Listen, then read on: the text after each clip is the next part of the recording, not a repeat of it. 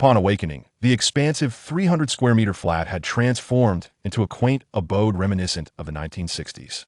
Without allowing Gu Zhao a moment to regain his composure, he was suddenly beset by a barrage of blows, forced to kneel and apologize under the oppressive weight of an elderly man.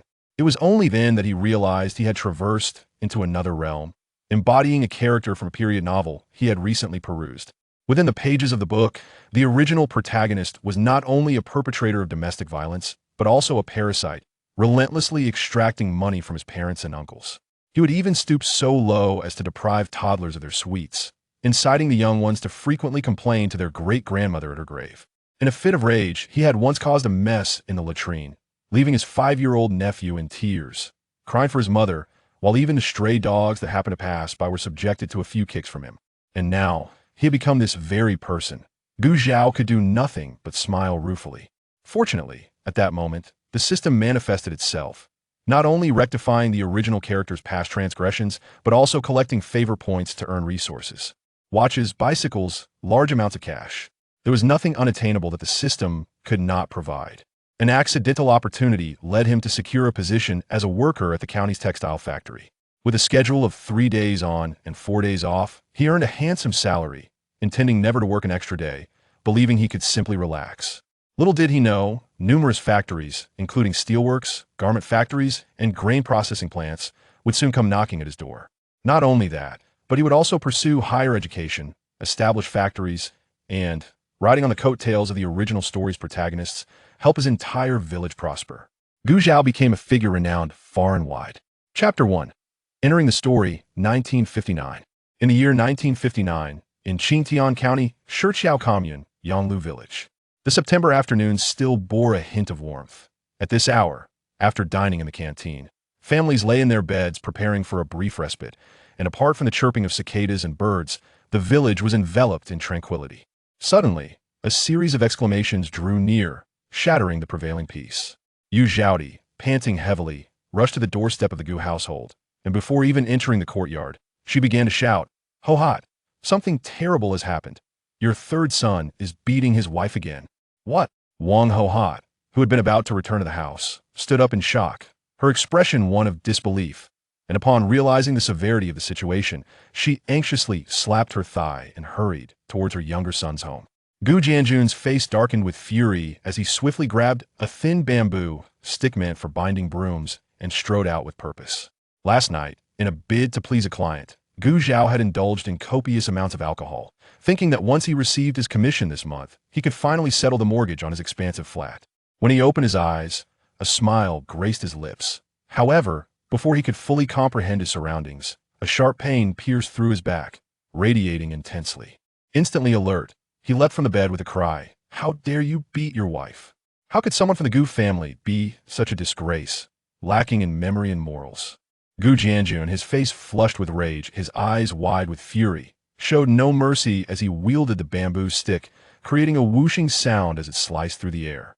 Gu Zhao, battered and leaping about, turned to follow the sound, only to behold a middle-aged man of around 40 or 50, clad in a black sweatshirt and matching trousers, with his pant legs rolled up to the knees, glaring at him while still poised to strike with the bamboo stick in hand. "Who are you?" He was utterly bewildered and immediately seized a bamboo stick to defend himself. How could it be that even his own father could not be recognized? Gu Jianjun's expression darkened further, his fury ignited. "Well, I never expected that I not only have a son who beats his wife, but also one who is unfilial. What father?" His father had long descended to the 18th level of hell to reunite with his family. "Where did you suddenly emerge from?" Gu Zhao was about to speak when he noticed his surroundings, and he froze in place, struck by astonishment. A small window had been opened in the wall of a mud brick house directly in front of him. The room was modest, easily visible from end to end, with a heated Kong at the corner upon entering, covered by a rush mat, and a tattered quilt piled in the corner.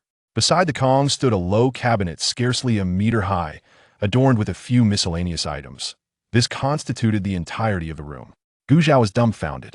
As a connoisseur of online literature with years of experience, he had encountered this scene thousands of times, if not hundreds. He couldn't help but pinch himself. It didn't hurt. Splendid. It must be a dream. Just as a relieved smile began to form, a dark voice echoed beside him. "How long will you continue to pinch yourself? Gu Zhao's breath caught, and a chill ran down his spine. He immediately released his grip, only to have his neck seized in a vice-like grip. In an instant, Gu Zhao accepted the reality of his transmigration.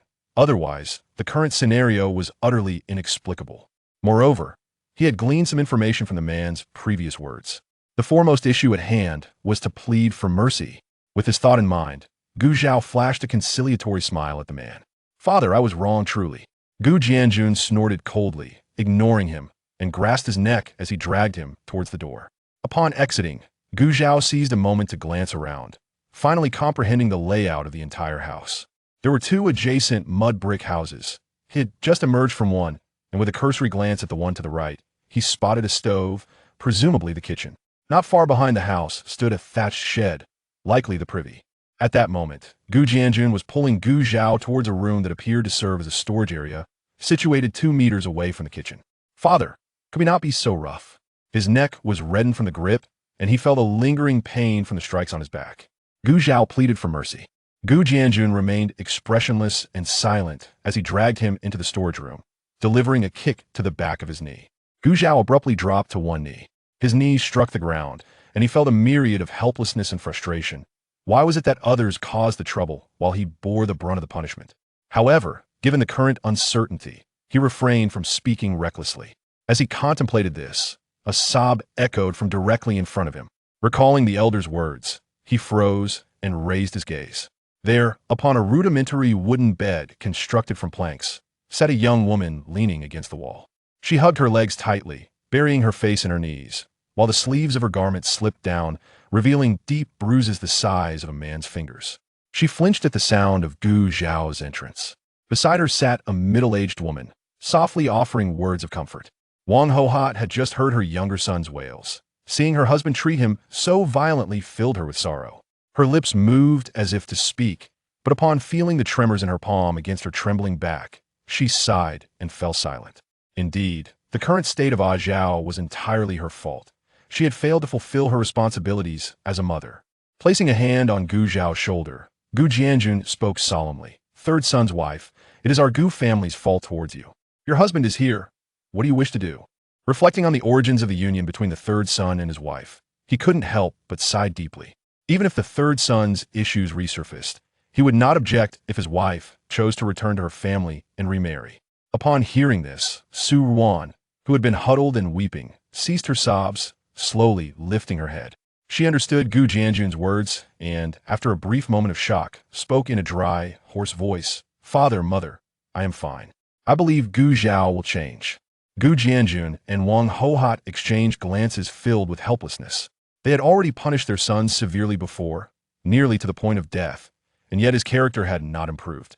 Their daughter-in-law was displaying this submissive demeanor, leaving the couple at a loss for what to do. The moment Su Ran uttered the name Gu Zhao appeared as though struck by a bolt of lightning, momentarily frozen in expression. By the time he regained his composure, he had already come to the profound realization that he was not a time traveler, but rather a character within a narrative. Chapter 2. The System Emerges. As an orphan, his lifelong aspiration was to possess a home of his own.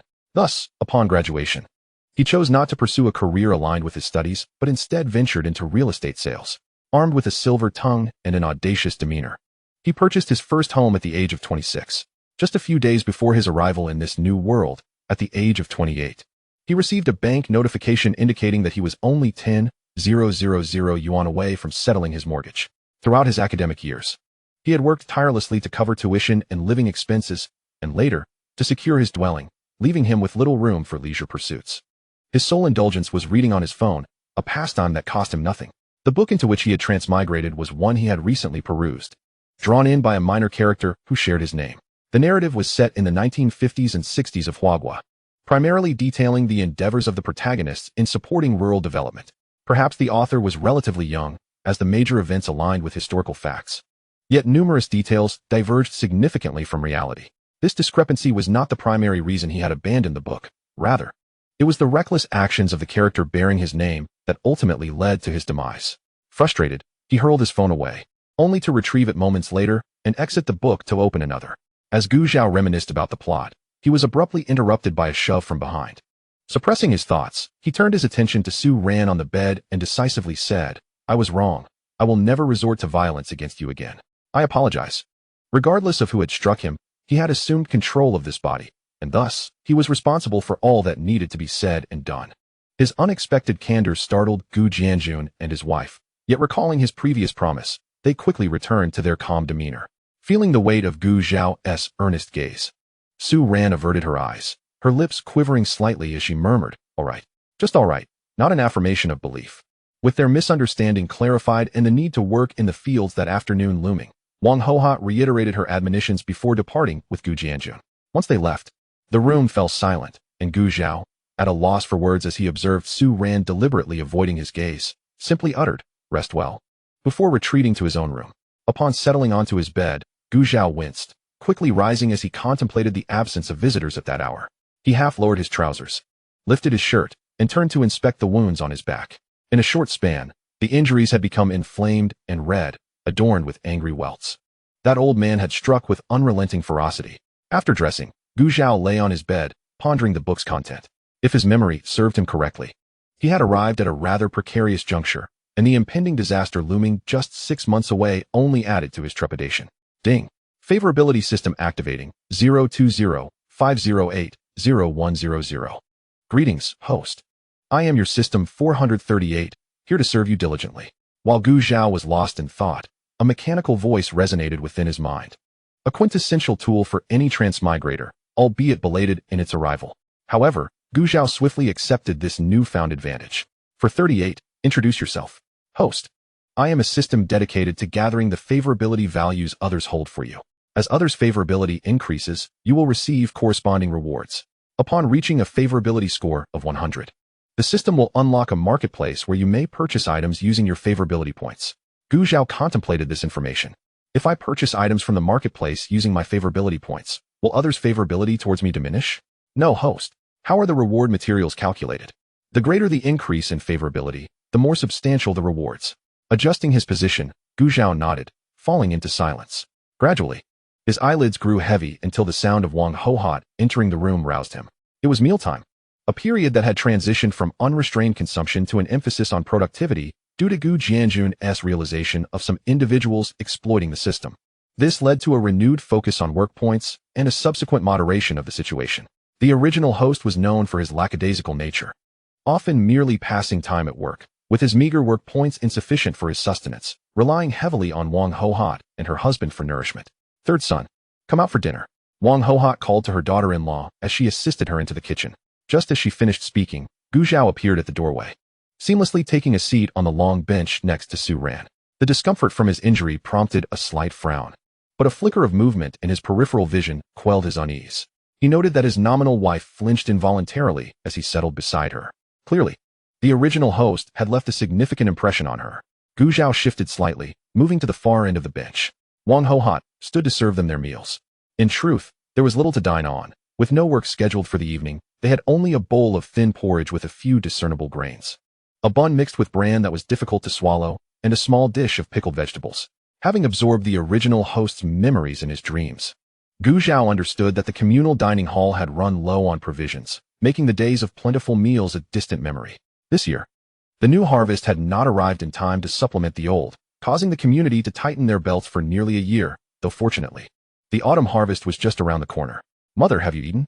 Even though he knew Wang Hohot had already dined, Gu Zhao feigned politeness. He could not take the couple's sacrifices for granted as the original host had done, perhaps out of a twinge of guilt for occupying another's body. However, for 138, do you know what happened to the original host? Host, you succumbed to alcohol poisoning and did not receive timely medical attention, while the original host, accustomed to hardship, simply chose to cease striving. The system fell silent after this revelation. So, he went on to inherit my 300 square meter apartment? Gu Zhao mused, suddenly straightening his posture. After a lengthy pause, 438 responded, yes. Sensing the host's incredulity, 438 added, but rest assured, the original host's life was not one of ease. Your former body missed the optimal time for treatment and has been left paralyzed. Thus, the original host was destined to spend his days confined to a bed. Gu Zhao had little to say in response. Chapter 3, Negative Favorability. Wang Hohot felt a tremor of emotion at Gu Zhao's concern. It was the first time her son had inquired about her well-being, and though he had shown concern on other occasions, She understood that it was often a ruse to manipulate her into relinquishing her possessions. Was this instance merely another ploy? With such thoughts clouding her mind, her briefly softened heart hardened once more. I have eaten. You two go ahead, she replied.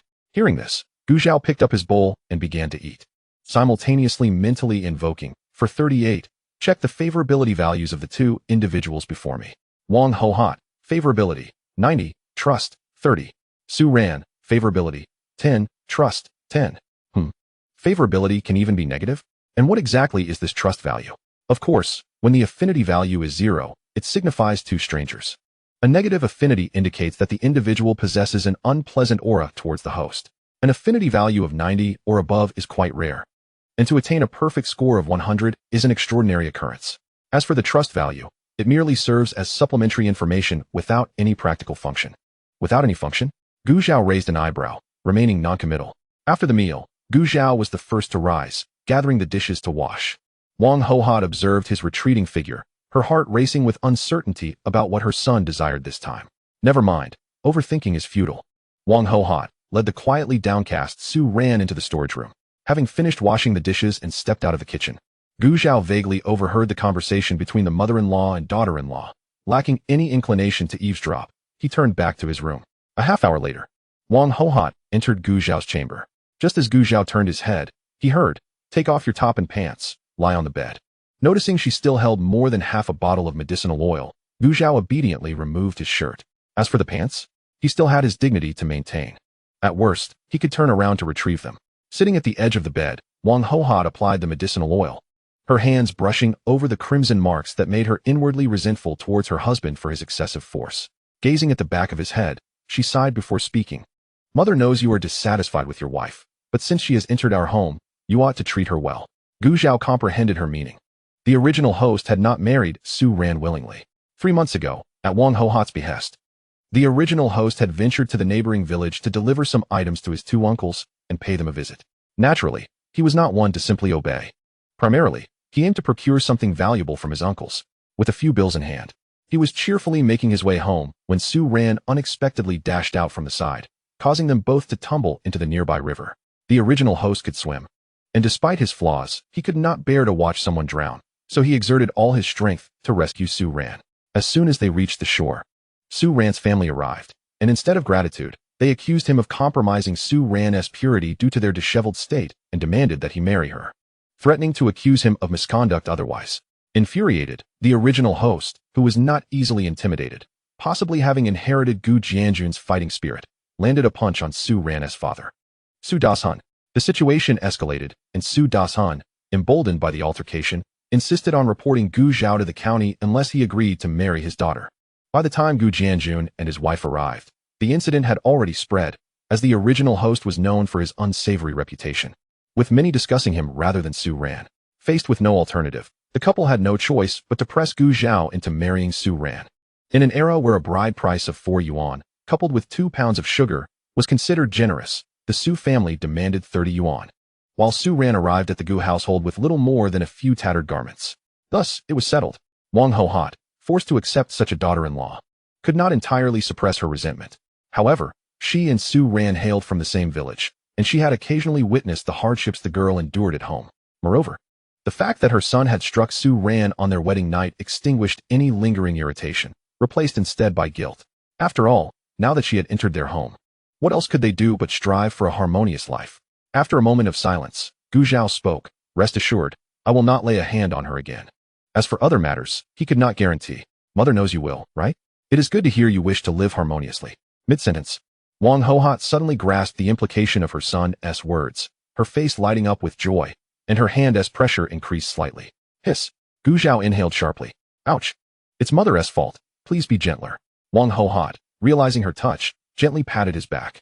The warmth of her calloused hand glided across him, and Gu Zhao, eyes closed and head resting on his arms, felt a wave of drowsiness wash over him. However, the moment he sensed her hand withdraw, only to return above his backside, he abruptly opened his eyes and turned to evade while tightening his belt. Mother, I can manage this myself, he said sheepishly. Wang Hohat, startled by his sudden movement, chuckled. Why are you shy with your mother? Despite her words, she placed the medicinal oil on the cabinet, reminding him to apply it to his wife's wounds regularly. Having spoken, She stood to leave but paused at the door, turning back. Is there nothing you wish to say to me? Gu Zhao looked bewildered, shaking his head. No.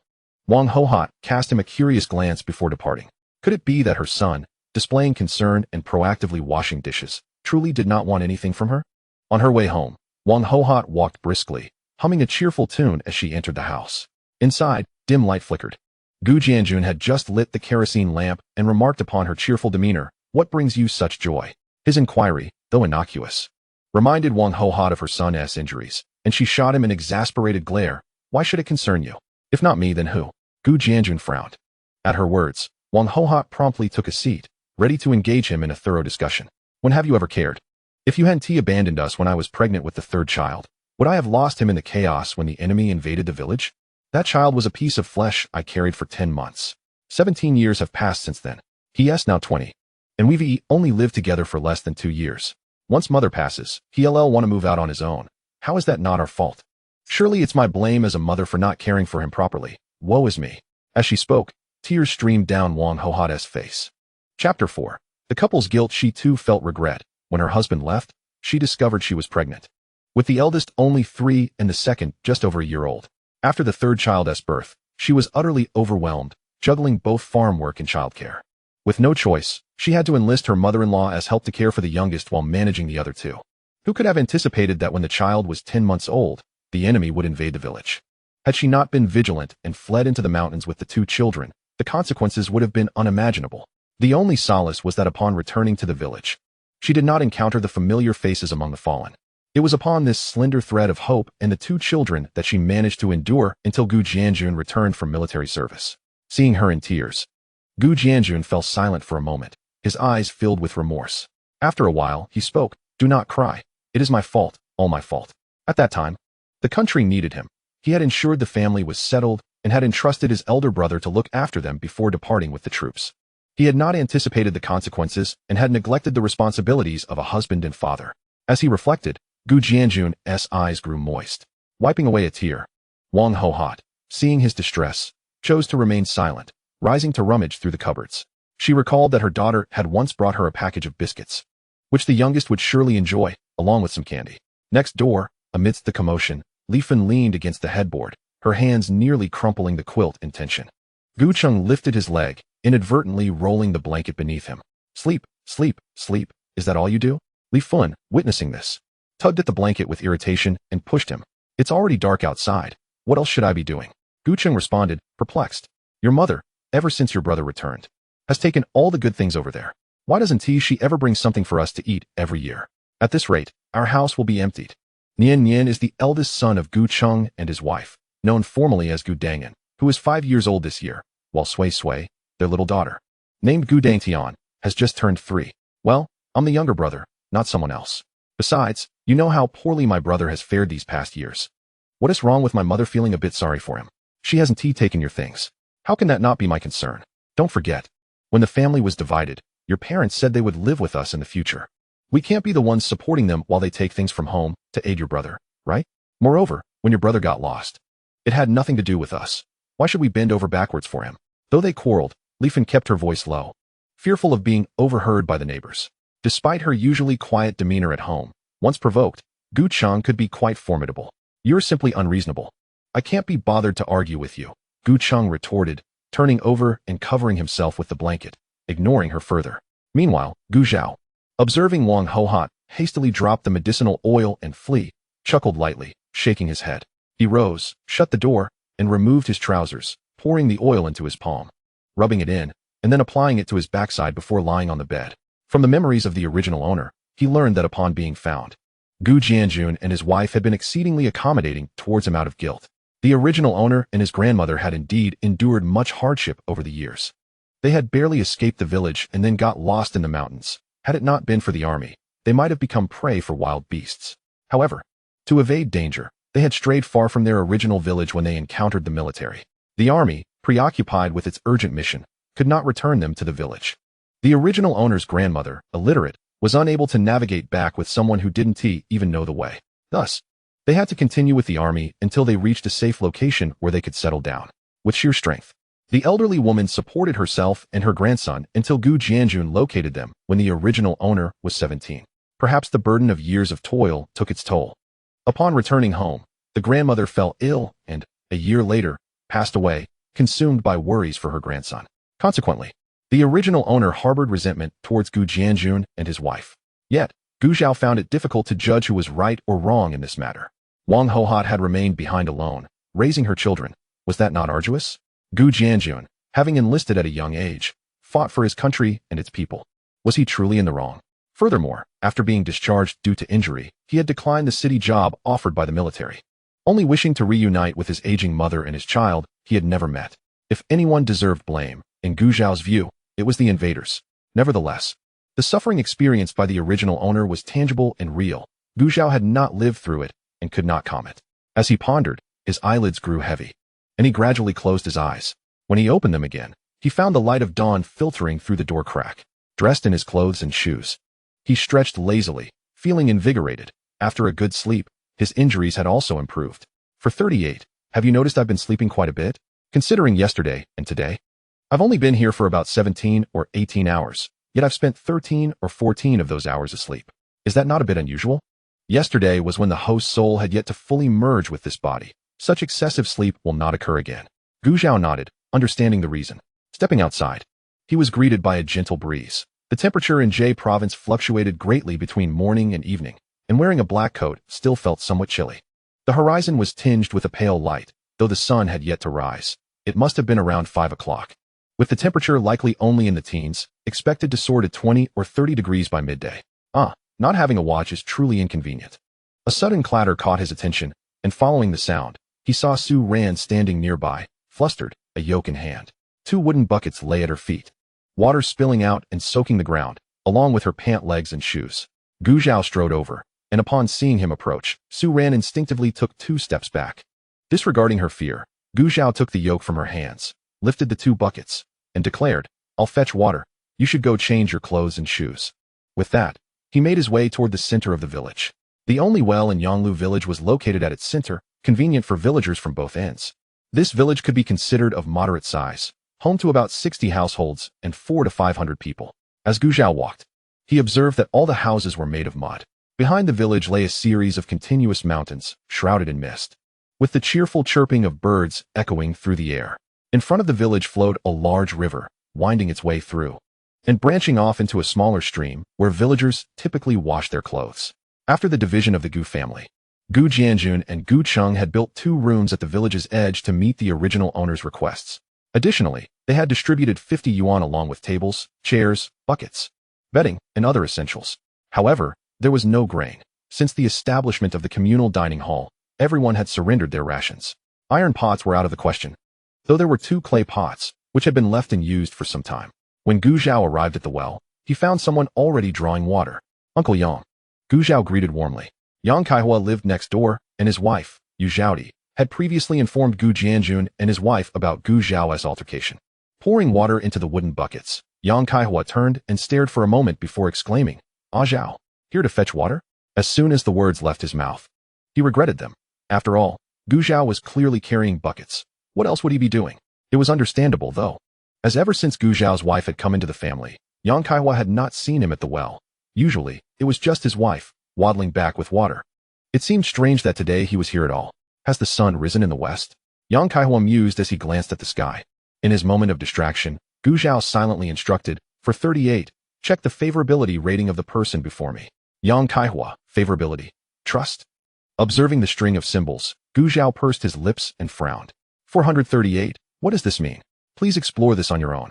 No matter how Gu Zhao pressed, the system only responded with those same words. Just as he was lost in confusion, Yang Kaihua, noticing Gu Zhao's furrowed brow, assumed he was upset about the time taken at the well. Just as he finished gathering his water, he remarked, "Take your time," before hoisting the yoke and departing. Gu Zhao was oblivious to the convolutions of his heart. Upon seeing someone leave, he decided to set aside his doubts and proceeded to fetch water. Drawing water from the well was a demanding task in Yonglu village. The traditional method involved manually drawing water by lowering a wooden bucket attached to a rope into the well, waiting for it to fill, and then hoisting it back up in a repetitive cycle. It was no small feat, even for a man like Gu Zhao, let alone for Su Ran, a woman. When he returned with the water, he found Su Ran, who had already changed into fresh shoes and socks, busy preparing feed for the chickens. The original owner had no intention of feeding the chickens. Whenever she craved eggs, she would simply seek them from Wang Ho-hot. Although Wang Ho-hot was the one raising the chickens, after repeated encounters, Li Fan often shot disdainful looks at the original owner behind her back. The original owner noticed, but remained indifferent, continuing her ways unabated. The 3 chickens in the household were brought over by Wang Ho-hot after Su Ran married in, 2 hens and 1 rooster, with the hope that the couple might occasionally enjoy some eggs for nourishment. However, in the end, all the eggs ended up in the original owneress' mouth, leaving Su Ran with merely the task of feeding them. With no grains to provide, she resorted to foraging for wild vegetables to mix with some wheat bran or digging up earthworms to catch insects.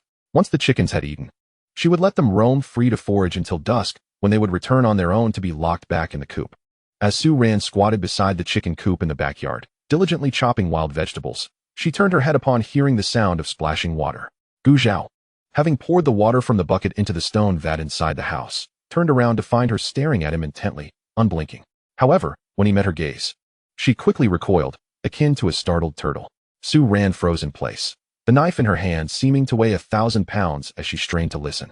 When she sensed footsteps, her body stiffened once more, only relaxing once the sound faded into the distance. After 5 trips, Gu Zhao finally filled the water vat. The chill he had felt earlier replaced by perspiration on his forehead.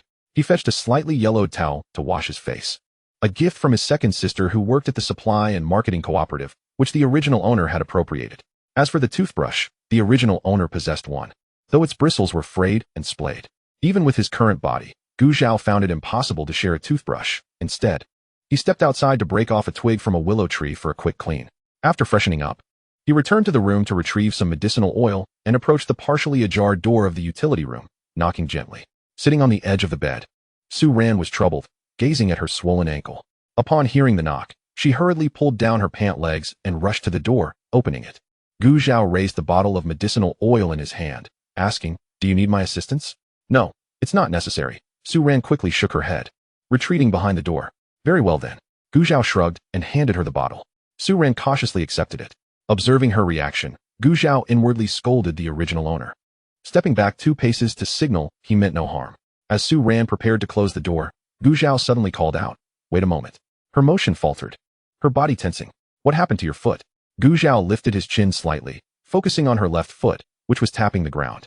At his inquiry, Su Ran shot him a glance before lowering her head in silence. In that moment, silence spoke volumes. Gu Zhao scolded the original owner again in his mind. Seeing his expression devoid of emotion, Su Ran instinctively hid her left foot behind her, a hint of panic in her gaze as she hastily explained. "It won't hinder me from getting around. Come inside and sit down," Gu Zhao said simply. Though Su Ran did not comprehend his meaning, she dared not resist and gingerly perched on the edge of the bed. Gu Zhao knelt down to roll up her pant leg, causing her to flinch and attempt to rise. "Stay still." Su Ran froze, gripping the blanket beneath her, instinctively quieting her breath, her gaze only able to rest on the top of Gu Zhao's head as confusion flickered in her eyes. "Does this hurt?" He examined her ankle, applying pressure to a spot, and then asked, looking up. Coming back to herself, Su Ran pressed her lips together and shook her head. Gu Zhao felt around a few more areas, receiving negative responses before standing up. Fortunately, there was no damage to the bone. Having previously learned some practical medical knowledge to earn extra money, he felt confident in his assessment. "Apply the medicinal oil several times. You need to go out for the next couple of days." After giving her this advice, he recalled how easily he could grip her ankle and the frail state of Su Ran's body, a complex expression crossing his face as he exited to the kitchen. He grabbed a match from the stove and fetched some pine needles from the corner, quickly igniting a fire. Once the flames roared to life, he added some fine kindling, and after ensuring it was thoroughly ablaze, he filled a ladle with water and poured it into a clay pot on the stove. Su Ran took good care of the chickens. Typically, 2 of them laid an egg each day. Gu Zhao ventured to the chicken coop in the backyard, retrieving 2 still warm eggs, and returned to the front yard to wash off the chicken droppings before placing them in the clay pot. Next, he opened the cupboard and took out 2 additional eggs from the basket. The original owner had consumed every egg laid by their chickens, and the dozen or so eggs in the basket were a gift from Wang Ho-hot, who felt sorry for her son. The 4 eggs boiled in just over 10 minutes. Once cooked, Gu Zhao transferred them into a bowl of cold water to soak for 3 minutes. Just as he removed the eggs, the whistle signaling the start of work sounded. He entered the utility room, disregarding Su Ran's astonished expression, and placed 2 of the eggs into her hands. "Eat these eggs and rest well at home. I'll bring back some food shortly." With that, Gu Zhao strode out, heading toward the village square. Chapter 6. Work begins. The village's surprise. Holding the eggs, Su Ran stood rooted to the spot, gazing at his retreating figure, lost in thought for quite some time. The village's granary was located next to the square, and tools for work were distributed from the granary. As Gu Zhao walked, he consumed the eggs. It was still not the harvest season, and food supplies in the village were scarce, with no breakfast provided by the communal kitchen. By the time he arrived at the granary, both eggs were gone. A considerable number of people had gathered, forming a line at the entrance to the granary, waiting to register for their tools. Zhao Gu. Before Gu Zhao could approach, a grinning young man in his 20s waved at him from a short distance. Beside him stood another slightly frail man with a hunched back. These two were the original owner's friends since returning to the village. The one who called out was Zhang Anyang, while the other was Lu Shuangfu. Zhao Gu, what brings you here? Zhang Anyang hurriedly asked as he approached. He had been dragged here by his mother by the ear, and he wondered aloud. What is going on with you, Zhao Gu? Aunt Hoha wouldn't be so harsh on you, would she? He voiced what everyone was thinking, drawing the attention of those who had previously not noticed Gu Zhao. What is this rascal doing here? Their surprise was not unfounded. The original owner had a habit of being absent, attending work only sporadically, and when he did, it was under pressure from Gu Jianjun, earning barely 2 or 3 work points a day, less than a child. The villagers turned in unison to glance at Gu Jianjun, who had arrived early to assign tasks, then back at the nonchalant Gu Zhao. The villagers of Yanglu were utterly perplexed. Gu Zhao paid no mind to the astonished or incredulous glances of the crowd, calmly stating, "Now that I'm married, I can't rely on my parents forever."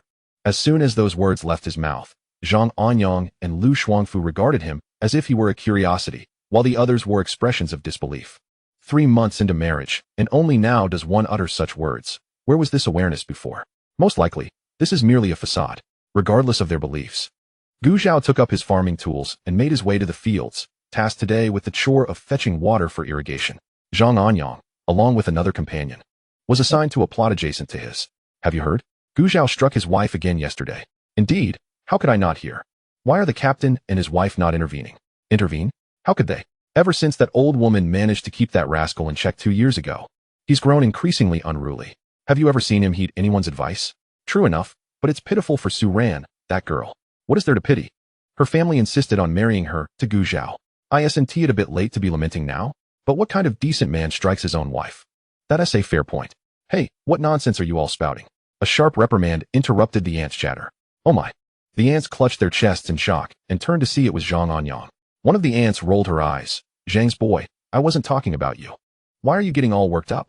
Besides, just as she was about to continue, several others tugged at her sleeve, urging her to stop. Oh, what are you stopping me for? I was just. The ant, noticing Gu Zhao approaching from a short distance behind Zhang Anyang, felt her voice falter. Let us go, let us hurry. The group hurriedly scurried away. Zhao Gu, those people are just talking nonsense. Don't take it to heart, Zhang Anyang consoled. Casting a sidelong glance at him, Gu Zhao smiled, patting his shoulder. Do you think your Zhao Gu is such a fragile person? Besides, they do have a point. Lu Shuangfu, who had been silent until now, couldn't restrain himself any longer. What is right about that? If a wife is disobedient, she deserves a beating. A few whacks will make her listen, right? And have you forgotten how that family plotted against you in the first place? If it were me, I wouldn't swallow my pride so easily. What is a mere beating of his daughter? Gu Zhao shot him a sidelong glance, choosing to remain silent. He was well aware of Lu Shuangfu's motives. The Lu family held considerable influence in the village. With 5 sons, their household had grown to include grandchildren, all cramped into 4 earthen rooms. Lu Shuangfu, the 3rd son, felt perpetually overshadowed by his elder brother's favored status and his youngest brother's indulgence, which twisted his heart with envy. When the original owner of Gu Zhao's identity returned, witnessing the original owner's reckless demeanor and still receiving affection from Gu Jianjun and Wang Hohat, Lu Shuangfu's heart brimmed with resentment. Even the incident of Su Ran being struck the day after her marriage was partly instigated by him, although the original owner had his own inclinations. That time, Gu Jianjun had beaten the original owner severely, leaving him too intimidated to retaliate, forcing him to send Su Ran to the storage room. Upon learning of this, Gu Jianjun and his wife sighed, realizing they couldn't confine the two in the same room. Under Gu Zhao's scrutinizing gaze, Lu Shuangfu felt guilty, his eyes darting away. Am I wrong in what I said? Indeed, you speak the truth, Gu Zhao replied with an enigmatic smile. As they conversed, they arrived at their designated area. Gu Zhao's plot lay in a small valley, adjacent to a stream trickling down from the mountains. Although the water flow was modest, it sufficed for irrigation. Zhang Anyang and his companion needed to venture a bit further in, bidding farewell to Gu Zhao, who then took a wooden bucket and yoked to the riverbank.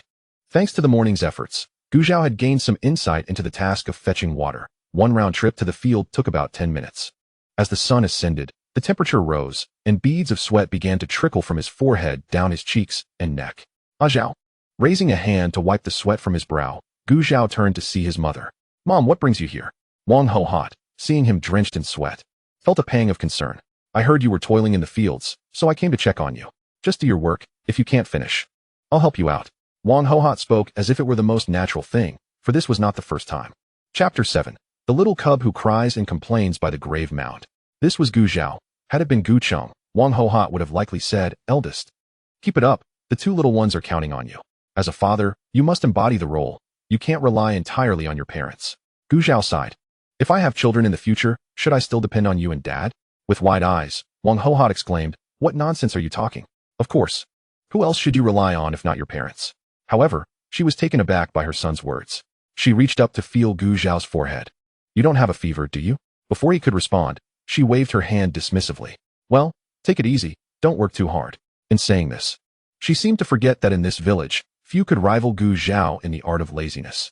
Perhaps sensing a subtle change in Gu Zhao, Wang Ho Hot spoke more casually, her tone warmer than before, no longer treading carefully for fear of offending him.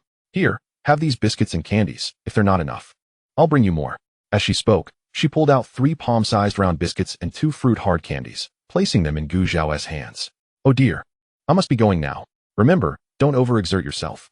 Wang Ho Hot was brisk in her speech, leaving no room for Gu Zhao to interject. And she departed in a hurry. Gu Zhao watched her leave, glancing down at the items in his hands. He took a bite of one biscuit. It was crisp and sweet, with a hint of milk.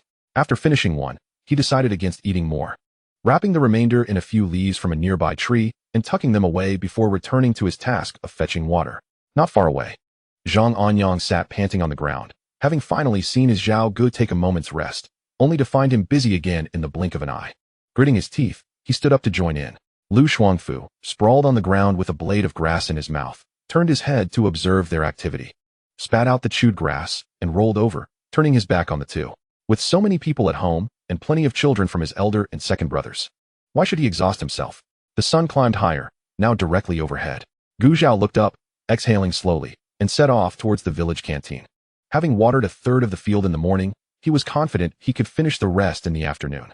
When Zhang Anyang finally turned around, he found the field empty. Where's my big Zhao Gu? As for Gu Zhao, the walk back to the village from the fields took nearly 20 minutes at his pace. Halfway there, he casually glanced at the roadside, where a row of small earth mounds sat neatly aligned. This was the burial site for those who had passed away in the village. The old woman lay at rest here. Withdrawing his gaze, Gu Zhao prepared to continue on when suddenly, he noticed movement at the edge of one of the mounds. From a distance, he couldn't make out what it was. Recalling something from his memory, Gu Zhao altered his course, heading towards the graveyard. As he approached, the figure beside the mound became clearer. Gu Dangtian. A familiar voice rang in his ear. Gu Dangtian's soft hair on her little head instantly stood on end, and her first reaction was to scramble up onto the mound beside her, her childish voice trembling. Great-grandma is here. Uncle, you cannot bully me. She furtively glanced up at Gu Zhao, her expression a mixture of defiance and fear, and it would have been even more formidable if she hadn't stuttered while speaking. Gu Zhao stepped forward, grasped the back of the little one's collar, and lifted her from the grave of the elderly lady. Observing her limbs flailing like a turtle struggling in his grasp. What are you doing here all alone? After struggling for a while, and realizing it was futile, Gu Dangtian surrendered. Her slightly yellowish hair was tied into 2 messy pigtails, now in disarray. Her round, glistening eyes darted around as she heard Gu Zhao's words, clearly not intending to tell the truth. I just came to see great-grandma. A smile danced in Gu Zhao's eyes.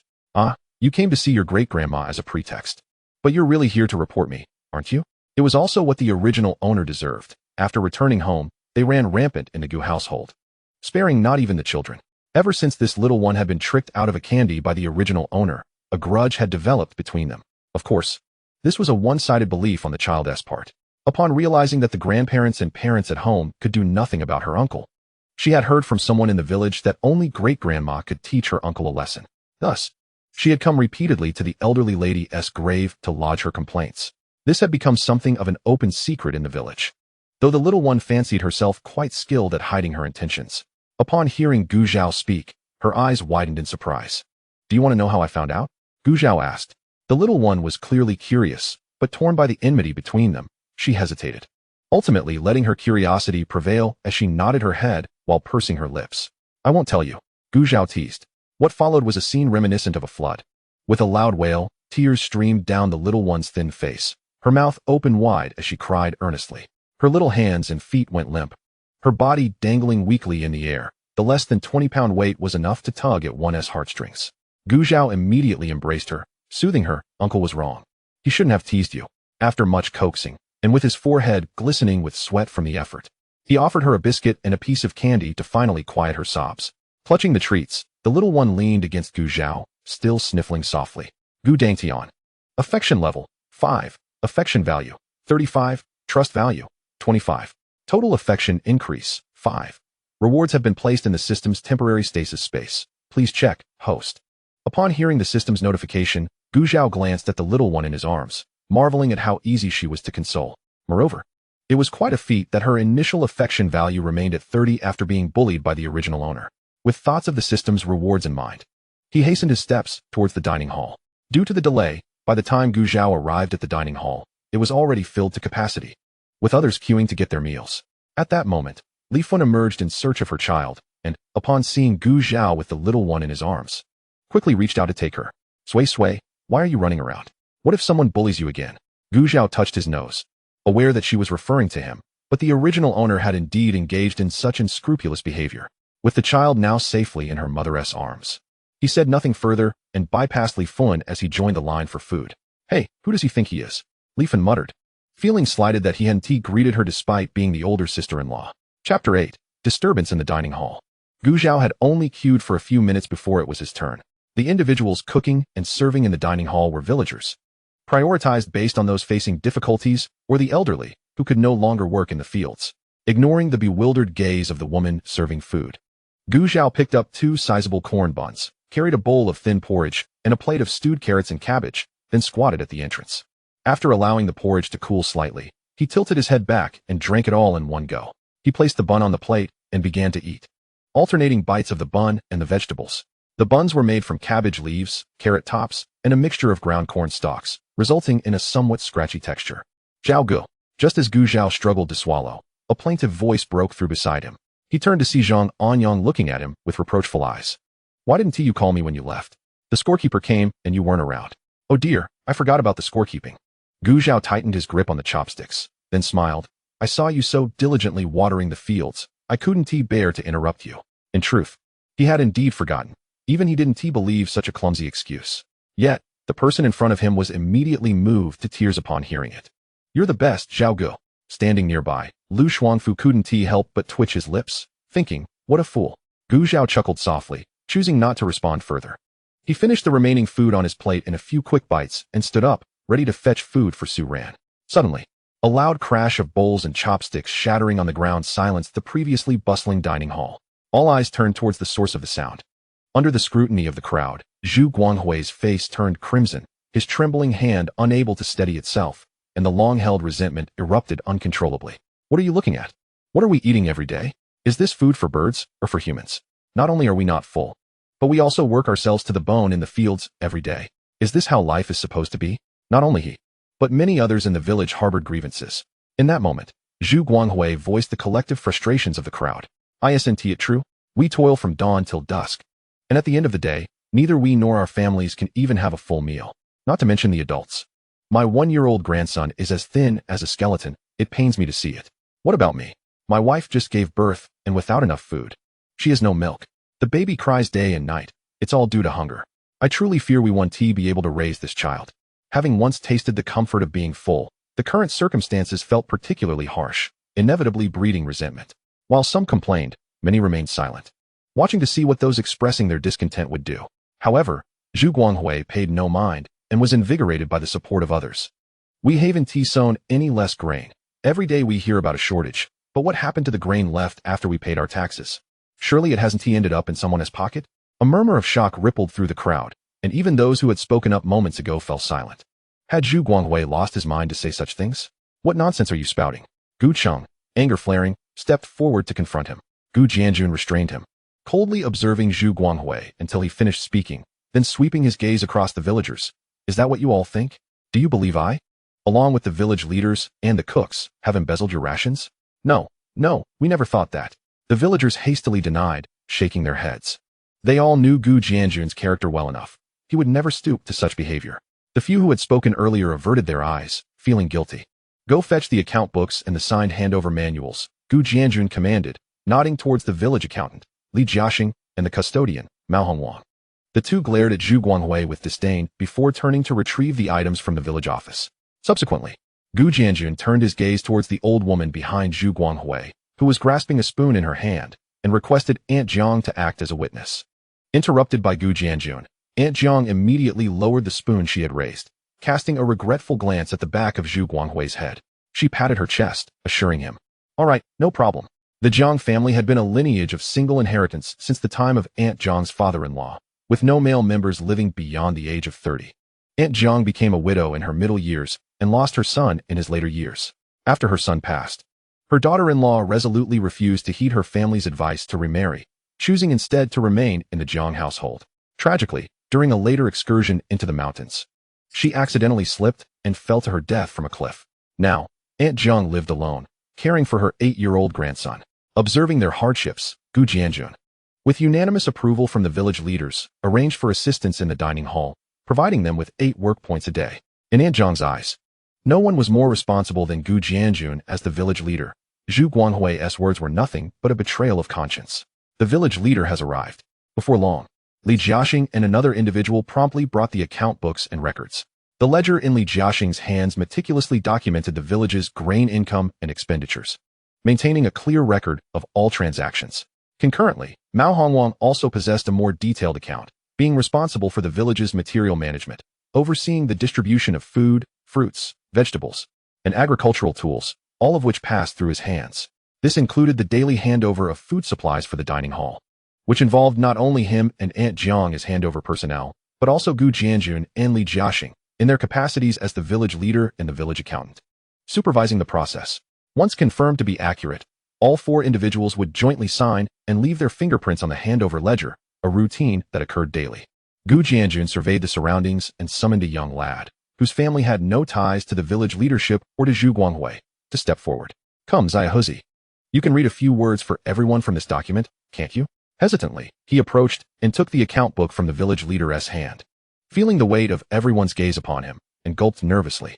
Ahem, September 20th, 1958. Corn has been stored, and as of today, wheat remains. Since the communal dining system in Yanglu village commenced in September of the previous year, this account had also been recorded from that date. Ultimately, both the accountant and the custodian confirmed that the details matched the final totals. As Zhao read, Gu Jianjun instructed someone to distribute the signing ledger among those present. Those who could recognize a few characters quickly understood that there were no discrepancies. Even those who were illiterate pretended to glance at it and nodded in agreement. Content that all was in order. Chapter 9, System Rewards. Upon hearing Zhao finish reading, Gu Jianjun gestured for him to step down and turn to the crowd. If any of you have further questions or feel you lack understanding, we can certainly go to the warehouse for a closer look. It's not far from the dining hall, just a short walk will suffice. No, village leader, we all trust you. Indeed, I said nothing earlier. It was all that Zhu fellow stirring the pot. That Zhu fellow initially evaded labor, resorting to deceit. And now he questions the integrity of the village leader and his team? Could it be that he harbors resentment after being publicly reprimanded by the village leader? Many in the crowd believed this to be the case. When Zhu Guanghui saw the account books being retrieved, he was taken aback. And upon hearing the words of the crowd, his dazed mind abruptly cleared. Recalling his earlier comments and observing the expressions of the village officials and dining hall staff, who looked as though they might attack him, he immediately wilted. Li Jiaxing and others were equally indignant. It was infuriating that their hard work went unacknowledged, and instead, they were accused of embezzlement.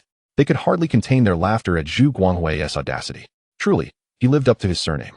Since you believe that managing this dining hall is beneath you, perhaps we should disband it today, assess how much grain remains in the warehouse, and distribute it amongst everyone. From now on, you can cook at home. Gu Jianjun's calm words reverberated like thunder, leaving the villagers in a state of panic. Please, village leader. I have grown accustomed to dining at the hall. It feels like home to me, and I cherish my home. Village leader, don't let Zhu Guanghui's words anger you. Let him and his family return home, while we maintain our arrangement, if you would be so kind. Besides, we no longer have a pot at home. If we take the grain back, we can only watch it go to waste.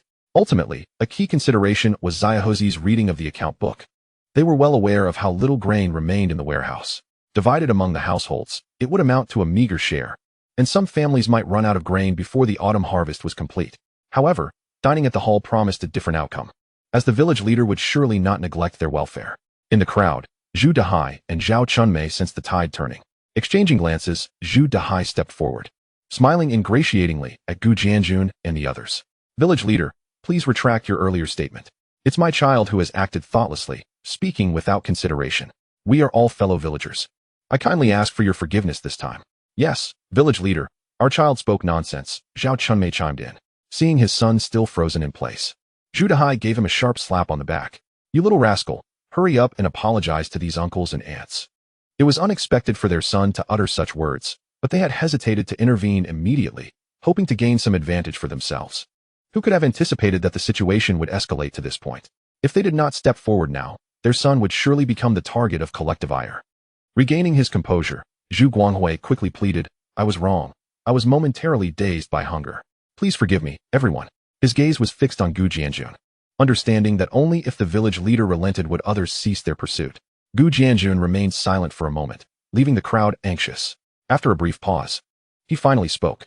In that case, we shall deduct 50 work points from Zhu Guanghui, equally distributing them to those he maliciously slandered, in addition to compensating for the bowls and utensils damaged earlier. What do you all think? Zhu Dehai's face contorted in pain, and he quickly agreed, of course. That sounds fair. As long as we can avoid disbanding the dining hall, that's all that matters. Otherwise, I fear someone might climb over our walls tonight. With the village leader's words, Li Jiaxing and the others naturally had no objections. Thus, the matter was settled. Gu Zhao observed the entire scene with clarity. Due to the ongoing grain issue, the villagers' emotions had been tense for some time, a fact that Gu Jianjun was well aware of. With the autumn harvest approaching, Zhu Guanghui's emergence as a scapegoat was precisely what Gu Jianjun desired. By laying everything bare and punishing Zhu Guanghui, the villagers would likely have no further grievances for the time being. Once the harvest was complete and grain was plentiful, discontent would surely dissipate. However, this incident was not without benefit for Gu Jianjun. Since the establishment of the commune, many matters had been navigated cautiously, akin to crossing a river by feeling for stones. The village's financial records were only presented to the villagers annually, and it was evident that this was insufficient. At the very least, they needed to disclose the accounts quarterly, ensuring that the villagers, as stakeholders, were fully aware of how every grain and resource was utilized. Lost in thought, he turned to inform the other village officials of this decision. After witnessing the commotion, Gu Zhao collected his meal and returned home. Su Ran was not one to remain idle. When Gu Zhao returned home, she had just finished washing and hanging their clothes. The two split wooden stakes used for drying were hewn from the mountains by Gu Zhao, as thick as a grown man's arm, with a rope strung between them. Let us eat, Gu Zhao remarked, then carried a bowl into the kitchen. Noticing Su Ran's difficulty in walking, he refrained from rushing to assist her. He waited until she seated herself at the table, then pushed the dishes in front of her, along with the cookies and candy given by Wang Ho Hot, gifts from mother. The weather was still relatively warm, and the porridge, covered, had not cooled. It was pleasantly warm and just right for consumption. Seeing her bow her head in silence to eat, Gu Zhao understood that Su Ran was not particularly fond of him, so he did not linger in the kitchen to impede her. He turned and returned to his room, closing the door behind him. With a mere thought, a pile of items appeared on the floor before him. Gu Zhao crouched down to inspect them. 50 pounds of rice, 40 pounds of flour, 5 large black $10 notes, and 8 10-foot fabric coupons. This system was quite generous. The original owner could not have mustered even a single black $10 note from his empty pockets. One must say, Gu Jianjun and his wife possessed considerable foresight. However, it was uncertain whether the goodwill of others could be garnered as easily as this little fellow's. Otherwise, such rewards might be diminished. For 38, could this item be returned to the space once taken out? Otherwise, with so much grain appearing out of the blue, Gu Jianjun, a former soldier with keen observation skills, might inadvertently notice it upon visiting, and he would find himself at a loss for words. Rest assured, host. Anything produced by the system can be returned to the space. Oh, what about external items? Simply spend 1 point of goodwill for an infinite stasis space. Host. You deserve it. Perhaps it was Gu Zhao's imagination, but he sensed a hint of excitement in the system's otherwise monotonous mechanical voice as he stood up. Then let us spend 1 point of goodwill. After all, he was still far from the 100 points required to unlock the marketplace. and obtaining a space for just 1 point of goodwill seemed quite favorable to him. Goodwill points. 1. Total goodwill points increased to 4. The host merely needs to silently think, and the items can be returned to the space. With a thought, the items on the ground vanished in an instant. And simultaneously, an expansive space unfolded in his mind. The sky resembled a dark curtain, dotted with twinkling star-like objects, while the ground was illuminated. The items he had just collected lay piled in a small corner, so inconspicuous that one would hardly notice them if not for a close inspection. With the matter of rewards clarified, a wave of fatigue washed over him. He had to work in the afternoon, so Gu Zhao lay down on the bed. Chapter 10. After a day of labor, 10 work points were deducted. Sister, what are you eating? Just after finishing lunch, Gu Dangin felt his stomach growl again. Seeing his sister squatting on the ground, he leaned closer and was astonished by what he saw. Gu Dangtian lifted her small face. Crumbs of cookies dotting the corners of her mouth. She licked her tongue over them and popped the remaining half of a cookie into her mouth, chewing away. With one hand, she rummaged in her pocket and pulled out another half cookie, offering it to Gu Dangin. Swallowing hard, Gu Dangin averted his gaze and pushed it back. I'm not hungry, you eat.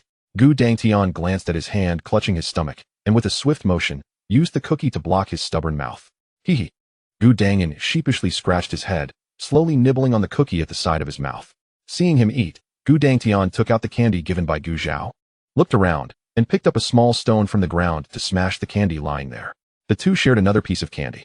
With candy bits in her mouth, Gu Dangin mumbled, Sister, isn't that the cookie and candy Grandma gave us this morning? Didn't you already eat? Uncle gave it, came the soft reply. The little one felt a bit downcast. She had just been scolded by her mother and told not to associate with her uncle. But what did associate even mean? She hadn't associated with him at all. Little uncle? Gu Dangin was puzzled by her thoughts, but upon hearing it was a gift from Gu Zhao, he stuttered as if a switch had been flipped. Gu Dangtian shot him a round-eyed glance, thinking he didn't know, and slowly explained, Yes. The little uncle who blew up the cesspit while you were pooping last time. Gu Dangin turned pale with fright. He certainly would not forget that incident. And recalling the scene of filth flying everywhere made him feel as if he were transported back to that moment. What are you two doing there instead of napping? Should I go fetch you? A loud voice boomed from behind. Li Fen stood with her arms crossed at the door. The siblings, upon seeing her expression, could no longer afford to feel scared or frustrated and obediently stood up to walk inside. As soon as the whistle blew, Gu Zhao opened his eyes, stepped out of the room into the kitchen, where the bowls and chopsticks he had brought back at noon were already washed and neatly placed on the table by Su Ran. He dampened a washcloth and draped it over his head, pouring the cooled water he had boiled that morning into another small earthen jar. Carrying the jar, Gu Zhao made his way to the field where he had been working earlier. There was no choice. The household lacked a hot water kettle or enamel jug, leaving the earthen jar as the only option. As for drinking directly from the river, that was out of the question. By the time Gu Zhao arrived, Zhang Onguang and the others were already there. Lu Shuangfu was still lying on the ground, while Zhang Onguang sat by the plot of land where Gu Zhao was watering. Gu Zhao raised his eyebrows. Didn't you say your mother was making you work? Why are you so eager today? This fellow was not typically enthusiastic about labor. Just slightly better than the original owner. The only difference was that Zhang Onguang had a mother who could keep him in check.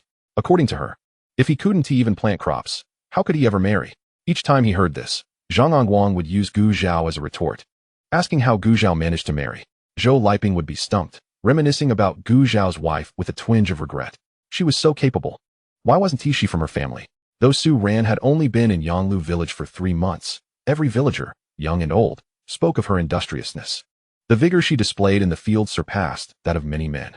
Well, seeing how hard you're working, I suppose I must join in, Zhang Onguang said with an air of nonchalance. Had Gu Zhao not known that the original owner had once lent him a small favor, he might have thought the original owner had saved his life. Fine, if you're going to work, then work diligently. Deal. After exchanging pleasantries, Zhang Onguang returned to his own plot of land. The afternoon was more relaxed than the morning, and Gu Zhao took a break in between, managing to finish watering the entire plot before sunset. During this time, Wang Hohat visited, offering to help him, but he politely declined. Lu Shuangfu finally got up from the ground when Gu Zhao had watered most of the land. If it weren't for the fear of being reprimanded by the team leader for shirking labor, along with the nagging from his family, he wouldn't have even bothered with a third of the land. When the scorekeeper arrived at the field, he could hardly believe his eyes. Had he not known that Wang Hohat and Gu Cheng were elsewhere in the afternoon, he would have thought they had come to assist Gu Zhao with this plot. Not only had Gu Zhao finished watering his entire plot, but Zhang Onguang had also done well, managing to water nearly 2/3 of his. Moreover, the ground they had watered was thoroughly soaked, without any signs of cheating.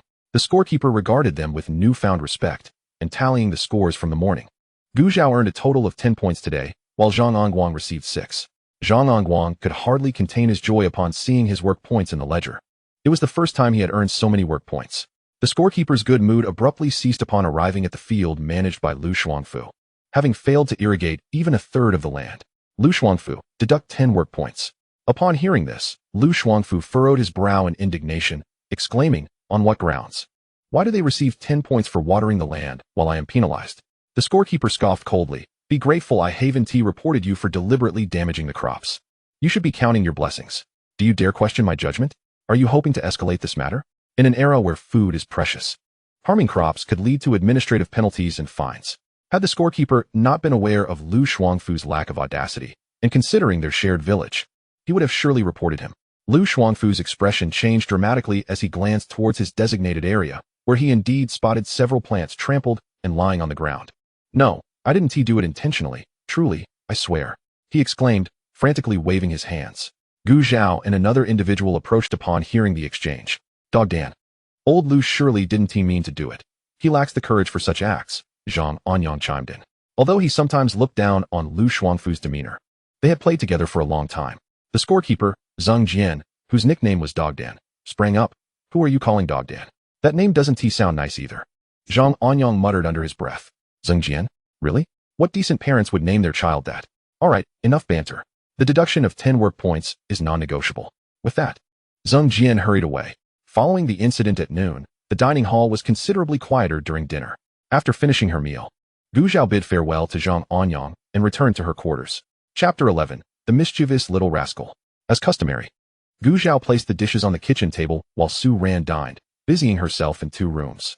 Once she emerged, she found Gu Zhao with her back turned, tidying the bed in the storage room. After smoothing the bedding, Gu Zhao turned to see Su Ran standing there, staring blankly. "We'll switch rooms. You'll sleep in my room from now on." Though the storage room had been tidied by Su Ran, it remained a place for miscellaneous items and was not fit for someone like her to sleep in. After stating this, Gu Zhao headed towards the kitchen. Noting that the evening chill had set in, with temperatures hovering around 10 degrees, it was necessary to heat some water for washing. "Why?" Su Ran's voice trembled with fear and confusion. She could not comprehend Gu Zhao's reasoning behind this decision. Was she truly so frightened by the earlier incident? Gu Zhao paused, not looking back. "You'll understand in due time." With that, she entered the kitchen and lit the fire to boil water. Silence enveloped the two, with Gu Zhao uncertain about how to interact with Su Ran. Su Ran remained silent in her corner. Once they had finished washing up, night had fallen, and each returned to their respective rooms. Closing the door behind her, Su Ran found herself momentarily at a loss, unsure of what to do. It wasn't entirely unfamiliar. After all, she had spent a night in this room on the day she married Gu Zhao. Yet, the following day had brought a violent beating.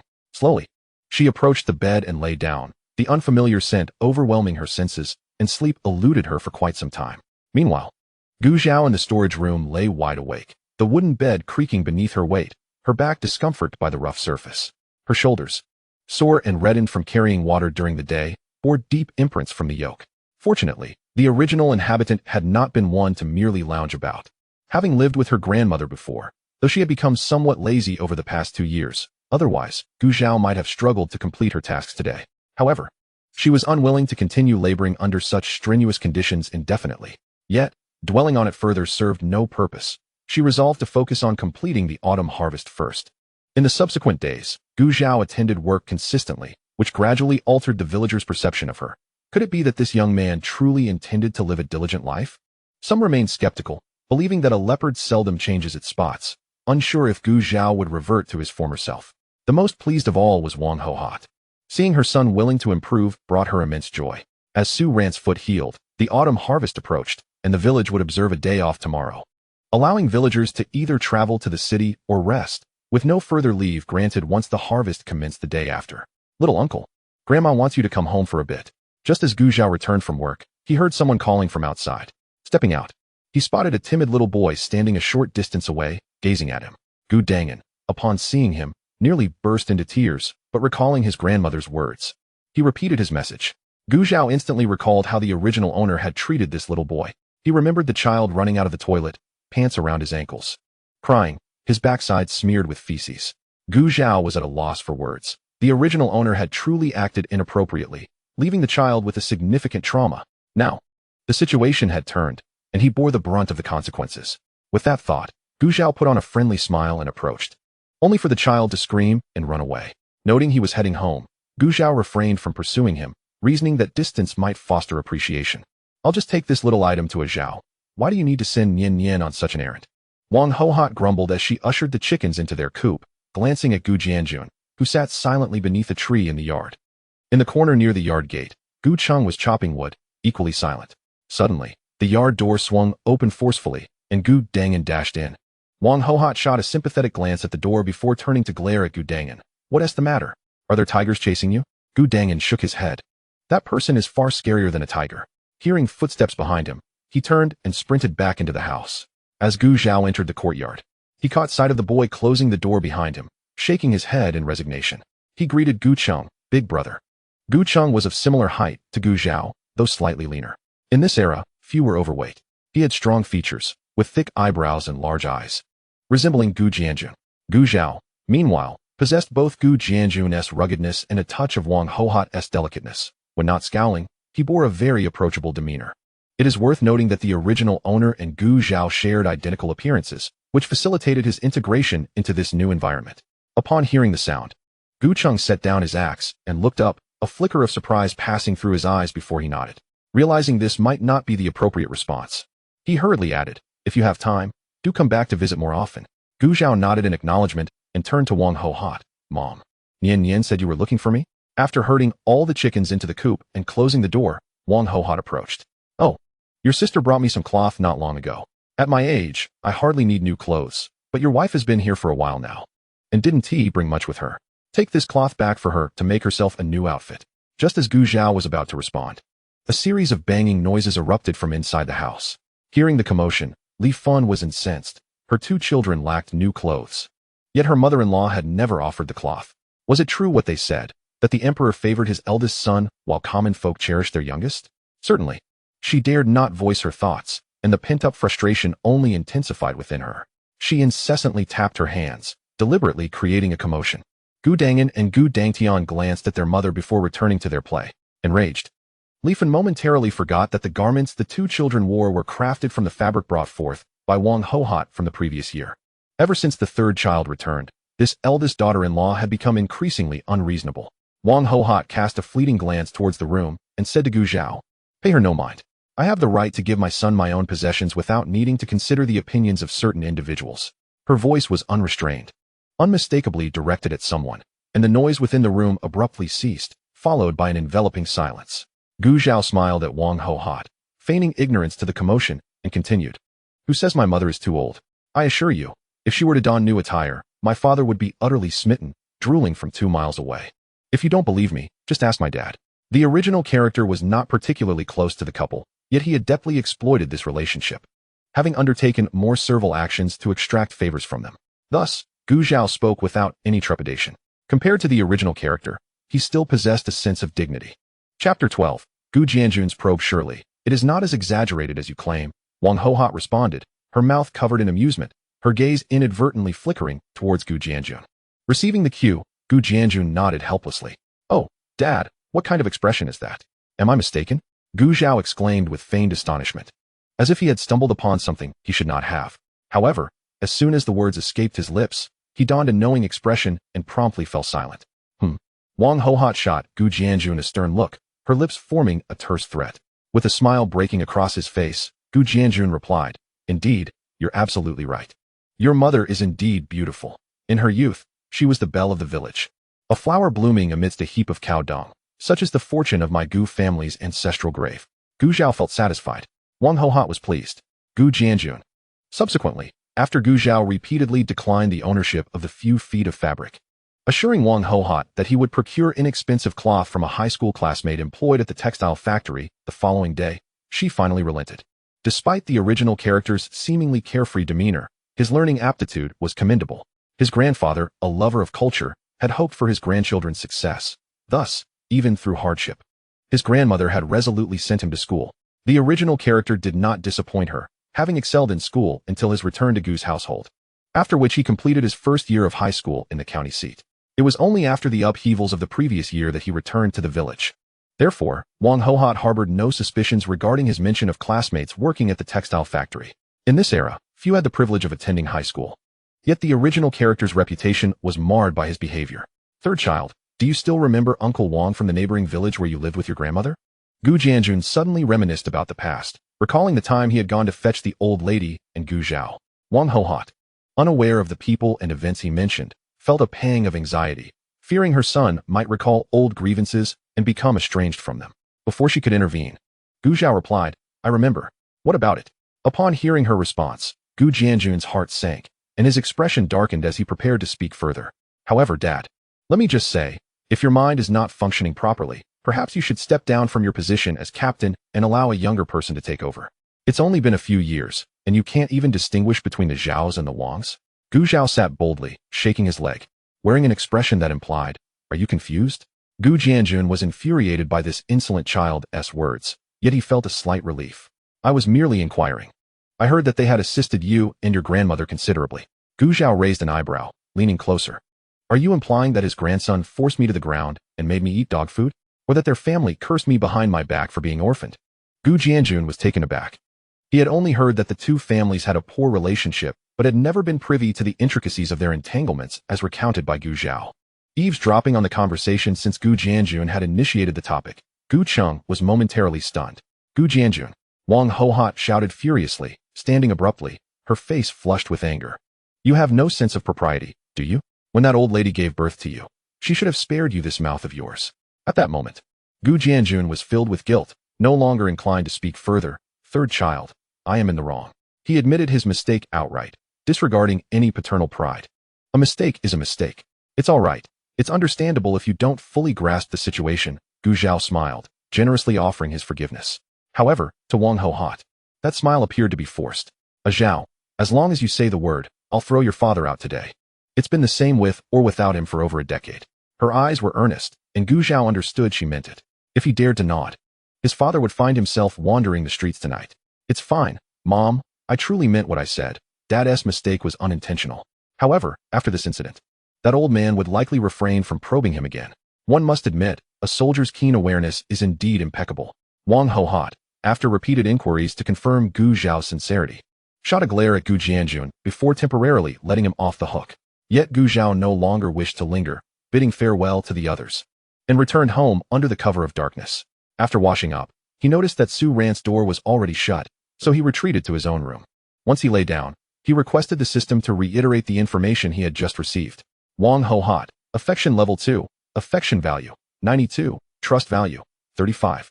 Gu Jianjun, affection level 2, affection value, 92, trust value, 32.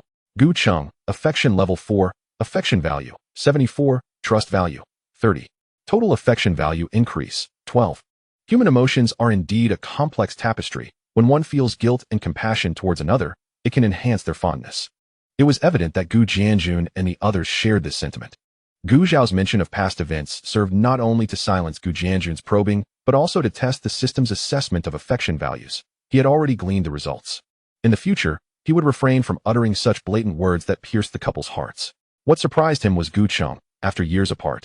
And given the original character's unkindness upon returning, it was remarkable that he still held a 70-point fondness for him. This indicated that Wang Hohot's teachings, or brainwashing, had been quite effective over the years.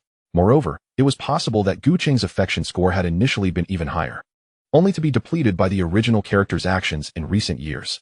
As for the 2-point difference in affection values compared to Wang Hohot, Gu Zhao speculated it was due to differing thresholds. Gu Cheng's threshold was lower, thus allowing for greater room for improvement. It was akin to weight loss. Shedding 20 pounds from 150 to 130 is simpler than going from 100 to 80, even if the numerical loss is the same. Amusingly, he found it noteworthy that their trust values were surprisingly consistent, remarkably low. The 5-point increase in Wang Hohot's trust likely stemmed from observing Gu Zhao's changes in recent days. Once he pondered this, Gu Zhao began to inspect the rewards in his space. 60 pounds of rice, 60 pounds of flour, 10 large black market tickets, 8 nationwide grain coupons, and 5 each of pastry, salt, and meat coupons. Adding the remaining 8 yuan from the original character, Gu Zhao possessed a total of 155. 8 yuan, an astonishing sum in this era where labor points were worth mere cents, not to mention the substantial amount of food.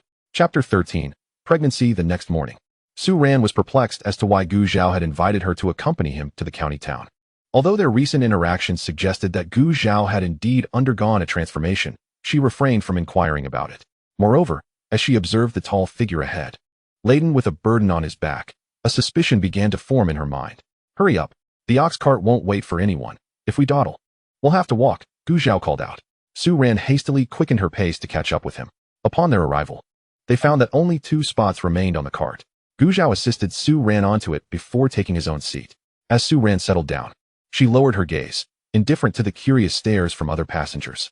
Su Jinghua, noticing the cart was full, wasted no time and cracked the whip, prompting the ox to bellow before the cart set off with its passengers. The ox cart belonged to the village collective, charging 2 cents per ride. With 2 cents being enough to purchase a box of matches, most frugal villagers had already opted to walk to the county town early in the day. From the moment they boarded, Gu Zhao felt the weight of many eyes subtly glancing in his direction, sensing the discomfort of those around him. Aunt Zhu, despite my handsome appearance, if you wish to admire a man, go home and look at Uncle Zhu. What are you staring at me for? I am a married man. Gu Zhao jested, inching closer to Su Ran as if to suggest that someone might actually entertain thoughts about him. The warmth radiating from his arm made Su Ran shift uncomfortably to the side. Seated opposite them, Zhao Chunmei, engaged in hushed conversation with her companion, cast a sideways glance at Gu Zhao and suddenly wore a perplexed expression. What do you mean, Gu Zhao? Who's looking at men? Gu Zhao's countenance shifted as he responded sternly. Then what does your laughter with Aunt Nyo imply? Are you perhaps uttering disparaging remarks about me? Not at all. We merely recalled something amusing, Zhao Chunmei retorted, not foolish enough to admit otherwise. That's good to hear. Speaking of which, it's been quite a while since I last chatted with Guangwei. I wonder what he's been up to lately? Gu Zhao said, his tone warm and affectionate. Zhao Chunmei chuckled awkwardly. That child knows he misspoke last time. He's been busy working in the fields lately and hasn't had time to catch up. Gu Zhao expressed feigned regret. Well then, sensing that she had successfully diverted attention from the awkward moment, Zhao Xiangmei exhaled in relief. Meanwhile, Niu Ailan shifted slightly away, unwilling to speak further. The furtive glances from the other passengers gradually subsided. As they traveled, the roadside grasses thrived, some beginning to show signs of yellowing. The ox cart traversed a path well trodden by many feet over time. Having a mode of transport certainly made the journey easier than walking, though they occasionally had to disembark to navigate steeper inclines. After an hour and a half of silence, they finally arrived in the county town. Su Jinghua showed no intention of alighting from the cart, announcing, "We'll gather here at 1 p.m. We won't wait for latecomers." "Let's go," Gu Zhao nodded, paid the fare, and disregarding the other passengers, guided Su Ran into the town. Su Ran lagged a couple of steps behind, walking alongside him. "You need not fear me. I stand by my word," Gu Zhao stated as he walked ahead, not glancing back. Had she not known she was the sole companion beside him, Su Ran might have thought he was addressing someone else. Reflecting on his recent changes, Su Ran's pace slowed. When she finally regained her focus, she noticed Gu Zhao waiting for her, prompting her to quicken her steps and walk beside him. Thanks to the original owner's memories, Gu Zhao was relatively familiar with the county town, leading Su Ran directly to the hospital. Upon entering, Gu Zhao registered Su Ran's personal details at the nurse's station and followed the directions to the doctor's office. They did not wait long before hearing Su Ran's name, and Gu Zhao ushered her inside. Su Ran felt disoriented throughout the process, mechanically following Gu Zhao as he seated her on the examination bench. Releasing his grip from her shoulder, Gu Zhao addressed a middle-aged woman in her 40s. "Doctor, could you please examine my wife?" Wang Deshou nodded, taking Su Ran's hand to check her pulse. Moments later, she withdrew her hand, saying, "Congratulations, your wife is 3 months pregnant." Su Ran, in disbelief, instinctively touched her abdomen and turned to Gu Zhao, only to find his expression devoid of surprise. Did he already know? Of course. Gu Zhao was aware, not only of her pregnancy, but also that this child would ultimately not come to term, leading Su Ran into a state of depression, exacerbated by her already frail health. However, since this is your wife's first pregnancy and her health is compromised, she will need to take special care moving forward, Wang Deshou added, casting a disapproving glance at Gu Zhao, who appeared robust while his wife looked pale and frail. Hearing the doctor's initial words made Su Ran's heart race, and as the full extent of the message sank in, she involuntarily furrowed her brow. She had never been regular with her menstrual cycle. It was common for her to go months without a visit. Who would have thought that this time it was due to pregnancy? The memory of being struck days earlier sent a shiver down her spine. Thankfully, nothing had happened. What should we do for her health? "Doctor, please guide us," Gu Zhao interjected, his purpose for visiting today clear. "That's reasonable," Wang Deshou remarked. "No need for medication just yet. Your wife is severely depleted." and the primary focus should be on her nutrition. With a sigh, she added, make sure she eats well. Could you please provide a certificate, doctor? I need to buy some lard and ham to nourish my wife, Gu Zhao requested. Given the scarcity of supplies and ongoing news of droughts elsewhere, even their small county was under strict control over resources. Especially for items like lard and ham, a doctor's note was required alongside money to make a purchase. Are you certain this is for your wife's nourishment? Wang Dexiu questioned, having witnessed many families feign concern for patients while indulging themselves instead. However, if the patients were willing, she couldn't interfere too much. Indeed, I assure you, Gu Zhao replied, a hint of earnestness in his tone. In a while, I will bring my wife back for a checkup, and you can personally verify the truth of my words. Sensing his sincerity, Wang Dexiu relented and issued the certificate. Upon leaving the hospital with the 2 certificates in hand, Gu Zhao led Su Ran directly to the supply and marketing cooperative. By the time they arrived, the place was considerably less crowded, with only a few scattered customers. As Gu Zhao stepped through the entrance, a staff member at the counter, upon spotting him, widened her eyes and instructed a colleague to watch the front before rushing toward the warehouse. Oh no, Yanjie, your brother is back. The flustered newcomer relayed as she entered the warehouse, where Yanjie was organizing soon-to-expire goods. Upon hearing the news, she furrowed her brow and instructed, tell him I'm not here. Never mind, I'll step out for a moment. Halfway through her speech, Gu Yan dismissed the idea, realizing that if that rascal caused a scene later, it would be her who would lose face. After exchanging a brief word with her colleague who was helping her organize items, she strode out. Gu Zhao, oblivious to their conversation, entered the supply and marketing cooperative and made his way directly to the pastry counter. Spotting the peach crisps and egg cakes, he pointed and said, comrade, could you please pack some peach crisps and egg cakes for me? Huang Min stood idly with her arms crossed, casting him a disdainful glance. Do you have any tickets? You expect to buy these looking so shabby? Gu Zhao hesitated, his hand pausing with the money ticket. What are you talking about, Huang Min? Gu Yan, emerging just in time to hear her remark, expressed her discontent. Turning to see a woman with shoulder-length hair dressed in blue work attire approaching briskly, Gu Zhao exclaimed. Second sister. Next to her, Su Ran also called out. Gu Yan nodded to the 2 of them before turning her attention back to Huang Min, demanding, what did you mean by that? Under her piercing gaze, Huang Min felt a fleeting moment of guilt but quickly regained her composure. Am I wrong? Who doesn't know that your brother always comes empty-handed? With such a parasitic family member, I'd be too ashamed to show my face if I were you. Someone from the countryside just can't measure up. Huang Min's words carried a double meaning. After all, she was the one who initially presented herself to Yang Zhengliang, only to see him take a liking to a village girl instead, a humiliation she could hardly bear. Gu Yan's expression soured at Huang Min's factual yet cutting words. Just as the 2 were at an impasse, Gu Zhao interjected, aiming his words directly at Huang Min. Are you trying to incite conflict between the working class and the peasantry, comrade? If so, I have reasonable grounds to suspect you might be a spy planted by the enemy in our country. This bold statement shocked the onlookers, who gasped in surprise. Huang Min's face turned ashen, her arms uncrossing as she trembled. You're talking nonsense. Whether it was nonsense or not would not be determined by either of us, but rather by the relevant authorities after their investigation. Wouldn't you agree, comrade? Gu Zhao's lips curled, as Huang Min found herself at a loss for words, cold sweat beating at her temples.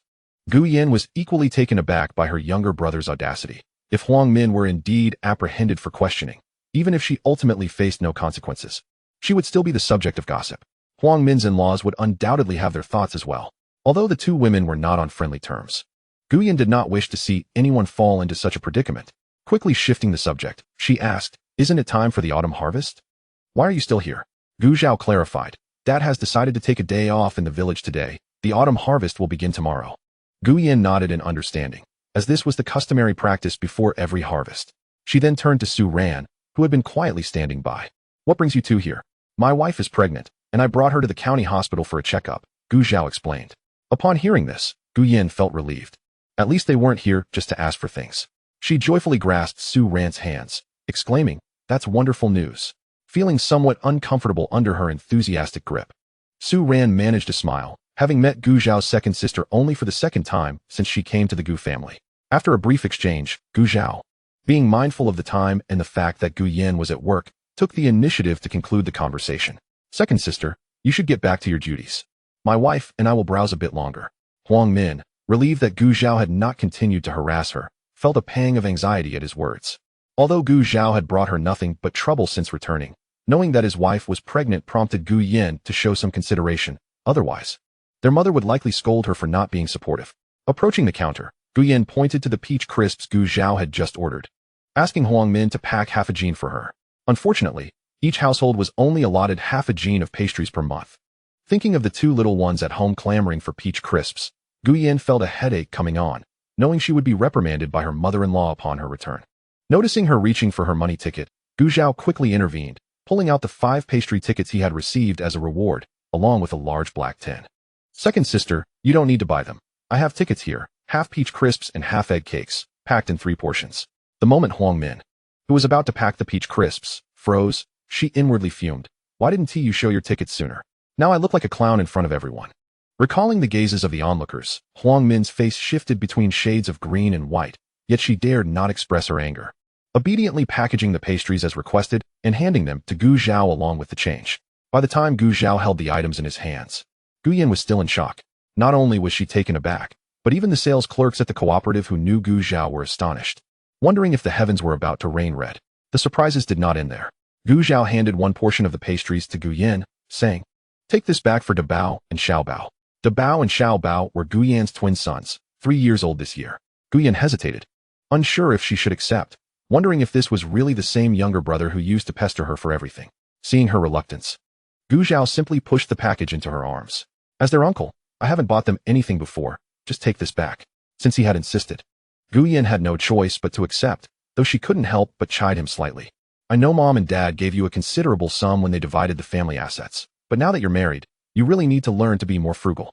In her view, the tickets Gu Zhao possessed must have been exchanged for cash, as the price of tickets was generally equivalent to the value of the goods, which was akin to spending money extravagantly.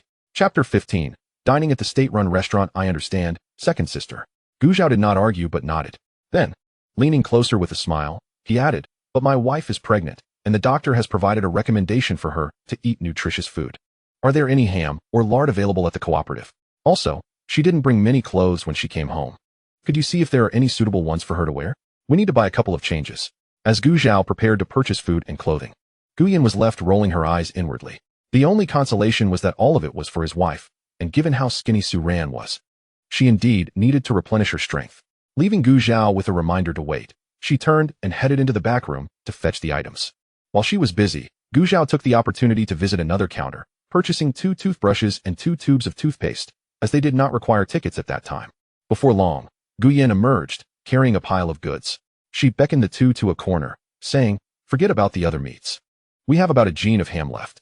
This fabric is a flawed batch we reserved internally. It just got discolored during dyeing, but there's nothing wrong with it otherwise. Being an insider at the cooperative came with its perks. If there were any defective or near-expiry products, they had priority to purchase them. This fabric was from her own allocation, but the ham was something she had specifically traded for with another colleague she was on good terms with. Gu Zhao understood and immediately accepted the offer, not hesitating to take it. When it came time to exchange tickets, Gu Yan even gave him an extra one. Without any resistance, Gu Yan accepted the money tickets, all the while contemplating that she needed to find a time to go back and discuss her brother's spending habits with their parents. He was about to become a father, and if he continued on this reckless path, it wouldn't be impossible for their child to grow up calling someone else dad. Gu Zhao remained oblivious to her thoughts as she approached the clothing stall under the watchful gaze of the two women. The garments on display predominantly featured hues of deep blue, black, and gray, and the county town offered little in terms of appealing styles. After consulting Su Ran, Gu Zhao purchased 2 sets of work attire, one in blue and one in gray. As he made his purchases, Su Ran hesitated, her lips lightly biting into her own flesh. Gu Zhao, noticing her reticence, gently inquired, what troubles you? There's no need to buy so many clothes. I can make some myself with the fabric once we return. Su Ran replied hesitantly. Gu Zhao reflected that this was the first time she had voiced her opinion regarding his actions. However, he reasoned, with the autumn harvest approaching, you won't have time to sew. By the time the weather turns cool, it may be too late to make the clothes. And you will have no choice but to wear these 2 sets for now. Later, when we have cotton, you can craft yourself some winter garments. He observed that Su Ran had only brought thin clothing, unsure if it was due to a lack of options or restrictions from her family. Nevertheless, the winters in Zhao province dipped well below freezing, and without warm clothing, one simply could not endure the cold. Upon hearing his thorough arrangements, Su Ran acquiesced with a nod. Gu Zhao, pleased with her agreement, paid the vendor and had the clothes wrapped up, subsequently placing them in his backpack. Seeing Gu Zhao's purchases, Gu Yan ceased her attempts to persuade him otherwise, recognizing the futility of her words. Observing the couple's every move filled her with astonishment. Had her younger brother truly become so considerate, or was it the impending arrival of a child that had spurred this change? Well then, sister, we shall take our leave, Gu Zhao interjected, breaking her contemplations before she could fully process her thoughts. All right. I will return to check on our parents in a while.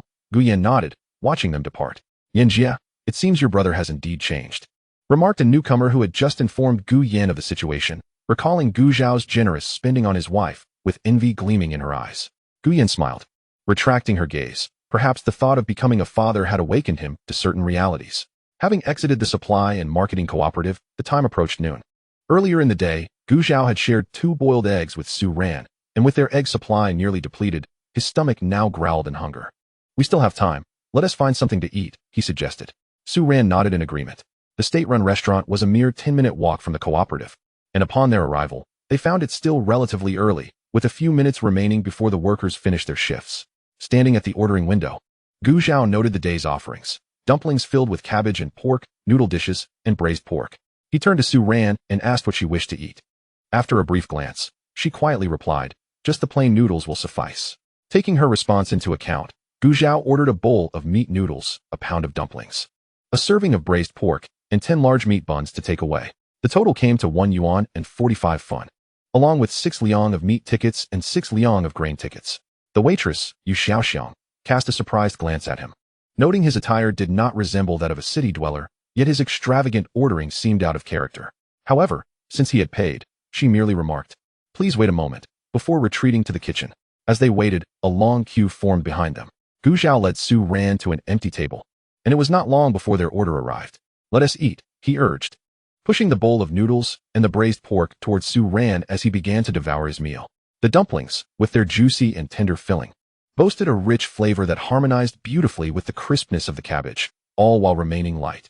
The braised pork featured a perfect balance of fat and lean meat, enhanced by fragrant ingredients like scallions, ginger, and garlic, creating a delightful aroma. This meal was the most satisfying Gu Zhao had enjoyed since his arrival. It was Su Ran's first visit to a state-run restaurant, and she gazed down at her bowl of meat noodles, refraining from any pretense as she picked up her chopsticks. By the time Gu Zhao finished his meal, half of Su Ran's noodles remained untouched. He did not rush her, patiently awaiting her to finish at her own pace. Suddenly, his gaze fixated on the door, and he instructed, "Take your time, I will wait for you outside." With that, he promptly exited the restaurant. After a brief pursuit, he followed his companions into an inconspicuous alleyway. Gu Zhao, careful to remain unnoticed, walked for about 10 minutes before calling out, "Big brother, second brother, please wait a moment." Lowering his voice to avoid drawing attention, he added, "Today has been fortunate. We've caught a wild boar, and if the eldest brother learns of this, there will surely be benefits for both of you." Excitedly, Hu Da and Hu Er, the 2 brothers, were carrying the wild boar back, their spirits high. However, upon hearing a voice from behind, they exchanged alarmed glances and immediately began to flee with the boar. Witnessing their escape, Gu Zhao hurried after them. He could not allow this meat to slip away so easily. Chapter 16. Purchasing the wild boar. Thus, in a game of chase, Gu Zhao intercepted their path. "Big brother, second brother, why are you running? Now that you've caught up with us, how could we not run?" "But wait, who are you calling big brother or second brother?" Huda regarded the disheveled figure before him, his face obscured by a black cloth, muscles bulging to an impressive degree. "Yes. Who are you addressing as big brother or second brother?" Hu Er echoed. Gu Zhao, bemused, thought, is the emphasis truly on the titles? He decided to indulge their simplicity. Smiling as he said, "Isn't it you? Did my aunt not send you to bring the meat to me?" He gestured towards the boar they were carrying. Following his gaze, the 2 brothers noticed the tip of a pig's tail protruding from Gu Zhao's pocket. Curses, we've been exposed. Yet this revelation also clarified Gu Zhao's intentions, and reassured by their shared understanding, they contemplated his offer. "You wish to buy the whole boar?" Huda asked skeptically. "This meat is not cheap." In response, Gu Zhao retrieved 5 large black $10 bills from his pocket. The brothers' eyes gleamed with excitement, and they readily agreed. Currently, outside of the supply and marketing cooperative, pork was selling for 50 fun per jin. Although wild boar was not the same as domesticated pork, and they were selling it whole, given the recent scarcity of resources, Gu Zhao's bargaining skills secured the deal at 70 fun per jin. The brothers had already weighed the boar, which weighed a total of 138 jin. Gu Zhao glanced at it and determined it was indeed close to that weight, dismissing any minor discrepancies as he paid without hesitation. His straightforwardness delighted the Hu brothers, who made a tidy profit from the transaction. Seizing the moment, Gu Zhao quickly inquired, "Do you have a thermos, enamel jars, iron pots, knives, and cotton? Recognizing that Gu Zhao had discerned their identities, Hu De no longer concealed his own. After a moment's contemplation, he replied, "We have thermoses, enamel jars, and knives. But for iron pots and cotton, I can keep an eye out for you." His willingness to assist stemmed from Gu Zhao's generosity. Otherwise, he would have likely ignored anyone else. Gu Zhao's lips curled into a slight smile, expressing his heartfelt gratitude. Subsequently, he engaged in lively banter with Hu Dadong, fostering a deeper camaraderie between them. During their conversation, Hu Erji, perceptive as ever, discreetly turned and dashed into the alley, returning after a brief interval with the items Gu Zhao had requested. Observing this, Gu Zhao's smile widened a fraction more, executing a seamless exchange of payment for goods while arranging the details for their next meeting. Once he ensured their departure and confirmed that the surroundings were devoid of any onlookers, Gu Zhao promptly stored all the items in his space and exited the alley. As he passed a nearby house, he retrieved the clothing he had used to cushion his shoulder and returned it to its rightful place. Then took a handful of rice and tucked it into the cloth covering his face before placing it in the corner. He lifted his arm to wipe the dust from his face. Upon arriving at the state-run restaurant, Su Ran was already waiting outside, accompanied by a middle-aged man, perhaps in his 40s, who paced restlessly nearby. When he noticed Gu Zhao's return, his expression brightened, and he approached eagerly. Gu Zhao, perplexed, inquired, "Comrade, what brings you here?" "Hello, young comrade," the man replied, slightly bashful. "I noticed you were using national food tickets while dining earlier. May I be so bold as to ask if you have any extra? If so, I could exchange them for other tickets." Feeling a bit embarrassed, Tan Tianwei wouldn't have approached a stranger for a ticket exchange if it weren't for a last-minute work trip.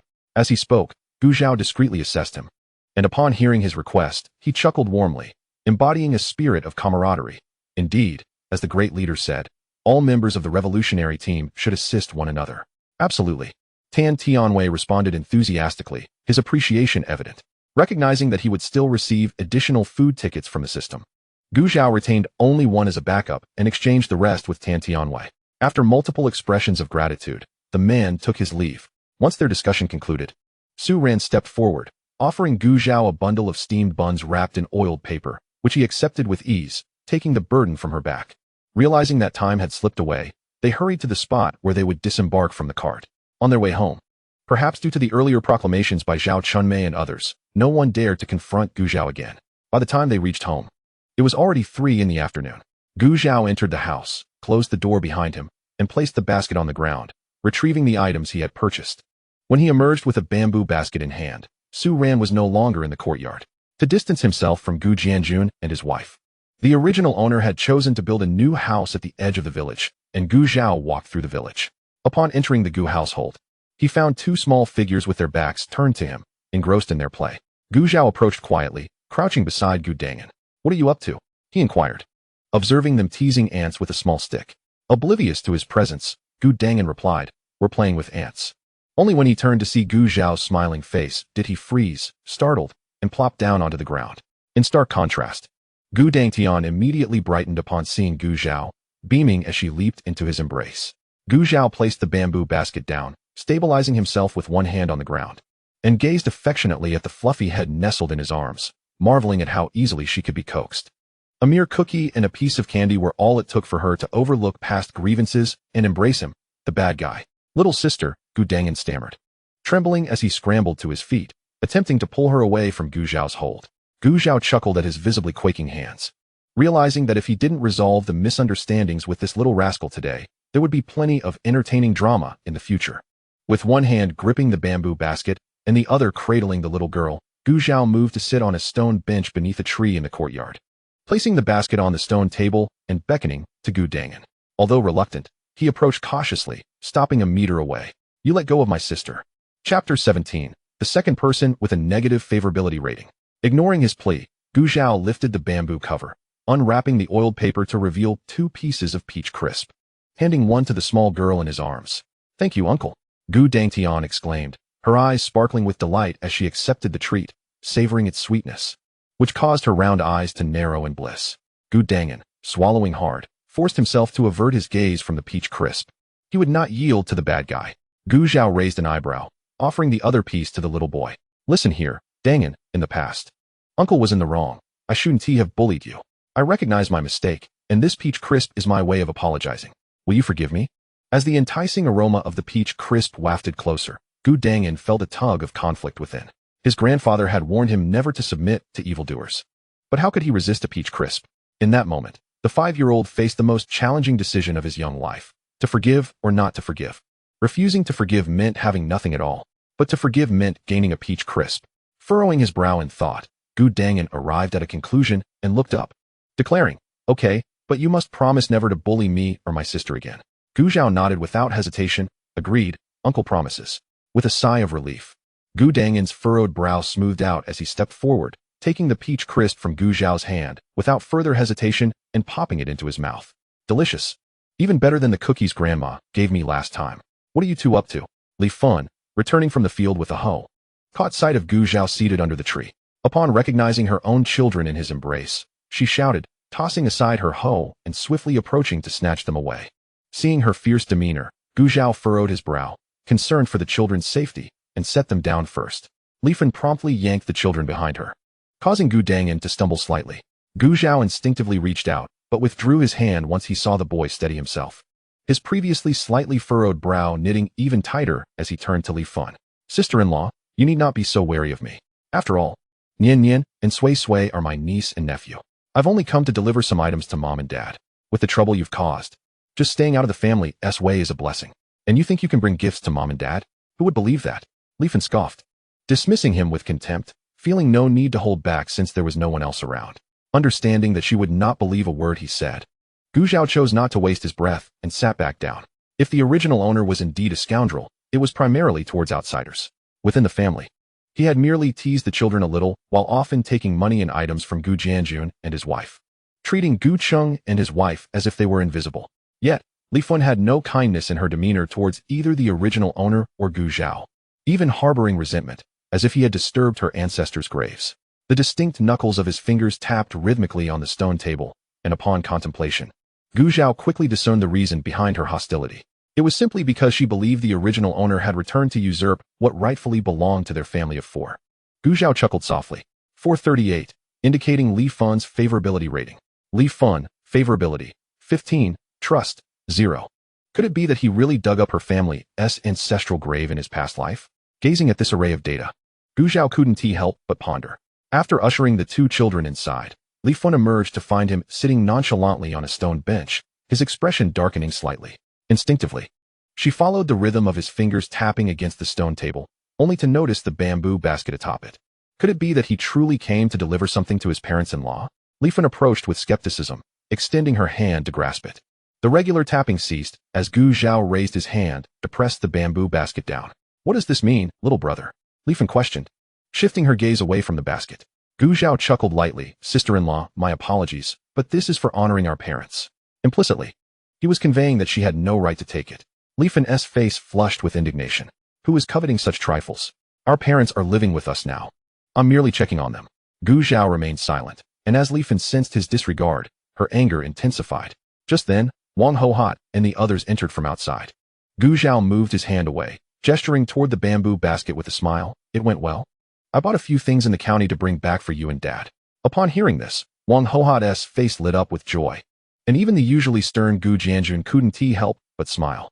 The child has truly grown up, understanding the importance of honoring his parents. Seeing his younger brother's thoughtfulness, Gu Cheng felt a slight sense of pride. Li Fun, witnessing this, secretly curled her lip. Just a few items, and they've all been won over. After washing her hands and casually wiping them on her clothes, Wang Hohat approached the stone table. Upon unwrapping the oil paper that contained peach crisps and egg cakes, she exclaimed, "Oh, these 2 items aren't cheap, are they?" Her gaze shifted to the bowl, filled with 4 buns. "And there are buns too?" Gu Jianjun and Gu Cheng, hearing the commotion, also approached the stone table. Li Fun, initially disdainful, glanced over, and her pupils widened upon seeing the peach crisps. She hadn't expected Gu Zhao to be so generous. Those peach crisps were notoriously expensive. Even she, who had seldom entered a supply and marketing cooperative, knew that a pound cost 4 dimes, almost on par with pork prices, not to mention the egg cakes. And those buns must be filled with meat, right? Even though they had gone cold, the lingering aroma of meat wafting from them caused Li Fun to draw closer, her nose twitching. In the village, unlike the city where there were monthly meat rations, villagers wanting to eat meat had to either wait until the end of the year after fulfilling their pig quota or venture into the mountains for a stroke of luck, or find other means. All of these options were fraught with difficulty, making the prospect of tasting meat a rare luxury. Gu Zhao had contemplated bringing some wild boar meat, but he couldn't articulate a legitimate reason. To put it plainly, he did not yet trust those present. Setting aside Gu Jianjun and his wife, he couldn't dismiss Li Fun's potential for betrayal. Even if he concocted a flimsy excuse, should she speak out and attract unwanted attention, explaining himself later would be exceedingly challenging. Besides, there was a ticking time bomb at home. Until he ensured that Su Ran held no grudges against him, he wouldn't casually bring out anything from his storage. If that woman were to report him after indulging in the meal, he would undoubtedly become the first man in history to be imprisoned for traversing time and space. Even if he intended to take something, he would have to wait for a more opportune moment to concoct a reason. Chapter 18. The money left by the old lady. This must require a considerable sum, right? Li Fun dramatically altered her previous demeanor, flashing a toothy grin at Gu Zhao. How unseemly. Fortunately, Su Ran was nothing like this. Otherwise, he feared he might have to flee under the cover of night. Gu Zhao mused, his smile more radiant than hers. I am more than willing to spend money for our parents. So don't even think about it. You're not entitled. Of course, if Gu Jianjun and his wife wished to take their share, Gu Zhao had no objections. Upon hearing this, Li Fun's smile faltered. She understood Gu Zhao's underlying message and realized that exerting pressure on him was futile. However, if it were the grandchildren wanting something, the grandparents would find it hard to refuse. As tensions brewed between the two, Wang Hohat was moved to tears by Gu Zhao's words. Before she could express herself further, Gu Zhao added, Mom and Dad, my wife is pregnant. Wang Hohat, upon hearing this, turned her tear-streaked face towards him, gripping his wrist with excitement. Is what you're saying true? Feeling the pressure on his wrist, Gu Zhao instinctively tried to pull away but ultimately surrendered, nodding, indeed. I wouldn't dare to joke about such matters. No, you would. Gu Qing muttered under his breath. Gu Zhao paused, recalling the original tendencies. It wasn't he entirely out of character. Gu Jianjun and his wife were overjoyed, exchanging glances as they contemplated the same possibility. Could it be that Gu Zhao's recent changes were due to his prior knowledge of becoming a father? This line of thought seemed reasonable to them. In their excitement, they overlooked why Gu Zhao might have known about Su Ran's pregnancy in advance, or perhaps they had unconsciously justified it to themselves. While they rejoiced, Li Fun was less than thrilled. The eldest was already spoiled beyond measure, and with another child on the way, how would they manage? As she furrowed her brow, Wang Hohat had already begun advising Gu Zhao on the precautions to take during pregnancy. Gu Zhao listened intently. As he and Su Ran had no experience and needed all the guidance they could get, he didn't view himself as an unwitting father. This body was his. Gu Zhao was he. If he were to neglect Su Ran, a mere 19-year-old girl carrying a child, simply because he was troubled by this fact, he would loathe himself. Suddenly, Wang Hohat slapped her forehead. Oh dear, I forgot. Where's your wife? It's no use just telling you. She needs to hear this too. She's at home. Gu Zhao relayed the doctor's advice to his parents. Gu Jianjun nodded, understanding his intent. Don't worry. I'll arrange for your wife to have lighter chores. Thank you, Dad. No need for formalities. I would do the same for anyone else in the village. Wang Hohat patted Gu Zhao on the shoulder. Later, I'll go to your home and have a good talk with your wife about pregnancy. For now, you come inside with me. With that, she headed towards her and Gu Jianjun's room. Go on, Gu Jianjun waved to Gu Zhao, who followed her inside. Upon closing the door, Wang Hohat began rummaging through drawers until she finally found a stack of cash, pulling Gu Zhao to sit beside her on the calm. This is what your grandmother left for you. Initially, both she and her husband believed the child was still too young, so she kept the money. Before her passing, the old lady likely sensed something, which is why she entrusted the funds to Wang Hohat and her husband for safekeeping rather than handing it directly to Gu Zhao. Now that the child had matured and was about to become a father, Wang Hohat felt it was time to present the money. Gu Zhao was taken aback as he accepted the cash from Wang Hohat's hands. The bills were both whole and torn. As he smoothed the creased edges, an image formed in his mind of a half-gray-haired old lady meticulously saving her bills, her weathered hands, marked by years of toil, carefully wrapping them in a handkerchief. 27 yuan and 85 cents felt remarkably heavy in his palms. Seeing his demeanor, Wang Hohat let out a sigh. Throughout her life, she felt immensely grateful for having encountered such a wonderful mother-in-law. Unfortunately, at that moment, the door creaked open. Li Fun cast an indifferent glance at Gu Zhao, keen to ascertain what her mother-in-law had brought home this time. It was indeed a stroke of misfortune to be burdened with such biased in-laws. The convoluted thoughts swirling in her mind remained unspoken. Since the items had already been delivered, Gu Zhao chose not to linger any longer. Upon arriving home, she found Su Ran corralling the chickens back into their coop. Observing her frail silhouette, Gu Zhao contemplated alternative means to nourish Su Ran's health. given that the wild boar meat was temporarily inaccessible. With a bamboo basket in hand, she made her way to the neighboring Yang family. The distance between their houses was around 10 meters, not particularly far, yet not close enough to dismiss the journey. "Are Uncle Yang and Aunt Yang home?" she inquired. Yu Zhaodi, who was seated in the courtyard mending her daughter's clothes, paused her task and looked up at Yang Kaihua, who had also set down his axe. "Doesn't that sound like the voice of that troublesome brat next door?" Yang Kaihua straightened his back, wiped the sweat from his brow, and tossed the split firewood into the corner. "It's not just sounds like, he is definitely here. What does he want? It can't be anything good." Despite his words, Yu Zhaodi still rose to the door. Unlike Gu Zhao's home, the Yang family had a sturdy, 1.5-meter-high earthen wall enclosing their compound, creating a private space where they could go about their business freely. However, the sound insulation was not as effective, allowing Gu Zhao to overhear their conversation with remarkable clarity. Moreover, standing at a height of about 1.80 meters, Gu Zhao could see Yu Zhaodi reluctantly approaching the door. Upon opening it, Yu Zhaodi eyed Gu Zhao warily. "What do you want?" Originally, the two families were merely neighbors, not particularly close, at least maintaining a respectful distance. However, after the original owner had struck Su Ran, Yu Zhaodi's demeanor towards him soured considerably. Gu Zhao felt no embarrassment. After all, he was not the one who had committed that reprehensible act. With a slight smile, she said, "Aunt Yang, my wife is pregnant, and I was hoping to exchange some eggs with you, if it's not too much trouble." Yu Zhaodi, known for her frugality, raised 5 chickens at home. If not for the restrictions, she might have kept even more. The eggs from these 5 hens were primarily saved for trading at the market, with only a few reserved for their own consumption. As for why Gu Zhao did not approach Wang Ho hot, it was evident that if she learned he was still trading for eggs outside, she would likely bring all the eggs from their home to him by nightfall. "What? Su girl is pregnant?" Yu Zhaodi exclaimed, drawing out Yang Li, her daughter, from inside. "Mom, is that true? Su's sister is pregnant?" Chapter 19. Let my dad knock out your teeth. Yu Zhaodi and her husband had 3 daughters. The eldest 2 were already married, leaving only their 16-year-old daughter, Yang Li, at home. Facing the concerned gazes of mother and daughter, Gu Zhao nodded. "Yes, but the doctor said her health is not great, and she needs nourishment." As for what to use for nourishment, in an era devoid of meat, eggs were considered the most nutritious supplement. Yu Zhaodi's expression turned complex. Although someone was coming to trade for eggs, it was a matter of who was trading. It could save her the trouble of carrying them to the market, yet she felt compelled to ask, "Are you certain the eggs are for nourishing your wife?" After all, she knew Su Ran had never even tasted an egg from Gu Zhao's household. Faced with such skepticism, Gu Zhao had grown accustomed to it. She assured her with unwavering conviction, "Absolutely, definitely, and without a doubt." With a glance, Yu Zhaodi took the bamboo basket from Gu Zhao and retreated inside. Yang Li stood at the door, glaring at Gu Zhao with indignation. She had just returned from her grandmother's house and heard her mother mention that Su's sister had been beaten again.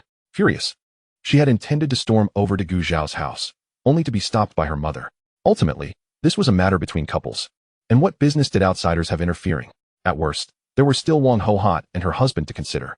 Now that the source of her frustration stood before her, she furrowed her brows, recalling her mother's words, and attempted to keep her tone steady. "I heard you hit Su's sister again." She couldn't fathom why anyone would dislike someone as kind as Su's sister. If they didn't like her, that was one thing, but to resort to violence was another. Being at an age filled with a sense of justice and lacking the ability to conceal her emotions, the fire of anger in her eyes was unmistakable to Gu Zhao. He rubbed his nose and refrained from saying anything further, merely responding, "It won't happen again." Yang Li scoffed. "You better hope so, otherwise I'll have my dad knock out your teeth." Eavesdropping from the side, Yang Kaihua glanced at Gu Zhao's slightly bulging muscles and then rubbed his own sore back, realizing that it was difficult to predict who would end up knocking out whose teeth. Carrying the basket, Yu Zhaodi stepped out and found the courtyard enveloped in silence. Casting a curious glance at Yang Kaihua, who immediately began to swing his axe vigorously. Approaching the door, Yu Zhaodi handed Gu Zhao the eggs from her basket. Gu Zhao estimated there to be around 30 or 40 eggs. With little of value to trade, she proposed, "Aunt Yang, based on the supply and marketing cooperative's prices. How about 4 cents each?" In their village, barter was common, and if goods were scarce, money could also suffice, though such transactions were typically kept private. "Of course. That sounds fine," Yu Zhaodi agreed on the spot. Ultimately, the basket of eggs amounted to $1.52. By the time Gu Zhao returned home, dusk had settled in. For dinner, they had purchased steamed buns and boiled a couple of eggs. The buns, larger than an adult man's fist, were thin-skinned yet generously filled, bursting with savory juices upon the first bite. Under Gu Zhao's watchful gaze, Su Ran managed to eat 2 buns and 1 egg. When Gu Zhao noticed she could eat no more, he finished off the remaining 4 buns and eggs himself. Meanwhile, the Gu family was also dining. Staring at the 4 large meat buns on the table, Gu Dangan and Gu Dangtian swallowed hard. Wang Hohat, wielding her chopsticks, served herself and her husband first, then divided one of the remaining buns between the 2 little ones and handed the last one to Gu Cheng. She was not the type to relish her own meals at the expense of her children. After all, these were gifts of filial piety from her son, and she had the final say on how they were consumed. "Thank you, Mom," Gu Cheng said cheerfully as he received the bun, dividing it in half. Placing one half in his wife's bowl and popping the other half into his mouth, mumbling his gratitude. The 2 little ones followed suit, thanking their grandmother before eagerly taking a big bite of the bun. "It's meat, so delicious." Wang Hohat shot him a glance. "What are you thanking me for? It's not like I would have it without your brother's generosity. I fear some people eat with their mouths, but lack gratitude in their hearts." Gu Cheng failed to catch her underlying implication. "Mom, are you implying we're ungrateful? We're not like that, right, wife?" Li Fun's hand, holding the chopsticks, stiffened, uncertain whether to eat the bun now that she felt the scrutiny of Wang Hohat and the others. She managed a forced smile and said, "You're right." Seeing this, Wang Hohat averted her gaze, feeling quite content as she savored the bun her son had given her. Gu Jianjun cast a glance at his eldest son, who was still grinning foolishly, and silently looked out the door. After dinner, Wang Hohat slung her basket over her arm and walked towards the village's edge under the moonlight. Although she had just been mentioned at the dinner table, Li Fun dared not say much, merely watching her retreating figure. Zhao, the household lacked a pot, rendering even the simple act of boiling water for personal hygiene rather inconvenient. After heating water in a jar, Gu Zhao had just poured out the footbath water in the yard when he noticed a figure approaching from not far away. "Mother, you've arrived." The bright moon of the evening allowed Gu Zhao to recognize the visitor immediately. "Where's your wife?" Wang Hohat inquired. "Inside," he replied, hearing the voices from outside. Su Ran emerged, addressing her mother-in-law, "Mother." Gu Zhao had previously informed her of Wang Hohat's impending visit. "Ah," Wang Hohat acknowledged, stepping closer to grasp Su Ran's hand, inspecting her from head to toe. "You've worked hard." Su Ran shook her head in modesty. "Let's talk inside," Gu Zhao suggested. "It's a bit chilly outside at night." "All right, let us go in." Wang Hohat nodded, guiding Su Ran into the room she now occupied. Unbeknownst to her, Gu Zhao and Su Ran had swapped rooms, and she was contemplating the recent changes in the third child's circumstances. She intended to discuss the matter, questioning why a married couple would sleep apart. Moreover, given Su Ran's condition, residing in the utility room was surely less comfortable than in this room, especially with the impending cold weather, which would render the utility room uninhabitable. However, upon entering and witnessing the neatly folded clothes at the foot of the Kong, Wang Hohat swallowed her words. Regaining her composure, she led Su Ran to sit by the Kong, while Gu Zhao stood nearby, listening intently. By the time she finished speaking, half an hour had passed. Gu Zhao promptly handed her a glass of water, and Wang Hohat accepted it, taking a couple of sips. "This is all I know. If there's anything unclear later, feel free to ask me," she said. Su Ran nodded appreciatively. "Thank you, mother. No need to be polite. This is what a mother-in-law should do," she replied, rising to retrieve a basket set aside. "There aren't many eggs saved up at home, so take these for now." The basket contained around 17 or 18 eggs, as Wang Hohat typically refrained from exchanging them for goods, saving them to nourish her grandchildren. "Mother, I can't accept this. We still need to eat throughout the year," Su Ran protested. "The chickens lay eggs daily, and you and your husband need them. You're weak and pregnant. I can't offer anything else, but these eggs are available," Wang Hohat insisted. Sensing her determination, Su Ran instinctively cast a pleading glance towards Gu Zhao. Chapter 20. The Origins of Work at the Supply and Marketing Cooperative. Responding to her silent plea, Gu Zhao straightened. "Mother, you should take these eggs back. This afternoon, I exchanged 30 or 40 eggs with Aunt Yang. We have enough for now." Wang Hohat paused, turning to him, feigning a swat. "You child, exchanging eggs with Aunt Yang? As if you're estranged from home? Or do you think your mother is reluctant to part with these few eggs?" With those two accusations, Gu Zhao rubbed his forehead. "Mother, what are you saying? Not to mention the yearly cycle. You and father are of an age that should also be supplemented. If you give us these few eggs, what will you eat?" Realizing her child was concerned for her well-being rather than being distant, Wang Hohat felt somewhat reassured. Ultimately, after repeated refusals from Gu Zhao and Su Ran, she left the house with the basket in hand. She waved to Su Ran, who stood at the door, urging her to return, then pulled Gu Zhao aside. "Are you still sleeping separately from your wife?" Gu Zhao understood her intent. "Mother, please don't concern yourself with this. I am aware of it." Initially wishing to impart more advice, Wang Hohat was silenced by his response. "Fine, I shall take my leave then. Let me accompany you," he offered. "What for? I've walked this path for decades." Wang Hohat pushed him back gently, her steps brisk and assured. Gu Zhao stood still until her figure vanished from view before returning to the utility room. Moments later, he emerged with peach crisps, egg cakes, toothpaste, and a toothbrush. Knocking gently on Su Ran's slightly ajar door. "Come in." A delicate voice called from within. Gu Zhao pushed open the door, placing the peach crisps and egg cakes on the Kong cupboard, stating, "These are for when you're hungry, and this toothbrush and toothpaste are for you." He refrained from approaching the Kong, ensuring he left the items on the cupboard. Su Ran stared in astonishment at the pristine toothbrush. She usually relied on willow branches for oral hygiene. When Gu Zhao bought 2 sets, she assumed the second was a spare, never realizing it was meant for her. Biting her lip, she refrained from rejecting his offering. "However, you should take the peach crisps and egg cakes back," she insisted. Having received new clothes today and now a new toothbrush, she felt content and believed it would be unfair to accept everything. Knowing the value of the peach crisps and egg cakes from her time at the supply and marketing cooperative, she felt guilty. "I'm not fond of sweets," she remarked. With that, Gu Zhao didn't give her a chance to refuse, turning and exiting the room, shutting the door behind him. His statement held truth. He genuinely did not enjoy such sugary treats. Behind him, Su Ran watched his figure gradually fade through the crack of the door, her lips moving silently. Yet no sound emerged. Back in his room, Gu Zhao lay on the bed, checking the rewards for his increased affection values. Gu Yan, affection 2, affection value, 51. Trust value, 29. Gu Dangyan, affection 3, affection value, 33, trust value, 31. Gu Dang Tian, affection 5, affection value, 40, trust value, 60. Total affection value increase, 22. With a reward of 50 gene of rice for 10 affection points, 10 large black notes, 20 gene of pork, 2 cans of adult milk powder, and a flashlight, Gu Zhao felt elated. Noticing Gu Yan's affection value, he raised an eyebrow, not particularly surprised.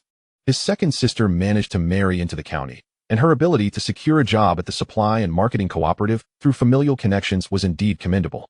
After organizing the supplies, separating cash from other materials, Gu Zhao closed his eyes. Outside, the sounds of croaking frogs and chirping insects mingled with occasional barks from the village dogs. Ding. Su Ran, affection 20, affection value, 10, trust value, 10. Reward, 100 gene of flour, 20 large black notes, 1 Wei brand wristwatch, and 5 each of local grain and meat coupons. Just as he was drifting into slumber, a mechanical voice abruptly roused him from his drowsiness. Upon discerning the content, his sleep vanished instantly, and he sat up, retrieving the watch from his space. The orange leather strap, paired with a round metallic dial, revealed it to be an old-fashioned 15-jewel mechanical watch. He handled it with care, delighted that he would no longer have to guess the time. Suppressing his excitement, he lay back down, reminding himself that he needed to rise early the following day, allowing his breathing to gradually calm. In the county seat, the steel factory's residential building was bustling. Once off work, Guyan hurried home to prepare dinner. Both her parents-in-law and husband worked at the steel factory, and their current residence was a small 2-bedroom unit assigned by the factory, located on the 3rd floor, 2nd unit. Upon opening the door, she entered a living room of approximately 10 square meters, furnished with a table and benches, alongside a collection of miscellaneous items piled in the corner. The space appeared cluttered yet tidy. Further in were 2 similarly sized bedrooms, slightly larger than the living room combined, with one room measuring about 6 square meters. The left bedroom was for her parents-in-law, while the right was shared with her husband and their 2 children. A 20-square-meter room housed 6 individuals, and with the children growing, they would likely need to set up a bed in the living room. Just contemplating this made Gu Yin involuntarily frown. "Mommy." The cheerful calls of her 2 little ones brightened her expression. She crouched down to greet the 2 children running towards her, lifting one in each arm as they instinctively wrapped their tiny arms around her neck. "Did you miss Mommy today?" "Yes," they chimed in unison. A sudden cough interrupted the conversation between mother and child. A middle-aged woman, her hair streaked with a hint of silver and meticulously styled back, entered the room clad in a gray outfit. "Mom," Guyan called out with a smile. Wang Jiangjin glanced around the room, her expression stern. "Why hasn't dinner been prepared yet?" Guyan placed the child on the ground and replied, "I'll get started right away." She was unfazed by her mother-in-law's demeanor. When she had first arrived in this household, her mother-in-law's attitude had been even harsher, only softening after the births of her 2 children. Moreover, her current job at the supply and marketing cooperative had been secured by trading positions with her mother-in-law's job at the steel factory, and they had even contributed over 100 yuan to the household. What was a little attitude worth? Even though her mother-in-law had been compelled to retire due to health issues, she was still the beneficiary of this arrangement. Opening the oiled paper on the table, Gu Yan retrieved 3 pieces of peach crisp, bending down to hand them to her 2 sons. "You 2 eat this first," I'll go prepare dinner. Wow. It's the peach crisp that Brother Dodo had last time, exclaimed the elder son, Yang Yang, and the younger son, Yang Guang, his eyes lighting up in excitement as he eagerly accepted the treat from Gu Yin, exclaiming, "Thank you, Mom." They then devoured the crisp with great enthusiasm. "You're welcome." Gu Yin ruffled their hair and straightened up, offering the last piece to Wang Jiangjun. "Mom, would you like a piece too?" Wang Jiangjun declined, brushing past her to inspect the oiled paper on the table. "Where did you get this peach crisp? An egg cake? Did you use this month's pastry tickets?" Gu Yin retracted her hand and turned to explain, "No, this is for my younger brother. He asked me to bring it back for the kids." "Impossible." Wang Jiangjun immediately rebutted without a moment's thought. "That good-for-nothing younger brother of yours wouldn't have the thoughtfulness to do that." Although Gu Yin had never brought Gu Zhao home, Wang Jiangjun had heard enough about him to be utterly skeptical that he had provided the peach crisp. Unless it rained red. Chapter 21. The great-grandmother buried underground had yet to open her eyes. Gu Zhao was well aware of how his younger brother was perceived by others. Had it not been for his own experience today, he too would have doubted it. "It's true. Look, I haven't used any of this month's tickets," he said, producing the tickets from inside. Wang Jiangjun felt a sense of foreboding as she saw the tickets before her. If her daughter-in-law wasn't lying. It made her uneasy that someone so irresponsible had suddenly shown consideration.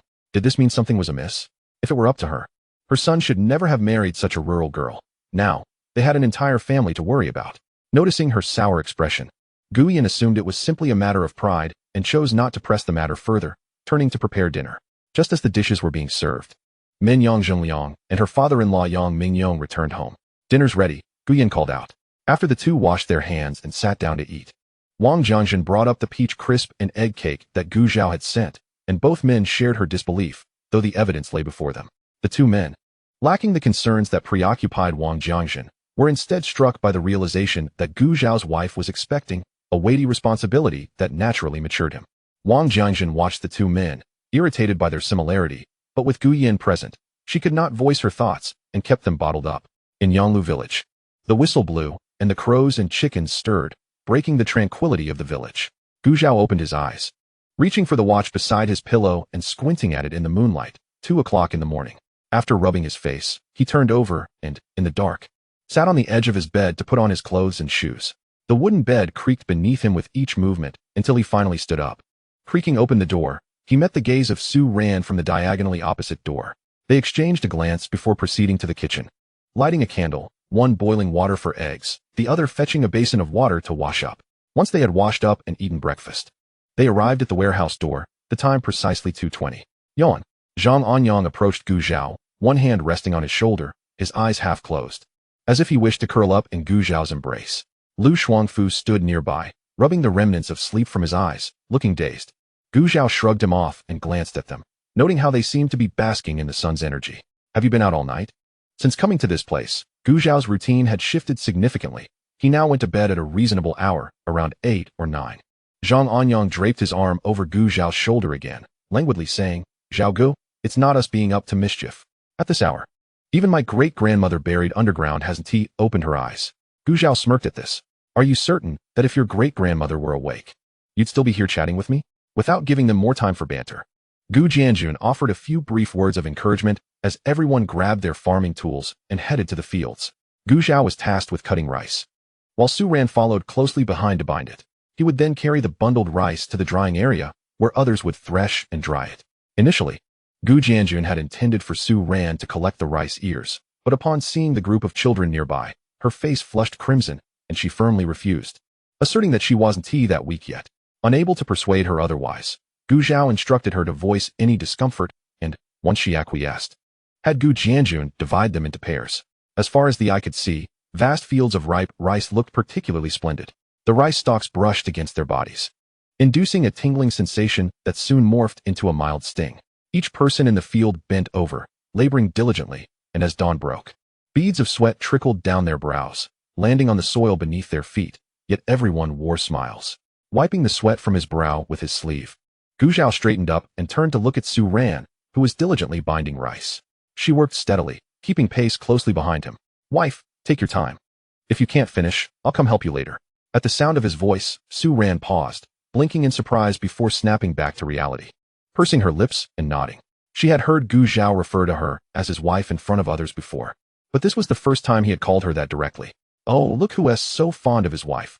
No wonder he's about to become a father," teased an aunt from the neighboring field, who had been cutting rice when she noticed Su Ran's face, which appeared either shy or sun-kissed.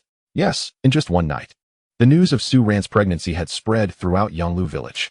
Although Gu Zhao had orchestrated this himself, he felt utterly helpless upon recalling the gossip. Gu Zhao's good-for-nothing wife. That Su girl is in poor health. The doctor said the baby might not survive. At this rate, who knows how the story would evolve? Perhaps the next version would be that his child had not survived. Not long ago, while joking around in the fields, Gu Zhao had not faltered in his work. It was only after some villagers noticed that their attitudes towards him began to shift. Certainly, Wang Hohat's incessant praises about how wonderful her third son was and how filial he was added to this change. Gu Zhao turned back with a light laugh. "Aunt Wang, if you keep teasing my wife and make her cry, you'll have to take responsibility." This remark only provoked further laughter from her, and the nearby onlookers joined in the merriment. Su Ran, however, lowered her gaze, her expression unchanged, though her ears flushed crimson. Amidst the laughter and banter, everyone continued their work diligently. Before long, it was 8 o'clock, and Gu Zhao and Su Ran, along with the others, made their way to the cafeteria. During the autumn harvest, the communal dining hall provides 3 meals a day: breakfast at 8 o'clock, lunch at 2 in the afternoon, and dinner at 7 in the evening. Aside from meal times, only half an hour of rest is permitted, with everyone laboring until 9 in the evening when they return home. With a tray of food in hand, I found 2 empty seats to settle down. Though my bowl still lacked meat, the portions were adequate. To ensure the smooth progress of the autumn harvest, the village refrains from being overly frugal with food during this period. However, it is also unrealistic to expect everyone to be completely satisfied. A state of 7 or 8 parts full is acceptable. After the meal, everyone returned to the fields. The sun gradually ascended to its zenith. Sweat mingled with the dust kicked up from cutting rice, creating an itch and sting against my skin. My clothes, drenched in perspiration, clung tightly to me. Fortunately, I was wearing long sleeves, or else my arms would have been covered in tiny red dots, like the back of my hand. From the prick of the rice stalks, lunch was more substantial than breakfast, featuring an additional steamed bun and a bowl of egg drop soup. After eating, most of the group did not return home, but instead sought shelter under a tree, lying down to rest. I did the same with Su Ran, leading her to a relatively quieter spot beneath a tree. I lay down and called out to her to join me for a brief respite. After speaking, I closed my eyes, and within just a few breaths, I drifted into slumber, listening to the rhythmic chorus of snores around me. Su Ran lay down at a distance close enough to reach, also closing her eyes. Suddenly, the whistle blew, jolting me awake. Back in the fields, no one had the energy left for laughter. Everyone was fully focused on the land beneath them. Thus, the routine continued, rising at 2 in the morning and collapsing into bed by 9 at night, harvesting rice and wheat, followed by soybeans and corn. For over half a month until early October, when all the crops were finally stored in the collective warehouse. Chapter 22. Is the child not Gu Zhao's? At last, everyone breathed a sigh of relief. I lay in bed, too exhausted to move, finally recovering after sleeping from the previous night until 3 in the afternoon the next day. When I finally got up, Su Ran had already fetched my meal from the dining hall, which had gone cold, thanks to the child growing in her belly. This autumn harvest proved to be the easiest one Su Ran had experienced in over a decade. Yet, there was also the presence of the person in the house, and Su Ran's emotions flickered like a candle in the wind. The creaking sound of the wooden door interrupted her thoughts. Su Ran turned around, standing up. "You're awake? I'll go warm up your food." She was already slender, and her nearly 4-month baby bump slightly protruded beneath her blue cotton dress. During the harvest, she wore the same old tattered clothes, with patches layered upon patches. Now that the harvest was over, she had no intention of donning something so fine at home. It seemed a waste to wear beautiful clothes indoors. Gu Zhao had remarked the night before that no matter how fine the clothing, it was meant to be worn. If not, it would be of no use and might even fall prey to mice. Thus, that morning, she decided to wear the new clothes she had carefully preserved since their purchase. Perhaps it was not solely Gu Zhao's words, but rather her own inner longing that prompted her to do so. This was her very first new outfit. Gu Zhao gazed at her, his brow slightly furrowed. She was too thin. Despite being frugal, the pound of ham had been consumed days ago, and merely relying on eggs could not sustain the necessary nutrition for one person, let alone for Su Ran, who was with child. It was essential to find an opportunity to retrieve the supplies from storage. Over the past half-month, Su Ran's favorability rating had risen to 35, and her trust level reached 30, allowing Gu Zhao to gain a better understanding of her character. She was somewhat gentle, yet surprisingly resilient and stubborn at times, always kind to others, cherishing even the smallest acts of kindness shown to her. He remained silent for a while, And noticing his furrowed brow as he scrutinized her, Su Ran fidgeted with her sleeve. Is it unflattering? Should I change? She was about to retreat into the house. Gu Zhao snapped back to reality upon hearing her words, stepping forward to grasp her wrist gently. You look lovely. I was merely contemplating how to help you gain a bit of weight. Now please, sit down. I'll heat up the food myself. Su Ran's breath caught in her throat, and she complied, sitting down as he had suggested. In the kitchen, Gu Zhao skillfully lit the fire to warm the meal, all the while pondering when he might process the wild boar from their storage, ideally turning it into jerky for convenience and to avoid overwhelming scents. Zhao Gu. Sister-in-law. Just as Gu Zhao finished washing the bowls and placing them in the cupboard, a loud voice from outside interrupted.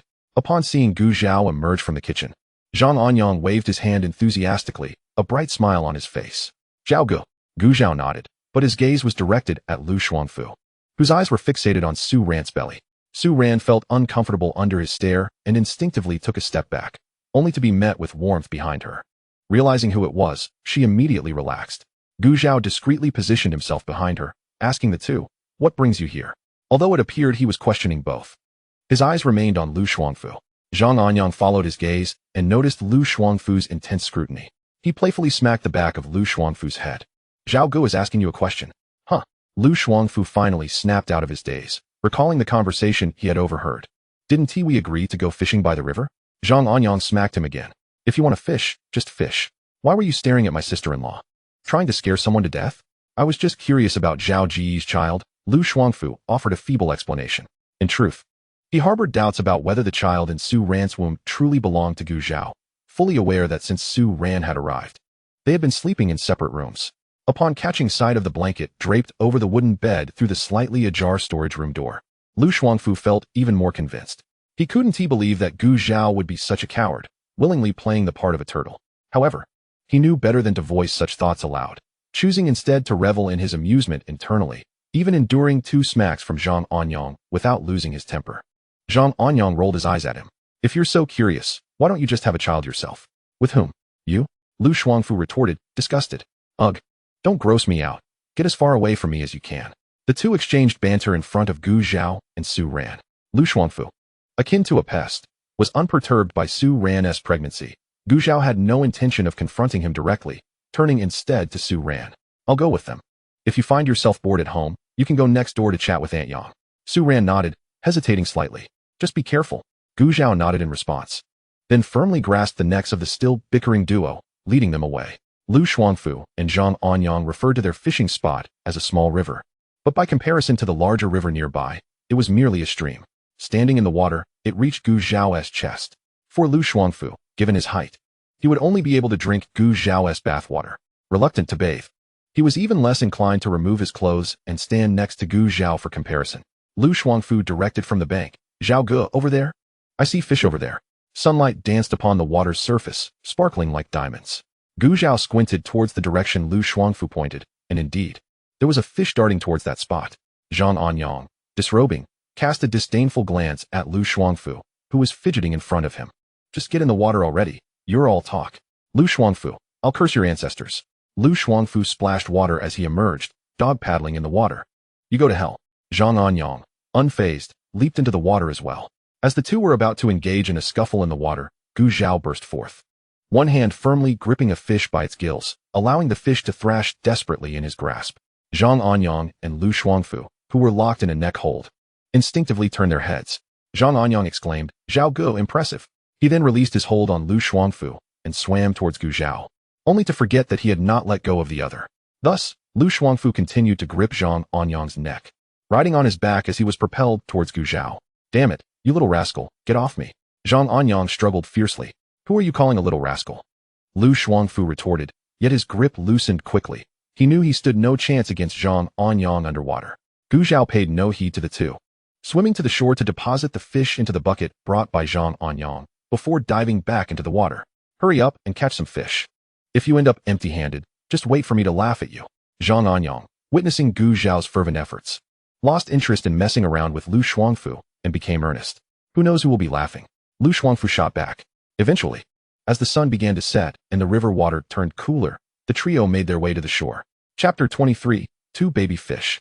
After laboring for more than 2 hours, Gu Zhao managed to catch 3 fish, Zhang Anyang 1, while Lu Shuangfu, triumphantly held 2 baby fish.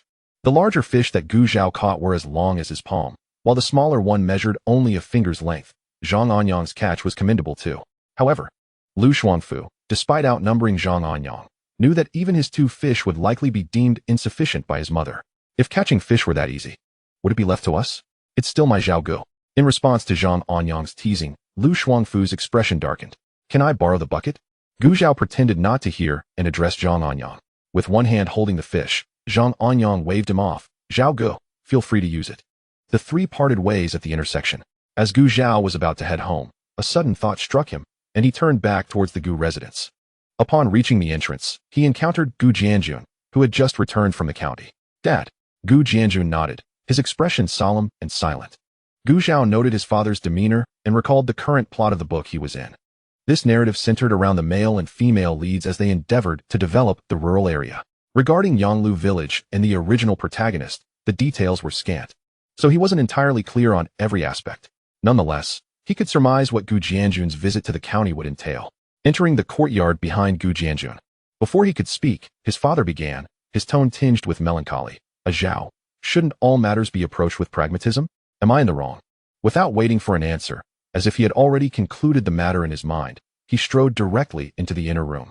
Wang Hohat emerged from the house, brushing past him, and immediately noted his expression, sensing something was amiss, yet she refrained from inquiring right away. Turning to Gu Zhao, she asked, Zhao, you're here? Mom, I caught 2 fish from the river. I brought one for you. Gu Zhao replied with a smile, lifting the bucket slightly. Wang Hohat observed his wet pants clinging to his thighs and his hair matted against his forehead. Then you should hurry back and change. You'll catch a chill if you don't dry off. Gu Zhao chuckled, there's no rush. Upon hearing this, Wang Hohat stepped closer and peered into the bucket. Oh, they're not small at all. My son is quite capable. Her words were not mere flattery. The fish in the river had become quite cunning after numerous captures, which is why one rarely saw others from the village lingering by the river to fish. But I don't want this fish. Your wife is pregnant, and it would be perfect for her to make soup for her recovery. Wang Hohat sighed, lamenting that their rural household rarely enjoyed meat throughout the year. So where would they find anything to nourish the body? Suddenly, an idea struck her, and she looked towards the chicken coop in the backyard. Zhao, you go change your clothes first. I'll kill a chicken, and you can take it back to your wife for her recovery. Seeing her intent to head to the backyard, Gu Zhao quickly grabbed her arm. Mom, no. We still need this chicken for eggs. I'll keep in mind my wife's needs. The Gu family had only 5 chickens, and Gu Zhao felt it inappropriate to take one on this occasion. They could still raise 2 more chickens, and perhaps bring back a few chicks come spring. Ultimately, after Gu Zhao's insistence, the chicken in the backyard was spared for the time being, and he finally revealed his purpose for the visit. Need some oil? We have some at home. Let me get you some. Afterward, Wang Hohat headed to the kitchen. In the village, oil was not distributed through tickets. Families cultivated castor beans, soybeans, and sesame in their plots, and once harvested, they would exchange them for oil.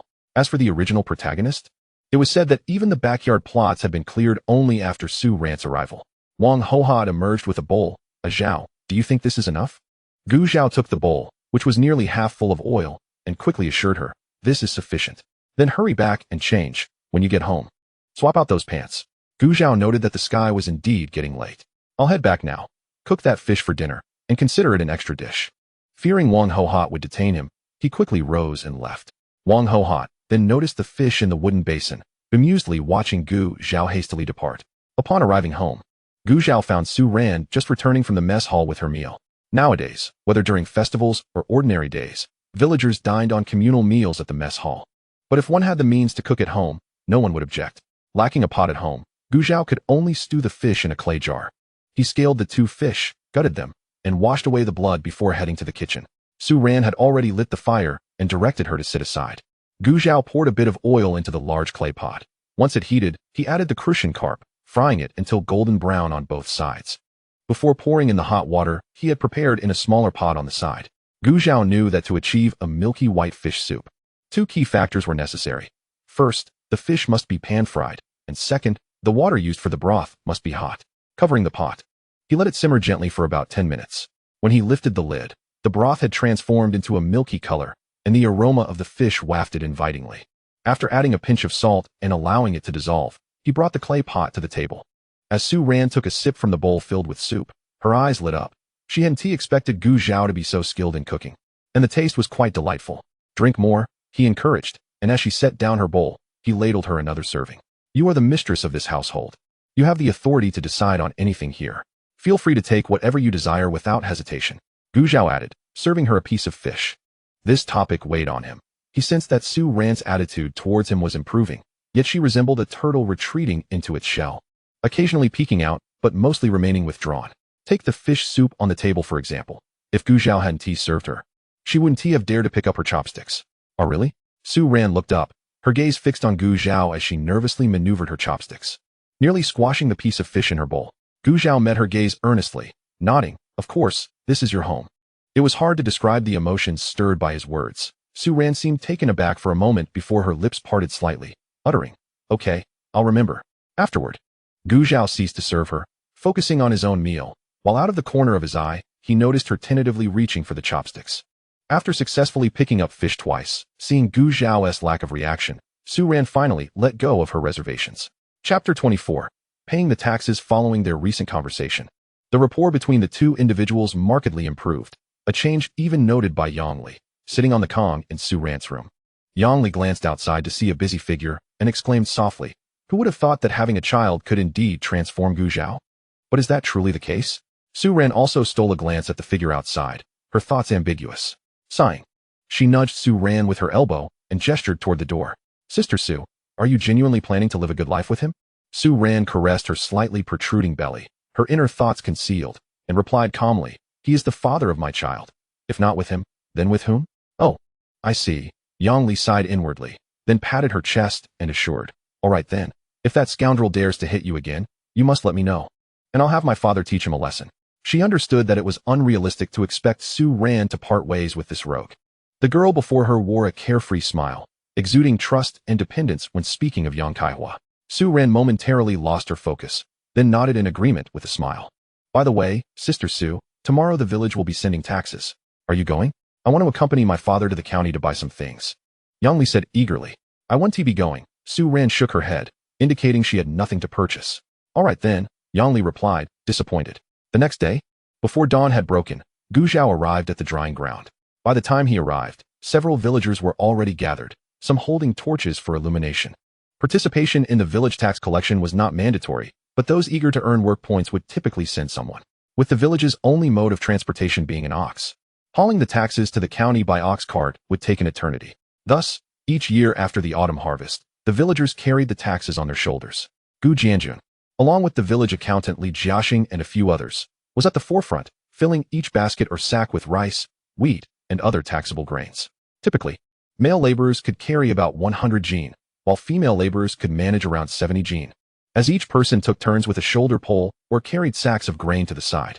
Gu Zhao picked up a shoulder pole and bent down to lift 2 baskets, each weighing approximately 50 jin. Zhao Gu, are you all right? Lu Shuangfu, standing behind him, asked with concern. He had been peacefully sleeping in bed until his mother woke him early, and his 2 sisters-in-law had indirectly called him lazy, scolding him for not earning enough work points while he lazed about at home, even in comparison to the children. After enduring 2 relaxed days post-harvest, he was now subjected to this annoyance. Lu Shuangfu had ended up arguing with his sisters-in-law, only to find that his older brother stood with them, condemning him as well. In the end, his father dragged him to the drying ground to pay taxes. Filled with resentment, he could not help but jab at Gu Zhao upon seeing him. Calmly placing the grain down to the side, Gu Zhao straightened up, his lips slightly parted. What did you say? You are the one who can't do it. Your whole family can't. Zhang Anyang, standing behind Lu Shuangfu, pushed him slightly. How about we have a competition? Gu Zhao interrupted Lu Shuangfu's retort. Lu Shuangfu turned around, only to find Gu Zhao standing at ease, as if inviting him to challenge him at any moment. Heh, Lu Shuangfu chuckled awkwardly, hastily shaking his head. Zhao Gu, I was just joking. He was well aware of his own limitations. He couldn't even compete with the foolish Zhang Anyang, let alone Gu Zhao. Gu Zhao smirked. You enjoy joking so much. I might just take you seriously. Why aren't you hurrying to carry the grain? What are you dawdling for? Li Jiaxing, having finished loading the grain and noticing Lu Shuangfu lingering, couldn't help but scold loudly. The attention of the others was instantly drawn to them, making Lu Shuangfu's face flush as he realized that if he didn't back down now, he would likely embarrass himself greatly today. He lowered his head. Zhao Gu, you're right. I promise I won't make such jokes again. With a non-committal cold snort, and seeing others waiting, Gu Zhao chose not to pursue it further. Lu Shuangfu wiped away non-existent sweat from his forehead, and trudged over to carry a sack weighing 70 jin to the other side. Zhang Anyang rolled his eyes at Lu Shuangfu's retreating figure, then approached and lifted a basket, grinning as he placed it beside Gu Zhao. Zhao Gu, just ignore him. Gu Zhao smiled and nodded. Once everything was ready, Gu Jianjun led the villagers in a grand procession toward the county grain station. Despite Zhang Anyang's boisterous nature, being a robust young man, he and Gu Zhao inadvertently found themselves at the front of the line, while the weaker males and older females gradually fell behind. As dawn broke, a faint light appeared in the sky. Wiping the sweat from his forehead, Zhang Anyang grimaced, having only covered about a third of the journey. Zhao Gu, why don't you share some of your secrets for wooing Aunt Ho Hot? Stealing a glance at the road ahead, Gu Zhao replied, what? A few sweet words. And you think you want to have to come pay taxes? How could that be possible? Zhang Anyang instinctively reacted, recalling his mother's incessant nagging, and resigned. He obediently carried on. After another half-hour of walking, Gu Jianjun turned to glance back at the line behind him and gestured. Without hesitation, Zhang Anyang set down the basket and plopped down on the muddy ground. Finally, a chance to rest. Seeing those in front stop, the others promptly followed suit. Sitting down to take a breather. After resting for 5 minutes, the group resumed their journey without further delays. Upon reaching the grain station, Gu Zhao checked the time. It was only 7 o'clock, but others from different villages were already queuing to submit their taxes. Upon observing the taxes submitted by other villages and comparing them to his own, Gu Zhao felt a sense of foreboding. The others also noticed the discrepancy and exchanged glances. Unfazed by the scrutiny and whispers around him, Gu Jianjun maintained his composure. Soon, it was Yanglu village's turn to have their grain weighed, and the line behind them seemed endless. Once all the grain was weighed, Li Jiaxing and the accountant from the grain station were reconciling their accounts when the station manager approached. Zhang Xiqing raised an eyebrow, gesturing towards the pile of grain beside him, tentatively inquiring, Captain Gu, is this the tax you all are submitting this time? Indeed, Gu Jianjun replied, his demeanor steady. Zhang Xiqing opened his mouth, but ultimately refrained from further comment. Watching them depart, the accountant at the grain station approached the manager. Are we really just letting them go like that? Though the grain submitted by Yanglu village was comparable to previous years, the circumstances this year were different. What else can we do? He even dares to confront the commune leaders. If you want answers, you can go check the village yourself, Zhang Xiqing replied curtly. More importantly, Gu Jianjun's backing was not someone he could afford to offend. Hadn't the commune leaders remained silent? Why should he step forward to provoke trouble? Chapter 25. A chance encounter again. Upon exiting the grain station, Gu Zhao excused himself, informing Gu Jianjun that he would return to the village later. Before parting ways with the others, disguising himself as before, Gu Zhao meandered through the streets until he reached the place agreed upon with Huda crouched in a corner. Upon hearing footsteps, Huda cautiously looked up. Seeing the familiar figure, he sighed in relief and rose with a smile.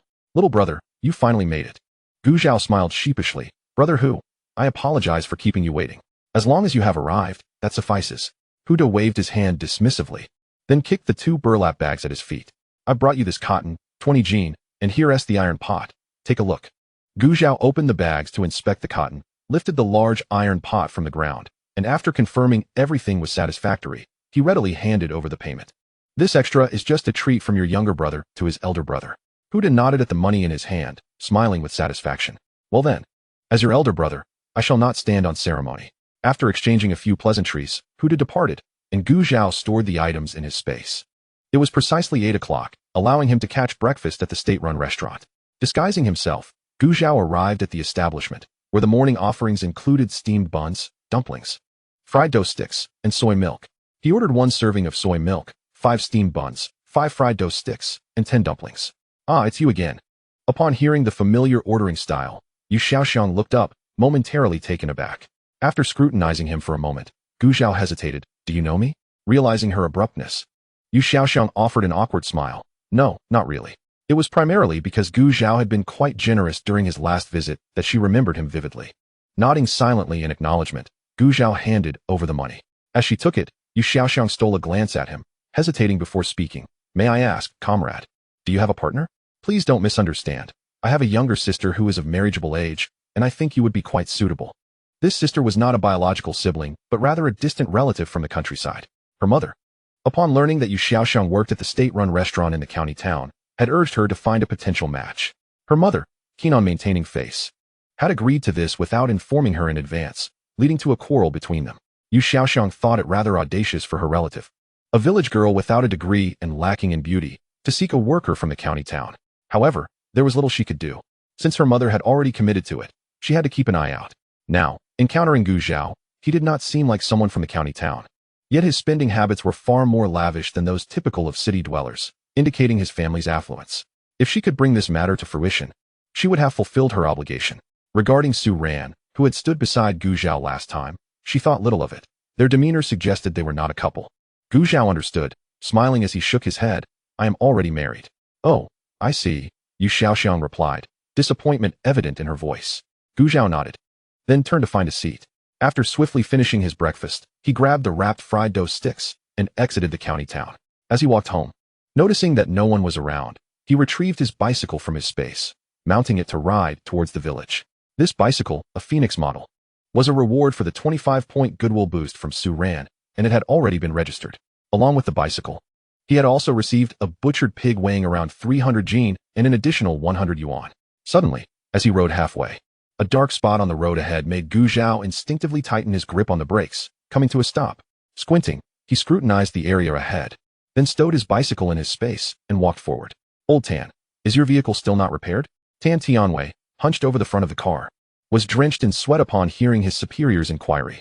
Although he had once been skilled at repairs, it had been years since he had last engaged in such work.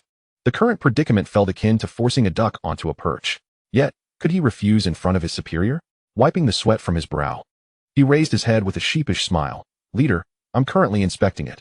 Please give me a little more time. Zhang Guangji, standing by the roadside with his hands behind his back, cast him a sidelong glance. Then hurry up. If there are any issues, let us know in advance. If not, we'll call for help. Tan Tianwei felt a shiver run down his spine at the stern gaze, fearing for the stability of his position. Is there anything you need help with? Just as Tan Tianwei found himself trapped in a predicament, a voice offered a brief reprieve. Instinctively, he turned towards the source of the sound. Tan Tianwei was surprised. It's you? Gu Zhao also recognized him. They had crossed paths before. What a coincidence. This man was none other than the uncle with whom Gu Zhao had exchanged national food coupons outside the state-run restaurant. Retracting his gaze from Gu Zhao, Zhang Guangji turned his attention to Tan Tianwei. Do you two know each other? Yes, this young comrade helped me a great deal back then, Tan Tianwei said hastily, having been impressed by Gu Zhao's high level of awareness. Coincidentally encountering Tan Tianwei, it was natural for them to exchange a few words. Young comrade, are you heading home? Indeed. Observing their attire and the car parked in the middle of the road, Gu Zhao, driven by good intentions, inquired, is your car broken down? Do you need me to take a look? Hearing this, Tan Tianwei felt reassured that he had not misjudged him. This young man was not only perceptive but also eager to assist. However, he did not take Gu Zhao's offer seriously, knowing that even he couldn't fix the vehicle, let alone this young man. Moreover, this was the only car in the entire county. Had he not accompanied the leader, he would never have been able to ride in it.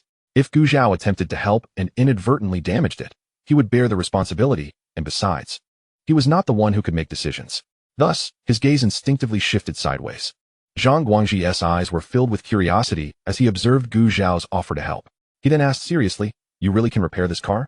Had he not been pressed for time, he wouldn't have posed such a question, given the remote location. Even returning to the county to find someone to help would require considerable time. Let us see how it goes, Gu Zhao replied, not making any promises. He was merely a kind-hearted individual willing to lend a hand, not someone there to guarantee results.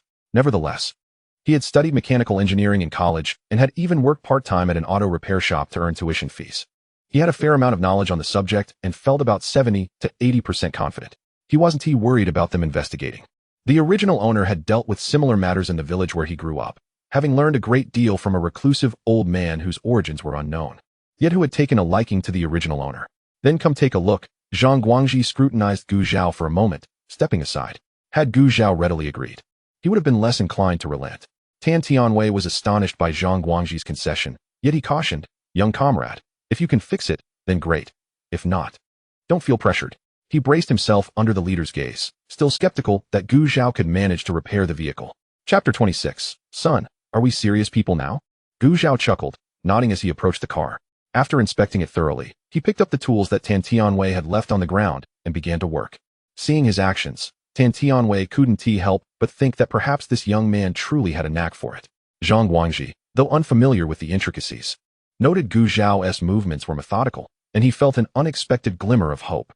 Half an hour later, straightening up, Gu Zhao made his way to the driver's seat, drawing the attention of both Zhang Guangji and Tan Tianwei. With a roar, the car started. its wheels slowly moving forward. It's working, isn't it? Tan Tianwei could hardly believe it. Zhang Guangji's expression shifted as he gazed at Gu Zhao.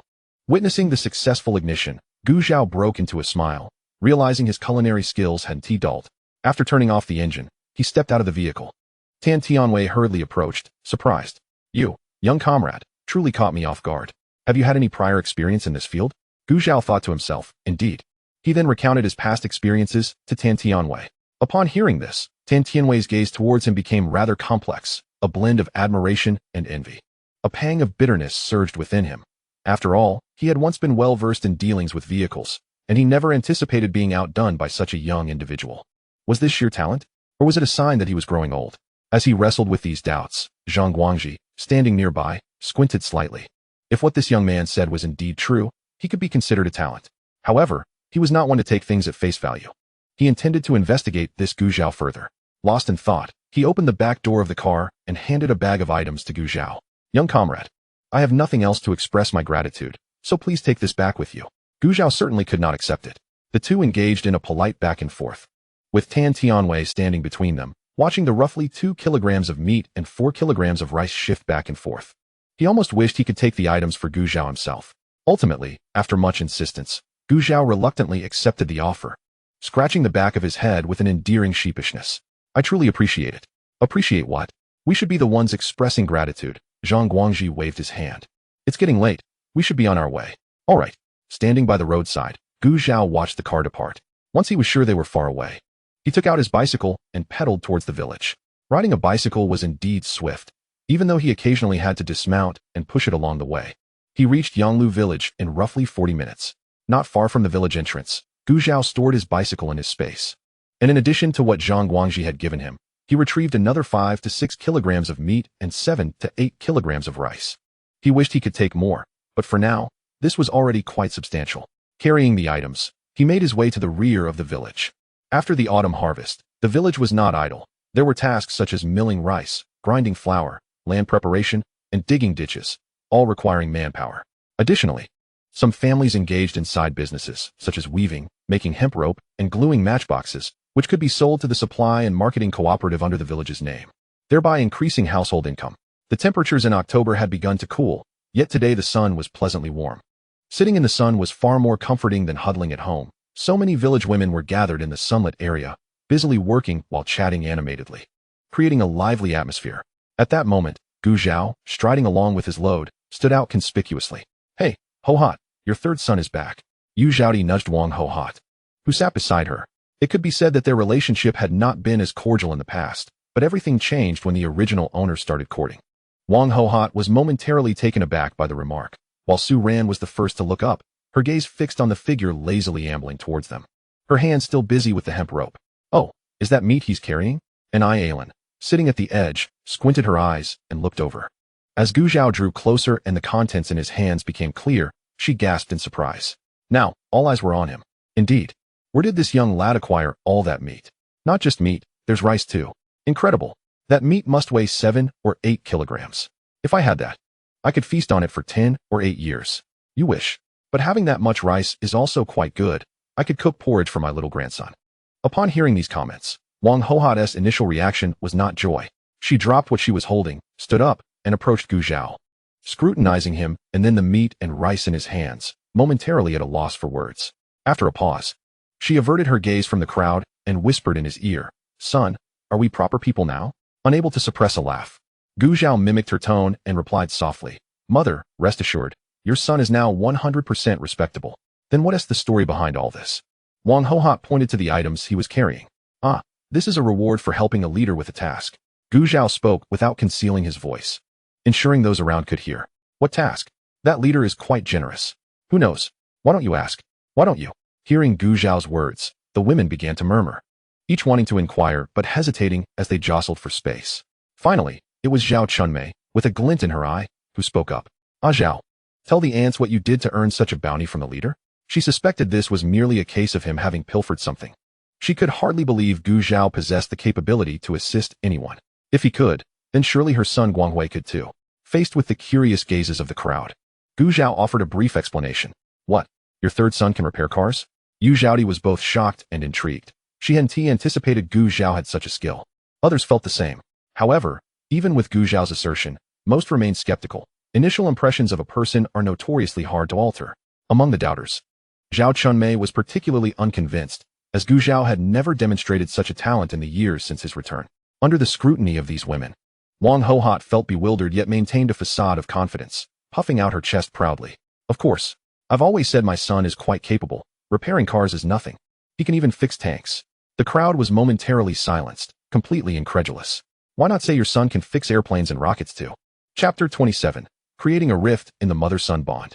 Having achieved his goal, Gu Zhao paid little heed to whether anyone believed him or not. He had no desire to remain there as the center of attention. His gaze shifted to Su Ran, who had been seated quietly since the beginning. Wife, come home early today. I'll make you braised pork for dinner. At this, envious glances shifted to Su Ran. Since Gu Zhao's transformation, the girl had indeed been living quite splendidly. She bit her lip, nodding in response to the gaze of the crowd. All right. Seeing this, Gu Zhao bid farewell to Wang Hohot and made his way home. After Gu Zhao's departure, Zhao Chunmei mocked Wang Hohot. Oh, Wang Hohot, you claim your son is filial, yet he didn't even mention you when he talked about the meat. Exactly. N.I. Alan echoed. Wang Hohot rolled her eyes and took Su Ran's hand. You all should stop gossiping here. My daughter-in-law is pregnant and needs nourishment. What's wrong with a little meat? Are you all just envious? Su Ran, who had intended to explain, merely smiled faintly, lowering her gaze and saying nothing further. Who's envious of you? Zhao Chunmei retorted defiantly. Whoever responds is guilty. Wang Hohot sneered, releasing Su Ran's hand and returning to her work, ignoring them. Upon arriving home, Gu Zhao did not idle away the time. He first soaked the dried bamboo shoots that Wang Hohot had brought earlier in the year, which had been sitting untouched in the cupboard. The clothes he had changed out of that morning were now drying in the yard. He took a hoe and made his way to the backyard plot he had claimed for himself. Since returning from the hospital, he had taken it upon himself to manage this land, and he was now a bona fide landlord. He tended to the weeds, added some fertilizer to the cabbages and radishes, and as time pressed on, Gu Zhao returned to the front yard, washed his hands, and headed to the kitchen. In these times, people have developed a fondness for fatty meats. Gu Zhao produced a slab of pork belly, composed of 7 parts lean to 3 parts fat, which was perfect for making braised pork. Without blanching, he directly cut the meat into evenly sized cubes and placed them in a large earthenware pot to render the fat. After adding ginger and garlic to saute and release their fragrant aroma, he poured in enough water to submerge the meat. Although it was called braised pork, the lack of seasoning rendered it merely stewed meat. As the meat simmered gently over low heat, Gu Zhao added the soaked, dried bamboo shoots once the water reached a boil. Meanwhile, a smaller earthenware pot was set to cook rice. As the sky darkened, the savory aroma of the meat began to waft through the air. In the nearest yard, Yangli could not resist swallowing hard as she caught the enticing scent drifting in from next door. She had heard about Gu Zhao bringing home meat, and it was likely that the news had already spread throughout the village. She had not expected him to be such a skilled cook. Just moments after parting with Su Ran, she was holding a plate of food from the cafeteria, murmuring to Zhaodi. The delectable smell was becoming unbearable, and the three of them hastily arranged their meals, eager to enjoy the fragrant meat. Upon arriving home and standing at the kitchen door, Su Ran was quite astonished. Gu Zhao had cooked at home before, but due to the limited ingredients, she had never realized he could prepare such delicious dishes. Even the aroma was enough to indicate its quality. Turning around, Gu Zhao spotted her standing at the door and smiled. You're back? Dinner is ready.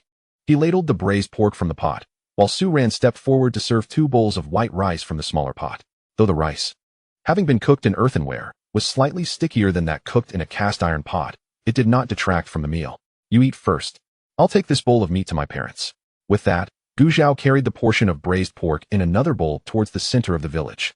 Is Gu Zhao delivering meat to your parents? Indeed, aunt. Your mother was right. You are quite filial. Gu Zhao simply smiled in response, choosing not to speak further. It was the time for dinner, and many villagers sat in their yards or squatted at their doorsteps eating. Upon seeing the bowl of meat in Gu Zhao's hands, they could not help but swallow hard, forcing their gazes away. After he passed, the murmurs behind him were incessant. Earlier, Zhao Chunmei had remarked that Gu Zhao had forgotten his mother after marrying. Did you hear her? I think she's just jealous, someone else commented. That large bowl of meat, even with a bit of bamboo shoot, was a generous offering from Gu Zhao to his parents. After chatting with a neighboring aunt, she turned around to see her son squatting by her feet like a bottomless pit. Rolling her eyes, she thought it insufficient and kicked him lightly. The middle-aged man, deeply engrossed in his meal, nearly toppled over from the unexpected kick, hurriedly protecting his bowl and looking up at the culprit with a face full of grievance. Mom, what are you doing?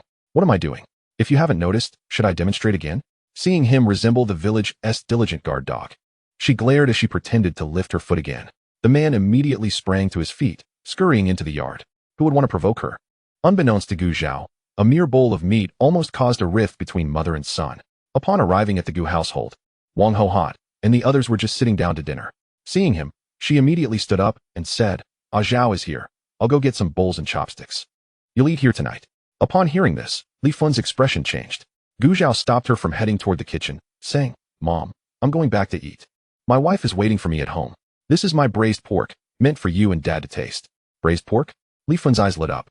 She had heard earlier about Gu Zhao bringing meat home, but since neither Wang Hohot nor Gu Jianjun had mentioned anything, she felt it inappropriate to simply ask for some. In response to her eager gaze, Wang Hohot pushed the bowl she had offered back towards him. "There's only so much meat. Your wife needs to recuperate. Whether your dad and I eat is inconsequential. You should take it back quickly." Gu Jianjun nodded in agreement. "Yes, take it back." Gu Cheng also chimed in, recalling that his sister-in-law was unwell. Although the younger brother claimed to be bringing meat for their parents, he always ate with his wife and children. Understanding the sentiment behind his brother's gesture, he appreciated the thoughtfulness but could not bring himself to take meat away from his sister-in-law. Gu Cheng maintained a calm demeanor, betraying no sign of the bruise forming on his thigh from beneath the table. Li Fun, secretly frustrated by her husband's restraint, felt her hands growing weary without him relenting. The two little ones, having grasped the adult's conversation, also began to decline.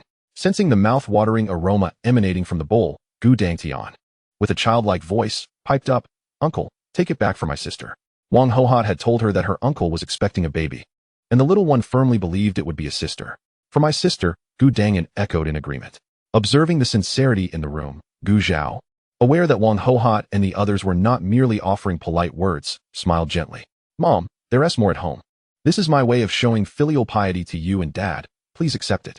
Besides the braised pork, the remaining 5 pounds of meat had been salted and stored in a basket hanging from the kitchen beam. The rice was placed in his sleeping quarters for convenience. "It's just a token of my intentions. Please take it." Finally, it was Gu Jianjun who spoke up, prompting Wang Hohot to reach out and accept the offering. She transferred the meat into another bowl, washed it, and returned it to Gu Zhao, feeling both delighted and slightly irked. "I've always said my Zhao is filial. Yet some people in the village still don't believe it." Those individuals thought she had heard their mockery behind her back, claiming she and her husband had raised an ungrateful child. Now, she reveled in the irony of their ignorance. Hearing this, Gu Cheng felt no discontent. Rather, he wholeheartedly agreed with his mother's words, affirming that his younger brother was indeed filial. Everyone present wore expressions of joy, save for Li Fun, who likely felt her moment of happiness had come with the mention of meat. Now, witnessing her husband's demeanor, she silently regretted being with such a fool. Subsequently, Gu Jianjun inquired about the car repairs, and Gu Zhao answered truthfully. Upon hearing this, the older couple felt a mix of pride and concern. Gu Cheng looked on with admiration, while the two little ones, though confused, sensed the gravity of the conversation, occasionally making excited sounds and clapping their hands. Gu Zhao was amused by their antics. Noticing the time, he feared the food at home would cool, so he bid farewell and returned home. Upon his arrival, he headed straight to the kitchen and was taken aback to see the untouched dishes on the table. He turned to Su Ran, asking, "Didn't I tell you to eat first?" "I wanted to wait for you," she replied. Gu Zhao was stunned for a moment, then gently tapped the side of a bowl, noticing it was still warm. He settled onto a nearby bench and said, "Next time, you don't have to wait for me." Su Ran nodded nonchalantly, pondering whether she would follow through with his suggestion. That was a matter for another time. The following day, for breakfast, the pair enjoyed the buns and steamed buns Gu Zhao had brought back from the county the previous day. Today marked the village's annual fishing day. The large river at the village held plenty of fish, but in years past, numerous villagers had drowned while attempting to fish. Consequently, for the safety of the villagers and sustainable development, Gu Jianjun had strictly prohibited unauthorized fishing in the river. Instead, a village-wide fishing event was organized every October, with the catch sold to the supply and marketing cooperative, and the proceeds distributed to the villagers when labor points were calculated. As Gu Zhao stood at the door with a wooden bucket ready to leave, Su Ran, feeling concerned, cautioned him, "Be careful." The riverbank bustled with energy, and fearing an accidental collision with others, Gu Zhao advised Su Ran to remain at home, a suggestion Su Ran silently acknowledged without any intention of going out. Rest assured, Gu Zhao instinctively raised his hand to ruffle her hair. The moment this gesture occurred, both were momentarily taken aback. Ahem, feigning a cough, Gu Zhao hastily stated, "It's getting late, I must be off." Without waiting for Su Ran's response, he strode away, observing his retreating figure, which seemed as if he were being pursued. Su Ran couldn't help but chuckle softly. Oh dear, it appears my timing is rather poor. A head peeked out from behind a nearby willow tree. Not at all. Don't speak nonsense, Su Ran playfully admonished. As she feigned annoyance, Yangli emerged from behind the tree, grinning. I speak nothing but the truth. If only you had a mirror, Sister Su, you'd see if I jested. Wishing to divert the conversation, Su Ran inquired. Why didn't you go to the river to catch fish? There's nothing of interest to see. It's the same every year. Yangli waved her hand dismissively, her face a mask of boredom. Come on, let us head inside, she urged, linking her arm with Su Ran's. Sister Su, how about we go mushroom picking at the foot of the mountain tomorrow? On Gu Zhao's end, after departing from his home, he encountered Zhang Anyang midway. They were among the primary members of today's fishing expedition. Those who ventured into the river today would have their efforts recorded, and it would be no trouble to procure a few extra fish later. By the time they arrived, numerous individuals had already gathered by the riverside, with some youngsters exuberantly bouncing around, only to be sternly admonished by adults to stay away from the water, infectiously buoyed by the lively atmosphere. Gu Zhao couldn't help but smile. With everyone gathered, preparations commenced to enter the river. After counting heads, Gu Jianjun called out to the group. All right. The fishing team chorused in unison. The expansive river before them spanned roughly 4 to 5 meters in width, with a depth of about 2 meters. This particular section had been deliberately chosen by the village's seasoned fishermen, as it was likely to yield a bountiful catch. The river's current, though not particularly fierce at present, prompted Gu Zhao to remove his shoes and leap into the water, a chilling sensation immediately enveloping him. Splash! Upon witnessing Gu Zhao's decisive plunge, Zhang Anyang followed suit, only to shiver from the icy water. Wow, this water is freezing, he exclaimed. Then let us quickly pull the net to the other side. With that, Gu Zhao swam towards the opposite bank, and Zhang Anyang hastily pursued him. Once the pair reached the shore and secured the net, they joined the others who had been waiting on that side. Those stationed upstream began to strike the water's surface with sticks, driving the fish downward. Simultaneously, they stirred the riverbed's silt, quickly rendering the water murky. In such conditions, the oxygen levels in the water decreased, causing the fish to become sluggish. Similar operations were concurrently executed in several upstream segments. Everyone instinctively held their breath, waiting for a signal. Upon receiving a gesture from the opposite bank, Gu Zhao and several other villagers grasped their fishing nets. The heavy nets pulled down abruptly, followed by a wave of exhilaration. What a bountiful harvest! Eagerly, the group pulled the nets up with renewed vigor. Upon seeing the lively fish wriggling within the net, Zhang Anyang's eyes widened in delight, and cheers erupted from the opposite bank. This process repeated several times until, at last, the nets yielded little more than a few fish. The group decided to cease their efforts, discarding the tiny fish, barely the length of a thumb, back into the river. Just as Gu Zhao and the others prepared to carry their catch back to the village, a sudden scream rang out from upstream. My stone, my stone. A frantic cry pierced the air, followed by heart-wrenching shouts. A child had fallen into the river. Quickly, save the child, echoed the rising chorus of alarm. The river's current, though not particularly swift, posed a serious threat to a child in 2 meters of water. Without swift action, the situation could turn dire. Gu Zhao instinctively glanced upstream, where he spotted a small dark figure that had once been in the upstream section, now swept downstream, towards their area. Without a moment's hesitation, he plunged into the water. Simultaneously, several others followed suit, splashing into the river. Ignoring the rest, Gu Zhao swam valiantly towards the center of the river, aiming to intercept the child. However, he underestimated the current's strength against a child of such small stature. Before he could reach them, the child's struggles began to weaken, carried along by the flow. Perilously close to brushing past Gu Zhao, a gasp arose from the bank, for just ahead lay a waterfall nearly 6 or 7 meters high, with countless sharp rocks below. Chapter 29. As one crisis resolves, another emerges. Gu Zhao gritted his teeth, summoning every ounce of strength to kick underwater, managing just in time to grasp the child's sleeve, pulling them into his arms as he swam towards the shore. Observing this, the others in the water exhaled in relief, and cheers erupted from the bank. Gu Zhao handed the child to a waiting adult on the shore and clambered up himself. Sure too, don't scare Grandma. Jiang Posey frantically examined the child, her hands searching every inch of their body. Seeing the child unresponsive and icy cold, panic gripped her, and she instinctively shook the child. It's Grandma's fault. I shouldn't have brought you to the river. Don't leave me alone. The villagers' jubilant cheers abruptly ceased, silenced by the sight of Jiang Posey's frantic demeanor. In an instant, her sobs escalated from quiet whimpers to anguished cries. Everything transpired in a heartbeat. Gu Zhao had just emerged from the water when he encountered this scene. Frowning, he stepped forward. "Let me see the child." Jiang Pozi, lost in her despair, remained oblivious. With no other option, Gu Zhao reached for the child in her embrace, only to be met with fierce resistance. Jiang Pozi clung tightly to the small body, refusing to let anyone touch it. This child was the sole heir of the Jiang family, her precious grandson, and she would protect him at all costs. "Someone hold her down," Gu Zhao commanded. Looking around at the crowd, before anyone could react, Zhang Anyang was the first to leap forward, but Jiang Pozi, in her frantic state, possessed a strength that was astonishing. A grown man could not contain her. The others hesitated, rooted in place. "You lot, hurry up. My brother Zhao has a plan." Zhang Anyang, with his face turning crimson, urged the others. Although he had no idea what the plan was, he trusted Gu Zhao would know what to do.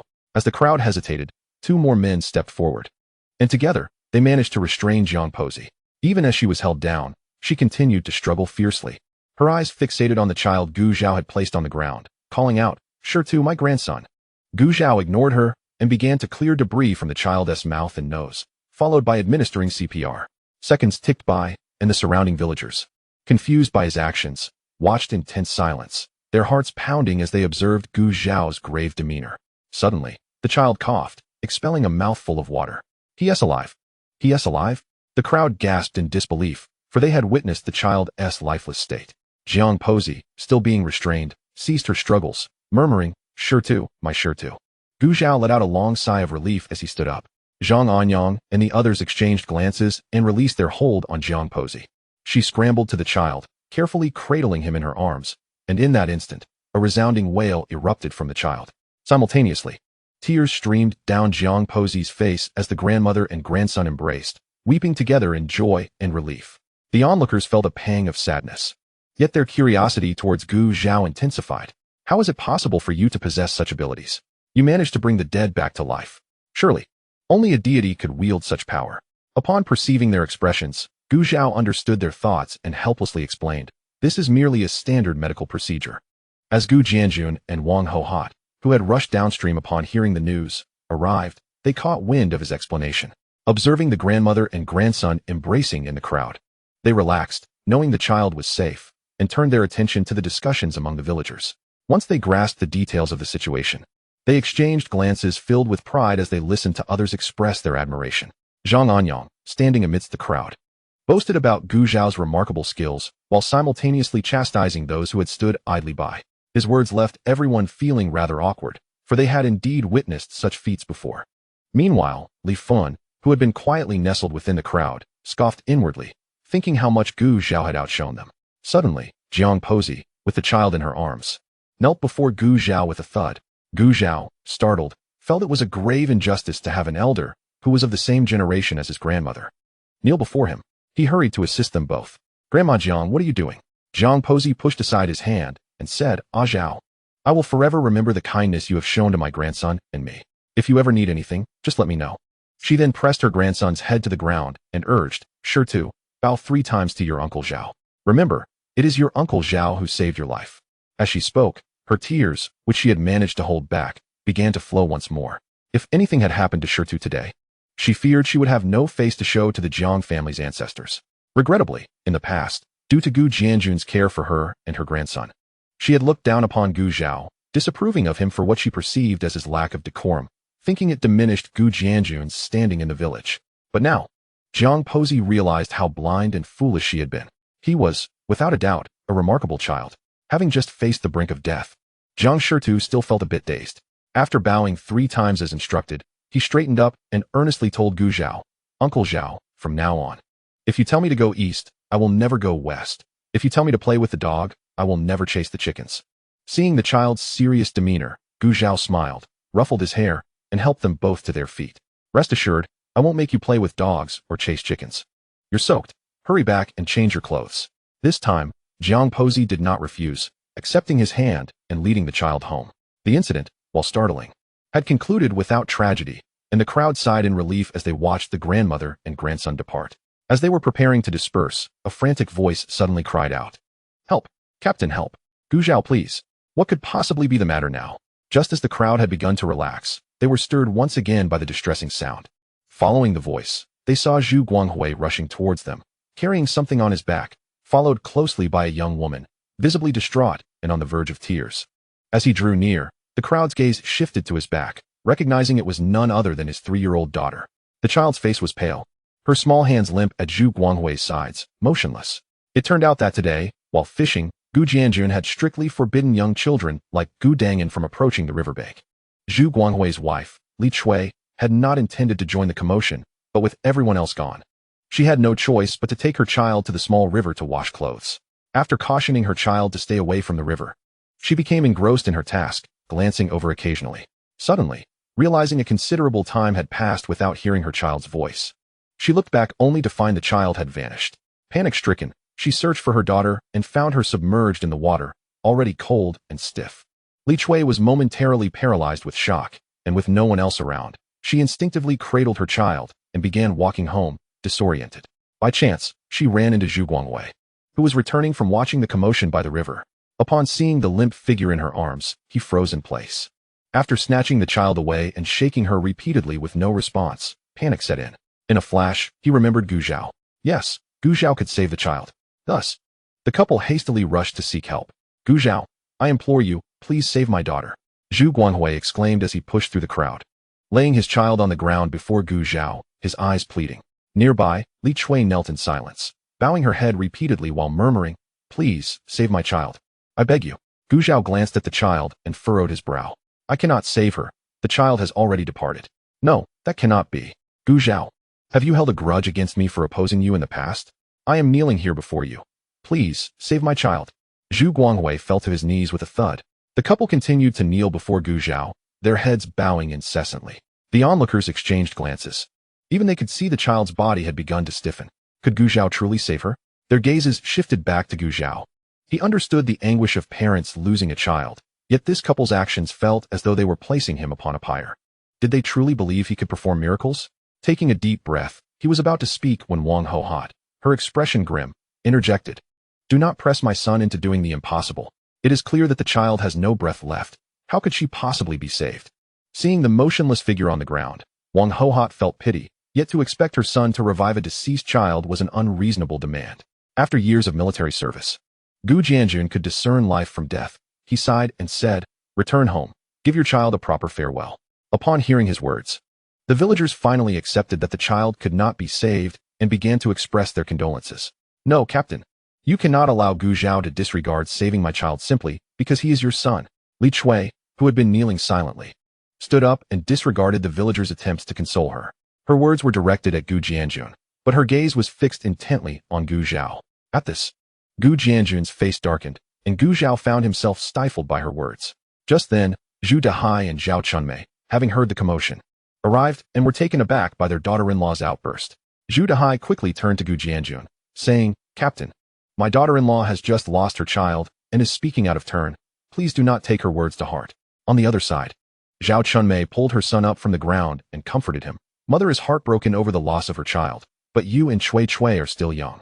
You will have more children in the future, and then you can give me a grandson.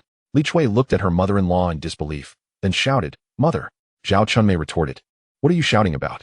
I have yet to blame you for allowing my granddaughter to drown in the river, and you still have the audacity to raise your voice. Hearing his mother's words, Zhu Guanghui glanced once more at the cold, motionless form on the ground, and resignedly closed his eyes, accepting his mother's rationale.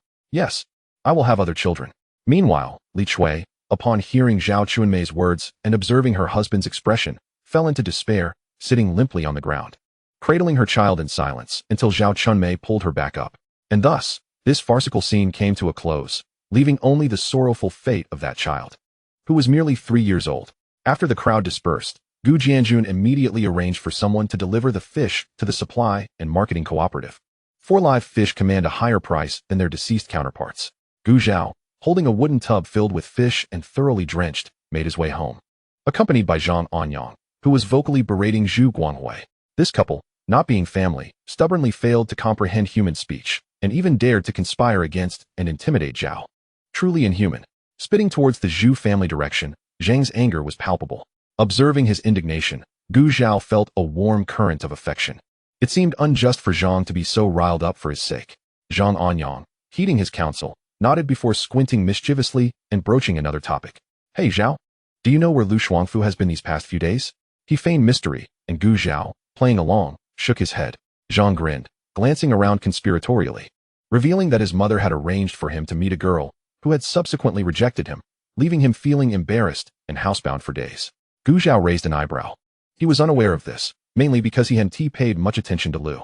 But how do you know? He inquired, given that there had been no rumors circulating in the village. Hee, Zhang Anyang chuckled slyly. I overheard it by accident. I trailed behind him on the day of the meeting. The memory of Lu's face, alternating between green and white upon being rejected, amused him. After all, Lu had intruded upon Zhao's circle, attempting to disrupt his relationship with Zhao.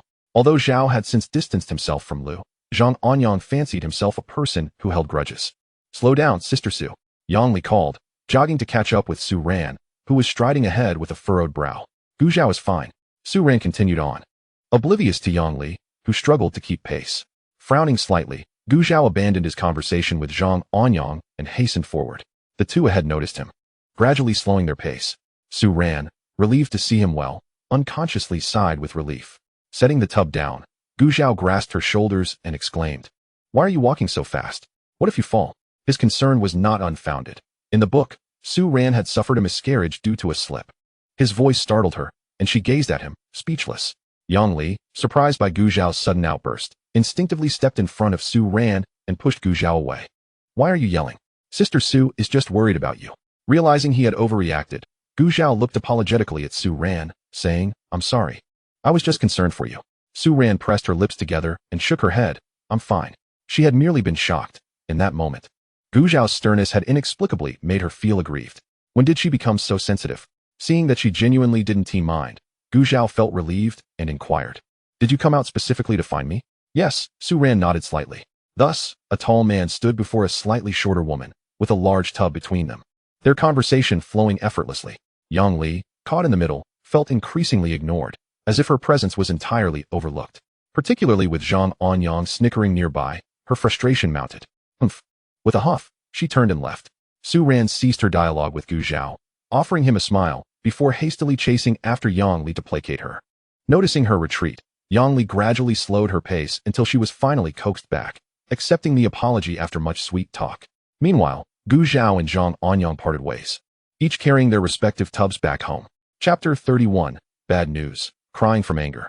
Gu Zhao's tub contained 7 fish, 5 catfish weighing 6 to 7 pounds each and 2 wild crucian carp. Had he not exerted himself today, he would not have managed to bring back such a haul. After changing clothes, Gu Zhao cleaned 1 crucian carp and 1 catfish, preparing the former for soup at noon and saving the latter for braising that evening. The remaining fish were kept in a wooden basin. In the afternoon, Granny Jiang arrived with her grandson, and Gu Zhao welcomed them into the house. Su Ran learned from Granny Jiang about Gu Zhao's heroic act of saving a person, her brow furrowing in concern upon hearing that a stone was about to tumble down a waterfall. Relief washed over her once she discovered that Gu Zhao had intervened just in time. By the time she learned the details of his daring rescue, her eyes were filled with astonishment. Gu Zhao couldn't help but chuckle at her animated expressions. Granny Jiang observed the tender exchange between the two young people, a stark contrast to their demeanor over a month ago. Today, she had come to sincerely thank Gu Zhao, presenting him with a basket filled with 30 eggs and the fish he had brought home.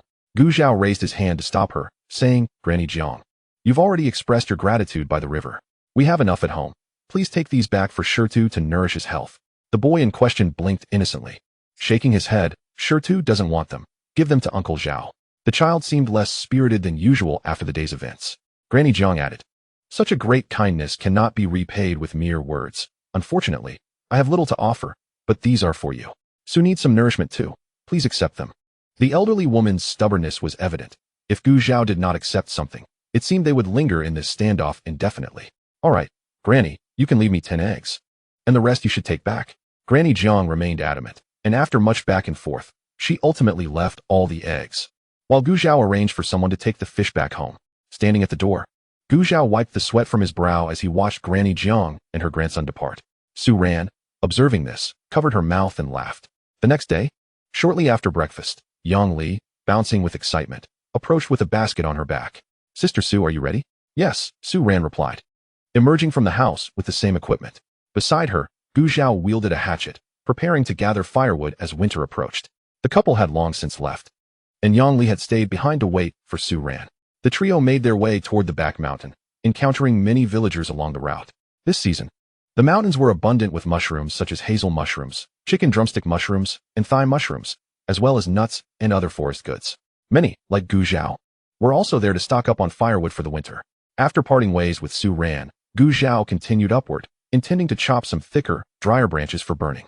After walking for about 10 minutes, the trees grew denser and more robust, prompting him to stop.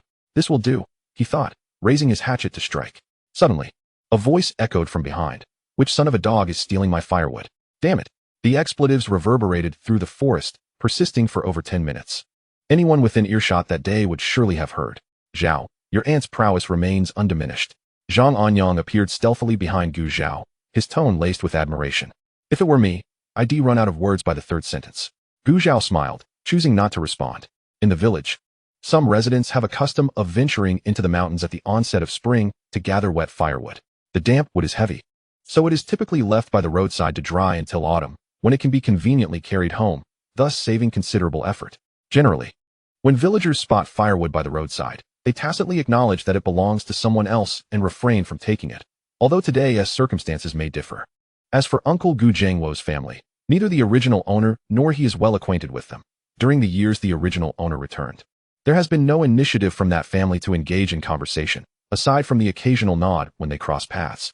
Gu Zhao has likewise followed the original owner's demeanor, showing no intent to socialize. Hence he is rather oblivious to Zhang Anyang's remarks about not diminishing over the years, though he harbors little interest in such matters.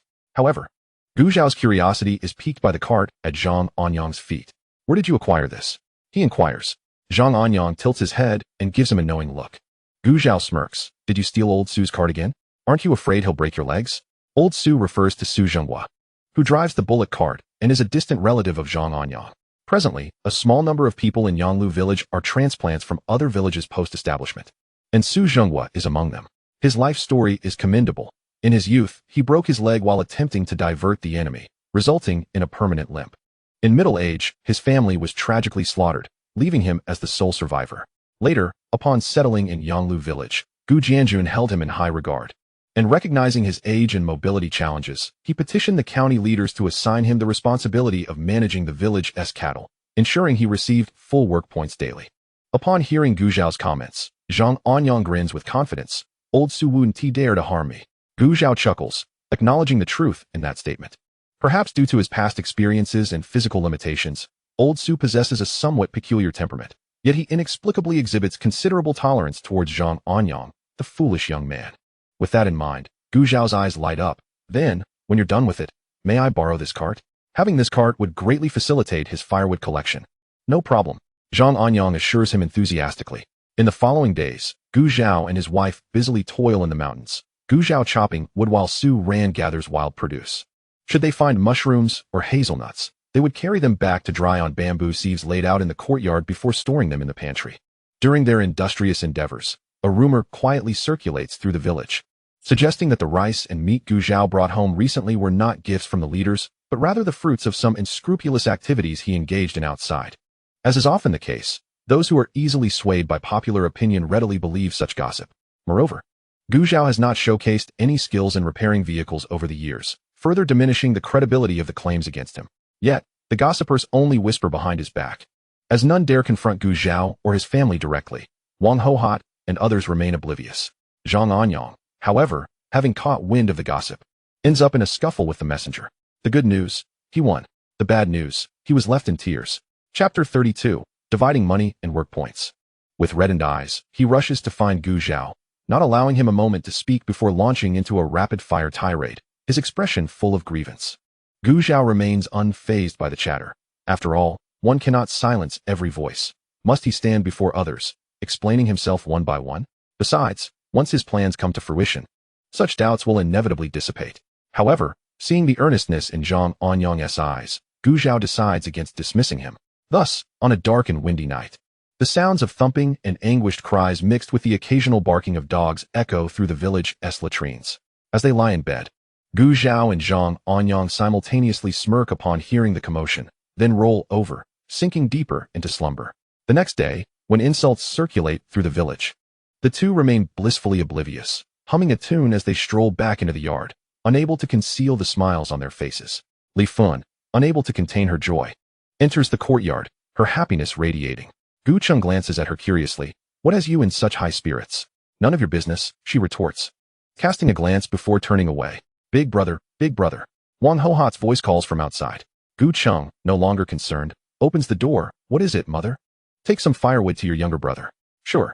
He refrains from asking why. This has been the routine since his younger brother established his own household 2 years ago. Inside, upon hearing this exchange, Li Fun's previously radiant smile fades, her fists gradually clenching.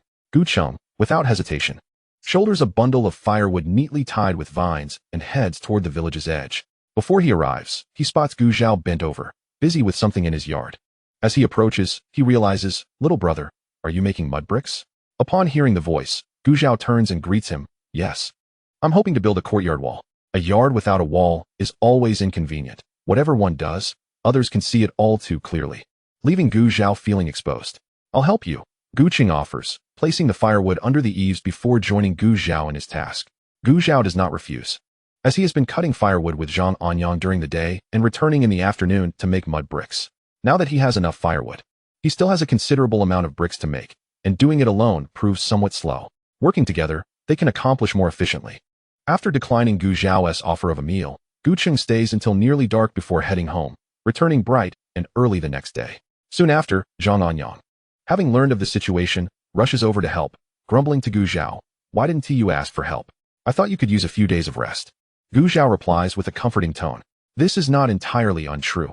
After days of chopping wood and hauling the cart, Zhang Anyang felt utterly drained, declaring he would stay home and rest for a couple of days, refusing to step outside, having forgotten his own previous declaration.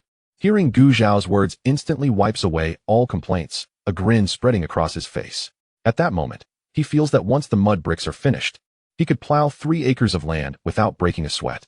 At the neighboring courtyard, Yu Zhaodi leans against the door, watching the young men display their muscles and casual movements, then glancing at the man who, after chopping wood for a while, stands up to stretch, emitting a sound of discontent.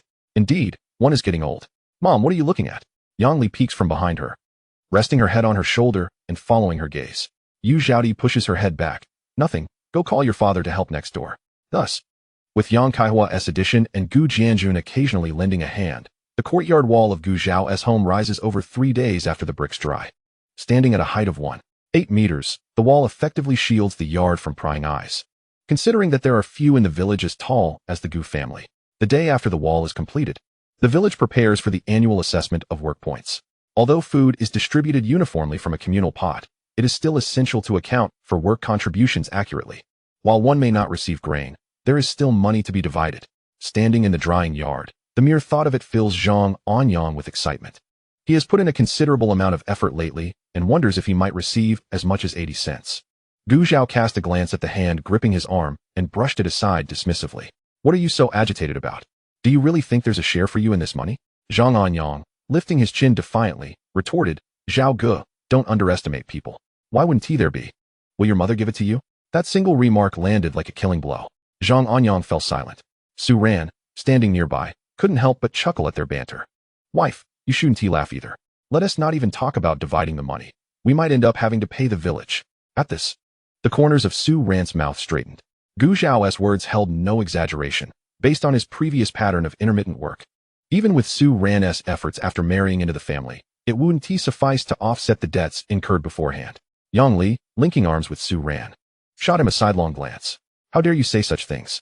The group continued their playful jests, while the other villagers, having toiled throughout the year, formed a cheerful line, eagerly awaiting their names to be called. Among them were the couple Yu Zhaodi and her husband, who didn't have to wait long before their turn arrived. This year, a work point was valued at 3 cents. Being diligent workers, their contributions, combined with Yang Li's and income from their side business and fish sales, totaled 118 yuan for their family. This had all been calculated in advance by Li Jiaxing, and the village's treasurer, paid by Qin, distributed the money to the villagers, checking for discrepancies. If there were any issues, they could be addressed then. If not, they simply needed to sign and leave their fingerprints. Afterward, she handed Yu Zhaodi a small booklet. No issues, no issues, Yu Zhaodi said happily as she took it and promptly pressed her fingerprint down. The couple then exited the line with their money, while behind them, others eagerly stepped forward. Upon seeing them receive their payment, excitement rippled through the crowd. Zhang Anyang, upon spotting his mother, Zhou Liping, receiving her money, immediately slinked over, affectionately calling Mom, in a tone that twisted and turned. Zhou Liping shivered. Fully aware of his intentions without needing him to drop his trousers, she interrupted, Money? Not a chance. Meanwhile, Yang Li cheerfully approached Yu Zhaodi and her husband. Before she could speak, Yu Zhaodi swiftly handed her a dime. Yang Li's eyes lit up. Without hesitation, she accepted it and playfully nuzzled against Yu Zhaodi's shoulder, cooing, Thank you, Mommy. As she spoke, she gleefully glanced over at Zhang Anyang, flaunting the bill in her hand, exuding a sense of triumph. Zhang Anyang, nearly driven to fury, attempted to mimic her actions, leaning against Zhou Liping's shoulder as if to nuzzle. Gu Zhao, predicting the impending outcome, averted his gaze to preserve his dignity. The next moment, a piercing scream reverberated through the drying yard. Chapter 33, Wanting people, but finding none, wanting wealth, but finding none. On the way back, clutching his backside, Zhang Anyang limped along beside Gu Zhao, incessantly complaining, Zhao Gu, are you sure my mom is really my mother? How could she treat me this way? If she weren't your real mother, do you believe that the moment you asked her for money, she wouldn't twist your head off? Zhang Anyang, I believe it. Just be content. At least you didn't end up giving money to the village. Noticing his continued gloom, Gu Zhao attempted to console him. The truth was, he had indeed lost over 20 yuan. That's true, Zhang Anyang conceded, instantly uplifted. His mood, as always, shifted quickly, and he soon laughed again. I'll beat you for talking back all day. If it weren't for you, would your daughter have ended up like that? And you're angry at me? What nerve you have. Suddenly, a figure collapsed in front of them, startling Gu Zhao and Zhang Anyang into instinctively retreating a step. They soon recognized Zhao Chunmei storming out of the yard, brandishing a stick in anger. Upon seeing her, Gu Zhao turned his attention to the disheveled woman on the ground. Her face marred with bruises, and squinted to identify her as Li Chui, the wife of Zhu Guanghui. How could she have changed so drastically in just half a month? Behind them, Su Ran and Yang Li moved closer, and upon seeing Li Chui's state, Su Ran instinctively tightened her grip on Gu Zhao's arm. Turning her head away in fear, Gu Zhao sensed her tension and, understanding the memories it invoked, wrapped his arm around her shoulders, half embracing her. Su Ran's body stiffened momentarily, but as she recalled something, she relaxed into his embrace. Unfazed by the onlookers, Zhao Chunmei greeted Gu Zhao and the others with a smile. Ah Zhao, have you just returned from the drying yard? Gu Zhao smiled back, his grin brighter than hers. Yes, Aunt Zhu, and you? Oh, that wretched woman. Just needs a good beating to loosen her up. Zhao Chunmei waved her hand dismissively. Oh, Gu Zhao feigned surprise. Is Aunt Zhu planning to remarry for Guanghui? Zhao Chunmei immediately retorted. Who said that? Isn't it? Given your vigorous approach, it seems you're eager to beat her to death. Aunt Zhu, don't take offense. But if this wife dies, you'll have to spend more money to remarry. And if word spreads that Zhu's family killed their wife, even widows wouldn't want to marry into the Zhu family. Moreover, Guanghui, no offense intended, has no one to want and no wealth to offer. Which family would want their daughter to marry him as a second wife? Gu Zhao presented his argument, his expression one of concern for her well-being. Initially, Zhao Chunmei listened intently, finding some merit in his words, but by the end, she was fuming. Get lost, you! She shouted, brandishing the stick at Gu Zhao. He patted his chest in mock fear. Oh, Aunt Zhu, please don't frighten me. I'm not easily scared. Do you believe I could just lie down and extort 88,000 from you? Zhao Chunmei was momentarily speechless, recognizing that he could indeed pull such a stunt. Gu Zhao, seeing her reaction, chuckled and took Su Ran's hand as they walked ahead, glancing back to remind her, Aunt Zhu, remember what I said. Li Chui remained on the ground, unmoving, while Zhao Chunmei, pondering over their departure, turned to glare at the fallen figure. You corpse. Are you waiting for me to help you up? She muttered, swinging her stick again. Yet, just as it was about to strike, she recalled Gu Zhao's words and begrudgingly retracted it, storming into the yard. After walking a short distance, Su Ran realized she was still in Gu Zhao's embrace and hurriedly stepped back. Behind them, Yang Li and Zhang Anyang tiptoed like thieves, careful not to disturb the couple. Once the two separated, Yang Li clutched Zhang Anyang's arm tightly.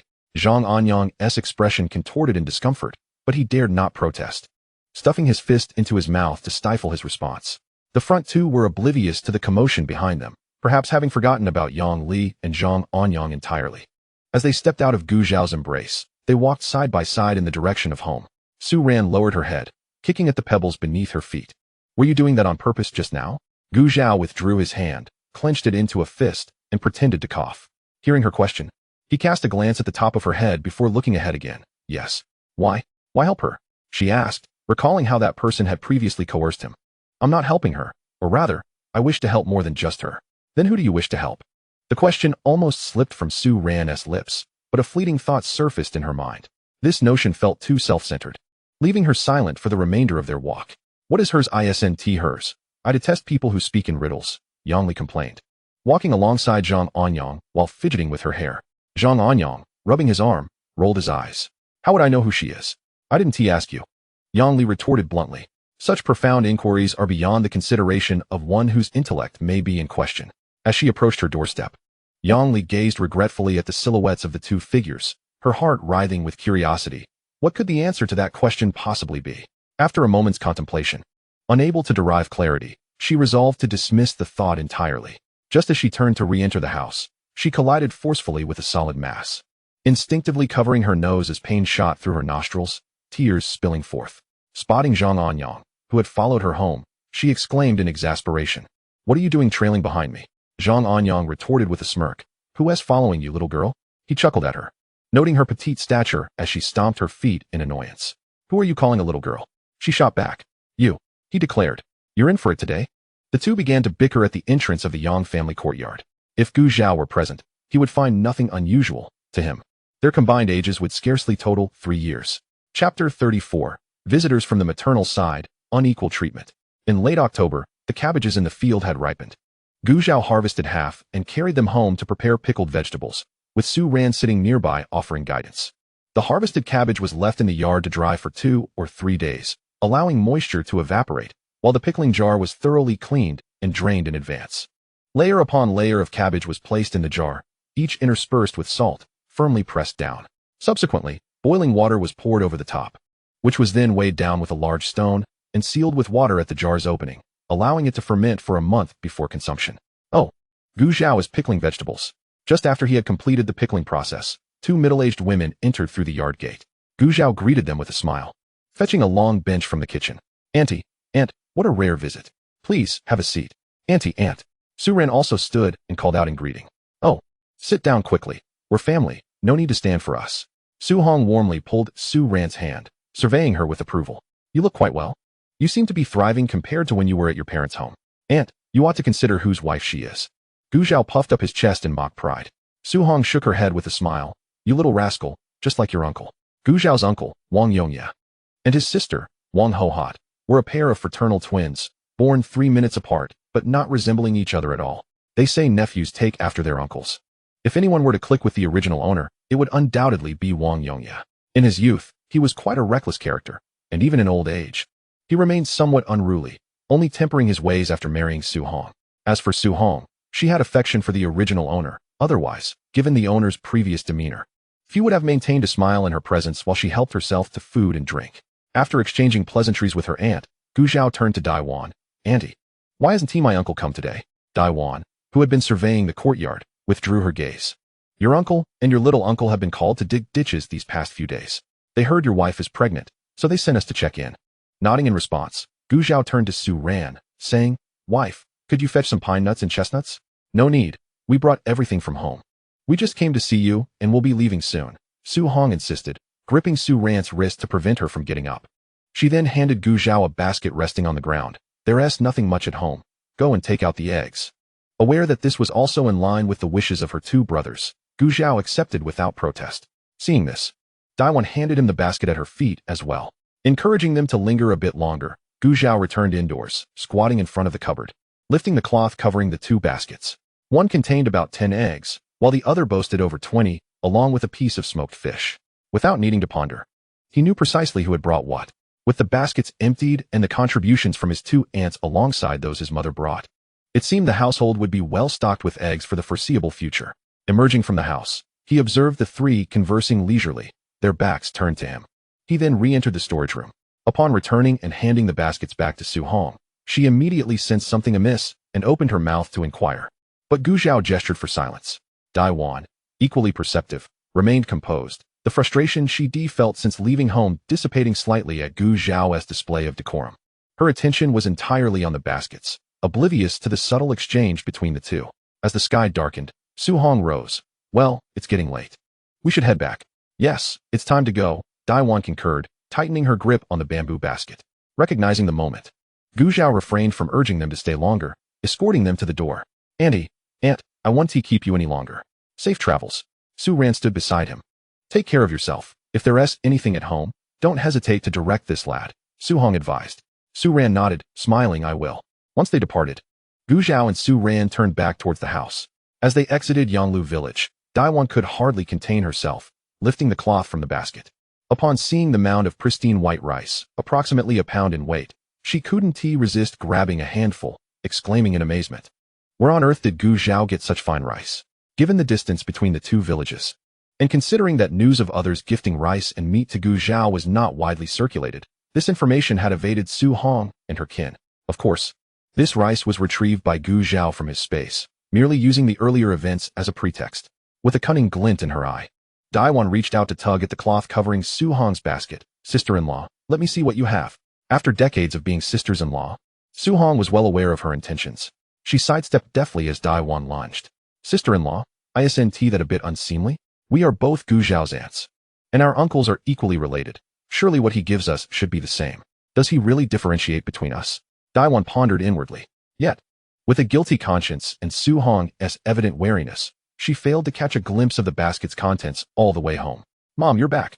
As soon as Su Hong stepped through the door, Wang Yufeng and Wang Yujun rushed toward her. Mom, is it true that cousin Gu Zhao is going to be a dad? Wang Yufeng was the first to speak. Su Hong shot him a look. Is there any doubt about it? The brothers exchanged astonished glances, their expressions reflecting disbelief. This revelation was even more unfathomable than their father's previous embarrassing antics. Wang Yongye had been a wayward youth, struggling to court a partner until he met Su Hong at the age of 25, marrying her shortly thereafter. Their first son, Wang Yufeng, was born when he was 26, followed by Wang Yujun at 28, marking them as rare late bloomers in that era. Thus, their ages were quite youthful, 17 and 15. Su Hong paid no mind to the two boys' thoughts, carrying the basket into the kitchen. Upon lifting the cloth, her eyes widened in astonishment. Wow! So much rice! The exclamation came in unison from behind her as Wang Yufeng and his brother squeezed in closer. Mom, where did you get this? It must weigh 4 or 5 pounds. Su Hong quickly covered the basket. Don't concern yourselves with where it came from. Just remember, if your aunt asks, say it's only a pound. The brothers exchanged knowing glances and nodded. Understood. It's from cousin. Thanks to Wang Yongye's unreliability, the two children grew up rather carefree. And with Su Hong's guidance, coupled with the original owner's superficial charm and eloquence, they hardly took to heart the original owner's frequent visits for food and supplies. However, not taking it to heart does not imply ignorance. This only heightened their curiosity. When did they also begin to enjoy such treatment from their cousin? It was quite different from their own circumstances. Upon returning home, Daiwan promptly stored the rice in the cupboard and discreetly relocated the dozen or so eggs she had secretly set aside that morning. Although her husband typically wouldn't pay attention to such matters, caution is the mother of safety. By early November, as the weather grew increasingly frigid and the heating was turned on in the evenings, Gu Zhao, fearing that snow would hinder travel later, resolved to take Su Ran to the county hospital for a checkup. In modern times, one would typically visit the hospital frequently, but this was only Su Ran's second visit, and Gu Zhao felt somewhat uneasy. Coincidentally, a bullock cart was headed to the county today, so early in the morning. Gu Zhao took Su Ran and secured 2 seats. Generally, unless it was the busy farming season, the village bullock cart would make a trip to the county every 5 days, as it served as a source of income for the village. As soon as they sat down, the other passengers began greeting Gu Zhao, recalling the impressive display he had put on by the river last time, which had left quite an impression on the villagers. Some even entertained the notion of having him become the village doctor. However, Gu Zhao was well aware of his own limitations and firmly declined the offer, yet the villagers' attitude towards him had grown considerably warmer. Chapter 35. Representative of the vast laboring women engaged in light conversation along the way, they arrived at the county, and Gu Zhao promptly led Su Ran to the hospital. It was the same doctor as before. Ah, it's you two. Wang Duxiu recognized the couple and scrutinized Su Ran with satisfaction. Compared to her last visit, Su Ran had undergone a striking transformation.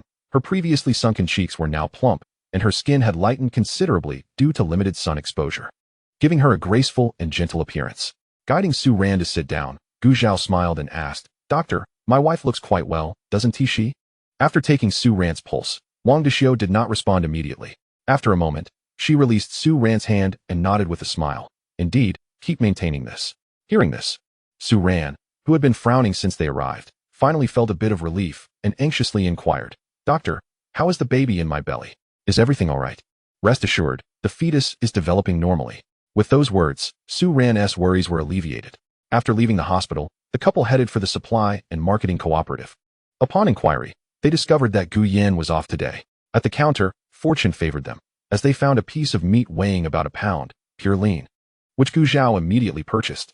Given that they were nearly out of salt from the last pickling of sauerkraut, he also bought some salt, sugar, pastries, matches, soap, and other items. Unbeknownst to them, Su Ran's favorability had quietly risen to 55, and her trust level reached 60. The sugar tickets and pastry tickets were part of this visit's rewards, in addition to 10 tickets each for oil, grain, cloth, soap, industrial goods, and cigarettes. One bicycle ticket, along with 200 yuan in cash. Aside from the 1 point of favorability gained from using the system's space, the total favorability had increased by 87 points, leaving just 13 points to unlock the system's marketplace. As Gu Zhao departed, Huang Min, at the counter, relaxed her previously tense posture. After exiting the cooperative, Gu Zhao went to the post office to send the mountain goods he had brought according to his father's address, and then led Su Ran to the family quarters of the steel factory. "Hey there, young man, who are you looking for?" As they entered, the elderly women sitting downstairs quickly noticed them and curiously inquired. "Not bad looking, this young man." Gu Zhao stood confidently, allowing them to appraise him, and replied, "Hello, aunts. I'm here to see Gu Yan." His mother had only mentioned that his sister lived here without specifying the exact household. Upon hearing this, Wang Jiangjin, also seated downstairs, was taken aback. Was he looking for her daughter-in-law? She scrutinized Gu Zhao more closely. He was a young man in his 20s, upright and proper. Could he be the troublesome brother of her daughter-in-law? This thought caused her heart to skip a beat. She had suspected that there must be a reason for the visit, given the treats he had brought before. "Jiangjin, is this young man here for your daughter-in-law?" The others turned to Wang Jiangjin upon hearing Gu Yan's name. Yes. Realizing she needed to say something to prevent them from guessing wildly, Wang Jiangjin stood up and approached Gu Zhao. "Oh, you must be my daughter-in-law's younger brother, Gu Zhao, right?" The middle-aged woman before him was warm in demeanor. Yet Gu Zhao could see it was merely a facade. Nevertheless, who could match his own enthusiasm? He quickly stepped forward, took her arm, and exclaimed, "Aunt, meeting you in person is even better than hearing about you. My sister always praises how wonderful you are, hardworking and good at managing the household. Truly a representative of the vast laboring women. Seeing you today, it is indeed as she said." Wang Jiangjin, initially feeling displeased, was taken aback by the flattery, especially as the young man's eyes radiated sincerity, devoid of any pretense. Clearing her throat, she awkwardly tugged at her clothing. "Did she really say that?" "Of course. Just looking at your diligent hands, I can tell my sister's words are true. What I've said is merely understated. I can't even express the more effusive compliments, lest my own mother feel a tinge of jealousy." Gu Zhao observed Wang Jiangjin's hands, which were rough and calloused from years of labor, resembling the bark of an old tree, and nodded resolutely. Any initial doubts he had were now completely dispelled. Indeed, her hands were a testament to her industriousness and capability in managing the household. The other women sitting nearby, noticing her proud demeanor, unconsciously glanced down at their own hands, feeling a sense of camaraderie. People of this era were generally straightforward. Even if they had their little schemes, they were inconsequential compared to Gu Zhao, who had a keen mind like that of a real estate champion in later generations.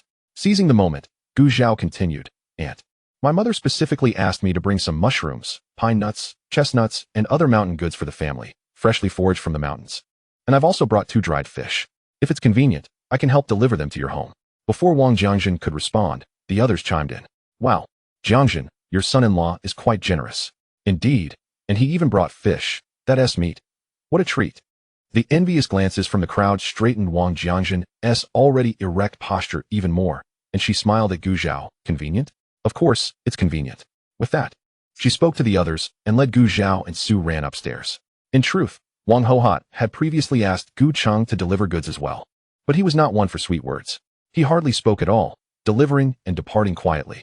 So the neighbors were unaware that the Gu family sent over numerous gifts every autumn harvest. "Is this your wife? She is quite far along, isn't she?"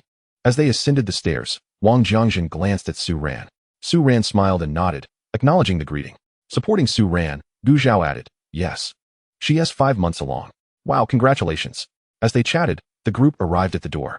As Gu Yan bent down to tidy up the disheveled room, a mess created by the 2 little rascals, she heard a sound and raised her head. "Little brother, cough, cough, what brings you here?" She covered her mouth and coughed twice. "Mom sent me to check on you. Are you feeling unwell?" Gu Zhao noticed her somewhat pale complexion and, after hearing her cough incessantly after just a few words, quickly set down the backpack he was carrying and rushed to her side, with his hand assisting her. She settled into a chair. Gu Yin waved her hand, signaling him not to worry. It's nothing. The weather has turned cooler recently, and I caught a slight cold. Seeing that her voice was still relatively strong, Gu Zhao felt relieved. That's good, then. Standing at the doorway, Wang Jiangjin observed the siblings engrossed in their conversation, unsure whether to intrude.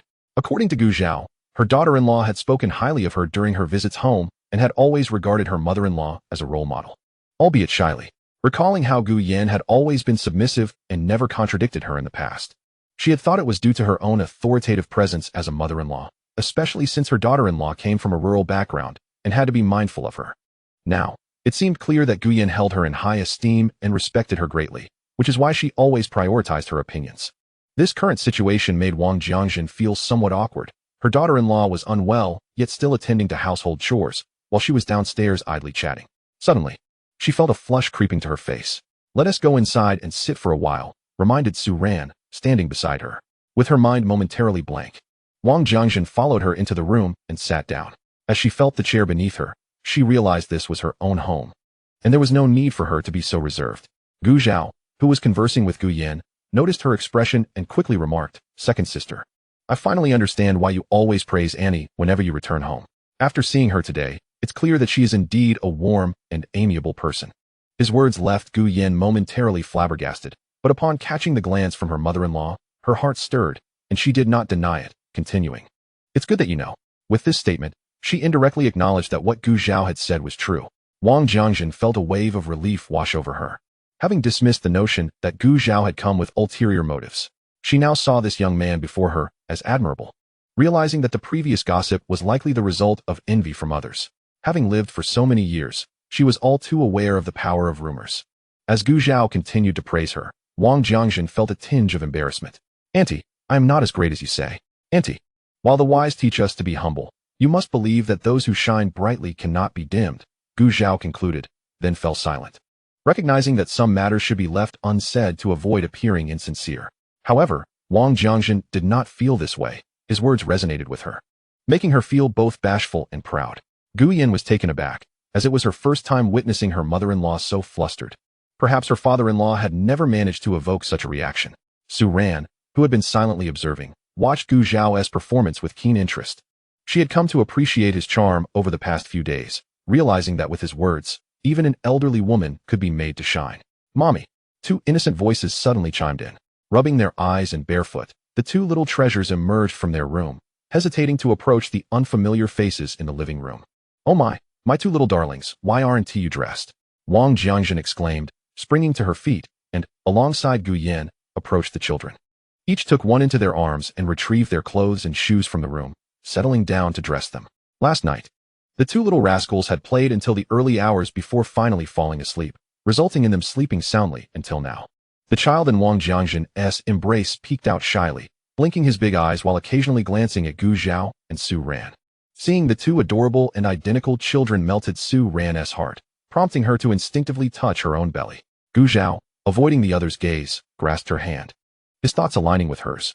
Noticing the obedient little one in Wang Jiangjin's arms, who readily offered his small hands and feet, and glancing at the other child cradled by Gu Yan, he remarked, "Our mom's family has quite strong genes."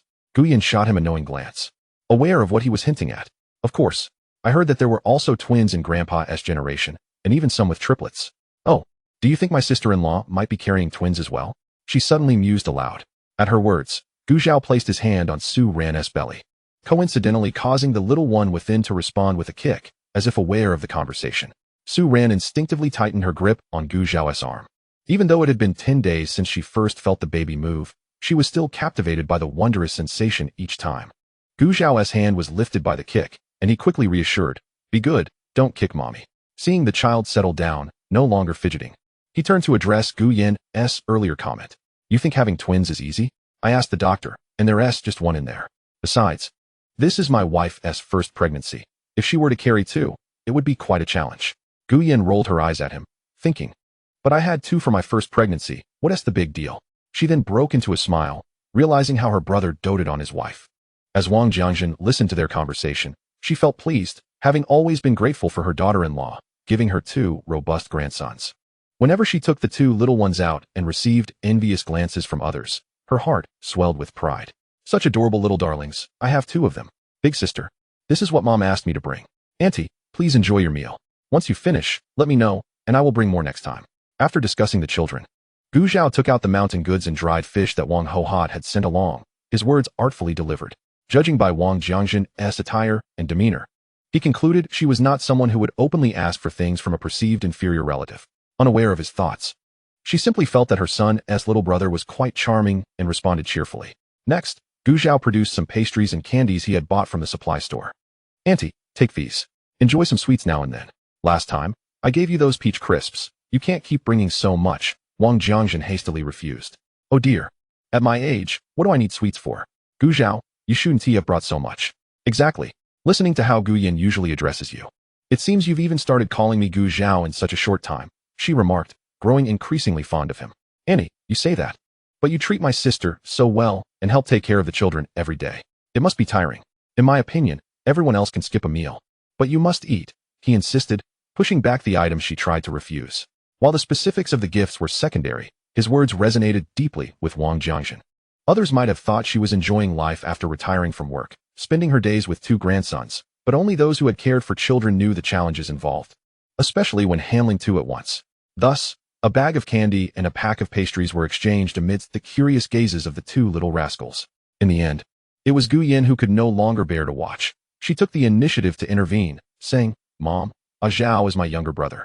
There's no need for such formality between us. If there's something good at the supply and marketing cooperative next time, I'll keep an eye on it for you. Upon hearing this, Wang Jiangjin ceased to decline and replied, Very well, then you must help keep an eye out. At this moment, Wang Jiangjin had no objections to Gu Yin purchasing items for Gu Zhao. In her view, this was merely an exchange of goodwill between two families. Since that was the case, the aunt graciously accepted. Arda Bao and Air Bao are fortunate to have such a wonderful uncle. Don't forget to thank your little uncle and little aunt, Wang Jiangjin said, squatting down to pinch the cheeks of the two children, pointing at Gu Zhao and Su Ran. Thank you, little uncle. Thank you, little aunt. The children chimed in with their sweet voices, clasping their tiny hands together and bowing to the couple. The other adults chuckled at the scene, and Gu Zhao, upon hearing the voices in his mind, felt his smile widen. Gu Yin, affection level 5, affection points, 56. Trust points, 40. Yang Yang, affection level 10, affection points, 10. Trust points, 10. Yang Guang, affection level 10, affection points, 10. Trust points, 10. Total affection points increased, 112. Rewards have been credited to the system space. The system mall has been activated. Chapter 37. A chance encounter with a high school classmate. The mall had opened, but Gu Zhao found it inconvenient to check at the moment. Since the task assigned by Wang Hohot had been completed and the hour was growing late, they could still make it to the state-run restaurant for a meal. It's almost time for dinner. Let us eat first before we leave, Gu Yin suggested. Hearing her mother-in-law's words, Gu Yin shot her a surprised glance, realizing that her younger brother had indeed caught her mother-in-law's attention. With this thought, she felt a surge of joy, especially since her mother-in-law had always looked down upon her and her family. Gu Zhao politely declined. No, auntie, perhaps next time. We still have to hurry back to the village with the ox cart. Given this, Wang Jiangjin did not insist any further and accompanied them downstairs. Once they left the family compound, Gu Zhao and Su Ran made their way towards the state-run restaurant. Gu Zhao cast a helpless glance at Su Ran beside him, encouraging her to ask whatever was on her mind. Su Ran looked up at him and asked, When did you ask the doctor? Understanding her inquiry, Gu Zhao chuckled. When someone was absent-mindedly rubbing her belly and grinning. Having heard that traditional Chinese medicine could determine the gender of a child through pulse diagnosis, Gu Zhao had casually inquired. But unfortunately, the doctor did not provide an answer. After all, in this era, many placed a higher value on sons over daughters. Encountering such individuals could lead to clandestine abortions, harming not only the child but also the adults involved. Who was grinning absent-mindedly? Su Ran shot him a playful glare.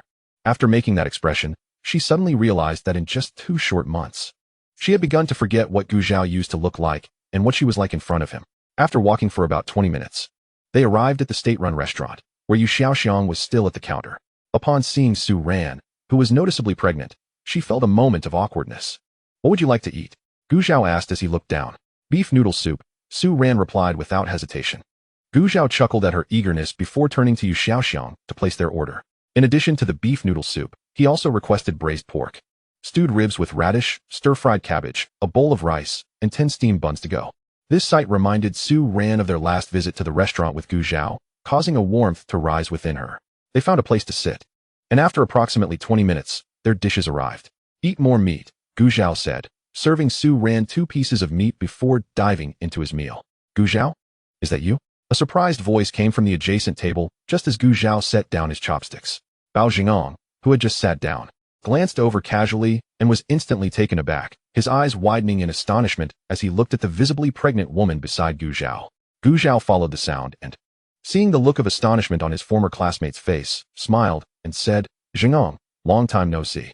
The young man, who looked as if he were ready to devour someone, was Gu Zhao's high school classmate Bao Jingong, with whom he had maintained a good relationship. Coming from a well-off family, he had been sent to work at the textile factory after school was indefinitely postponed. It really is you. Bao Jingong exclaimed excitedly as he approached their table. He turned to Su Ran and added, It's been ages. Who is this? The implication was clear. In this era, young men and women walking together were either dating or already married. This is my wife, Su Ran. Su Ran, this is my high school classmate, Bao Jingong. Gu Zhao introduced them, and Su Ran smiled at Bao Jingong.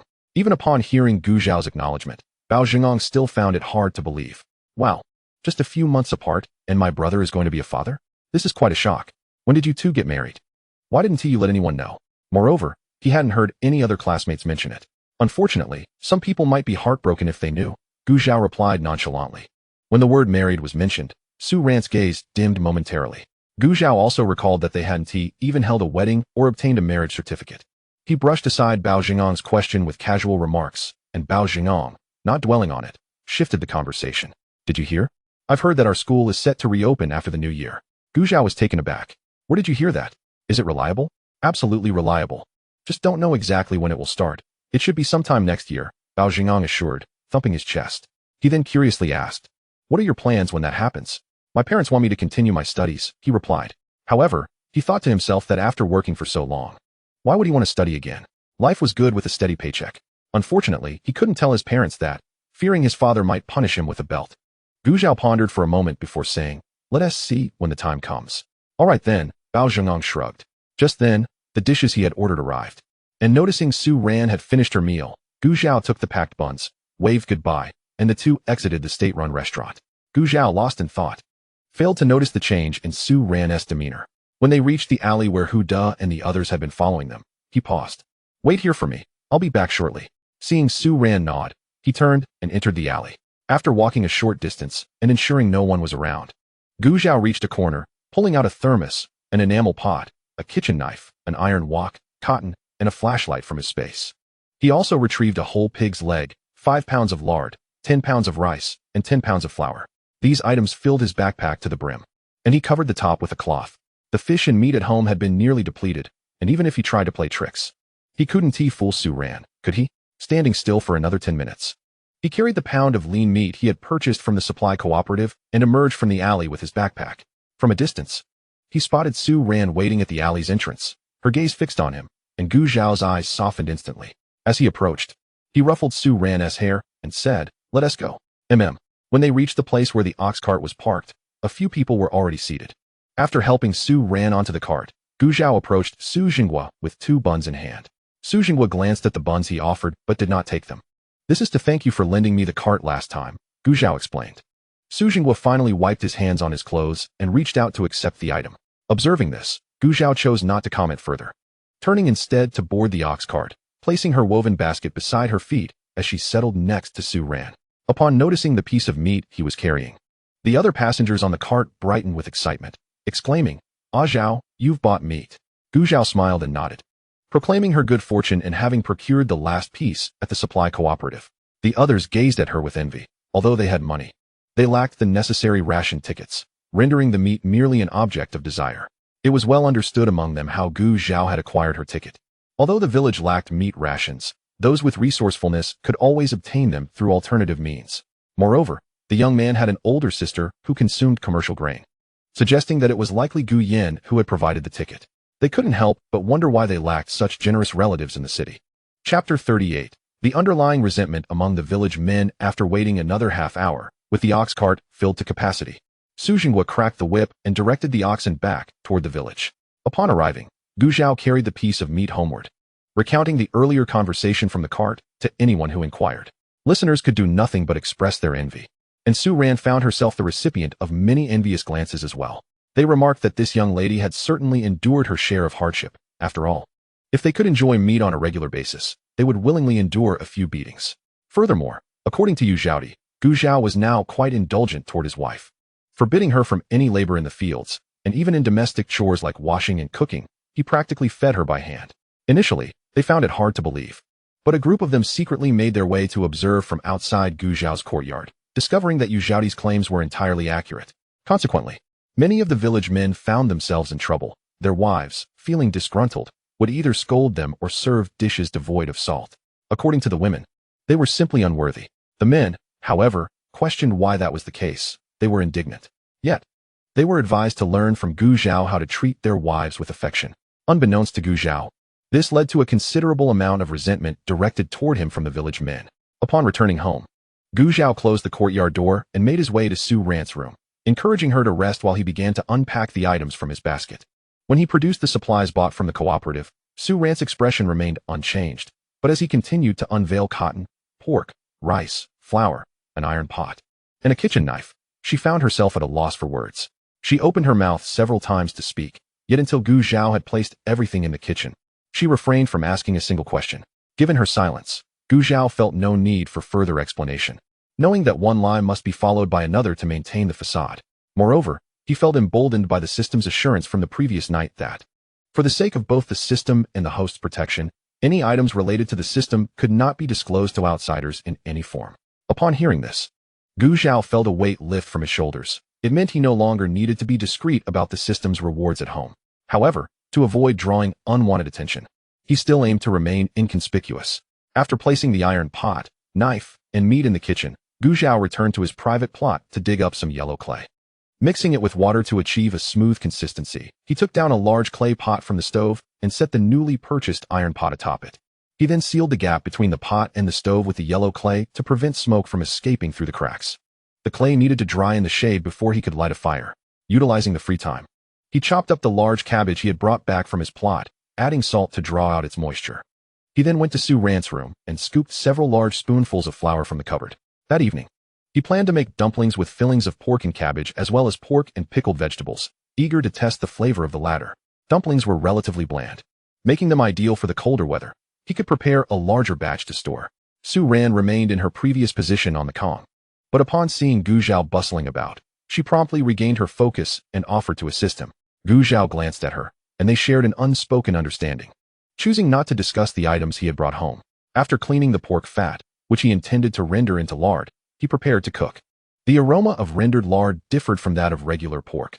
However, the nearest neighbor, the Yang family, lived a good distance away, ensuring that even if they sensed something amiss, they would not speak out. Although Yu Zhaodi often had a loose tongue, Gu Zhao knew she had her limits. Contemplating, he cut a piece of fatty meat from the pig leg and minced it together with the lean meat purchased from the cooperative for the dumpling filling. He also set aside the pig's trotters to stew with yellow beans later, salting the remaining pieces and placing them in the hanging basket high above. With the dumpling filling prepared, Su Ran had already soaked the yellow beans and kneaded the dough, eagerly awaiting it to rise before rolling it out. The cotton is meant for winter clothing. I can't assist in that regard. Later, I'll take some fabric and cotton to my mother and ask her to help make a garment. If you both work on it together, you should be able to finish it before the cold sets in. Su Ran was momentarily taken aback, surprised that he remembered this detail. She bit her lip and nodded in agreement. Gu Zhao noticed her huddled on the small stool in front of the stove, so he turned and stepped outside.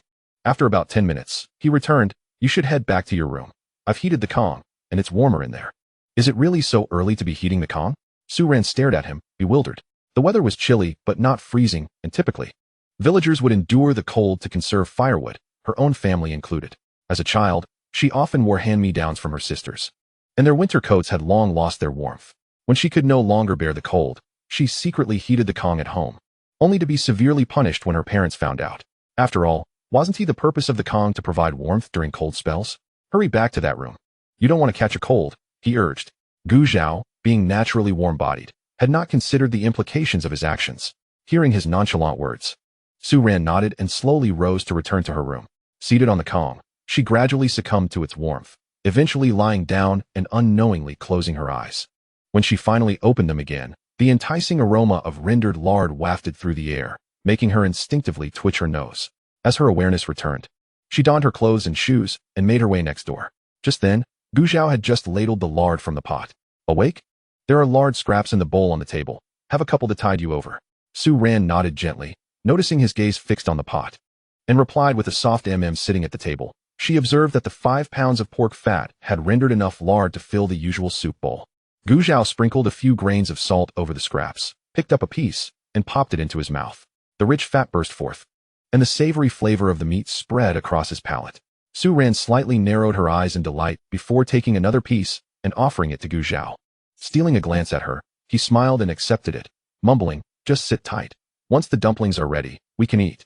While Su Ran had been resting, he had already set the pig's trotters to stew in the clay pot and finished wrapping the dumplings. Now, he merely awaited the water in the pot to boil before adding the dumplings. He counted them, and nearly 300 dumplings lay before him, enough to sustain them for several days. As the twilight deepened outside, the kitchen became shrouded in a dim haze. Su Ran turned to retrieve a kerosene lamp from the adjacent room and ignited its flame. After a lapse of 10 minutes, the dumplings in the pot were ready. Gu Zhao ladled them into 2 bowls and brought the clay pot of pig's trotter soup to the table. "I need to visit my parents' house for a bit, you. I'll wait for you to eat together," he said, but Su Ran interjected before he could finish. Gu Zhao chuckled. "All right, I'll return promptly." With that, he took the other bowl of dumplings and, carrying a pre-packed bag of cotton and cloth, stepped outside.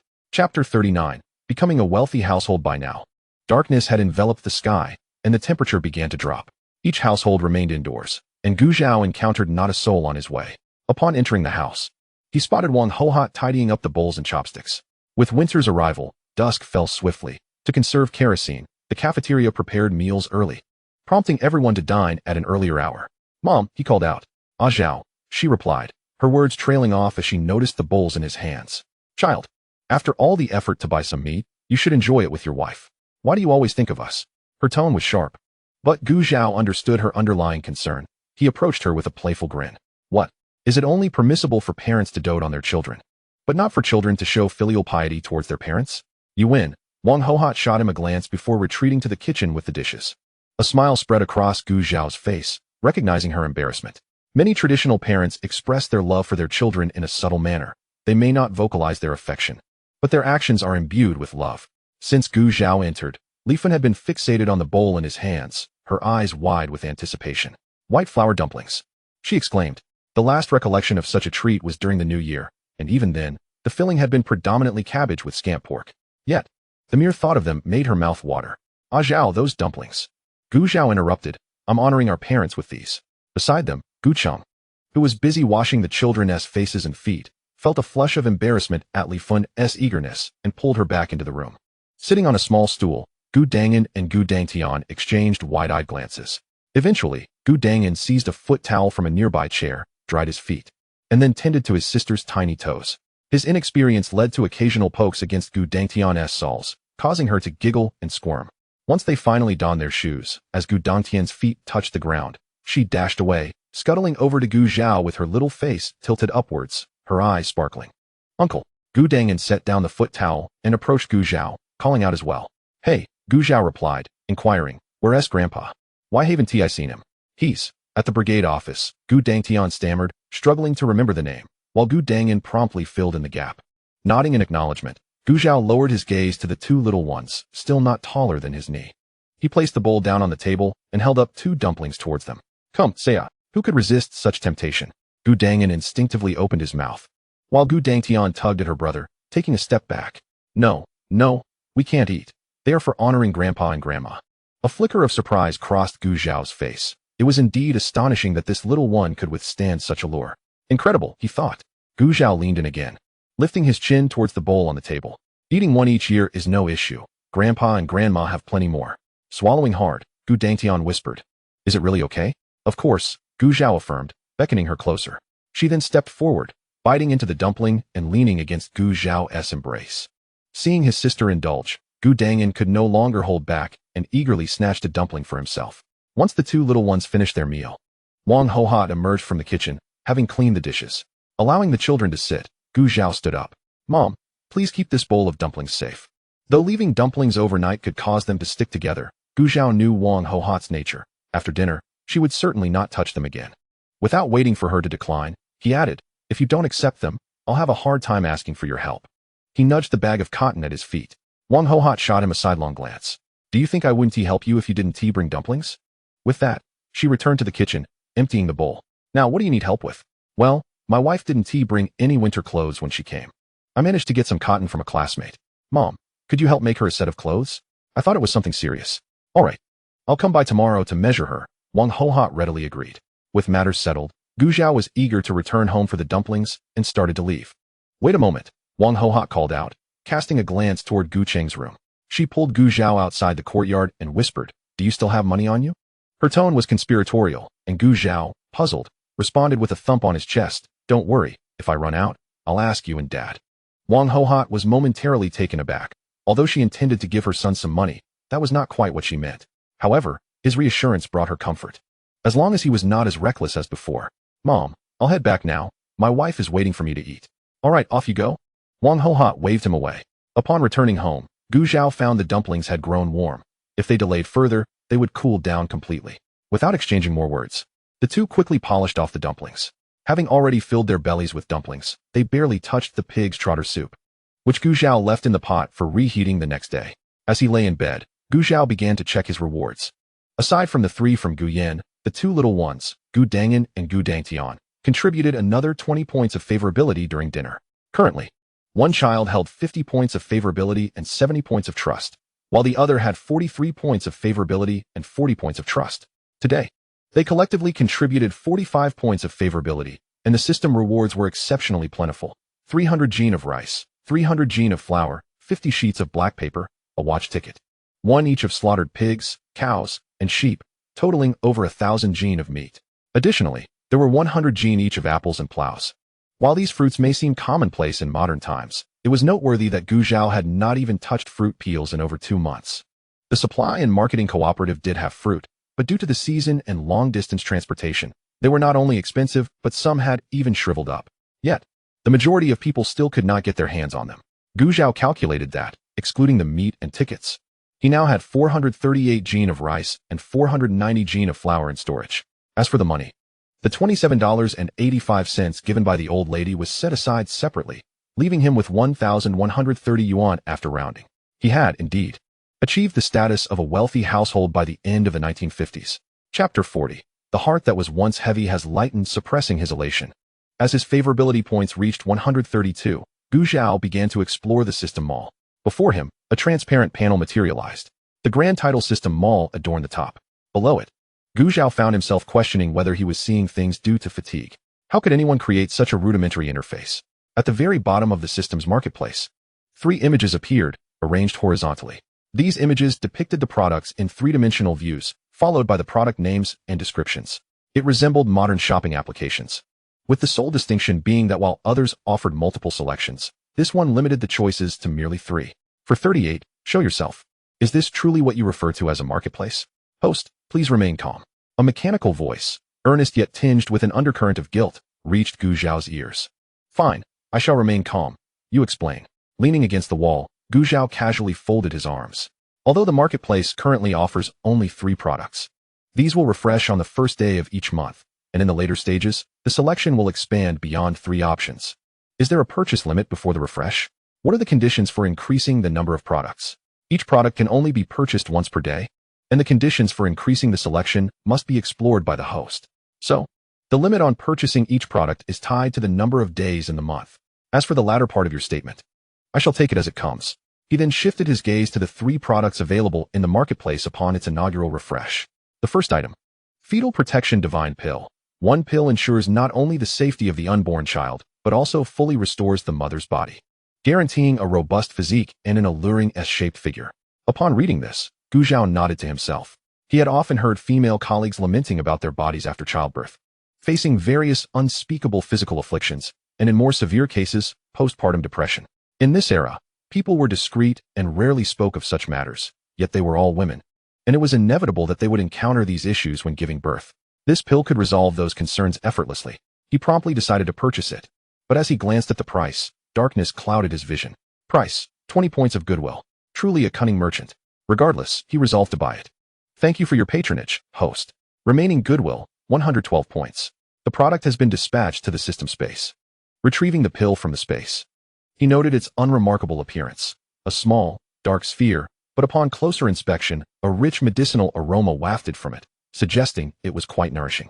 After examining it, he returned it and proceeded to the other two items. Golden Child Conception Pill, to be taken by the male partner before intimacy, ensuring the birth of a son. Price, 40 points of goodwill. Endless Nights Pill, a purchase that guarantees satisfaction without regret. One pill ensures you can indulge 7 times in one night. Every night a new groom. Price, 40 points of goodwill. Gu Zhao's lips twitched, his hopes dashed. What peculiar items were these? As for the last one, he had no need for it. In the steel factory's residential compound, as he heard his mother humming a tune while setting the table, Yang Zhengliang nudged his wife towards the kitchen, asking, what's gotten into her? What else could it be? She's just happy. Gu Yan chuckled at her mother-in-law's back and went inside to fetch bowls for dinner. Not only he, but even Yang Mingyong sensed his wife's cheerful mood, prompting him to ask at the dinner table, what's the occasion? You seem particularly joyful today. Swallowing her food, Wang Jiangjin waved her hand dismissively, pretending not to care. Oh, it's nothing significant. Just that Yinzi's younger brother brought some gifts from her family today, and he sent us quite a few things. Look, the mushrooms you are eating now are from him. Cough, cough. I believe most of the rumors we've heard about that child, Gu Zhao, are likely unfounded. He seems quite decent, generous, and sincere in his speech. Upon hearing this, Yang Mingyong and his son were taken aback. In previous years, the in-laws had sent gifts, but she had never shown them such warmth. Why was she so jubilant this time? And Gu Zhao? Wasn't that the name of her daughter-in-law's younger brother? Why was she suddenly addressing him so affectionately? Hadn't she always referred to him as a good-for-nothing? The father and son were thoroughly puzzled. Even more astonishing was the next moment when Wang Jiangjin placed a serving of vegetables into Gu Yan's bowl, instructing, Yinzi, eat more. Not just them, but even Gu Yan was taken aback. Was Gu Zhao's influence so profound that it extended to her? Noticing their astonished gazes, Wang Jiangjin glanced at them and said, what? Are you all just going to stare at me while waiting for me to feed you? The three of them finally relaxed, returning to normalcy. The children, oblivious to the adults' matters, busily stuffed their mouths with rice, their minds still savoring the large white rabbit milk candy they had just eaten. Their little uncle was truly wonderful, and they planned to boast to Brother Dodo the next day. The following day, Gu Zhao felt as though the temperature had dropped again upon waking. After having a steamed bun for breakfast, he visited Su Ran's room, rummaging through the cabinet for a thicker garment to wear. He then found another piece and handed it to Su Ran, explaining to her questioning gaze, the weather has turned cold too quickly.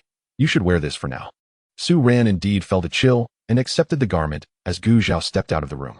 When she emerged again, a smile flickered in Gu Zhao's eyes. She was so slender, and being tall, his clothes hung down to her knees, perfectly embodying the image of a child donning adult attire. Su Ran struggled with the sleeves, finally managing to roll them up to her wrists, only to lift her eyes and catch Gu Zhao's almost amused expression, prompting her to roll her eyes at him. As Wang Hohat entered, she saw the two standing in silence. Upon closer inspection, she noted their reactions were similar yet distinct. She too broke into a smile, though hers was unreserved. Noticing her daughter-in-law's face nearly turning crimson, she stifled her laughter and remarked, you know, that actually looks quite nice. I think so too. Gu Zhao concurred. Su Ran. After the laughter subsided, Wang Hohat recalled the matter at hand, beckoning Su Ran, come, step inside. Let me take your measurements. Su Ran followed her inside, standing still as she was fussed over. While measuring, Wang Hohat discussed, now that your belly is growing, this garment will need to be made larger. Winter clothes can be made a bit bigger. It's perfect for layering. What do you think? Su Ran had no objections. Sure. I'll leave it to you, Mom. Oh. Wang Hohat beamed. Her son was concerned about making clothes for his wife, not forgetting his old mother. She felt no resentment at all. The couple had finally begun to build a life together, and she simply hoped for their continued harmony. After taking the measurements and jotting them down, Wang Hohat returned home. At this time, nearly every household woman possessed some sewing skills. Wang Hohat's craftsmanship was among the finest in the village, producing garments with tightly stitched seams. Moreover, she could also make shoe soles and fabric shoes, which were far more durable than those made by some others. Su Ran, while not as skilled in this regard, could still manage to make herself a piece of clothing. During this time, Gu Zhao harvested all the carrots and cabbages from their backyard plot, bringing them back to store in the utility room. The vegetables, having been exposed to frost, tasted sweeter when harvested now. Otherwise, they would have spoiled. Days passed, and just before the snow fell, the clothes were finally completed. The new cotton jacket made by Wang Hohat had arrived 2 days earlier, standing out in the village. She had intentionally chosen to deliver it discreetly to avoid envy. Each winter, if there was no particular reason, families would refrain from venturing outside. Why? Due to the entire family possessing perhaps only a single set of cotton clothing, which they had to take turns wearing. Whoever needed to venture outside would don this attire, while the others huddled together on the Kong for warmth. However, their plans were thwarted when they unexpectedly encountered Li Chui. In Chapter 41, The Flattery of De Huang, Wang Hohat was caught off guard when this woman suddenly reached out, causing the bamboo sieve atop her backpack to topple to the ground. Coincidentally, Zhao Chunmei was also present and immediately spotted the neatly folded new cotton jacket within the backpack. Not one to adhere to propriety, she reached for it, only to be evaded by Wang Hohat. Once she realized she had been discovered, Wang Hohat understood that this matter could not be concealed. As expected, within the span of a meal, someone arrived inquiring whether she could assist in checking if Guyan's supply and marketing cooperative still had cotton for sale. Indeed, everyone believed that the fabric and cotton were gifts from Guyan to the elderly couple, but Wang Hohat, feeling sympathy for her younger daughter-in-law, had given the finished garments to Su Ran. Even Li Fen shared this belief. That night, shrouded in darkness and embroiled in a quarrel with Gu Cheng, the two remained oblivious to the events occurring outside their dwelling. Consequently, she was filled with frustration, knowing her in-laws would not acquiesce to her desires. She could only vent her anger in front of Gu Cheng, who, exasperated, preferred to endure the cold outside rather than share a room with her. Wang Hohat was aware that the clothing could not remain a secret, especially since it was intended for outdoor wear. Yet, she hoped to maintain a semblance of discretion, at least to avoid the current level of notoriety. When others claimed that the cotton fabric was a gift from her daughter, she neither denied nor confirmed it, merely smiling and remaining silent. To others, this was tantamount to an acknowledgement. As for the request to inquire about the cotton, she did not outright refuse, suggesting she would check later, but cautioned against harboring excessive hope, as cotton was not easily obtainable. The villagers understood this logic, smilingly expressing their comprehension. If they could acquire some, it would be wonderful, but if not, it mattered little. Fortunately, Gu Zhao had anticipated this issue. Su Ran's two cotton jackets were made from the same piece of fabric, with only minor discrepancies in color, ensuring that when worn outside, onlookers would likely perceive them as a single item, unless they rummaged through their Kong cabinet. Regarding Li Chui, ever since the loss of her child, the villagers had remarked upon her peculiar demeanor, and given that the Zhu family was not known for their kindness, Zhao Chunmei, having taken Gu Zhao's advice to refrain from severe punishment, still engaged in minor skirmishes. Moreover, her sharp tongue frequently brought up the child's death, blaming Li Chui for failing to supervise properly, resulting in the child falling into the river. While this was indeed factual, for a woman freshly bereaved, such words were nothing short of adding insult to injury. Initially, Wang Hohat had felt pity for Li Chui, considering her husband was the village's team leader and they were both women, prompting her to visit the Zhu family to discuss matters amicably. However, despite assurances made in her presence, the situation reverted to its former state. In this predicament, Gu Jianjun and Wang Hohat found themselves at a loss. Upon entering the storage room, Su Ran tossed the items in his hand onto Gu Zhao's bed and, without waiting for a response, turned and retreated to his own room. Gu Zhao stroked his chin, wondering if it was merely his imagination, as he felt Su Ran's face had appeared slightly flushed moments ago. He shifted his gaze downward to the items on the quilt. A pair of underpants? One might say Gu Zhao had particular tastes. Upon arriving, he found the original owner's toothbrush utterly distasteful and had resorted to using a willow branch for several days. Conversely, despite having worn the original owner's tattered underpants with multiple holes for 2 to 3 months, he had not considered replacing them. What could Su Ran possibly think? Clad in a warm cotton jacket, he would lift his head to see those tattered underpants fluttering on the clothesline in the courtyard. With no other option, he hastily fashioned 2 new pairs from the leftover fabric that night. Gu Zhao then recalled why the oil lamp in Su Ran's room had burned throughout the night. This was the reason. Imagining her sitting alone on the Kong, needle and thread in hand, he couldn't help but smile.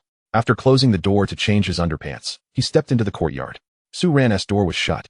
He was unaware of her activities.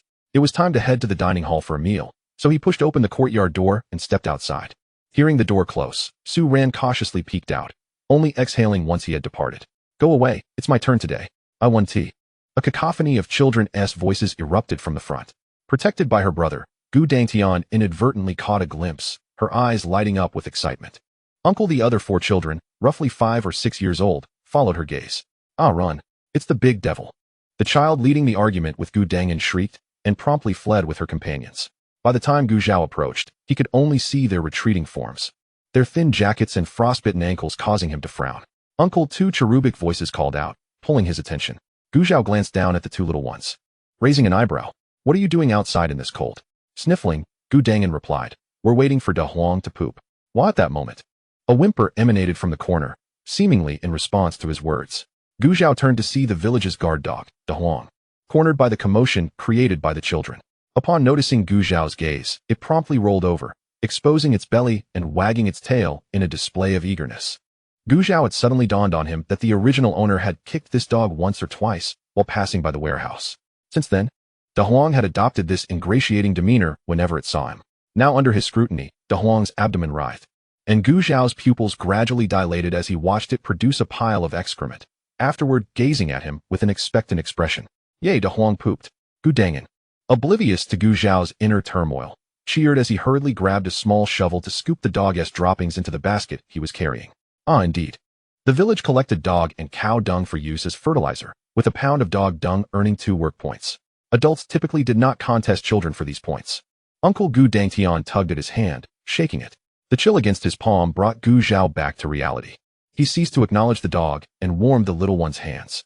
He then produced 2 large white rabbit cream candies from his pocket, placing them in their hands. "It's getting dark. You two should head back early." As the sweet aroma wafted from their palms, the 2 little ones nodded vigorously. In Chapter 42, sharing a bed and pillow, after watching them depart, Gu Zhao headed to the dining hall, then directly home. In the kitchen, Su Ran was finishing the last bits of pork crackling mixed with cabbage.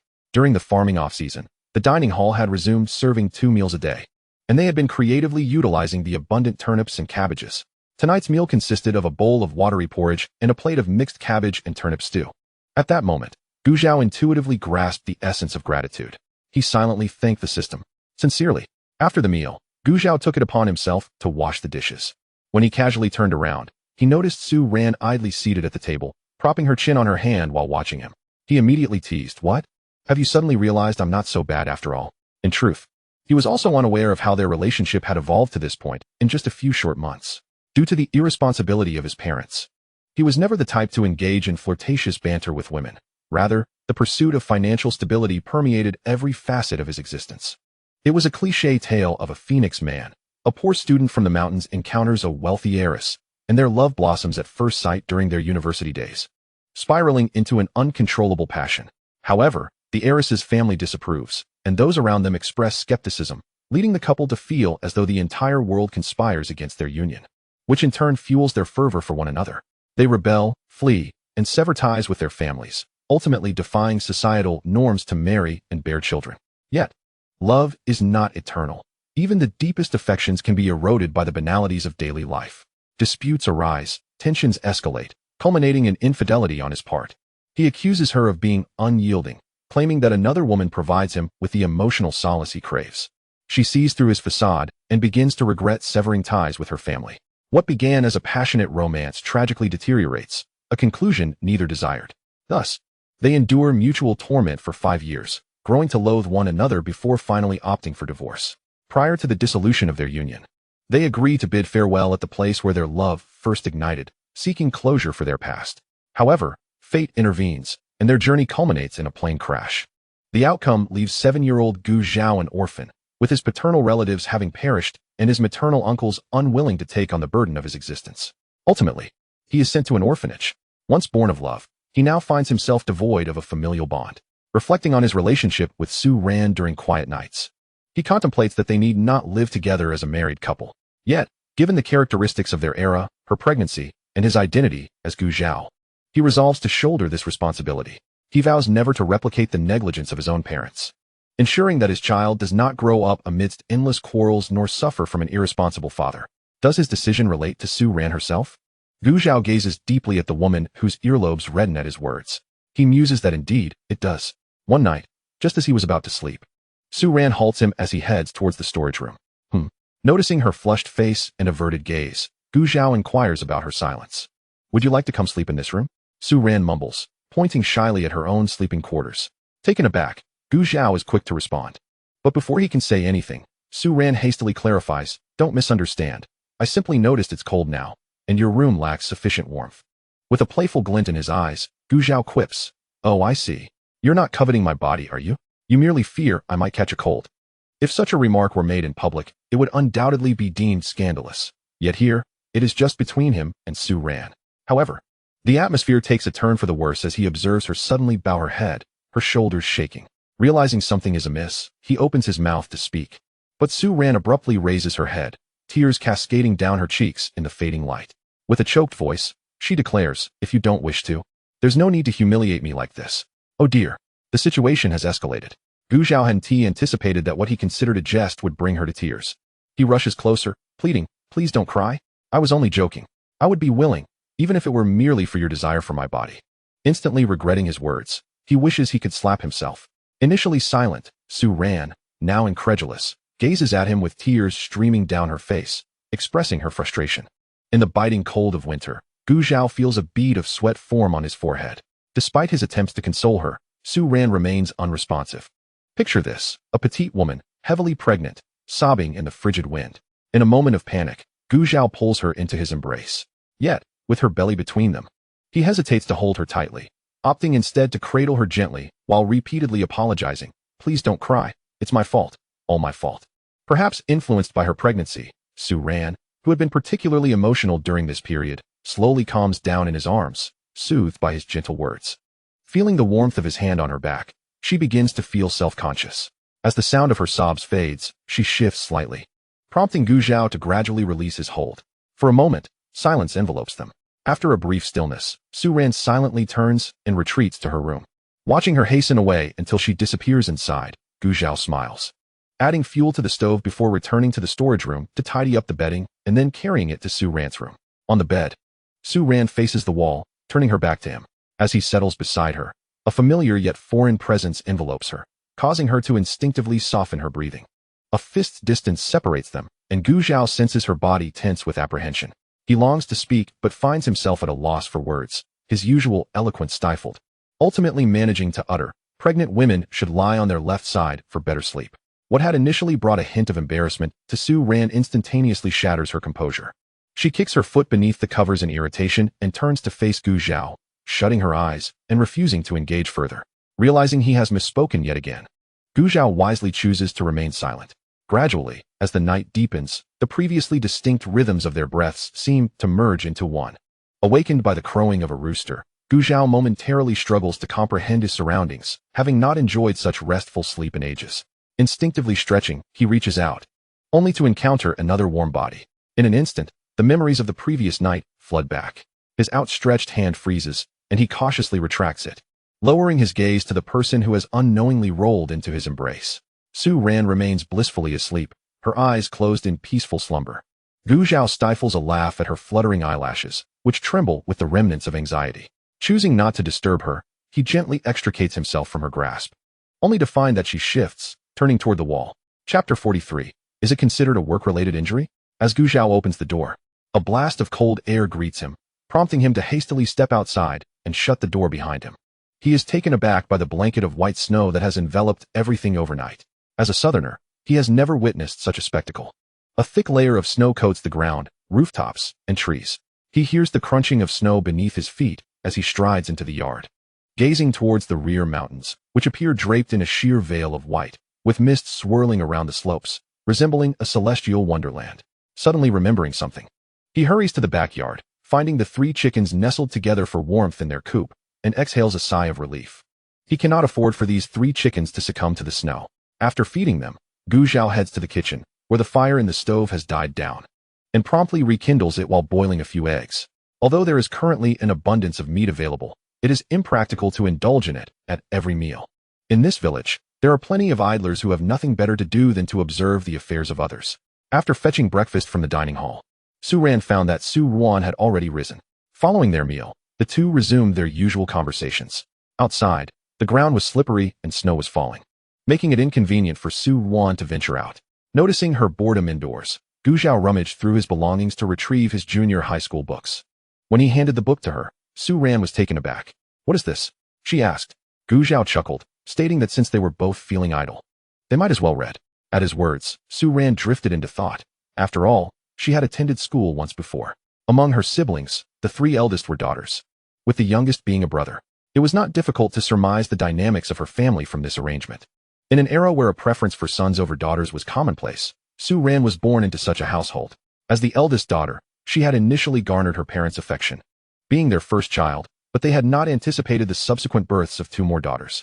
By the time the second daughter arrived, her parents were already disappointed. Yet they mustered the resolve to try for a third. When it was Su Ran's turn and they discovered she was yet another daughter, their disdain was palpable. Were it not for her grandmother, she might have been suffocated in the chamber pot at birth. Even her name was bestowed by her grandmother, who had once served in a noble household. Otherwise, perhaps she would have been named Zhao Di, Ing Di, or Lai Di. Su Ran chuckled to herself in self-deprecation. Her opportunity to attend school had come thanks to her brother, as a prince could hardly do without suitable attendance. Unfortunately, the prince was not inclined towards academic pursuits and had cried to return home after completing elementary school. At that time, the only person who had supported her, her grandmother, had already passed away. Thus, despite knowing Su Ran's love for reading and her good academic performance, she was still forced to return home, as her absence meant one less pair of hands to help with chores. What's wrong? Gu Zhao waved his hand in front of her. Su Ran snapped back to reality, inhaled deeply, and swallowed the regret that had lingered in her heart. It's nothing, thank you. Gu Zhao noticed her troubled demeanor but refrained from questioning her. We are a couple. There is no need for such formality. If there is anything you find perplexing, feel free to ask me. After all, my grades are quite commendable. Hearing his self-praise, Su Ran couldn't help but chuckle, dispelling the gloom that had clouded her mind. What are you laughing at? Don't you wish to take the college entrance examination to see if you can gain admission to a university? With more than 5 years until that revolutionary event. If she truly wished to participate, there was still ample time.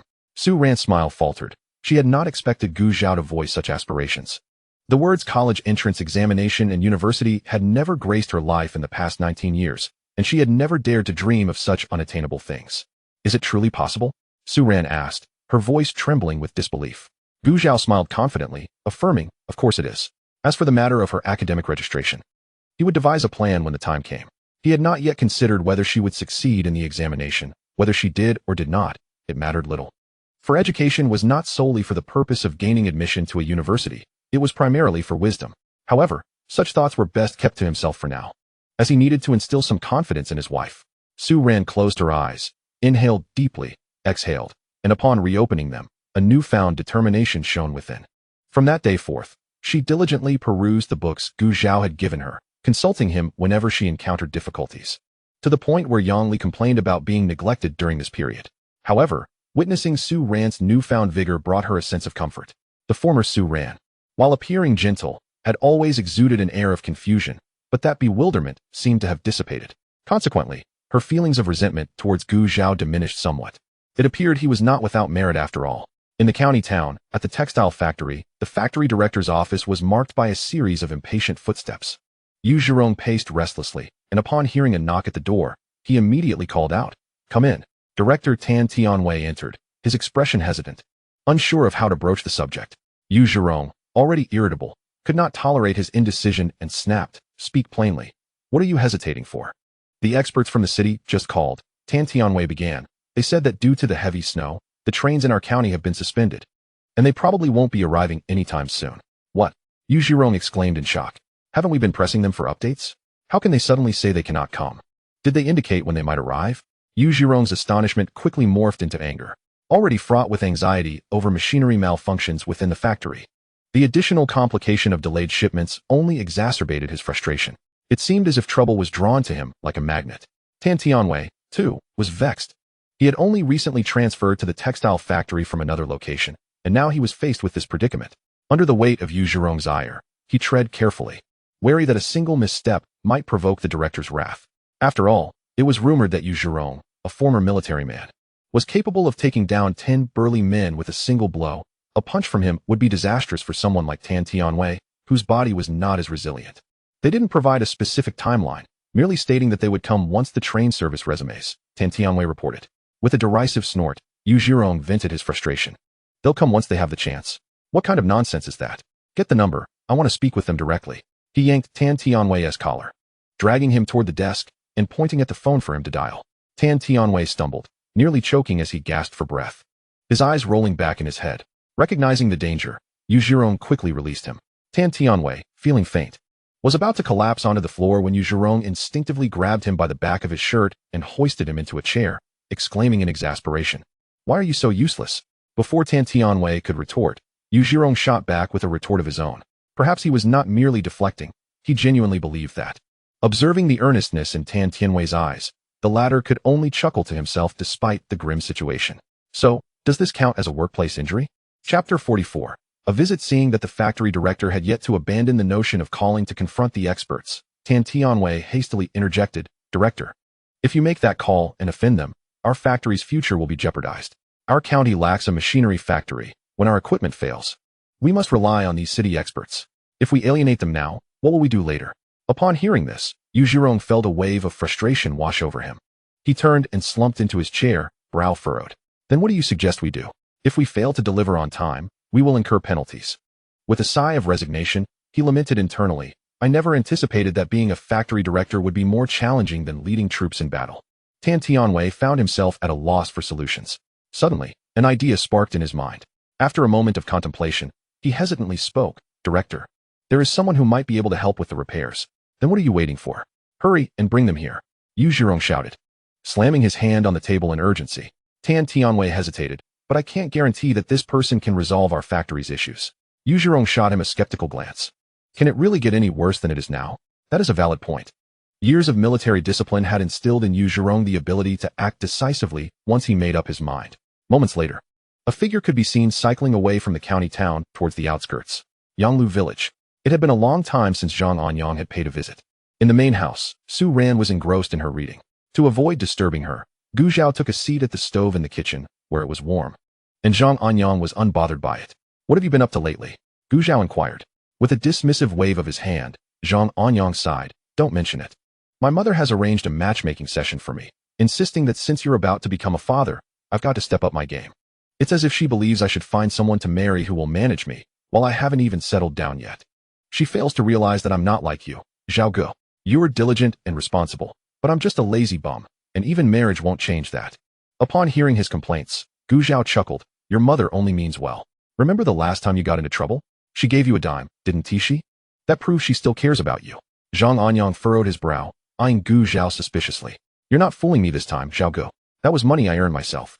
His backside had been sore for 2 days after all. Gu Zhao looked at him in astonishment. "Oh, does getting a beating somehow make one smarter?" "Not at all." Zhang Anyang retorted immediately. "If Lu Shuangfu got kicked by your mother, would she give him a dime?" He thought that was a ridiculous notion. Gu Zhao smirked. "So? It's settled then." Ruffling his hair, Zhang Anyang chuckled. "You're right, Zhao Ge." He then seemed to recall something and leaned closer to Gu Zhao. "Did you know? The last matchmaker introduced me to a girl Lu Shuangfu was interested in.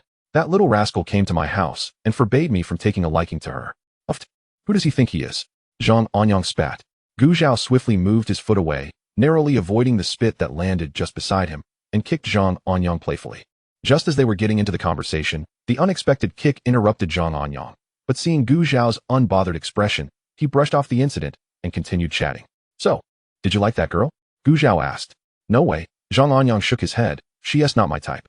"Oh, what is your type then?" Gu Zhao inquired with curiosity. Zhang Anyang blushed and hesitated. "Someone gentle and good-looking. Just not like my mother. I can't handle that." Gu Zhao nodded in silence. Many people, when searching for a partner, often stray far from their ideal type. One wonders if this lad might be one of them. As noon approached, Gu Zhao stood up to boil water and prepare lunch. Zhang Anyang, seeing this, was about to leave when Gu Zhao stopped him, insisting he stay to eat together. With a grin, Zhang Anyang accepted without hesitation, helping to tend the fire. There wasn't much left to do. After finishing the dumplings they had made earlier, Gu Zhao used the remaining meat to prepare 500 or 600 more, handling the mixing of the filling, kneading the dough, and rolling out the skins all by himself, ensuring Su Ran stayed out of it. Of course, this batch of dumplings was more vegetable-heavy than meat. Outside, it was snowing, and Gu Zhao, inspired by a video he had seen, constructed an icebox in the yard. Once the dumplings were frozen, he placed them inside for storage. Zhang Anyang watched as Gu Zhao brought a basin of dumplings into the kitchen, eagerly dropping them into the boiling water, unable to suppress his saliva. However, he wisely refrained from asking too many questions, satisfied that there would be food. Once the dumplings were cooked, Gu Zhao called Su Ran to join them. The three of them enjoyed a lively meal together. Meanwhile, as they rode further into the countryside, the snow grew deeper, and by the end of his journey, Tan Tianwei had to push his bicycle. Battling the wind and snow, he trudged through the snow-covered ground, following Gu Zhao's directions until he reached the entrance of Yanglu village. At that moment, the road was deserted, and unsure of Gu Zhao's residence, he reluctantly knocked on the door of a nearby house. "Who is it on this frigid day?" A voice called from inside, and when the door opened, Neo Alan shivered from the cold wind. Hearing her voice, Tan Tianwei approached, the crunch of snow underfoot growing closer. Before Neo Alan could speak further, he quickly interjected, "Excuse me, but could you tell me how to get to Gu Zhao's house?" Neo Alan, initially irritated, took a glance at the well-dressed man in front of her, pushing a bicycle, and swallowed her words, forcing a smile. However, when she heard Gu Zhao's name, her smile faltered, and she asked, "What do you want with Gu Zhao?" Thinking she was merely cautious of strangers, Tan Tianwei introduced himself, stating that he needed Gu Zhao's assistance with something, though he refrained from revealing the specifics. "What? The vice director of the textile factory wants Gu Zhao's help? What can that boy possibly do?" Neo Alan exclaimed, her expression shifting from surprise to disbelief. "Why can't he help?" Tan Tianwei countered. "If it weren't for Comrade Gu's assistance last time, our vehicle would have broken down halfway." "A vehicle?" Neo Alan was taken aback. Could it be that Gu Zhao actually knows how to fix cars? Initially skeptical of Gu Zhao's mechanical skills, her doubts had only grown with the rumors. Yet Tan Tianwei's words hinted at the truth of the matter. "Excuse me, do you know how to get to Gu Zhao's house?" Tan Tianwei, growing impatient after not getting any answers, felt pressed for time. The factory director was waiting for him to return with the team, and he couldn't afford to delay. Neo Alan, still in a daze, vaguely pointed him in the right direction. Without further ado, Tan Tianwei followed her directions toward the end of the village. Chapter 45. An invitation to the textile factory. A hearty meal of dumplings left Zhang Anyang completely satisfied. Initially, he had only intended to sample a few, but Gu Zhao, concerned for him, kept piling more onto his plate, and before he knew it, he had eaten his fill, unable to suppress a burp. He felt a bit embarrassed covering his mouth. Seeing Gu Zhao tidying up, he quickly jumped up to help, deftly clearing the table and washing the dishes. After lingering for a moment, he finally decided to leave. If he delayed any longer, his mother would likely come searching for him.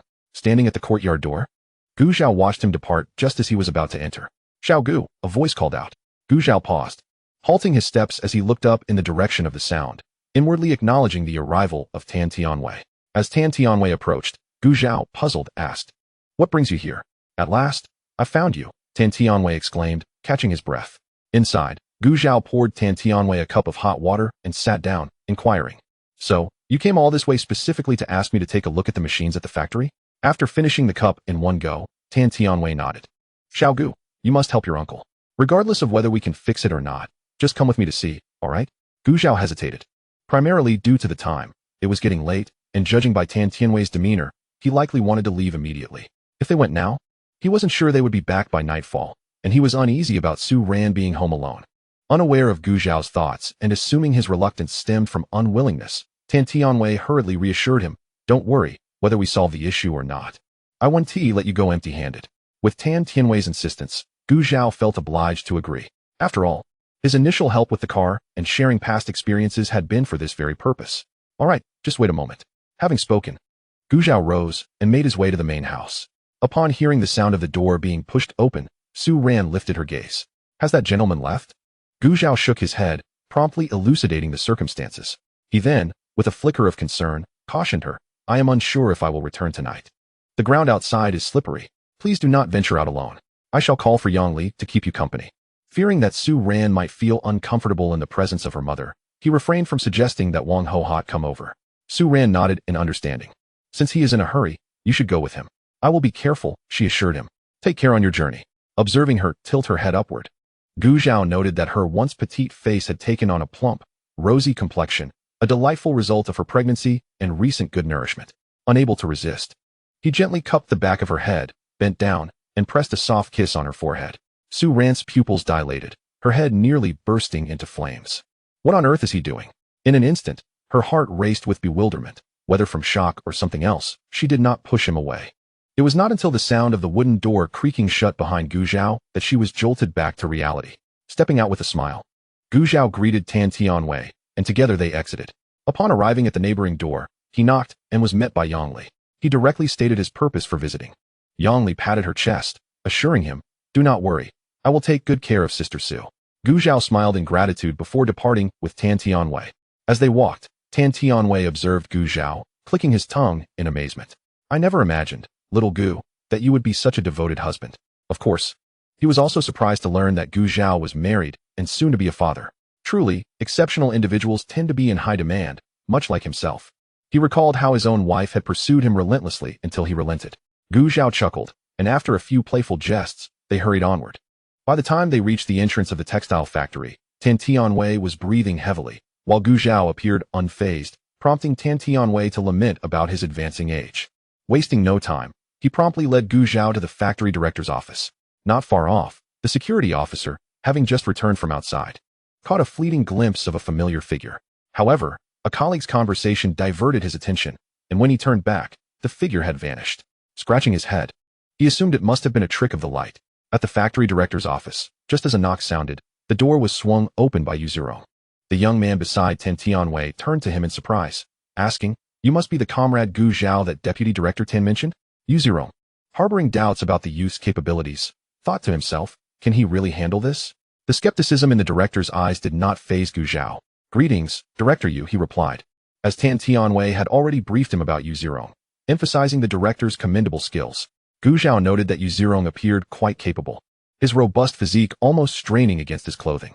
With urgency in the air, Yu Zirong wasted no time with pleasantries. "Since you're here, let's not delay. Shall we head to the workshop?" He figured if this young comrade proved inadequate, he would still have time to consider alternative solutions. "Very well," Gu Zhao nodded. The group proceeded to the workshop. At that hour, workers were diligently engaged in their tasks, each focused on their duties. Upon Gu Zhao's entrance, all eyes turned toward him. Curious about the identity of this young man who commanded such an entourage, including the factory director and deputy director. "What are you all staring at? Get back to work." The group leader barked, redirecting their attention. He then hurried over to Yu Zirong and the others. "What brings you here, Director?" Yu Zirong waved him off. "You carry on. We are here to inspect the malfunctioning machine." The group leader cast a glance at Gu Zhao before complying, his mind racing with speculation. Though he struggled to believe that such a young mechanical expert could exist.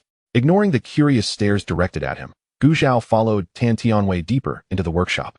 Upon reaching the malfunctioning machine, they found fewer workers around, as many had been reassigned to assist elsewhere due to the breakdown. Unlike traditional textile machines, this one was a recent, costly acquisition for the factory, boasting unparalleled advantages in quality, output, and variety. However, its complexity meant that when it malfunctioned, it was often beyond the reach of ordinary workers, leaving them helpless, as exemplified by the two nearby.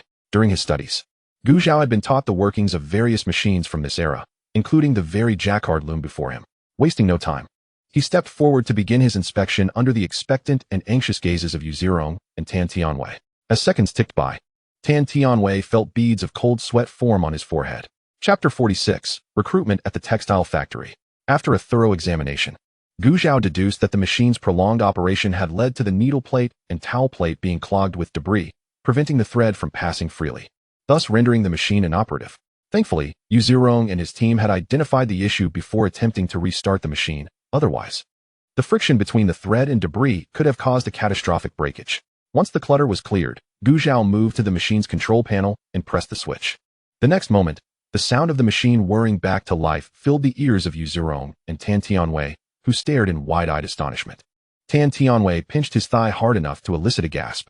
"Is this real? Has little Gu truly fixed the machine?" He was utterly taken aback. Although he had recommended Gu Zhao to the director, he had not genuinely expected him to succeed. Now, he felt a wave of pride wash over him. From the moment the machine began to operate, Yu Zirong set aside his doubts. He acknowledged that he had judged the young man by his appearance. Striding confidently towards Gu Zhao, he clapped him on the shoulder, exclaiming, "Young Gu, you are truly remarkable. I cannot thank you enough." Feeling the hearty pat on his shoulder, Gu Zhao genuinely understood Tan Tianwei's earlier admiration. He did not shy away, replying courteously, "You flatter me, Director." "Ah," Yu Zirong shook his head. "Young people should be a bit more audacious. If I say you are capable, then you are indeed capable." Gu Zhao merely feigned modesty, smiling and nodding without further comment. Seeing their camaraderie, Tan Tianwei interjected, "Director, young Gu has resolved such a significant issue for us. Mere words of gratitude will not suffice. We must offer him something substantial." Yu Zirong shot him a disapproving glance. "Must you state the obvious?" The workshop was not the place for serious discussions. After confirming that the machine was functioning properly, Yu Zirong summoned the group leader, instructing him to bring back the workers who had been reassigned to ensure they could expedite the current batch of goods. The summoned group leader was taken aback. He had not anticipated that this young man could possess such skill. In less than an hour, the machine had been restored to operation, yet he knew the director would not speak falsely. Thus, as the three departed the workshop, news of the machine's repair spread rapidly throughout the factory, with workers buzzing about the identity of the young man who had accomplished it. Unbeknownst to Gu Zhao, who was now seated in the office listening to Yu Zirong discuss his compensation. He had unwittingly become the center of attention. In the textile factory, fabric is in abundant supply. With a grand gesture, Yu Zirong instructed someone to fetch 2 bolts of cloth for Gu Zhao. These particular fabrics were not the type requested by the current collaborators, thus he offered them without hesitation. Additionally, he provided some cash, which he deemed to be quite practical. When Gu Zhao heard Yu Zirong ask the finance department to bring over 50 yuan, a flicker of surprise crossed his eyes. It is worth noting that, given the technical difficulty and skill level of the workers, the factory predominantly implements an 8-tier wage system. Thus, 50 yuan is equivalent to a month's salary for a level 4 worker. Nevertheless, since it was offered, Gu Zhao did not decline. Tan Tianwei also quietly marveled at the director's generosity. However, upon hearing what followed, he retracted this thought. This generosity was merely the beginning. Young Gu, tell me, would you be interested in joining our factory? You wouldn't need to do much, just assist when the machinery malfunctions. If you come aboard, I can offer you a salary calculated at the level 4 rate. Should you perform well, there is potential for salary advancement. After Gu Zhao accepted the items, Yu Zirong smiled and spoke. Talent. That is precisely what they currently lack. With Gu Zhao on board, there would be no need for him to continually curry favor with those so-called experts from the city. Holding such thoughts, Yu Zirong was genuinely earnest in inviting Gu Zhao. Young Gu, this truly is a remarkable opportunity. It's the first time I've seen the director be so generous, Tan Tianwei remarked, oblivious to Yu Zirong's sidelong glance. He was only concerned with persuading Gu Zhao, genuinely wishing for him not to squander his talents. Both men cherished the value of talent, and the nation was in dire need of individuals like Gu Zhao. Having witnessed Gu Zhao's skills twice, Tan Tianwei's confidence in his abilities was unquestionable. Additionally, Yu Zirong, aside from the previously mentioned factors, also trusted his intuition. It was his instincts that had saved his life countless times on the battlefield, and he was convinced he could not be mistaken in his judgment of character. Under the eager gazes of both men, Gu Zhao found himself momentarily at a loss for words. It was not a matter of arrogance. Initially, he had assumed Tan Tianwei was from the transportation department, hoping to leverage his connections to become a truck driver. After all, he was skilled in both repairing and driving vehicles, and the profession of a driver was quite sought after in this era.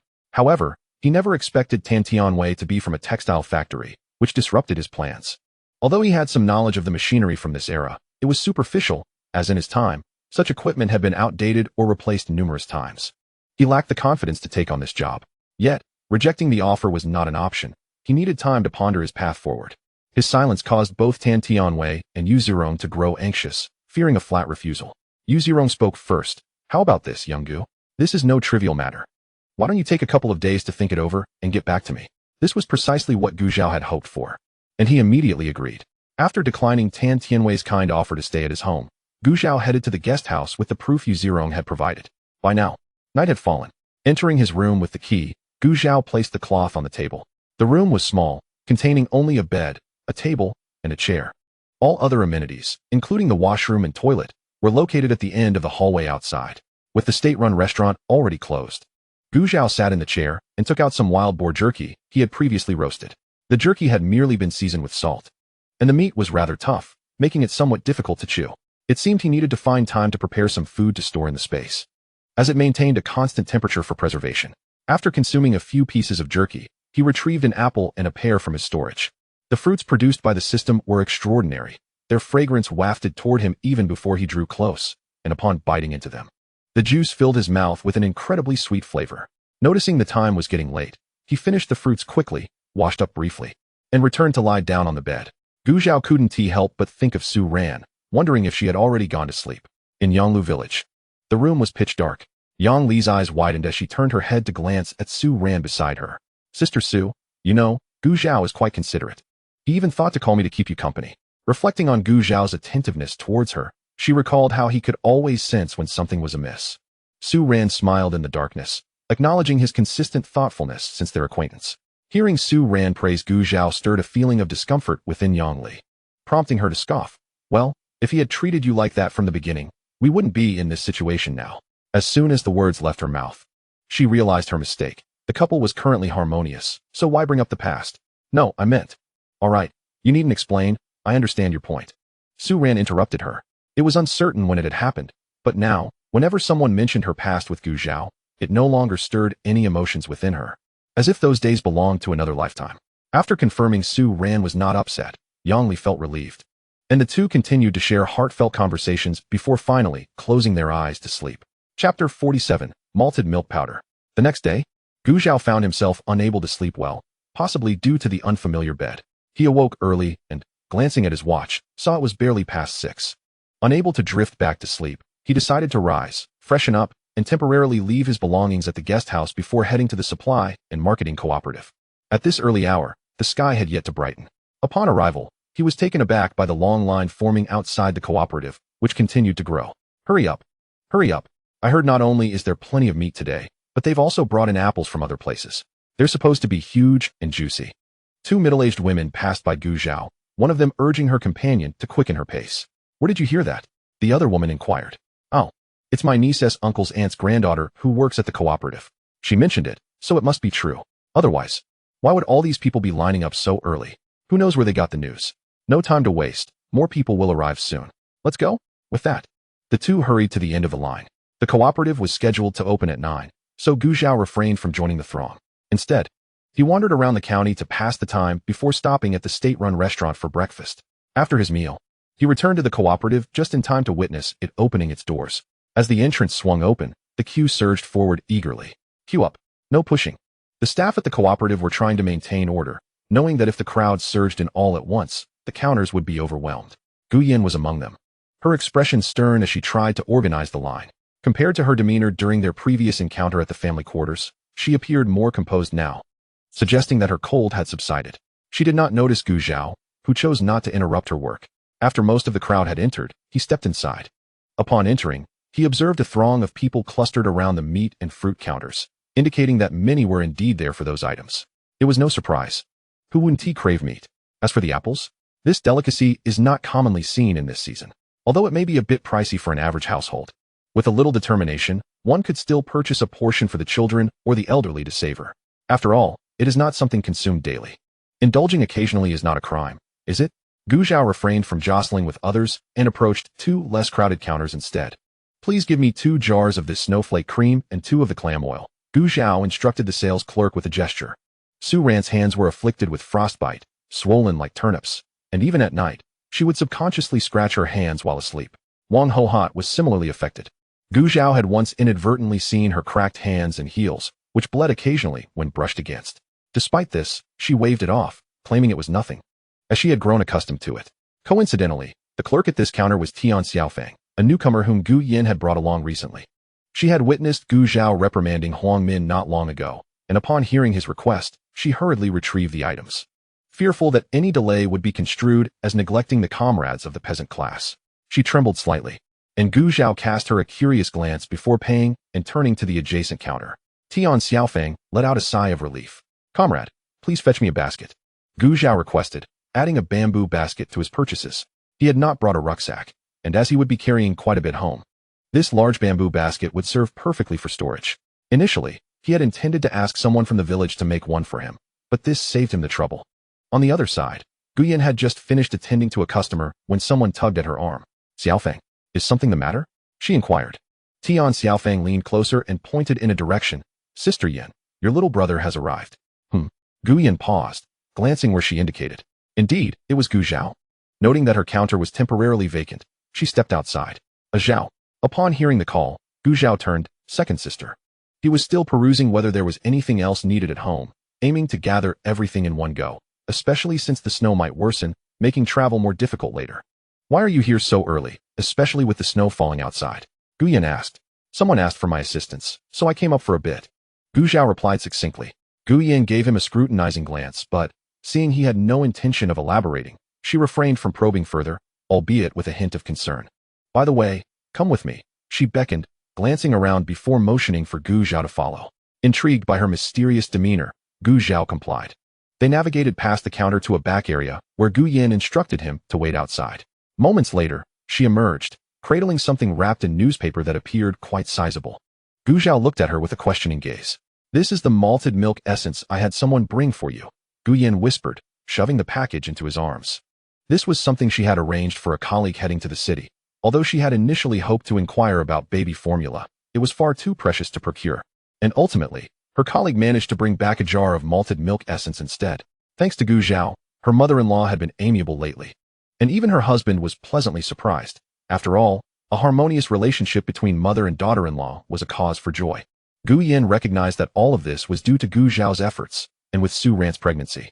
This malted milk essence would be perfect for her to nourish her body. She dared not bring it home, fearing that the two little ones would make a fuss upon seeing it. Initially, she had planned to give it to Gu Zhao to take back later. But with him here, she need not make an additional trip. Gu Zhao pressed his lips together, refusing it, insisting, "You should take this back for De Bao and Xiao Bao." He had 2 jars of adult formula as a reward from the system in his space, and intended to take them out today, not wishing to compete for the nourishment with 2 3-year-olds. However, Gu Yin was unaware of this, and she found his refusal somewhat disconcerting. In the past, he would always seek items from her, yet now he was pushing away something she offered. It seemed he had genuinely matured and become more considerate. "Just take it. I'm not being maternal here. This is for my sister-in-law," Gu Yin insisted impatiently. Shoving the jar of malted milk essence along with the newspaper into the basket he was carrying, then nudging him out of the counter area. As they stepped outside, amidst the bustling crowd, Gu Zhao discerned that she would not take it back, and thus he ceased to contest, accepting her goodwill. Soon, they exchanged greetings before parting ways as Gu Yin returned to her counter. After exiting the supply and marketing cooperative, Gu Zhao collected his belongings from the guest house, checked out, and headed straight towards the village.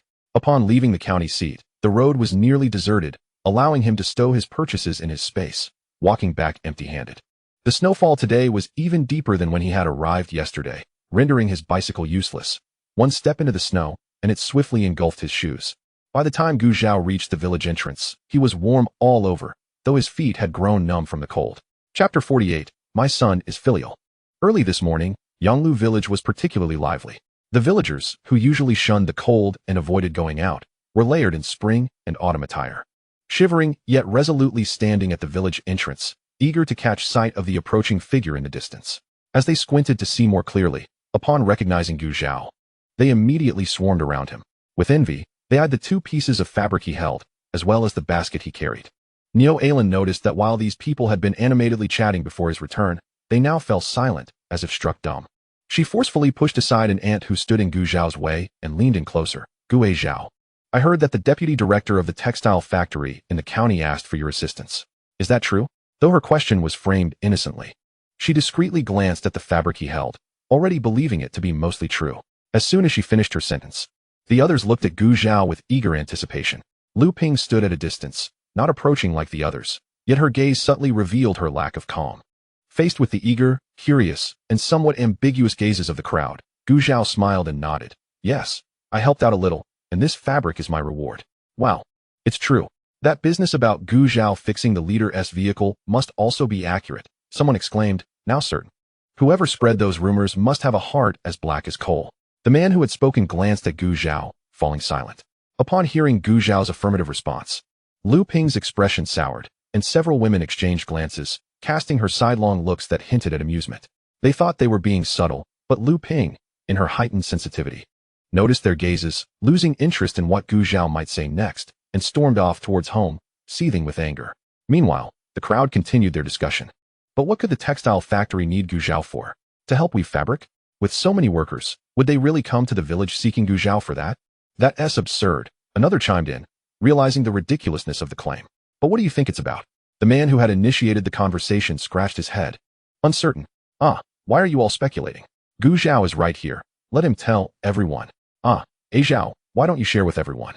Surrounded by the enthusiastic villagers. Regardless of whether their interest was genuine or laced with ulterior motives, Gu Zhao harbored no intention of concealing the events that had transpired. He succinctly recounted the sequence of events. The crowd, upon hearing his words, felt an inexplicable sense of awe. Each person's gaze towards Gu Zhao was more astonished than when they had previously discovered his reformation. This child had returned home for several years, yet they had been oblivious to his remarkable capabilities. How could he resolve issues that even the factory director could not, with just a single visit? Unperturbed by their thoughts, Gu Zhao felt an urgent need to return home and change his shoes. Otherwise, he feared his feet would no longer feel like his own. "Dear aunts and uncles, please make way," he implored. Upon glancing down at his drenched shoes, the villagers realized that they had kept him in the cold wind for far too long, and a wave of guilt washed over them. The person at the front immediately called out, "Make way. Everyone, step aside. Let Zhao return home to change his clothes. Look at his wet pants." Wet pants and shoes were common occurrences in the village, and while the term pitiful may have been somewhat exaggerated in their hearts, Gu Zhao only cared about leaving. After exchanging a few pleasantries, he strode purposefully towards the village. Halfway there, he chose not to head directly home, but instead turned to the Gu family residence. Inside, Wang Hohat had just returned from the village's end. Having heard of Gu Zhao's trip to the county, she worried about her daughter-in-law being home alone. Upon seeing Su Ran accompanied by Yang Li, she felt reassured enough to return. I wonder when Zhao will be back. He just leaves without a word. How am I supposed to address him when he returns? Gu Jianjun remained silent, knowing that while his words might sound pleasant now, they would likely be forgotten the moment he saw that boy. Gu Cheng and Li Fan sat nearby, engaged in their tasks of twisting hemp rope and pasting matchboxes, too intimidated to respond to her remarks.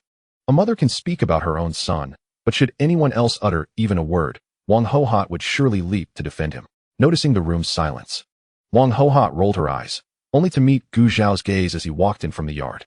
Oh, my dear mother, who has dared to upset you? Gu Zhao teased as he entered the hall. Wang Hohat immediately stood up, approaching him to brush the snowflakes from his head and shoulders. However, upon noticing his damp pants and shoes, her earlier words vanished from her mind in an instant. Goodness, you're soaked. Why didn't you change your clothes before coming back? Gu Zhao laughed. I was afraid of making you angry, so I hurried to see you. In his haste to leave, he had forgotten to bid farewell to Gu Jianjun and his wife, only recalling it on his way back. Wang Hohat, hearing this, completely forgot her previous statements. Her heart swelling with affection for her son, almost ready to embrace him and exclaim how precious he was. Gu Cheng and his father were unfazed by this display. While Li Fan's attention had long been fixated on the 2 pieces of fabric Gu Zhao had casually placed on the table and the basket covered by a bamboo lid. Once Wang Hohat was calmed, Gu Zhao picked up 1 piece of fabric and handed it to her. Mother, this is from the textile factory's director. Take it and, when you have time, make some clothes for yourself and Dad. He then lifted a corner of the bamboo lid to reveal a box of clam oil, a jar of snowflake cream, and a piece of pork belly weighing about 2 pounds. Use the clam oil and snowflake cream for your hands and feet. Don't hesitate to use them. Upon seeing the clam oil and snowflake cream, Wang Hohat's eyes immediately filled with tears. My son is so filial, unlike your father.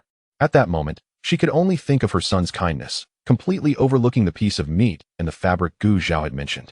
As for Gu Jianjun, who had been caught in the crossfire, he recalled a few years prior when he had brought clam oil home for Wang Hohat to apply on her hands and feet, only to be met with her scorn. What use is this useless item? You'd be better off buying matches and salt. If you dare bring home such things again, you'll sleep in the yard. Gu Cheng, hearing his younger brother's words, was curious enough to ask, but upon witnessing their father's innocent plight, he wisely kept his mouth shut, hoping his mother would forget him in that moment. Chapter 49. The pride of the elderly couple. Li Fan gazed enviously at the jar of snowflake cream. It was indeed snowflake cream. She had never heard of any woman in the village using it on her face. Her eyes shifted to Wang Hohat, and before she could utter a word, Wang Hohat quickly gathered the items into her arms, turned, and locked them in the cupboard. Give a dog a morsel, and it will still bark at you. Some people are even worse than beasts. A glimmer of derision flickered in Wang Hohat's eyes as she recalled the words she had heard from old friends in the village. Seeing her mother-in-law clutching the items without sparing her a glance, Li Fan's expression darkened instantly. Does this old woman even know how to use it at her age? Gu Zhao, noticing his mother had retreated to the room, promptly fetched a clean box that had previously held biscuits from the kitchen. He then retrieved a jar of malted milk powder from the basket and poured a generous amount into the box, moving so swiftly that Gu Jianjun didn't have time to intervene. What are you doing? Wang Hohat exclaimed as she emerged to see him pouring something into the box. Upon closer inspection, she recognized it as malted milk powder and rushed to seize his hand, stopping him from pouring more. Once he had poured enough, Gu Zhao halted, covering the box with the other hand. Mother, this is the malted milk powder my second sister gave. You and Dad can use it to make drinks. Adult milk powder was not appropriate to give to the elderly couple, especially with Li Fan's watchful eyes nearby. This malted milk powder was specifically intended for Su Ran, and he couldn't give it all to his parents, so he poured some out, intending to keep a portion for himself as a gesture of goodwill. As for Su Ran, he planned to retrieve the 2 cans of adult milk powder from his space shortly. Wang Hohat shot him a sidelong glance, as if to say he was deceiving her. If it were for the daughter to honor her elders, would it require Zhao to go through such trouble? Gu Zhao merely smiled and remained silent. Seeing his demeanor, Wang Hohat felt a mix of emotions. Come with me, she commanded, turning to head into the house. Gu Zhao, having something to discuss with her and Gu Jianjun, called out, Dad, you should come in too. I have something to tell you. Thus, the 3 entered the house under Li Fan's watchful gaze. Witnessing their secretive behavior, she felt a surge of irritation. Noticing the person beside her still twisting hemp rope, she pinched Gu Cheng's arm. Look at your mother. Are they guarding against you or me? Even speaking requires them to go inside. Gu Cheng appeared utterly perplexed. As his mother sometimes did pull him into the house to talk, was it not permissible for others to share a few whispered words? His expression only served to stoke Li Fun's anger further. In her heightened frustration, she inadvertently glanced at the table, spotting the malted milk powder and the meat. Instantly, her ire dissipated. Humph. Since I won't be getting any of that snowflake cream, at least I can have a bite of the meat. And as for the malted milk powder, I refuse to believe my mother-in-law will only drink it herself without considering the two children. Inside the room, as Gu Jianjun followed in, Wang Hohat said nothing but retrieved a 100 yuan note from the neck pouch she wore, a mix of denominations. Take this, she offered, extending the money towards Gu Zhao. Gu Zhao hesitated. Mother, what is this for? I have money. Wang Hohat shot him a glare. You have money? How much could you possibly have? The money we gave you when you divided the family must have been spent by now. She was unaware that the money had long been depleted by the original owner. Seeing that he still wouldn't take it, Gu Jianjun explained beside him, Zhao, you should accept this money. When we divided the family assets, we shouldn't have given you such a meager amount. Your mother and I were concerned that you might struggle to manage it, so she kept a little aside for you to give later. This money is also for your elder brother and second sister. Upon hearing this, Gu Zhao finally reached out to accept the money. He had long suspected as much. After all, Gu Jianjun had served in the army for many years and now held the position of captain, while Wang Hohat was adept at managing finances. And Gu Cheng was diligent in his work. It was improbable that they would only possess such a paltry sum at the time of separation. After tucking the money into his pocket, Gu Zhao proceeded to recount the events of the previous day, including the factory director's request for him to work at the textile factory. What? They want you to work as a technician at the textile factory? Is that true? Wang Hohat exclaimed in astonishment, her eyes wide with disbelief as she pressed for confirmation. Gu Jianjun, standing beside her, was equally taken aback. The two of them focused intently on Gu Zhao, awaiting his response. The shock of his entry into the textile factory was so overwhelming that they momentarily overlooked the 50 yuan he had just mentioned. Gu Zhao felt helpless. It seemed they just couldn't grasp the crux of his message today. Noticing their anxious expressions, he nodded affirmatively. Indeed, your son is making progress now. The cloth and milk powder on that table are for you to keep. In the future, once I earn more, I'll buy you even better things. That's wonderful. I knew my Zhao was a promising and filial child. He truly is my son. Wang Hohat beamed with pride, pacing around the room in delight, no longer mentioning the need to return the cloth and milk powder. Gu Jianjun's penetrating gaze was impossible for Gu Zhao to ignore, prompting him to quickly add, and Dad, I will also be filial to you in the future.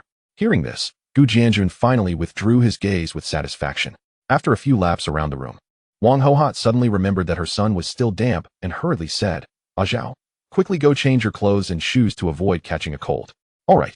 Facing Li Fun's sharp gaze as he exited the courtyard, Gu Zhao took a few steps before turning back to wave at Gu Jianjun and Wang Hohat, signaling for them to return. Once they nodded in agreement, he left without looking back. When Gu Zhao arrived home, he found Su Ren already waiting for him at the door, accompanied by Yang Li.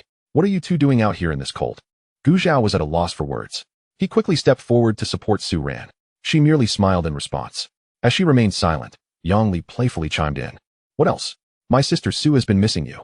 Su Ran's face flushed a deep red at Yang Li's bluntness, and she pretended to swat at her. You little brat. Yang Li laughed and dodged away, waving her hand as she dashed back into the house. I'm not saying anything wrong. Since Zhao Gu is back, I should head home. Once she entered the yard, Gu Zhao and Su Ran turned back toward the house. Sit down, Su Ran, Gu Zhao instructed, placing the piece of cloth on the kong. If you have time, you can make a couple of outfits for yourself. Oh, and the baby's clothes and diapers will be your responsibility as well. This cloth was cotton, suitable for making diapers and clothes for the child. Although Wang Hohat had already cleaned and sent over some diapers that Gu Dangtian had used before, Gu Zhao wanted to provide the best for his child now that he had the fabric. I already have so many clothes. What else do I need to make? It's you who should be concerned, Su Ran remarked, noticing how Gu Zhao had clearly arranged the cloth for both her and the child while not mentioning himself at all. I'm a grown man. I don't mind. Besides, I still have clothes, Gu Zhao replied, genuinely unconcerned, as his clothing was still wearable. After all, the original owner had not deprived himself. Su Ran fell silent, contemplating what would be made later. Could he possibly not wear it? Chapter 50. Running around the courtyard with his mother. Having sorted out the cloth, Gu Zhao then took out other items from the bamboo basket. 2 cans of milk powder, 2 pounds each of beef and lamb, 5 pounds of pork, 10 pounds of rice, about 5 or 6 pounds of pears, and clam oil and snowflake cream. The items produced by the system were perfectly suited to the characteristics of this era, allowing Gu Zhao to present them without hesitation. Su Ran's eyes flickered with surprise. She had thought that after Gu Zhao's previous experience, she would be unfazed when faced with such a situation again. However, despite her astonishment, she remained silent as she watched Gu Zhao busily put away the milk powder, rice, and pears into the cupboard, while taking the meat into the kitchen. After arranging everything, Gu Zhao turned around to find Su Ran sitting on the Kong, her dark, clear eyes following him as he moved. He couldn't help but smile. He took the snowflake cream, sat down beside her, opened the lid, scooped out a generous amount, and then gently applied it to her forehead, cheeks, chin, and finally the tip of her nose, spreading it with his fingers. Seeing him use so much made Su Ran feel a pang of heartache. Yet, as she savored the soft touch on her face, the friction between his calloused palms from hard labor and her now smooth cheeks generated a warmth that seemed to flow straight to her heart. This snowflake cream and clam oil are for you to use on your face and hands. Don't hesitate to use them. And the milk powder is for adults. You should drink it yourself, not saving it for this little one in your belly. Gu Zhao continued to chatter, only to realize that Su Ran had remained silent. Looking down, their eyes met, and he took a deep breath. Averting his gaze while placing his large hand on her face, gently tilting her head to the side. Confused, Su Ran turned her head to continue looking at him. Gu Zhao pressed his lips together, sighed inwardly, and decided to proceed. He then applied clam oil to her hands. Su Ran watched him intently. Having worked hard all her life without the love of a father or mother, she wasn't overly delicate or pretentious. The life this man provided for her was beyond anything she had ever imagined. Yet, faced with his tenderness, she found it hard to refuse, even wishing that time could remain suspended in this moment forever. The room was silent, and a warm, beautiful atmosphere enveloped the two of them. After returning home, filled with suppressed anger, Lu Ping could no longer contain her fury when she saw the bowls and chopsticks from breakfast still sitting on the table. And she erupted in a tirade, pointing at the people inside. What a bunch of lazy good-for-nothings. It's not like you have broken arms or legs. Why do you all rely on me to come home and do everything? Unfazed by her outburst, the three members of the Gui family sat there, accustomed to such behavior. Once she finished her rant, Gui Baoling finally spoke up. Mom, who made you so angry this time? After quenching her thirst with a large gulp of water to calm her anger, Lu Ping rolled her eyes. Who else? Just those old hags in the village. That Gu Zhao only helped the leaders of the textile factory with a small favor, and they actually think he can achieve great success? They even dared to mock me. Hearing this, Gui Kun curiously asked, Mom, did Gu Zhao really help those people in the county? The question rekindled Lu Ping's smoldering anger, and she slapped her son on the back, exclaiming, Why are you asking so much? Her emotions were high, and she struck without thinking of the force. Gui Kun rubbed his sore back, displeased. Mom, what was that for? You were the one who looked down on Gu Zhao and told people in the village that you wouldn't marry your sister off to someone so useless. Why are you taking it out on me now? The usually silent Gui Dahai finally spoke up. Indeed, our daughter's affair with Gu Zhao has been several months in the past. You might think that few in the village would bring it up. But the more agitated you appear, the more others revel in our family's misfortune. As if you need to tell me, Lu Ping retorted, clearly irked by those meddlesome old women. The three of them swiftly diverted the conversation elsewhere. Nearby, Gui Baoling, who had been restless since hearing the news yesterday, bit her lip at her parents' exchange. Wife, you should take some eggs over to see Zhao's wife. She has been pregnant for several months now. And we haven't visited her yet, Gu Zhangwo stated as he puffed on his homegrown tobacco. While sewing, Zhang Yingxia did not lift her head, replying, He is your own nephew. If you wish to go, then by all means, go yourself. I shall not accompany you. Clearing his throat, Gu Zhangwo tapped his pipe on the table and insisted, What do you mean by that? The child still calls you Auntie. Isn't it only right to see how she is doing? Zhang Yingxia, knowing her partner's intentions by the way he shifted, remained resolute and unmoved by his words. Son, come here. Zhou Liping beckoned to her son as if calling a pet. Zhang Anyang, suspicious of his mother's overly cheerful demeanor, approached her. How is it going with Gu Zhao lately? Zhang Anyang, feeling puzzled, replied honestly, Pretty well. Zhao Gu is a lifelong good brother of mine. He even treated me to pork dumplings yesterday. However, he refrained from mentioning this last part, fearing it would provoke his mother's ire. Zhou Liping nodded approvingly. As long as you're getting along, you should spend more time with that boy. Zhang Anyang was taken aback, recalling how his mother had previously dismissed Gu Zhao as a good-for-nothing and cautioned him against associating with him. Zhou Liping faltered. She had indeed voiced that concern when Gu Zhao seemed aimless, akin to a vagabond. Forget what I said before, just focus on getting along with him now. Sensing his mother's impatience, Zhang Anyang smugly replied, That goes without saying. Zhao Gu really likes me. He even filled my belly with those pork dumplings yesterday. Just the thought made him chuckle, as he mused over who in the village could win his brother-in-arm's favor quite like he did. Yet, as he laughed, he noticed his mother's sudden silence and turned to find her glaring at him with fiery eyes, her face flushed with anger. I wondered why you were so cheerful yesterday. It turns out you were over at someone else's house for a meal. Eating is one thing, but you had the audacity to stuff yourself with pork dumplings there. Just wait until I teach you a lesson for being such a glutton. With that, she snatched a broom and began chasing Zhang Anyang, who had anticipated her wrath and swiftly fled outside, evading her as they dashed around the courtyard. The other family members merely glanced up at the commotion before returning to their tasks, accustomed to such antics. Chapter 51. A steamed bun capable of crushing De Huang's nest. Unbeknownst to Gu Zhao, who was preoccupied with retrieving the steamed buns from the pot, Zhang Anyang's ordeal continued. He had prepared 2 varieties, one with shredded radish and pork, and the other with dried shiitake mushrooms and pork. The mushrooms having been foraged by Su Ran in the mountains a few days prior, endowing the buns with a rich flavor. Gu Zhao, with a hearty appetite, devoured 6 in one sitting, while Su Ran, emboldened by her pregnancy, managed to eat 4 of the sizable buns. With their hunger satiated, there remained another 50 or so buns in the pot. Gu Zhao set aside 5 in a bowl, intending to freeze the rest once they cooled. I'll take a couple of buns over to the neighbors. You stay home and rest, he instructed Su Ran. All right, she nodded. As winter set in, aside from going to the cafeteria for meals, everyone generally stayed indoors. Even tasks like making matchboxes were assigned to be done at home. Thus, when there was a knock at the door, Yu Zhaodi felt a twinge of curiosity, donning her outer garment and shoes. She opened the door to be greeted by a chilling gust of air that made her shiver. Gu Zhao remained still, aware of the commotion in the courtyard. Upon opening the yard door and seeing him, Yu Zhaodi was taken aback, and upon noticing the buns in his hands, she asked, Zhao, what brings you here? Aunt Yang, I brought some buns from home for you to try, Gu Zhao replied, extending the bowl towards her. The soft, fluffy buns were clearly enticing. Made from fine flour. However, Yu Zhaodi was too modest to accept such a delicacy. Oh no, you and Su girl can enjoy those yourselves. There's no need to bring us any, she insisted, though 5 buns was a considerable offering. Aunt, please take them. If you don't, I'll feel embarrassed asking for your help in the future. He intended to work at the textile factory, and with Su Ran home alone, he felt uneasy. They said distant relatives were not as good as close neighbors, and the Yang family was dependable, living nearby, making it inevitable he would need assistance. Upon hearing this, Yu Zhaodi understood it was for her daughter's sake. Young people often struggled with daily life, and in a close-knit community like theirs, such small favors shouldn't warrant formality. Realizing the intent behind his words, she relented and accepted the bowl, saying, Fine, I'll take them. Just stop your persuasion.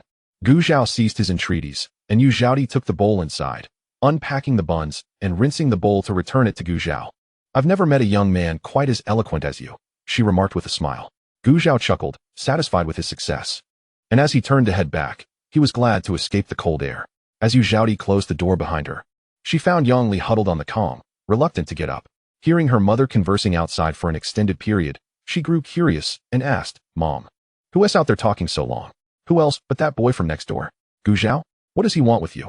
Yu Zhaodi removed her shoes and climbed onto the kong, bringing over 5 white buns, saying, He came to thank you for helping to look after Su girl. Surprised, Yang Li murmured, I didn't expect him to be so polite. Upon hearing the mention of white buns, her eyes lit up. Yes, they're white buns. Seeing her daughter's eager expression, Yu Zhaodi felt a mix of amusement and sympathy. It seemed that with the village's pig slaughtering season approaching, they would need to procure more meat to ensure a festive spread of white buns for the new year. Yang Li, unable to contain her excitement, urged, Hurry up, Mom. Let us eat. As her father, Yang Kaihua, entered, he was puzzled by his daughter's unusual enthusiasm for dinner. Didn't you just complain about how the village auntie's steamed buns could crush De Huang's nest? Dad, you wouldn't understand, Yang Li replied, quickly bringing the steaming buns from the pot to the table, exclaiming, Look, Dad. Where did these buns come from? Yang Kaihua exclaimed in surprise. The family of 3 gathered around the table, and Yu Zhaodi recounted the visit from Gu Zhao that day. After listening, Yang Kaihua nodded thoughtfully. Since Su Yadu was a first-time mother and the young couple lacked experience, it was only natural for them to lend a helping hand, especially since they lived nearby. Noticing their continuous chatter, Yang Li couldn't help but interject, Mom and Dad, let us eat, or the food will get cold. Sharing a knowing glance with Yu Zhaodi, the two refrained from further discussion and picked up their chopsticks to begin the meal. Wow, they are actually filled with meat. As soon as they started eating, Yang Li eagerly grabbed a bun and stuffed it into her mouth, letting out an exclamation of delight upon tasting it. Yang Kaihua and his wife turned to look. And indeed, it was true. Yu Zhaodi quickly pulled apart another bun, discovering it was filled with distinct pieces of meat, and she smacked her thigh in regret. I shouldn't have accepted them. I thought they were just made with plain flour, filled with something like cabbage, but to my surprise, they are filled with meat. After a brief moment of silence, Yang Kaihua decided to let it go. They had already eaten, so they might as well keep an eye on things in the future. With a bun in her mouth, Yang Li nodded vigorously, her words muffled. Dad, don't worry, I promise to look after Sister Su well. As night fell, the breathing beside her gradually calmed. Gu Zhao lay awake, staring at the ceiling. When the clock struck midnight, he immediately opened the marketplace, where 3 new items had refreshed. Revealing transformation pill, dare to consume me, and I shall ensure that no falsehood escapes your lips. Duration, 1 hour, price, 5 points of affection. 200 pounds of beef. Indeed, I am merely ordinary beef, devoid of any special effects. The only extraordinary aspect is that I have been water injected. Purchase me, and you will receive 100 pounds of authentic beef. Price, 3 points of affection. Mechanical compendium, beginner covers all basic mechanical knowledge relevant to the current era, plus 6 months of guidance from a renowned instructor. Acquire this, learn it, and even a fool can become talented. Price, 100 points of affection. Upon seeing the first 2 items, Gu Zhao's lips twitched, casting doubt on the legitimacy of his system. However, when he spotted the 3rd item, he instinctively sat up. This was precisely what he urgently needed. Yet, the price coupled with the designation of beginner made him hesitant. If he were to purchase it and find it useless, those 100 points of affection would be wasted. After much deliberation, Gu Zhao reread the item description, his gaze lingering on the phrase, even a fool can become talented. He relaxed his furrowed brow and resolved to take a gamble. Purchased. Chapter 52. Guidance from Renowned Instructors. No sooner had he thought this than the system's voice echoed. Thank you for your patronage. Remaining affection points, 12. Gazing at his dwindling affection points, Gu Zhao felt a pang of regret. He then began to assess whether the 100 points he had just spent were worth it. The item he had purchased did not manifest in the system space. At the moment of the successful transaction, the item's image transformed into a beam of light that darted into Gu Zhao's mind. In an instant, a book imbued with an air of mystery materialized, hovering in his consciousness. Despite having never perused it, Gu Zhao instinctively grasped all its contents. However, while he understood the individual characters, some concepts remained obscure, akin to a child learning to read. He could recognize the words, but struggled to comprehend the sentences. Gu Zhao realized this was due to his lack of prior knowledge, and the system had merely implanted the information in his mind. To truly master it, he would need to rely on himself and the aforementioned guidance from the renowned instructor. After mentally skimming through the book's contents, Gu Zhao smiled. For at least half of the knowledge was new to him and desperately needed. It appeared that his expenditure of affection points was justified.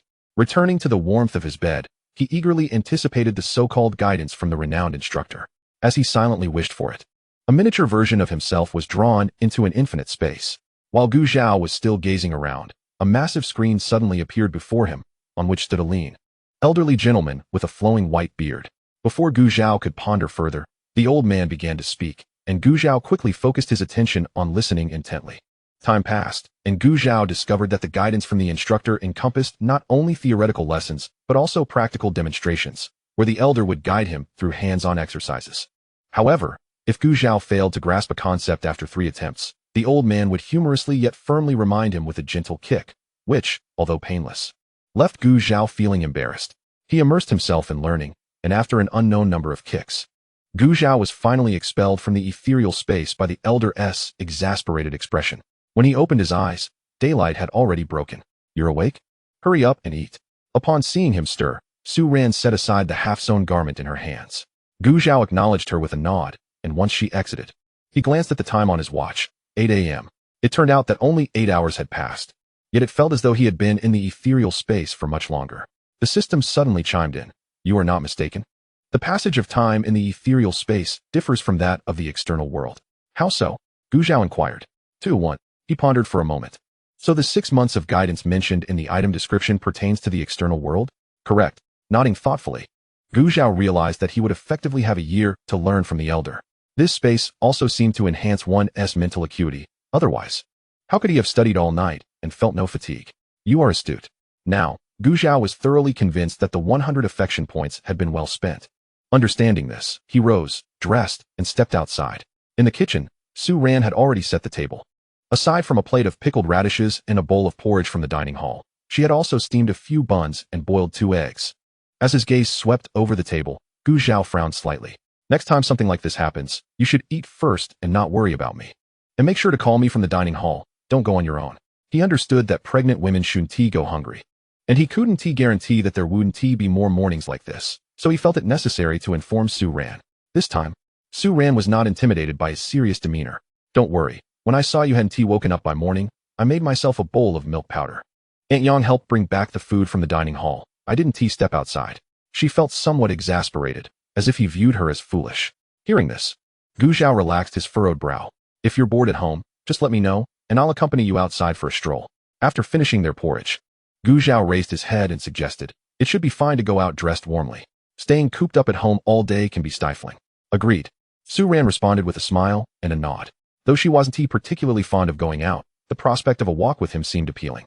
After their meal, Su Ran read a book in the room, while Gu Zhao lay back on the bed with his eyes closed. Believing he had fallen asleep, Su Ran turned the pages of her book with increased caution. Meanwhile, as Gu Zhao entered the ethereal space, the elder appeared again. Upon seeing Gu Zhao, the old man's expression darkened. Had Gu Zhao possessed the ability to read minds, he might have heard the elder muttering curses under his breath. Yet, despite his disdain for this foolish student, the elder diligently went on to teach him. Gu Zhao absorbed the knowledge like a sponge, and regardless of the elder's frown, he pressed on with questions, persistently seeking answers until the elder grew impatient. As he was once again expelled from the void, he hazily discerned a faint smile gracing the elderly man's visage. For lunch, Gu Zhao and Su Ran enjoyed dumplings, followed by pears as a delightful dessert. The sweet, juicy nectar eagerly surged into their mouths, accompanied by a hint of sweetness reflected in Su Ran's smiling eyes. Observing her delight, Gu Zhao remarked that if she liked it, he would bring back more next time. Su Ran, not wishing to inquire further, nodded in agreement. Thus, the two of them spent the better part of the day indoors, until it was time to head to the dining hall for dinner. Gu Zhao suggested a stroll outside, and after a day spent reading or sewing, Su Ran was eager for some movement. After she added a new piece of clothing, Gu Zhao led her out. The sky had yet to darken, and many villagers were out to fetch their meals. Upon seeing Gu Zhao assisting Su Ran outside, they greeted them with smiles, the most frequent comment being, "Why do I feel that Su girl looks considerably more beautiful? Just look at that fair skin. Her little face is so delicate it could almost yield water." Another chimed in, "Indeed. If it weren't for Gu Zhao standing beside her, I might not have recognized her at all." There were whispers of admiration, tinged with hints of envy, or perhaps a tinge of bitterness. Envious, are we? Well, who is to blame you for lacking a capable man? Humph. As if you have one yourself. Of course, these remarks were made behind Gu Zhao and Su Ran's backs. Su Ran felt a tad uneasy under the scrutiny of these women. What were they looking at? Was there something wrong with her? Gu Zhao understood the implications behind their gazes, whether it stemmed from jealousy or simple admiration. It all served as validation of his worth. When Su Ran voiced her uncertainty, he candidly replied, "It's likely because you are simply too lovely." Su Ran shot him a sideways glance, bemused by his tongue-in-cheek manner. "I'm serious," Gu Zhao insisted, nearly raising his hand in solemn promise. Seeing his earnest expression, Su Ran remained skeptical, yet chose not to express her doubts. Gu Zhao, feeling a bit exasperated, resolved that he must remember to buy her a mirror during their next trip to the county, for his wife was blissfully unaware of her own transformation. Chapter 53, Dissolution of the Dining Hall. Upon reaching the dining hall, they found a throng of people gathered at the entrance. Gu Zhao and Su Ran exchanged glances, puzzled, and were just about to inquire when Zhang Anyang waved at him from a distance. Gu Zhao guided Su Ran over, tilting his chin towards the inside, asking, "What is going on? Brother Zhao, your timing is unfortunate. You missed quite the spectacle," Zhang Anyang replied, feigning mystery. As Gu Zhao raised his hand as if to strike him, Zhang Anyang quickly divulged the details. It appeared that Zhu Guanghui had returned to his old tricks, causing quite the uproar over the dining hall's meals, demanding that Gu Jianjun allocate him grain so he could cook at home. Zhang Anyang speculated that Zhu Guanghui was harboring resentment over the previous incident when Gu Zhao had not saved his child, thus orchestrating this commotion as a form of retaliation against Gu Zhao. At that moment, the crowd had attempted to mediate the couple's dispute, likely believing that Zhu Guanghui thought they were merely speaking from a place of comfort. Now, his tumultuous display suggested he presumed the village leader would not dissolve the dining hall, and if the leader did acquiesce to his demands, Zhu Guanghui would undoubtedly change his tune. Observing Zhu Guanghui's boisterous antics, Gu Jianjun remained silent, deep in thought. Recent reports in the newspapers had indicated that several other areas had already dissolved their dining halls, in just days prior. The leaders of their commune had convened a meeting regarding this very issue, suggesting that they assess their village's situation and analyze specific problems. If they wished to dissolve the dining hall, he would not oppose it. On the day the meeting concluded, several villages beneath their county had already disbanded their dining halls. Initially, Gu Jianjun had hesitated to dissolve the dining hall due to the persistent drought, believing that centralized grain distribution would better prepare them for potential hardships. However, Zhu Guanghui's current behavior suggested he had heard about other villages dissolving their dining halls, and, seeing Gu Jianjun's inaction, thought he could manipulate the situation to his advantage. Gu Jianjun's gaze shifted from Zhu Guanghui to the other villagers present. The villagers had gathered in response to the news, yet no one echoed Zhu Guanghui's sentiments. Nor did anyone speak out against him. No one wanted to be the scapegoat. Thus, Gu Jianjun declared, "You have all heard Zhu Guanghui's words. Those in agreement with him, please step forward." Silence enveloped the crowd. No one moved. "Very well, those who disagree with him, please step forward." Still, no one stirred. And many even averted their gazes to avoid Gu Jianjun's scrutiny. Gu Jianjun was not oblivious to the private discussions circulating among the villagers regarding the dissolution of the dining hall. He now had a clearer understanding. All right then. Based on everyone's sentiments, we shall dissolve the dining hall starting today. The crowd was taken aback by Gu Jianjun's decisiveness. As the realization sank in, quiet murmurs of excitement began to ripple through the gathering, followed by fervent discussions. Gu Jianjun had anticipated this reaction and instructed Li Jiaxing and Mao Hongwang to prepare for the grain distribution, planning to allocate the warehouse's grain according to this year's work points. He also requested that they draft a voluntary dissolution agreement for the dining hall, ensuring each household would send a representative to sign both the village ledger and the agreement upon receiving their grain. After conveying all his instructions, Gu Jianjun sighed. While he held the title of village leader, it was not a unilateral decision. The voices of the community deserved to be heard. Although no one had spoken up moments ago, the villagers' behavior had been unmistakably clear. They were indeed eager for the dining hall's dissolution, as having control over their grain was far preferable to relinquishing it to others. Before the autumn harvest, they would have been reluctant to see the dining hall disbanded. But with the harvest approaching and grain in hand, it was undoubtedly more convenient to have it at home. Zhang Anyang was taken aback. Wait, the village leader really just dissolved the dining hall? Gu Zhao smiled enigmatically, pondering whether these villagers would come to regret their decision. Hearing the chuckle, Zhang Anyang turned to see Gu Zhao's grin and shivered. "Brother Zhao, don't smile like that, it frightens me." Gu Zhao ignored his theatrics. Equally stunned was Zhu Guanghui. What? It was that simple? He had merely intended to stir the pot. Emerging from the crowd were Zhu Dahai and Zhao Chunmei, who, witnessing the resolution, approached Zhu Guanghui. Patting him on the shoulder. "Son, you finally did something right," Zhu Dahai proclaimed. Indeed, Zhao Chunmei concurred. As the crowd dispersed and darkness enveloped the village, Gu Zhao took Su Ran's hand, leading her home. Once they arrived, they lit an oil lamp, finished their dinner, freshened up, and then lay down in bed.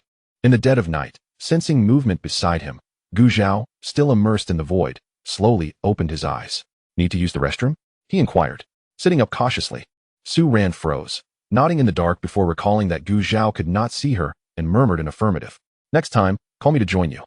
Gu Zhao got out of bed, donned his clothes in the dark, and, relying on memory, located the flashlight on the cupboard.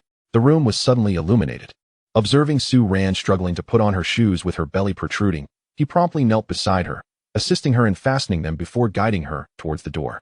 Once she entered the restroom, Gu Zhao stood guard at the entrance, shining the flashlight inside while tilting his head outward. Su Ran watched his silhouette, feeling a wave of shyness wash over her, but the urgent need to relieve herself would not allow her to hesitate. Carefully unfastening her waist, she squatted down, attempting to control the intermittent flow, striving to make as little noise as possible. When she finally emerged, her face was flushed, the darkness of the night concealing her embarrassment from Gu Zhao. After washing her hands, Su Ran entered, kicked off her shoes, and immediately burrowed under the covers. Gu Zhao closed the door and caught sight of this scene, chuckling softly before joining her in bed. The following day, in the morning, Li Jiaxing and others were still busy organizing the accounts, while in the afternoon, Gu Jianjun summoned all the villagers to the warehouse to distribute grain. The crowd poured out, lively and animated. Even the thin summer clothing they wore, layered upon one another, could not dampen their enthusiasm. As they gazed at the village officials standing at the forefront and the piles of grain in the warehouse, their eyes sparkled with eager anticipation. Gu Jianjun signaled for silence and then spoke. "Today, we shall distribute grain, but I must address one matter. You have likely heard about the drought affecting our region. Once you take your grain home, ponder carefully how it should be allocated. Should any troubles arise later, do not come to me lamenting about your lack of grain, for I shall be unable to assist you." His words swiftly quelled the villagers' initial excitement, extinguishing many thoughts of feasting on the grain they were about to receive. Chapter 54. The Task of the Pig. Observing some villagers deep in thought, Gu Jianjun realized that his message had resonated with a few. As for those who remained obstinate, he could do little to change their minds. Enough of this chatter. You all know why we are here. As I call your names, step forward to receive your share. Li Jiaxing was tasked with reading the list and the grain distribution amounts, while Fu Qin ensured that everyone signed for their share. For those who could not read or write, they were allowed to leave their thumbprints. In addition to the grain distribution ledger, there were 2 copies of the voluntary dissolution of the dining hall agreement, one for the village and one for the villagers. While the process went smoothly for the 2 of them, issues arose at Mao Hongwang Station. Why did my family receive so little grain compared to them? Zhu Dehai protested, pointing at the Yang Kaihua family. Hearing the commotion, Gu Jianjun approached, his expression dark. What is this uproar? Did I not make it clear before? The grain distribution is based on this year's work points. Those who labor more receive more, while those who do less receive less. Do you have any objections? The majority of the villagers agreed with this distribution method, while those who disagreed were predictably the habitual slackers. Zhu Dehai had not voiced any concerns during the signing. Yet now he felt envious seeing that another family of 3 had received more grain than his own. Captain, how could their work points possibly exceed ours by such a margin? Zhu Dehai held his head high, still unconvinced. His words drew a series of snickers from the crowd. Zhu Dehai, spare us your pretense. Your family has a long-standing reputation for laziness. You are quick to blame others for working harder, while you yourself are unproductive. Is this how it should be? Exactly. For your family of 3, it seems you spent more time visiting the latrine than actually working. Have you realized yet that latrines do not yield grain? Laughter erupted among the villagers, while Zhu Dehai's face turned a myriad of colors, both red and green. He had previously checked the records and knew they were accurate, but the glaring disparity was too much for him to bear. Realizing that he could not gain anything by complaining, he begrudgingly accepted his grain and scurried away with Zhao Chunmei and her son. Gu Zhao silently chuckled to himself, finding the Zhu family quite amusing. He too had received his share of grain, though it was modest, 50 pounds of sweet potatoes, 20 pounds of potatoes, and 10 pounds of wheat, better than nothing, certainly. After placing the grain at home, he walked in to find Su Ran engrossed in her studies. Suddenly, he recalled that he had never given her any money. Considering the tattered clothes she had brought with her when she arrived, it was unlikely that her family could provide her with any funds. The matter of money, its presence and absence, was a distinct issue altogether. With this thought in mind, Gu Zhao promptly turned and left the house. Moments later, he returned with 50 yuan and some coupons. It was not that he was unwilling to give more, but explaining where the money had come from could prove difficult. The items he had previously purchased could be justified by the funds given to him by Wang Ho Hot and the old lady. But this 50 yuan and the coupons could easily be attributed to the textile factory. What's this?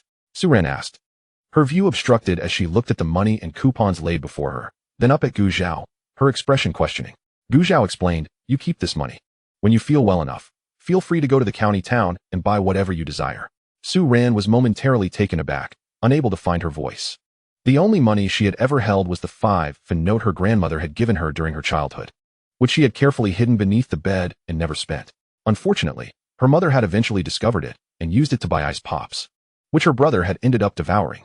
She had cried and protested, only to receive a slap from her father, and from that moment on, she understood that she and her brother were not equal. Why are you staring blankly? Take it, Gu Zhao said, seemingly oblivious to her slightly reddened eyes, as he waved his hand in front of her face.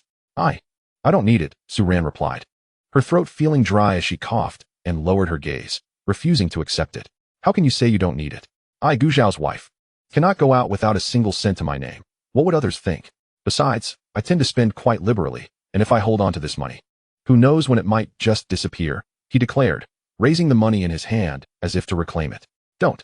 Su Ran grasped his sleeve, biting her lip. I will take it.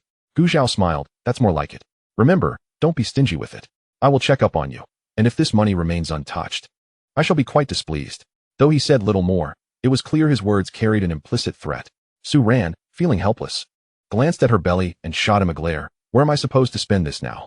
Seeing her hand reach to touch her belly, a glimmer of amusement flickered in Gu Zhao's eyes. We can discuss it once the little one is born, he replied. Su Ran's expression tightened at this. Fine then. The subsequent 2 days brought heavy snow, aptly described as a flurry of goose feathers. This delay hindered Gu Zhao's plans to travel to the county town, as he had initially intended to respond to Yuzerong promptly, but now it seemed he would have to postpone for a couple of days. With winter's leisure upon them, families huddled indoors to engage in side businesses. With some money in his pocket, Gu Zhao had no desire to earn a meager sum.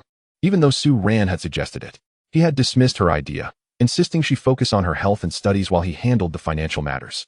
Aware of the textile factory's interest in him, Su Ran understood his position and refrained from pressing further. While Gu Zhao enjoyed a peaceful atmosphere, Yu Zirong was growing increasingly anxious, wondering why, despite having delivered the goods on time, he had yet to receive a response about the job he was considering. It was becoming clear to him that the factory truly needed a skilled technician for machinery repairs. Otherwise, should such an issue arise again, fortune may not smile upon them a second time. This won't do. I need to inquire personally, Yu Zirong decided, rising from his seat. On the 6th day after returning from the county town, the snow finally ceased. As the new year approached, it was time to deliver the designated task pig that the village had raised. Bright and early, Gu Zhao arrived at the Gu household to lend a hand. The family had received a task pig at the start of the year, which was typically tended to by Wang Hohat and her daughter-in-law. Though Wang Hohat had not intended to call Gu Zhao over, due to Gu Jianjun's sudden back injury, he was unable to assist. Thus the responsibility fell to Gu Cheng and Gu Zhao to deliver the task pig to the meat station. Upon his arrival, he found Wang Hohat tying ropes around the pig, while Gu Cheng and Li Fen held it down. The standard weight for the task pig is set at 135 pounds, and the meat station purchases it at 3.5 dimes per pound. It is clear, without needing a scale, that the pig at home certainly meets the requirement, likely weighing around 150 pounds. A Zhao has arrived. Wang Hohat, wiping her face with her sleeve, greets Gu Zhao. Gu Zhao nods in acknowledgement. I've already fed this pig earlier. It's getting late. You two brothers should set off now. There are probably people waiting at the village entrance, Wang Hohat urges. All right. The brothers comply, one positioning himself at the front and the other at the rear. They crouch down, exerting effort to lift the yoke, and set off. Upon reaching the village entrance, several households are already gathered, including the couple Yu Zhaodi and her husband. After waiting for a moment, more villagers come one after another to collect their task pigs. Li Jiaxing counts the people present to ensure there are no discrepancies before preparing to depart. Chapter 55. Yu Zirong arrives. Wait. Fu Qin suddenly calls for a halt. All eyes turn towards her. Fu Qin glances at Zhu Dahai and Zhao Chunmei, who are standing at the back of the crowd, questioning. Uncle Zhu, your pig doesn't seem to meet the weight requirement, does it? The crowd follows her gaze towards the pig lying on the ground beside the couple. It appears to be underweight. Certainly under the mark. It's barely over 130 pounds. Someone with keen eyes asserts. Zhao Chunmei steps aside, positioning herself in front of the pig, smiling. How could it not meet the standard? It definitely does. We weighed it this morning. Let us weigh it then. Li Jiaxing interjects, not wishing to waste time on her words, directing someone to bring over the large scale. The couple is pushed aside as villagers attach the rope from the pig to the scale's hook, lifting the pig together. 131 pounds. The person reading the scale announces loudly. I told you so. It's definitely not 135 pounds. Zhu Dahai, are you trying to pull a fast one? A pig that doesn't meet the standard won't be accepted at the station. Not only will it require extra effort, but you'll also have to endure the ridicule of carrying the pig back. Exactly, what is the point? The crowd's remarks leave Zhu Dahai's face alternating between shades of blue and red as he retorts, it's only 4 pounds short. We can just feed the pig some water and food on the way. Li Jiaxing shoots him a glance. Does that pig even look like it can eat anymore? Aren't you afraid of overfeeding it? The villagers observe the lethargic pig lying on the ground, groaning softly, unlike the others that are noisily calling out, and they fall silent. Let us go. We can't waste any more time. Li Jiaxing waves his hand, leading the group forward. Zhao Chunmei and her husband stand at the village entrance, watching their figures disappear without pursuing them further. As they walk, stopping intermittently, the brothers carry the 150-pound pig through the snowy terrain. By the time they glimpse the outline of the county town, dawn has broken, and Gu Zhao and Gu Cheng are already drenched in sweat. Finally, we are almost there. Many exclaim. Noticing the group's energy seems to wane, Li Jiaxing shouts from the front, don't stop. Everyone, push forward. We're almost there. Meanwhile, Yu Zirong is unfamiliar with the village where Gu Zhao resides. He finds Tan Tianwei, urgently pulling him along to lead the way. Sensing Yu Zirong's anxiety, Tan Tianwei reassures him, Director, don't worry. Gu Zhao won't run away. He mentioned he would give a response after consideration. Most likely. The heavy snowfall has delayed his trip to the county. Yu Zirong sighs. Do you think I haven't thought of that? I'm just anxious. As long as the matter remains unsettled, there will be uncertainties. Understanding his concern, Tan Tianwei shrugs and chooses not to speak further. As they approach the county town, they see a long line of people heading toward them. Although the individuals are not yet clearly visible, the loud cries of the pigs are unmistakable. Is that the task pigs being delivered from the village? Tan Tianwei exclaims with delight. Now that the task pigs are delivered, I wonder if the supply and marketing cooperative will have more meat available. Yu Zerong, with sharper eyesight, nods in agreement upon spotting the approaching figures. As the two groups draw nearer, Yu Zerong and Tan Tianwei step aside to let the villagers pass. Gu Zhao? Once the crowd has nearly passed, Yu Zerong focuses and spots his intended target among them. Just as Gu Zhao is laboriously lifting the pig, he hears someone calling his name. He raises his head and, upon recognizing the visitors, exclaims in surprise, "Director Yu? Deputy Director Tan? What brings you here?" As Gu Zhao pauses, Gu Cheng also halts, along with those behind them. Gu Zhao hurriedly motions for Gu Cheng to set the pig aside, allowing the others to pass first. The villagers from Yanglu village, upon hearing Gu Zhao's address, become curious about Yu Zerong and Tan Tianwei, and instead of moving, they stop to eavesdrop. Unable to proceed, Gu Zhao places the pig on the ground. Tan Tianwei approaches warmly. "Oh, Gu, we were just about to seek you out. You see, our director called you to join us at the textile factory, and you mentioned you needed 2 days to think it over.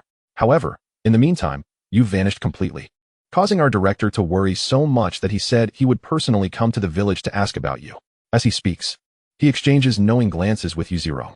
Gu Zhao understands, wearing an apologetic expression. "Director Yu, I sincerely apologize. I intended to come find you a few days ago, but unfortunately, the heavy snowfall hindered my plans." Yu Zerong waves his hand dismissively. Taking a couple of days to think it over is perfectly fine, as long as the outcome is favorable. His implication is clear. Gu Zhao smiles in response, and the three engage in a brief conversation. While they converse amicably, the onlookers exchange bewildered glances. What is going on? Wasn't he Gu Zhao only helping out at the textile factory? Why is he suddenly becoming a factory worker? That is a guaranteed job with rations. The crowd is astonished, but dares not interrupt the conversation, instead surrounding the equally stunned Gu Cheng. "Ah Cheng, do you know what is happening? Why is Ah Zhao suddenly going to work at the textile factory?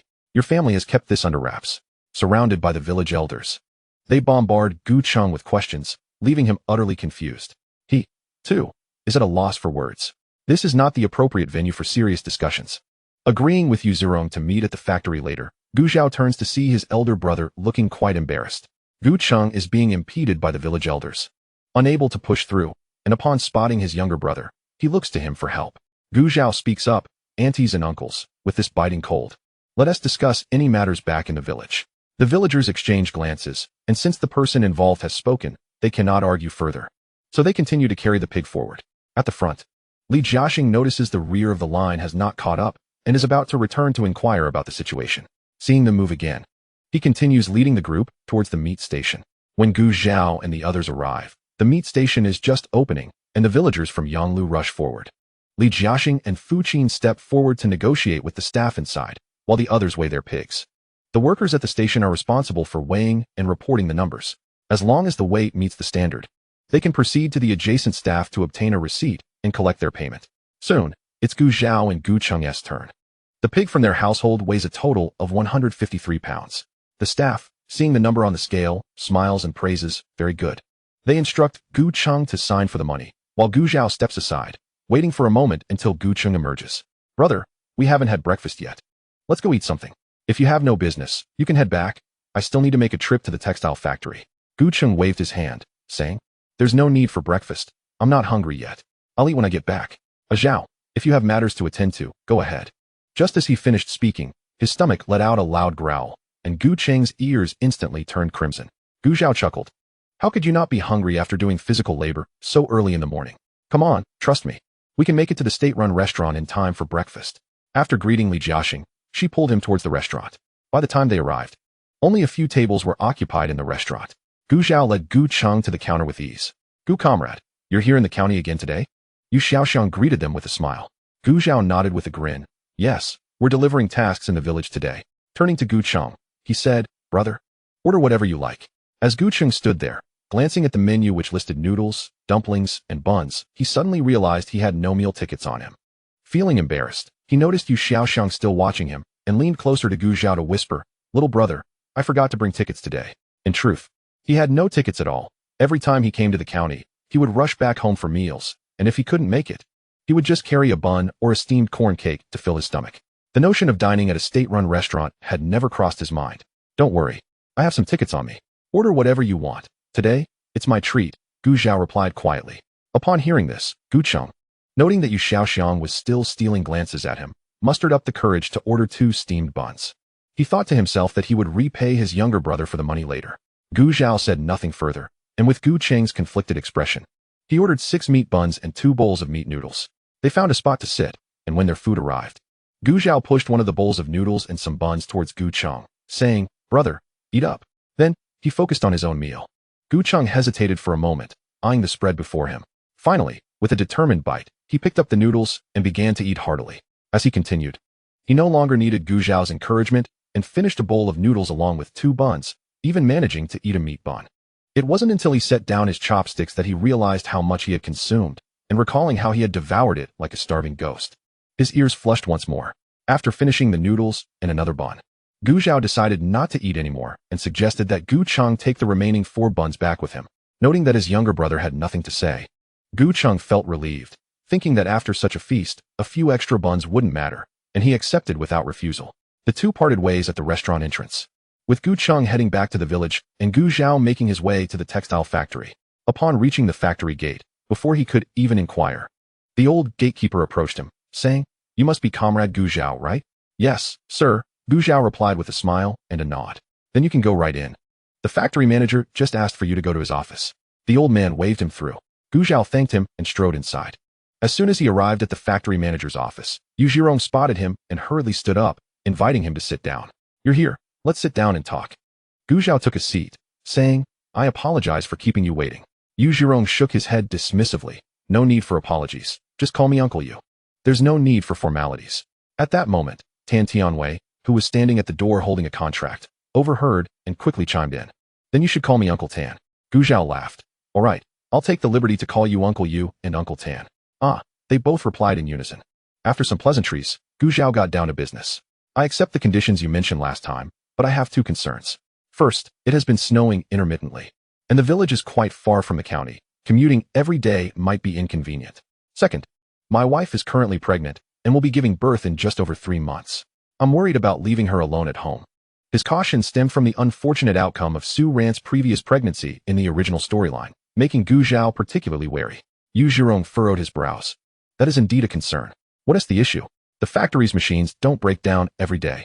We can have Xiaogu come in 2 or 3 days a week for maintenance checks and arrange for a worker's dormitory. If it gets too late, he'll still have a place to stay," Tin Tianwei suggested. Gu Zhao silently gave him a thumbs up in his heart. This idea was just what he needed. "Uncle, you truly are like a dear uncle to me."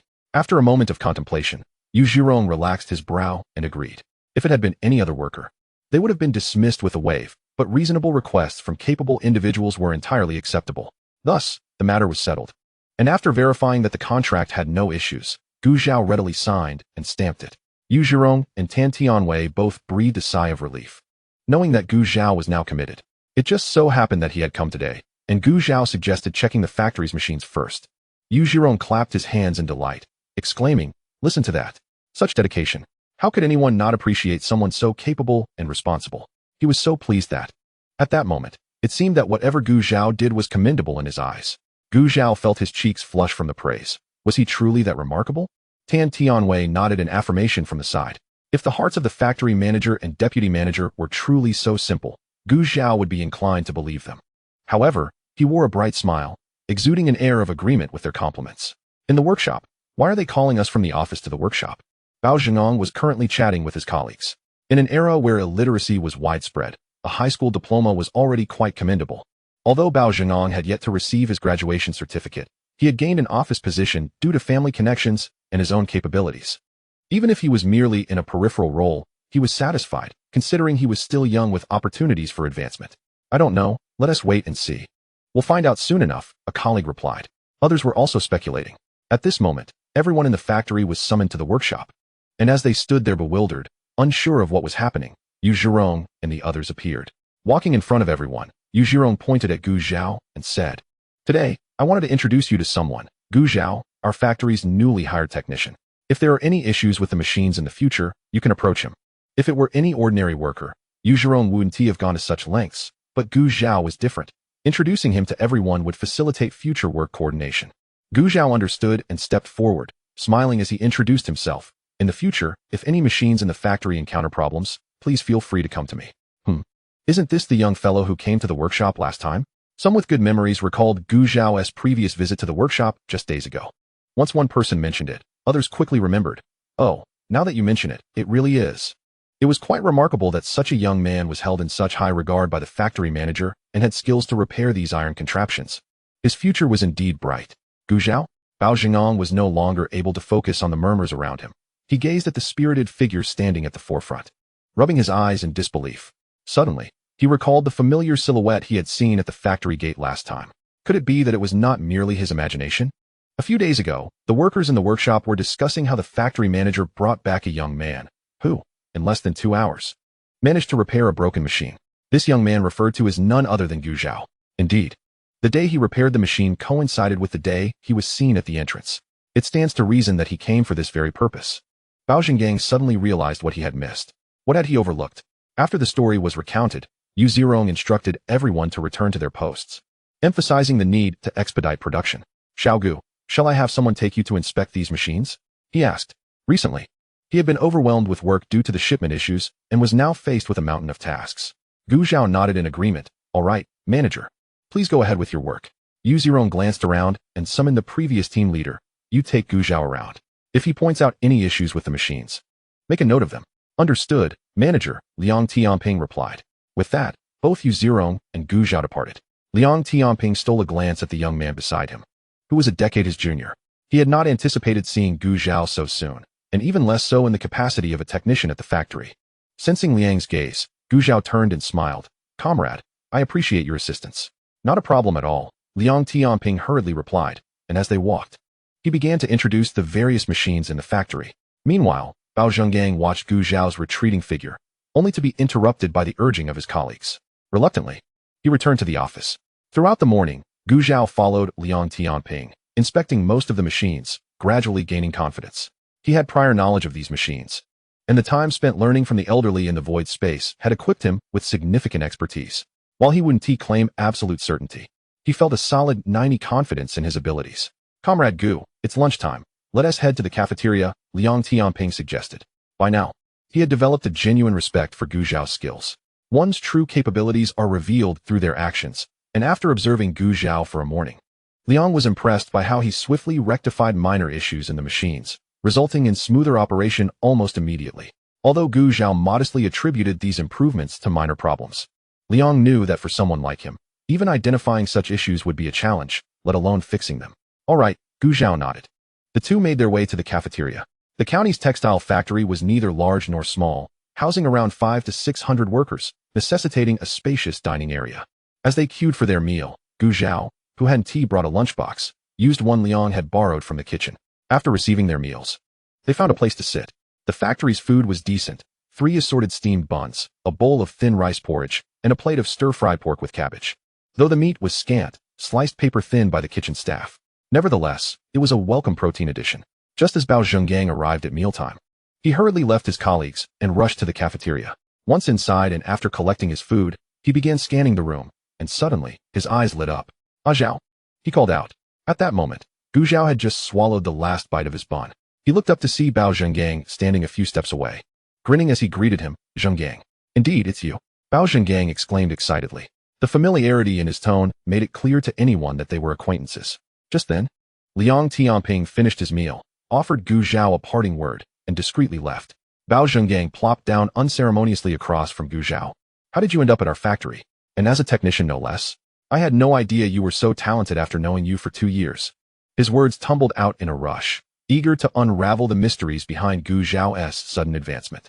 "First, eat your meal, or it will get cold," Gu Zhao suggested, gesturing for him to start. As Bao Zhengang ate, Gu Zhao recounted the events that had led him to this point. Bao Zhengang nodded enthusiastically, clearly engrossed. Once they finished, his gaze towards Gu Zhao was filled with admiration. "You truly are impressive," he remarked. While Bao Zhengang had only secured his position through connections, here was Gu Zhao, personally sought after by both the factory manager and deputy manager. Indeed, people are not created equal. Gu Zhao was unaware of how Bao Zhengang had romanticized the situation. For him, this job had been a gradual pursuit, culminating in a mutual agreement. In this collaboration, both he and Yu Zirong were currently satisfied. Afterward, Bao Zhengang continued to pester Gu Zhao with questions until they were finally shooed away by a lady waiting for a seat. After bidding a reluctant farewell to Bao Zhengang, Gu Zhao headed to the office that Yu Zirong had arranged for him to rest. The office, once a small storage room, now served its new purpose well. Yu Zirong had initially offered him a slightly larger room, but Gu Zhao preferred not to share space with others, considering he wouldn't be using the office frequently. He opted for this quieter room for solitude. Having risen early that day and concentrated intensely during the morning's work, Gu Zhao felt fatigued and decided to take a brief nap. Upon awakening, he felt significantly refreshed and spent the next 2 hours inspecting the remaining machines in the factory. Overall, there were no major issues, but a plethora of minor ones. He addressed the problems he could manage and made a note of those requiring tools, which Liang Tianping recorded to report to Yu Zirong for procurement later. After watching Gu Zhao leave, Liang Tianping promptly made his way to the factory manager's office to provide a report. Upon hearing about Gu Zhao's accomplishments that day, Yu Zirong clapped his hands in delight, exclaiming, "I knew Gu Zhao was a gem. Lao Tan, you truly found the right person this time." Tan Tianwei, sipping from his enamel cup adorned with a bright red flower, beamed with pride. "Indeed, I may not boast many talents, but I can certainly recognize talent when I see it." Yu Zirong was at a loss for words, unsure how to respond to Tan's boastfulness. Turning around, he noticed Liang Tianping still waiting for instructions. As for the tools, adhere strictly to Gu Zhao's requests. Whatever he needs, report it to procurement. We must not slack off. Understood, Liang Tianping nodded. His regard for Gu Zhao elevated further. Upon exiting the office, he immediately sought out the factory's procurement department. Chapter 58, The Enthusiasm of the Villagers. Meanwhile, Gu Zhao returned to the village before nightfall. Upon entering his home, the sight of a crowd gathered inside nearly made him question whether he had walked into the wrong house. When had so many people visited, there was hardly any space left for him to step in. In the center, surrounded by the crowd, Su Ran was the first to notice him and exclaimed with joy, "You're back." The others turned to follow her gaze. "Oh, it's Zhao? They say you're now a worker at the textile factory. Is that true? And those big shots mentioned that the factory manager himself came to recruit you. Is there any truth to that?" In the blink of an eye, Gu Zhao found himself encircled by inquisitive faces. Su Ran let out a sigh of relief. She had struggled to fend off the relentless questions from the ants, insisting that they wait for Gu Zhao to return for clarity. Yet, here they all were, crowding the room, and being elders, she couldn't chase them away. So she stayed to accompany them. "Yes, that's correct. I'm going to work at the textile factory." Indeed, the factory director personally arrived, recognizing my potential and specifically recruiting me into the factory. Thus, those lacking in capabilities should refrain from seeking his assistance to bring them along. He simply does not possess that ability. Gu Zhao had long anticipated such a scene, cheerfully responding to the curiosity of the crowd before him, which, should be said to encompass the entire village. Had it not been for the knowledge of his absence, it is likely that the house would not have been merely filled with these women. After a day of unquenchable curiosity was finally satisfied by Gu Zhao, the ants reluctantly departed, and by then, night had fallen. Gu Zhao entered the house, igniting the kerosene lamp, and exchanged a glance with Su Ran, both breaking into smiles. "I have never witnessed such enthusiasm from these ants before," Su Ran remarked. Gu Zhao sighed, acknowledging the village's monotony. Any gossip that emerged would inevitably cause quite a stir, especially matters concerning the county's stable jobs. Indeed, it was quite a burden. Su Ran shook her head, insisting it was not a hardship, as they had only just arrived when he returned. This was true. Had those women truly encircled Su Ran the whole day, not only Wang Ho-Hot, but even the neighbors, the Yu family, would likely have come to assist in dispersing them. "You must be hungry. I will prepare dinner," Gu Zhao said, turning on the flashlight as he made his way to the kitchen, lighting the candles on the table. Su Ran followed closely behind, lifting the cloth from a bowl on the stove. "I just started some dough, intending to make noodles for dinner." However, with the aunt's arrival, she found it inconvenient to step away, and the dough had yet to be rolled into noodles. "No worries, let me handle it," Gu Zhao said, taking the bowl from her hands. As he rolled out the noodles, Su Ran ventured to the storeroom to retrieve a cabbage, frost-kissed and delectably sweet, perfect for the noodles. "By the way, my brother came home with money today, claiming it was for the meal he had at the state-run restaurant this morning, but I refused to take it." At that time, Gu Cheng had not entered the house, merely calling from the yard, presuming that his younger brother would decline, and intending to give it to his sister-in-law. Little did he know, Su Ran would also not accept it. Gu Zhao was surprised by Gu Cheng's formality. Yes, refusing was the right choice. "I mentioned I would treat him." Su Ran nodded in agreement. After dinner, with no entertainment to engage in, the two washed up and lay in bed. Su Ran recounted the day's activities, mentioning that Wang Ho-Hot had brought more eggs. Gu Zhao shared the happenings at the factory, noting that he would frequently need to travel to the county, possibly requiring his mother to come visit from time to time. Su Ran had no objections. She felt quite embarrassed about continually imposing on the Yang family. As their conversation faded, Gu Zhao drifted into a realm of contemplation. He had only grasped perhaps a tenth of the book's content, and that was with some prior knowledge. Mastering the entirety would undoubtedly take time.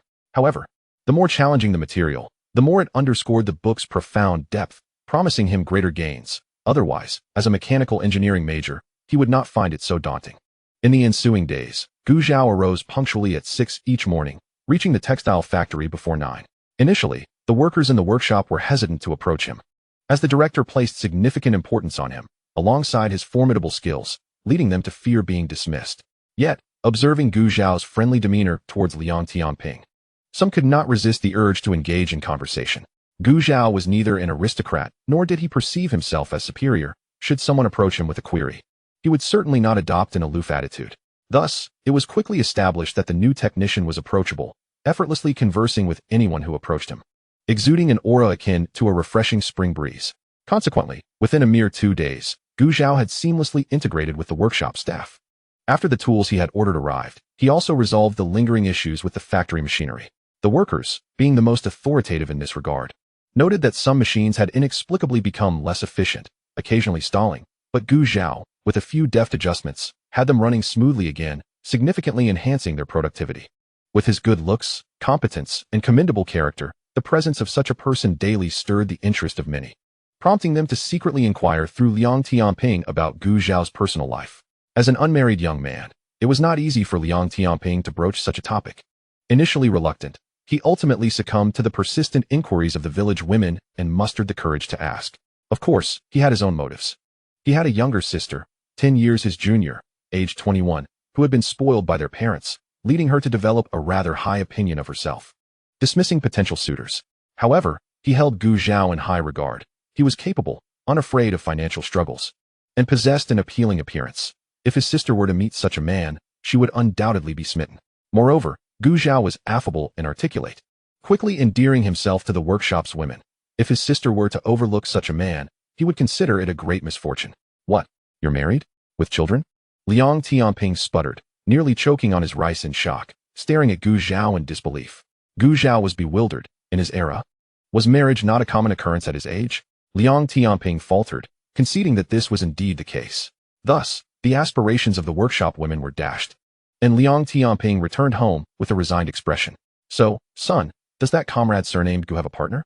His mother, Guohongying, could not contain her curiosity as he entered. Knowing her son well, she recognized he was not prone to exaggeration. In her eyes, if the young man truly was as exemplary as her son claimed, his prospects must be exceptional. What if he came from the countryside? With such capabilities, his future would certainly be bright. Liang Tianping sighed. Mom, please don't.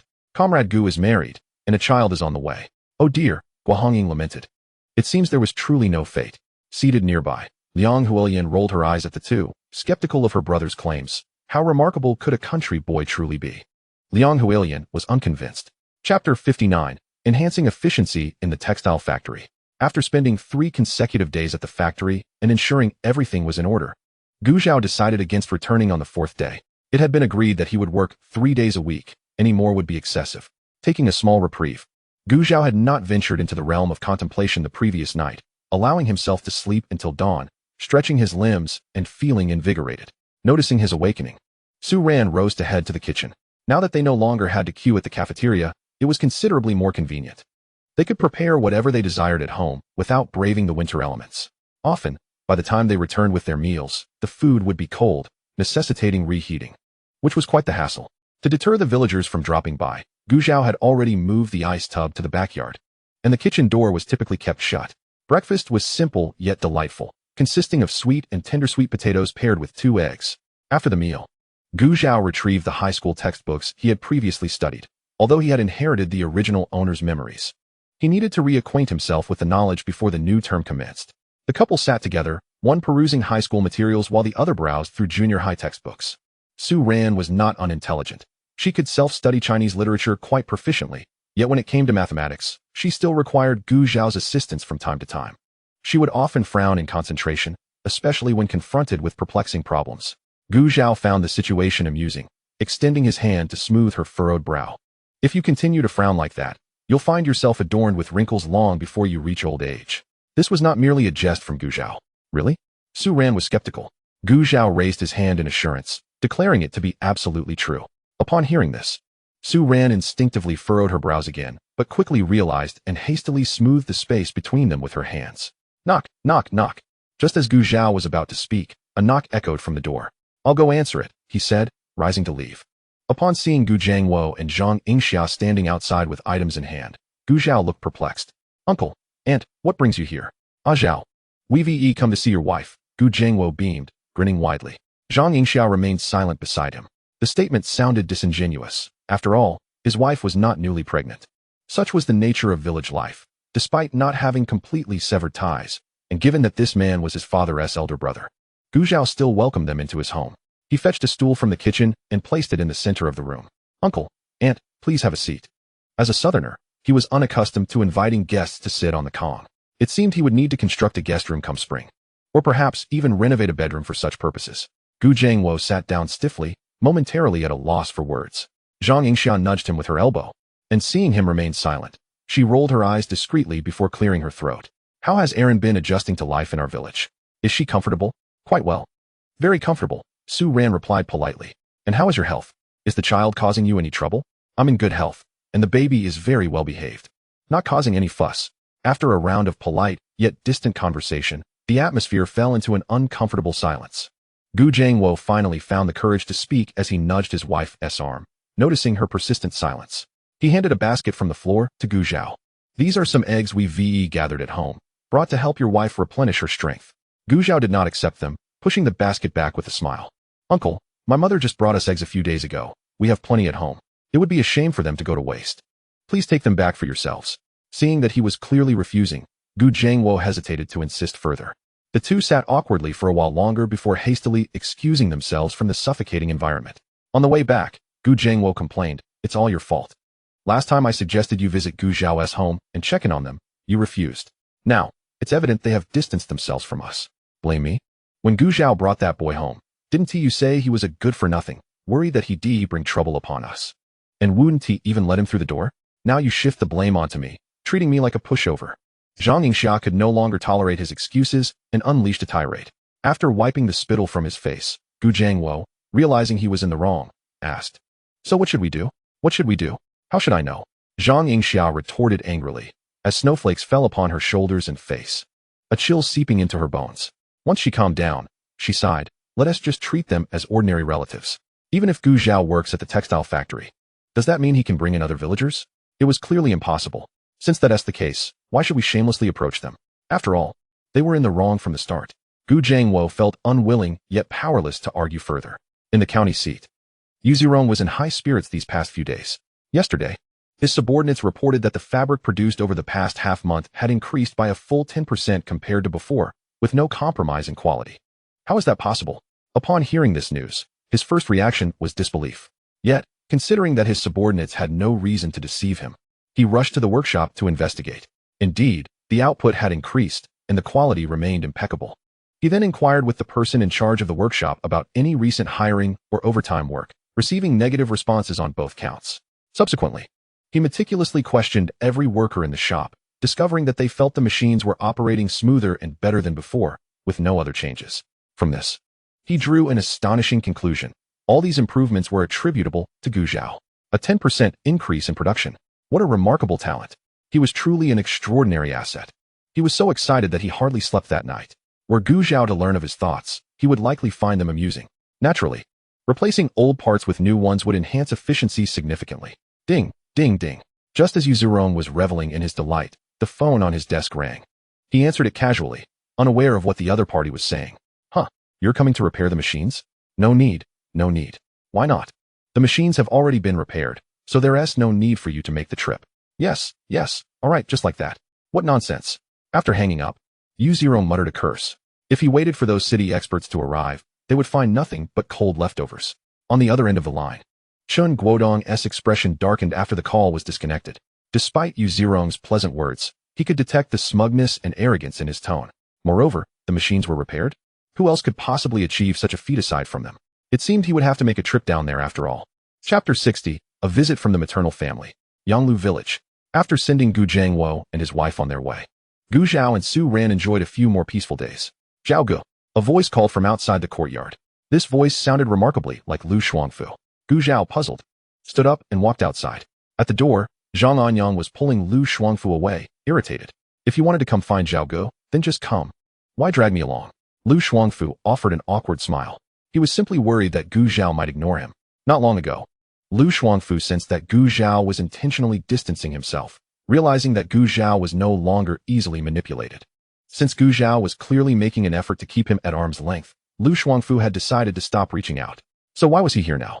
Having a brother working in the textile factory was quite prestigious. Perhaps the family that had previously rejected him would come to regret it.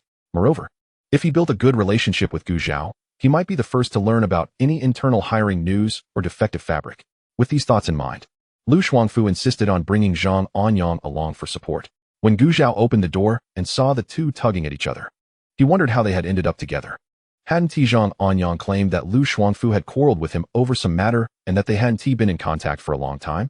Zhang Anyang rolled his eyes. It's all because someone has too thick a face. Lu Shuangfu, undeterred by the sarcasm in his tone, eagerly approached Gu Zhao as soon as he saw him. Zhao Gu. Hey. Gu Zhao raised his hand to rest on Lu Shuangfu's shoulder, declining the embrace. Unfazed, Lu Shuangfu remarked, Zhao Gu, it seems like we've grown distant after not seeing each other for a while. Zhang Anyang interjected, who's distanced from you? Zhao Gu's only brother is me. Finally managing to pull Lu Shuangfu away from Gu Zhao, he refused to let him return. With the cold wind blowing outside, Gu Zhao had no interest in discussing brotherhood. Did you come for something? Before Lu Shuangfu could respond, Zhang Anyang hurriedly spoke up. Zhao Gu, my mother asked me to bring you some persimmons.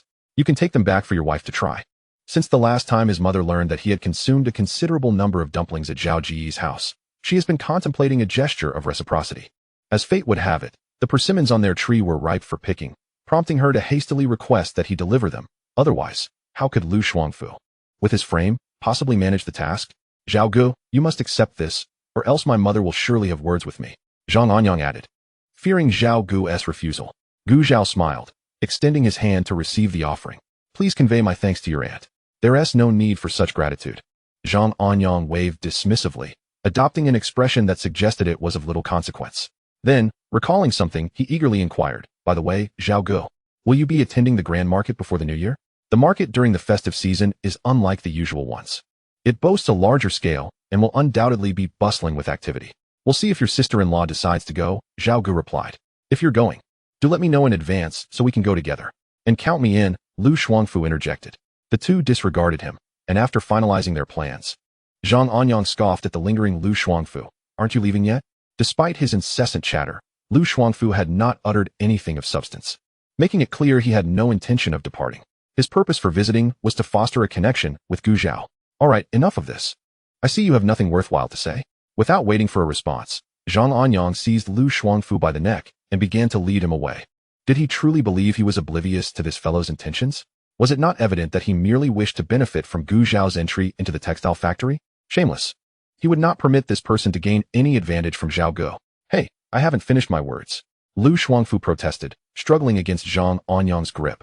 Attempting to glance back, Zhang Anyang yanked his face back, retorting, what is there to say? Zhao Gu is not your mother. You can relay your messages to her. As the two of them playfully bantered and moved further away, Gu Zhao turned and entered the house. Is it Anyang? Why didn't he invite himself in for a while? Su Ran inquired upon seeing Gu Zhao enter alone. It's nothing. He merely came to deliver persimmons and to ask if I wished to attend the market, Gu Zhao replied, shaking his head as he approached Su Ran and unveiled a parcel wrapped in newspaper, offering her one of the bright red persimmons. The sweet aroma enveloped the air, and even before tasting, Su Ran could tell it would be delightful. As she accepted it, Gu Zhao added, do be cautious during your pregnancy. Do not indulge too much in these persimmons, just a taste will suffice. Su Ran nodded, recalling that Wang Hohot had mentioned this. Do you wish to attend the market? Seeing her relish the fruit, Gu Zhao took one for himself. It truly was delectable, the orange-red skin dusted with white frost, yielding to a gentle bite that revealed its sweet and tender flesh. Su Ran hesitated. She was somewhat inclined to go. If you wish to go, why not? The market is not far from our village. With his encouragement, Su Ran readily agreed, but then recalled Gu Jianjun's concern. By the way, how is Dad's back injury? Is he any better? Much improved. It's just an old ailment. Gu Jianjun's injury had been sustained on the battlefield, where medical resources were scarce, leading to lingering after effects that would occasionally flare up in winter. Su Ran sighed in relief. That's good to hear. Knock, knock, knock. The sound of knocking echoed, and the two exchanged glances, puzzled. What is going on today? Did everyone arrange to meet? Swallowing the morsel of persimmon, Gu Zhao rose to answer the door. Wow. It's been months since I last visited, and your brother-in-law has even repaired the courtyard wall, Su Laizong remarked nonchalantly, shaking his leg as he surveyed the tall structure. Brushing the snow off her son's shoulders, Ma Sume gently cautioned, your brother-in-law is quite capable. Remember to speak with respect. Your future as a worker and the well-being of your parents depend on him. Su Laizong, feeling impatient, responded, I know. You've told me countless times. When Gu Zhao opened the door, he was greeted by three familiar, yet unfamiliar faces. The familiarity stemmed from the deep impressions they had left on the original owner's memories. The strangeness lay in the fact that this was only their third meeting. Once by the river when they falsely accused the original owner of misconduct. Once during the collection of the 30 yuan betrothal gift, and now today. Oh my, the good son-in-law. I heard that Su Ran is pregnant, so your father, brother. And I came to check on her, Ma Sume exclaimed warmly as Gu Zhao appeared. Su Ran. This title now sounded as distant as that of a stranger, prompting Gu Zhao to scoff. What are you here for? To seek a beating? With that, he cast a glance at Su Das-hun, who stood awkwardly aside. Feeling the weight of Gu Zhao's gaze, Su Das-hun stiffened, inwardly lamenting, who among fathers-in-law is as fearful of their son-in-law as he is. Gu Zhao was truly formidable. The last encounter had left him thoroughly beaten. Had he not been pulled away in time, his standing here would have been uncertain. Initially reluctant to attend, the temptation of his son securing a worker's position and the prospect of a better life in the county had proved too alluring, and in the end, he succumbed to his wife's urging. Chapter 61. If you have the capability, act. If not, remain silent. Su Laizong noticed Gu Zhao's unfriendly demeanor upon their arrival and his ungracious words, which left him quite dissatisfied. Brother-in-law, our family came all this way to see you and sister. How can you speak to us like that? Or have you become so successful that you no longer recognize us, your less fortunate relatives? Ma Sume feigned a tug at her son's sleeve, casting a meaningful glance. What are you saying, Laizong? Your brother-in-law would never be that kind of person. Recalling his mother's words, Su Laizong reluctantly fell silent. Seeing his compliance, Ma Sume turned back to Gu Zhao with a flattering smile. Son-in-law, please do not hold your younger brother's lack of tact against him. He simply lacks the gift of speech. Dad, Mom, Su Ran, noticing Gu Zhao's prolonged absence and the commotion outside, stepped out. Upon seeing the three individuals at the courtyard gate, she exclaimed in surprise, her expression shifting to one of displeasure. What brings you here? Just as Gu Zhao was about to send Ma Sume and the others on their way, he moved closer to Su Ran. Ma Sume, spotting her, brightened, feigning ignorance of Su Ran's unwelcoming tone as she entered the courtyard and approached her, grasping her hand with exaggerated concern. My dear daughter, I heard you were pregnant. And I specifically came with your father and brother to see you. Why didn't you tell me when you found out? Su Ran was momentarily speechless. Having lived in the Su household for over a decade, she was well aware of her parents' self-serving nature. They likely heard of Gu Zhao's employment at the textile factory and rushed over. A wave of frustration washed over her. Yet she drew strength from the encouragement and trust she saw in Gu Zhao's eyes. Mother, did you come empty-handed? Moreover, I am nearly 7 months pregnant. How is it that you only just learned of my condition, given how close our villages are? Such sentiments had long been simmering within Su Ran. Growing up, her parents instilled in her the notion that her younger brother deserved precedence, urging her to accommodate him. Mother birthed 3 daughters. It is difficult for our family, so you must understand. Had it not been for their son, her father would have had no one to support him in the future, and her sisters would have been left vulnerable in their matrimonial homes. Thus, she was taught to be kind to her younger brother. At first, she accepted this narrative, but that belief shattered the moment she received a slap over an ice pop. Or when her elder sisters were married off at exorbitant prices. Or when she overheard her parents discussing how they would have to marry her off to a 50-year-old widower to gather her brother's betrothal gift. Gu Zhao, upon hearing her candid remarks, could not help but smile. Mazum was momentarily taken aback by her words. This insolent girl, does she not know how to speak? Su Laizong was displeased. Sister, we came here out of goodwill to visit you. How can you address Mom in such a manner? To him, it was an affront and provocation that someone who had always remained silent under his scoldings now dared to utter such words. Indeed, third girl, quickly apologize to your mother. Su Das-hun chimed in. Gu Zhao, who had been quietly observing his wife's performance from the sidelines, felt his expression darken as these shameless individuals assailed her. He immediately stepped in front of Su Ran, pointing towards the door. If you have come here to berate my wife, then I'm afraid you must take your leave. Su Das-hun and Su Laizong's expression shifted.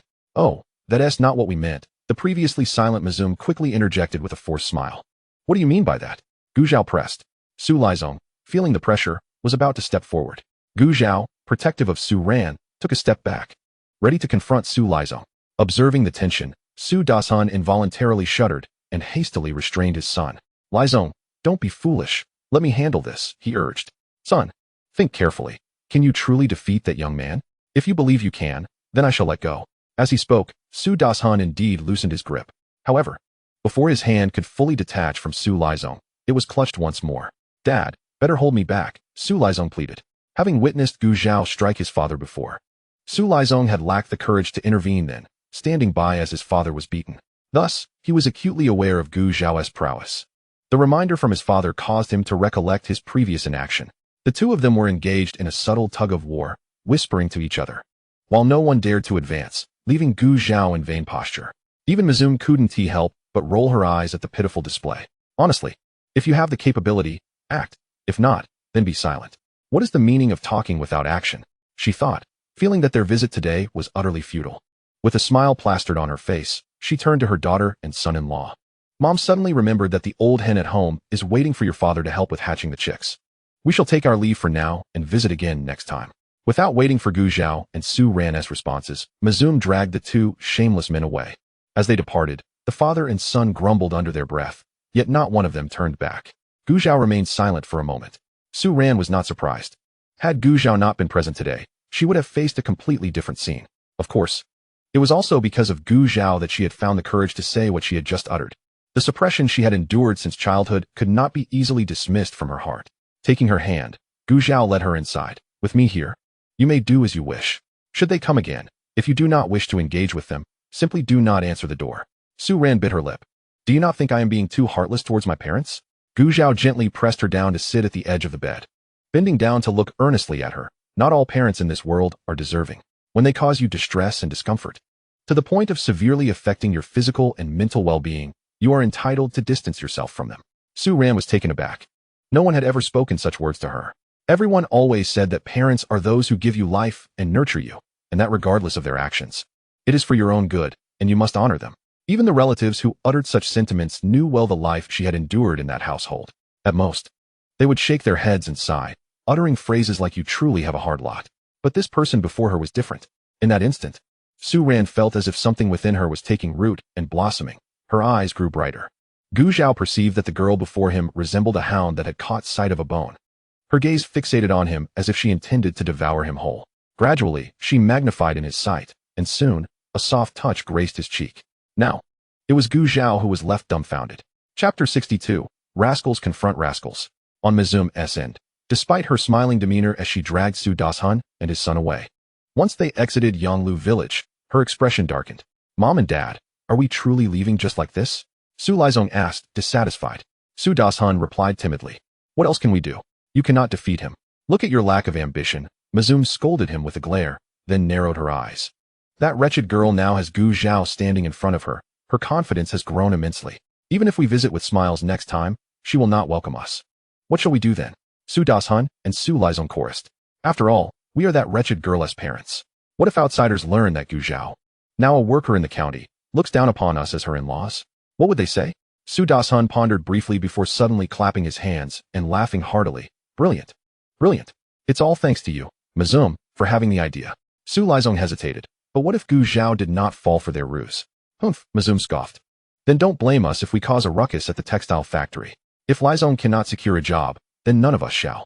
She was resolute that the factory leadership would not hire someone of such dubious character. 2 days later. I am furious. Su Hong stormed in from outside, pouring a scoop of cold water down her throat from the water tank. Even that did not quell the fire within her. In such cold weather, you drink cold water? Aren't you afraid of an upset stomach? Wang Yongye remarked, concerned. Wang Yufeng and his brother exchanged disdainful glances at their father. It's not about an upset stomach right now. Do you know what I just heard? Many villagers are saying that a Zhao, having become a worker in the county, is unfilial towards his in-laws and looks down on poor relatives. What? Bang. Wang Yongye slammed his hand on the table. Is someone really saying that? Wang Yufeng and his brother turned their attention to their mother. Why would I lie to you? Some people's words are even harsher. They say our Zhao is a dog that cannot change its ways, and that he merely stumbled into the textile factory by luck. Su Hong understood why those inconsequential people spoke such words. It was merely envy and jealousy. Infuriated, she slapped the woman who had spoken those words across the face twice. Had she not been restrained, she would have beaten her senseless. Mom, well done. Wang Yufeng and his brother gave her a thumbs up. Truly a woman who can conquer our father. After listening to his wife, Wang Yongye furrowed his brow in contemplation, then stood up and walked outside. Dad, where are you going? The other three in the room looked at Wang Yongye with curiosity. What for? To settle accounts with the culprit, he coldly snorted, striding out. What does Dad mean? Wang Yujun asked, confused. Wang Yufeng slapped him on the back. You fool. Dad is going to settle accounts with the Su family. With that, he stood up and followed after, while Su Hong had already left with Wang Yongye, taking a chopping knife with her as they went. The couple strode forward with an imposing presence, and Su Hong's glimmering chopping knife attracted the attention of many. Observing the commotion, several villagers trailed behind them at a distance. What are these two up to? They look quite fearsome. Haven't you heard the rumors in the village these past few days? They are likely heading to confront the Su family. What does this have to do with the Su family? ISNT at others who are speaking? The person had barely ventured out in the past. Faye, can you guess the source of these remarks? It is said that the Su family of three went out for some unknown purpose the day before yesterday, and upon their return, they incessantly slandered Gu Zhao to the villagers. Could it be that they encountered some setbacks at their daughters-in-laws? Therefore, one must not underestimate the intelligence of the community. While some may indulge in idle gossip, it is often because such words resonate with their sentiments, prompting them to contribute to the cacophony. However, such individuals are in the minority. The majority remains simple and unpretentious, merely treating it as a passing jest, especially since the inhabitants of the Su household are hardly exemplary. Su Da-sun, Masume, you better come out here. Inside, following the diligent efforts of the family over the past 2 days, Masume's initial plans were beginning to bear fruit. Listening to the villagers join them in condemning Gu Zhao, the trio could hardly contain their elation.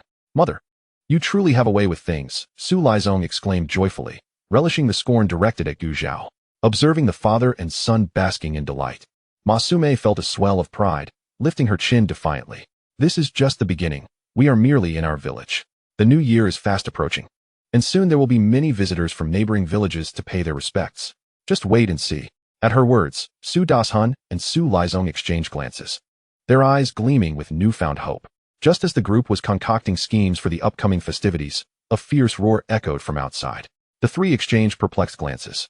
Once Su Das-hun discerned the identity of the shouter, his eyes widened in fury, and he sprang to his feet, storming towards the door. Who dares to challenge me? Despite Su Dashuan's meek demeanor before Gu Zhao, within their village, few would dare provoke this family. And why is that? Because no one can match the Su family's audacity and shamelessness, nor Su Dashuan's knack for underhandedness. Engaging with them is akin to stepping in excrement in the wild. Even if you exert effort to clean your shoes, a lingering odor remains, a foulness that does not kill but is decidedly bothersome. Consequently, Su Lizong had not found a suitable partner in the past 2 years, as few wished to align themselves with such a family. Thus, Su Das-hun and his wife exerted pressure on their daughters, hoping to fetch a high bride price and perhaps attract a suitable daughter-in-law. Fuming as he exited, upon realizing that the provocateur was Wang Yongye, Su Dashuan's anger faltered momentarily. Wang Yongye, are you out of your mind? On such a frigid day, instead of staying home, you come here to pick a fight with me? You are the one with a problem. If your family hadn't been spreading rumors about my nephew, do you think I would waste my time on you? Wang Yongye retorted, as Su Hong handed him a chopping knife.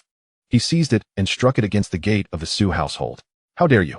Masume exclaimed, slapping her thigh and preparing to charge at him, only to be restrained by Su Das-hun. No, don't provoke him. If you anger this ruffian, he truly will resort to violence. Though Su Das-hun and Wang Yongye grew up in the same village and had known each other since childhood, their relationship was anything but amicable. They held mutual disdain for one another. It was only after marriage that their animosity somewhat eased, primarily because Wang Yongye had settled down with a wife. Nevertheless, Su Das-hun remained wary of inciting conflict. Wang Yongye's unruliness surpassed his own. Su Das-hun dared to cheat anyone in the village, save for him. If he attempted to, Wang Yongye would surely hold him accountable. Chapter 63, Damaged Knife, Compensation Required.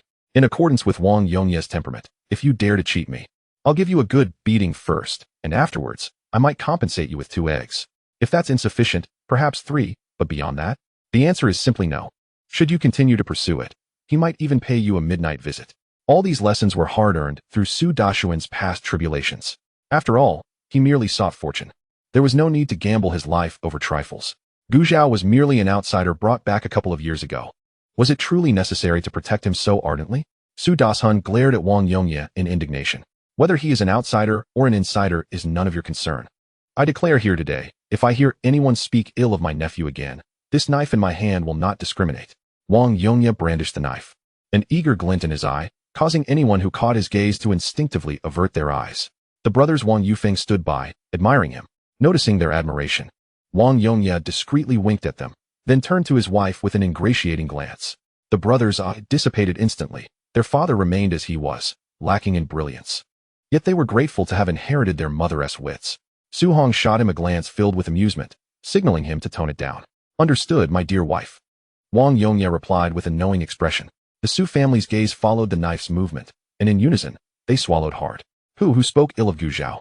Su Dashun stammered defiantly. Wang Yongye feigned indifference, stating, you know full well whether it was said or not. Regardless, if I hear such words again, I will hold you accountable. Why should I be responsible? That's unreasonable. Su Lizong could no longer contain his protests. Wang Yongye scoffed. Listen, everyone. The offspring of an old scoundrel dares to lecture me on reason. How absurd. You.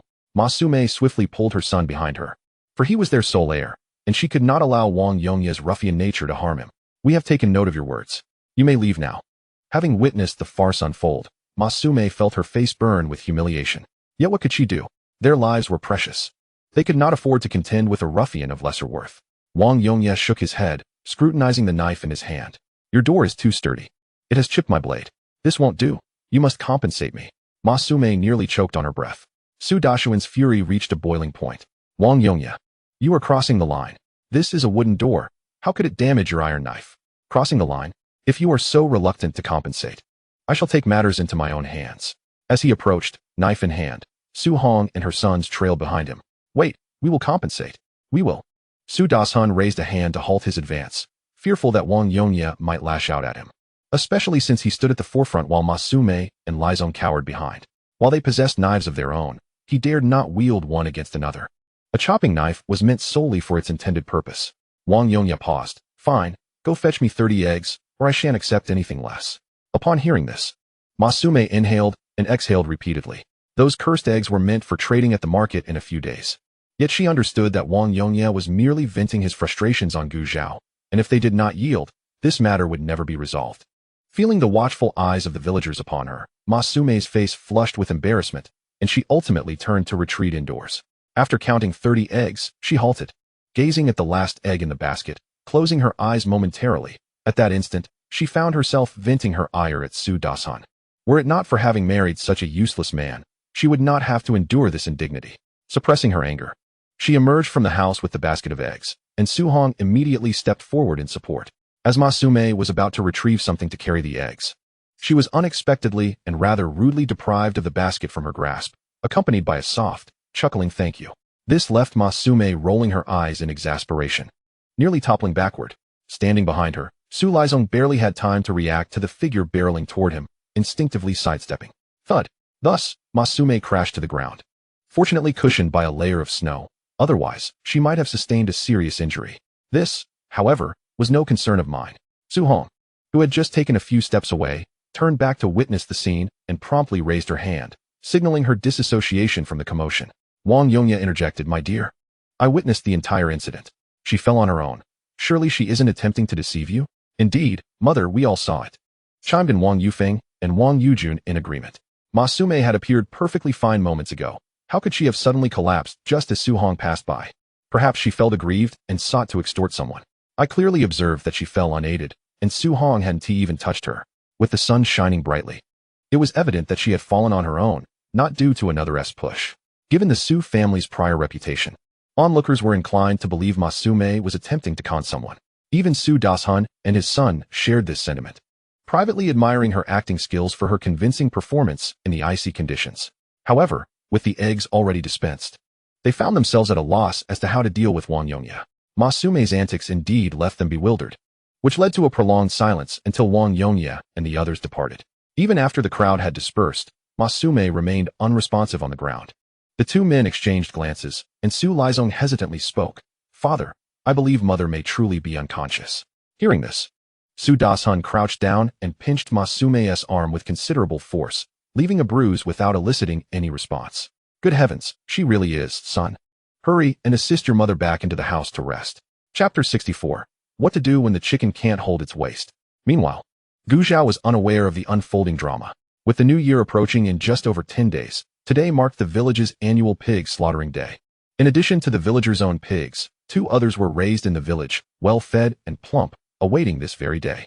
Together, the 2 pigs weighed over 300 pounds. And as they were dragged from the pig pen, they seemed to sense their impending fate, emitting a cacophony of squeals. The villagers cheerfully accompanied them to the drying ground, discussing how much meat they intended to purchase, while the children laughed and gathered around, unafraid. The butcher, hired from a neighboring village by Gu Jianjun, was a seasoned hunter, slaying pigs with nary a blink. The pig's screams abruptly ceased. By the time Gu Zhao and his companion arrived at the drying ground, the pig had already been gutted. To ensure fairness, the villagers drew lots each year to determine the order of purchase, with those drawing lower numbers enjoying the advantage. Unfortunately, luck was not on Gu Zhao's side today, as he ended up with one of the last numbers. After the lots were drawn, the villagers lined up to collect their pork. Excluding the blood and entrails, the roughly 300 pounds of meat would be divided among 60 households, which was hardly generous. When it was Gu Zhao's turn, only scraps remained on the table, such as offal and the pig's head. While these items were excellent for pairing with drinks, the women were not inclined to settle for such offerings. They preferred to buy fatty meat for making oil that could last, or lean meat for dumplings to share with their families. What use would they have for the offal and head, which were difficult to manage? Thus, unless there were no alternatives, villagers typically avoided these. Father, there's no one behind me. Just give it all to me, including the blood. Gu Zhao called out to Gu Jianjun, who stood by the table. Gu Jianjun glanced at him, and after confirming that every household had received their share, he decided to give everything to Gu Zhao. Upon returning home with the pig's head in hand, Gu Zhao busied himself. He set aside the blood, suppressing the unpleasant odor, and meticulously cleaned the pig's head and entrails, scrubbing them repeatedly until they were spotless. After blanching them in cold water, he drained them, cleaned the pot, refilled it with cold water, and added salt, soy sauce, ginger, star anise, bay leaves, and other spices before placing the pig's head and entrails inside and covering the pot. The spices and soy sauce had been purchased a few days prior and were perfectly timed for use today, as mere salt would not suffice for flavoring the dishes. Su Ran watched curiously, assisting where she could. It was her first time witnessing such a plethora of seasonings in cooking. As the water in the pot began to boil, the fragrance of the spices wafted into the air, prompting Su Ran to wrinkle her nose and ask, "When can we eat this?" Gu Zhao chuckled at her eager expression. "It'll take at least another hour." Su Ran, disappointed, replied, "All right then." Noticing her unwavering gaze fixed on the pot, Gu Zhao found it amusing and ladled an egg into a bowl, advising, "This egg needs to soak for a bit longer to taste better. Here, try one. But be careful, it's hot." Hom. Her eyes sparkling, Su Ran carefully accepted the bowl, blowing on the egg until it was cool enough to handle, and began to peel it. As the shell gradually came off, the once pristine white of the egg white was now adorned with deep brown streaks. Su Ran halved the egg, feeding one half to Gu Zhao before tasting the other herself. The moment it touched her tongue, her eyes widened in delight. "Wow, this is delicious. I never knew marinated eggs could taste so good." Gu Zhao smiled. This isn't even the best version. After all, the spices were insufficient, making this a simplified home-style marinade that paled in comparison to the authentic varieties found in modern cuisine. Su Ran gasped. If this isn't considered good, then what is? Outside the courtyard, Wang Yongye surveyed the newly erected wall with satisfaction, nodding approvingly. It was far more aesthetically pleasing than the former bare expanse. Approaching the door, he knocked and called out, "Nephew, your uncle has come to visit." The once bustling kitchen fell silent, and Gu Zhao raised an eyebrow. "Uncle, is that really you? I'll go see." Su Ran nodded in agreement. Gu Zhao strode confidently to the door, swinging it open to find Wang Yongye lounging comfortably outside, exclaiming in surprise, "Uncle, it truly is you. What is this? Have our feelings grown distant after a few months apart?" Wang Yongye teased, raising an eyebrow in a playful manner. It has been several months since the uncle and nephew last met. The busy season of autumn harvest kept them occupied, and even after the harvest, they remained preoccupied. As winter set in, with the biting cold, nobody ventured out to visit relatives. Gu Zhao shook his head and smiled, saying, "How could that be? Our relationship isn't so close that I would help you conceal your card-playing escapade from your little aunt. Speaking of which..." All right, don't say any more." Wang Yongye groaned. "I was dragged into it by someone else. Please, don't mention it to your aunt." Gu Zhao chuckled lightly. "If you wish for me to remain silent, then refrain from such endeavors in the future. Otherwise, should I learn of it, dear uncle, Do not blame me for being a nephew who prioritizes righteousness over kinship. Righteousness over kinship? Wang Yongye winced at the thought, exasperated.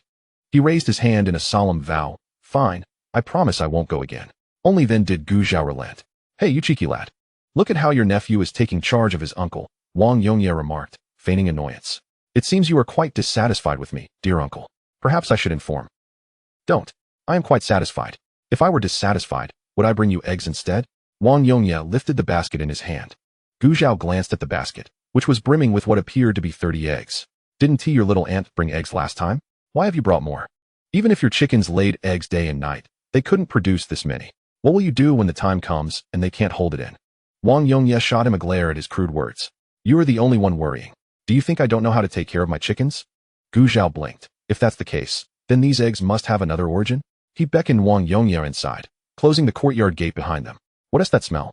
Upon entering, a delightful aroma assaulted Wang Yongye's senses, prompting him to inhale deeply.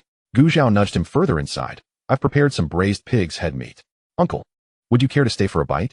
Unable to resist the temptation, Wang Yongye swallowed hard and chuckled. Well then, I shan't be polite. Chapter 65. Whose daughter-in-law eats so much? Hearing the commotion in the courtyard, Su Ran emerged from the kitchen. Spotting Wang Yongye, she greeted him warmly. Uncle, what are you doing out here with your belly? It's cold outside. Hurry and come in. Seeing his nephew settled with a family and a child brought Wang Yongye immense joy. Wife, let's head inside and talk, he urged. Gu Zhao agreed. The trio entered the kitchen, which, though small, was warm from the fire. Once seated, Wang Yongye recounted the origins of the eggs. Upon hearing that her parents had spread unfounded rumors about Gu Zhao, Su Ran felt a wave of discomfort wash over her, casting an apologetic glance towards him. Gu Zhao took her hand resting on the table, shaking his head to indicate that it was fine. Wang Yongye couldn't help but chuckle at the couple's affectionate display, but cautioned, based on my understanding of that family, this matter likely won't conclude so easily. While they may not dare approach openly, I fear they might resort to underhanded tactics. Realizing that his nephew's wife was also from the Su family, he suddenly felt a bit awkward. Su Ran noticed his forced smile and reassured him. Uncle, you need not worry about me. My parents are in the wrong here. Despite her words, Wang Yongye and Gu Zhao chose to steer the conversation away from the Su family and instead discussed other topics. As the time passed, the braised delicacies reached readiness. Gu Zhao rose to serve a generous bowl of pig's face meat, ears, intestines, heart, liver, and lung, along with some braised radish and eggs. Su Ran ladled 3 bowls of porridge and retrieved a plate of pickled radish from the cupboard. Wang Yongye swiftly stepped in to assist in bringing the dishes to the table. Once everyone was seated, Gu Zhao encouraged Wang Yongye. Uncle, don't be polite. Help yourself. Wang Yongye laughed, teasing, that one tea do. Don't you know how thick-skinned your uncle is? As the 3 of them dove into the braised delicacies, Wang Yongye exclaimed. Surprisingly, it smells delightful, but it tastes even better.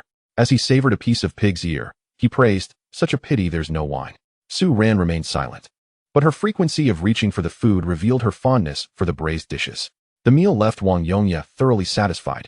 Now this is what life should be. After lingering for a while post-meal, he finally stood up to leave. Gu Zhao accepted the basket of eggs, but before he departed, he prepared a bowl of braised delicacies for him to take home.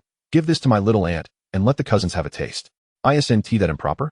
I can't just eat and take, Wang Yongye protested. Your little aunt will surely scold me. You're pushing your uncle into a pit. Gu Zhao chuckled. You're treating my aunt like a tigress. When I see her next, I'll have to say a few words. Ah, you little rascal. Have you become addicted to threatening your uncle? Ultimately, unable to resist Gu Zhao's insistence, Wang Yongye accepted the meal. After his departure, Gu Zhao prepared another plate to send to Gu Jianjun and the others. When he arrived, he found Wang Hohot in the midst of preparing glutinous rice sausages. Despite her usual frugality, she deemed it necessary to make something special for the new year. 2 little ones squatted beside her, unabashedly eyeing the crimson-stained glutinous rice, even attempting to reach out. However, Wang Hohot swiftly swatted their hands away, declaring, anyone who disrupts me will have to watch us eat during the new year. At this, the little ones promptly withdrew their hands behind their backs. No, Grandma, we won't touch, Gu Dangtian piped up, his voice sweet. Gu Danga nodded, patting his little chest in assurance. Grandma, you can rest easy. I promise not to let my sister cause trouble. Wang Hohot shot him a look. Aren't you the biggest troublemaker of them all? Mom, how are the sausages coming along? Gu Zhao entered to find his mother crouched on the floor, her hands smeared with blood, while the 2 little ones stared hungrily. Just right, you can take some home later. By the way, how is your wife? Is she sleeping well at night? Any cramps? Everything is fine, just a bit frequent with the night visits. That is good to hear. Pregnancy can be tough on women. You should take good care of her. Wang Hohot expressed her relief. Of course, Gu Zhao nodded. I've prepared some braised pig's head meat. Let us see how it tastes. As he spoke, noticing that she couldn't spare her hands, he walked into the kitchen and retrieved the braised meat. Just as he turned around, he spotted the two little ones trailing behind him. Gu Zhao affectionately ruffled Gu Dangtian's head and then picked up 2 pieces of tender pig's head meat to feed them, with their little mouths filled with meat. The 2 youngsters chimed, "Thank you, uncle." Hearing the commotion inside, Wang Hohot scolded playfully, "Don't indulge those 2 little rascals. They're only thinking about food." Gu Zhao stepped outside with the 2 little ones, chuckling. At their age, how much can they eat? Seeing Wang Hohot still busy, Gu Zhao didn't linger. Taking the 2 sausages she had given him to leave. "Hey, Zhao has come. Why don't you sit for a while longer?" At that moment, Li Fen walked in, shaking off the snow from her shoes, and greeted Gu Zhao warmly. Gu Zhao nodded, responding lightly, "I've stayed long enough. My wife is home alone. I should return." "Oh dear, you should bring your wife over more often to visit. She's about your age. Perhaps they would have something to talk about. It's better than her being home alone all the time, don't you think?" Gu Zhao smiled gently, declining. "Thank you for your kind suggestion, sister-in-law. But in this bitter cold, I worry my wife might catch a chill, and she isn't fond of going out." Taken aback by the refusal, Li Fen awkwardly smiled and quickly changed the subject. "Oh, I see. It was an oversight on my sister-in-law's part. By the way, last time your elder brother mentioned that you treated him to a meal at the state-run restaurant without charging him. How could that be appropriate? It's nothing. We brothers need not be so calculative." After saying this, Gu Zhao no longer regarded her, exchanged a few words with Wang Hohot, and turned to leave. Wang Hohot watched him depart, glanced once more at Li Fen, who was frozen in place, and shook her head, lamenting that had she known it would come to this, she would have avoided such meticulous calculations from the start. She could only hope that the relationship between the eldest and the 3rd brother would not be adversely affected by this daughter-in-law. With a sigh, Wang Hohot returned to her tasks. On his way home, Gu Zhao took a detour to Zhang Anyang's house, having arranged to go to the market together the day after tomorrow. That evening, besides the braised meat, Gu Zhao also prepared a soup made with pig's blood and sauerkraut, which received high praise from Su Ran, prompting her to consume an additional half bowl of rice. After the meal, she looked down at her protruding belly, realizing that her appetite seemed to be increasing. Noticing her silence as she stared at her stomach, Gu Zhao chuckled. "You are now eating for 2. It is only natural that you consume more. Is that so?" Su Ran queried, her skepticism evident. She worried that once the child was born, her appetite might not return to normal. What wife eats so much? Chapter 66. They say even stepping in dog feces can bring good fortune. Her expression wavered, leaving Gu Zhao unable to discern her thoughts. He stood up, approached her, and took her hand, urging her to sit. "Do you know why many couples who initially share a good relationship find their feelings deteriorating over time?" Intrigued, Su Ran looked at him curiously and asked, "Why?" "Because they harbor their grievances internally, leading to wild conjectures, which over time breeds misunderstandings and ultimately fractures their bond." "Do you grasp my meaning?" Su Ran pondered for a moment, recognizing the wisdom in his words, and nodded. When she noticed him gazing at her intently, she blushed and voiced her earlier concerns. Gu Zhao stifled a chuckle, not wanting her to feel embarrassed, yet amusement sparkled in his eyes. "Regardless of how much you eat, I remain unconcerned. Or do you doubt my ability to provide for both you and our child?" "Of course not," Su Ran quickly retorted. The man before her had secured a position at the textile factory through his own merit, earning a substantial monthly salary. Excluding bonuses, what more could define capability? Gu Zhao tousled her hair, then it settled. "Feel free to indulge in whatever you desire. If we lack something at home, just inform me, and I shall procure it from elsewhere." Su Ran nodded vigorously. As they conversed, darkness enveloped the outside world, and the candlelight illuminated their cozy corner of the kitchen.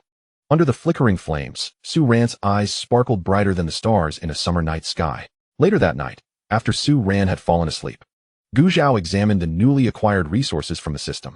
Wang Yongya, affection 5, affection value, 80, trust value, 70. Su Hong, affection 5, affection value, 75, trust value, 65.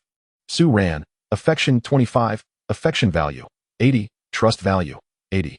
Gu Cheng, affection 2, affection value, 76, trust value, 60. Gu Dangan, affection 15, affection value, 58, trust value, 50. Gu Dangtian, affection 20, affection value, 70, trust value, 75. Except for Wang Yongya and Su Hong, whose affection levels increased that afternoon, the others had gradually risen over time. The total affection value reached 72 points, and the system rewarded him with 1,000 gene of rice, 1,000 gene of flour, 500 gene of corn grits, 2,000 gene of sweet potatoes, 100 sheets of black paper, 5 pigs, already processed, 50 gene of soybean oil, 30 cans of infant formula, 10 gene of brown sugar, 20 packs of Hong Mansion brand cigarettes, and 10 bottles of Maotai liquor. In light of these rewards, Gu Zhao felt a sense of calm. Yet the Maotai liquor piqued his interest. He wondered if it could fetch a high price for future generations. Contemplating this, he gradually closed his eyes. The following day unfolded with remarkable tranquility, and soon it was the day he had arranged to meet Zhang Anyang. Early in the morning, both Gu Zhao and Zhang Anyang rose, and just as they finished their meal, Zhang Anyang's voice resonated from outside the courtyard. "Zhao Gu, I have arrived."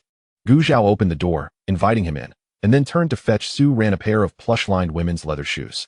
These shoes had been purchased from the supply and marketing cooperative a few days prior, along with another pair of cotton shoes. The cotton shoes were for warmth at home, while the leather shoes were perfect for outings, impervious to the dampness of melting snow. Zhang Anyang, standing at the door, inadvertently caught sight of this scene and couldn't help but click his tongue. His brother was essentially catering to a deity. He vowed never to find himself in such a position. He desired someone to serve him instead. With this thought, he realized that Gu Zhao was quite suitable. He was capable of earning money and showed great consideration for his wife. What a pity he was a man. Such fortune could only be observed from afar. Once everything was in order, they set off. Fortunately, it was not snowing that day, and the weather promised sunshine. Many villagers were heading to the market, forming a lively procession, chatting merrily along the way. Midway through their journey, Lu Shuangfu suddenly appeared out of nowhere, sidling up to Gu Zhao. Zhang Anyang was engaged in conversation with Gu Zhao when Lu Shuangfu squeezed between them, rolling his eyes in exasperation at the audacity of this persistent pest. Having finally found an opportunity, Lu Shuangfu intended to forge a connection with Gu Zhao, but Zhang Anyang's interruption thwarted his plans, inciting his irritation. Sensing the tension, Zhang Anyang turned to him and flexed his arms. "Kid, if you have the guts, come at me. Let's see who fares worse." With an air of provocation, Zhang Anyang stood firm, confident that Gu Zhao would not stand idly by while he was attacked. Having been preoccupied with Zhang Anyang's antics, Lu Shuangfu, who had initially been brimming with anger, now felt threatened by Zhang Anyang's muscular build. He quickly decided to back down. Yet, Zhang Anyang's continued provocations ignited a spark of defiance within him. Scanning his surroundings for a weapon yielded nothing, so he resolved to confront Zhang Anyang barehanded. "Ah!" Lu Shuangfu shouted to rally himself, raising his fist and charging at the retreating Zhang Anyang. The crowd, startled by his outburst, turned to witness Lu Shuangfu sprinting forward like a madman. "Stop!" Zhang Anyang raised his hand in an attempt to deter him. Lu Shuangfu, misinterpreting this gesture as a sign of capitulation, was determined to release his pent-up frustration, so he only accelerated. "Ah!" A moment later, a cry of dismay echoed. Zhang Anyang watched in horror as Lu Shuangfu approached, initially thinking that the worst that could happen was stepping in a pile of fresh dog feces, but instead, he stumbled right into it. He shuddered as warmth enveloped his face, accompanied by an unpleasant odor. Lu Shuangfu had no time to ponder the source of his discomfort. He groaned in pain, clutching his injured foot. The surrounding villagers, upon seeing his face smeared with the sticky substance, instinctively took 2 steps back. This is the luck of stepping in dog feces. Who knew that even such misfortune could bring good fortune? The elder villagers were perplexed by the unfolding scene. Upon realizing what had happened, Lu Shuangfu felt an ominous premonition. He wiped his hand across his face, and when he saw the foul, sticky substance in his palm, he retched audibly. A pang of pain shot through his foot, and reason urged him to prioritize its care. However, the simultaneous wave of physiological and psychological nausea rendered him incapable of doing so. Surrounding him were familiar faces from Yanglu village, all belonging to the same community. They wished to extend a helping hand upon seeing his plight, yet hesitated momentarily. Fortunately, at that moment, Lu Shuangfu's parents arrived, calling out, "Son, are you all right?" The crowd sighed in relief and dispersed. After observing the commotion, Gu Zhao hastily took leave with Su Ran. Chapter 67. The Market Day. Today's market was to be held in the neighboring Hongqi village, also known as the Hongqi Brigade. Shortly after the establishment of the commune, production teams were formed. Yet the villagers still preferred to refer to it by the name of their respective villages. Hongqi village boasted the largest population among nearby settlements, with around 80 to 90 households, and its central location made it the designated site for the annual market. After a journey of more than half an hour, Gu Zhao and his companions arrived at the village entrance. A glance revealed that vendors had already begun to set up their stalls. Zhang Anyang, tasked with selling persimmons, greeted Gu Zhao before hastily securing a prime spot. Shall we take a stroll first? Gu Zhao inquired of Su Ran. Certainly, Su Ran nodded. This was not her first visit to the market. However, she had always sold goods by the roadside and had never wandered around in such a leisurely manner. The crowd surged, growing more animated as they moved deeper into the market, where the cacophony of shouts and laughter filled the air, and every face seemed to radiate joy. Gu Zhao walked protectively alongside Su Ran, observing their surroundings. Along the roadside, stalls offered agricultural produce like corn, soybeans, and peppers, as well as handmade items such as baskets, sieves, backpacks, and brooms. There were also delicious treats like roasted sweet potatoes, sticky rice dumplings, candied hawthorns, and dough figurines. Noticing Su Ran's gaze fixed on the bright red candied hawthorns, Gu Zhao stepped forward to purchase a skewer and turned to offer it to her. Su Ran was momentarily taken aback, reaching out to accept it. In truth, she had no desire to eat it. It merely reminded her of a time when she was about 10 years old, selling eggs at the market and seeing her mother stroll by with her younger brother. When her brother expressed a wish for candied hawthorns, their mother had unhesitatingly bought a skewer. Lost in thought, she had inadvertently given a customer an extra egg, leading her parents to mistakenly believe she had stolen it, resulting in a severe reprimand. "Why aren't you eating?" Gu Zhao leaned in to whisper in her ear. Noticing her hesitation, snapping back to reality, Su Ran held the candied hawthorn up to his lips. "I don't particularly like this," she replied. Nevertheless, Gu Zhao bowed his head and took a bite, the sweetness enveloping him, quickly followed by the tartness, causing his face to momentarily contort. Seeing his reaction, Su Ran burst into laughter. Gu Zhao admired her composure as she savored the treat, seemingly unaffected by the sourness of the hawthorn. They continued their exploration, encountering stalls selling hair ties and floral cloth shoes, purchasing anything useful that caught their attention. Upon reaching a bustling stall selling couplets, it dawned on them that the new year was just a few days away, and preparations for couplets and window decorations needed to be made. There were also vendors selling live chickens and fish, which could be bought to raise until the new year for a feast. Each time Gu Zhao made a purchase, Su Ran felt as though he resembled a bandit, eager to empty the vendors' stalls. Su Jia, after finishing their shopping and having explored the market, Gu Zhao and Su Ran were about to head back when Su Ran felt a gentle tap on her shoulder. She turned around. "Yongli, where have you been setting up? I was just looking for you. I sold everything I brought from home and wandered around a bit. So I must have just missed you," Yongli explained. She had planned to come with Su Ran and the others, but her mother needed help carrying eggs and dry goods to sell, so she had to rise early to assist. Su Ran nodded. "Are you heading back now?" "Not yet. My mother has gone over there to buy couplets. You two go ahead. I'll wait for her," Yongli replied. "All right." After a brief exchange, they parted ways. When they reached the village entrance, Zhang Anyang was already waiting for them. The sweet and visually appealing persimmons had been quite popular at the market. He had sold out quickly and, unable to locate Gu Zhao and Su Ran amidst the crowd, had taken a moment to browse and purchase the items his mother had requested. The three of them returned home together. Upon arrival, Gu Zhao first secured the chicken in the coop, while the fish he had carried back was already lifeless. That evening, he prepared a dish of sauerkraut fish. Fortunately, the only nearby family was the Yangs. Otherwise, given their frequency of meat consumption, even with a diet primarily consisting of mild-flavored food, they would eventually attract suspicion. The following day, news spread through the village that Lu Shuangfu had sustained a fracture from his fall and had been taken to the hospital for treatment, only to be brought back shortly thereafter. Upon hearing this, Gu Zhao chuckled softly, not feeling inclined to dwell on it further. Over the next few days, he continued to work at the textile factory, stopping by the supply and marketing cooperative to purchase some candy, biscuits, and a mirror he had intended to buy previously. As he approached the village entrance, he retrieved some rice, flour, and various meats from his storage space, placing them at the bottom of his backpack and covering them with the candy to ensure discretion before heading back into the village. Battling the biting cold wind, Gu Zhao's face had nearly turned blue when he spotted a familiar figure approaching from the village entrance. Hastily, she smoothed her wind-tossed hair. Watching eagerly as the figure drew closer, Gu Zhao noticed the girl gazing at him with longing eyes, causing him to shiver slightly, feeling an exasperated sense of inevitability. He had little to say about the original hostess' former romantic interest. Everyone had their own choices. Yet it was inappropriate for her to cling to a married man now. Initially, when the original hostess school was temporarily closed, Wang Ho-hot, concerned about her son's aimless wandering in the village, sought to introduce him to someone who could help him settle down. The first candidate introduced by the matchmaker was Gue Baoling from the same village. Both Gue Baoling and Su Jinghua were from outside villages, and thus had no blood ties to the Gu family. It was merely a preliminary meeting. If they found no mutual attraction, they could simply decline. However, given the original host's character, it was no surprise that he was outright rejected when the matchmaker approached the girl's family. Rejection in such matters was commonplace and typically kept private.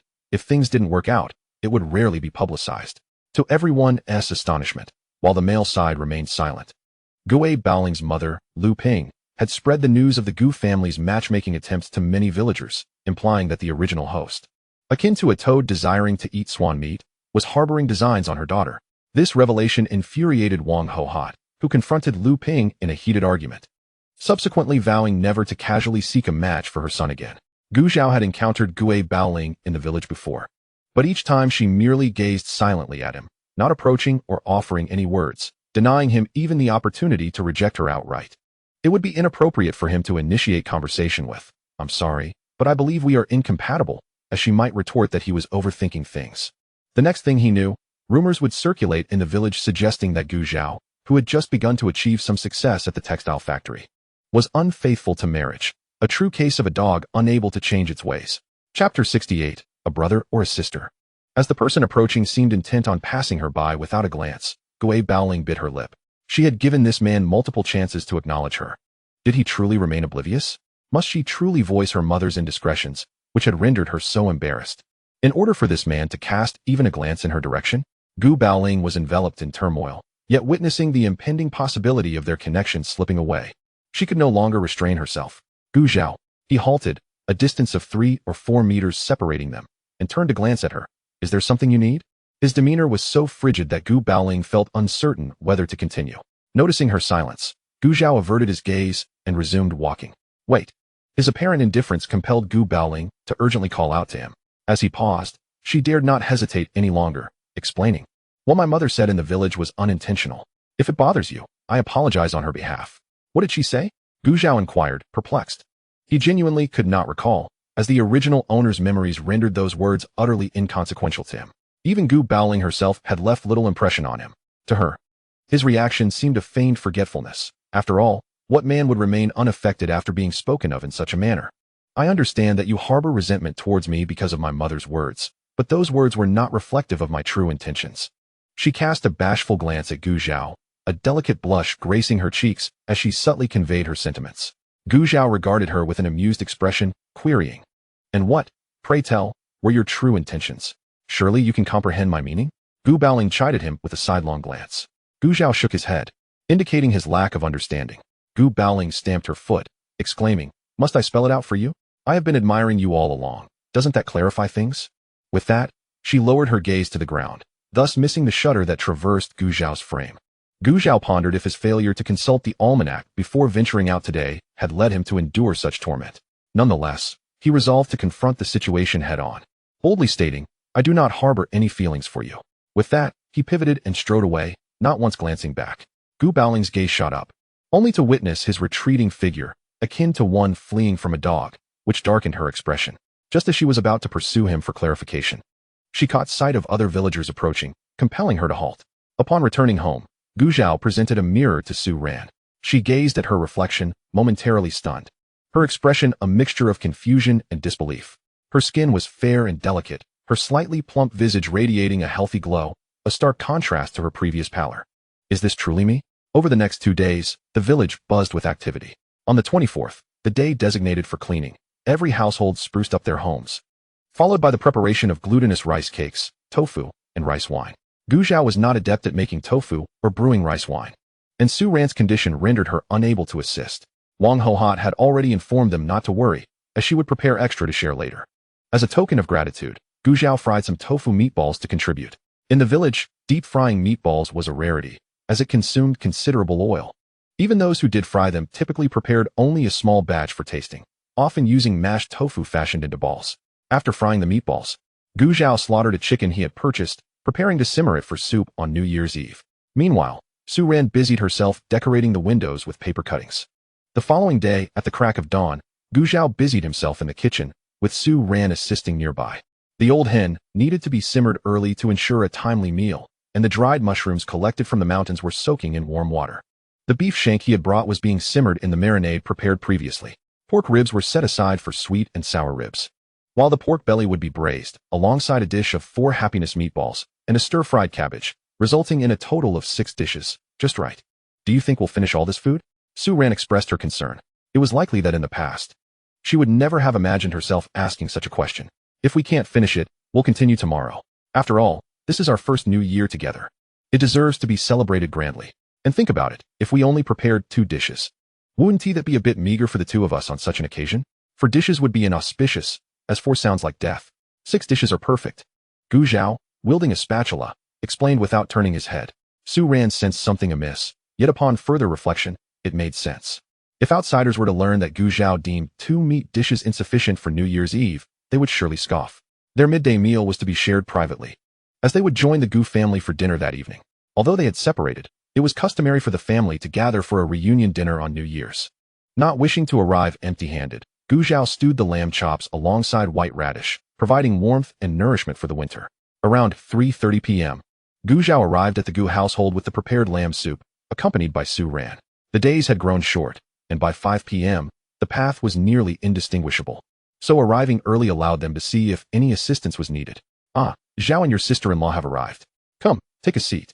Li Fun, the first to spot them, greeted them warmly, taking the earthen jar from Gu Zhao's hands. As the savory aroma wafted from the jar, her smile grew even more genuine. You didn't need to bring anything, you're too courteous. Her words belied her actions, as she showed no intention of returning the favor.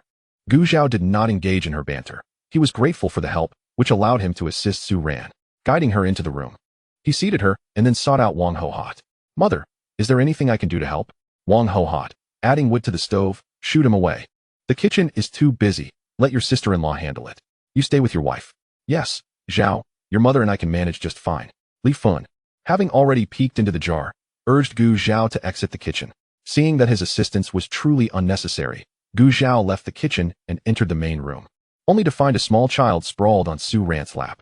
The tiny hands were gently patting her protruding belly, while Gu Dangtian gazed up with wide, eager eyes. Auntie, when will the little sister come out to play with me? When she arrives, I can be a big sister. What little sister? It's a little brother. Gu Dangan, standing beside Su Ran and equally expectant, protested with a furrowed brow. If it's a brother, I'll be the eldest. It's clearly a sister. No, it's a brother. The 2 little ones debated whether the baby was a sister or a brother, growing increasingly heated as sibling bonds hung in the balance. Ultimately, it was Su Ran who managed to soothe them.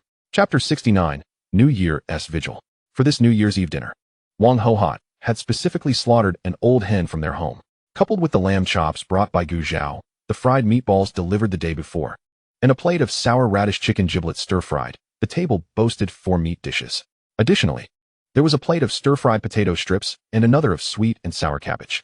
In comparison to previous years, this year's reunion dinner was exceptionally lavish. As the head of the family, Gu Jianjun felt compelled to say a few words before the meal. This year has brought many blessings to our family. The 3rd son has married and welcomed a child, and he is now working at the textile factory, maturing and becoming more reliable. Your mother and I can rest a little easier, and we hope that you 2 will build a good life together. Should this rascal cause any trouble, do not hesitate to come to your parents. The latter part of this sentence was directed at Su Ran, who nodded in response. Gu Zhao raised an eyebrow. Dad, I want to give you the chance to hit me again. Humph. Gu Jianjun let out a cold snort. I hope so. After speaking, a glimmer of amusement flickered in his eyes as he reflected on how this youngest child had truly surprised him this year. Not only that, but he also felt a swell of pride in the fact that Su Ran had managed to secure a job at the factory through her own efforts. However, he refrained from voicing these thoughts, lest this impudent child become too arrogant. I have also observed the eldest's performance this year, Dad. As country folk, as long as we remain grounded, life will not be too harsh. You 2 are now parents of 2 children. For the sake of your kids, we must align our thoughts and set a good example for them. Do you understand?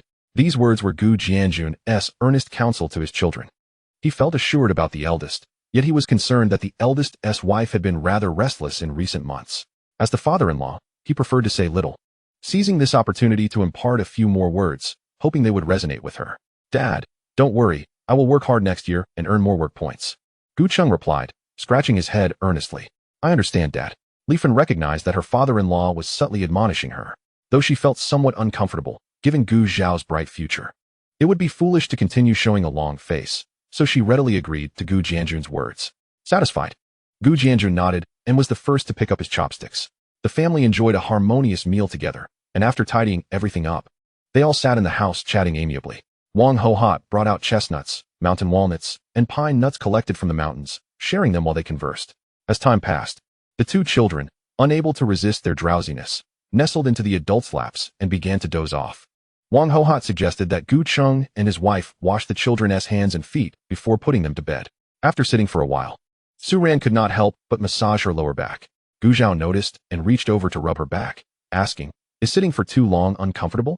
Hearing the commotion, Wang Hohot turned to look, and Su Ran's earlobes turned red as she pushed his hand away, saying, "It's nothing." Wang Hohot slapped her forehead in regret, realizing that she had not considered things thoroughly. "It seems your wife can't endure sitting here while pregnant. So Zhao, you should take her home first." "Yes, your mother and I can manage here," Gu Jianjun concurred. Gu Zhao did not refuse. He stood up and said, "All right, I will take my wife home now." Su Ran felt a bit embarrassed and wanted to say something, as it seemed inappropriate to leave her in-laws alone on New Year's Eve during her first year of marriage. Wang Hohot spoke up first. "We don't worry about such things in our family, just go." Thus, Gu Zhao, holding a flashlight, assisted Su Ran in returning home. They washed up briefly with hot water from the kettle and lay down in bed. "Ah, it's so much more comfortable to lie down," Gu Zhao sighed. Su Ran laughed softly. As they both closed their eyes, feeling drowsy, the sound of firecrackers erupted in the village. After all, it was the new year, and some families with a bit more means were willing to spend a few cents on firecrackers, while those who were more frugal would simply light a few firecrackers for the sound, capturing the essence of the celebration. In this first year of the era, Gu Zhao yearned for a sense of ritual, so he purchased 3 bundles of 1-inch-long firecrackers and 7 or 8 bangers. Fumbling to put on his clothes and lighting the kerosene lamp, Su Ran, stirred by the noise outside, awoke and got up. Opening the door, Gu Zhao took the firecrackers into the yard while Su Ran stood at the door with the flashlight, illuminating his actions. With a scratch, the match struck, and in the next moment, Gu Zhao jumped back. Instantly, the sound of firecrackers crackled to life, and soon he ignited the remaining bundles and bangers, making the yard even more lively. Su Ran had never witnessed such a scene at home before. Ma Sume was a person who was extremely pragmatic and would never indulge in spending money for fleeting moments of joy. With her eyes wide open, she watched intently, captivated not only by the dazzling sparks, but also by the indistinct silhouette of a figure before her. The Yang family, having just finished their own firecrackers, next door began their own celebration, the sounds echoing until they faded away, prompting Yu Zhaodi to click her tongue. "That boy Gu Zhao must have bought quite a few firecrackers. If I had known, we wouldn't have bothered buying any. Just listening to the sounds would have sufficed." Yang Li countered, "It's not the same at all. Witnessing it firsthand is entirely different from merely hearing it." Yang Kaihua agreed with his daughter, stating that it was the sound of firecrackers that truly captured the spirit of the new year. Merely listening to others lacked that authentic feeling. Yu Zhaodi shot a disapproving glance at the father and daughter. "That feeling is all bought with money. How could it not be worthwhile?" The pair exchanged glances and fell silent. The following day, the first day of the new year, as Su Ran awoke, still dazed, she felt a kick from the little one in her belly, instantly bringing her to full consciousness. Noticing that Gu Zhao was no longer beside her, she reached for her clothes but was drawn to a glimpse of red peeking from her pillow. Picking it up, she discovered it was a red envelope. Creak. The door swung open from outside. "You're up? Hurry and get dressed. It's time for dumplings," Gu Zhao called out upon seeing her awake. Raising the red envelope in his hand, Su Ran, with a slightly hoarse voice, mumbled, "Which family gives 10 yuan for New Year's money?" After all, she was no longer a child. "My family," Gu Zhao replied with a slight smile. Su Ran was momentarily at a loss for words. Saying thank you felt too formal, while expressing gratitude seemed overly sentimental. In the end, she simply said, "You go out. I need to change." Gu Zhao chuckled lightly and stepped outside, closing the door behind him. By the time Su Ran emerged, the dumplings were already cooked. These were the dumplings they had made together the previous afternoon before visiting the Gu family. Gu Zhao had usually eaten tangyuan, but, not being fond of sweets, would make himself savory tangyuan with cured meat at home instead. Now, eating dumplings felt like embracing local customs. After breakfast, Su Ran finished sewing the last few stitches of the children's clothes and Gu Zhao's 2 sets of shirts and trousers. The 2 bolts of fabric given by Yu Zirong were both of vibrant blue, suitable for people of all ages.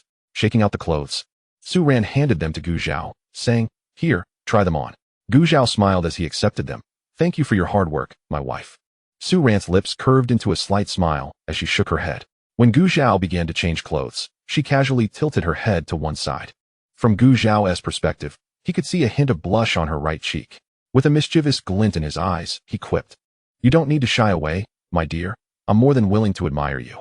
Su Ran's blush deepened, and as she turned to retort, her gaze fell upon his strong, well-defined chest, causing her to quickly avert her eyes again. "You shameless." Gu Zhao lamented with a smile. "What a pity. Not wishing to entertain his banter further, Su Ran hastily urged, "Are you done yet?" "Putting on my pants now," Gu Zhao replied, ceasing his teasing. "All right, turn around."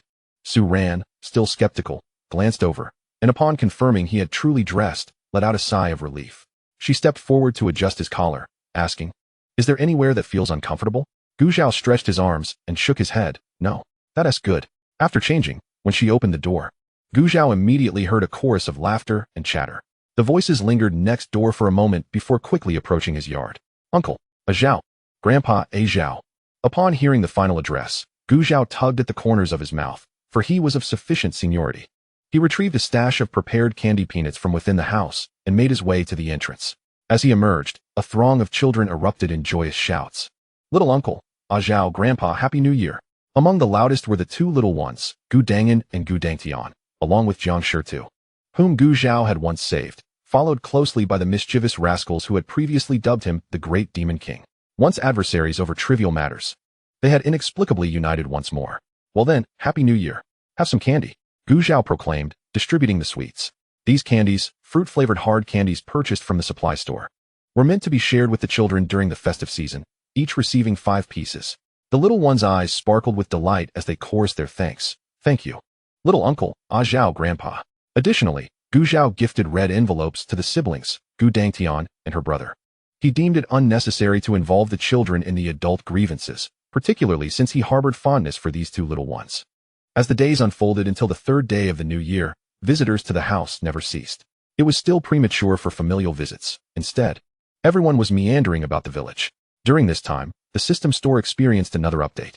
Among the new items was an eraser capable of erasing a person's memory by silently reciting the individual's name. One could eliminate their memories for a duration of 24 hours, with no spatial restrictions, usable 3 times, priced at 5 points of goodwill. Additionally, there was a bulk offering of 2,000 gene of rice, devoid of special effects, priced at 1 point of goodwill. Lastly, there was a product whimsically named Female Friend, a variety of sanitary pads and night use options, all available as desired, also priced at 1 point of goodwill. As for the first item, while Gu Zhao surmised it might not be of use to him, he could not entirely rule it out. The second item was practically a gift, and he would not refuse something offered for free. The third item, though vaguely defined by its name, was unmistakably evident in its purpose. He had no personal need for it, but it would certainly serve his wife well. Without hesitation, he proceeded to make the purchase, but suddenly paused, his finger hovering over the button as a sense of unease compelled him to inquire. "For 138. The items from your system should be free of any fluorescent agents or other unclean substances, correct?" "Host, are you insulting me?" The mechanical voice of 438 was tinged with annoyance. All right, as long as there's nothing amiss." Gu Zhao chuckled awkwardly before decisively completing the transaction. Later that night, as he lay in bed, Gu Zhao spoke. "Darling, how about I visit my uncle's house with my elder brother tomorrow for the familial visit? And then I can head to your parents' home? You can wait for me at home." Day Village was not far from theirs. Yet the snow coupled with Su Ran's physical limitations meant that it would likely take over an hour to get there, given her increasingly prominent belly. Even a few extra steps left her fatigued, let alone a long trek. Su Ran hesitated, and in the darkness, Gu Zhao could not discern her expression, speculating that perhaps she yearned to return home, as this would be her first visit back since their marriage. "What if I borrow an ox cart from the village?" he suggested. "No, there's no need." Su Ran grasped his arm, dissuading him. She had no intention of returning to her parents' home while heavily pregnant. What was the point? If any complications arose, there would be no time for regret. She remained silent, lost in thought. "You needn't go to my parents' place tomorrow," she finally said hesitantly. The previous incident with her parents had weighed on her conscience, and if Gu Zhao were to visit, she feared her parents might say or do something inappropriate. Understanding her concerns, Gu Zhao reassured her, "It's all right. I can handle things with your parents. You need not worry." In an era that emphasized filial piety, his absence would undoubtedly draw comments, but he, being thick-skinned, was unfazed. He was primarily concerned for his wife, as their ties with her family had not been severed. To neglect a visit during the new year would leave them open to unnecessary gossip. But enough with the buts. Let us settle this. "Hurry and sleep," Gu Zhao said, pulling her and the quilt close, closing his eyes. The next day, after breakfast, Gu Zhao and Gu Cheng set off for Day Village, laden with gifts for the new year. Wang Hohat and the others had not accompanied them, as someone needed to remain at home to receive visitors. The two young men, full of vigor, made swift progress, reaching the village in about an hour. First arriving at the home of their maternal uncle, Wang Yongyu. "Uncle, Aunt, They greeted upon entering. Hearing their voices, Wang Yongyu looked up, and, upon recognizing his two nephews, rose joyfully, exclaiming, "Ah Cheng, Ah Zhao, come in and sit." Observing Gu Cheng and Gu Zhao produce half a piece of smoked fish and smoked meat from the baskets they carried, Daiwan approached and said, "Oh, how polite of you to come to your uncle's house with such gifts." Gu Cheng grinned sheepishly. "It's the least we could do. By the way, has my cousin and cousin-in-law taken their children back to her family?" Gu Cheng surveyed the room, noticing the absence of others. "Yes, they just left a little while ago." Wang Yongyu confirmed, then turned to Gu Zhao. "Ah Zhao, how is your wife doing? When is she due?" "Expected in March, as spring arrives," Gu Zhao replied. "That is not far off at all." Wang Yongyu poured each of them a cup of strong tea, saying, "This is wild tea picked from the mountains." Gu Zhao took a sip, smiling and nodding in appreciation. "It's indeed quite good." The rich bitterness and astringency spread across his palate, while Gu Cheng downed his in one go, exclaiming, "Uncle, your tea is as flavorful as ever." "Ha! If you like it, take some with you when you leave." Wang Yongyu laughed. The two brothers exchanged glances, responding in unison, "No need." Chapter 71, Arriving at the father-in-law's home. Feeling that his words had come off too stiff, Gu Zhao attempted to smooth things over. "Uncle, you should keep the tea for yourself. We can pick some from the mountains ourselves." "Exactly," Gu Cheng chimed in. There were indeed plenty of wild tea trees in the mountains, and upon hearing this, Wang Yongyu refrained from insisting on gifting tea leaves. Suddenly, he seemed to remember something. "Ah Zhao, the rice I had your aunt bring back for you. You should take it home today. At your uncle's age, what isn't he eaten? Rice and oil nourish the body. Take it back for your wife to make porridge." After speaking, he turned to Daiwan, who had been silent up to this point. "Go fetch it." Daiwan's expression soured the moment he mentioned returning the rice. No wonder this old man had forbidden the family from consuming the rice he brought back. It was all part of this scheme. She hesitated, remaining seated. The atmosphere suddenly became tense. Noticing the shift, Gu Zhao quickly intervened. "Uncle, you're being too formal. Those 10 or so eggs you had your aunt bring home are not easy to come by either. If you insist on returning the rice, I'll have to return the eggs you gifted us." 10 or so," Wang Yongyu exclaimed, astonished. He turned sharply to Daiwan, and seeing her averted gaze, he understood everything. A surge of anger welled within him. With his two nephews present, he closed his eyes to suppress it. Gu Zhao did not miss the change in his expression and, with a quick thought, deduced the underlying tension, promptly falling silent. 438. Check the goodwill values of the two individuals before me. Wang Yongyu, goodwill value, 50, trust value, 45. Daiwan, goodwill value, 0, trust value, 0.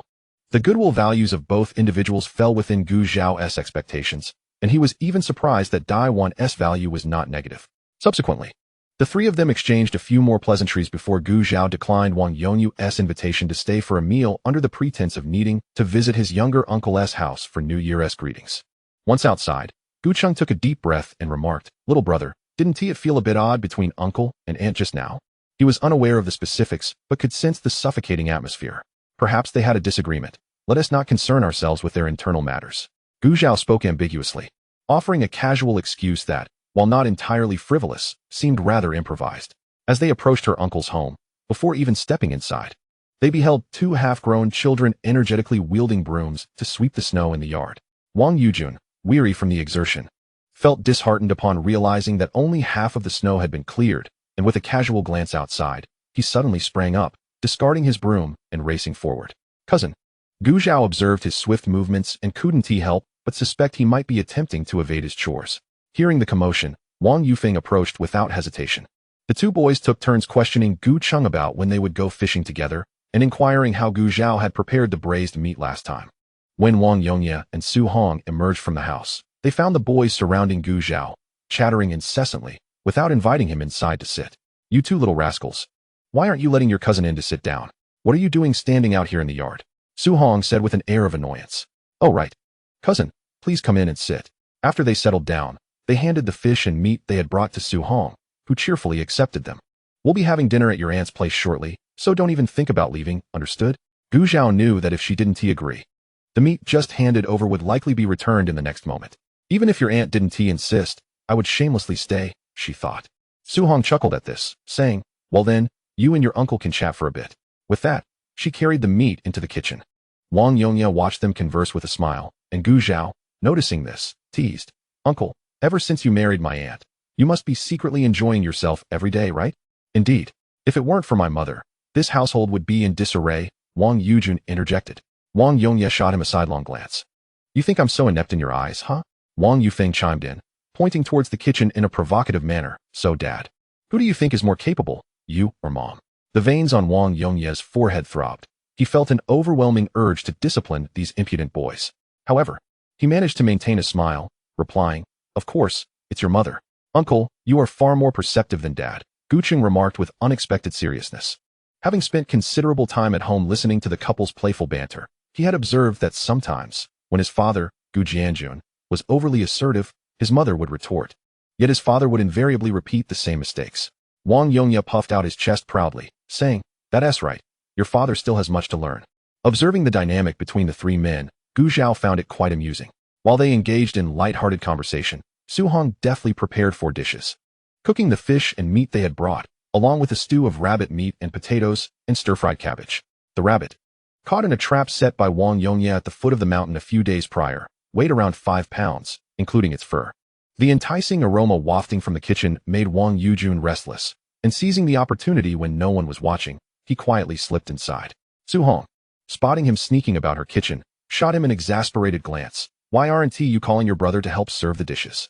All right, Wang Yujun replied, calling out loudly for Wang Yufeng to come and assist.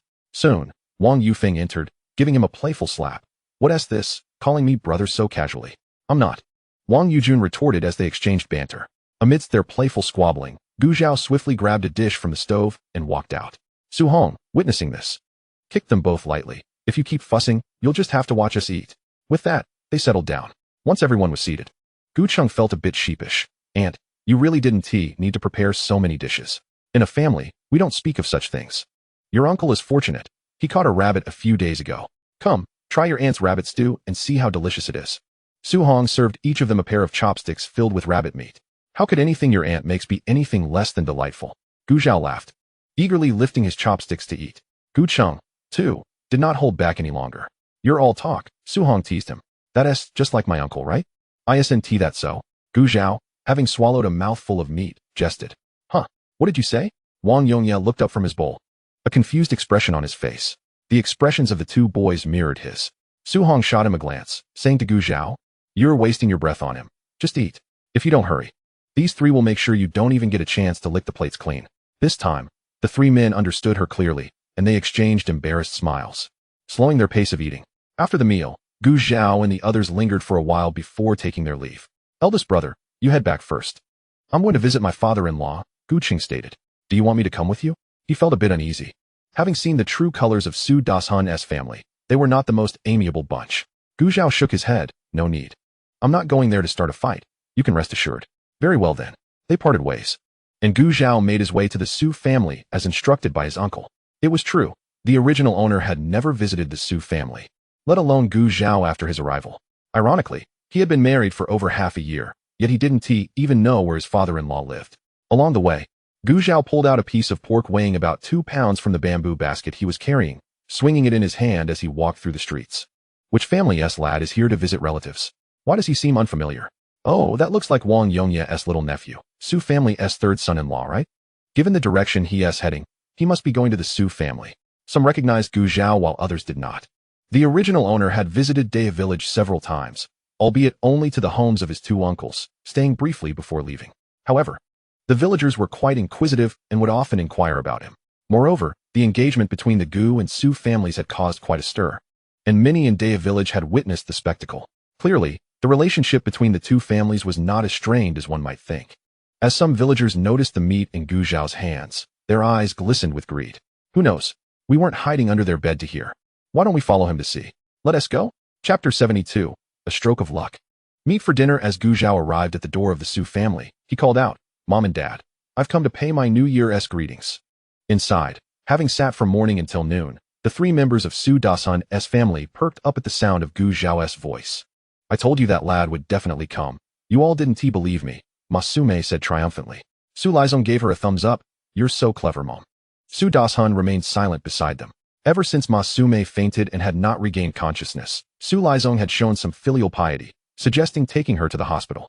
Su Dashan, reluctant to spend money and not wanting to deal with the hassle, had tried to dissuade him. Little did he know that Masume had overheard him, and upon waking, she immediately got up and gave him a good thrashing. After that incident, he had been much quieter at home, hardly daring to speak up. Masume, noticing his meek demeanor, huffed. Why aren't you going out to welcome my good son-in-law? What are you sitting here for? With that, she led the way outside. And upon seeing Gu Zhao standing at the gate, her face lit up with warmth and joy, especially upon noticing the large piece of meat in his hands, which made her smile even broader. Oh my good son-in-law, you've come, but why bring so much meat? The father and son following behind her were fixated on the meat, their eyes glued to it. Gu Zhao pretended not to notice their gaze and, with a hint of apology, said, Mom and Dad, my wife is heavily pregnant and couldn't come, so it's just me today. You don't mind, do you? Oh, what is there to mind? Masume replied. But before she could finish, Su Dasan waved his hand dismissively, and upon feeling the scrutiny from the side, he fell silent. Father speaks wisely, sister's health is not well, and brother-in-law, your presence is equally significant. Mother, let us not linger here, let us step inside. Su Lizong, oblivious to his mother's gaze towards his father, continued to elaborate on his father's words, then stepped forward, attempting to grasp the meat from Gu Zhao's hands. Gu Zhao, seemingly nonchalant, took a step back, evading his reach. Mother, let us hurry inside. It's rather chilly out here. Masume, smacking her forehead in a moment of clarity, exclaimed, indeed. Let us go in quickly to warm up. She ushered Gu Zhao inside, while Su Lizong, begrudgingly retracting his hand, followed suit. Once inside, they peered from the courtyard, two heads bobbing in curiosity. The Su family and their son-in-law appeared to be on amicable terms. So why had rumors circulated recently in the village? If I were forced to marry into that family, I would harbor immense resentment toward them. It seems all a facade for outsiders. But wait, didn't they say all three daughters of the Su family were pregnant? With children on the way, surely the Su family's son-in-law would have to accept his fate. Perhaps, let us wait and see. Inside, Masume seated Gu Zhao and busied herself pouring water and presenting homegrown sunflower seeds. Gu Zhao noticed that 8 out of 10 seeds bore wormholes, and with his 5.2 vision, he clearly saw a worm wriggling out of one of the holes. Please, eat. Don't be shy around your mother, Masume urged as she observed him hesitating. She then grabbed a handful of seeds from the plate and began to crack them enthusiastically. The father and son joined her, with Su Dasan even picking up a worm-riddled seed, much to Gu Zhao's dismay, as he watched him consume it whole. Chewing away, Su Dasan suddenly sensed something amiss, moved his tongue, and after a moment, chuckled. What luck today, I've struck meat. Enough. Gu Zhao sprang to his feet, striding towards the door while shouting, Father, Mother, I am but an ordinary worker at the textile factory. How could I possibly have the power to secure a position for my younger brother? If you insist on severing ties with us over this, labeling me and my wife as unfilial, then I have nothing further to say. The two eavesdroppers outside, perplexed by his swift return from the house, perked up at his words. One of them exclaimed, I told you, their harmony is merely superficial. Thanks to Gu Zhao's booming voice, the nearby residents heard his declarations and rushed out to gather around the Su family's courtyard. Is this the Su family's third son-in-law? Someone among the crowd speculated, recalling that they had heard about the man marrying the Su family's daughter who had landed a job at the county textile factory. She must be fortunate to marry such a capable man. What does luck have to do with it? The Su family is shamelessly clinging on, while you're busy gossiping. Did you not hear that the Su couple wants their son-in-law to get their son into the textile factory? How audacious. As if the factory is theirs to control. They think they can dictate who gets in and threaten to sever ties? Let them try. Who do they think they are? Exactly. Look at Su Lizong. If he can go, then so can I. If I had such a capable son-in-law, I would be proud to support him, not speak ill of him. Oh. It seems the couple was resentful because their son-in-law didn't assist them, which prompted them to spread those rumors in the village. Inside, the trio was taken aback, unable to comprehend why Gu Zhao had suddenly erupted in anger, spouting nonsensical remarks. They hurriedly followed him out, their expressions growing increasingly grim as they overheard the villagers' comments. Su Dasan quickly interjected, No, that's not what we said. They had indeed harbored such intentions, but had not had the chance to articulate them. Chapter 73, Building a New House. While Su Dasan attempted to explain himself, Su Lizong was stung by the villagers' disdain. What kind of character do you think I have? You should take a look at yourselves. Gu Zhao is my brother-in-law. What is wrong with asking for help to get into the textile factory? His words confirmed Gu Zhao's earlier claims, igniting murmurs of astonishment within the crowd as they exchanged furtive whispers. Lizong, be quiet, Masume shouted. Not fast enough to halt him. She felt anger rise at the villagers' baseless chatter, but this was not the moment for such discussions. With everyone watching her, she forced a smile and approached. Third son-in-law, did you misunderstand something? Did you hear idle gossip about your father and brother? Trapped in the doorway, Gu Zhao turned back. Mother, no, Aunt Ma, Wasn't it you and Uncle Su who were pressuring me to get Su Lizong into the textile factory? Laughter erupted from the crowd at his words. How amusing. The son-in-law is being pressured by his father-in-law and mother-in-law to call her aunt on his first visit. You're talking nonsense. We never said that. Su Dasun protested. Gu Zhao hesitated, glanced at him, and responded, if Uncle Su says it didn't happen, then I suppose it didn't. His expression, one of resignation, only served to bolster the crowd's belief in his words. Given what they knew of the Su family, they could easily envision such behavior. Aunt Ma, you mean to say more? If you think to threaten me with severing ties, or label me unfilial to coerce me into actions detrimental to the party and the state, undermining socialism, then I must decline. As Ma Sume attempted to interject again, Gu Zhao raised his hand to silence her, and, speaking rapidly, delivered his final words before pushing through the crowd and departing. His silhouette receded in the eyes of the onlookers, yet his upright posture seemed to convey his indomitable spirit. This young man is right. The Su family's actions undermine socialism. If everyone behaved like the Su family, chaos would ensue. Just then, an elderly man, white-haired and leaning heavily on a cane, approached unsteadily. His name was Wu Baohua, a venerable figure in the village, over 80 years old. He had witnessed the rise and fall of the nation and held a high regard for the new society, naturally disapproving of any destructive behavior within the village. Third granduncle. What brings you out? Third granduncle. The onlookers quickly surrounded him, supporting him cautiously, fearing for his well-being. Waving them off, Wu Baohua huffed, if I hadn't come out, I wouldn't have known about these disgraceful acts. Observing his hunched back and the tremors of his cough, the crowd hastily offered their support and words of comfort. Don't worry, third granduncle. We'll keep an eye out to ensure no shameless individuals cause trouble. Yes, take care of your health. We will handle these matters. The Su family, struck silent by the mention of undermining socialism, remained in the corner, resembling frightened quail, too intimidated to move. Gu Zhao, having outsmarted the Su family, returned home in high spirits. Second sister? After spending some time at home, Guyen inquired about his visit to the in-laws, expressing concern. Are you back? Was everything smooth today? Gu Zhao smiled. It's nothing, quite good actually. Su Ran and Guyen both let out a sigh of relief upon hearing this. What about my brother-in-law and the two little ones? Did you come back alone today? Remembering how the two little rascals clung to her legs this morning, crying and insisting on coming along, Guyen couldn't help but laugh. Your brother-in-law is with our parents. I came over to see your wife. It's cold and the roads are treacherous, so I didn't bring Dabao and Airbao back. Their grandmother is looking after them. Gu Zhao nodded in agreement, acknowledging that it would be easy to catch a cold with all the back and forth in such frigid weather. After chatting for a while longer and seeing how everyone was, Guyen needed to hurry back to the county before nightfall, so she didn't linger. Once the new year passed, the weather began to warm and the land gradually thawed. In preparation for the spring plowing, Gu Zhao enlisted the help of villagers to build a house. It would still be made of adobe. He planned to add 2 rooms next to the current bedroom without altering the original structure. One room would serve as a living area for dining or entertaining guests, while the other would become a bedroom for him and Su Ran. The window in the original bedroom was too small, casting a dim light within. So Gu Zhao decided to enlarge it as part of the renovation. As for the glass to be fitted into the windows, Liang Tianping, having heard the news, volunteered to procure it. His father worked at a glass factory, making it easy for him to obtain a couple of panes. Typically, such small orders wouldn't be accepted by the factory, but if an insider facilitated it, it was generally overlooked, as it contributed to the factory's revenue. The construction of the 2 adobe rooms took a month, primarily because making and drying the adobe bricks consumed a considerable amount of time. While some workers dug the foundation, the adobe bricks were drying. Once the foundation was complete and the bricks were ready, everything else fell into place effortlessly. During this time, Lu Shuangfu and Gu Zhao's 2 cousins, Gu Dong and Gu Shi, also came to lend a hand. Although Gu Zhao was not particularly familiar with the brothers, their initiative to help and their industriousness made it hard for him to turn them away. On the other hand, Lu Shuangfu, having finally recovered, immediately attached himself to Gu Zhao, not working diligently, but instead following him around, calling out Zhao Gu incessantly. Just as Gu Zhao was on the verge of wishing for him to be injured again, Lu's elder brother and second brother came to fetch him. Indeed, it was Lu's call that summoned them.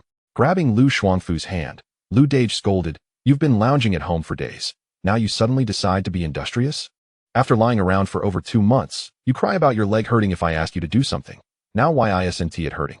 Hurry back home and gather firewood. Our family doesn't support freeloaders."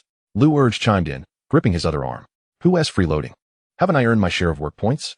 How much do you think I consume alone? It's better than the 2 of you combined." Lu Shuangfu retorted, struggling against their grip. "Are you implying that I'm a burden to you and the elder brother? Just look at how many work points you earn in a day. Is that enough for anyone? Second brother, don't waste your breath. Just take him away. In the end, despite Lu Shuangfu's struggles, he was still dragged away. As they left, he shouted for Gu Zhao to save him. Gu Zhao twitched his mouth. He would have to be insane to intervene. Finally, this bothersome fellow was gone. Wiping the sweat from his brow with his sleeve, he watched Lu Shuangfu's figure disappear around the corner. Zhang Anyang pulled out a corn bun from his pocket and took a couple of hearty bites. He too was exasperated with this fellow. Gu Zhao had clearly shown he didn't want to engage, yet Lu Shuangfu kept clinging on like a stubborn patch. Chapter 74, The Educated Youth. Without bringing Lu Shuangfu back up, Gu Zhao glanced at the corn bun in Zhang Anyang's hand and asked, "Is lunch enough?" "Sufficient, of course." Zhang Anyang nodded. He believed Gu Zhao was quite generous. In their village, helping others with house repairs typically warranted little more than a meal, usually consisting of corn buns, sweet potatoes, or potatoes, accompanied by a pot of mixed vegetable stew, enough to fill the stomach. Households with a bit more means might catch some small fish from the river or hunt small game at the foot of the mountain, while those with less would whip up a simple egg drop soup. In Gu Zhao's case, due to Su Ran's limited mobility, Wang Hohot came to assist with cooking, with Su Ran helping out nearby. Although they too ate corn buns, these were notably different from the usual ones. Made with a mixture of elm bark flour and cabbage leaves, though primarily composed of wheat flour, making them less abrasive on the throat. As for the dish, it was stir-fried cabbage with meat. Each person's bowl contained only a few slices, but it was still meat. Moreover, Wang Hohot would prepare a pot of bone broth, which the helpers could take home with them. This delighted everyone, as even without meat on the bones, the broth was still nourishing, allowing their families to enjoy a taste of flavor and replenish their health. This news spread throughout the village in just 2 days, with everyone praising Gu Zhao, especially the households that had assisted him. Conversely, 2 families that had initially refused his request for help felt immense regret. To Gu Zhao, trading a couple of pounds of meat and a few bones for the dedication of others and the goodwill of the village was a bargain beyond compare. After the house was completed and the bricks had dried for half a month, Gu Zhao and Su Ran finally moved in. The new bedroom was more than twice the size of the original, and the Kong was significantly enlarged. Besides the Kong cabinet, the room also featured a wardrobe and a set of tables and chairs, all crafted by a carpenter from the village. The study desk was placed by the window, allowing ample light for Su Ran to read comfortably. Throughout the winter, aside from necessary outings, the two remained cozily indoors. Su Ran finished her junior high textbooks and began reading Gu Zhao's first-year high school materials. Gu Zhao also completed his set of introductory mechanical texts. His confidence had greatly grown since he first entered the textile factory. Although the book was labeled as basic, Gu Zhao felt that calling it basic was an understatement, as it contained numerous concepts he had never encountered during his university studies in modern times. "Zhao Ge, I brought Su Jie back," Yang Li called out as she helped Su Ran into the courtyard. Stepping out, Gu Zhao took Su Ran from her, saying, "Thank you for your trouble." Yang Li waved her hand dismissively, saying bluntly, "What is there to be polite about? I'm not doing this for you." Su Ran chuckled at the caution displayed by the two, saying, "I'm not a porcelain doll." Gu Zhao shook his head, responding cautiously, "There are still nearly 20 days until the baby arrives. It's better to be careful." "What Zhao Ge says makes sense," Yang Li agreed. It was later that Wang Hohot discovered Su Ran had hardly moved since winter began. She spent her days either reading at home or sewing, with her farthest ventures being from the kitchen to the backyard toilet. "This won't do. A woman needs to stay active during pregnancy, or it will hinder the delivery," Wang Hohot exclaimed. Hearing this, Gu Zhao was alarmed and insisted on taking Su Ran for a half-hour walk around the house every day. Knowing that complications during childbirth were not uncommon in this era, Su Ran, influenced by his concern, also began to feel anxious. With winter restricting their ability to go outside, they walked indoors, but as spring approached, Gu Zhao took her for strolls around the village. Yang Li, seeing this, volunteered to accompany Su Ran, so occasionally she would join them.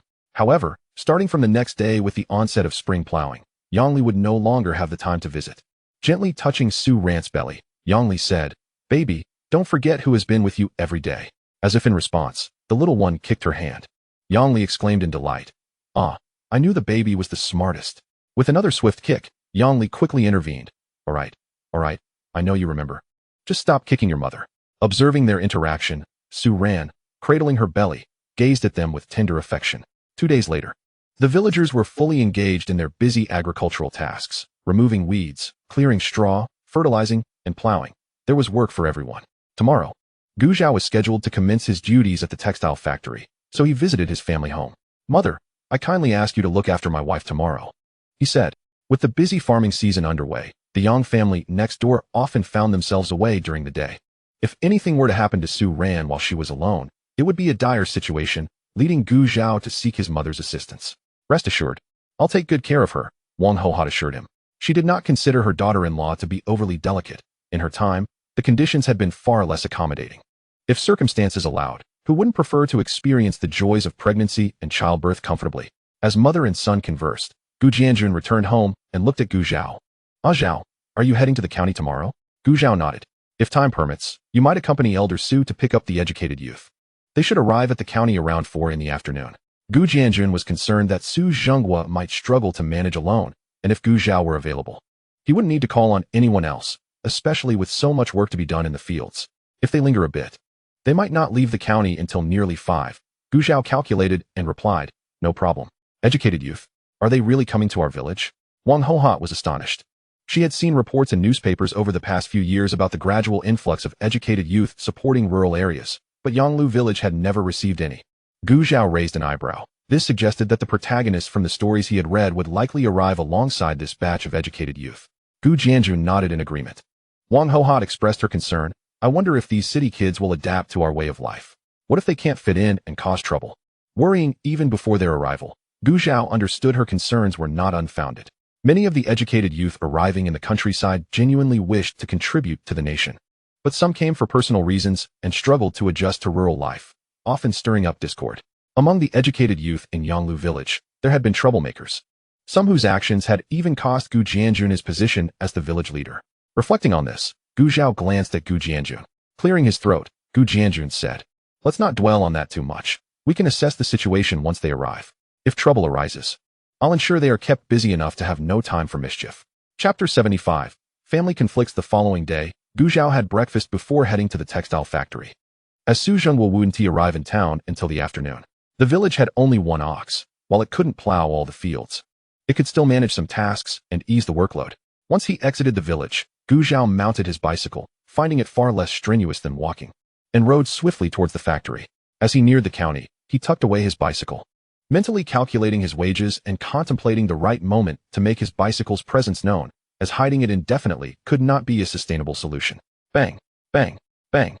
Sitting on the edge of the bed tying his shoes, Liang Tianping glanced at his wife, who was deliberately making noise, and sighed. What on earth are you making such a racket for so early in the morning? You'll wake the child. Xiang Xiuyan shot him a glare, retorting, what am I doing? I want to ask what your sister is doing. She's in her 20s, yet she turns her nose up at this one and that one. Does she really think of herself as a young lady from a well-to-do family? And your parents indulge her. I fear she'll end up an old maid. Her voice was unrestrained, prompting Liang Tianping to instinctively glance next door and gesture for silence. Keep your voice down. Of course. She has to be cautious about whom she considers. Our parents simply want to ensure she doesn't end up with the wrong match. Humph. Xiang Xiuyan scoffed. They seem to care for their daughter, but what about their grandson? Our Xiang'er is nearly 7, still sharing a room with us. And you, living in a textile factory, can't even secure us a house. When the child grows up and needs to marry, will he still be living with us? Just then, the bedroom door swung open with a force. Liang Huilian stood at the entrance, visibly irate. Sister-in-law, I've tolerated you for long enough. What does it matter if I live with my parents? She hurled the neatly folded clothes onto the bed, rising to confront Xiang Xiuyun. And what do you mean it doesn't matter? I've never seen a girl of her age refuse to find a husband and still cling to her parents' home. Her expression darkened as Liang Huilian stepped forward, ready to grab Xiang Xiuyun by the hair. Who are you calling clingy? Who old? You dare say that when my parents return, you won't say anything to them? Say what you want. I'm not afraid of you, Xiang Xiuyan countered, grasping her hand to retaliate. Liang Tianping was at his wit's end. How had their conversation escalated to this? He rushed forward to intervene. Amidst their struggle, the child in the bed awoke, his eyes widening at the sight of his parents and aunt fighting, and he began to wail. Hearing the cries, Xiang Xiuyun immediately lost her desire to continue the altercation, while Liang Tianping seized the opportunity to pull his sister out of the house. Brother, why are you dragging me away? Didn't you hear what that woman said? Liang Huilian protested. Liang Tianping held her firmly, responding, what woman? That's your sister-in-law.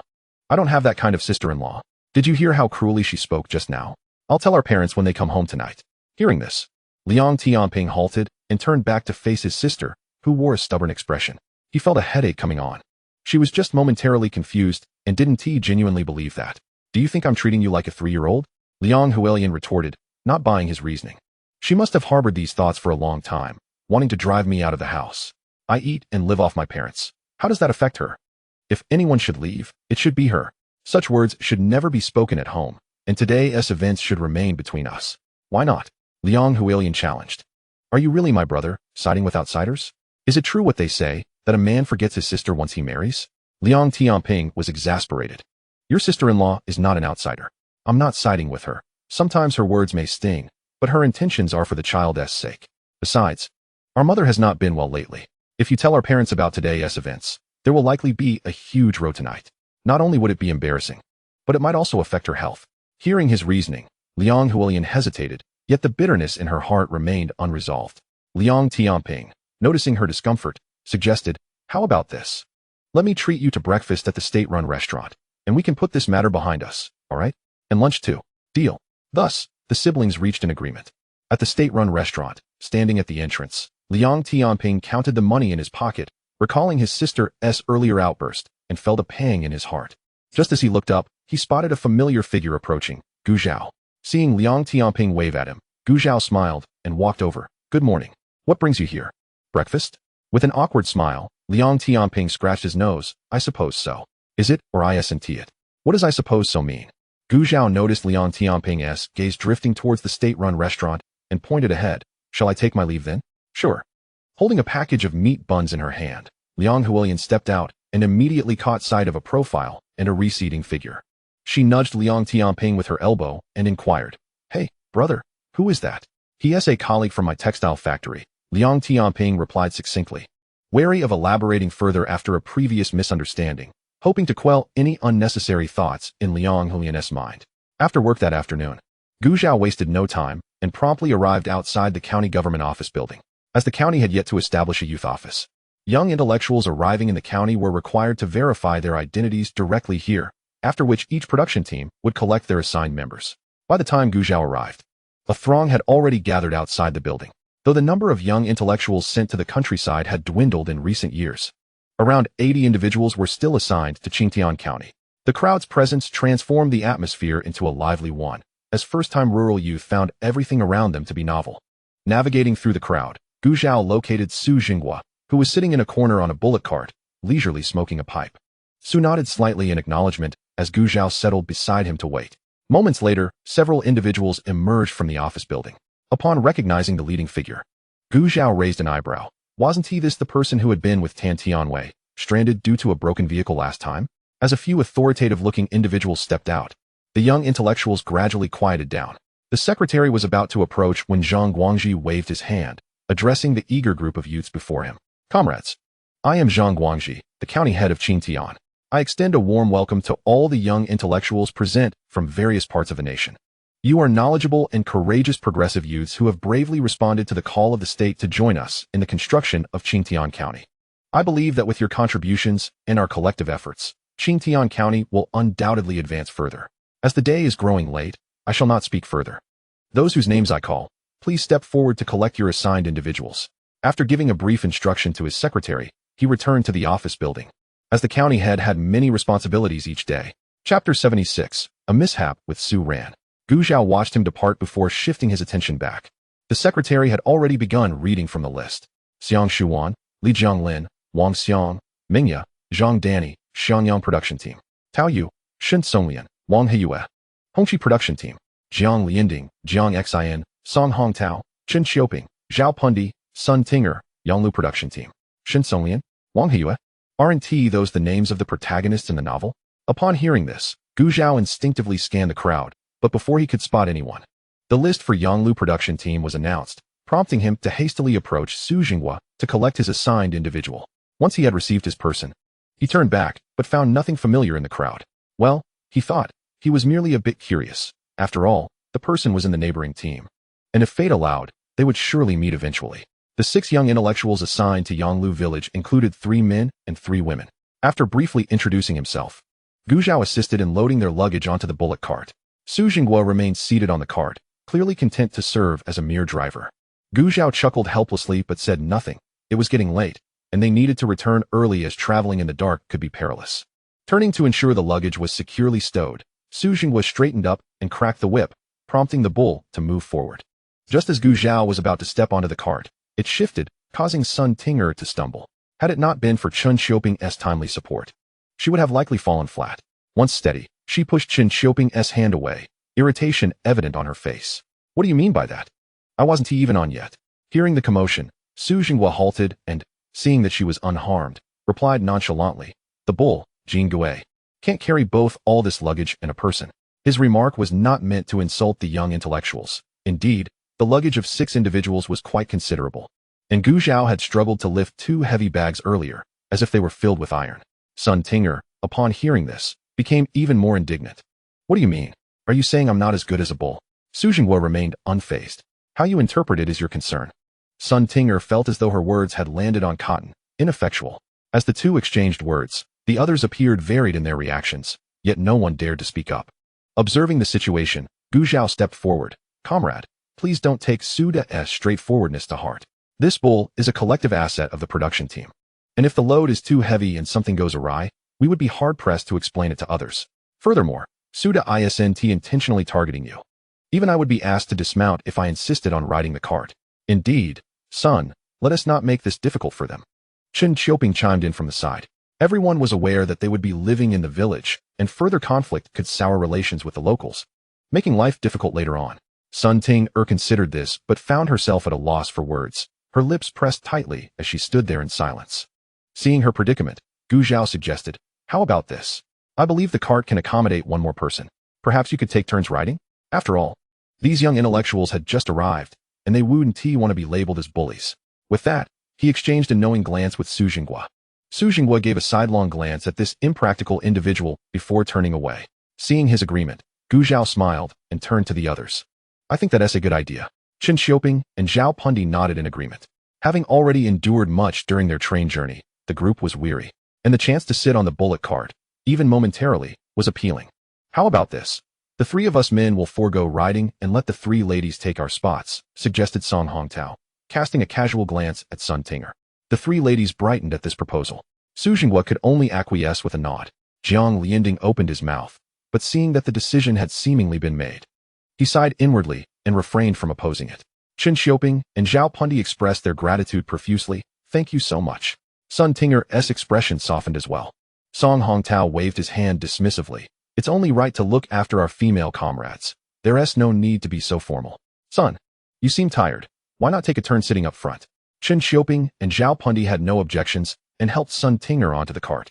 Finally, the bullock cart was set in motion. Initially, the young intellectuals enjoyed the scenery along the way, chatting and laughing, reminiscent of a spring outing. However, as time wore on, their steps grew heavier. Jiang Lianding could no longer contain himself and asked, "Gu comrade, how much longer until we arrive?" Gu Zhao smiled. "We've only covered half the distance. It'll take about another hour." Of course, this was based on the pace of the young intellectuals. If it were just Gu Zhao, he could make it in 40 minutes. "Wait, what? An hour more?" Jiang Lianding exclaimed, suddenly regretting his earlier show of generosity as he glanced at Chen Xiaoping sitting comfortably on the cart. The same thought crossed Song Hongtao's mind. Noticing the change in their expressions, Chen Xiaoping awkwardly suggested, "How about I step down so you can sit for a while?" "Sure, that would be great." Jiang Lianding quickly replied, eager to alleviate the discomfort of the others. He hurried to the edge of the cart, ready to assist Chen Xiaoping down. His impatient demeanor left Chen Xiaoping feeling quite awkward. Upon seeing the ox cart come to a halt, she steadied herself and descended from it. As her feet touched the ground, Jiang Lianding made a large stride onto the cart, exhaling contentedly the moment he settled down. To Song Hongtao and the others, this sight was nothing short of enviable. They regretted not having spoken up first. Jiang Xian couldn't help but smack his own lips, cursing his own tardiness. Sun Ting, witnessing this, couldn't suppress a hint of disdain. After all, they were a group of grown men, yet lacked such basic decorum. She then glanced at Jiang Lianding atop the ox cart, feeling somewhat disappointed, despite his fine attire and handsome visage. She reconsidered her initial interest in fostering a revolutionary friendship with him. Unbeknownst to Jiang Lianding, a fleeting blossom had come and gone. At that moment, he sat on the ox cart, watching the flowers and grasses by the roadside blur past, gradually closing his eyes. Huffing and puffing, Zhang Anyang gasped for breath, his chest rising and falling violently. With each deep exhalation, a sharp pain coursed through his chest as the air filled his lungs, yet he dared not cease his pace. Beside him, Gu Cheng, Yang Kaihua, and Gu Dong were equally burdened, hoisting a wooden plank while sweat dripped from their brows into their eyes. They fixated intently on the road beneath their feet, too fearful to blink, lest they hinder the others. Yang Li jogged closely behind, her heart racing as she observed Sister Sue's pale complexion lying silently on the wooden plank. Fear gripped her as tears welled in her eyes. Though she dared not cry out, Wang Ho-hat, on the opposite side of the plank, incessantly called out for her daughter-in-law, her heart trembling at the sight of blood seeping from Su Ran's lower body. "My dear, please don't slip away like this. The child in your womb is waiting for you, and Zhao will be returning from the county soon. What will I tell him if something happens to you?" Chapter 77, A Push from Behind. "Aunt Ho-hat, look, is that Zhao?" Suddenly, Yang Li shouted. The others quickened their steps to peer ahead. As they recognized the figure walking alongside the ox cart, Wang Ho-hat felt a surge of excitement. Yes, it was indeed Zhao. Wonderful.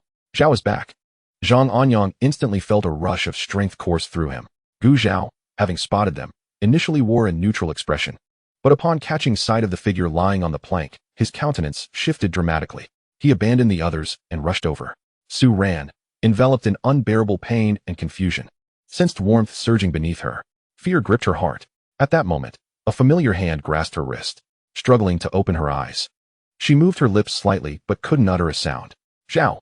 Gu Zhao gently covered her mouth and reassured her, "Don't speak, don't be afraid. You and the baby will be fine."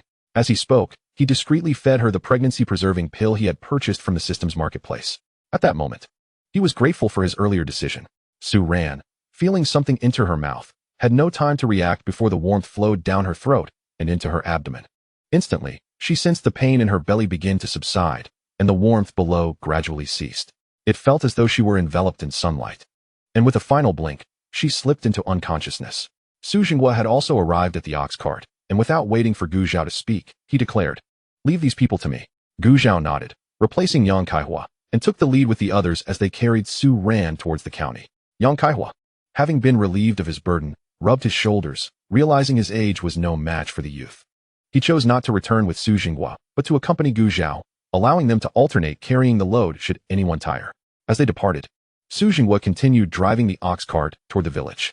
Chun Xiaoping and Zhao Pundi were momentarily stunned by the sight of the woman lying on the plank, hesitating to speak. The situation was clear to the other men as well, rendering them speechless. However, Sun Tingner, her eyes darting, called out to Su Jinghua, "Uncle Su, what happened to that woman?" Without turning his head, he replied, "Don't ask about matters that don't concern you. If we don't reach the village before dark, be wary of beasts on the road." Hearing this, Sun Tingner pouted, thinking it unnecessary to frighten her as if she were a mere child, regardless of her disbelief. As dusk approached, Su Jinghua quickened their pace. With his increased speed, the others had to hasten their steps as well. At that moment, Sun Tingner was wholly consumed by concern for Su Ran. Meanwhile, Gu Zhao and his group pressed forward rapidly, reaching the county within half an hour. Yang Li stayed close, fearing Su Ran might stumble and fall. Wang Ho-hat swiftly ran ahead, bursting into the hospital, shouting, "Doctor, help, save my daughter-in-law." As she finished, Gu Zhao and the others followed closely behind. Upon seeing Su Ran, the nurse on the first floor noted the pregnant woman's shallow blue fabric stained a deep blue and immediately realized the gravity of the situation, hastily summoning a doctor. When Wang Deshou appeared, she recognized familiar faces and wasted no time. She directed that the pregnant woman be transferred to a stretcher and taken to the operating room. As they moved, she inquired, "What is the situation with the pregnant woman?" Wang Ho-hat, trailing closely, succinctly recounted the events. "My daughter-in-law was pushed to the ground, landing on her belly. Doctor, you must save her." Upon hearing this, Wang Deshou furrowed her brow. What kind of grudge leads someone to harm a pregnant woman so cruelly? But there was no time for such thoughts. Understanding the urgency, she hurried into the operating room. Listening to the conversation, Gu Zhao's expression darkened. He had initially believed they had narrowly escaped the narrative of the book, that Su Ran had merely fallen as described, but to discover it was intentional? As they reached the closed doors of the operating room, Zhang Anyang and the others collapsed onto the floor from exhaustion. Gu Zhao turned to his mother, "Mom, please detail the events that transpired." Wang Ho-hat, hands tightly clenched and eyes glued to the operating room door, snapped back to reality at Gu Zhao's request and recounted the day's occurrences. It was the busy season for spring plowing, and Wang Ho-hat had promised Gu Zhao to take good care of Su Ran, but she couldn't remain idle at home. With the weather warming, she thought it better to be outside than cooped up indoors. After Gu Zhao left, she sought Su Ran's opinion and brought her to the fields, settling her by the edge before continuing to work. Little did she know that in a fleeting moment, the madwoman Li Chui had come out of nowhere and pushed Su Ran to the ground. Wang Hohat was nearly paralyzed with fear, and once she regained her senses, she trembled as she rushed to the scene. Others nearby gasped in shock and hurried to assist. Ultimately, it was as Gu Zhao had witnessed. Zhang Anyang and the others helped transport Su Ran to the county, while Wang Hohat hurried home for money, and Yang Li, anxious, insisted on accompanying them. Wang Hohat felt remorseful. "Ah Zhao, I am so sorry for what happened to you and your wife. Had I known, I would never have taken her to the fields." Upon hearing this, Gu Zhao's expression became even grimmer. He turned to comfort her. "Mom, this is not your fault. You needn't blame yourself. As for the perpetrator, we will address that once your daughter-in-law is safe." Nevertheless, despite his reassurances, Wang Hohat's heart would not settle until both Su Ran and her unborn child emerged safely. As time passed by, everyone outside the operating room awaited the results with bated breath. Zhang Anyang felt a desire to comfort Zhao Gu, but found himself at a loss for words, ultimately opting for silence. The others shared the sentiment, aware that any words spoken in the moment would be hollow. 2 hours later, Wang Daxiu emerged from the operating room. Gu Zhao hurried forward and inquired, "Doctor, how is my wife?" The others quickly gathered around. Removing her mask, Wang Daxiu smiled. "Fortunately, you brought her in on time and administered the ginseng tablets beforehand. Both mother and child are safe." She was unaware that the pill Gu Zhao had administered was the true catalyst, attributing the success solely to their efforts. Her words brought a collective sigh of relief. "Thank you, Doctor," Gu Zhao expressed gratefully, then turned his gaze toward the operating room. Sensing his concern, Wang Daxiu continued, "Once they tidy up inside, the mother and child will be sent to the ward. Rest assured." Wang Hohat wiped the tears from the corners of her eyes, grasping the doctor's hand in profound gratitude. "Thank you so much, Doctor." She attempted to kneel before Wang Daxiu, but the doctor quickly supported her, insisting, "This is our duty." After considerable persuasion from Gu Zhao and the others, Wang Hohat reluctantly complied. Chapter 78, a unique mother-in-law and daughter-in-law dynamic. Not long after Wang Daxiu departed, Su Ran and the child were wheeled out. Gu Zhao rushed forward, grasping Su Ran's hand. "How are you? Is there any discomfort?" Seeing his anxious demeanor, Su Ran chuckled and shook her head. "Your wife had a relatively swift delivery for her first child, and thankfully, it was just over 10 days before the due date. The baby is not premature." Just now in the operating room, the cries were quite vigorous. A nearby nurse, witnessing their affectionate exchange, couldn't help but comment. Following her gaze, Gu Zhao beheld the child nestled in Su Ran's arms, and his heart melted. Unlike most newborns whose skin is flushed red, this little one had delicate, fair skin, with long, thick eyelashes resting against closed eyelids, still glistening with tears from the moment of birth. Knowing that her daughter-in-law was safe, Wang Hohat felt a weight lift from her heart as her attention shifted to her granddaughter, delight radiating from her eyes. "Zhao Gu, this little girl looks just like you. Congratulations, little brother." "Zhao, congratulations on becoming a father." The well-wishers chimed in, while Yang Li stood by, gazing sympathetically at her sister Su Ran. Noticing the tears welling in Yang Li's eyes, Su Ran reached out, prompting Yang Li to lean in, wiping away the moisture. "Silly girl, I'm perfectly fine." Su Ran reassured her gently. Understanding that Su Ran still needed rest, everyone exchanged a few more words before accompanying the nurse to escort her to the hospital ward. Upon entering the ward, the room barely accommodated the throng of visitors and drew the attention of the families of 2 other patients. Zhang Anyang and the others felt embarrassed, and, after nodding to Gu Zhao, the group of men hastily retreated. Given the arduous nature of childbirth, Su Ran fell asleep shortly after arriving in the ward. Once she was asleep, Gu Zhao informed Wang Hohat, and then made his way to the textile factory. As the industrious factory manager, Yu Zirong was still in his office. After Gu Zhao explained his purpose, Yu promptly issued a certificate and granted him a few days off, saying, "You should stay home to take care of your wife and child. If anything urgent arises at the factory, I will send someone to find you." "Thank you, Uncle Yu," Gu Zhao replied, as Yu patted his shoulder. When Gu Zhao exited the factory, night had already fallen. He went to the guest house, booked 3 rooms, and then, carrying supplies, sought out a nearby household to borrow their kitchen. He prepared a pot of lean meat porridge and steamed a large batch of buns. Upon returning to the ward, he overheard Zhang Anyang and the others discussing plans to travel back to their village that night. "Don't go back. I've booked 3 rooms at the guest house. You've all worked hard today. Let us have dinner, and you can head back to rest early." Upon hearing his voice, Zhang Anyang turned, "Zhao Gu." Gu Dong quickly interjected, "We can walk back home quickly. There's no need to spend money on a guest house." "Yes, Zhao. Don't worry about it," Yang Kaihua agreed. "Goodness, that's a guest house. I've never stayed in one in my entire life." Gu Qing opened his mouth but remained silent, deferring to his younger brother. "Uncle Yang, Donggu, please heed my advice. Let us stay in the county tonight. It's not safe to travel late at night, Gu Zhao urged. Zhang Anyan chimed in. Yes, Uncle Yang, just listen to my brother Zhao. After all, he wouldn't be shy with Gu Zhao. His eyes sparkled at the basket Gu Zhao carried, undoubtedly filled with food, as he caught a whiff of the enticing aroma of meat. After exchanging glances, Yang Kaihua and Gu Dong relented. Gu Zhao divided the buns and porridge among them and then entered the ward. Su Ran had just awakened and, upon noticing his arrival, fixed her gaze upon him without diverting her eyes. Yang Li, observing this, inadvertently locked eyes with Wang Ho-hot, and they both shared a discreet smile. Their expressions subtly shifted. Yet Su Ran noticed, quickly averting her gaze and flushing crimson. Gu Zhao chuckled, stepping forward to ease the shyness of his wife. Mom, Shaoli, come eat. I'll handle it myself. You take care of your wife, Wang Ho-hot replied, stepping forward to take 2 buns, offering one to Yang Li. Yes, Zhao Gu. You should tend to Sister Su, Yang Li encouraged. Once they began to eat, Gu Zhao filled a bowl with porridge and approached the bedside, gently helping Su Ran to sit up against the headboard. As he held out the bowl to feed her, Su Ran could no longer suppress her embarrassment. I can do it myself. Seeing that she was indeed capable, he relented and handed her the bowl.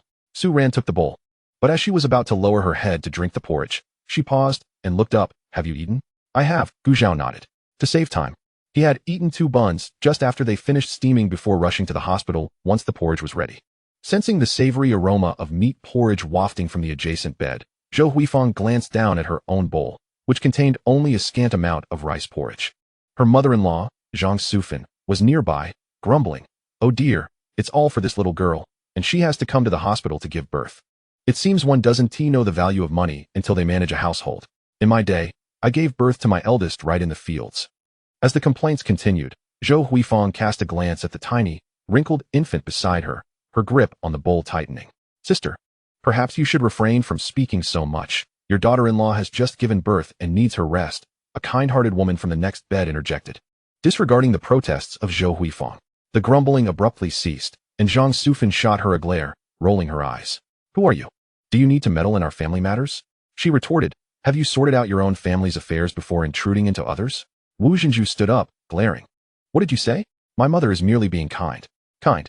Who here needs your kindness? Mind your own business, Zhang Sufan spat, nearly spitting phlegm onto Wu Zhenju's daughter. Dodging aside, Wu Zhenju felt disgusted. Just forget it. It's my mother being nosy. Wi Wen-ti stooped to her level. Noticing the indifferent expression on the woman in the bed, Yuan Meihua grasped her daughter's hand, resigned to her misfortune. The unreasonable matron, unmistakably a woman from the countryside accustomed to laborious tasks, seemed oblivious to the potential dangers that could arise in their current predicament. With no males present to offer assistance, and her inability to rise from the bed, her daughter was likely to suffer should any misfortune occur. Noticing that Wu Zhenju had fallen silent, Zhang Sufan let out a cold huff, puffing out her chest as if she had emerged victorious from a battle. Under the watchful gaze of Yuan Meihua, Zhou Huifang kept her head down, avoiding any glance towards them, as though the protagonists of their conversation were entirely unrelated to her. Wang Ho-hot and her companions exchanged glances, resolutely deciding to distance themselves from the contentious mother-in-law and daughter-in-law duo. Chapter 79, Twisted like a flower roll. Just as the hospital room was enveloped in silence, the little one beside Su Ran awoke, her eyes still closed as she reached out with tiny hands, groping around while making soft whimpering sounds. Observing this, Su Ran quickly handed the nearly empty bowl to Gu Zhao and cradled the little one in her arms. Noticing the child burrowing into her daughter-in-law's embrace, Wang Ho-hot chuckled, recognizing the signs of hunger. Initially flustered as she tried to soothe the child, Su Ran suddenly remembered something and looked up at Gu Zhao. Understanding her unspoken request, Gu Zhao cleared his throat and turned toward Wang Ho-hot and the others. Mother, I've booked a room at the guest house. Please, go rest with my brother and the others. It's getting late. Both were first-time parents, and Wang Ho-hot was apprehensive. Can you manage here alone? Rest assured, should the child cry, it will either be due to hunger, a dirty diaper, or discomfort. I'm well aware of these signs. Gu Zhao replied with an air of confidence. Very well then. With lingering doubts, Wang Ho-hot and Yang Li followed Gu Cheng and the others to rest. After sitting in the corridor for a while, gauging that the situation inside had stabilized, Gu Zhao pushed the door open and stepped inside. The well-fed little one had once again closed her eyes, and Su Ran was dozing off as well. Hearing the door creak, she opened her eyes. Gu Zhao tucked the blanket around the mother and child, softly reassuring them, "It's all right. I'm here. Sleep now." Only then did Su Ran allow herself to drift into a deep slumber.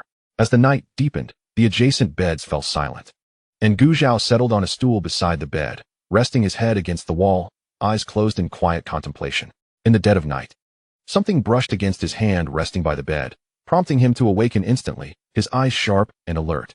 Su ran, embarrassed, cautiously lifted the blanket and murmured, "I didn't mean to wake you." The county hospital was equipped with electricity, and in the dim light filtering through the corridor, Gu Zhao discerned her movements. "Are you going to the restroom?" "Yes," Su Ran nodded. Rising to his feet, Gu Zhao assisted her in getting out of bed, awkwardly cradling the peacefully sleeping infant in his arms while guiding Su Ran to the restroom. Perhaps having read too many period dramas involving childcare, Gu Zhao was particularly vigilant with the little one, for it is better to be overly cautious than to risk misfortune. After their trip to the restroom, Su Ran quickly fell back asleep once they returned to the bed. Gu Zhao, however, remained awake, sitting in anticipation for about 20 minutes until the clock struck 4 in the morning. The door to the hospital room was gently pushed open, and Gu Zhao rose to greet his mother. "Mother, thank you for your hard work." Wang Hohot whispered, "It's no trouble at all." "Are you sure you can manage alone?" "Absolutely," he assured her. He then instructed Wang Hohot to keep a vigilant watch over the child before stepping out of the hospital alone. Once outside the county, he retrieved his bicycle, pedaling under the moonlight towards Yanglu village. Upon arriving, he startled a cacophony of barking dogs. De Huang, baring its teeth, barked ferociously at the approaching figure. As the figure drew nearer, the familiar scent filled the air, and the dog's bark softened. Upon recognizing Gu Zhao, it swiftly tucked its tail between its legs, transforming its barks into whimpers. Gu Zhao had no time for pleasantries and bypassed the dog, hurrying home. When the person guarding the warehouse emerged, still rubbing sleep from their eyes, they found De Huang curled up like a flour roll, with no one around. "You lazy dog, are you joking with me?" Grumbling, the person returned to sleep. Due to the urgent circumstances the previous day, Wang Hohot had taken only money with her. Gu Zhao returned to gather essential items. Su Ran's change of clothes, bedding, the baby's garments, diapers, formula, and the baby bottles Gu Yan had brought from the city. He had already procured the formula and bottles early that morning. After organizing these items, Gu Zhao turned his gaze to the chicken coop in the backyard. Realizing he was wasting precious time, he decided to spare the chickens from a potentially grim fate for the moment. When he returned to the county, it was still before 6 o'clock. He approached the home of the family from whom he borrowed the kitchen and knocked on the door. Inside, sounds of movement quickly followed. Hu Xingrong opened the door, somewhat irritable at the early disturbance. However, upon seeing the young man at her doorstep, her expression transformed from annoyance to warmth. "Oh, young man, back to borrow the kitchen again?" "Yes, I apologize for intruding so early," Gu Zhao replied. "Not at all. It's rare to see someone so devoted to their wife. Come in, use the kitchen as you please," she exclaimed generously. As he stepped inside, Gu Zhao handed her the half-kilogram of flour he had prepared. At this, Hu Xingrong's smile widened. Delighted to encounter such a generous person, she would gladly allow him to cook in her kitchen. Just then, a muffled clucking sound emerged from the corner of the yard.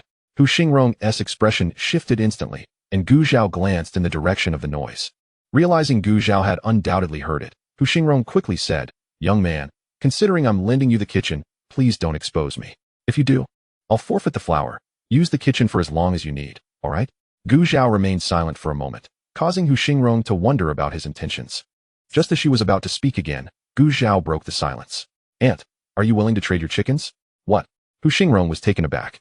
Hadn't they just been discussing not exposing her? In the vicinity of the hospital, many households secretly kept chickens, and as long as outsiders remained oblivious, everyone tacitly accepted it. Initially, Gu Zhao faced challenges borrowing the kitchen, but upon finding Hu Xingrong, his generous offers persuaded her to allow him inside. Little did they know, she had still been discovered. Gu Zhao repeated his previous inquiry. Now understanding, Hu Xingrong realized he wanted to buy her chickens. This spring, her hens had hatched 2 roosters. And considering the current rooster was more of a nuisance than a benefit, she readily agreed without hesitation. Thus, Gu Zhao's own chickens narrowly escaped a grim fate, while those outside met their demise simply for making a noise. When Gu Zhao arrived at the hospital with the chicken soup, it was already past 8 o'clock. Wang Hohot informed him that Zhang Anyang and the others had visited Su Ran early that morning, ensuring everything was fine before returning to the village. Now, only Wang Hohot and Yang Li remained in the ward, and upon his return, they too prepared to leave. "Mother, Xiaoli, please eat something before you go." Gu Zhao set down the basket filled with food on the table. As he lifted the lid, an enticing aroma of chicken soup wafted through the room. Feigning a stretch to adjust her clothing, Zhang Sufin cast a sidelong glance at the bowl of chicken soup adorned with a layer of grease and the tender chicken within. Instinctively swallowing hard, Zhou Huifang stole a glance in that direction before lowering her gaze once more. Chapter 80. The unreasonable mother-in-law Wu Zhenju noticed her mother fixated on the chicken soup of others and leaned closer to whisper in her ear, "Mom, Dad snatched a pound of ribs this morning. I'll stew them for you to enjoy at noon." Yuan Meihua chuckled at her daughter, clarifying, "I am not coveting someone else's chicken soup." Both women had daughters, yet the woman next door had a husband who only showed up on the day of delivery, promptly leaving upon discovering the birth of a girl. The mother-in-law was bitter and miserly, despite the daughter-in-law having given birth to a granddaughter. This woman had not even provided a single egg over the past couple of days. In contrast, Su Ran was treated tenderly, with last night's meat porridge and this morning's chicken soup indicating a man who genuinely cared. Wang Hohat, as the mother-in-law, had been vigilantly attending to her daughter-in-law and granddaughter since early morning, washing her daughter-in-law's face, wiping her hands, and playfully comforting the granddaughter. Witnessing her son serve soup and meals to his wife with a beaming smile, it was clear he was an amiable individual. Such disparities in treatment for daughters-in-law were striking. Yuan Meihua softly articulated her hopes to her daughter, wishing for her to encounter a kind family in the future. Do not be swayed by a man's sweet talk. Observe not just his words, but his actions. More importantly, assess the character of the family you would marry into. If they lack virtue, do not marry into that family. After contemplating her mother's advice, Wu Zhenju scrutinized Su Ran's situation and observed that whenever the child cried, Gu Zhao would immediately lift her. And if the baby was hungry, he would hand her over to Su Ran for nursing. Even when the child needed a change, Gu Zhao, albeit awkwardly, did not allow Su Ran to lift a finger. Wang Hohat watched with a smile, only interjecting to guide him when he appeared uncertain.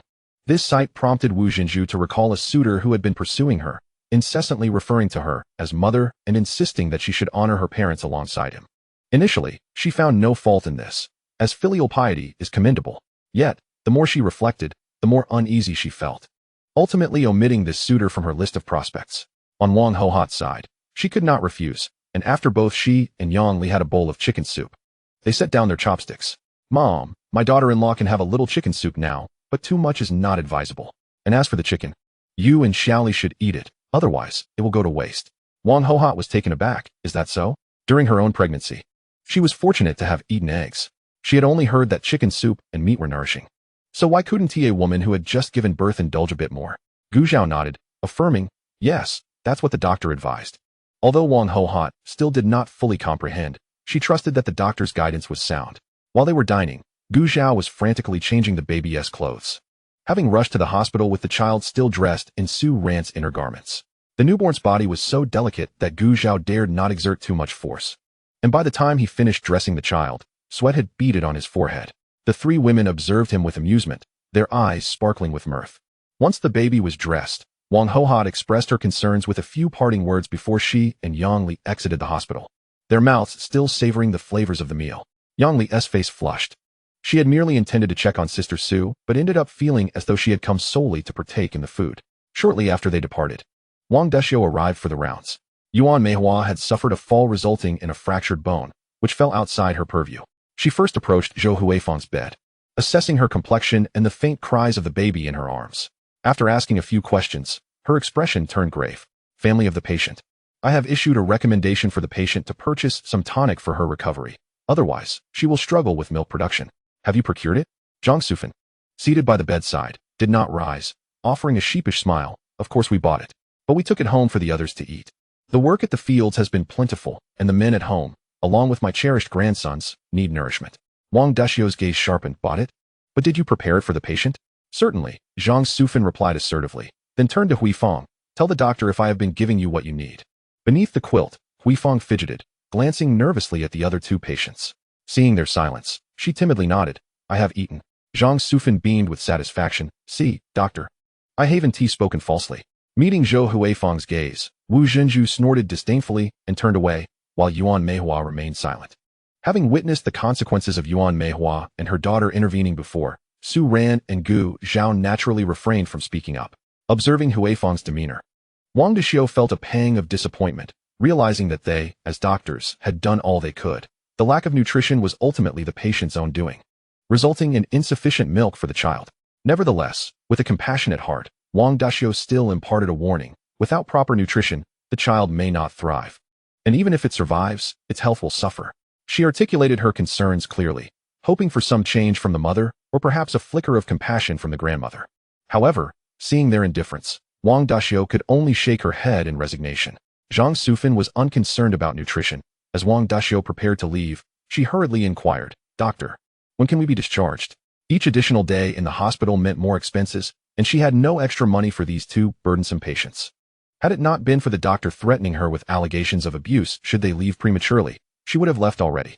Her ignorance of legal matters allowed her to be intimidated, even though there were no explicit laws against abuse at that time.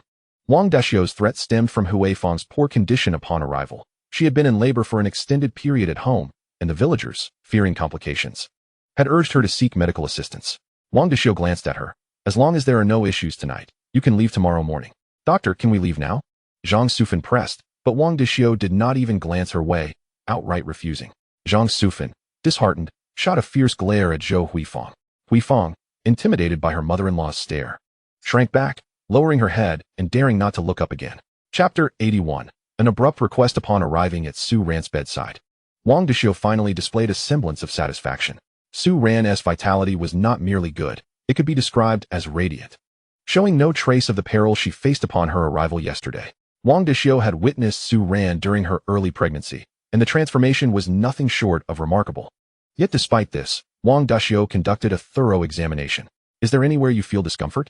Su Ran shook her head, casting a glance at Gu Zhao. Perhaps it was the effect of the food he had provided her the previous day. Since waking this morning, she felt significantly more at ease. She did not inquire about what Gu Zhao had fed her, just as she never questioned the origins of the surplus food that occasionally appeared at home. Wang Daxiu, after completing her examination, marveled at Su Ran's remarkable recovery speed. However, as a physician, she understood that not every individual's physical condition is identical. Among 10,000 people, there will always be some degree of individual variation, and she chose not to delve deeper into it. After assessing Su Ran, she turned her attention to the child, confirming that both mother and daughter were in good health.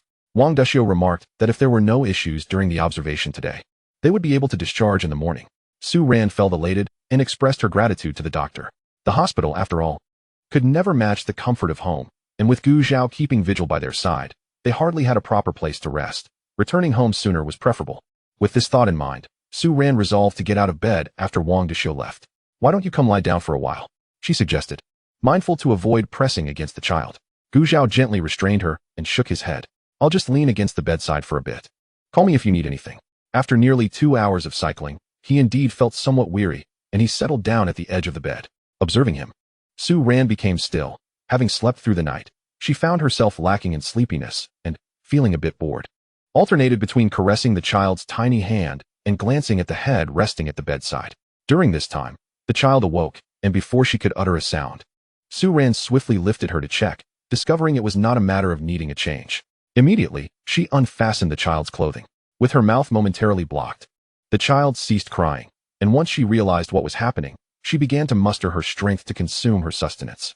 Su Ran smiled tenderly at the sight, relieved to notice that the figure at the bedside remained undisturbed. Gu Zhao slept for over 2 hours, awakening to find it was already 11 o'clock. "Why didn't you wake me when the child stirred?" he inquired. Su Ran chuckled. She was very well behaved, not crying or fussing at all. Hearing this, Gu Zhao took the child from her arms, allowing her to relax a little. The man, cradling the small bundle swathed in cloth, ambled around the hospital room, humming an unknown tune. Eventually, the child gradually closed her eyes. Gu Zhao approached the bed and carefully placed the child back down. Seeing the joy on his face while tending to the child eased the tension that had been tightly wound in Su Ran's heart. In the adjacent bed, Wu Zhenju, who was preparing to return home to make pork rib soup for her mother, paused for a moment, observing Gu Zhao's actions. At that instant, she gained a vague understanding of the kind of partner she wished to seek. Zhou Huifang, lying alone with her daughter on the hospital bed, caught a glimpse of the gentle, blissful smile on Su Ran's face and instinctively withdrew her gaze, as if pricked by a needle. Once her daughter fell asleep, and as midday approached, Gu Zhao assisted Su Ran to the restroom before informing her of his departure to the state-run restaurant. After he left, Wu Zhenju also returned to prepare soup for her mother. For a brief moment, only 3 patients and 2 infants who had yet to speak remained in the ward. As for Zhang Sufan, this woman only visited after mealtime to drop off a few items for Zhou Huifang, ensuring she wouldn't starve before promptly leaving, showing no further concern.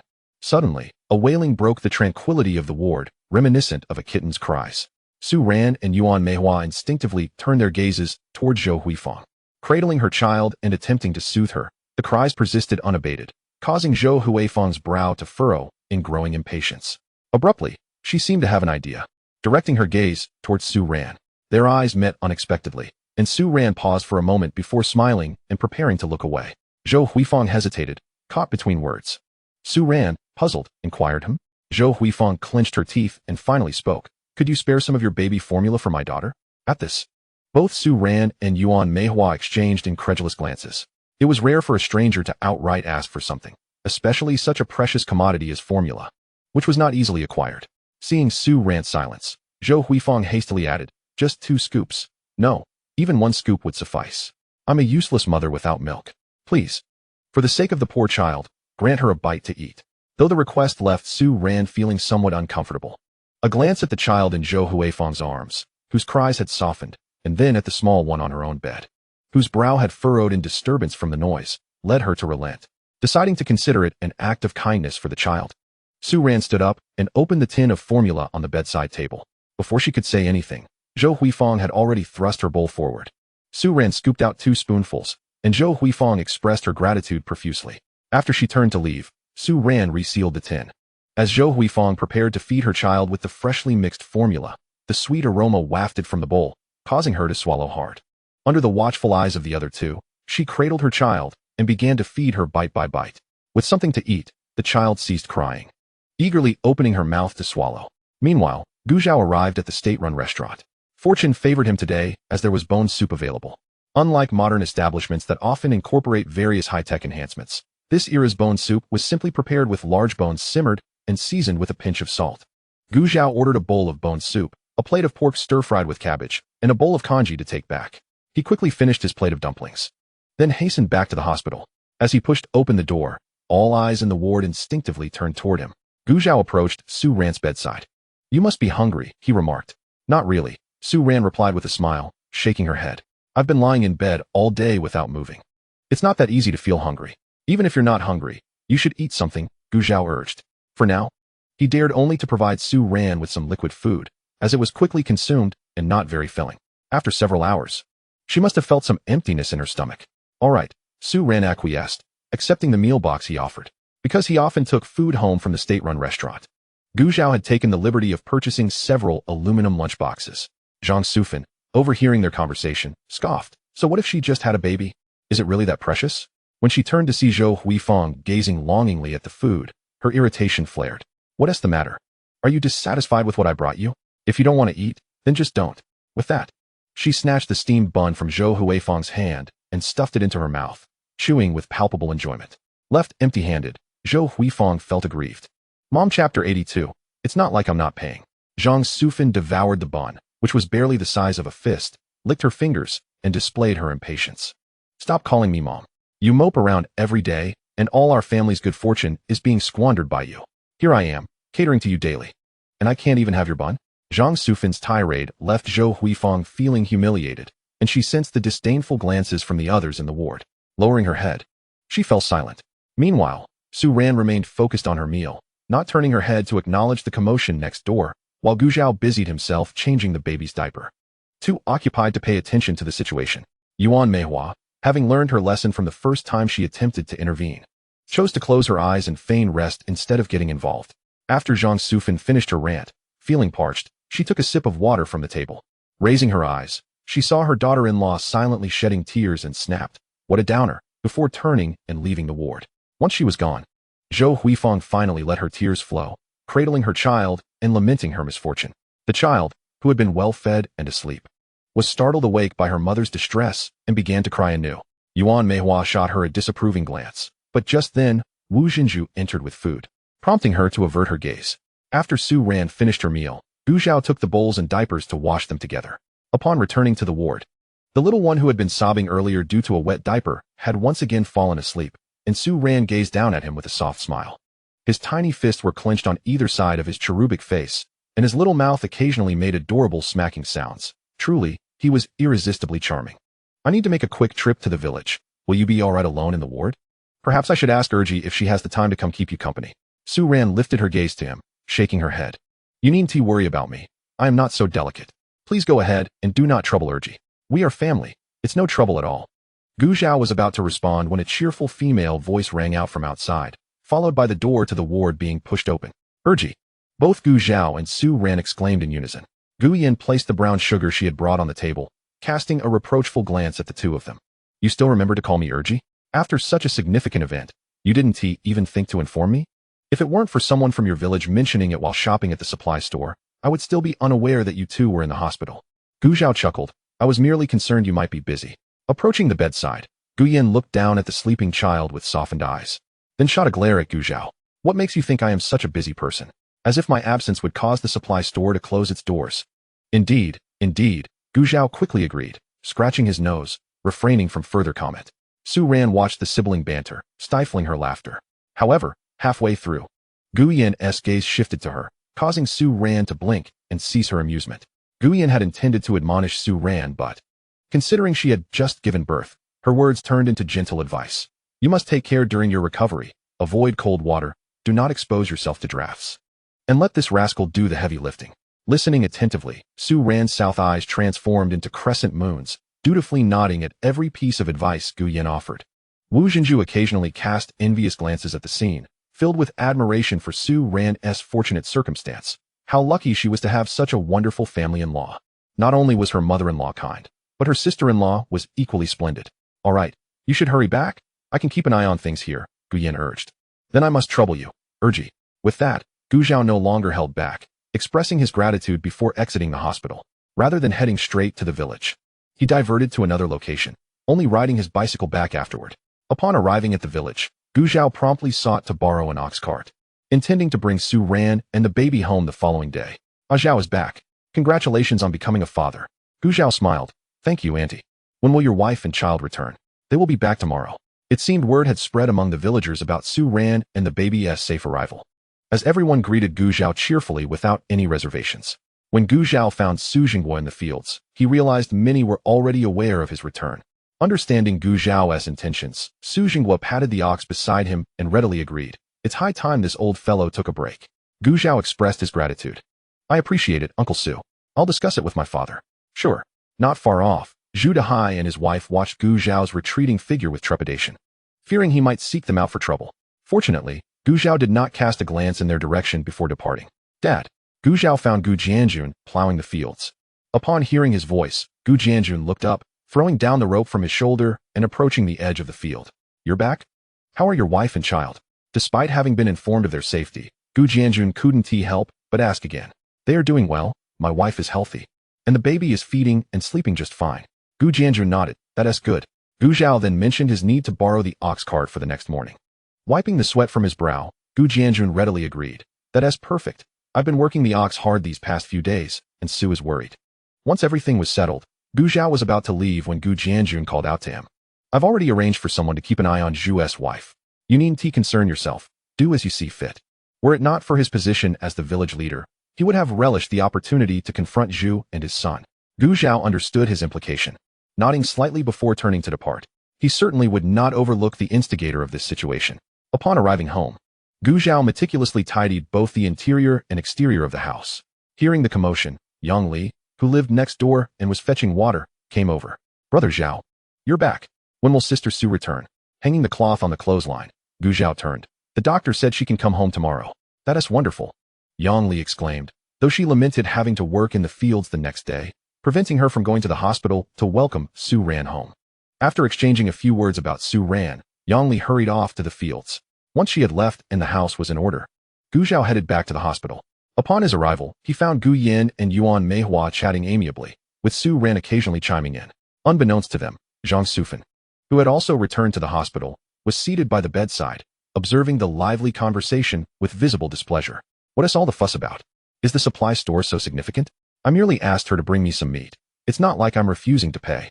Chapter 83. Watching the child starve before one's eyes? The other women were oblivious to her annoyance, continuing their conversation. Upon noticing Gu Zhao's return, Gu Yin paused her dialogue, rising to her feet. Zhao is back. I must return home to prepare dinner. She alone was tasked with watching over the two children, who were at an age full of energy and mischief, making it imperative that she was present. Dinner was generally reserved for her to prepare, while lunch consisted of whatever was readily available. Gu Zhao, having no intention of delaying her departure, informed her of the plan to discharge Su Ran the following day, so she wouldn't make a fruitless trip later. After she left, Gu Zhao lingered in the ward for a bit before stepping outside to prepare dinner for the evening. Watching him depart, Zhang Sufan waited for a moment before noticing he hadn't returned. She pinched her hand resting on the bedding and signaled to Zhou Huifeng, who sat nearby. Zhou Huifeng, tense and unable to speak, simply shook her head in response. With a glare, Zhang Sufan pressed her hand down harder, causing Zhou Huifeng's face to change as she felt the pain radiating from her thigh. Tears welled up involuntarily, and seeing that her mother-in-law showed no signs of releasing her grip, she eventually nodded. Only then did Zhang Sufan seem satisfied and release her hold. Sister Su, Zhou Huifeng began, her voice quivering as she paused to gather her composure before continuing. At first, Su Ran did not realize she was being addressed, as she and Zhou Huifeng were not particularly close. It wasn't until she felt the weight of two gazes from the neighboring bed that she turned her head. Comrade Zhou, is there something you need? Under Su Ran's scrutinizing gaze, Zhou Huifeng found it difficult to articulate her request. Feeling a push at her side, she finally managed to speak. Could you possibly spare me some more formula? Su Ran frowned at her request. Yuan Meihua and her daughter exchanged glances, their expressions filled with unspoken words. Noticing Su Ran's silence, Zhou Huifeng, emboldened by her initial request, continued more fluently. Please have pity on my daughter. It is my failure as a mother that I cannot provide her with milk. However, your supply is ample. Even if you could spare a little formula, your child would not go hungry. Why should I give formula to someone unrelated? Su Ran interjected, cutting Zhou Huifeng off mid-sentence, finding her request utterly absurd. Just because she has milk, does she have to share her formula? Is there any sense in such a thing in this world? Interrupted, Zhou Huifeng was taken aback, staring blankly as she exclaimed, my daughter is alive too. Are you really going to just sit there and watch her starve? This was an inappropriate remark. Wu Zhenju, listening nearby, felt a surge of anger. Had it not been for her mother holding her back, she would have surely confronted Zhou Huifeng. Yuan Meihua now regarded Zhou Huifeng with disdain. After all, as a mother, if your child is starving, one would expect you to stand up to your in-laws rather than vent your frustrations on a stranger. However, noticing that Su Ran was perceptive, she surmised that the ploy between the mother-in-law and daughter-in-law would likely fail. Whether Zhou Huifeng's child starved or not was a matter for mothers and grandmothers to contemplate, not for her to concern herself with. Initially, Su Ran had felt a twinge of sympathy for Zhou Huifeng, seeing her as a victim of her in-laws. Yet now, it seemed that even the most pitiful individuals possessed their own flaws. Seeing Su Ran's refusal, Zhang Sufan could no longer hold her tongue and stepped forward to admonish her. Hey, why is your heart so cruel? People say saving a life is more precious than building a pagoda. Now, you are being so evasive about giving just a bit of formula. She thought of how her grandson had never tasted formula at such a young age, while this little girl was being spoiled with such luxuries, seemingly unafraid of a short life. Su Ran remained oblivious to her thoughts. Had she known, she would have fought back fiercely. However, with Gu Zhao absent, and only herself and the child in the ward, she dared not provoke Zhang Sufan, fearing that a confrontation might inadvertently harm the child. Yet, Zhang Sufan had plenty to say. If you remain silent, I shall take it as your agreement. With that, she shamelessly intended to reach for the formula on Su Ran's bedside table. Zhou Huifeng's eyes brightened at this. Wu Zhenju could no longer endure the sight and dashed between Su Ran and Zhang Sufan, blocking her path. What are you doing? Yuan Meihua, unable to get up, advised. Ma'am, one should not be excessive. This is someone else's property. If you take it without permission, that would be outright theft, and the consequences are serious. Besides, I suspect your son-in-law will be back soon, and when he does, she didn't need to finish. Everyone understood. If Zhang Sufan and her daughter-in-law truly had such audacity, why wait until Gu Zhao was gone to demand formula from Su Ran? It was clear they were aware Su Ran was not an easy target. Women, after all, tend to be more tender-hearted. Since she had given some earlier in the day, what harm would there be in giving a bit more now? The two women had calculated well, but never anticipated Su Ran would refuse. With Gu Zhao absent and Zhang Sufan's mind clouded by the thought of formula, she attempted to snatch it. However, Yuan Meihua's warning brought Zhang Sufan back to her senses. Her expression shifted as realization dawned. She slapped her own mouth and forced a sheepish smile. Oh dear, how silly of me. Child, I apologize. I just wanted to borrow some formula. If you are unwilling, then that is that. Su Ran ignored her, turning to Wu Zhenju with a grateful smile. Wu Zhenju winked back at her, reassured, and returned to her mother's bedside. With Su Ran not engaging, Zhang Sufan's forced smile faded, and in a fit of anger, she pinched Zhou Huifeng's arm before storming out of the ward. Once she left, Zhou Huifeng faced the trio awkwardly, rubbing her arm and lying back on the bed, pulling the blanket over her face in silence. It seems she does care about her dignity after all. Wu Zhenju murmured quietly. Yuan Meihua nudged her daughter's arm and shook her head. In response, Wu Zhenju pouted. When Gu Zhao returned to the ward, he sensed something was amiss and looked at Su Ran with a questioning gaze. Su Ran did not hide anything and recounted the events from start to finish. After listening, Gu Zhao's expression changed as he cast an ambiguous glance at the lump beneath the blanket next door. Despite the barrier of the blanket, Su Ran's voice was still quite clear. Zhou Huifeng lay there like a stone, paralyzed with fear, afraid of Gu Zhao coming to confront her. To her, Su Ran was just being petty. She hadn't actually provided them with formula, and her mother-in-law hadn't mistreated her, so why be so calculative? Su Ran noticed Gu Zhao's focus on Zhou Huifeng and intended to rise, but she quickly grasped his arm. Never mind, let's eat. She merely wished to be transparent with Gu Zhao about the incident, harboring no desire for him to seek retribution. The 2 spoonfuls of formula from earlier could simply be considered feeding it to a dog. If Gu Zhao, a grown man, were to confront a woman who had just given birth over such a trivial matter, it would certainly invite ridicule. Upon hearing her words, Gu Zhao sat back down. All right, let us eat first. Chapter 84, Discharge. The following morning, Zhang Sufan finally made her appearance, accompanied by a young man. Upon seeing him, Zhou Huifeng sprang from the bed, her face alight with joy. Jianggu, are you here to take us home? This left no room for speculation. Her expression and address revealed the man's identity. In response to Zhou Huifeng's beaming smile, the man displayed an air of impatience, shrugging off her hand that clutched his arm. Aren't you going to get up and pack? Are you waiting for me to help you? Nonetheless, Zhou Huifeng remained cheerful, responding eagerly. Oh, all right. She quickly began gathering her belongings, while the man and Zhang Sufan stood by, offering no assistance. Zhang Sufan incessantly urged her, hurry up, don't dawdle. Zhou Huifeng seemed accustomed to this. And once her things were packed, she slung them over her back, cradling the child in her arms. As the man prepared to leave, Gu Zhao called out to him. The man turned, glancing at Gu Zhao with a gruff voice. Who are you? Gu Zhao smiled but refrained from answering. Brother, I understand that times are tough for everyone, but it's unbecoming for your mother and wife to ask outsiders for handouts. He was well aware that Zhang Sufan and her daughter-in-law's actions were not instigated by the man. Yet he felt it necessary for him to grasp the situation. The man frowned. What do you mean? Pointing towards Zhang Sufan and Zhou Huifeng, Gu Zhao continued. You should ask your mother and wife. My wife is kind-hearted, and seeing your daughter in dire need, she gave a bit of formula. But that does not justify others taking it by force.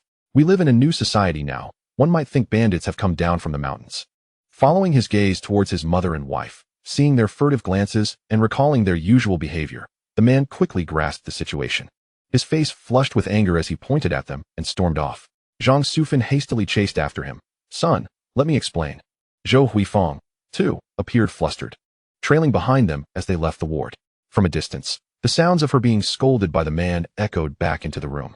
The remaining occupants exchanged glances, unsure of what to say. Born into a family where neither father nor mother cared, that little girl was bound to suffer. Su Ran and her companion had just finished breakfast when Wang Hohat and Su Jinghua arrived at the hospital with a bull cart, leaving Su Jinghua to guard downstairs. Wang Hohat came up to gather their belongings. Gu Zhao had already taken care of the packing, leaving Wang Hohat with no task to do.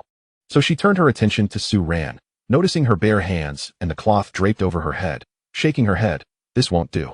As she spoke, she placed a hat and gloves she had prepared for Su Ran onto her, along with a military coat. This coat had been brought back by Gu Jianjun. But at this point, there was no concern for such things. Having something to wear was what mattered most.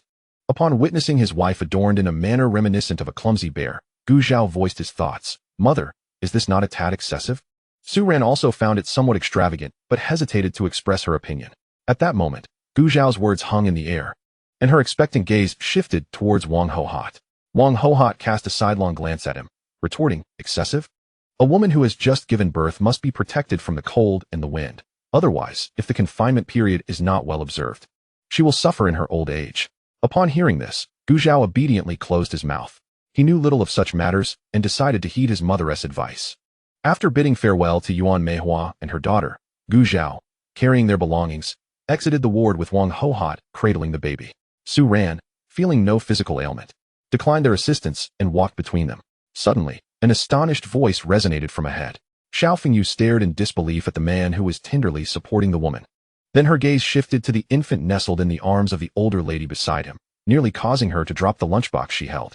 Initially dismissive of the rumors circulating among their classmates, she found it hard to believe that Gu Zhao had unexpectedly settled down. Yet, The scene before her shattered her long-held self-deception. Upon hearing the voice, Gu Zhao raised his eyes, and, recalling the original owner's memories, recognized the person before him as his high school classmate, Xiao Fengyu. Wang Hohot, noticing the slight redness in Xiao Fengyu's eyes, felt a twinge of unease. Could this be the young lady her son had inadvertently attracted? She instinctively glanced at Su Ran.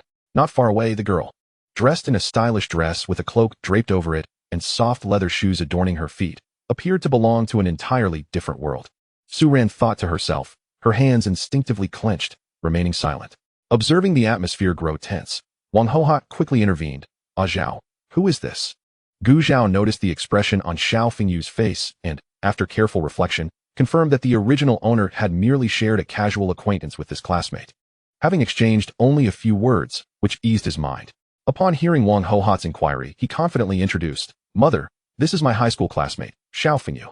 "Oh, what a coincidence to run into a high school classmate here," Wang Hohot exclaimed, wishing she could retract her words. For encountering someone in a hospital could hardly be deemed fortunate. Hearing the term wife made Xiao Fengyu's heart sink. She blinked to mask the moisture in her eyes and stepped forward with a smile. "Auntie, it's a pleasure to meet you." Very well, very well," Wang Hohot responded hastily. Xiao Fengyu's gaze then fell upon Gu Zhao and Su Ran. "Gu, why did you not invite us classmates to your wedding? If it weren't for Bao Zheng's mention, we would still be unaware." How to respond? The original owner had never intended to formalize a marriage with Su Ran, let alone host a wedding banquet. As before, Gu Zhao casually uttered a few vague remarks to brush it off. Noticing his reluctance to elaborate, Xiao Fengyu refrained from pressing further. Upon hearing this question again, Su Ran was at a loss for how to react. The only sensation she felt was a growing bitterness within her, threatening to engulf her. Gu Zhao had little to say to this former classmate, exchanging a few idle words before leading Su Ran and Wang Hohot away. Xiao Fengyu watched them depart, their figures gradually fading from view, akin to a piece of her heart being displaced. She had believed there would be time to express her feelings once they entered university, but it now seemed that fate had other plans. Her pride would not permit her to entangle herself with a married man or disrupt another's family. So be it. Stealing her emotions, Xiao Fengyu lifted her chin, steadied her lunchbox, and made her way towards a ward at the end of the corridor. Chapter 85, Calling the Police. Su Jingguo's ox cart was parked not far from the hospital entrance, and Gu Zhao spotted it immediately upon exiting. Prior to their arrival, Wang Hohot had ensured the cart was spick and span, prompting Gu Zhao to spread out the blankets he had brought. "Mr. Su, could you kindly wait a moment?" After ensuring Wang Hohot and the others were comfortably seated, Gu Zhao turned and walked away. When he returned, 2 additional individuals accompanied him. Su Ran was taken aback upon seeing them, and the expressions of the other 2 mirrored her surprise. Throughout the journey, Wang Hohot had opened her mouth to speak numerous times, but had ultimately said nothing. As for Su Ran, having entrusted everything to Gu Zhao, she refrained from intervening. Thus, time slipped away quietly amidst Gu Zhao's exchanges with the newcomers. In Yonglu village, Zhang Anyang was laboriously digging with a hoe. Feeling as if he had lost all vigor in Gu Zhao's absence, he sighed deeply. "Alas, Zhang Anyang, stop slacking off," Zheng Jian exclaimed, turning to find him looking utterly despondent.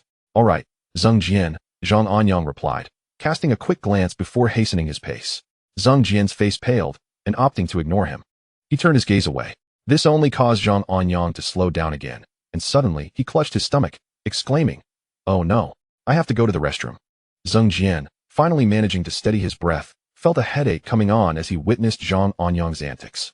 "Zhang Anyang, why are you so troublesome? This is not something I can control." "Oh no, I can't hold it anymore." Zhang Anyang clutched his stomach and crossed his legs, feigning urgency.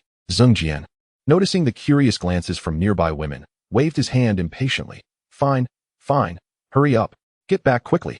With that, Zhang Anyang tossed aside his hoe and dashed towards the village. Just as he reached the village entrance, he spotted an ox cart approaching, and to his delight, it was none other than Gu Zhao. He knew there was a connection between him and Gu Zhao, and he immediately raised his hand, clutching his stomach, and called out, "Gu Zhao!" His shout not only caught Gu Zhao's attention, but also that of Niu Ailan, who was on her way to the fields. She was also headed home for a restroom break, but unlike Zhang Anyang, she was serious about it. As the saying goes, one should not let fertile waters flow into another's field. She was determined not to let anyone benefit from her hard work. Upon hearing Zhang Anyang's call, she recalled that someone in the village had mentioned Gu Zhao and his wife were returning from the county hospital today. She did not approach, but remained at a distance, standing beside a large tree, watching as the ox cart drew nearer. Once she recognized the 2 uniformed officers accompanying Gu Zhao, she was taken aback and quickly hid behind the tree. Goodness, what is happening? Why are there police officers? She pondered silently, suddenly realizing. Could they be here to apprehend Li Chui? At this thought, her pupils dilated. She needed to inform her sisters immediately. Noticing that the group at the village entrance had not spotted her, Niu Ailan hastened her pace towards the fields. Oh no, this is serious. Gu Zhao has brought the police to catch Li Chui. Thanks to her loud voice, by the time Zhu Dahai and his wife learned of the situation, the entire village was already aware. What? Did I hear that right? Niu Ailan said Gu Zhao is bringing people to catch Li Chui? Didn't he hear wrong? Let us go and see. The news sent a ripple of excitement through the farmers in the fields, who dropped their tools and rushed towards the Zhu family. Hey, you all come back. If you don't return, I'll deduct your work points. Zhang Jian shouted at the departing crowd, but not a single person heeded his call, and in the blink of an eye, they had vanished. No, it was not entirely accurate to say they had vanished. The young intellectuals squatting in the field exchanged glances. Jiang Lianding tentatively suggested, shall we go take a look? What are we waiting for? Let us hurry, Sun Tinger exclaimed, tossing the weeds she had in her hand to the ground and leading the way towards the village. After a long day of weeding yesterday, her hands ached so much that she could hardly sleep, and now, upon touching the grass again, a piercing pain shot through her. When an opportunity for idleness arose, only a fool would pass it up. The others soon followed suit. On the other side, after ensuring Su Ran and the child were settled at home, Gu Zhao promptly brought the police to the Zhu residence, with Zhang Anyang trailing behind them. Upon finding the courtyard door tightly shut, Gu Zhao kicked it open. Sun Rue and Sun Lin, witnessing this, averted their eyes, pretending not to see. If their wives had been maliciously pushed to the ground, nearly resulting in a double tragedy, they might have acted even more violently. Zhang Anyang, oblivious to their thoughts, noticed Gu Zhao's agitation and glanced at the police officers beside him, stepping closer to them. Officers, please don't mind my brother Zhao. He is usually quite amiable, just exceptionally enraged at the moment. Sun Rue was about to speak when the door was kicked open, and a piercing scream echoed from within. The two exchanged a glance and rushed inside. In the courtyard, seeing Gu Zhao enter, Li Chui stepped back, pleading, don't come closer. Her in-laws had heeded the captain's orders and kept her confined at home for the past few days. Gu Zhao had not visited, and she assumed the matter had passed. Little did she know, he had come looking for her today. Gu Zhao approached slowly, remarking, it appears you still recognize me. You haven't lost your mind after all. You. I didn't mean to, Li Chui stammered, trembling. On that day, when Su Ran stood by the field with her belly, the unfortunate thought of her lost child surged within her, leading her to act out in anger. When she heard the startled cries and turned to see Su Ran lying on the ground, she was taken aback herself. She truly hadn't intended for it to happen. Gu Zhao scoffed, you can save that excuse for the prison. With that, he moved to grab her. Sun Rue and Sun Lin rushed in to restrain Li Chui before he could act rashly. Through testimonies from Su Ran, Wang Ho Hot, Su Jinghua, and Zhang Anyang, the truth of Li Chui's crime was undeniable. They needed to take her back for further interrogation. Zhang Anyang quickly intervened, grasping Gu Zhao's arm. Brother Zhao? Since the officers are here, let us leave the rest to them. You mustn't resort to violence. Doing so in front of the police would be disastrous. Seeing his anxious demeanor, Gu Zhao chuckled. After all, he was a law-abiding citizen. Had he intended to resolve matters privately, he wouldn't have called the police. Now that they had captured her, Sun Rue and the others decided to leave. As the four exited the Zhu family's courtyard, they were met by a throng of villagers. Chapter 86. Wait for the police to leave before taking action. Oh dear, Li Chui has truly been apprehended by the police. A villager exclaimed upon seeing Li Chui being escorted out by two uniformed officers, his eyes wide with shock. They were all from the same village. Why had they called the police? Wasn't Su Ran unharmed? If you ask me, this is making a mountain out of a molehill. Easy for you to say. It's not your wife who was pushed. Indeed, you're merely standing there, unscathed. The villagers exchanged opinions, clearly piecing together the situation. It turned out that the woman who had been lying on the board was maliciously pushed to the ground while nearly 9 months pregnant. How vicious. Jiang Lianding felt a chill run down his spine. Jiang Xian nodded. They do say that a woman's heart can be the most venomous, and it proves true. Their remarks displeased Chen Xiaoping, who retorted, let us stick to the matter at hand. Why drag all women into this? Your mother is a woman too. Xiaoping is right. Zhao Pundi chimed in softly. Sun Tinger scoffed. Perhaps there is some underlying conflict between these two families. Why else would Li Chui target Gu Zhao's wife specifically? Her reasoning held merit, prompting Song Hongtao and the others to exchange glances and remain silent, continuing to observe the unfolding drama. Mom, Dad, Guanghui, please save me. I don't want to go to jail. As she was led away, Li Chui noticed Zhu Dahai and Zhu Guanghui at the forefront of the crowd. She immediately began to struggle. Sun Lin's subordinate gripped her firmly, commanding, behave yourself. Mom, Dad, this is still my partner after years of sharing a bed. Zhu Guanghui, seeing her plight, felt a pang of compassion. Just then, Zhu Dahai keenly spotted Gu Jianjun stepping into the crowd and hurried over. Captain, I know my daughter-in-law has acted excessively, but she truly didn't intend it. Why don't we resolve this privately? There's no need to blow it out of proportion and tarnish our village's reputation, right? His words, cloaked in concern for the village's reputation, were a thinly veiled attempt to sway Gu Jianjun. However, had they genuinely wished to resolve the issue, they wouldn't have ignored it for days, failing to even visit the hospital or apologize. Zhu Dahai's reasoning had merit. If word spread that a daughter-in-law from their village had been arrested, it would reflect poorly on them. Indeed, when we visit other villages, those who married into other families might find themselves ridiculed. Gu Jianjun pursed his lips tightly, ignoring the surrounding chatter as he replied coolly, this has nothing to do with the village's reputation. If the authorities learn that we follow the law scrupulously, they might even commend us. Zhu Dahai's expression faltered, a forced smile appearing. Oh, is that so? He was unfamiliar with legal matters and had little understanding of authority. He only knew that threatening with the village's reputation might save his daughter-in-law. Yet, Gu Jianjun's succinct response left him at a loss. Turning his gaze, Zhu Dahai signaled to Zhao Chunmei beside him. Oh dear, Zhao, it's my fault for not managing the household well, leading your sister-in-law to commit such a ridiculous act.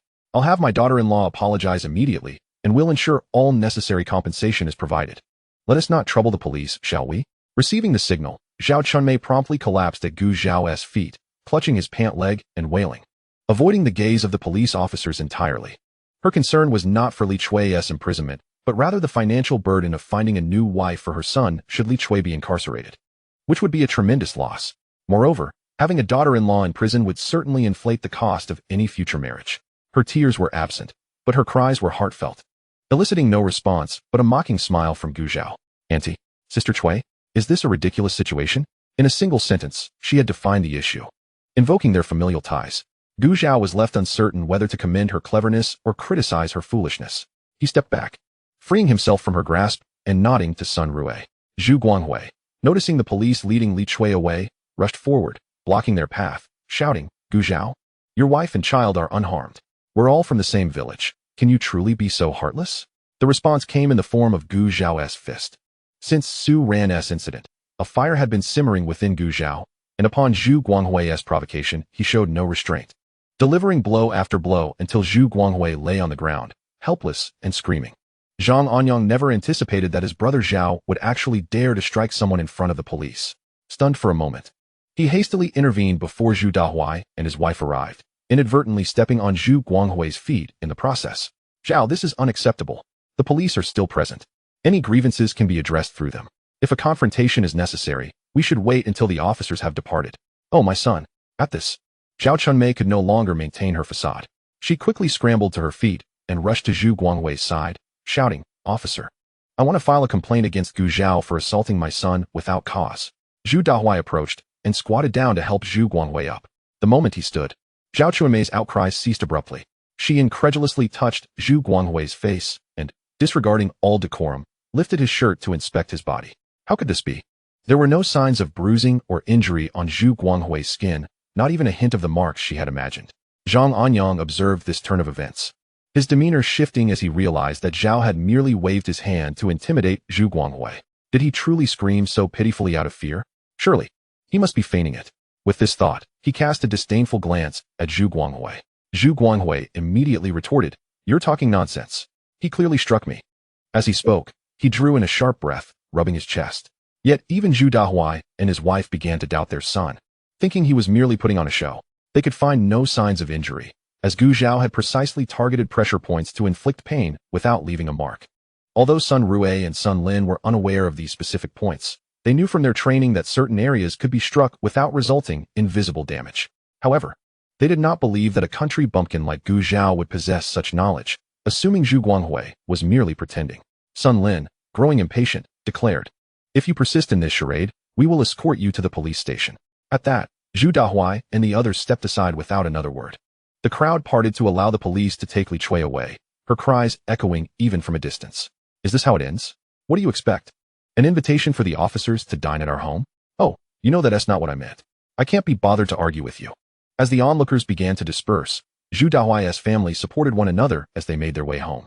Wait a moment, Gu Zhao interjected. The crowd halted in their tracks. Chapter 87. Compensation secured. Zhu Dahuai's forehead twitched with suppressed rage as he turned to Gu Zhao. Is there something else? Gu Zhao scoffed. Certainly. Li Chui's arrest is merely her just punishment, but the expenses incurred during my wife's hospitalization, as well as her suffering, must be compensated. Don't push your luck. Gu Zhao? Zhu Guanghui shouted, clutching his abdomen. Zhao Chuanmei's expression darkened as well. Is this what you call pushing one's luck? Should I strike you every time I see you, and then offer a verbal apology? Would you accept that? Gu Zhao's cold snort was laced with menace. If Zhu Guanghui had dared to agree, he would have followed through, treating it as a debt settled with injury. Before Zhu Guanghui could respond, Zhao Chunmei interjected. On what grounds? Gu Zhao stepped closer, narrowing the distance between himself and Zhu Dahuai's family. Observing their retreat in fear, he fixed his gaze on the three of them. What makes you think that after my wife has endured such torment, you can simply walk away unscathed? Gu Zhao has a point. Hospital bills do accumulate, an onlooker remarked. Back then, Su Ran's face was ashen. It was truly alarming. Thankfully, both mother and child were saved. Otherwise, goodness gracious. But now that Li Chui has been arrested, isn't it inappropriate to demand compensation? Neo Ailin chimed in from the crowd, defending her friend. You dare speak of fairness? When my hen accidentally left a mess on your shoe, you extorted 3 eggs from me, and now you have the audacity to comment. An older woman retorted. Neo Ailin stammered. Is that even comparable? The older woman shot back. How is it not? Su Ran's situation was far more severe. It was nearly a matter of life and death. Neo Ailin fell silent, her face flushed with embarrassment. Dear friend, I can only support you up to this point. Listening to the villagers' banter, Zhu Dahuai maintained a stoic expression before finally speaking. How much do you want in compensation? Zhao Chunmei opened her mouth to protest, but Zhu Dahuai silenced her with a sharp reprimand. Be quiet. She glared at Gu Zhao in frustration. 15 yuan. This was a sum that the Zhu family could begrudgingly part with. What? The Zhu family stared at Gu Zhao in disbelief. You truly dare to demand that? Gasps rippled through the crowd. You're trying to rob us blind. Zhu Guanghui vehemently refused, as their entire family had only received less than 100 yuan from their last autumn harvest. Gu Zhao's audacious demand was utterly impossible. Gu Zhao cast a condescending glance at him. The hospital bill came to 5 yuan and 92 cents. The rest is compensation for my wife's suffering. Is that unreasonable? If I were truly trying to extort you, I would have asked for 150, not 15. Producing the hospital receipt from his pocket, he displayed it to the villagers, parading it around for all to see. Most villagers could not read, but they recognized numbers, craning their necks to catch a glimpse. Upon seeing the amount at the bottom of the bill, they nodded in understanding. Indeed, hospitals charge exorbitantly. Of course, if they weren't expensive. You'd treat this place as your home. You'd lie there at the slightest ailment. Su Yata truly suffered. A little compensation is well deserved. But is that amount not excessive? The villagers pondered aloud. Once the villagers had comprehended the situation, Gu Zhao approached the Zhu family, almost pressing the receipt against their foreheads, without needing to say a word. The glaring figures on the paper were evident to all but the blind. Zhu Guanghui shoved Gu Zhao's hand away, falling silent. Noticing the Zhu family's silence, Gu Zhao tucked the receipt back into his pocket and arched an eyebrow. What is this? Are you attempting to renege on your debt? The police haven't gone far. Shall we call them back and see what they have to say? This veiled threat, combined with the scrutiny of the crowd, made Zhu Dahuai uneasy. And he forced a smile. Oh, it's just that our finances are tight at the moment. We can't produce such a sum immediately. Understanding her husband's tone, Zhao Chunmei quickly altered her stance. Yes, Gu Zhao, our family is truly struggling. How about this? Could you possibly reduce the amount? We could write an IOU instead. And you can trust that we will pay you back. After all, an IOU could be easily forgotten once the villagers moved on. Zhao Chunmei was calculating well. Upon hearing her suggestion, the villagers collectively voiced their disbelief, as if they all understood her intentions. Zhu Dahuai, I recall that you received 60 or 70 yuan from last year's harvest. What happened? Did you spend it all in just a few months? Laughter erupted, with some accusing. They think we're fools, trying to renege. Before Zhu Dahuai could respond, someone bluntly exposed their intentions, and the crowd erupted in further laughter. The Zhu family's wrongdoing was clear to everyone, and since the compensation was not coming from them, the onlookers relished the spectacle. Zhu Dahuai's face shifted between shades of green and pale as he shot a furious glance at Zhao Chunmei. What are you still doing? Hurry up and get the money. I refuse. Zhao Chunmei protested. Parting with money felt akin to sacrificing her very lifeblood. You enough with the idle chatter. If you refuse to take it now, let us go to the police station to resolve this matter. My claim to this money is both justified and substantiated. I firmly believe that any reasonable person would stand with me. Observing the fading daylight, Gu Zhao interjected, unwilling to witness this couple's theatrical performance any longer. For his wife and child awaited him at home. Zhu Dehai, momentarily taken aback, realized this stubborn youth was impervious to threats, no longer able to maintain the pretense. Fearing that Gu Zhao might indeed call the police, he swiftly retreated into the house to fetch the money. Huh, Zhu Dehai, how is it that you suddenly have money? Someone from the crowd jested. Zhu Dehai, his countenance darkening, ignored the remark and, amidst the reluctant gazes of Zhao Chunmei and her child, handed the money to Gu Zhao. Gu Zhao was rather pleased by the expressions of the three, and without further ado, he pushed through the crowd and made his way home. Zhang Anyang, who had been instructed by Gu Zhao not to speak, admired his elder brother's retreating figure. Once Gu Zhao had vanished from sight, he spat towards the Zhu family's door and followed suit. Shouldn't you hurry back to the fields? Everyone is waiting for their work points to be deducted. As the commotion settled and Gu Zhao appeared unscathed, Gu Jianjun began to disperse the crowd. Chapter 88. Why not obtain a merit certificate? From that day forth, although the majority in the village deemed Gu Zhao's actions justified, there remained a faction that whispered of his cold-heartedness, considering it inappropriate to involve the authorities against fellow villagers. Those who had previously been particularly warm towards him due to his employment at the textile factory found their enthusiasm waning. Gu Zhao, however, remained oblivious to these undercurrents. Even if he were aware, he would not be perturbed. With the Zhu family's issue resolved, he promptly returned home. Wang Hohot was helping to care for the child, and, upon his return, simply inquired, "Is it settled?" Gu Zhao nodded, taking the child from her. "Come here, little Tang Yuan, Daddy will hold you." In the span of 3 days, the child had already opened her eyes, her almond-shaped orbs, reminiscent of Su Rance, fixated on the person cradling her. Though it was uncertain if she could truly see. When Wang Hohot heard Gu Zhao refer to the child as Tang Yuan, she paused momentarily before realizing it was the child's nickname. Observing the infant's tender, white, and soft visage, she couldn't help but echo, "Tang Yuan, little Tang Yuan." At the sound of her voice, Tang Yuan slightly turned her face, her gaze landing on Wang Hohot, and suddenly broke into a toothless grin. This melted Wang Hohot's heart. "Oh my little granddaughter." After playfully engaging with the child until she fell asleep, Gu Zhao placed her on the Kong, and only then did Wang Hohot remember something. "What name did you choose for the child? Is her household registration in order?" "She is named Gu Dangyuan, and her registration is already completed." While the child was still in Su Rance's womb, Gu Zhao had conferred with her, and they had agreed that they did not expect their child to achieve great things, but merely wished for her life to be smooth and fulfilling. Hence the name containing the character for round. Yesterday, after leaving the hospital, he had intended to report to the police and finalize the child's household registration. But he suddenly realized he did not have the household registration booklet on him. Only after returning home and retrieving it did he manage to register the child today. Originally, Su Rance's household registration had been moved to Yonglu village by Gu Jianjun, as she was already his daughter-in-law. Leaving her registration at her maternal home might invite trouble from Su Dashun and his wife. Now, the process of household registration was not as stringent as in later years. Even without a marriage certificate, Gu Zhao was able to register the child by presenting both their household registrations along with the birth certificate issued by the hospital. Wang Hohot's face lit up with joy upon hearing this. What a lovely name. Just as she finished speaking, she slapped her thigh and dashed to the kitchen, exclaiming, "Oh dear, I forgot the soup simmering in the pot." When she finally saw that there was still half a pot of soup left, she breathed a sigh of relief. Gu Zhao followed her into the kitchen. Upon his return the previous day, he had brought back a good amount of rice, flour, and meat from the space. And the pork bones simmering in the pot were also his contribution. Wang Hohot did not inquire where he had procured these items. She believed her son was now capable and reliable in his endeavors, far more so than she could manage as a mother.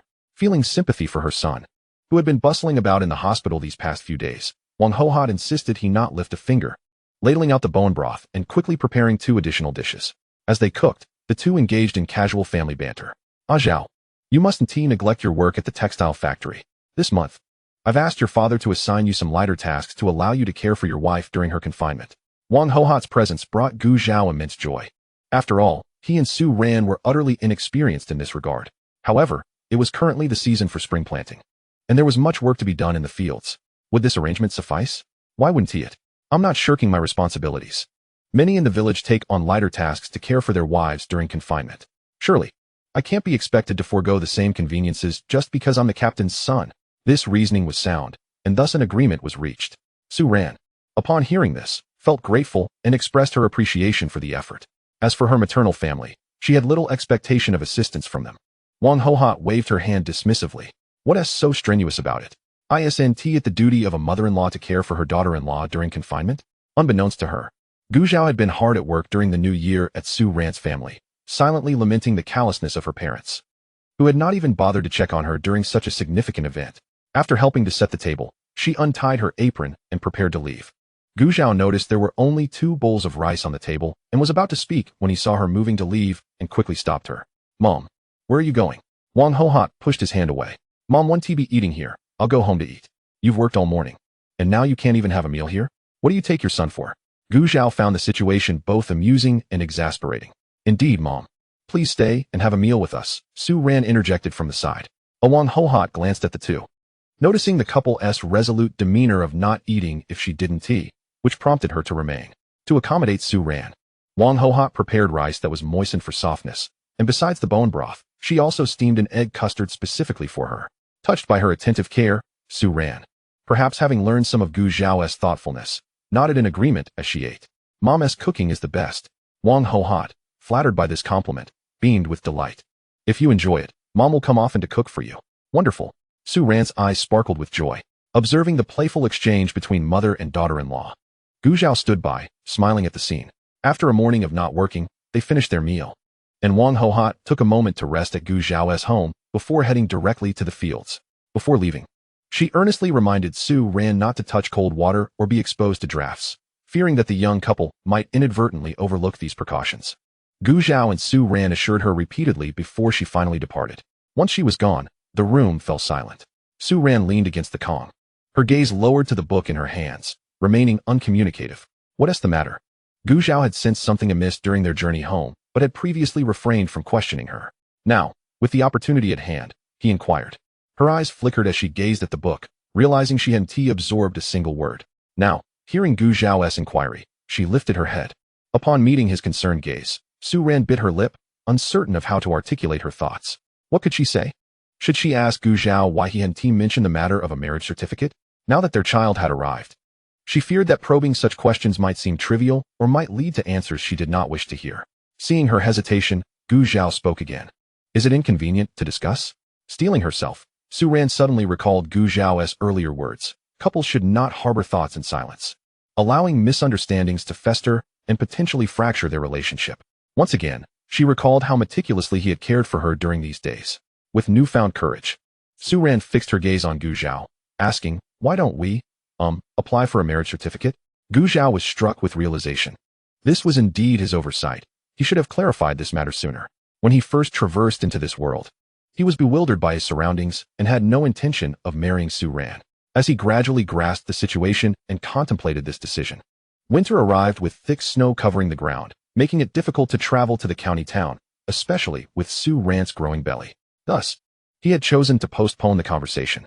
He understood, even without personal experience, that marriage is one of the most significant moments in a woman's life and should be approached with the utmost care. His plan was to wait until Su Ran had completed her confinement before they went together to obtain the marriage certificate. Now, hearing Su Ran broach the subject, Gu Zhao concealed the truth of his time travel and shared his intentions. Chapter 89. Where would a child come from, given that we have not shared a bed? Su Ran blinked in confusion, pondering the implications. Is that truly the case? She asked hesitantly. Observing her uncertainty, Gu Zhao swiftly approached, sitting beside her and cupping her face in his hands, playfully squishing her lips together before planting a firm kiss on them. Indeed, at this moment, Su Ran found herself at a loss for words, hesitating to further question Gu Zhao's sincerity. With their feelings laid bare, Gu Zhao felt a sense of joy. Meanwhile, in the county town at the steel factory, after enduring a lengthy wait, Yu Zerong, having consumed multiple cups of tea and made several trips to the restroom, could no longer contain himself. Director Zhang, if there is something you need to say, please do. What is the meaning of calling me here and remaining silent? Zhang Tianliang wore a troubled expression. He was not intentionally withholding information but was uncertain where to begin. During the last county meeting, the leaders had praised the textile factory for achieving a 10% increase in efficiency, only to turn around and chastise him for the steel factory's low productivity and multitude of issues, urging him to find ways to enhance its efficiency. He felt utterly despondent, aware of the government's recent priorities and the factory's failure to meet the leaders' expectations, which had led to their dissatisfaction. Yet, improving production was not merely a matter of words. The machinery's performance was fixed, and even if he pressured the workers to labor overtime, the gains would be minimal. He feared provoking worker unrest and a potential strike that could cost him his position as factory director. With no alternative, he had summoned Yu Zirong to seek his guidance. Yu Zirong quickly comprehended the situation. Ever since he had received commendation from the leaders, he had taken pride in himself. However, the steel factory's predicament was not one he could address lightly, especially given the vast differences in machinery between the textile and steel factories. Whether Gu Zhao could resolve the issue was uncertain, and a misstep could lead to repercussions that would leave him embarrassed. As Yu Zirong hesitated, Zhang Tianliang noticed the uncertainty in his eyes. Clearly, there was a solution that Yu Zirong was reluctant to share. Zhang Tianliang leaned closer, grasping his hand. Brother, whether we can overcome this challenge depends on you. You must assist me. Yu Zirong grimaced, forcefully pulling his hand away. Yet, just as he freed himself, Zhang Tianliang caught him again, clinging to him as if he were a lifeline. Despite Yu Zirong's superior strength, he found himself unable to break free, as he could not resort to violence against him. As they stood in the corridor where people occasionally passed by, Yu Zirong sighed in exasperation. Let go of me. Zhang Tianliang looked up at him, saying, then help me. Seeing his obstinate expression, Yu Zirong silently questioned whether he had somehow wronged him in a past life to deserve such a companion. He replied impatiently, get up, if you don't, I will leave. If not for the fact that Zhang Tianliang's older brother was a former comrade of his, he would have certainly dealt with him more harshly.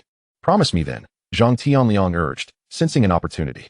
As hope sparked, he stood, even adjusting the crumpled hem of Yu Zirong's shirt. Shoving his hand away, Yu Zirong settled back down. Let me be clear, I cannot guarantee assistance, but I can only suggest someone to come and take a look. Someone? Zhang Tianliang asked, puzzled. Who? Yu Zirong rolled his eyes. Do you think the fabric in my factory materialized out of thin air? Without waiting for further inquiry, he divulged Gu Zhao's situation. Upon hearing this, Zhang Tianliang's immediate reaction was disbelief. What kind of person can repair machines and increase production? Surely, you jest. Seeing his incredulity, Yu Zirong turned to leave without a word. Zhang Tianliang hastily detained him. Wait, I didn't say I don't believe you. Yu Zirong shot him a sidelong glance, disentangling his arm while leaving behind a parting remark. Just wait. He then exited the office. The following day, shortly after breakfast, there was a knock at the door. Gu Zhao opened it to find Zhang Anyang, who, with a look of surprise, asked, aren't you going to the fields? Zhang Anyang flashed a grin. What could be more important than visiting my little niece? Gu Zhao's gaze shifted to the figure standing behind him, Lu Shuangfu, who stepped forward with a smile. Me? I'm also here to see my little niece. How shameless. Who is your little niece? Before Gu Zhao could respond, Zhang Anyang interjected, appalled by Lu Shuangfu's audacity. He had never encountered someone so brazen. Lu Shuangfu's persistence was unparalleled. Both had sneaked away from their families. But while Zhou Liping had turned a blind eye to her son's visit to Gu Zhao, Lu Shuangfu had escaped unnoticed from his older brothers. Who is being shameless? Lu Shuangfu countered. Whoever claims it is. Their voices grew louder until, suddenly, a baby's cry pierced the air. Zhang Anyang and Lu Shuangfu exchanged glances and immediately fell silent. Gu Zhao, disregarding their quarrel, hurried inside to take the child from Su Ran, soothingly cooing. There. Don't cry. Daddy's here. In the courtyard, Zhang Anyang couldn't help but chuckle at Gu Zhao's gentle tone. Having known him for years without ever hearing such tenderness, Lu Shuangfu, however, scoffed internally, thinking how ridiculous it was for Gu Zhao to dote on a child that wasn't even his own. As he pondered, Gu Zhao emerged from the house cradling the baby. Zhang Anyang rushed forward, having caught only a fleeting glimpse of the child in the hospital. Now, he scrutinized her closely and exclaimed, Gu Zhao, this little niece of yours has a nose and mouth that resemble yours quite a bit. With a prominent nose and thin, rosy lips, she appeared to be a perfect replica. Lu Shuangfu, standing nearby, was incredulous. How can a child that isn't biologically related look so similar? Zhang Anyang continued to chatter, oblivious to Lu Shuangfu's skepticism. Lu Shuangfu shot him a sideways glance and stepped closer, curious to see for himself. He casually glanced at the infant's face and froze in disbelief. She indeed bore a striking resemblance to Gu Zhao. No, it's impossible. Where would a child come from when there has been no consummation? Chapter 90, Gratitude. What are you doing standing there? Move aside. Zhang Anyang fetched a stool from under the eaves, placing it beneath Gu Zhao and nudging Lu Shuangfu aside. Seeing that the baby had calmed down, Gu Zhao took a seat, while Zhang Anyang squeezed in beside him, adjusting the blanket to shield the little one's eyes from the sunlight. Upon the execution of his action, Gu Zhao cast a surprised glance at him. Zhang Anyang, noticing this, chuckled and said, Don't underestimate me, Zhao Gu. I have taken care of my nieces and nephews before. Gu Zhao, upon hearing this, smiled and observed how Zhang Anyang was inching closer. extending his arms towards him while still cradling the child. Seeing this, Zhang Anyang wiped his hands on his clothes with glee, eagerly accepting the child. Gu Zhao noticed that Zhang Anyang's manner of holding the baby was indeed quite competent, significantly better than his initial attempt, confirming the truth of his earlier words. The little one, who had been startled awake by a sound, was surprisingly calm in the arms of a new caregiver. She gazed up at him with her big, watery eyes, her tiny hands reaching out to tug at the stubble on Zhang Anyang's chin. Little Tang Yuan, you mustn't pull at that when you grow up.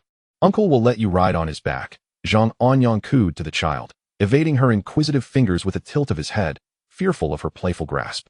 Whether she understood or not, the little one giggled softly a couple of times before turning her attention to the buttons on his shirt.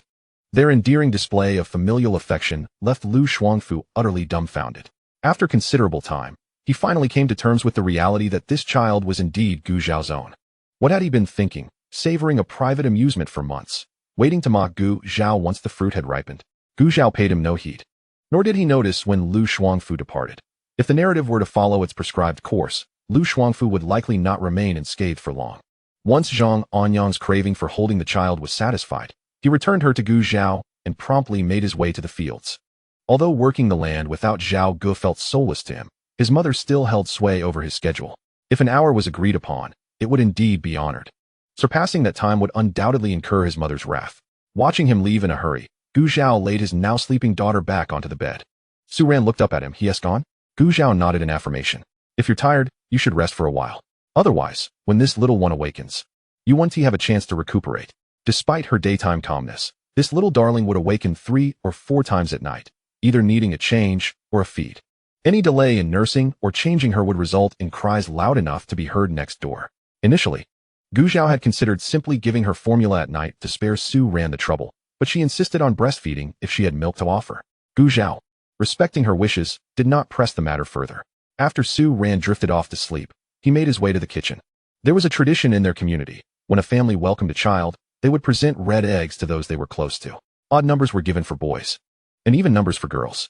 This was a reminder from Wang Hohat the previous night, who had even prepared eggs and edible dye for him, delivering them early this morning. Gu Zhao graciously accepted her goodwill, although his supply of eggs was dwindling. He meant to give just 2 to each family, signifying the gesture rather than the quantity.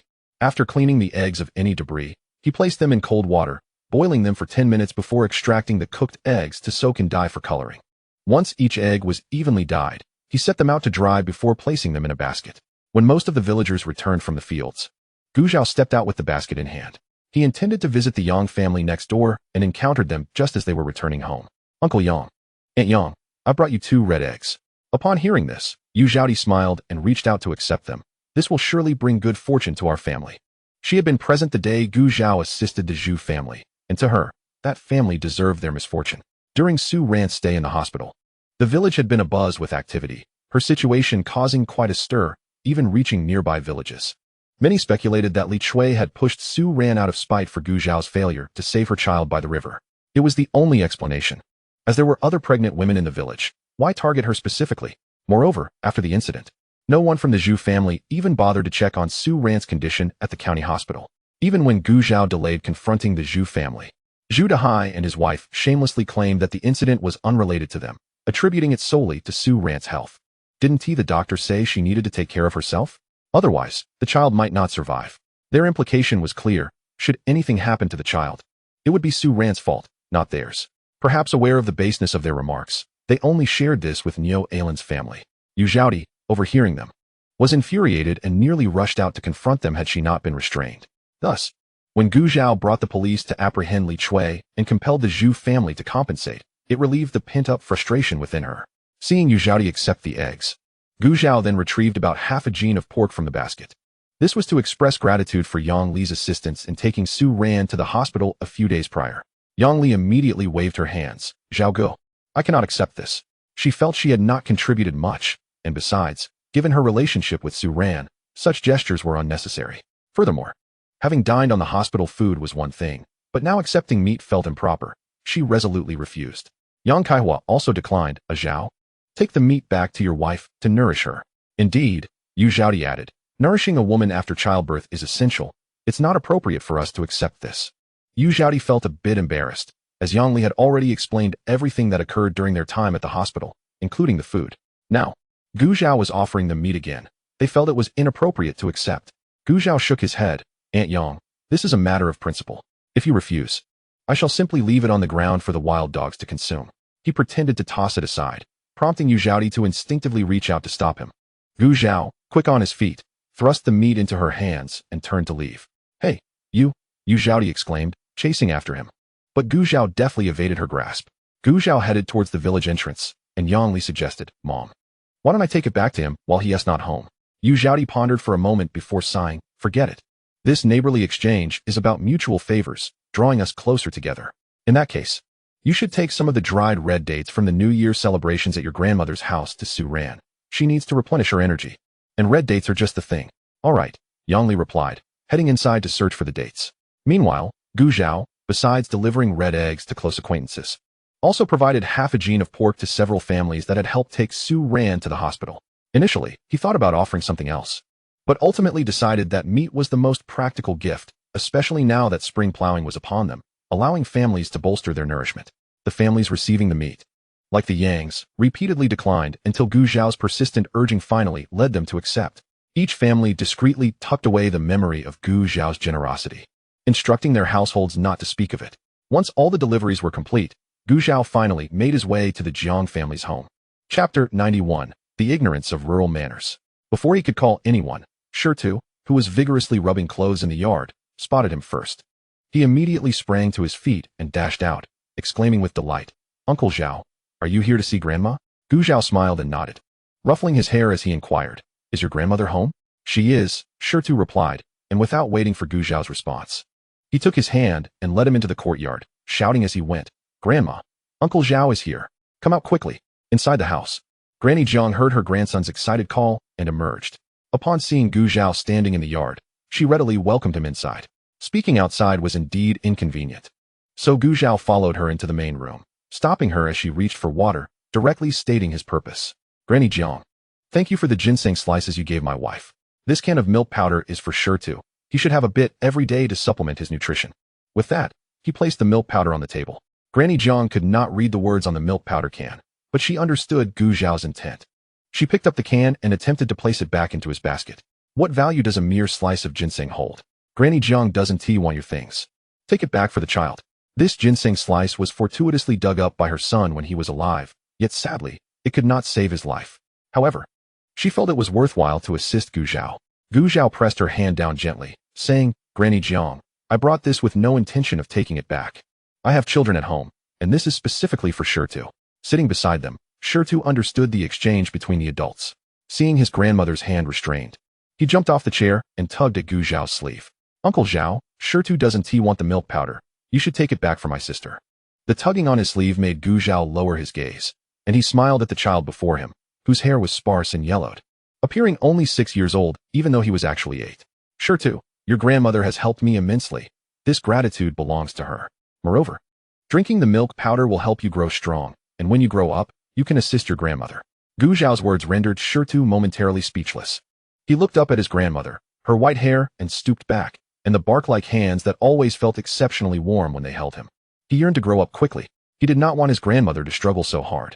With this thought, he loosened his grip on Gu Zhao's sleeve, but still asked anxiously, is there really a sister? She won't go hungry, will she? He understood the pangs of hunger all too well, and wished for his sister not to endure the same. Touched by his innocent heart, Gu Zhao nodded reassuringly. Your sister won't go hungry. Upon hearing this, Shirtu turned his gaze towards Granny Jiang. The longing in the child's eyes was unmistakable, making it difficult for Granny Jiang to refuse. Thus, she accepted the milk powder, albeit with some reluctance, determined to see Gu Zhao off. The grandmother and grandson returned inside the house. Sun Ting leaned against the side door, a smile playing on her lips. Granny, did Gu Zhao come to you for something? She had known Gu Zhao had arrived when Shirtu called for her, but unfortunately, the old woman had invited him into the main room, leaving Sun Ting too far to eavesdrop, only catching snippets about milk powder. Granny Jiang shot her a glance, her expression stern, signaling that it was not her place to pry. With that, she took her grandson back into the house.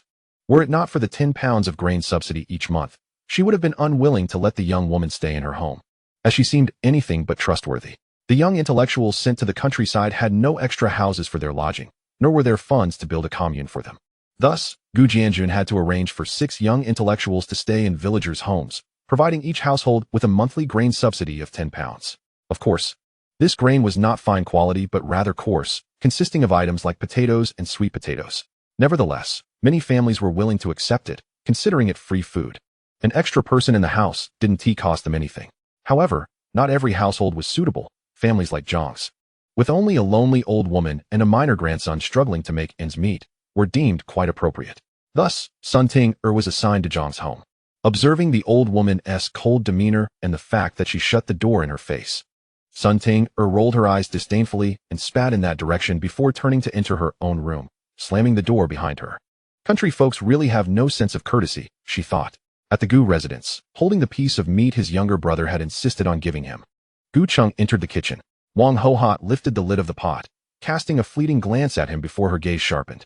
Where did this meat come from? Before Gu Cheng could answer, she had already deduced. Is it from a Zhao? As Gu Cheng nodded, Wang Hohot slapped him on the back, exclaiming, Your sister-in-law is in confinement. Why are you accepting meat from your younger brother? Fumbling to catch the meat that nearly fell, Gu Cheng felt aggrieved. He insisted on giving it to me. He had only brought it in to consult his mother, but before he could say anything, he had already received a slap. Wang Hohot paused, her thoughts turning as she understood the situation behind the meat. Seeing her eldest son's distressed expression, she cleared her throat awkwardly and said, Since it's from your younger brother, just keep it. Gu Cheng looked at her, confused. Aren't you going to return it? Return it? He is showing gratitude to you, his elder brother. Just keep it, she replied. Gratitude? Gu Cheng was puzzled. He had hardly given the matter of sending Su Ran to the hospital a second thought, believing it was only his duty. Wang Hohot didn't elaborate, finding him standing in her way. Go on, rub salt on that meat and hang it up so it doesn't spoil. Li Fun emerged from the room to see him standing at the kitchen door with a piece of meat in hand. Her eyes fixated on it. She reached out. Where did you get this? Gu Cheng dodged her, saying, It's from a Zhao. Li Fun raised an eyebrow skeptically. A Zhao gave this to you? Isn't it meant for our parents? After contemplating Gu Zhao's words, Gu Cheng shook his head. A Zhao said it was for me. Li Fun's eyes twinkled as she connected the dots. Who would have thought that after a trip to the county town, Gu Zhao would be so generous? Your brother's efforts were not in vain. Noticing Gu Cheng's still bewildered expression, she rolled her eyes, feeling she had married a simpleton. Didn't you take Su Ran to the hospital a few days ago? With Li Fun's reminder, Gu Cheng finally comprehended. He scratched his head, thinking it was only natural for family to help each other. Besides, I didn't really do much. Li Fun retorted, What do you mean you didn't help? If it weren't for you, would your sister-in-law have gotten to the hospital so quickly? She could have lost both her life and the baby on the way. Gu Cheng frowned in irritation. What nonsense are you talking about? I'm not being unreasonable. Li Fun shot back defiantly. Childbirth is already challenging enough. And Su Ran was even pushed down and went into labor early. If she hadn't made it to the hospital on time, who knows what could have happened? She believed her husband had indeed done a great service and that eating some of Gu Zhao's meat was a small price to pay. Seeing her unwavering conviction, Gu Cheng sighed in exasperation and turned to leave, letting out a cold huff. Chapter 92. Visitors from the maternal home. As Gu Zhao stepped into his own courtyard, he heard voices coming from inside, punctuated occasionally by a soft sob. At first, he thought it was Su Ran and strode in without hesitation. However, when his gaze fell upon an unfamiliar woman seated beside the Kong, he froze in place. Su Ran withdrew her hand from her elder sister's back and looked at Gu Zhao, saying, You're back? You haven't met my sister yet, have you? Gu Zhao understood, greeting the woman, elder sister. Su Chun turned her head quickly, hastily wiping away the tears at the corners of her eyes. Hearing the call, she turned back, managing a smile in response. This is her first visit here. Her in-laws reside in the remote mountains, far beyond the county town. To reach the county, one must depart at 3 or 4 in the morning, only to arrive home after nightfall. Due to the considerable distance and various inconveniences, the village is impoverished, and few are willing to marry into it. She was married to Su Dashun for a mere 20 yuan, and initially, her in-laws were fearful of her harboring ulterior motives, thus keeping a watchful eye on her until she bore her first child, which eased their vigilance somewhat. Last year, upon learning that Su Ran was getting married, she pleaded persistently for permission to return home, which was granted only in the company of her husband. She hurriedly arrived and departed without ever meeting Gu Zhao. Now, having given birth to 3 children, 2 boys and a girl, for her in-laws, she comes to visit her sister unaccompanied. Hearing from her sister that she is faring well and that her brother-in-law seems decent, her anxious heart finally finds some solace. After such a long separation, aware that the sisters likely have much to discuss, Gu Zhao instructed Su Ran to attend to her sister properly before retreating to the kitchen. Su Ran turned her gaze to Su Chun and inquired, "Eldest sister, has the second sister been in touch with you these past few months?" Su Chun nodded and then shook her head, recalling a brief encounter during the new year at their parents' home, after which they had not seen each other again.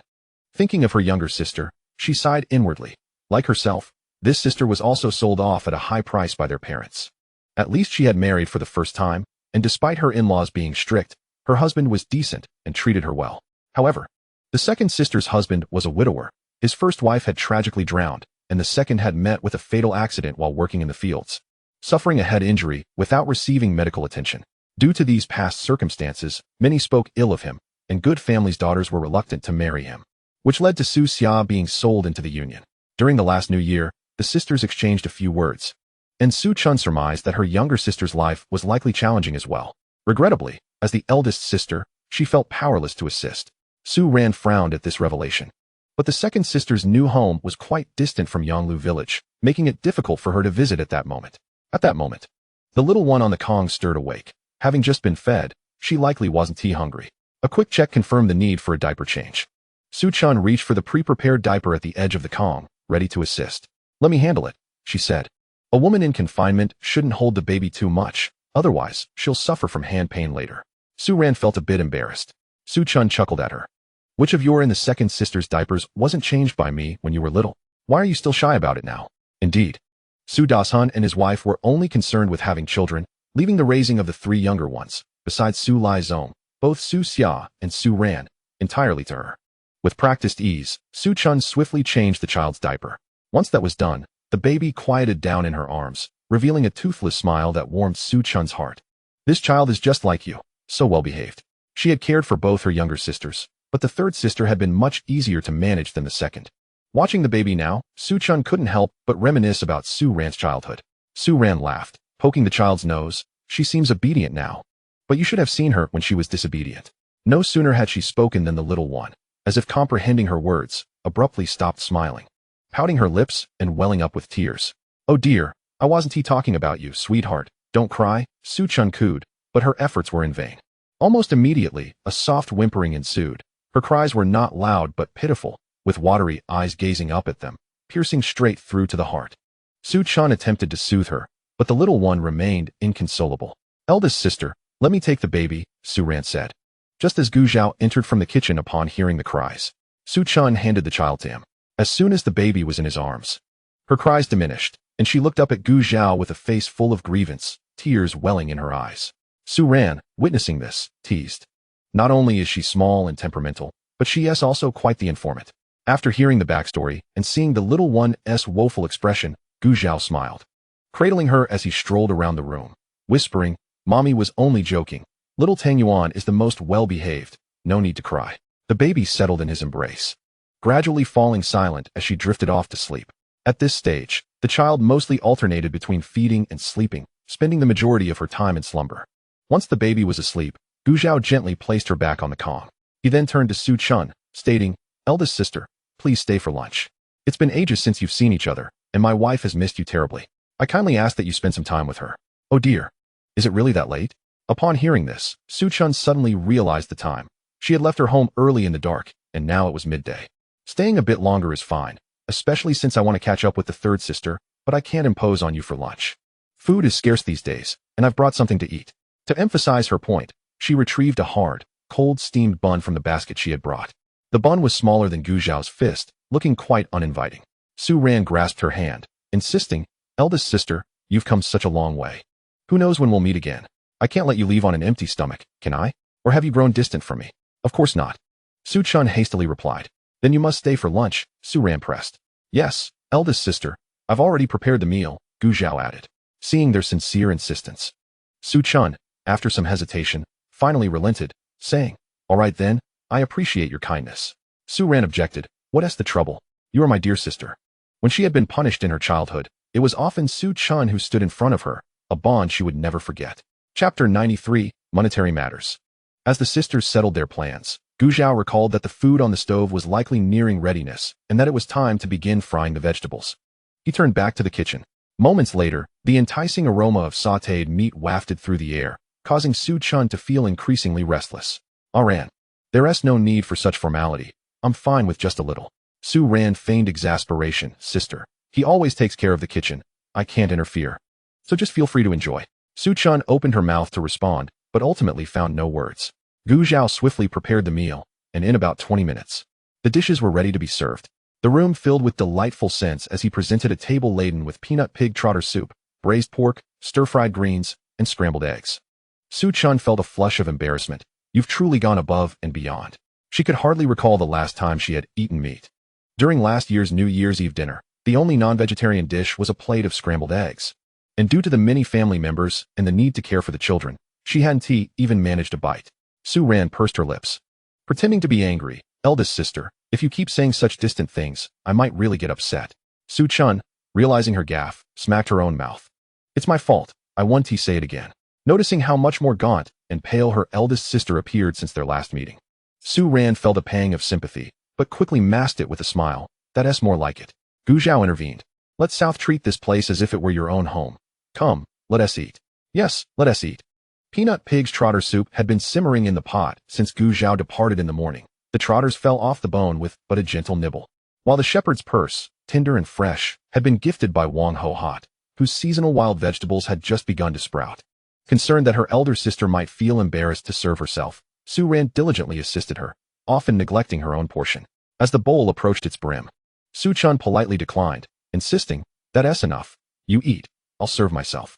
Only then did Su Ran cease her efforts. However, when she lowered her head to eat, she was momentarily taken aback by the sight of the trotter in her bowl. She glanced at the man beside her, engrossed in his meal, and a smile crept onto her lips as she joined in the feast. In their household, there existed no tradition of silence during meals, and the trio engaged in lively conversation, which allowed Su Chun to learn more about her brother-in-law. Upon discovering that he was a worker at the textile factory, Su Chun felt a genuine sense of happiness for her sister.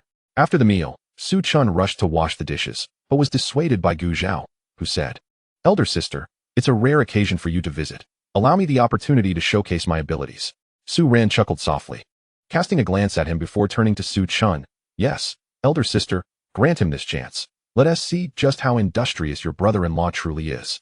The couple exchanged playful banter, prompting Su Chun to relent, as she had matters to discuss with Su Ran. Once Gu Zhao had cleared the table and stepped outside, she finally spoke. Elder sister, seeing you well off now brings me peace. I am aware of how our parents treated the three of us. The notion that our younger brother would earn us respect and serve as our pillar is utterly absurd. In the future, it would be best to limit contact with them. If outsiders inquire, you can simply attribute it to me. Her in-laws resided far from Yonglu village, and she had learned of the recent birth of her youngest sister through their mother's visit the previous day, who had urged her to foster a good relationship with the younger sister. Initially perplexed, she only understood the underlying motives when she learned at the dinner table of her brother-in-law's occupation. Such family dynamics filled her with a sense of sorrow and melancholy. Noticing her eyes glistening with unshed tears, Su Ran uttered, Elder sister. Wiping her eyes, Su Chun forced a smile. It's all right. Heed my words. Do not return to that household. Otherwise, I fear they might pick your youngest sister to the bone. By the way, I brought you some eggs, Su Chun added, lifting the lid of the bamboo basket to reveal over a dozen eggs. Su Ran shook her head. Elder sister, I do not want them. She had encountered her sister-in-law once and knew she was not an agreeable person. Offering these eggs likely meant Su Chun had endured another reprimand. Refusing them means you do not regard me as your true sister, Su Chun retorted, ignoring her protest and taking the eggs out. Hearing this, Su Ran paused her hand.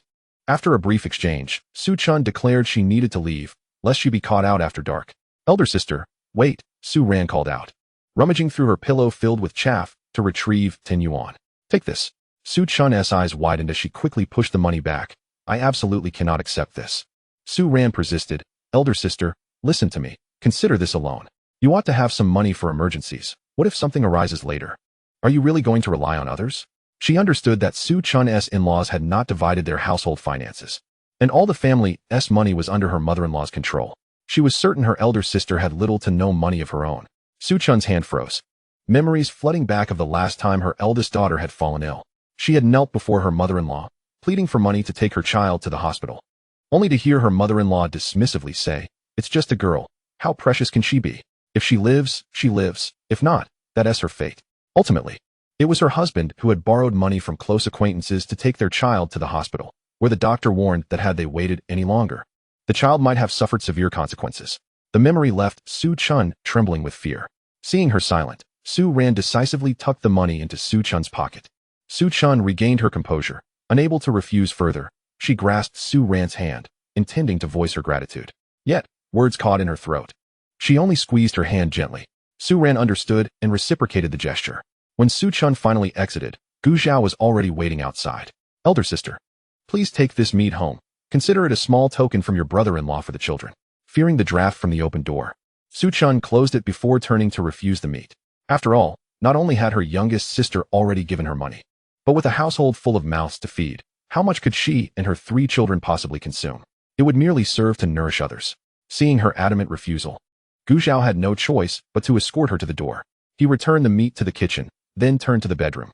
Noticing the red dates on the Kong cabinet, curious, he wondered where they had come from, recalling that there had been none when he left that morning. He checked the diaper beneath the child, finding it dry, and Su Ran replied, "These were sent by that girl Yongli. She didn't say much. Just told me to eat them, claiming they would replenish my energy and blood." Then she hurried off. Gu Zhao quickly grasped the implications of Yang's gesture and smiled. Noticing he stood still, Su Ran patted the Kong, inviting him to sit beside her. Gu Zhao raised an eyebrow but obediently complied, observing her hesitance to speak. He regarded her with curiosity. Chapter 94, The Intentions of Two Little Ones. I just gave 10 yuan to elder sister. I'm sorry for not discussing it with you beforehand. Su Ran felt guilty and anxious, aware that for nearly a year, it had been Gu Zhao managing the household inside and out. And such a significant matter had escaped her prior consultation. Gu Zhao, initially thinking it was something serious, chuckled upon realizing it was merely this. He affectionately ruffled Su Ran's hair. I gave you that money for you to spend. Where you choose to allocate it is your business. Even if you decide to scatter it like paper, I won't stop you. At this, Su Ran lifted her head, rolling her eyes at him. Am I a fool? Would I waste money like that? Even if it were paper, I wouldn't squander it. Seeing she no longer dwelled on the money, Gu Zhao nodded good-humoredly. All right. You're no fool. He then produced 50 yuan from his pocket. Wife, keep this money. Su Ran looked up at him, accepting the money. Why are you giving me more? Aren't you worried I might squander it all? What's mine is ours, Gu Zhao quipped, then added. If you manage to spend it all, it merely signifies that I need to earn more, not that it reflects on you.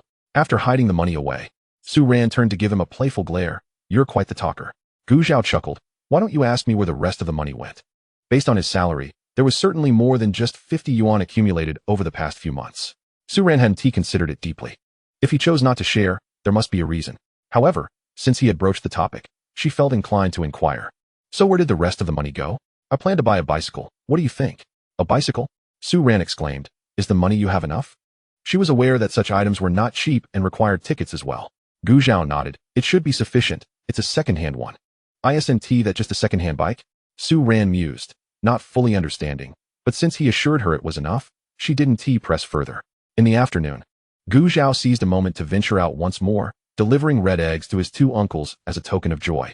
While he chose to disregard the Su family entirely, after spending a brief time at his uncle's home, he returned around 5 or 6 o'clock. The days are longer now, with twilight lingering until 6.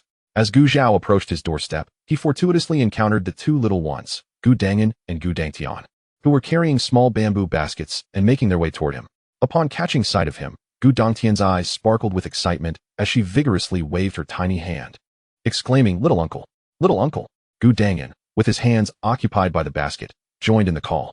Gu Zhao stood at the entrance, awaiting their approach. Are you here to see me? He inquired. Gu Dangtian nodded vigorously, then shook her head, her voice sweet and childish as she replied. We came to see little aunt and the baby. In truth, she had longed to visit, but their grandmother had insisted that little aunt needed rest. Pretending to be sorrowful, Gu Zhao lamented, Doesn't Sui Sui miss her little uncle?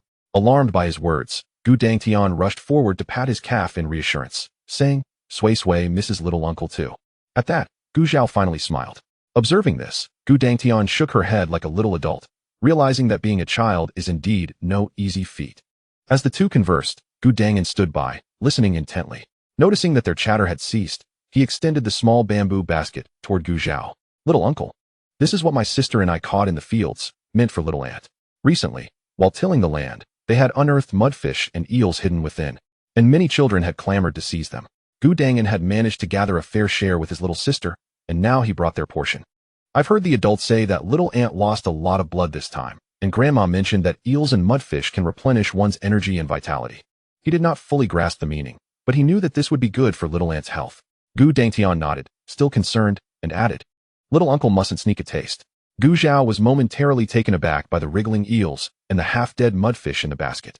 Before being further amused by Gu Dangtian's innocent words, he bent down to ruffle the heads of the two little ones, speaking softly. "Little uncle thanks you both for your thoughtfulness toward little aunt and your sister." Gu Dangan, mimicking the adults, patted his chest and proclaimed grandly, "No need to thank us." Gu Dangtian echoed, "No need to thank us." At this point, Gu Zhao could no longer contain his laughter, and he ushered them into the house. Upon entering, Gu Dangtian rushed to the edge of the Kong, peering eagerly as she craned her neck, but her height was insufficient to see anything. Frustrated, she looked towards Su Ran, calling out, "Little aunt, look at the baby." Gu Dangan, though not exhibiting the same level of urgency as his sister, gazed intently at the infant on the Kong. His anticipation unmistakable. The two little ones stamped their feet in excitement, yet they refrained from climbing onto the Kong, their eyes fixed longingly on Gu Zhao and Su Ran. Their familiarity with Su Ran stemmed from the fact that she often offered them sweets and biscuits during her walks outside, effectively winning their hearts. Exchanging knowing glances filled with warmth, Gu Zhao and Su Ran each took one of the children, removing their shoes to place them on the Kong. As soon as they were atop the Kong, the two little ones eagerly crawled over to their sister. Observing the baby with closed eyes and tiny features, Gu Dangtian could not resist the urge to reach out and touch her. Yet, just before she made contact, she hesitated, turning to Gu Dangan and whispering, "Brother, we can just look. The baby is sleeping and we mustn't wake her, or she will cry." "Uh-huh," Gu Dangan nodded, his gaze transfixed on the tiny infant, whispering back, "She is so small." Unable to contain his astonishment, he stretched out his palm to compare, his eyes wide with wonder. Gu Zhao stepped outside to place the eels and mudfish in water, and upon returning to share this with Su Ran, they both turned to see the children's expressions, their eyes lighting up with gentle smiles. After a brief visit with the baby, Gu Dangan and Gu Dangtian did not linger. Hand in hand as they made their way back, Gu Zhao, feeling a twinge of worry, followed closely behind until he saw them safely enter the Gu family courtyard before returning to prepare dinner. As soon as the pot began to simmer, Wang Hohot and Gu Jianjun approached with bowls in hand. Gu Zhao stepped out of the kitchen and greeted them. "Dad, Mom. This is the chicken soup Mom has prepared.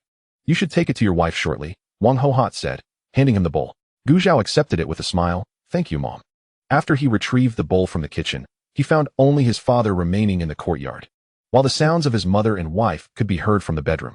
Noticing his father's frequent glances toward the bedroom, Gu Zhao offered, "Dad, would you like me to bring the baby out for you to see?" Gu Jianjun nodded. As a father-in-law, he felt it inappropriate to enter while his daughter-in-law was resting. Chapter 95. Why is it different? Are you not human? Gu Zhao entered the room and emerged cradling the baby, who had just awakened from hunger and was now nursing with wide-open eyes. Transferring from his father's embrace to that of another unfamiliar figure, the little one blinked in surprise. Fixating her gaze on the person holding her, Gu Jianjun chuckled at the sight, remarking that the child was remarkably unafraid of strangers and quite bold. "Indeed, just like me." Gu Zhao chimed in. Gu Jianjun shot him a sidelong glance, cautioning that being too bold could be detrimental, lest the child end up as reckless as this rascal before him. Feeling called out, Gu Zhao rubbed his nose in silence. After a moment of engaging with his granddaughter, Gu Jianjun urged Gu Zhao to return the baby indoors to shield her from the wind. Feeling the gentle breeze that could barely ruffle a hair, Gu Zhao did not dare to argue with his father and complied, carrying the baby back inside. Shortly after, Wang Hohot emerged and, noticing the two were about to leave, Gu Zhao called out to them. He retrieved a canister of milk powder and another of malted milk essence from the house.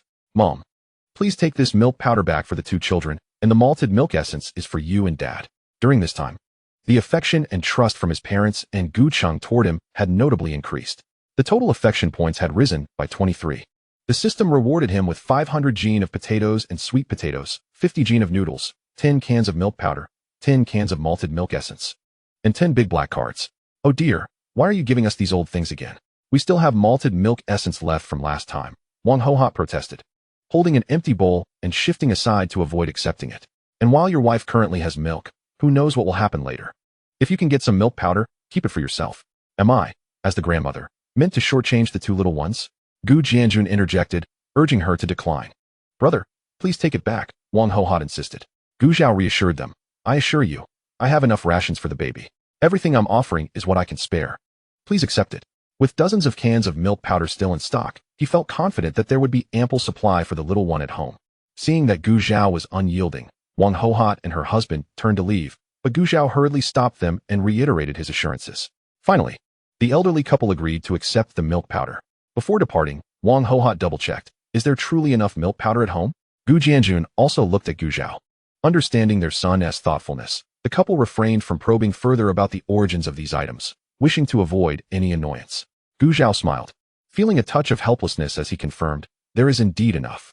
With that reassurance, the two finally took their leave, heading home. Upon their return, Li Fan had just finished setting the table when she inadvertently caught a glimpse of her mother-in-law entering the house with something in hand. However, before she could discern what it was, the door had already closed behind them. At the dining table, as Li Fan gazed upon the chicken head, feet, and backside in the bowl, she struggled to contain her frustration before finally exclaiming, "Mother, I understand your concern for my younger siblings who have just given birth. But you must also consider the well-being of your grandchildren. With such scant leftovers, who are they meant for?" After placing a chicken foot on each of the two children's plates, Wang Hohot finally had a moment to address her. "During your pregnancy, did I not prepare chicken and soup for you? Did I neglect your needs, allowing you to be so petty and still think of your sister-in-law as postpartum diet?" Wang Hohot prided herself on being fair to both daughters-in-law, yet the narrow-mindedness of her eldest daughter-in-law irked her. How had she not noticed such character before marrying her off? "Mother, that is not what I meant," Li Fan attempted to clarify. "My sister-in-law cannot eat all of this alone. Please save some for the children at home. My younger brother and sister won't complain." Wang Hohot scoffed. "You're so generous now, yet when you were in confinement, I didn't see you offering me a bite. It all went into your own belly." After both children were born, Wang Hohot had indeed prepared chicken soup for Li Fan.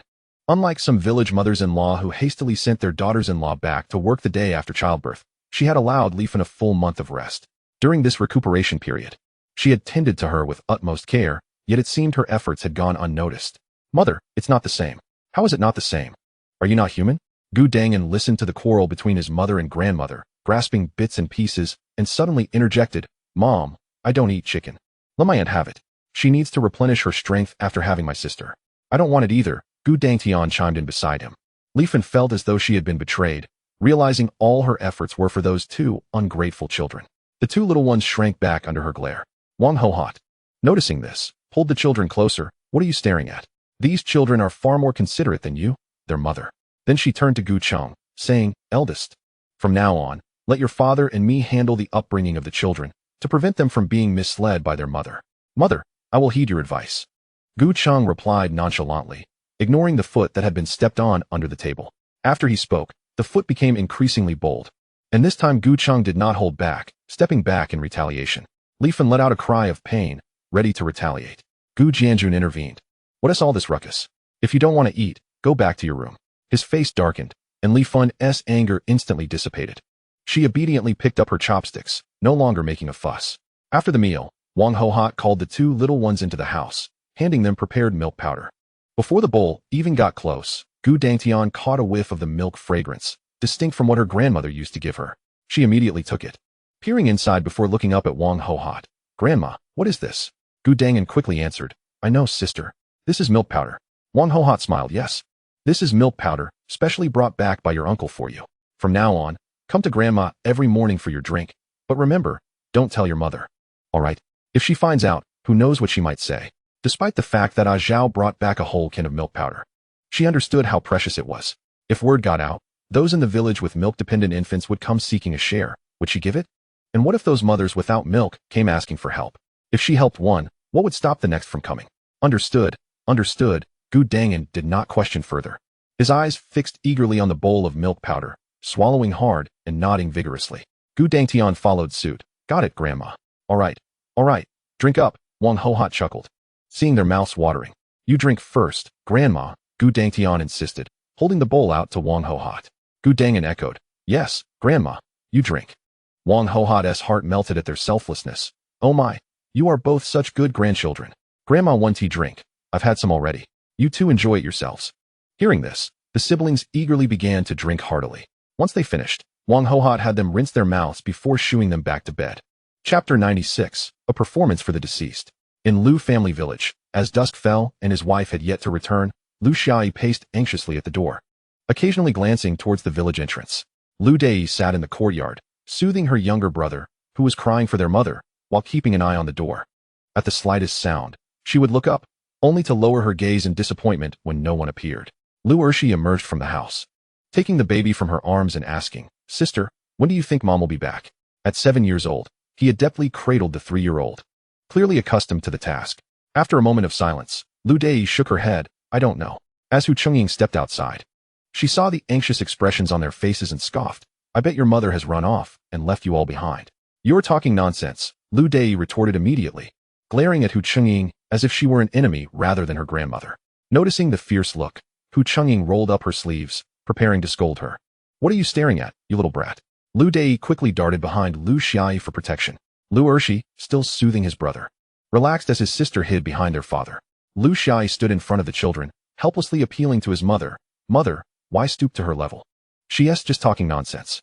Hu Chungying's face darkened as she pointed at Lu Dei, scolding. Look at that little beast's eyes. Does she seem like she's joking? Regardless, I am her grandmother. She ought to be filial and listen to me. Which family in the village has a girl like her? Lu Xiai shouted back. Mother, can you please stop calling her a little beast? She is your granddaughter. If she's a little beast, what does that make you? Hu Chungying was taken aback by his outburst. Once she regained her composure, she slapped her thigh and sat down on the ground, lamenting, Oh heavens, why won't you take me away from this ungrateful family? Her performance fell on deaf ears, as no one inside the house came out to respond. The others outside, accustomed to her tirades, simply blocked their ears, focusing on the courtyard entrance. After shouting for a while with no one paying her heed, Hu Chungying sprang to her feet and began yelling at Lu Xiai. Everything I do is for you. I married this woman, and her family is always coming around to take advantage. Now she's using my eggs to look after her sister. How much money does she have to be so generous? She's not a settled person, if it weren't for the high bride price. Who would want to marry into our family? Who knows? One day she might just run off when you're not looking. Lu Xiai tuned her out. Having learned his lesson after his elder daughter fell ill, his mother only ever used filial piety as a weapon, claiming his wife would manipulate him. When the time came to actually use money, even if he bowed down to her, she wouldn't lend a penny. Moreover, his mother-in-law had taken advantage of them a few times, but they had been driven away later. The notion that his wife would run off was utterly absurd. He regretted having once believed his mother's words. As darkness deepened, Lu Xiai planned to settle the children before heading out to fetch his wife. Su Chun hurried back home, feeling her way along the dimly lit path. As she entered, the sound of her mother-in-law's incessant scolding reached her ears. With an unflinching demeanor, she made her way into the yard. Mother, you are overthinking. My husband and children are here. I have no intention of running away. Mother, Lu Daya, upon spotting her, dashed out from behind her father. Su Chun caught her daughter as she ran towards her. Were you obedient at home today? Yes, I was. I washed the clothes, gathered wild vegetables at the foot of the mountain, and even dug out worms for the chickens. Lu Daya recounted each task with pride. Su Chun felt a mix of pride and sorrow. What mother would wish for her daughter to bear such burdens at such a tender age? Wife, you're back? Lu Xiai approached as Lu Daya spoke. Yes, Su Chun nodded. Nothing happened at home today, right? Lu Xiai shook his head. Nothing at all. As for my mother's outbursts, that's just her usual behavior. Mother. Seeing the cheerful interaction among the three, Lu Ershi grew anxious. After finally calming the baby brother to sleep, he couldn't sit still upon seeing his mother return. Su Chun glanced over to see him sitting motionless on a bench in the yard and smiled. She walked over, took the baby from his arms, and affectionately ruffled his hair. You've worked hard today too, Ershi. Hearing this, Lu Ershi's face turned crimson. It's nothing. As the family laughed and chatted, they inadvertently ignored the presence of Hu Chungying, who was sweeping the floor noisily with a broom. Su Chun frowned, and Lu Daya immediately covered her baby brother's ears. Lu Xiai, growing impatient, remarked, Mother, if you enjoy sweeping, you can do so at dawn tomorrow. There's no one to see it at this late hour. You, Hu Chungying attempted to retort, but Lu Xiai, uninterested in further conversation, led his family back into their room and had just closed the door when the loud singing and dancing from outside began anew. Oh dear, heavens above. Why have you not taken me? How could I have such an unfilial son? Hu Chungying's tirade failed to summon anyone from within, but it did provoke the ire of the neighbor next door. The elderly woman, in her 70s, trembled as she stood on a stool, shouting over the wall. Did you lose your mother, or your father? Were you pinched out at birth by your mother? Crying here at night, like a wretch. It's worth noting that this old woman had once performed for the deceased, and her sharp tongue quickly silenced Hu Qing, who retreated into the house. Inside, Su Chun and Lu Xiai exchanged a glance, and both chuckled. In the adjacent room, Wang Ernie nudged the man beside her. Do you think big brother and sister-in-law are serious this time? Aren't they afraid Mom will kick them out? The drowsy man turned over in irritation. What's real or not? Last time, big brother begged Mom, and she didn't even give him money. It's just a little argument. What's the big deal? Besides, Isn't it better to live independently than to be beholden to others? Wang Ernie's eyes sparkled at his words. What if we asked Mom to let us split the family? What do you think? Before he could respond, Wang Ernie felt a wave of doubt. If they could have split long ago, why wait until now? She understood her mother-in-law relished the authority of being the head of the household, enjoying watching her family thrive under her control. If they split, who would serve her? Yet, unwilling to give up, Wang Ernie's eyes shone with determination. But before she could form a plan, the sound of snoring interrupted her thoughts. She shot an annoyed glance at the man beside her, pulling the blanket tightly around herself. Chapter 97. How much suffering must one endure to utter such words? The next day, Su Chun stepped outside after breakfast, under the watchful gaze of her mother-in-law. In the past, she would not have dared to do this, but after the incident with her daughter, her husband now stood by her side, granting her the courage to attempt what she had never done before. Hu Chengying watched Su Chun's figure disappear through the door, then turned to Lu Xiai. Eldest, are you really so trusting of your wife going out? Lu Xiai gave her a sidelong glance, his tone neutral. My wife is just going to see her second sister. Why would I not trust her? Hu Chengying's eyes widened. What kind of wife runs out every day? Today it's the third sister, tomorrow the second sister. Isn't she neglecting her duties at home? My wife has never shirked her responsibilities since she joined this family. Is it too much to take a couple of days off? Not at all. Enough with the arguments. Is life so easy now that you feel the need to bicker daily? As the two continued their quarrel, Lu Laotu finally interjected, glaring at his wife, which silenced Hu Chengying. He then turned to Lu Xiai, speaking earnestly. Eldest, I understand your dissatisfaction with your mother's actions last time. But whatever she does is for this family, for you all. As a son, you must still show her the respect she deserves. Do not let a mere outsider cause daily discord with your mother. My mother is not an outsider. Lu Ershi couldn't help but interject. Hu Chengying shot him a glare.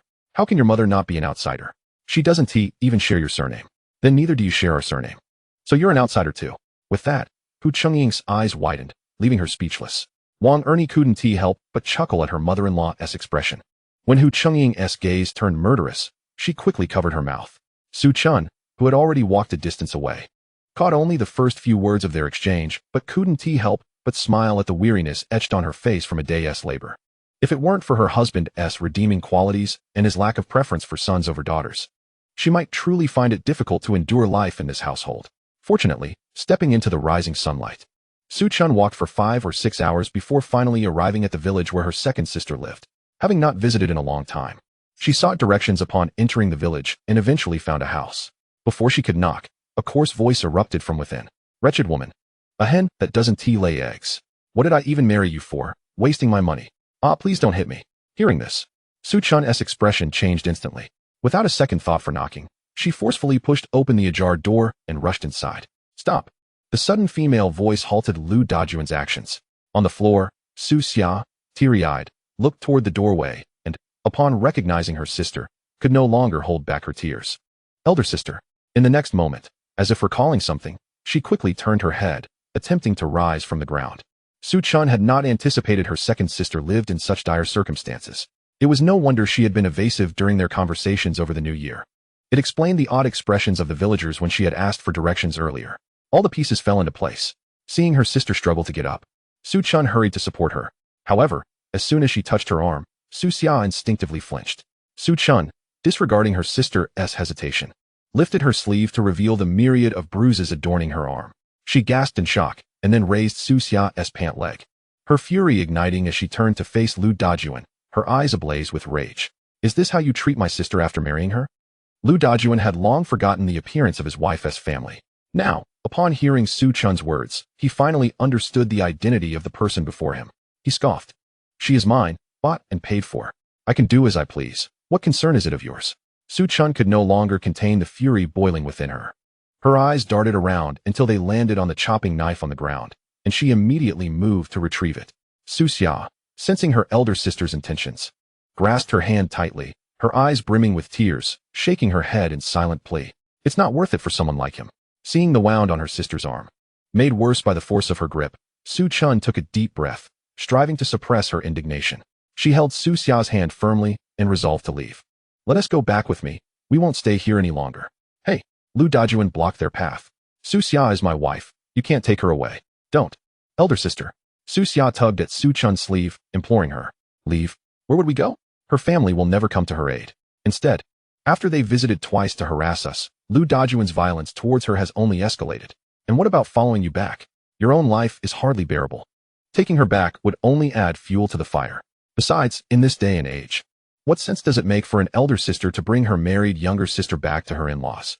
Caught in this dilemma, Su Chun stood frozen, well aware of her sister's concerns. Yet, she found it impossible to abandon her to endure torment at the hands of this man. Lu Dajuan, witnessing this, wore a smug expression. Su Xia tugged at her sleeve once more, leaning close to whisper, "Elder sister, he won't kill me."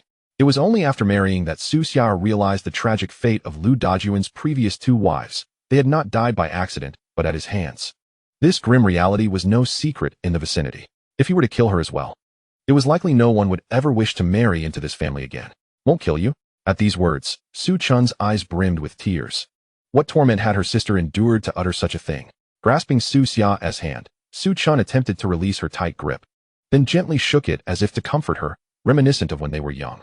This simple gesture deflated Su Chun's anger, and she turned to face the still arrogant Lu Dajuan. "I know you believe my sister to be without support, which emboldens you to bully her. But do not forget, she has me as her elder sister and a third sister as well. Should I discover you dare to strike her again, I assure you, I will gather my husband, my brother-in-law, and the other villagers to settle the score with you. Then we shall see how many blows you can withstand." Su Chun's words were not mere threats. Her sincerity momentarily instilled a flicker of apprehension in Lu Dajuan. Come on, who is afraid of who? Recognizing his own thoughts, his face flushed, and he spat a few harsh words before storming out. When Su Chun turned back, she was met with Su Xia's bright eyes. "Elder sister, you were so impressive." Su Chun shook her head, dismissing the compliment. "What is impressive about this? I merely mustered the courage to speak my mind. I don't say this lightly. If such an event were to occur again, I would indeed act. Can we still leave?" Su Chun supported Su Xia. Su Xia nodded, leaning against her as they limped back into the house. Once seated, Su Chun looked around. "Is there any medicine at home?" "Yes." Su Xia pointed toward the corner of the room. Su Chun moved aside a brick in the corner, retrieving a small plastic bottle filled with a dark green ointment that looked as if it were made from crushed herbs. This medicine had been secretly given to Su Xia by the village's barefoot doctor, who could no longer stand by. As Su Chun began to remove Su Xia's clothing, tears she had been holding back fell freely. Chapter 98, the beginning of a new school year. Seeing this, Su Xia comforted her. "Sister, don't be alarmed by the scars. They no longer hurt." Her words felt like a dagger to Su Chun's heart. Having watched her younger sister grow up, she was devastated that Su Xia had suffered for 2 years without her noticing. Su Xia had not anticipated that her words would bring her sister to tears, and without considering her own state of undress, she instinctively reached out to wipe Su Chun's tears. "Sister, please don't cry." Originally the one in need of care, Su Chun felt even more sorrowful at her sister's attempt to console her. She hastily wiped her face. "I'm fine. Turn around. I'll apply the ointment." Seeing that Su Chun had indeed stopped crying, Su Xia obediently turned away. With gentle hands, Su Chun applied the ointment, careful not to apply too much pressure for fear of causing pain. After finally finishing, she wiped the sweat from her brow. When Su Xia had dressed, she couldn't help but laugh at her sister's expression. "Sister, you don't need to be so cautious. I'm used to it." Fearing that her elder sister might bring up the painful subject again, Su Xia quickly changed the topic. "Sister, did you come to see me for something specific?" Su Chun shot her a stern look. "Don't change the subject. You must clarify everything that has happened over the past 2 years, no more secrets." Seeing her insistence, Su Xia reluctantly recounted the events of the past 2 years in full detail. Lu Dajuan was 13 years her senior. 2 years ago at 33, after the untimely deaths of 2 wives and still childless, he had grown anxious. Thus, Su Xia entered his home. Initially, he refrained from violence for the sake of having children. However, 3 months later, when there was still no sign of pregnancy, he could not contain himself any longer and struck her for the first time. That instance resulted in the loss of a barely month-old pregnancy. Afterward, Lu Dajuan regretted his actions, apologizing and promising never to strike her again, suggesting they try for another child. Su Xia neither affirmed nor negated his claim, resigned to her fate as she had been sold into this life by her parents. This time, Lu Dajuan showed a bit more patience. Yet 5 months passed without her conceiving. Whether it was due to the first injury or not, Lu Dajuan's violence spiraled out of control thereafter. Upon hearing that the child had been lost, Su Chun's fists clenched tightly. By the time she had heard the entire tale, she leapt from her chair, furious, and stormed outside. "Sister, where are you going?" Su Xia quickly stopped her. Su Chun's lips pressed into a straight line, her eyes ablaze with fury. "I will go and kill that beast." Su Xia wrapped her arms around her waist, preventing her from leaving. "There is no need." I wouldn't want my child to have such a father. It's better this way. Seeing her sister like this. Su Chun's previously taut emotions reached their breaking point as she held Su Xia tightly, weeping uncontrollably. Why must my sister endure such suffering? Su Xia blinked back her own tears, swallowing them down as she patted Su Chun's back, murmuring, I'm all right. After a good cry, Su Chun's emotions began to settle. Aware that saying more would be futile, and since her sister was unwilling to leave with her, she resolved to wait and see. If Lu Dajuan had taken her words to heart, then perhaps things would improve, otherwise. Once Su Chun regained her composure, Su Xia resumed the earlier conversation. Sister, did you come specifically to see me? Clearing her throat, Su Chun replied, her voice still slightly hoarse. I came to see you. And to share news about our third sister. Su Xia poured a glass of water and handed it to her. After taking a couple of sips, Su Chun relayed the happenings concerning Su Ran. Hearing that the third sister had given birth and that her husband treated her well, filled Su Xia with genuine happiness. At least one of the three sisters was living a happy life. Our third sister wanted to come see you, but she hasn't been able to find the time. Su Xia nodded in understanding. The child is currently at a stage where she cannot bear to be apart from her mother. Having finished her words, Su Chun withdrew 5 yuan from her pocket and handed it to Su Xia. Considering convenience, Su Ran had given her the exact amount in small bills, which was quite timely. Sister, I don't want it. Su Xia pushed it back, as she currently had no need for money. Su Chun firmly pressed it into her hand, saying, this is from our third sister. She has a good point. Having money and not needing it are two entirely different matters. Keep this hidden, so that beast doesn't find out. You might need it in an emergency. Hearing this, Su Xia finally accepted it. The sisters chatted a little longer. But even if Su Chun dawdled, it was time for her to leave. Just as she was about to depart, she couldn't help but glance back. You might as well return with our eldest sister. She was genuinely frightened. Su Xia shook her head with a smile, urging her to leave. Hurry, or it will be dark soon. After repeated persuasion, Su Xia remained resolute, leaving Su Chun with no choice but to depart. As she watched her sister's figure fade from sight, tears, long suppressed, began to fall. Gu Zhao had arrived in the county town early that morning, riding his bicycle. Even though Yu Zirong had instructed him to take care of home first, one must sometimes disregard the words of leaders. If he truly followed those instructions, who knew how they might gossip behind his back? Of course, Gu Zhao believed that Yu Zirong was not that kind of person. However, a diligent worker must maintain a sense of responsibility, and having not been present for several days, it was time for him to show up. Upon entering the factory, those who had a good relationship with Gu Zhao all congratulated him. Congratulations, Engineer Gu, you've become a father. Thank you. By the time Gu Zhao reached the office, his face was beaming with joy. Indeed, there are no secrets in this world. Once one person knows, everyone will know. Before he could settle into his seat, there was a knock at the door. Bao Zheng just poked his head in. Ah Zhao, your wife really gave birth? Gu Zhao nodded with a hint of helplessness. She did. I thought Xiao Yufeng was pulling my leg. Bao Zheng muttered under his breath, which Gu Zhao accidentally overheard. He raised an eyebrow. So the news of my wife's delivery was spread by you? With an awkward smile, Bao Zheng nodded and stepped inside. You already knew, so why ask me? I was just uncertain. Gu Zhao shot him a glare, feigning a strike. You dare spread unverified news? Bao Zheng dodged with a twist, thinking to himself. If those secretly in love with you are saying so, then it's a 10-to-1 chance. However, seeing the ignorance of the man before him, he wisely refrained from voicing this thought and redirected the conversation to more pressing matters. Have you heard the news? Our school will reopen in mid-next month. Gu Zhao had no doubts about his insider information and inquired, do you know when the announcement will be made? Early next month. Nodding thoughtfully, Gu Zhao eventually noticed that Bao Zheng was still lingering, prompting him to gesture toward the door. You may leave now. Bao Zheng stared in disbelief, exclaiming, Gu Zhao, you ungrateful wretch. Gu Zhao lifted his chin defiantly. I haven't even addressed your spreading of personal news. At this, Bao Zheng fell silent, feeling guilty as he exited the office, even closing the door behind him. Moments later, another knock resounded at the door. Chapter 99, The Experts from the City. Gu Zhao rose to open the door. Director? Upon hearing that Gu Zhao was present, Yu Zirong hurried to his office, a satisfied smile adorning his face. Gu Zhao, you arrived just in time. I was actually planning to find you. Recognizing that work was at hand, Gu Zhao asked, what is the matter? Let us discuss it in my office. After Yu Zirong explained the situation, Gu Zhao furrowed his brow. Director, his words were cut off by Yu Zirong. Call me uncle. The carefully constructed sentence unraveled into a jumble of codes, prompting Gu Zhao to reorganize his thoughts. Uncle, I would be more than willing to help if I can. But I'm not very familiar with the machinery at the steel plant, and I fear I might not be able to accomplish this task. He made his position clear while leaving an escape route. Yu Zirong understood that his hasty decision-making was inappropriate, especially since this matter was not strictly a factory issue, but rather personal. Let us first go take a look. If we succeed, I will ensure you receive due compensation from Zhang Tianliang. If not, I will also privately compensate you. How does that sound? Gu Zhao smiled awkwardly.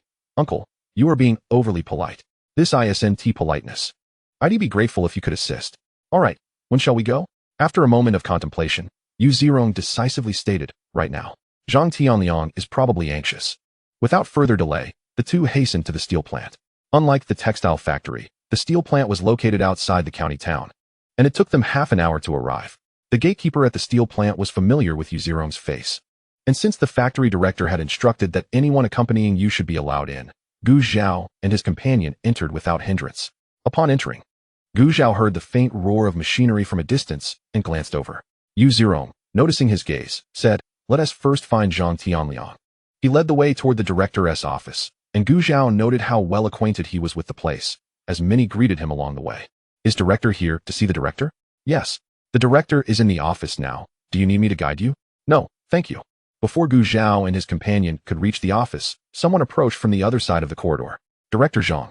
Gu Zhao did not recognize the individual, but upon hearing Yu Zirong's address, he understood that this was Director Zhang Tianliang. Upon noticing them, Zhang Tianliang paused briefly before resuming his stride. Greeting them with a smile, "What brings you here?" Hearing this, Yu Zirong frowned. "Have you forgotten what you told me the other day?" Zhang Tianliang's expression shifted. Gu Zhao, sensing a change in the atmosphere, braced himself. Something seemed amiss. "If you haven't forgotten, then hurry and take us to the workshop.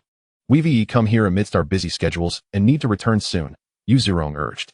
Zhang Tianliang hesitated. "Director Yu," he stammered, and Yu Zirong, suspicious, pressed on. "Don't tell me you invited us here only to reveal that something has changed?" With no way to evade the topic, Zhang Tianliang reluctantly disclosed. "The experts from the city are coming later." Yu Zirong contemplated this for a moment, then coldly huffed. "What do you mean? The city experts are coming, so they don't value our local ones?" The local Gu Zhao could barely contain his laughter at the absurdity of the situation, but refrained from laughing aloud. Recognizing the seriousness of the matter, under Yu Zirong's increasingly glaring gaze, Zhang Tianliang attempted to defend himself. "I'm just trying to find someone reliable from the city. After all, we've been collaborating for so long." As Yu Zirong's fury escalated, he began to rant. "Reliable from the city? You think the people I brought here are unreliable? Had I known this would happen, I should never have agreed to your request." This is akin to a dog biting Lu Dongbin, unable to recognize a good heart, a weasel wishing a chicken a happy new year, with ill intentions. Yu Zirong's rage had reached its peak, and Gu Zhao, anticipating his outburst, prudently stepped back, leaving Zhang Tianliang to bear the brunt of his wrath. He dared not retreat, bearing the brunt of Yu Zirong's wrath alone. After much effort, Yu finally fell silent, and he wiped his face, letting a few droplets of dew fall to the ground. "I acknowledge my fault in this matter, and I appreciate your extra effort in coming here. As a gesture of apology, allow me to treat you to lunch today." He conceded that, given a better option, he had indeed failed to regard the commitments made by Yu Zirong. Especially upon encountering Gu Zhao himself, his disbelief only deepened. Noticing the gaze directed towards him, Gu Zhao remained steadfast and unmoved. He was merely a minor cog in the machinery. Let the leaders handle their own affairs. As for being looked down upon, he felt no concern. Yu Zirong, in irritation, replied, "Who cares about your lunch?" He felt utterly humiliated, having brought this upon himself. "What do you want then?" Zhang Tianliang inquired, trying to maintain his composure. "Let us not make things difficult for Director Zhang," Chen Guodong interjected smoothly. "After all, we are all here for the betterment of the factory. When faced with two choices, one must always opt for the superior one. It is our responsibility to our own establishment." A voice emerged from behind Gu Zhao, prompting him to glance back instinctively. Chen Guodong gestured for the guide to leave, who, upon receiving Zhang Tianliang's nod, promptly departed. Under the watchful eyes of the other three, Chen Guodong approached slowly, smiling as he greeted, "Director Yu, Director Zhang. It's been a while." Zhang Tianliang, beaming, stepped forward. "Technician Chen, thank you for your assistance this time." Chen Guodong merely shrugged. "Not a bother, just a casual task." Noticing his dismissive demeanor, Yu Zirong's hand twitched. Chen Guodong turned to him. "Director Yu, what's the matter? You seem less than pleased to see me." Yu Zirong forced a smile. "I was simply born without a penchant for laughter." "Is that so?" While the others conversed, Gu Zhao discreetly assessed the expert from the city. Clad in a perfectly tailored suit, devoid of any wrinkles, in his 30s, sporting glasses, and with hair slicked back immaculately, not a single fly would dare land there. "Is this the newly hired technician at the textile factory?" Gu Zhao quickly averted his gaze. not expecting the city expert to mention him. However, it was evident that Chen Guodong was not addressing him, and Gu Zhao had no intention of responding, despite Yu Zirong's distaste for this individual. Basic etiquette compelled him to nod in acknowledgement. Yet, in the next moment, Chen Guodong's words made Yu Zirong wish he could erase the previous moment of civility. Director Yu, I must say, when hiring employees for this factory, one must be discerning, lest we admit individuals who could disrupt production. Chen Guodong had arrived the previous day and had already gathered insights about the textile factory. He had assumed Yu Zirong's elevated spirits were due to something significant, only to discover it was because of Gu Zhao, a mere lad who hadn't completed high school. Claims of fixing factory machinery in less than an hour and increasing output by 10% in a month seemed utterly ludicrous to him. It was likely that Yu Zirong had some personal connection to this boy, using the textile factory to bolster his reputation. Chen Guodong's expression was one of sheer disdain. It was as if someone had pointed a finger directly at him, inciting Gu Zhao to finally speak up. Some individuals, believing their own limited abilities to be the norm, fail to recognize their shortcomings and meddle in matters that do not concern them. In truth, Gu Zhao was unaware of Chen Guodong's character and capabilities, but he surmised that men like him could only be struck down in a few ways. Chen Guodong's face flushed crimson. When had he ever been addressed in such a manner? Anger surged within him. What did you say, kid? Repeat that if you dare. Just as Gu Zhao was about to respond, Yu Zirong interrupted. What is there to say? Who do you think you are? Just some city dweller. And you think you're something special because I've shown you a modicum of respect? Today, consider this my misguided kindness. Zhao, let us not associate with this sort. Regardless of Chen Guodong's status as a city representative, Yu Zirong ought not to have so openly severed ties. Yet, while he could bear insults directed at himself, he would not tolerate Gu Zhao being treated unjustly. After all, Gu Zhao was his protege. How could he allow him to endure humiliation without retaliation? Zhang Tianliang quickly intervened. Hey, Director Yu, let us discuss this calmly. He was bewildered at how the conversation had escalated to such a confrontation, now fully aware that he had offended Chen Guodong. Discuss? Discuss what? Don't come seeking my assistance in the future. Zhang Tianliang found himself splattered with verbal vitriol. Watching helplessly as Yu Zirong stormed out of the textile factory, catching a glimpse of the silent Gu Zhao beside him, Yu Zirong slowed his pace and sighed. Xiao Gu, I owe you an apology for today. Gu Zhao shook his head. Uncle Yu, this is not your fault. Zhang Tianliang is the one seeking favors. Chen Guodong is the one with the upper hand. What does it have to do with you? While Gu Zhao articulated this, he was, in truth, making the trip partly for Yu Zirong's sake, unaware of the ensuing turmoil. Seeing Yu Zirong in this state, Gu Zhao smiled. If you truly feel guilty, how about treating me to a meal at the state-run restaurant at noon? Upon hearing this, Yu Zirong clapped his hands. All right then, let us head there now. It's almost noon. Thus, the two made their way to the state-run restaurant. Gu Zhao did not hesitate, ordering freely, and Yu Zirong smiled at his enthusiasm. At the steel factory, after Gu Zhao and Yu Zirong departed, Zhang Tianliang immediately invited Chen Guodong to the workshop. Chen Guodong strolled behind him, casually surveying the area. Upon noticing no significant changes, he withdrew his gaze. So, what did you want to discuss? Zhang Tianliang rubbed his hands together. Well, during the last meeting, the county leaders expressed their dissatisfaction with our production levels and demanded improvements. I wanted to see if you had any suggestions. Chen Guodong looked perplexed. If you want to increase production, just hire more workers. What do you need me for? Zhang Tianliang was taken aback, pressing on. Is there a way, say, to enhance our operational efficiency by increasing the machine's speed? Chen Guodong regarded him with an expression of disbelief.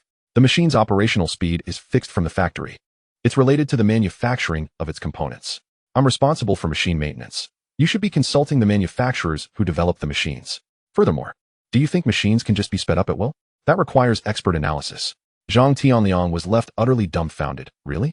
But didn't Director Yu mention that the young man at their factory could improve the machine's operational speed? Could it be that he had been deceived? Absolutely. Chen Guodong replied with unwavering certainty. In Yanglu village, Gu Zhao intended to visit the textile factory today. Wang Hohot hurriedly finished her work in the fields before returning home. Su Ran, hearing a knock at the door, rose to open it. Mom. Oh, did the child cause a fuss last night? Wang Hohot quickly entered and closed the door behind her. Su Ran shook her head. It was all right last night. That's good. Wang Hohot nodded.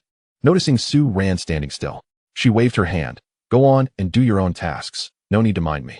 Catching sight of an open book on the table, she suddenly recalled Gu Zhao mentioning he hoped his wife would pursue her studies. If you decide to study in the future, dear, don't worry about the child. I'll come to help you both. As she blinked her eyes, Su Ran felt a stirring within her heart. For this was indeed a concern that weighed heavily on her mind. since Gu Zhao had mentioned that he would allow her to pursue her studies in the future. She harbored no doubts about his intentions. Her sole apprehension lay in the fear that there would be no one to care for the child. To her surprise, before she could voice her worry, her mother-in-law had already addressed it. "My dear, having you here is truly wonderful," she said, her sudden sentimentality causing Wang Hohat to feel a touch of embarrassment. After all, they were family. What was the need for such expressions? "Just continue with your studies. I will go wash the diapers." With that, Wang Hohat picked up the basin filled with soiled diapers and exited. Having rinsed the diapers and hung them out to dry in the yard, she recalled that the wild vegetables were currently in season, tender, and delectable. They would be perfect for dumplings or a light stir-fry or soup. Grabbing her small hoe, she ventured outside. Not straying far, she found herself at the foot of the hill. Common wild vegetables such as shepherd's purse, dandelion, and wild garlic were plentiful and required no deliberate search. Setting down her basket, Wang Hohat crouched and began to dig. In less than half an hour, her basket was filled to the brim. "Grandma Hohat." Just as Wang Hohat was preparing to head home, a voice called out from ahead. She looked up to see Jiang Shirtu, hunched over under the weight of a large load of pig grass. "Shirtu, are you carrying all that by yourself?" she inquired, hastening forward to assist him. But he deftly evaded her offer. "Grandma, I can manage," Jiang Shirtu insisted, adjusting the strap of the basket on his shoulder. He knew his grandmother worked hard all day, and though he lacked great strength to assist in the fields, gathering pig grass twice a day earned him some work points. Seeing that he was indeed capable, Wang Hohat did not press the matter. "Are you heading back now?" she asked. Jiang Shirtu nodded in affirmation. "Very well, then let us go together." Upon reaching a fork in the road, Jiang Shirtu produced a handful of items wrapped in leaves from his pocket and handed them to Wang Hohat. "Please, Grandma, give this to Auntie and my little sister," he said before dashing off. Chapter 101. Visitors from the maternal side. Wang Hohat watched him run a couple of steps before nearly stumbling, her heart momentarily leaping into her throat. Once she saw him steady himself and walk away, she shifted her gaze to the bundle in her hands. Unwrapping the leaves, she discovered raspberries inside. Typically, these berries ripened in April, yet it was still the end of March. She wondered where the boy had managed to find them. Noticing a few unripe ones among the batch, after repackaging the raspberries, Wang Hohat returned home, rinsed them, and presented them to Su Ran. Upon learning that they were a gift from Shirtu, Su Ran's surprise quickly melted into a smile. "He is quite thoughtful," she remarked. Wang Hohat nodded in agreement. Indeed, that boy, like his grandmother, knows the value of gratitude. "By the way, did a Zhao catch the eels and loaches in that basin?" she continued. "We should prepare them for a meal soon. I'll make you some soup in a bit." "Mom, you don't know?" Su Ran replied, casting her a puzzled glance. Wang Hohat, taken aback, asked, "No what?" Su Ran chuckled. "Those were sent over by Nian Nian." Wang Hohat paused, suddenly recalling how the two little rascals had come home covered in mud the day before, and when she had inquired about it, they had remained tight-lipped. "So that's how it is. That means you and a Zhao have not been feeding them for nothing. At least they still remember to think of you, dear aunt." She reflected, unlike their mother. The thought of her eldest daughter-in-law drew a sigh from Wang Hohat. "Is my little nephew at home?" A loud voice suddenly called from outside. Just from the tone of that disjointed call, Wang Hohat recognized who had arrived. "It must be your uncle and the others. Stay inside, I'll go take a look." With that, she opened the door and stepped outside. Wang Yongye, upon seeing his sister emerge, he exclaimed, "Sister, there you are? Is a Zhao not home?" After leading them into the main room, Wang Hohat poured them each a cup of water. "A Zhao has gone to the county. Dear sister, we came to see a Zhao's wife and the child. These two fish are what the boys caught yesterday from the river. You should cook them into a soup for your daughter-in-law to nourish her," Su Hong said, handing the fish over to Wang Hohat. Seeing this, Wang Yongyu also offered her the items he carried, including some brown sugar. Being family, Wang Hohat did not stand on ceremony and accepted everything graciously. After placing the items in the kitchen, Wang Hohat entered the bedroom. "Your uncle and big uncle have come. You shouldn't be exposed to the wind. No need to go out. I'll take the child out for them to see." Su Ran nodded and handed her the sleeping baby from the Kong. Upon seeing his sister enter carrying something, Wang Yongye immediately stood up, eager to take the child from her. "Ah, this must be my granddaughter," he exclaimed. Su Hong pushed him aside, saying, "Can you handle her? Just let me do it. Be careful not to wake the baby." With that, she reached out to take the child. Wang Yongyu watched, remarking, "The baby really resembles a Zhao." Having been reprimanded by his wife, Wang Yongye retorted, "Big brother. If she didn't look like a Zhao, that would be a serious problem." Just as he finished speaking, Wang Hohat playfully smacked him on the back. "Do you believe I would knock your mouth out? You deserve it." Su Hong chimed in, adding that if her hands weren't occupied, she would have liked to give him a couple of swats as well. Feeling wronged, Wang Yongye decided to keep silent. But after a brief moment of self-soothing, He leaned closer. Wife, please let me hold her. I promise I won't wake the baby. Su Hong looked at him skeptically. She trusted his ability to hold the child, as he had cared for their 2 children when they were young, but she doubted his claim about not waking her. Prodded by her doubtful gaze, Wang Yongya almost raised his hand in oath, insisting, I swear, if the baby wakes up, I will sleep in the yard tonight. All right then, Su Hong relented, albeit reluctantly, and handed the child to him. Wang Yongya accepted her with utmost care, his happiness evident. Seeing his big brother watching, Su Hong suggested they go check on Su Ran. Thus, Wang Hohat and Su Hong entered the bedroom, leaving Wang Yongya in the main room. As the door creaked open, Su Ran looked up, and upon spotting Su Hong, she instinctively stood to greet her. Su Hong quickly waved her off, saying, We are family. There's no need for such formalities. I'm just here to check on you. The 3 of them sat by the Kong and chatted for a while. Su Hong then shared some advice about postpartum care and child rearing, which Su Ran listened to intently. Although Wang Hohat had already mentioned some of these points, every individual's experience with child rearing varied, and there were certainly aspects Wang Hohat had overlooked. Unbeknownst to them, they collectively ignored the fact that Dai Wan had not come. Under normal circumstances, as the mother of the newborn, she ought to have paid a visit. However, both Wang Hohat and Su Hong, aware of her character, chose not to inquire about Wang Yongyu, and Su Ran remained silent on the matter as well. After a while, as time drew near, Su Hong prepared to take her leave. Just then, a baby's wail echoed from next door. Her eyes widened, and without a word to Wang Hohat, she hurriedly opened the door and dashed out. Stay inside. Mom will go take a look, Wang Hohat called to Su Ran before following suit. Wang Yongya. Su Hong called out from the doorway, mindful of startling the child, her voice lowered. Upon seeing his wife approach, Wang Yongya felt a wave of despair wash over him. Wife, this really has nothing to do with me. The baby woke up on her own. You can ask Big Brother if you don't believe me. Wang Yongyu nodded in agreement from the side. Only then did Su Hong refrain from her fierce expression. Wang Hohat took the child from her younger brother's arms, checked the diaper, and found it dry. There's nothing wrong. She's probably just hungry. I'll take her inside. In light of this, Su Hong suggested they leave. Sister, there are still things to attend to at home. We should head back. Indeed, there is still work to be done in the fields, Wang Yongya echoed. Wang Hohat attempted to persuade them to stay, saying, It won't hurt to linger a while. Let us dine together first. No, second sister, perhaps another time, Wang Yongyu interjected. They merely came to see the child and have not brought any provisions. Staying for a meal is hardly necessary. With that, the 3 of them made their way outside. Observing their resolve, Wang Hohat, cradling the baby, found it difficult to persuade them to stay and could only accompany them to the door. You must come when the baby turns a month old, she insisted. Rest assured, sister, even without your prompting, I shall shamelessly show up, Wang Yongya called back, waving as the trio's silhouettes gradually disappeared from view. Only then did Wang Hohat return indoors with the child.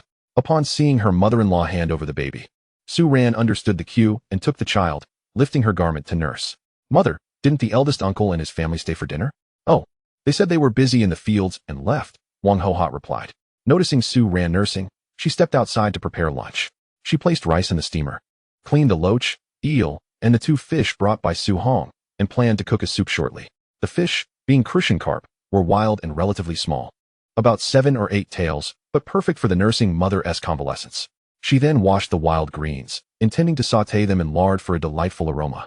Leaving 1 fish for the evening, Wang Hohat quickly prepared the meal and brought it inside. Come, it's time to eat, she announced. Su Ran had just lulled the child to sleep and was eager to assist with the meal, but Wang Hohat gently pushed her aside, saying, This little task is manageable for your mother. You may rest. Su Ran approached the table only to find there was still only 1 bowl of rice. With a hint of resignation, she remarked, Mother. Wang Hohat, anticipating her complaint, interrupted, Just eat for now. Leave the bowl here, and I shall collect it later. Without allowing any further protest, she hurried out of the room. Su Ran stood by the window, watching her mother hasten away, her pace rivaling that of a youth. With the child still inside, she could not follow, so her gaze shifted to the dishes on the table, a flicker of warmth crossing her eyes. After Wang Hohat finished her meal, she prepared to head towards the end of the village. Gu Dangtian, sensing her departure, clung tightly to her leg. Grandma, are you going to Auntie's? Bending down to embrace the little one, Wang Hohat nodded. Yes, dear, I am going there. Why do you ask? Gu Dongtian's eyes sparkled as she wrapped her small hands around Wang Hohat's neck, her voice sweet and innocent. Can you take Sui Sui with you? Sui Sui wants to see her little sister. And Nian Nian too. He wants to see her as well. Gu Dangan, standing nearby, chimed in. Seeing the eager expressions of the 2 children, Wang Hohat nodded. Of course, you may come along. Yay. The two children's voices rang out in unison. After informing the household, Wang Hohat cradled one child while holding the other by the hand, leading them to the village's edge. "Auntie, I have arrived," Gu Dangtian announced as soon as they entered the yard. Wang Hohat set her down, gently admonishing, Sway, be quiet. Your little sister is sleeping." Gu Dangtian promptly covered her mouth, reminding her brother in a hushed tone, "Brother, we must be quiet." "Yes," Gu Dangan nodded seriously. As Wang Hohat opened the door, the two little ones slipped through the narrow gap before it was fully ajar. They tiptoed, careful not to make a sound. Su Ran, noticing their arrival, smiled. But her expression turned to curiosity at their antics. "Nian, Sway, what are you up to?" "Shoo." Gu Dangtian placed her finger to her lips, whispering, "Andy, we must speak softly, or we will wake the little sister." With that, she skillfully kicked off her shoes and began to climb onto the Kong. Seeing his sister wriggle like a worm, Gu Dangan hurried to give her a gentle push, helping her onto the Kong. When it was his turn, however, he struggled and remained rooted in place, casting a pleading glance at his grandmother. Wang Hohat and Su Ran watched the children's antics, thoroughly amused. When they saw Gu Dangan's predicament, they couldn't help but laugh. Gu Dangtian, already beside the little Tang Yuan, glanced back at them with an expression that seemed to say adults could be quite absurd, then reached out to gently cover the baby's ears. This only made Su Ran and Wang Hohat laugh even harder. Under the gaze of her grandchildren, Wang Hohat approached and lifted Gu Dangan by his armpits. Placing him atop the Kong, he quickly crawled over to his sister, saying, "Sister, you must be so tired. Let me cover you." "Okay." After covering her for a moment, Gu Dangtian's hands grew weary, so she let go. Gu Dangan immediately took over, ensuring that the little sister would not be disturbed.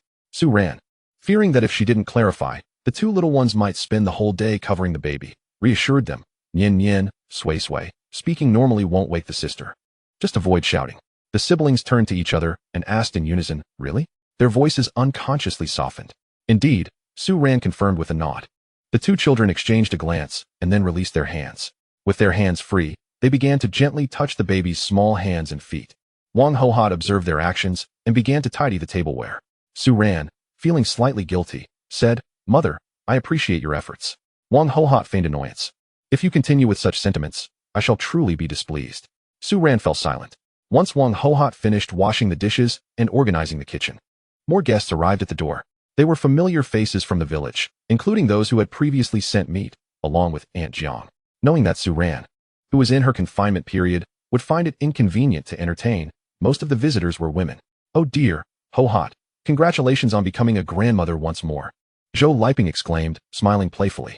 "Indeed, now that Gu Zhao has found success, and your eldest is diligent, you shall soon enjoy your blessings." Others chimed in with compliments. Wang Hohat was delighted by their words. "What you say is quite amusing. Do you imply that your sons and daughters-in-law are unfilial or unproductive? I see that Yang has been quite industrious in the fields lately. It's evident he has put in hard work. And your daughter, when she returned last time, didn't she bring a bounty of gifts?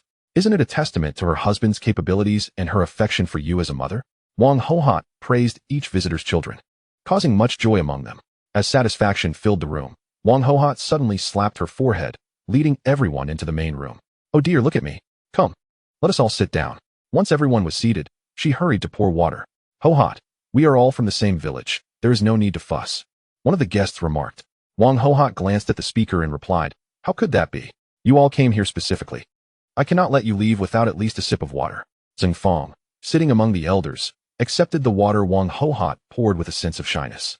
She was Gu Dong's wife, and previously, her in-laws had not been close with Gu Zhao, which meant she had little connection with Su Ran as well.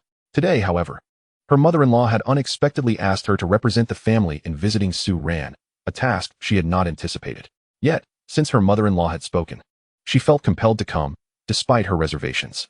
Fortunately, while Wang Hohat busied herself attending to the guests, Zheng Fong found no opportunity to engage in conversation, which relieved her somewhat. Once Wang Hohat settled down, someone suggested it might be convenient to take a look at the daughter-in-law and the child, particularly Zhou Liping, who was pleased to see Guo Zhao's life flourishing.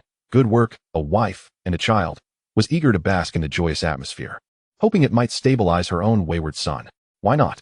They had come specifically to see her daughter-in-law and granddaughter. Wang Hohat could certainly not refuse such a request. It would be quite shameful to do so. However, everyone understood the decorum and did not rush in masse. Instead, they designated 4 representatives, including Zhou Liping, to enter the house and offer their well wishes. Chapter 103, The Bicycle on a Clear Path. Su Ran had already heard the voices from outside, and, upon seeing Wang Hohat and the others enter, quickly rose to greet them, saying, "Hello, aunties." "Oh, no need for such formality," Yu Zhaodi insisted, gently pushing her back down. Another aunt chimed in, "We merely came to see you and the child. No need to fuss over us. Your mother-in-law is here."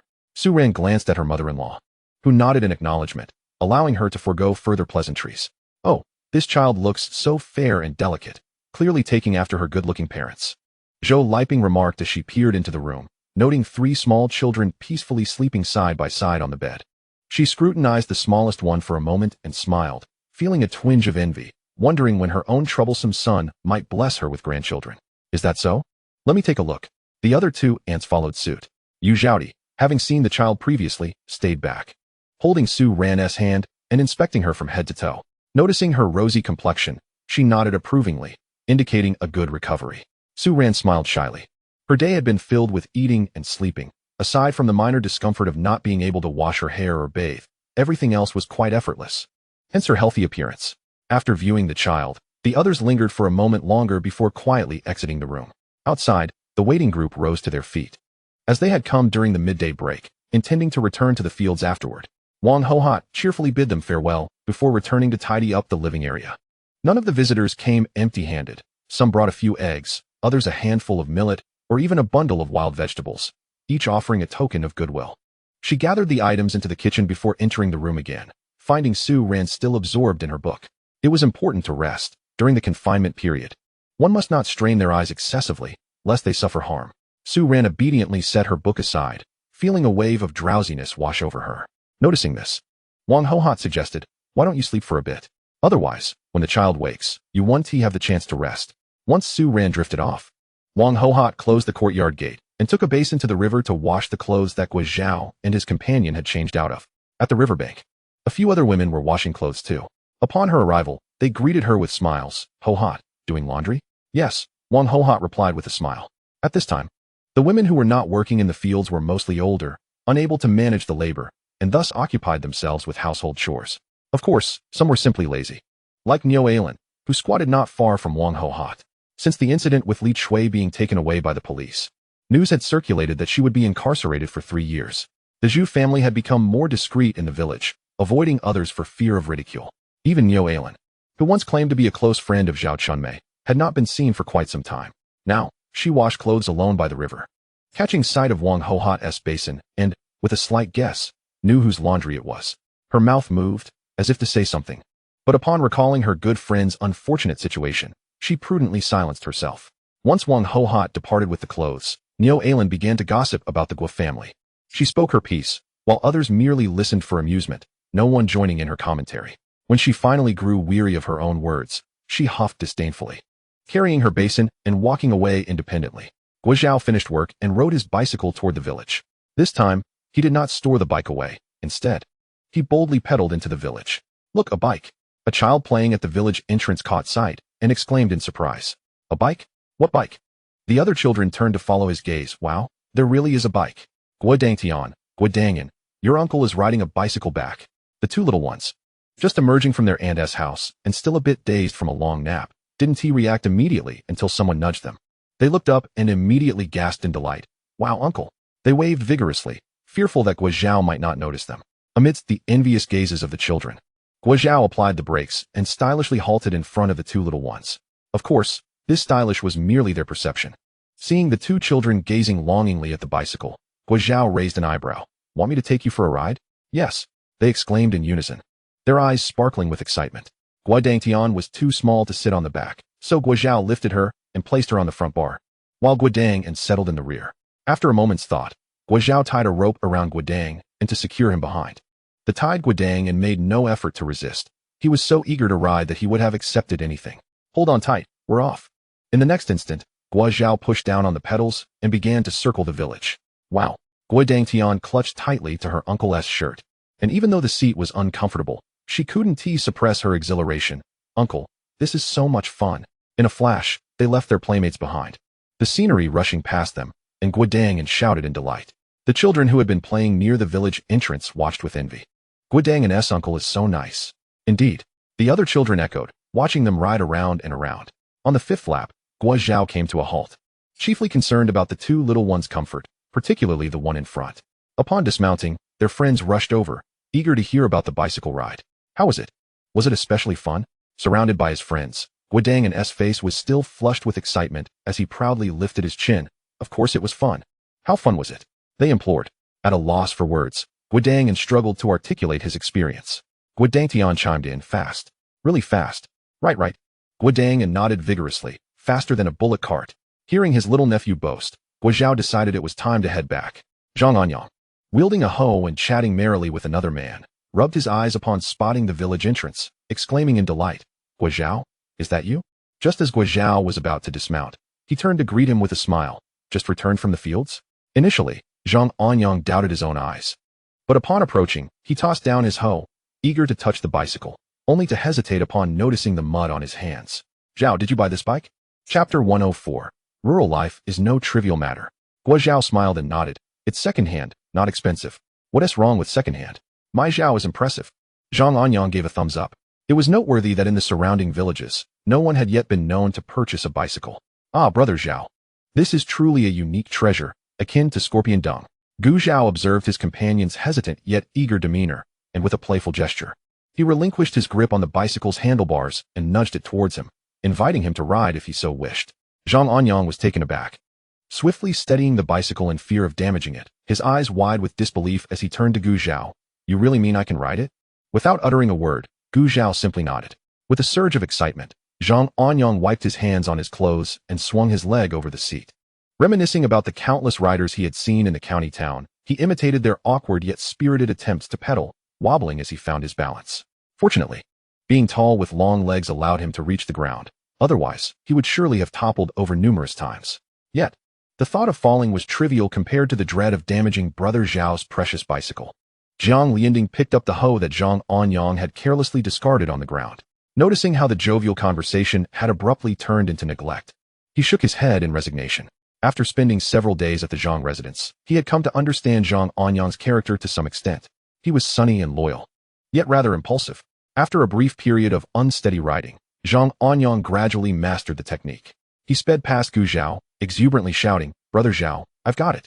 Gu Zhao chuckled, watching him ride off into the distance, then turned to Jiang Lianding. How have you been adjusting to village life, youth Jiang? Not bad. Jiang Lianding replied with a sheepish smile, though his heart was heavy with unspoken struggles. He had not anticipated the arduous labor that rural life entailed. It was a far cry from his lofty ideals of contributing to the nation. However, recalling the grandiose promises he had made to his family before leaving, he felt too ashamed to voice his grievances or return home. Besides, it was not as if he could simply return at will. Being a sent-down youth was no trivial matter. Zhang Anyang squeezed the brake lever, halting in front of the two, his hair tousled by the wind. With a self-assured tilt of his head, he asked, Brother Zhao, what are you two discussing? He was determined not to be left out. Steadfast in his loyalty to Gu Zhao, Gu Zhao shook his head, maintaining a watchful gaze between the two. What is this about? Oh, Zhang Anyang exclaimed, suddenly enlightened. Brother Zhao forgot to mention that youth Jiang is currently staying at my house.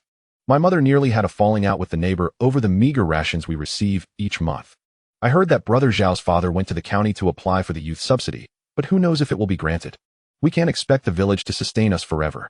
Of course, Zhang Anyang had the sense not to voice this in front of Jiang Lianding. In his view, Jiang Lianding was relatively normal compared to other youths. Though he worked slowly, he at least put in the effort and did not nitpick at his host's home. Zhang Anyang was aware that some youths had caused quite a stir in other households in the village within just a few days. Jiang Lianding, unfamiliar with Gu Zhao, refrained from interjecting, choosing instead to listen to Zhang Anyang's conversation to gather information about village affairs. When Zhang Anyang finally fell silent, he cast a sidelong glance and spotted a group returning from the fields. He quickly nudged Gu Zhao. Brother Zhao, we need to hurry and leave. If we don't, we might miss our chance. I will guard your precious bicycle. No one else can lay a finger on it. With a swift motion, he spread his arms wide, positioning himself protectively in front of Gu Zhao and the bicycle. Gu Zhao paused, following his gaze to understand his intent. With a smile of appreciation for Jiang Lianding's concern, he mounted the bicycle and rode away. Just as he departed, others approached. Is that a bicycle? My word, does our village have such capable individuals who can afford one? How do you know it wasn't borrowed? Who could afford such a treasure? Ah, you're mistaken. Someone indeed can afford it. Don't you think that figure who just left looks familiar? Furrowing their brows in contemplation, one suddenly exclaimed, Gu Zhao? Exactly. The one who recognized him raised an eyebrow triumphantly. If you didn't know better, you might think that bicycle was his. Really? Gu Zhao actually bought it? As more villagers gathered, Zhang Anyang decided it was best to slip away with Jiang Lianding while they were distracted. Is it really Gu Zhao? Why not just ask the Zhang lad? Wasn't he just with youth Jiang? Caught in the fervent gazes of the crowd, Zhang Anyang straightened up and cleared his throat, declaring, "Indeed, it is my brother Zhao who purchased it." After all, he knew that if he didn't speak up now, the truth would come out eventually. Wow, it really is Gu Zhao's. People working at the textile factory in the county are different. They can afford a bicycle in less than half a year. Their words dripped with envy. How much does Gu Zhao earn each month? It must be a considerable sum. Indeed, it must be substantial. I've heard that folks from the county dine at state-run restaurants daily. If they had no funds, could they afford such luxuries? As Zhang Anyang listened to the increasingly ridiculous speculations, he realized he needed to intervene before envy spread further. Oh, it's not as extravagant as you think. Brother Zhao said he bought it secondhand for just a few dozen yuan. Once he made this purchase, he'll probably have to tighten his belt for months. Are you serious, Zhang lad? Someone questioned skeptically. Absolutely. Why would I lie to you? His assertion, regardless of the truth, seemed to offer some comfort to those feeling envious. A few dozen yuan was something they could manage, albeit without necessity. Gu Zhao had anticipated that his bicycle would incite envy within the village, for even decades later. It would remain a rarity, let alone in the early 1960s. Whether new or old, it was a coveted possession, and regardless of when he bought it, it would inevitably draw envious eyes. Yet, he saw no reason to hide his acquisition merely to spare others' feelings. Upon entering his own courtyard, Gu Zhao rang the bell. Su Ran, seated by the window engrossed in a book, instinctively looked up at the sound. When her gaze fell upon the bicycle beside him, a glimmer of curiosity and joy flickered in her eyes, tinged with disappointment that she could not venture outside. As if sensing her unspoken wish, Gu Zhao wheeled the bicycle into the house.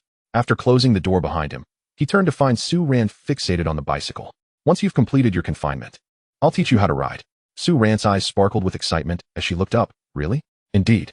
With his confirmation, Su Ran began to eagerly anticipate the day she would be free from her confinement, longing to ride without delay. Chapter 105, The Youth's Complaints. Noticing that Su Ran merely observed without attempting to touch the bicycle, Gu Zhao stepped forward and took her hand, guiding her through the basics. This is the brake, and this is the handlebar. By gripping these two, you can steer the bicycle. Wang Ho Hot, hearing the commotion from the kitchen, peeked her head in to witness the affectionate interaction between the young couple. She smiled quietly before returning to her culinary tasks. Gu Zhao patiently continued until Su Ran's enthusiasm for the bicycle waned. He then parked it in the yard and turned back toward the kitchen. Mother. With a dish in hand, Wang Ho Hot glanced at him. I'll set the table. It's time to eat. In the days that followed, when he wasn't at the factory, Gu Zhao tended to Su Ran and managed household chores while also working in the fields. His grain allocation had already been transferred to the factory the day after he started working, but Su Ran's remained in the village. Although the current grain distribution is based on the principle of 7 laborers sharing 3 portions, it inevitably raises eyebrows when no one in a family contributes to the field work. Especially in matters of labor, one must be wary of being unjustly labeled. I refused to continue. In the vast expanse of the fields, as everyone toiled under the blazing sun, a shrill female voice suddenly pierced the air. The workers turned their gazes towards the source of the sound. Sun Ting'er stared at her rough, swollen palms, which had become calloused in just over half a month, and a wave of regret washed over her. The stinging pain in her hands unleashed the pent-up grievances she had been harboring, and she burst into tears. Chen Xiaoping, who was working in the adjacent row, hesitated for a moment before approaching. Son, what troubles you? Although it was unnecessary to inquire, Chen Xiaoping already understood the crux of Sun Ting'er's distress. Her frequent complaints had dampened the spirits of the group of educated youths who had come together. Initially, she had no intention of engaging with someone who perpetuated negative emotions.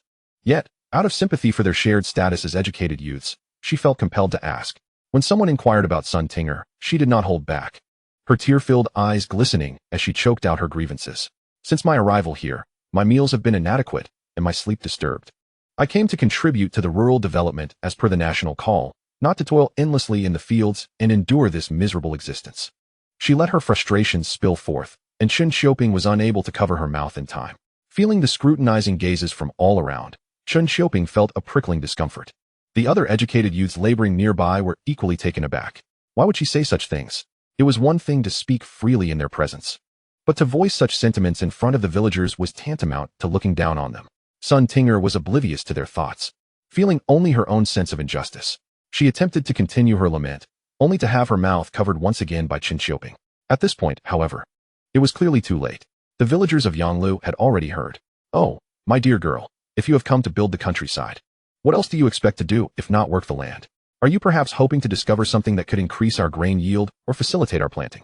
They continued, "It was not as though we forced you to come here. To be frank, your presence has caused us considerable inconvenience. Take those vegetable seedlings you carelessly uprooted, which we painstakingly nurtured, only to have them ruined by your hands. Indeed, we Haven Tea complained about you, yet you were the first to voice discontent." Sun Tinger faced the villagers' dissatisfaction, but she wanted to argue back, only to be silenced by Chen Xiaoping. Just as she attempted to push Chen Xiaoping's hand away, Zhao Pundi, sensing the situation, stepped in to restrain her. Together, they managed to subdue Sun Tinger. As for Zhang Lianding and the other male-educated youths, they felt it inappropriate to intervene with the women. Instead, they could only curse inwardly while offering apologetic smiles to the villagers. "Dear uncles and aunts, please understand that this is Sun's first time away from home. She is still adjusting to the environment here, and her concerns for her parents have led her to speak out of turn.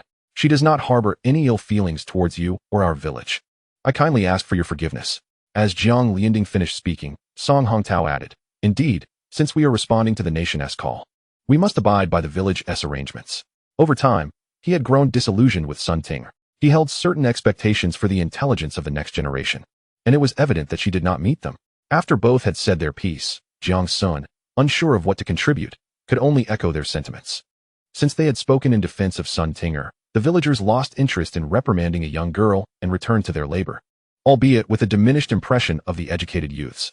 Zhang Anyang, squatting beside Gu Zhao, observed the commotion with a sigh and a shake of his head. Gu Zhao glanced at him. "What is on your mind?" Zhang Anyang chuckled lightly. "Oh, nothing much. I just feel that our village has been quite generous to these educated youths from the city, providing them with shelter and food, yet they remain so discontented. It's a psychological disparity, I suppose. Regardless of their family circumstances, they are city dwellers, and their struggle to adapt to rural life is quite natural. However, if they continue to wallow in self-pity, they will have a long road ahead." Zhang Anyang shrugged. "Well, I suppose I don't understand these matters." As time swiftly passed, it was soon April 1st. Having endured sleeplessness, Gu Zhao eagerly checked the system marketplace as the clock struck midnight. The previous 2 months had yielded nothing of significance, and he had not utilized his goodwill points in quite some time. He hoped this time would present something of value. A cotton candy. Its purpose is to sweeten your palate, priced at 1 goodwill point. A treadmill. It will push you to your limits, running relentlessly until you can no longer continue, priced at 30 goodwill points. Upon seeing these initial offerings, Gu Zhao contemplated rebuking the system. Is this a jest? However, when he laid eyes on the final item, he acknowledged his impulsiveness. Intermediate Mechanical Compendium, encompassing all intermediate knowledge pertaining to machinery in the current era, with an additional year of guidance from esteemed instructors, priced at 250 goodwill points. Gu Zhao's eyes sparkled, having studied the beginner's compendium. He knew instinctively that this intermediate version was a treasure far superior to the first. Yet, the substantial price of 250 goodwill points deterred him. "Even if I sold myself, I could not afford it," he lamented, gazing longingly at the item. "For 38, do you not offer any discounts in your system marketplace?" Gu Zhao tentatively attempted to negotiate. "Apologies, host, but there are none available." "That is where you are mistaken. I have seen other systems offer starter packs. I do not demand a grand gift, but surely a discount is reasonable? Moreover, 250 points sounds rather unappealing. I suspect you may be insulting your host." 438 momentarily fell silent. "May I inquire where you have encountered other systems?" In a novel, Gu Zhao boldly asserted, his confidence unwavering. Before the system could respond, he continued. "Those systems are exceedingly generous, offering spirit springs and spirit plants in abundance, while I, on the other hand, am not greedy. I merely desire a small discount after our long association, yet you find yourself unable to accommodate me." Sigh. As he spoke, Gu Zhao feigned a dramatic sigh. His theatrics seemed to evoke a semblance of guilt in 438, especially with that final sigh, as if it were lacking in capability. "Just you wait."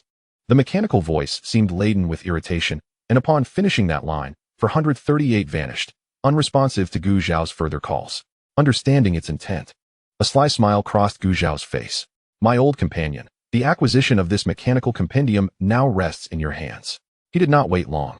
Approximately half an hour later, 438 reappeared. In appreciation of the host's support for the system's marketplace, the comprehensive mechanical catalog, Intermediate, is now offered at a discounted price.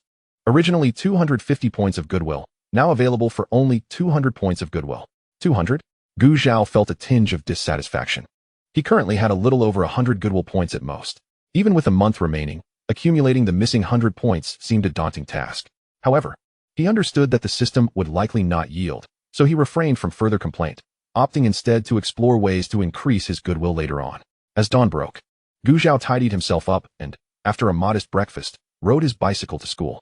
Indeed, as the school official had mentioned, a notice regarding the commencement of the academic term was posted at the school's entrance, stating that registration would begin on April 12th and conclude on April 14th, with classes officially starting on April 15th. He was not the only one at the entrance. In this era of limited communication, news traveled through word of mouth. Many individuals, eager to enroll, gathered to discuss the upcoming term, creating a lively atmosphere. Leveraging his height, Gu Zhao refrained from pushing into the throng. Once he confirmed the details on the announcement, he wasted no time and swiftly rode away on his bicycle. Instead of returning directly to his village, he made his way to a nearby tenement building. After ensuring the surroundings were clear, he retrieved a prepared gift from his space. Locking his bicycle downstairs, he ascended the stairs, guided by memory, until he arrived at a particular door. Just as Gu Zhao raised his hand to knock, the door swung open. Zhao, an elderly gentleman, his hair a mix of gray and white and his back slightly hunched, yet brimming with vitality, exclaimed in surprise.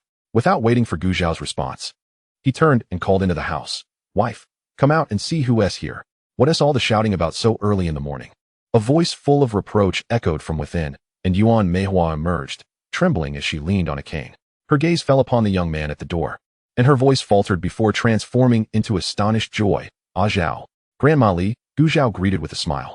And as he noticed the elderly woman struggling to approach the door, he hurriedly guided her to a chair. Once seated, Yuan Meihua grasped his hand and gently patted it. "Just look at you. Why haven't you come to see this old woman in so long? Have you forgotten about us?" Taking her wrinkled hand in his, Gu Zhao smiled and shook his head. "How could I dare forget? It's just that I've been quite busy at home. My wife is pregnant and needs my support, so I haven't had the chance to visit." Indeed, the most significant reason was that he was aware that the elderly couple's son, the principal of his school, Li Datsai, harbored a certain disdain for him. Or rather, he was not particularly fond of the original host, which is why Gu Zhao had refrained from seeking them out after his arrival. "What? You're married already? And you have a child?"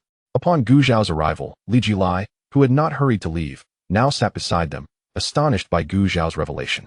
Yuan Meihua echoed, "Goodness. Why didn't you tell us about such a big event? We could have prepared something." Faced with the concerned gazes of the elderly couple, Gu Zhao rubbed his nose sheepishly. "Things were quite hurried back then, but this month my wife and I are coming to the county to obtain our marriage certificate. I'll be sure to bring her along to visit you both." His vague demeanor alerted the two seasoned elders that matters were not straightforward. Yuan Meihua, refraining from further inquiries, cheerfully responded, "Then you must bring your wife to see us." Gu Zhao nodded, promising, "I will." With that, he produced the gifts he had prepared, a jar of malt milk powder, 3 pounds of pork belly, and some pastries suitable for the elderly. "What is all this?" Zhao, seeing the elderly couple stare in bewilderment, Gu Zhao clarified, "Grandpa Li, Grandma Li, this is a token of my respect for you. You must accept it. I feel a bit embarrassed, but I actually came here with a request for the principal's assistance." As his words hung in the air, he scratched his head in embarrassment. "You child, if you have something to say, just say it. After all, you saved Grandma Li. There is no need for all this." Li Jilai stood up, eager to take the items Gu Zhao had placed on the table and put them into a cloth bag. "Indeed, Zhao, whatever it is, just let Grandma Li know. If that ungrateful son of mine refuses to help, I'll throw him out tonight." Yuan Meihua chimed in. The warmth of the elderly couple's eagerness left Gu Zhao somewhat speechless. The original host had once overheard the principal conversing with the elderly couple at school. Noting the principal's respectful demeanor towards them, and upon observing the similarities in their features, he suspected a deeper connection among the three. On another occasion, during a frigid winter, he had encountered Yuan Meihua alone on the street and had stealthily followed her. To his dismay, he witnessed the elderly lady slip and fall, landing hard on the ground. Seizing the moment, he rushed to her aid, ensuring she reached the hospital in time, ultimately saving her life. According to the doctor, had they arrived any later, preparations for her funeral might have ensued, as falls could be quite perilous for the elderly. Yet, despite being saved, the elderly woman's health had deteriorated significantly. She now relied on her cane for mobility. While the original host's intentions were not entirely pure, his act of heroism was genuine. And it now benefited Gu Zhao as well. Chapter 107. Enrollment progress at 90%. Gu Zhao took hold of Li Jilai's hand, which was reaching for the items, urging him to sit down and listen first. "Grandpa Li, Grandma Li, I can discuss this matter directly with the principal. I just don't know when he will return. Earlier, he had noticed the school gates closed but saw figures moving inside, likely the faculty preparing for the upcoming term. Even if he entered the school, it was uncertain whether Li Datsai would have time to meet with him, so he decided to wait at their home. Seeing Gu Zhao's determination, the elderly couple did not press further. Li Jilai glanced at the clock on the wall, estimating that it would be over 2 hours before his brother returned. Zhao, why don't you sit here for a while and keep us old folks company? All right, Gu Zhao nodded with a smile, having not visited in a long time. The elderly couple was delighted to see him and brought out whatever food and drink they could find. These were often gifts from their dutiful children. But with just the two of them, they could hardly consume it all. After sipping some overly sweet brown sugar water, Gu Zhao engaged in light conversation with them. As time passed, Li Jilai stood up to head to the kitchen to prepare a meal. Gu Zhao, feeling it inappropriate to let the elderly man cook while he waited idly, insisted on helping. As Li Datsai returned home, his mind clouded from a long morning of work. He noticed the jar of malt milk powder on the living room table. Raising an eyebrow, he was about to step into the kitchen when Gu Zhao emerged carrying dishes. Spotting him, Gu Zhao greeted, Principal Li. Before Li Datsai could respond, Yuan Meihua, emerging from the room, shook her head disapprovingly. Don't be so formal. Just call him Uncle Li. Gu Zhao remained silent, glancing at Li Datsai. Noticing the look in the young man's eyes, Li Datsai couldn't help but chuckle in exasperation. He had a poor impression of Gu Zhao, viewing him as too ambitious for his age. Yet he acknowledged that the young man had indeed saved his mother, and he was not petty enough to quibble over a title. As you wish, Grandma Li. Only then did Gu Zhao speak. Uncle Li. Li Datsai nodded, accepting the vegetables from his hands and placing them on the table, inviting him to sit. Subsequently, the four of them shared a meal together. After dining, Gu Zhao bid farewell to the two elderly gentlemen and accompanied Li Datsai to the school office. After greeting Gu Zhao to take a seat, Li Datsai got straight to the point, inquiring about the purpose of his visit. Gu Zhao was aware that Li Datsai was a proponent of education, often organizing literacy programs in rural areas. Therefore, he began by emphasizing Su Ran's diligent self-study. My wife has currently self-taught up to high school material. She is truly eager to return to school, and I hope Uncle Li can provide her with an opportunity. As Gu Zhao anticipated, hearing of such a keen learner made it difficult for Li Datsai to outright refuse. However, simply allowing Su Ran to enroll did not align with the regulations.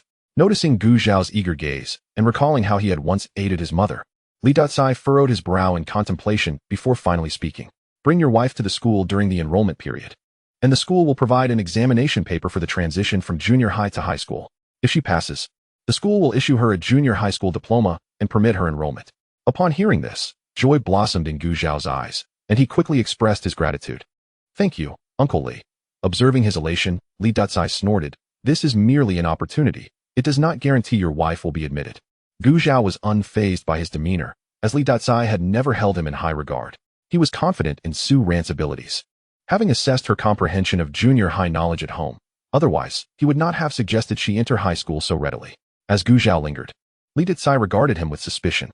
Gu Zhao, feeling somewhat awkward, rubbed his hands together and said, Uncle Li, I personally believe that our country is in dire need of talent, and education is one of the vital paths to cultivate such talent. Therefore, I shall not abandon my studies. Li Datsai nodded in agreement, acknowledging that the nation indeed required professionals across various fields, and that for the general populace, education was the most effective means of enhancing personal capabilities. With his groundwork laid, Gu Zhao continued, however, I have now started a family, and providing for them is my responsibility as the head of the household. Currently, I am employed at a textile factory, and if I were to return to school and attend classes regularly, I would likely have to resign from my job. Would it be possible for me to come to school solely for examinations while continuing to work at the textile factory during regular days? Rest assured, I will not neglect my studies. If my scores fall below 80 in any subject, our agreement shall be rendered void. What do you think? The more Li Datsai listened, the wider his eyes grew, and once Gu Zhao finished speaking, he picked up the feather duster he had used to clean the office and swung it at him. What do I think? I think you've already arranged everything for yourself, so why ask me? He exclaimed. If everyone were like you, the school would descend into chaos. In the end, Gu Zhao received a beating and was expelled from the office. Staring at the closed door before him, he sighed and turned to leave. He realized he had been greedy. In truth, the salary from the textile factory was inconsequential to him, as he had ample savings. He merely wished to avoid reliving the life of a student at his age. Moreover, as he touched his aching back, he suspected that Li Datsai was harboring a grudge, seeking an opportunity to punish him. After all, Hadn't the original owner once let the air out of his bicycle tire after being forced to clean the toilets? Why was he still holding a grudge? It seemed that remaining at the textile factory was no longer viable. In this era, educational qualifications held significant importance. A university degree would garner respect wherever one went. Regardless of future promotions or opportunities, a university graduate would always be regarded more highly than a junior high school graduate. Contemplating when to discuss this situation with Yu Zirong, Gu Zhao exited the school. As he was about to head home, Liang Tianping spotted him from a distance. Recalling what his father had mentioned the previous night, eagerly, he called out, "Gu Zhao?" Lost in thought, Gu Zhao was initially slow to respond. Upon raising his gaze, he saw Liang Tianping holding on to a small boy resembling him, standing at the entrance of the county elementary school. He approached swiftly, asking, "Aren't you working today?" "I have a day off," Liang Tianping explained. Currently, the schedule was 6 days of work followed by 1 day off, but in factories, it was challenging to arrange for all employees to take the same day off. Thus, a rotating day-off system was implemented. And today happened to be Liang Tianping's turn to pick up his son from school. After explaining, he turned to the little boy beside him, saying, "Xiang, this is your uncle Gu Zhao. Say hello." Liang Xiang, clutching his father's leg, hid behind him, staring curiously at the stranger. Upon hearing his father's prompt, he obediently greeted Gu Zhao, "Hello, Uncle Gu Zhao." Gu Zhao smiled and nodded hello. Having accomplished the primary purpose of his visit to the county today, Gu Zhao intended to leave after exchanging a few words with Liang Tianping. However, as he turned to depart, Liang Tianping called him back. Noticing the inquiring look on Gu Zhao's face, he gathered his courage and spoke. "Gu Zhao, could I ask you for a favor?" Gu Zhao raised an eyebrow. "Go ahead." If it was within his ability to assist, he would do so, especially since he owed Liang Tianping a favor from the previous incident with the glass. Seeing Gu Zhao's lack of outright refusal, Liang Tianping felt hopeful. "Recently, the glass factory where my father works has encountered some machinery malfunctions. Could you help take a look?" The factory manager had been overwhelmed by this issue in recent days. Ideally, it shouldn't be his father's concern. However, his father was currently in a competitive phase for a promotion, and resolving this issue would significantly increase his chances. It would be almost a certainty, he added. Gu Zhao assumed it was a simple matter and felt he could indeed assist with the machinery. However, does the factory manager know about this? "I wouldn't want to be mistaken for a fraud and thrown out." "Well, that hasn't been mentioned yet," Liang Tianping admitted, scratching his head awkwardly. After all, he needed to consult Gu Zhao first. Only if he agreed would his father approach the manager to take credit. "But rest assured, I will speak to my father about it tonight, and if all goes well, you will likely need to step in tomorrow."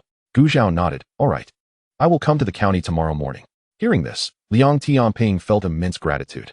After seeing Gu Zhao off, he hurriedly picked up his son and rushed home, eager to share the good news with his father. In Yanglu village, as Gu Zhao arrived at the village entrance on his bicycle, the elderly men and women chatting under the tree immediately surrounded him. They had never had the chance to see such a fine object as a bicycle up close. Typically, Gu Zhao left his bicycle in the courtyard, and they felt too embarrassed to visit just to gaze at it, as that would seem rather uncultured. However, now that he was riding past them, they were not about to miss this opportunity. Gu Zhao was halted by the eager crowd, and as he noticed an elderly man with a rather lecherous demeanor reaching for the bicycle's handlebars, he hurriedly moved his hand away, fearing he might be the next target. The other women were equally eager, all reaching out to touch it. As they did, they praised Gu Zhao. "Ah Zhao, you truly are the pride of the village. Even this bicycle looks exceptionally refined and stylish." Gu Zhao gazed silently at the pitch-black bicycle beneath him. Indeed, it was hard to fathom how many years it might take for someone in the village to afford a second one. Yet, that statement was not entirely accurate. Surely you must have heard that the girl from the Gue family has found herself a worker from the county town, and when the time comes for the marriage proposal, a bicycle will be necessary. We know what kind of worker he is, and that bicycle is certainly not from our village. What do you know? It is said that the Gue family will contribute half the cost of that bicycle, so it cannot be considered from the village. This has Gue gone mad. All for the sake of giving his daughter face? While it is indeed impressive that Gue Baoling has found a worker, must it come to this? Bicycles are not cheap. Even half the price is something these villagers would hesitate to part with. What is so impressive about it? Someone privy to the details sneered, leaving the others to pursue further inquiries without offering more information. In any case, when the time comes, everyone will naturally find out. Once they dispersed, the dust that had accumulated on the bicycle from a day of toil had vanished without a trace. The handlebars and front fork gleamed as if polished, spotless. Gu Zhao couldn't help but smirk. Well then, isn't this an unconventional car wash? As for the gossip he had overheard earlier, it passed through one ear and out the other, leaving no lasting impression. Gue Baoling, sister, are you truly intent on marrying into the county town to be someone as stepmother? Gue Baoling, with her neck stiffened in determination, replied affirmatively.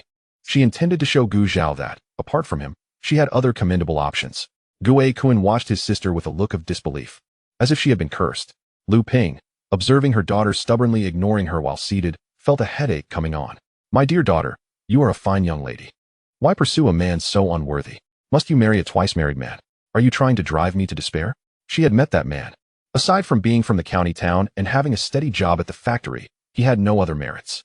He was ordinary, with a frail old mother at home and 2 children left behind by a deceased wife. Marrying into such a situation would mean her daughter would be enslaved. How could a mother bear it? Regardless, I am willing. If you truly care for me, then please prepare a substantial dowry, so I am not looked down upon by the villagers. Gu Baoling was undeterred by her mother's well-meaning intentions. She was resolute. Her air of entitlement irked Gu Kun. How can you prepare a dowry when the family has already promised to pay half? When that man rides a bicycle to fetch you, what more could you want? Must we drain our family's resources just to save face for you? Moreover, he isn't even married yet. You, a man, what do you know? A woman's dowry is her security in her husband's family. Without sufficient backing, won't he be bullied?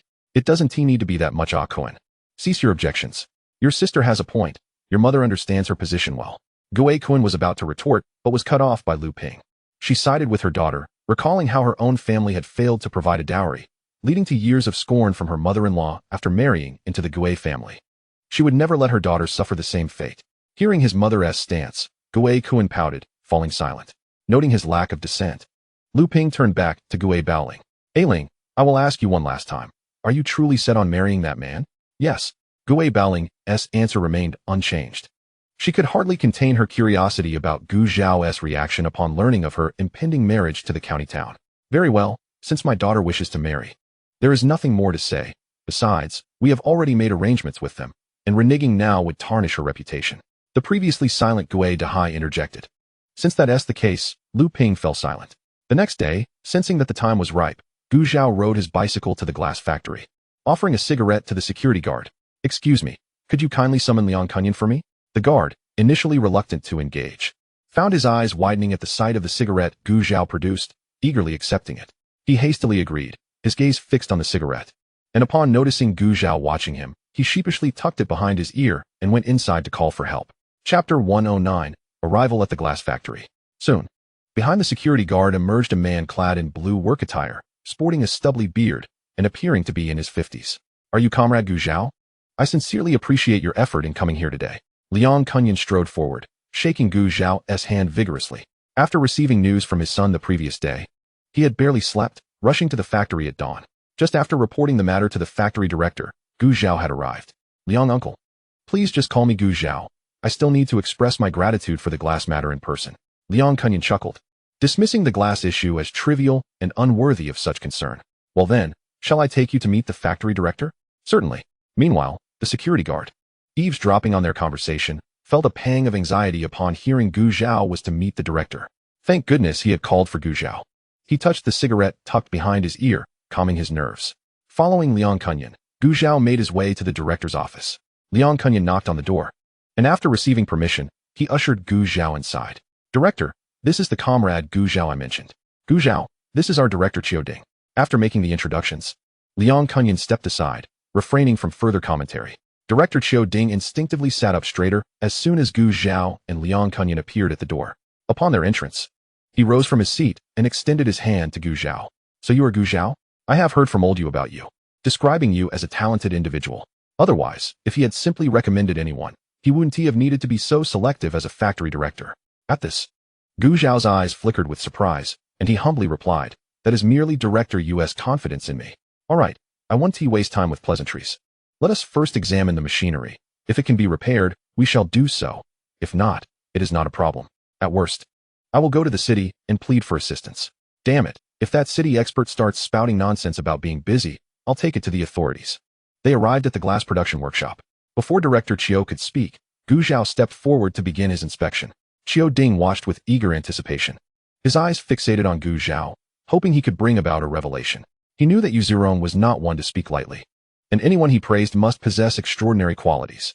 Liang Kunyan clenched his fists, knowing that this was not only pivotal for his promotion, but also a matter of concern for the factory's well-being.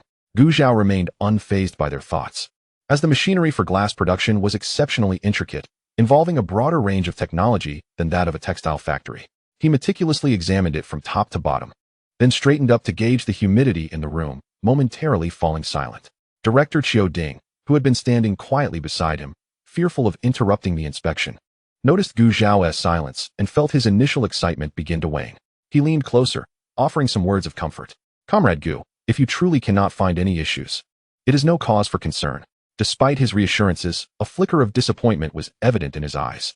The glass factory, having been established for merely 2 years, was under his stewardship from the outset. Initially, they possessed a complete lack of knowledge in this domain, prompting the recruitment of numerous individuals to acquire this specialized skill. They organized visits for workers to other factories for learning opportunities and subsequently sent a group of agile-minded and dexterous individuals for training. Following this, these trainees were tasked with summarizing their experiences and conducting centralized training sessions upon their return, a process that consumed several months before the glass factory could finally operate normally. The hardships endured during this period were countless. Little did they anticipate that, merely over a year later, they would encounter yet another dilemma. Gu Zhao, who was observing from within the control room, overheard the conversation and recognized the misunderstanding. With a gentle smile, he reassured Director Qiu, "Do not worry. I have a solution for your machine malfunction, but I will need your cooperation." Initially skeptical, Qiu Ding responded promptly, "Cooperate? I will certainly cooperate." The ever-tense Liang Kunyan felt a wave of relief wash over him. Indeed, Gu Zhao was as capable as his son had suggested. The maintenance of the glass factory's machinery, while seemingly troublesome, was not insurmountable for Gu Zhao today. One of the most prevalent issues in the glass processing industry is equipment corrosion, typically attributed to 2 main causes: chemical corrosion and moisture-related corrosion. In this case, the factory's machinery had suffered damage due to the damp environment, leading to the malfunction. The moisture that greeted Gu Zhao upon entering the workshop gave him an inkling of the problem. Upon hearing Gu Zhao's assessment, Qiu Ding's expression stiffened. They had meticulously chosen this location for the glass factory, with a nearby river and waterfall providing ample water for production and recreation during the sweltering summer months. Little did they know that their careful selection would ultimately prove to be a miscalculation. Of course, these matters were of no concern to Gu Zhao. He merely pointed out the issue. Additionally, the repair would necessitate the replacement of certain components, and he promised to compile a list of the required parts for procurement later. "Very well," Qiu Ding responded, satisfied. After Gu Zhao had conveyed his instructions, Qiu Ding and Liang Kunyan personally escorted him to the exit. "Comrade Gu, how about staying for a meal?" Qiu Ding suggested, noting the impending noon hour.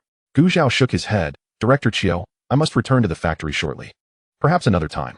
Recognizing Gu Zhao's sincerity and that he was not merely making excuses, Qiu Ding did not press further. "Let us make sure we arrange it for another occasion." The watchman, who had been observing the director escort Gu Zhao out, had retreated to a corner. Fearing to make a sound, lest he draw Gu Zhao's attention to his illicit possession of cigarettes, he breathed a sigh of relief once Gu Zhao's figure disappeared from view. His job was safe. Watching Gu Zhao depart, Qiu Ding felt a twinge of envy, pondering how such an exceptional individual had come to be found by old Yu.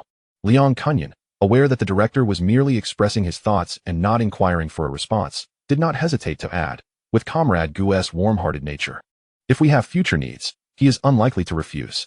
Of course, this was contingent upon offering adequate compensation. Otherwise, who would heed you? It was hoped that the director understood this implication and would not shortchange Gu Zhao.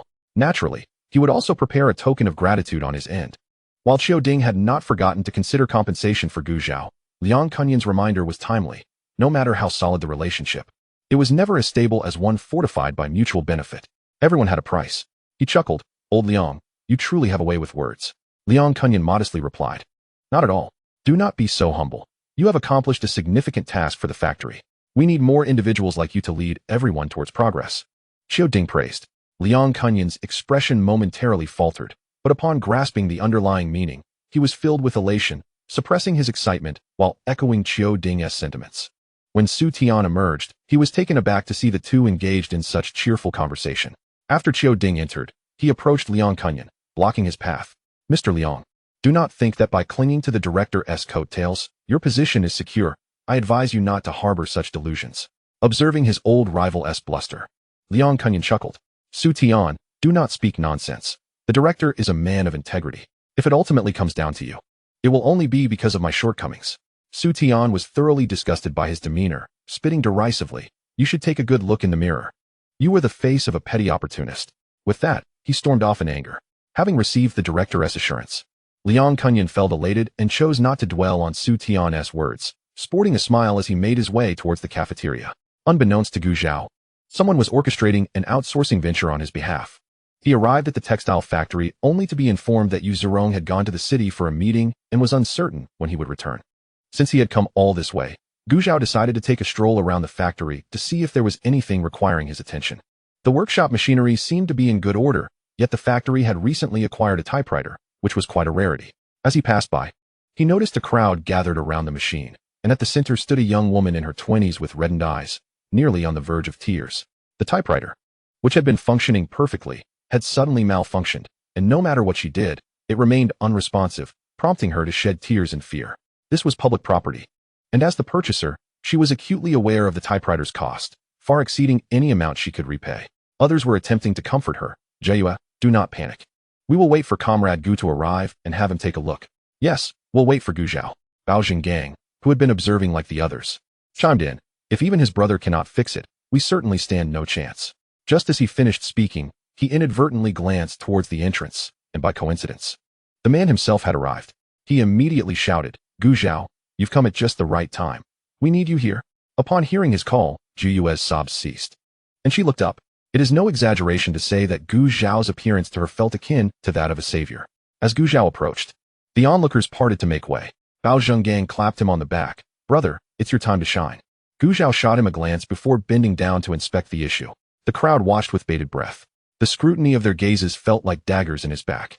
But Gu Zhao remained unfazed. After a moment, he reconnected the power cord that had inadvertently been kicked loose. Before he could rise, a chorus of exclamations erupted.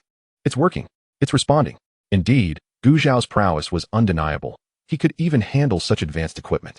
Once Gu Zhao stood up and remained silent, the crowd gradually quieted. Jiyue approached him with a look of contrition. Comrade Gu, I sincerely apologize for the trouble. It's nothing. This is my responsibility, Gu Zhao replied, shaking his head. He then pointed to the floor, but do be careful next time not to kick the power cord loose. At his words, Jiayue's face flushed bright red.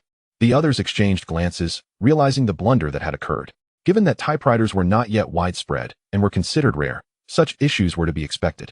Gu Zhao had said what needed to be said and exited the office. Seeing him leave, Bao Zhenggang hurriedly squeezed his way out to catch up. Zhao? Upon hearing the sound, Gu Zhao came to a halt. The school is accepting registrations from the 12th to the 14th of this month, with formal classes commencing on the 15th. Are you aware of this? Gu Zhao nodded, having visited the school yesterday. That is sufficient. Bao Zheng just wanted to ensure he was informed, hence the prompt reminder. In the following days, Gu Zhao awaited the return of Yu Zhirong, but instead, she found herself at a village celebration. After settling Su Ran and the children, Gu Zhao arrived at the gathering just before the feast commenced. At that moment, the atmosphere was lively. Children were playing outside, their laughter filling the air, while within the courtyard, voices clamored as the elderly couple stood at the entrance to welcome guests. Upon seeing Gu Zhao, their expressions remained calm, and they greeted her warmly. After extending her congratulations, Gu Zhao stepped to a corner of the yard to present her monetary gift. Unlike in later years, the customary gift here varied from 5 cents to 1 yuan, depending on the closeness of the relationship. After giving her gift and accepting a cup of water, Gu Zhao found a seat to settle down. Inside, Gui Baoling, having styled her fashionable bangs with a curling iron and drawn her eyebrows with charcoal, sat among the village girls she had befriended. Baoling, I truly envy you for finding such a fine partner. He is a worker from the city. One exclaimed. Indeed, you shall now be among those who eat commercial grain. If your in-laws are supportive, they may even help you find a job in the city, which would be remarkable, another added. Yes, you'll be different from us who toil in the fields. When we meet in the county, don't pretend you don't know us, they teased. Gui Baoling, flattered by their words, allowed a hint of pride to surface in her demeanor, her tone slightly condescending. You truly lack experience. What is so special about commercial grain? My husband says his family has meat several times a month, unlike the countryside folks who struggle to eat it even twice a year. Her disdainful tone left the other girls at a loss for words. Here she was, not yet married, and already dismissing those from the countryside. Speaking of her man with such familiarity, Gui Baoling sensed their discomfort but paid it no mind. After all, she would have little to do with them from this point onward. With this thought, she flicked her hair and casually glanced toward the yard. Suddenly, the commotion outside intensified. The VE arrived. The groom's party is here. With this announcement, the girls inside rushed out, eager to catch a glimpse. As they exited, two of them rolled their eyes at the scene before them. What a person! A few compliments and she's already puffed up with pride, right? She's a country girl herself, yet she looks down on her own kind. One of the older, more composed girls intervened, urging them to keep quiet, and they complied. Upon reaching the entrance, the courtyard was already crowded with villagers eager to see what the city-born son-in-law looked like. Oh look, he really did ride a bicycle to fetch her. Xiang Jie, spotting the throng from afar, dismounted his bicycle, adjusted his clothing, and smoothed his gelled hair. Once satisfied with his appearance, he approached with several friends who had accompanied him to the wedding. As Xiang Jie drew near, the villagers could not suppress their murmurs. An elderly man rubbed his eyes and leaned closer to a neighbor, whispering, "Huzhu, can you help me see? Is that the groom up front?" The agile Huzhu, who had managed to squeeze to the front, began to doubt himself upon hearing the question. However, having seen the man from his previous visit to the Gui family, he confirmed, yes. Upon hearing this, the elderly man's eyes widened in disbelief. How can he be so old? Being hard of hearing, he believed that if he could not hear others, they could not hear him either, and thus spoke louder than intended. Instantly, the expressions of the elderly couple at the entrance shifted. Xiang Jie, who had just reached the gate, felt a wave of embarrassment wash over him, and the whispers of the villagers ceased. "Oh dear, my old man, you must be mistaken." A bystander quickly covered the old man's mouth and pulled him away. "Wu," protested the old man, bewildered. "What's wrong? I'm not blind, just farsighted." Gu Zhao, who had not been part of the commotion, found herself intrigued by the old man's outburst and, taking advantage of her height, stood at the back of the crowd to peer outside. Indeed, the old man's eyesight was not failing him. The man appeared to be nearly 40. What could the elderly couple say in such a situation? Claim that their son-in-law was merely in his 30s but looked older? News of their daughter marrying a man with a previous marriage had already spread through the village. Though no one dared to speak of it openly, they were keenly aware of the whispers behind their backs, likely filled with mockery. Yet, their daughter was resolute, leaving them with no choice. As the tension lingered, a perceptive villager attempted to break the stalemate, calling out, "Come on, the groom has arrived. Let us set off the firecrackers. We must not miss the auspicious time." With this, others snapped back to reality, some igniting firecrackers while others beat drums. The atmosphere quickly regained its festive spirit. Xiang Jie and his friends finally relaxed, and the couple, Ro Ping, moved forward to usher everyone into the courtyard. Gu Zhao resumed her seat, watching as the children surrounded the group, demanding candy in exchange for allowing them to enter the new house. This was part of the merriment. The groom's side had come prepared, and one of them casually tossed a handful of candy into the air. The children scattered in excitement to collect the treats, allowing Xiang Jie and the others to slip inside. There was supposed to be a door-blocking ceremony conducted by the girls from earlier, but given Gui Baoling's earlier rudeness, they merely gave a token resistance before allowing the groom's party to pass. The subsequent events were obscured from Gu Zhao's view by the door, and just then, the feast began as dishes began to be served from the kitchen, diverting her attention. In these times, meat required a ticket, so it was out of the question. The only two meat dishes were chive and egg, and a soup made from small fish caught in the river. The fish had not been fried or treated with any spices to remove the fishy smell, and as soon as the dish was placed on the table, Gu Zhao was met with a strong odor of fish. She picked at the other available dishes to eat. Inside, Gui Baoling remained oblivious to the earlier happenings outside the courtyard. Unfazed by her friend's leniency, her attention was now largely captivated by the figure outside, or more specifically, by a certain someone. "Wife, shall we go out for a toast?" Xiang Jie gazed at the woman seated on the edge of the bed, feeling immensely satisfied. Many around him envied him for marrying a younger woman, a blooming flower, despite being a man of second marriage. Moreover, Gui Baoling was not unattractive, appearing fairer than most rural girls. Even if she hailed from the countryside, it mattered little since she would now be living with him. After all, what man does not appreciate beauty? Gui Baoling lifted her eyes to meet the eager gaze of the man before her, feeling indifferent within, though her expression remained one of feigned shyness. The two individuals stepped out of the door, holding cups to present tea to the guests. At this moment, the wine was difficult to manage, but there was an abundance of wild tea from the mountains. Soon enough, it was time for the table of Gu Zhao. The elderly couple, returning home, introduced the guests at this table to their son-in-law. With each introduction, Xiang Jie would call out a greeting, acknowledging each person. It was not until the end that they introduced Gu Zhao. "This is Gu Zhao, a local from our village, currently employed at the textile factory." Gu Dazai's words carried a hint of suppressing the son-in-law. He had long noticed that ever since this son-in-law first visited their home, he had maintained an air of superiority around them. Perhaps he looked down upon them as country folk. At this moment, Gu Dazai aimed to convey to Xiang Jie that one should not presume superiority simply because one worked in the county. Their village had its own workers, even if this person had no direct relation to them. Oh, it was only upon hearing this that Xiang Jia expressed surprise, scrutinizing Gu Zhao closely. It was not that he despised country folk. Rather, they generally lacked education and connections, and very few could secure employment in county factories. Under his gaze, Gu Zhao smiled, relaxed, and raised his cup. Seeing this, Xiang Jia followed suit, lifting his cup as a form of greeting. Gu Baoling, who had been observing Gu Zhao since arriving at this table, felt increasingly uncomfortable when she noticed Gu Zhao exhibited no special reaction to either her or Xiang Jia's presence. This was not what she had anticipated. In her imagination, upon learning that she was to marry someone else, particularly a resident of the county, Gu Zhao should have shown regret, jealousy, or discontent. However, there was nothing, merely an ordinary demeanor, as if they were strangers with no connection whatsoever. Gu Zhao was not oblivious to her subtle glances. But as soon as his gaze fell upon her thick, bushy eyebrows, he discreetly averted his eyes, stifling a laugh. Fortunately, no one pointed out the awkwardness during the gathering. Perhaps this was the unique charm of this place. Unbeknownst to Xiang Jia, Gu Zhao's table had finished their toast, and they moved on to the next table. As Gu Zhao set down his bowl and chopsticks, preparing to return home, the groom's side was also ready to depart, taking the bride back to the county. At the gate of the courtyard, Lu Ping held her daughter's hand reluctantly, the two exchanging their final farewell words. As they spoke, tears began to fall. Only then did Gu Baoling truly grasp the reality of her impending marriage to another. Yet, upon seeing Gu Zhao appear at the courtyard entrance, the fleeting emotions of parting were swiftly overshadowed.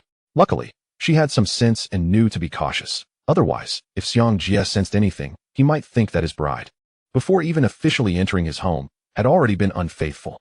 Even as Gu Baoling took her place on the back of the bicycle, she continued to observe whether Gu Zhao would display any different emotions.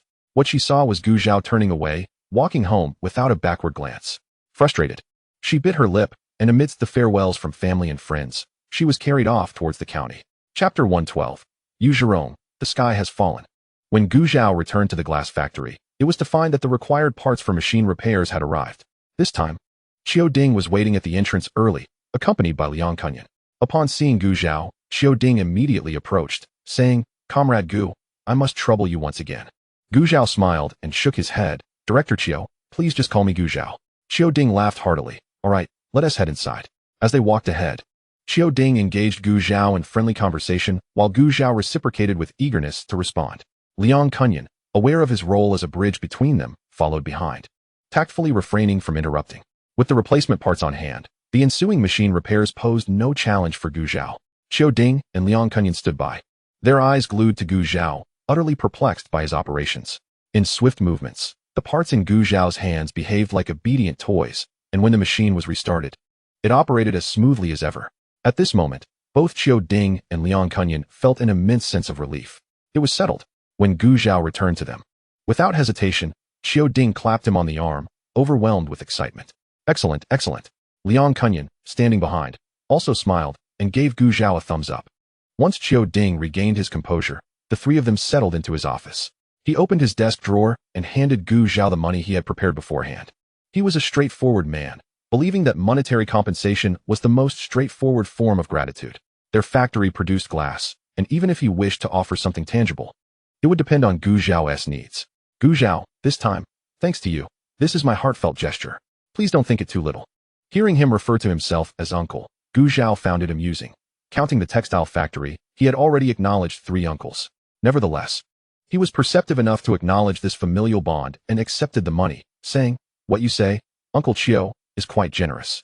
As Gu Zhao gazed at the 20 yuan in his hand, Liang Kunyan's lips moved slightly, as if he wanted to say something but hesitated. He had heard that when Gu Zhao first assisted at the textile factory, Director Yu had given him 40 or 50 yuan. In comparison, wasn't their factory director a bit stingy? Qiu Ding, unaware of Liang Kunyan's thoughts, had his own rationale regarding Gu Zhao's remuneration. If it were merely a monetary reward, even 100 yuan would only elicit temporary gratitude. That was not his intention. He sought to foster a good relationship with Gu Zhao, which could not be jeopardized. Therefore, in addition to the money, the factory was about to recruit 5 new workshop workers. Although he could not directly assign spots to Gu Zhao, he could offer him the opportunity to recommend 2 individuals to participate in the factory's examination. This was Qiu Ding's sincerity. Gu Zhao had already been preempted by Yu Zhirong. He could not bring anyone over.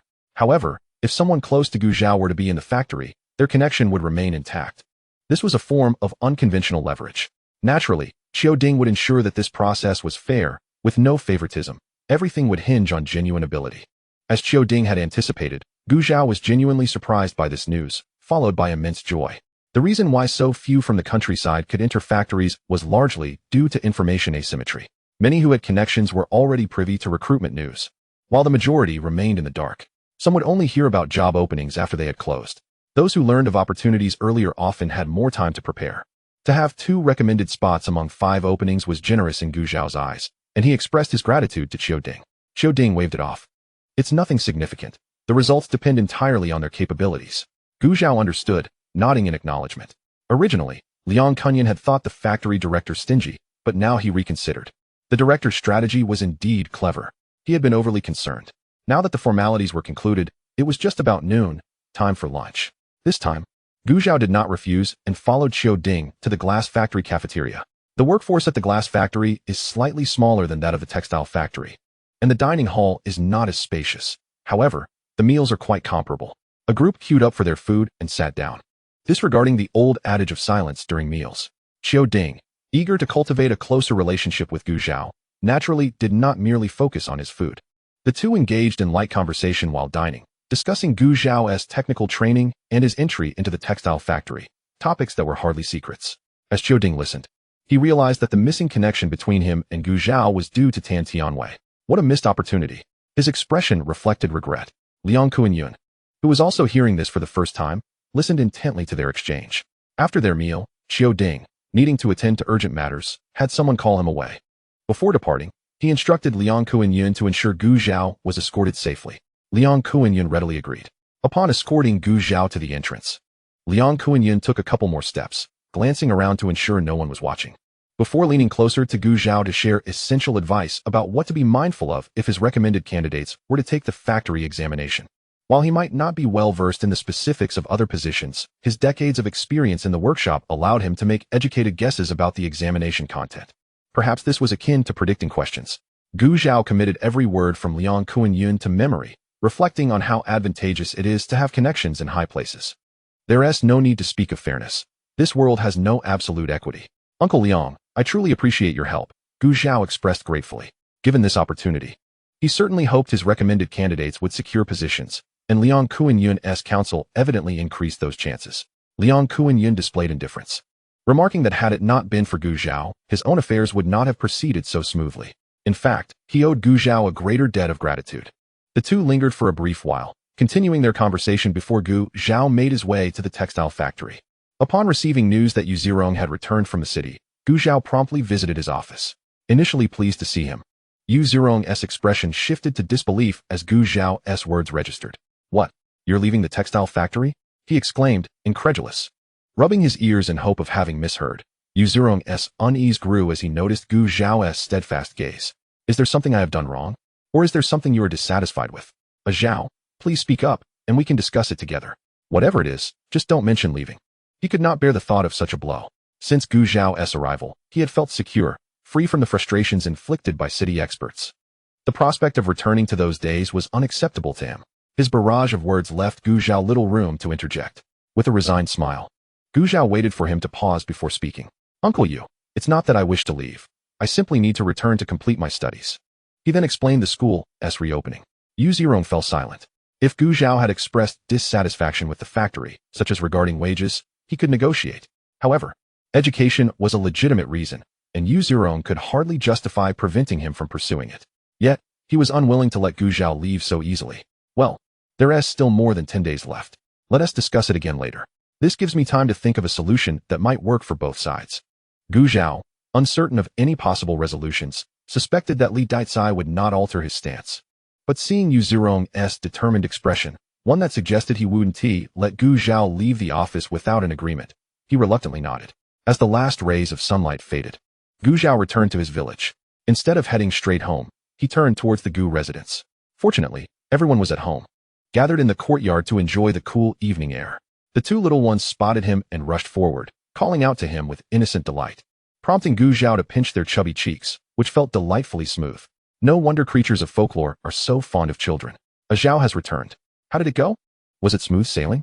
During this time, Wang Hohot had spent most of her days caring for Su Ran. and thus had heard Gu Zhao mention his intention to assist at the glass factory. Now, seeing him return, she couldn't help but inquire. Taking the small stool his mother offered, Gu Zhao sat beside them and nodded slightly. It's all been resolved. Wang Hohat's face lit up with joy. My son truly is capable. After noticing the curious expressions from the other family members, she briefly explained the situation. Gu Cheng chuckled in admiration. Little brother is impressive. Li Fan merely smiled faintly, while Gu Jianjun's eyes gleamed with satisfaction. His son had surpassed him in capability. However, he cautioned, one should only undertake tasks commensurate with one's abilities. If not, do not overextend yourself. Gu Zhao, understanding his father's concern, smiled reassuringly. Don't worry, Dad. I'm not the type to bite off more than I can chew. Seeing that Gu Zhao was composed, Gu Jianjun refrained from further commentary. After some casual banter, Gu Zhao shifted to serious matters. I have something important to discuss with the family. The tone of his voice prompted Wang Hohat and the others to adopt a more serious demeanor. Li Fan, while cleaning the mud off a pair of rubber shoes, did not lift her head. The glass factory is hiring soon. Do you think you should give it a try? What? Wang Hohat and her husband were taken aback, their eyes widening. Li Fan abruptly looked up. Is that true, Gu Xiaodi? Gu Cheng, caught off guard, could only stammer in surprise. The two little ones, nestled in Gu Zhao's embrace, sensed the shift in atmosphere and blinked curiously, pressing closer to their uncle. Under the scrutiny of multiple gazes, Gu Zhao nodded affirmatively. Yes, it's true, but it's merely an opportunity to take the examination. Whether one gets in depends on your own efforts. Oh my, Wang Hohat exclaimed, slapping her thigh in excitement. Having an opportunity is already wonderful. Li Fan chimed in. Yes, little brother, thank you on behalf of your brother. Gu Cheng, regaining his composure, felt uncertain despite the family's joy, hesitantly voicing, but am I really capable of this? Deep down, he understood his limitations. He was merely a person accustomed to working the land, having never completed primary school, and doubted his qualifications for a factory job in the county. Seeing his brother's lack of confidence, Gu Zhao encouraged, how can you know you're not capable unless you try? Zhao is right, Gu Jianjun added. Regardless of the outcome, this is a chance for you. If you succeed, you won't have to toil the fields any longer. If you don't, you can always return to your previous situation. With this encouragement, Li Fan grew anxious, fearing he might decline. Little brother is right, trying won't cost you anything. What if you succeed? Then your husband would be a glass factory worker, and we could enjoy better rations. Just the thought of it filled her with delight and anticipation. After being persuaded by their words, Gu Cheng's reluctance lessened. All right, I'll give it a try. Gu Zhao then relayed Liang Kuan-yun's advice verbatim to Gu Cheng. The rest would depend on him. Armed with Gu Zhao's insights, Gu Cheng, who had initially lacked confidence, felt somewhat emboldened. He looked at Gu Zhao earnestly and said, thank you, little brother. Gu Zhao waved his hand dismissively. It's nothing. We are brothers. After leaving the Gu family, Gu Zhao made his way to the Zhang residence. Qiuding had mentioned there were 2 spots available, and he intended to offer the other one to Zhang Anyang. Oh, Gu Zhao has arrived. You're here to see a Yang, aren't you? Let me call him for you, exclaimed Zhou Liping, who had just returned from the vegetable garden in the backyard and spotted Gu Zhao. Without waiting for a response, she turned and shouted into the house. Hey, you little rascal. Come out quickly, Gu Zhao is looking for you. Almost immediately, a figure darted out from the house and stood before Gu Zhao in no time. Zhang Anyang beamed with joy. Zhao Ge, are you looking for me? Seeing his exuberant demeanor, Gu Zhao, were it not for his knowledge of Zhang Anyang's normal sexual orientation, might have doubted the purity of their relationship. Yes, I need to discuss something with you, Gu Zhao replied. Given the uncertainty of the situation and the fact that the Zhang family was not like his own, he had no intention of informing everyone. He only wished to confide in Zhang Anyang. They walked to a corner of the courtyard, where Gu Zhao relayed the matter to Zhang Anyang. Upon hearing it, Zhang Anyang froze in place, his eyes brimming with tears as he gazed at Gu Zhao. Finally, he could no longer contain his overwhelming emotions. He grasped Gu Zhao's head with both hands and planted a kiss on his cheek. Before Gu Zhao could react, he lifted him off the ground and began spinning around, shouting joyfully as if he were a child returning to a primordial state. Zhao Ge, I am so moved. The best decision I ever made in my life was to recognize you as my elder brother. Rest assured, when you grow old, I promise to take care of you. Gu Zhao was taken aback by his exuberant reaction. Caught off guard, he struggled to regain his footing, wiping away the saliva from his face with his sleeve in disgust, and kicked Zhang Anyang playfully. Get lost. Who said anything about taking care of me in old age? Hee hee, Zhang Anyang laughed, unperturbed by the kick, his silly grin only widening. Witnessing his goofy demeanor, Gu Zhao swallowed back his reprimand and allowed a smile to creep onto his lips. Chapter 114, Clearing the Air. At that moment, Gu Zhao suddenly sensed a heavy silence enveloping them. He and Zhang Anyang exchanged wide-eyed glances and turned in unison. They found the Zhang family, along with Jiang Lianding, standing at the doorway, their expressions decidedly odd as they scrutinized the two. Gu Zhao couldn't help but facepalm. If he didn't clarify the situation, things could spiral out of control. He exchanged a knowing glance with Zhang Anyang. Zhang Anyang, having a semblance of telepathy with Gu Zhao, immediately understood and approached his family. Mom, Dad, elder brother, elder sister-in-law, I have something to discuss. He spoke earnestly, but Zhou Liping's heart raced with trepidation. Dear, please don't scare me. I won't pressure you into blind dates anymore. Initially planning to explain the situation, Zhang Anyang was unexpectedly delighted by the turn of events. All right. Zhang Anyang's elder brother and sister-in-law exchanged bewildered looks. Why had this fine young man suddenly changed so dramatically? Zhou Liping and the others momentarily froze. However, their stillness was inconsequential, for someone else was indeed moving. Zhang Anyang's father, Zhang Shanhe, took off his shoes and aimed a swat at Zhang Anyang's backside. You little rascal, why are you straying from the righteous path? Today, I shall clear our ancestral lineage of your misdeeds. Still dazed by his mother's words, Zhang Anyang was caught off guard by his father's reprimand. The sharp sting on his backside made him yelp, instinctively starting to run around the courtyard. His movements so practiced it was almost pitiful. As he ran, he protested, his face full of indignation. What did I do wrong that warrants such a clearing? Hearing his audacity, Zhang Shanhe grew more incensed, pursuing him while scolding. You little rascals still have the gall to ask? Today, I am going to teach you a lesson. The two chased each other around the courtyard, creating quite the commotion. Jiang Lianding, sensing the atmosphere, wisely retreated to his own quarters. Gu Zhao intentionally allowed Zhang Anyang to face a bit of consequence, hoping to prevent him from making inappropriate gestures in the future. It wasn't until Zhang Anyang had endured several swats that he finally intervened, stepping in front of Zhang Shanhe. Uncle Zhang, please calm down. Calm down. How can I calm down? Zhang Shanhe, still fuming, looked up to see who had stopped him. Ah, it's that little brat. His gaze turned fierce. Realizing that he needed to clarify the situation before things escalated further, Gu Zhao hastily explained the context. Zhang Shanhe's anger began to subside, though skepticism lingered in his eyes. Are you telling the truth? He suspected that this lad from the Gu family might be concocting a tale to deceive him. What? You and our little rascal are not in that kind of relationship? Zhou Liping interjected, leaning in to hear better. Having witnessed the earlier scene, it had left her mind in a flurry. Now, seeing a glimmer of hope for a resolution, she looked at Gu Zhao with eager anticipation. Meanwhile, Zhang Anyang, still rubbing his sore backside, finally had a moment to think about what had just transpired. Hearing his mother's words, coupled with the odd looks from his elder brother and sister-in-law, and recalling how his father had chased him down mercilessly, the realization struck him. In disbelief, he darted his gaze between Zhang Shanhe and the others, before erupting, Dad, Mom, what do you take me for? You are tarnishing the bond between me and Zhao Ge. It was fortunate they could conceive such absurd notions. With Gu Zhao's explanation and Zhang Anyang's reaction, the others quickly understood. Feeling somewhat guilty, Zhang Shanhe stammered, Well, you must admit, anyone would misunderstand after seeing that. Indeed, son, it was my fault. I should have intervened with your father, Zhou Liping chimed in. Then playfully slapped Zhang Shanhe's back. How could you be so harsh on your own son? Why couldn't you simply talk it out? Now look at the mess we've created. Zhang Shanhe stared at her incredulously. Wasn't it you who gestured for me to hit him? Otherwise, when would I ever lay a hand on him? Zhou Liping shot him a glare, urging him to reconsider his words. Zhang Shanhe forced a smile and sincerely apologized to Zhang Anyang. Son, I was in the wrong. Humph, Zhang Anyang scoffed, crossing his arms and turning away, ignoring him. Ultimately, it was Zhang's elder brother, sister-in-law, and Zhou Liping who took turns coaxing Zhang Anyang until he allowed the matter to settle. With the past behind them, it was now time to discuss serious matters. Zhou Liping, still incredulous, turned to Gu Zhao for confirmation. Zhao, is it true that you want our second son to take the exam at the glass factory? The others looked at Gu Zhao with hopeful anticipation. It is indeed true.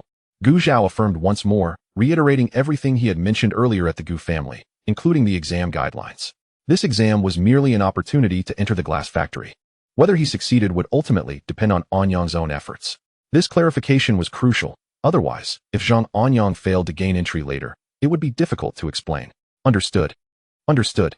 We all comprehend. Zhou Liping and her husband nodded vigorously. Zhang's elder brother cast an envious glance at his foolish younger brother sitting beside Gu Zhao. Perhaps this was what they meant by fools often enjoy good fortune. In the end, Gu Zhao was sent off amidst a flurry of gratitude from the family. As Gu Zhao departed, Zhou Liping could hardly contain her excitement, pacing restlessly within the confines of her home. Suddenly, she slapped her forehead and hurried into the kitchen. Moments later, she emerged, clutching a smoked fish and a smoked chicken. Yang, quickly, take this to your brother Zhao. This fish and chicken have been waiting since the new year. I just couldn't bring myself to eat them. Yes, hurry up and deliver it. Zhang Shanhe urged from the side. Zhang Anyang swiftly accepted the items and dashed to catch up with Gu Zhao. Upon understanding Zhang Anyang's intentions, Gu Zhao adamantly refused to accept them, asserting that whether this endeavor bore fruit remained uncertain. Oh, brother Zhao, please just accept it, Zhang Anyang implored. My mother said that regardless of whether I can join the glass factory or not, we are grateful that you thought of me. Besides, those 2 slots surely didn't come without effort on your part. As this thought crossed his mind, Zhang Anyang's eyes began to glisten with unshed tears. Chapter 115, A Journey to the City for Learning. Observing his emotional state, Gu Zhao sighed and accepted the items from Zhang Anyang's hands. He did not wish to witness a display of tears from the young man. Lightening his hold, Zhang Anyang smiled and allowed Gu Zhao to depart, watching as his figure faded from sight before turning to walk back. As night fell, the luminous moon hung in the sky, casting a gentle glow through the window into the darkened room. The solid earth and floor mirrored the patterns of the window frame. Leaning against the calm, Gu Zhao gently soothed the previously wailing infant, his gaze directed towards Su Ran, who sat with her back to him at the table. It's time for bed. All right, she replied absent-mindedly, remaining immobile. The dim candlelight illuminated her textbook as she diligently studied, mentally calculating while verifying results on paper. Seeing her struggle, Gu Zhao descended from the calm, approached her, and covered her book with his hand, gently taking the pen from her grasp and setting it aside. Ever since he mentioned the school examination to Su Ran, she had been even more dedicated to her studies, often blurring the lines between day and night. Acknowledging that she had never been formally educated in a school system, and with the significance she placed on this opportunity, Gu Zhao understood her inner turmoil.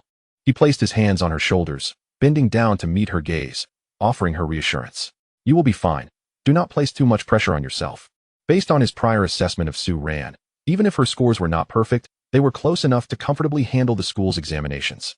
The dim light within the room prevented Su Ran from clearly seeing Gu Zhao's features. She could only perceive the glimmering brilliance in his eyes as they regarded her. She instinctively bit her fingers, her insecurity evident as she murmured, Am I truly capable? Of course. Just consider it. I'm quite clever, so how could my wife possibly be lacking? Gu Zhao jested, attempting to ease her anxiety. His playful banter momentarily relaxed her. She shot him a glance. Who boasts about themselves like that?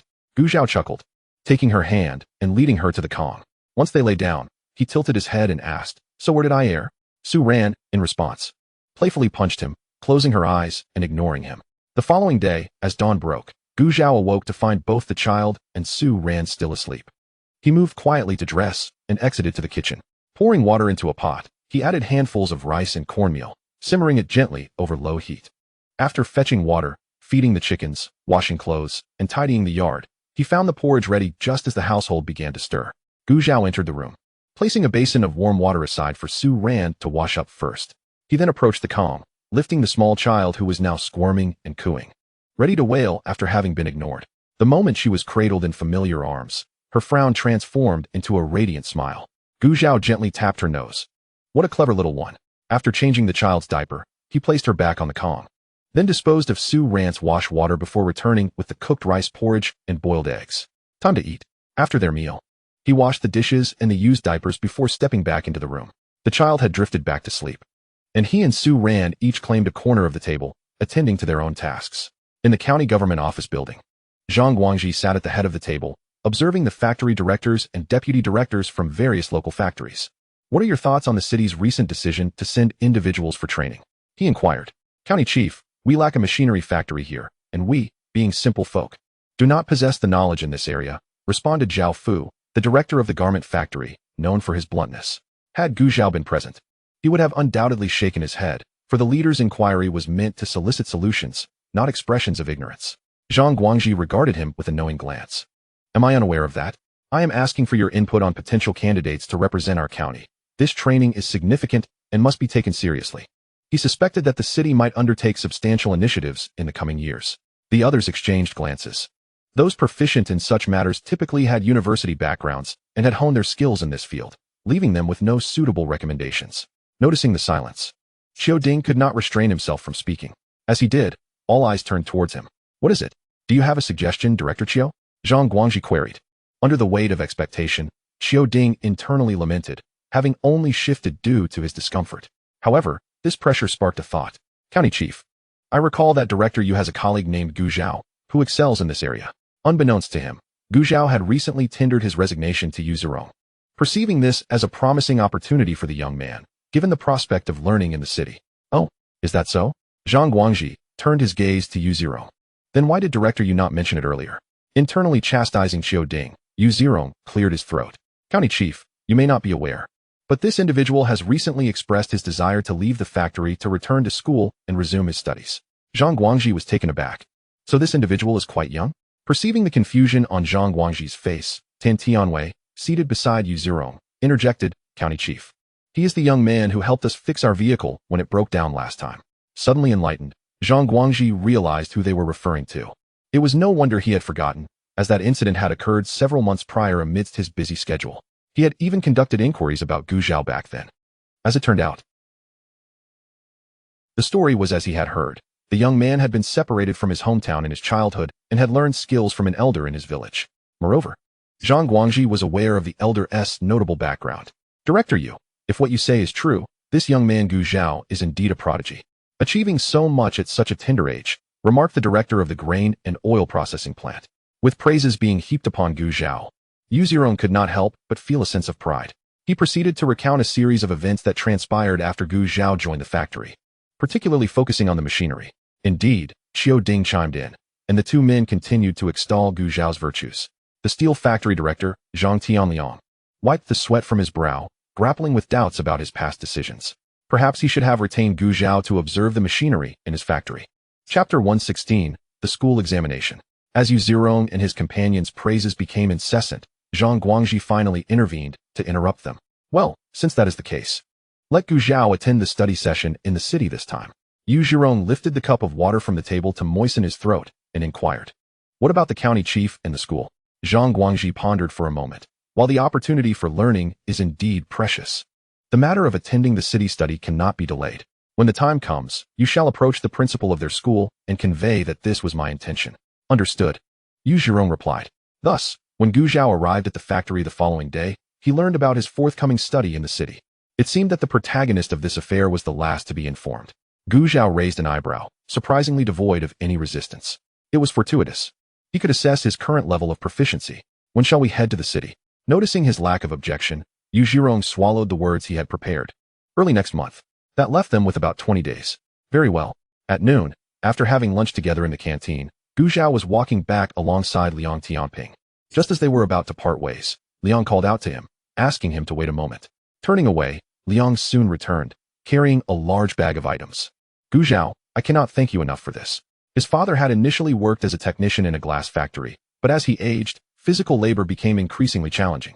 The recent election for management positions in the workshop presented an opportunity for his father. Otherwise, he would likely retire within 2 years. Last night, his father came home to announce that he had officially been elected, resulting in a significant reduction in workload and an increase in salary, much to the family's delight. This morning, his father had insisted on sending the prepared token of gratitude to Gu Zhao.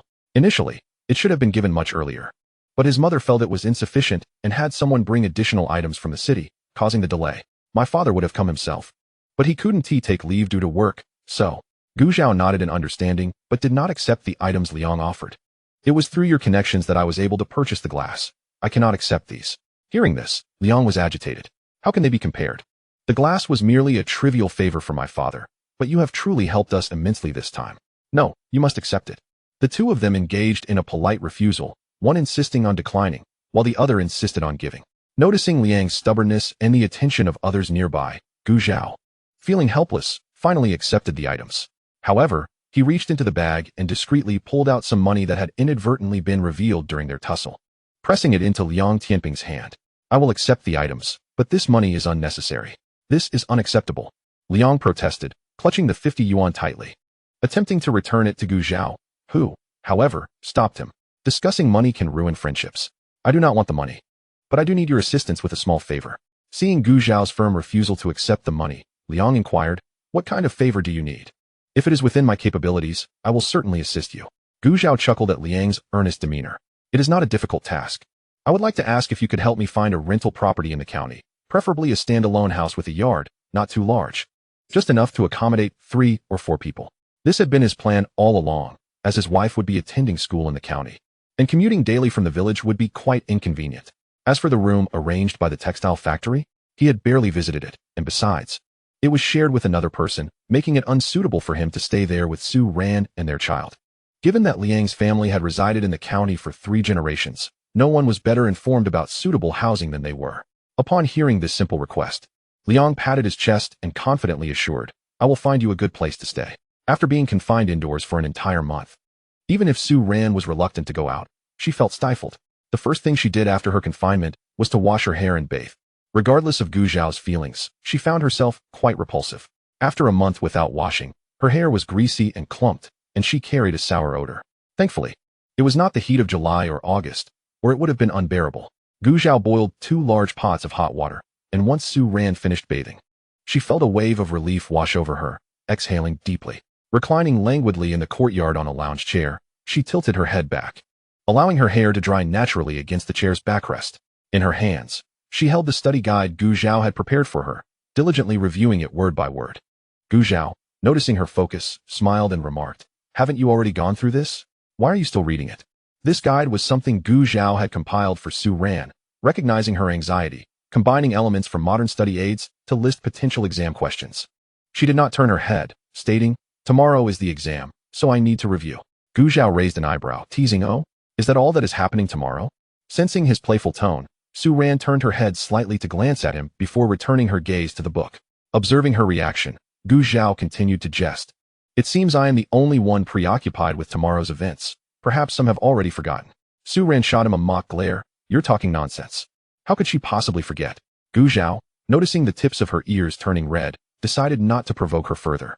The next day, watching his daughter-in-law sitting on the back of the bicycle with the child, Wang Hohot felt uneasy. "Why not leave the child at home? I can watch over them. You two should return early." Gripping the handlebars, Gu Zhao turned and reassured, "Mother, rest assured, I will take good care of both my wife and the child." "Very well. Then, you both should go early and return soon." April was a time of burgeoning grass and singing birds, with the fragrance of wildflowers and fresh grass wafting in the breeze. Thankfully, his mother had the foresight to sew a cushion from old clothes and worn cotton batting. Feeling the bumps beneath her, Su Ran expressed her gratitude. Gu Zhao chuckled lightly but remained silent. Meanwhile, nestled securely between them, the little one babbled excitedly throughout the journey. After nearly an hour of cycling, Gu Zhao finally arrived outside the school, beads of sweat dotting his forehead. "I told you to get off and walk, but you insisted on riding." Upon dismounting, Su Ran shot him a playful glare before using her handkerchief to wipe the sweat from his face. Gu Zhao accepted the child from her arms, bending slightly to make it easier for her to reach, chuckling at her words. How ridiculous! A man cannot refuse. Today was the registration day, and they were not the only ones at the school gate. Noticing curious glances from others, Su Ran distanced herself slightly from Gu Zhao after wiping the sweat. Gu Zhao straightened up and moved closer. "Let us head inside first." Upon entering the principal's office, Li Dicai had been waiting for them. Noting that Gu Zhao was still holding a child, he refrained from saying much and retrieved the prepared examination papers from his desk. "These are the papers you will be tested on. You must complete them within 3 hours." Su Ran reached out to take them, but instead of diving into the questions, she first earnestly thanked Li Dicai. "Thank you, Principal, for this opportunity." She understood that without Li Dicai's approval, this chance would not have been possible. Of course, she was even more grateful to the man beside her. Li Dicai waved his hand, saying, "Let us discuss everything after the exam." Thus began the long wait, during which Li Dicai and Gu Zhao stepped outside, leaving Su Ran in a tranquil environment. Chapter 117, Examination Passed. In the corridor, Gu Zhao and Li Dicai stood in silence, their gazes locked. Sensing the scrutiny from beside him, Gu Zhao gently shifted the sleeping child in his arms towards Li Dicai, offering, "Would you like to hold him?" Li Dicai hesitated momentarily before declining, "No need." The corridor fell silent once more. After a brief pause, Li Dicai broke the stillness. "Regarding what you mentioned last time, I have agreed." "What?" Gu Zhao turned to him, momentarily bewildered, as the realization dawned on him. He could not help but break into a grin. "Thank you, Principal." Li Dicai shot him a sidelong glance, warning, "Don't celebrate too soon. You must return for every school examination, and your grades must meet the passing mark. Otherwise, you will be sent back to class." Gu Zhao took no offense at his tone and readily accepted, although he was uncertain about the reasons behind Li Dicai's change of heart. It was undoubtedly a stroke of good fortune for him. 3 hours flew by in the blink of an eye. Upon hearing the sound of chair legs scraping against the floor inside the room, Both Gu Zhao and Li Daxai instinctively turned and made their way to the office. Taking a deep breath, Su Ran presented the completed exam papers to Li Daxai. The next step was to await the verdict. Motioning for the two to wait, Li Daxai began to grade the papers on the spot. Having progressed through the ranks to become a teacher, he had once faced a shortage of educational resources in his youth and had taught multiple subjects simultaneously. Thus, grading Su Ran's exam papers was a matter of ease for him. Initially, Li Daxai maintained a serious demeanor, but as he continued, a look of satisfaction began to emerge in his eyes. Achieving such results through self-study was indeed commendable. While Li Daxai graded, Gu Zhao exchanged glances with Su Ran, and the two stepped into the corridor. Su Ran was a mix of excitement and anxiety. As soon as they were outside, she eagerly shared. There were questions on the exam that you had predicted for me, and not just one. Seeing her so animated, Gu Zhao chuckled and affectionately ruffled her hair. Then you can rest easy. Not quite, she replied. As long as the results aren't out, I can't fully relax. As time ticked by, the half-hour passed, and a voice called from within, come in. Su Ran nervously tugged at her clothes and stepped inside, with Gu Zhao following closely. Upon witnessing her anxious demeanor, Li Daxai smiled and announced, congratulations, Comrade Su. You are now a member of our county's secondary school. The moment she comprehended his words, Su Ran's pupils dilated in surprise, and she instinctively turned to Gu Zhao. His lips curled into a smile as he echoed, congratulations. At that moment, tears welled in Su Ran's eyes. She had never imagined this day would come. The little girl who had once been dragged home from school by her parents, secretly weeping under the covers at night, seemed like a distant memory now. As she emerged from the office with her junior high school graduation certificate in hand, Su Ran felt a disorienting sense of disbelief. She stared blankly at the freshly printed certificate, the ink still wet. Be careful, Gu Zhao gently supported her, noticing her dazed expression as she nearly stumbled. Realizing she was still lost in thought, he playfully warned, if you keep this up, I might just confiscate that graduation certificate from you. No. Su Ran finally shifted her gaze from the certificate, carefully stowing it away once the ink had dried. Just then, the child awoke, letting out soft whimpers before even opening his eyes. Recognizing the signs of hunger, Gu Zhao led Su Ran to a corner, ensuring no one was around before handing the child to her. As she prepared to lift her shirt, she hesitated, noticing Gu Zhao's unflinching gaze. Sensing her discomfort, Gu Zhao chuckled lightly and turned his back, allowing her privacy. Once the child was latched on and began to eagerly suckle, Su Ran's gaze drifted to the tall figure before her, her lips pursed in contemplation. After an indeterminate amount of time, Gu Zhao turned around upon hearing the sound of the child burping. The infant, having been well fed, weighed nearly 10 pounds, feeling as heavy as a lead weight in Gu Zhao's arms. Since we're here today, let us go register, he suggested. All right, relieved that he hadn't mentioned earlier events. Su Ran felt a sense of ease wash over her. With the exam proceedings delayed, the registration area was now nearly devoid of people. After registering, Gu Zhao rode his bicycle, carrying Su Ran and her child to the neighboring alley. Let us go visit someone. On the way, he recounted his family's history with the Li family, providing Su Ran with valuable context. Upon hearing his story, Su Ran's eyes widened in understanding. No wonder. They approached the familiar address and knocked on the door, waiting for a response from within. When Li Jilai opened the door and spotted Gu Zhao with a child in his arms, he exclaimed, Ah Zhao, this must be your wife and child. Come in, come in. Calling out to the inside, he added, Wife, Zhao has brought his wife and child to see us. Where are they? Yuan Meihua hurriedly emerged. Leaning on a cane, Gu Zhao rushed forward. Grandma, please take care. I know my limits, she replied, though she gratefully took Gu Zhao's arm to sit down. Li Jilai brought water from the kitchen and handed it to the young couple. Su Ran quickly accepted it, thanking him. Thank you, Grandpa Li. No need for thanks. Make yourselves at home, just like family, Li Jilai said with a chuckle. Indeed, listen to your Grandpa Li, Yuan Meihua chimed in. Su Ran smiled in response, acknowledging their warmth. Seeing their delight, Gu Zhao announced, Now I've brought my wife and child to show you, so you can no longer say otherwise. Yuan Meihua feigned annoyance. Well, if it weren't for us old folks, you might still be keeping us in the dark. Not at all, Grandma Li. You've got it all wrong, Gu Zhao protested. Yuan Meihua pointed at him, chuckling. Just look at him, always the joker. Su Ran smiled softly. He has always been this way.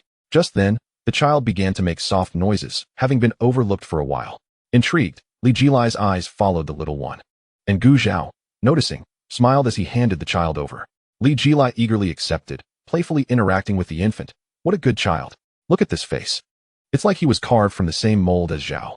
While that might have been an exaggeration, the child did bear a resemblance to Gu Zhao. Unfazed, the infant cooed and gurgled, seemingly content in anyone's arms, blowing bubbles as Li Jilai entertained him. With his round, fair face resembling a glutinous rice ball and tiny hands and feet peeking out like lotus roots. The scene was endearing. Chapter 118, Photography at the Studio. Yuan Meihua watched, her heart warming at the sight.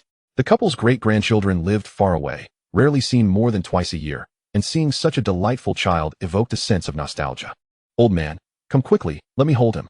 Li Jilai, reluctant to part with the child, eventually relented to his wife's insistence. The elderly couple embraced the child affectionately, eventually slipping Gu Zhao and Su Ran a generous red envelope containing 10 yuan, leaving them both astonished. No, Grandpa Li, Grandma Li, we can't accept this. Su Ran protested.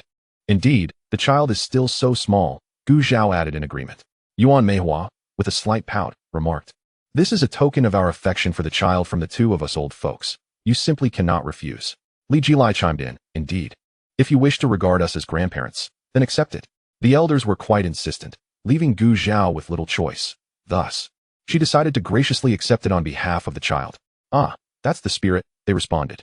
After a brief interlude, as they had other matters to attend to, Gu Zhao suggested it was time to take their leave.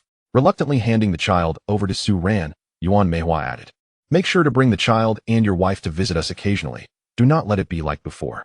Gu Zhao nodded earnestly, assuring her it would be so.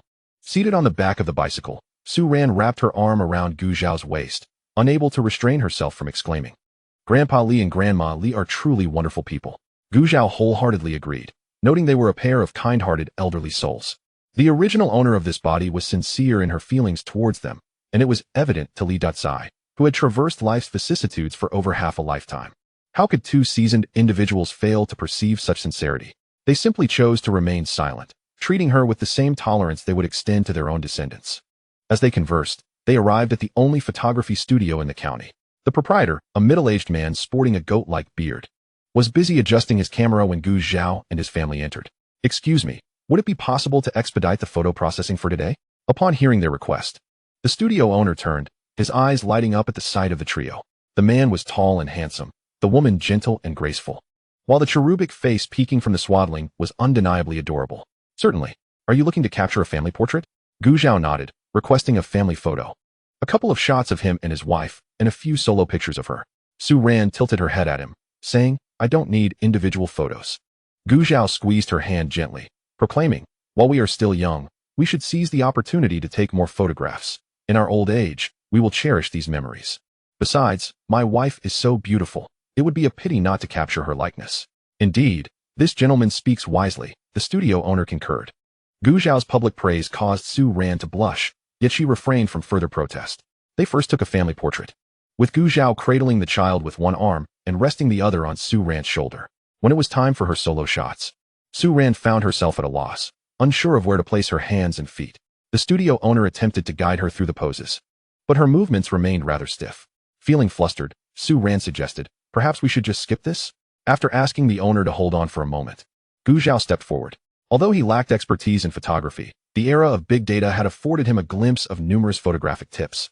He instructed Su Ran to remain still, advising her not to focus on the lens, and carefully positioned her hands for two poses.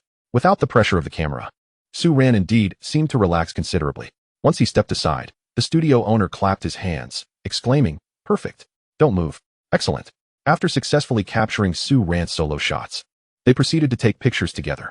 They placed the child on a nearby recliner and sat side by side in front of the camera. Just as the owner was about to snap the picture, he sensed something was amiss. Upon inspection, he noted that there was enough space between the two for another person to fit. Could you two scoot a bit closer? Gu Zhao glanced down at the gap between them, reached over to wrap his arm around Su Ran's waist, and gently pulled her closer to him. With a smile, he addressed the owner, go ahead and take the picture. Before Su Ran could react, the owner pressed the shutter. The handsome, tall man sat confidently before the camera, his eyes gleaming with joy, while his hand rested lightly on the woman's waist. The woman, with her hand on the man's chest, gazed at him, her expression tinged with a hint of astonishment. After reviewing the original prints, Gu Zhao expressed his satisfaction and asked the owner for 2 additional couple photos. They agreed to return for the photos at 2 o'clock in the afternoon, after which Gu Zhao took Su Ran to the state-run restaurant. Comrade Gu, ready for a meal? Yu Xiaoxiang greeted Gu Zhao with a smile. A regular patron of the establishment, she was quite familiar with him. Gu Zhao nodded, inquiring, what do you recommend today? You've come at the perfect time. Today we have the chef's specialty, braised pork. If you arrive late, you might miss out. Very well. I will have a portion of braised pork, he replied. He then ordered 2 additional dishes tailored to Su Ran's palate and requested 2 bowls of rice. Finding a table to sit at, when the dishes arrived, Su Ran reached for the child in Gu Zhao's arms, saying, "Let me hold him." Gu Zhao deftly avoided her hand, replying, "No need, you eat." With that, he held the child with one arm while using the other to serve a piece of braised pork into Su Ran's bowl, urging, "Eat up." Su Ran did not contest him, and after finishing her meal swiftly, she took the child from Gu Zhao's embrace. Seeing this, Gu Zhao wasted no time, finishing the last few bites of his rice and clearing the remaining vegetables from the table before standing up. Upon exiting the restaurant, the couple made their way to the supply and marketing cooperative. As they entered, they fortuitously spotted Gu Yan attending to customers. At that moment, the cooperative had few patrons, so Gu Zhao did not rush to approach her. Once the counter was clear, they stepped forward to greet her. "Second sister." Gu Yan looked up, surprised to see Su Ran, asking, "Sister-in-law, have you completed your confinement?" Su Ran smiled and nodded. "Yes, second sister." Noticing the child in Gu Zhao's arms, Gu Yan reached out to hold him, exclaiming, "Why did you bring the baby? He is so small." After Gu Zhao handed the child to her, he explained, "We thought we would take a commemorative photo for the baby's 1-month celebration." Gu Yan gave a thumbs up, saying, "That is a splendid idea. I wish I had thought to take photos of Dabao and Xiaobao back then." Gu Zhao chuckled, "It's never too late. Every stage of a child's growth is unique and worthy of remembrance." Gu Yan pondered this, contemplating when she and her husband might take their children for a photo session. After some further conversation, Gu Zhao revealed the purpose of their visit. "Second sister, we plan to celebrate the baby's 1-month milestone tomorrow. If you are free, do join us for a meal." Gu Yan readily agreed. "Of course." She then added, "You'll need to purchase some items for the banquet, I presume?" Gu Zhao nodded. "It won't be extravagant. Just 2 or 3 tables to invite close family for a meal. However, we will need things like sugar to entertain our guests." In light of this, Gu Yan returned the child to Gu Zhao and led them to other counters to help gather the necessary items. After leaving the cooperative, it was nearly 2 o'clock, and the couple returned to the photography studio to collect their photos. As Su Ran perused the family portrait and the pictures with Gu Zhao, a soft glow flickered in her eyes. In the next moment, her gaze froze. Chapter 119, Obtaining the Marriage Certificate. The woman in the photograph appeared full-figured, exuding a serene grace with every gesture, her eyes reflecting a warmth she had never possessed before. Su Ran found herself entranced. "Is that really me?" Upon noticing Su Ran's frozen state, Gu Zhao leaned down to inquire, "What is the matter?" Su Ran snapped back to reality, shaking her head, "Nothing. Now, let us proceed to our final and most significant destination for today." All right. As thoughts of their impending task filled her mind, Su Ran felt a surge of nervousness, casting aside her earlier wistfulness. Armed with the certificates issued by the brigade and factory, Gu Zhao and Su Ran arrived at the marriage registration office to complete their registration. The marriage certificate of this era differed vastly from those of the future. It resembled a certificate of merit, devoid of photographs. In addition to the prominent inscription marriage certificate at the top, it contained the names of both parties and the date of marriage, all sealed with an official stamp at the bottom. The moment they emerged with the marriage certificate in hand, a mechanical voice echoed in Gu Zhao's mind. Ding. Su Ran, affection level 10, affection value 90, trust value 93. Congratulations, the host has now achieved an affection value of 90 with 3 individuals, and is about to absorb their affection values. Ding. Zhang Anyang, affection 88, affection value 88, trust value 99. Ding. Zhou Liping, affection 75, affection value 75. Trust value 78. Ding. Zhang Shanha, affection 70, affection value 70, trust value 65. Ding. Su Chun, affection 55, affection value 55, trust value 45. Tan Tianwei, affection 70, affection value 70, trust value 75. Yu Zirong, affection 80, affection value 80, trust value 85. All rewards have been stored in the system space. Please check, host. A cacophony of notifications reverberated in Gu Zhao's mind, with the sound of affection values incessantly increasing. His immediate reaction was a surge of exhilaration. He felt as though he was on the brink of wealth. Why has he not moved? Su Ran, noticing him frozen at the doorway, tugged at his sleeve. Gu Zhao snapped back to reality, suppressing the urge to shout in excitement, his eyes betraying an unmistakable joy. "Let us go home." Su Ran interpreted his demeanor as delight over their marriage certificate, a smile gracing her lips. Upon arriving home, Gu Zhao did not hasten to examine the affection values or the rewards from the system. Instead, he rode his bicycle to invite his 2 uncles in the neighboring village to dinner the following day. He first visited his elder uncle, then made his way to his younger uncle's home.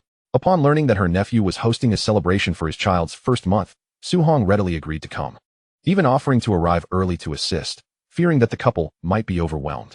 Gu Zhao chuckled, "Aunt, you needn't worry about helping tomorrow. Just come over with uncle and the cousins to enjoy the meal." His words were laden with assurance, prompting Wang Yongye to chime in. Su Hong shot him a glance before turning back to Gu Zhao. "Then Aunt won't be responsible?" "Agreed." As the three engaged in conversation, Wang Yufeng and his brother eagerly circled around Gu Zhao's bicycle. Su Hong kept a watchful eye on the two mischievous boys, and when she saw Wang Yajun attempting to climb onto the bike, she admonished, "What are you doing? Don't break your brother's bicycle." Gu Zhao glanced over and, seeing the eager expressions on their faces, reassured his aunt, "It's fine, let them give it a try." He stepped forward to teach the brothers how to ride. After listening to Gu Zhao's instructions, the siblings nearly fell into a quarrel over who would go first, ultimately deciding their fate through a game of rock, paper, scissors. Wang Yajun, emerging victorious, triumphantly swung a leg over the bicycle.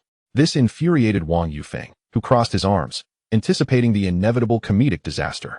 As Wang Yajun tentatively placed his feet on the pedals, he struggled to maintain his balance while steering, resulting in a wobbly ride. "Be careful!" A shout rang out from behind. Startled, Wang Yajun diverted his gaze from his feet, only to find a large tree looming directly ahead. Its trunk so wide it could only be embraced by two people. His eyes widened in horror as he realized the imminent collision. Just then, a firm grip from behind seized the back of the bicycle.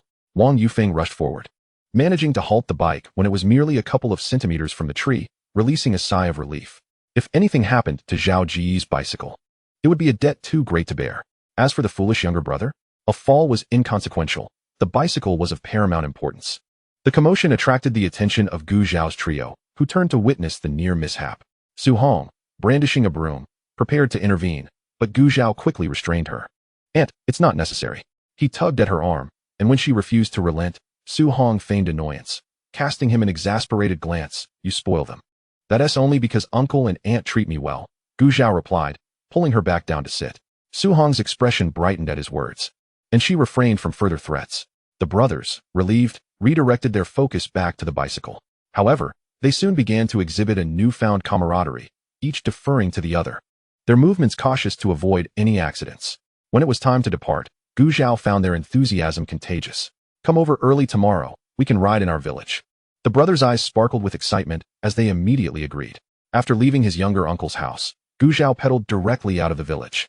Not far from the village's edge, he suddenly halted, quickly dismounting and lying low on the ground with his bicycle. Using the grass as cover, he peered ahead, spotting a man and a woman engaged in a struggle as they entered the woods, his eyes narrowing with intrigue. Once he confirmed their figures had vanished, he chose not to pursue them, instead continuing his ride. Later that night, after Su Ran had fallen asleep, Gu Zhao began to review the affection values and rewards bestowed by the system earlier that day. Following a significant increase, his total affection value now stood at 1,500 points. The once unattainable mechanical encyclopedia, Intermediate, was now within his grasp, purchased without a second thought.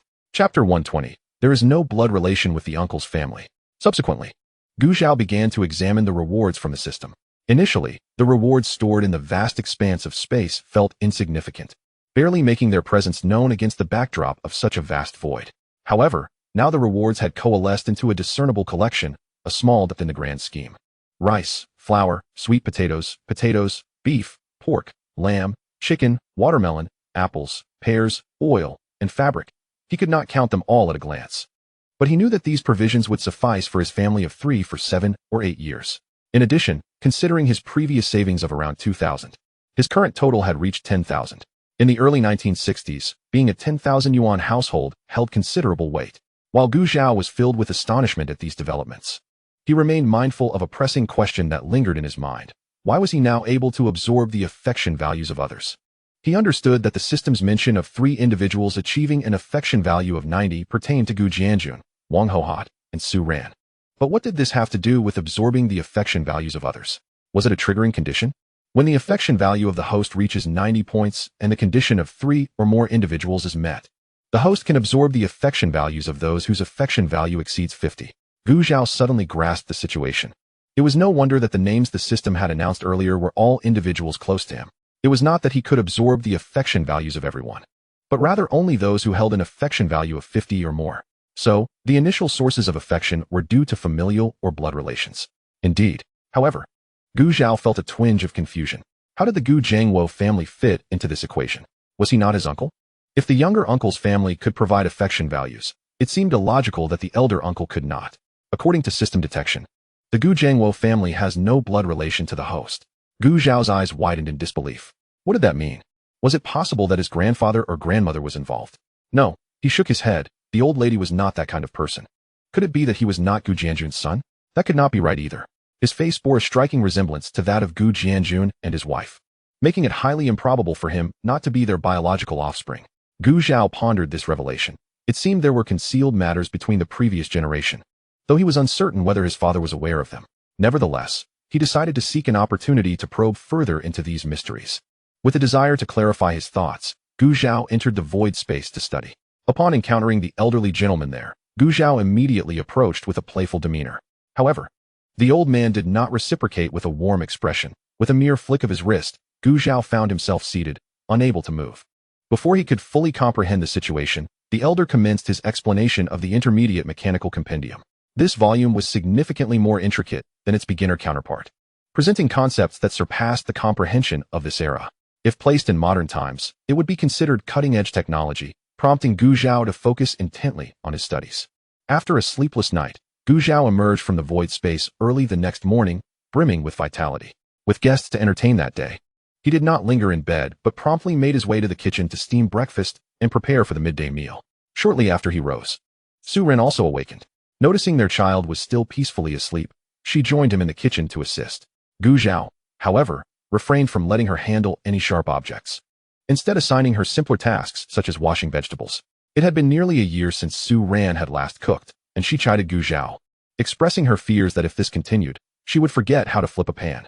Her tone, though tinged with complaint, was undeniably affectionate, happiness radiating from her words. Gu Zhao chuckled lightly, replying that if she forgot, it was of little consequence. Su Ran, feigning indignation, insisted that it would not do. If it continued like this, the villagers might label her a lazy wife. Furthermore, she did not wish for Gu Zhao to bear such burdens alone, juggling the responsibilities of earning a livelihood and managing the household. Is someone in the village speaking ill of you? Gu Zhao inquired, frowning. No, Su Ran shook her head, affirming that even if there were whispers, she regarded them as mere envy from others. Gu Zhao, satisfied with her response, chose not to elaborate further. As the couple busied themselves, Wang Hohat arrived, having risen early to feed the pigs before hastening over. Mother, Su Ran greeted her, standing up from her small stool. Just then, a wailing cry emanated from the adjacent room. Wang Hohat took the garlic cloves from Su Ran's hands, saying, "Leave this to me. You go check on the child." "All right.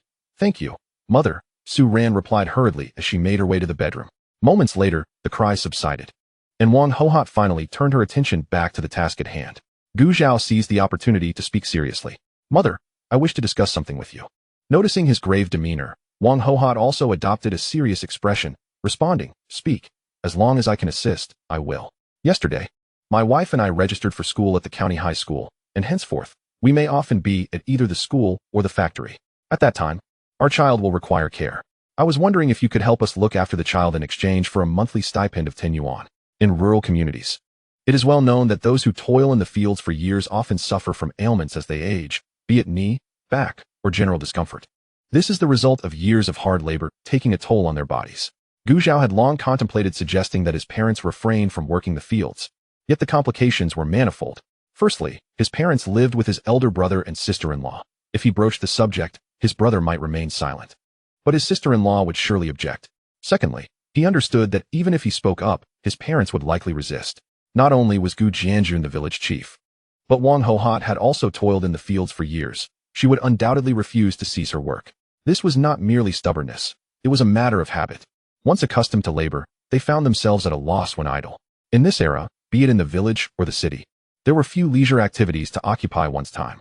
Additionally, many elderly individuals wished to contribute financially while they were still able, ensuring a lighter load for their children and preserving their own sense of worth within the family. Had Gu Zhao proposed this before the arrival of their child, Wang Hohat would have outright rejected the notion. However, with the child as a compelling reason and the reality of Gu Zhao and Su Ran's overwhelming busyness, he surmised that Wang Hohat would acquiesce. Indeed, she shot him a knowing glance. "I had already considered this. I have discussed it with your wife. Rest assured, I will come to assist with the child. However, there is no need for payment. Which grandmother would accept money for caring for her grandchild? That would truly pierce my heart. Mother, this is a separate matter, Gu Zhao gently urged. Just then, Su Ran appeared at the doorway with the child, chiming in, yes. Mother, please heed Gu Zhao's words. Though she had not interacted much with her sister-in-law Li Fan, it was evident to her that she was not the easiest person to get along with. If her mother-in-law were to abandon her farm work to assist them, it might create discomfort for her at home. Gu Zhao and Su Ran's intentions were not lost on Wang Hohat, yet as the matriarch, she would not allow any daughter-in-law to dictate her actions. Had she not raised the two little ones in the family over the years?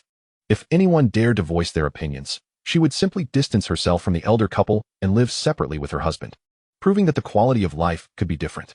Witnessing Wang Hohat's steadfast refusal, Gu Zhao and Su Ran exchanged glances, realizing they would have to revisit this discussion at a later time. As they continued their meal preparations, Gu Zhao invited Wang Hohat to join them for breakfast. Shortly after they set down their bowls, Yu Zhaodi arrived with her daughter, having come to lend a hand. As Yang Li entered the courtyard, she immediately took the child from Su Ran, nuzzling her cheek against the infant's soft face. So smooth, so tender, she exclaimed, her demeanor playful, causing the baby to giggle joyfully. Yu Zhaodi, witnessing this, chuckled and shook her head, remarking, this child is almost ready to be betrothed, yet she remains blissfully unaware. I think your daughter, A Li, is quite fortunate, Wang Hohat said with a smile. They only have it easy while they are still young. While they chatted, Gu Zhao busied himself with preparing dishes that needed steaming or simmering. He did not intend to create an extravagant spread. A hearty bone stew with radish, braised pork, and a few fish caught by Gu Cheng from the river yesterday would suffice. Although the fish were small, a couple of plates of sweet and sour fish would be delightful. Additionally, he prepared stir-fried shredded potatoes and sautéed wild greens as vegetable dishes. As they busily worked, more guests began to arrive. Since learning they could ride their bicycles to Gu Zhao's home, brothers Wang Yufeng had disregarded their mother Su Hong's stern expression and insisted on coming over early. Initially, Su Hong had not intended to take the boys, feeling it inappropriate for the entire family to descend upon Gu Zhao for a feast. However, the brothers were insistent, muttering that Gu Zhao had invited them, and they could not refuse. Subsequently, they made their way to Yanglu village, fully aware of the route. Despite Su Hong's attempts to catch up, she could not keep pace with them, and it was only after Wang Yongya offered some words of persuasion that she finally relented. Upon entering, the brothers joyfully exclaimed, Brother Zhao, we've arrived. Upon catching sight of the fragrant osmanthus in the courtyard, the two brothers instantly fell silent, much like their father. In the presence of their aunt Wang Hohat, they were always exceptionally well behaved. Wang Hohat responded cheerfully, gesturing towards the kitchen, your brother Zhao is in there. The brothers exchanged a glance and promptly dashed towards the kitchen. Inside, Gu Zhao heard their enthusiastic shouts, and upon their entrance, he immediately understood their intentions without needing to utter a word. The bicycle was outside, and they were eager to ride it. Wang Yufeng and Wang Yujun's eyes lit up as they exclaimed in unison, Thank you, Zhaoge, before scampering out. Just then, they ran into Zhang Anyang entering the courtyard. The three of them quickly gathered around the bicycle. Yang Li, teasing the Tang Yuan, noticed Zhang Anyang riding the bicycle like a playful monkey and scoffed, so ugly. Su Ran chuckled at this, bemused by the animosity that always flared between the two whenever they crossed paths. Hey, don't think I didn't hear you talking about me behind my back. Zhang Anyang, who was struggling with the bicycle, perked up and shouted back. What do you want, big monkey? Humph. Without a moment's hesitation, Zhang Anyang pushed the bicycle into Wang Yufeng's arms and strode over to Yang Li. Startled by his sudden approach, Yang Li felt a moment of panic but quickly straightened her posture. Let me remind you, my mom is right here. And my dad is next door. If you dare to hit me, just one shout, and you're done for. Huh? Do you think I, Zhang Anyang, am the sort to hit women? Then what do you intend to do? Zhang Anyang didn't finish his sentence before swiftly flicking Yang Li on the forehead and darting away. Ouch! Yang Li clutched her head and, regaining her composure, yelled after him, Zhang Anyang, you're dead meat. Su Ran watched the two chase each other around the courtyard, unable to suppress her laughter. It was clear to her that Zhang Anyang's flick had been harmless. In the courtyard, the lively scene painted a dynamic picture. Elderly figures with affectionate smiles, young mothers cradling their children, couples playfully chasing one another, and teenagers riding the bicycle in a crooked manner. As the delicious aromas wafted from the kitchen, the guests began to arrive.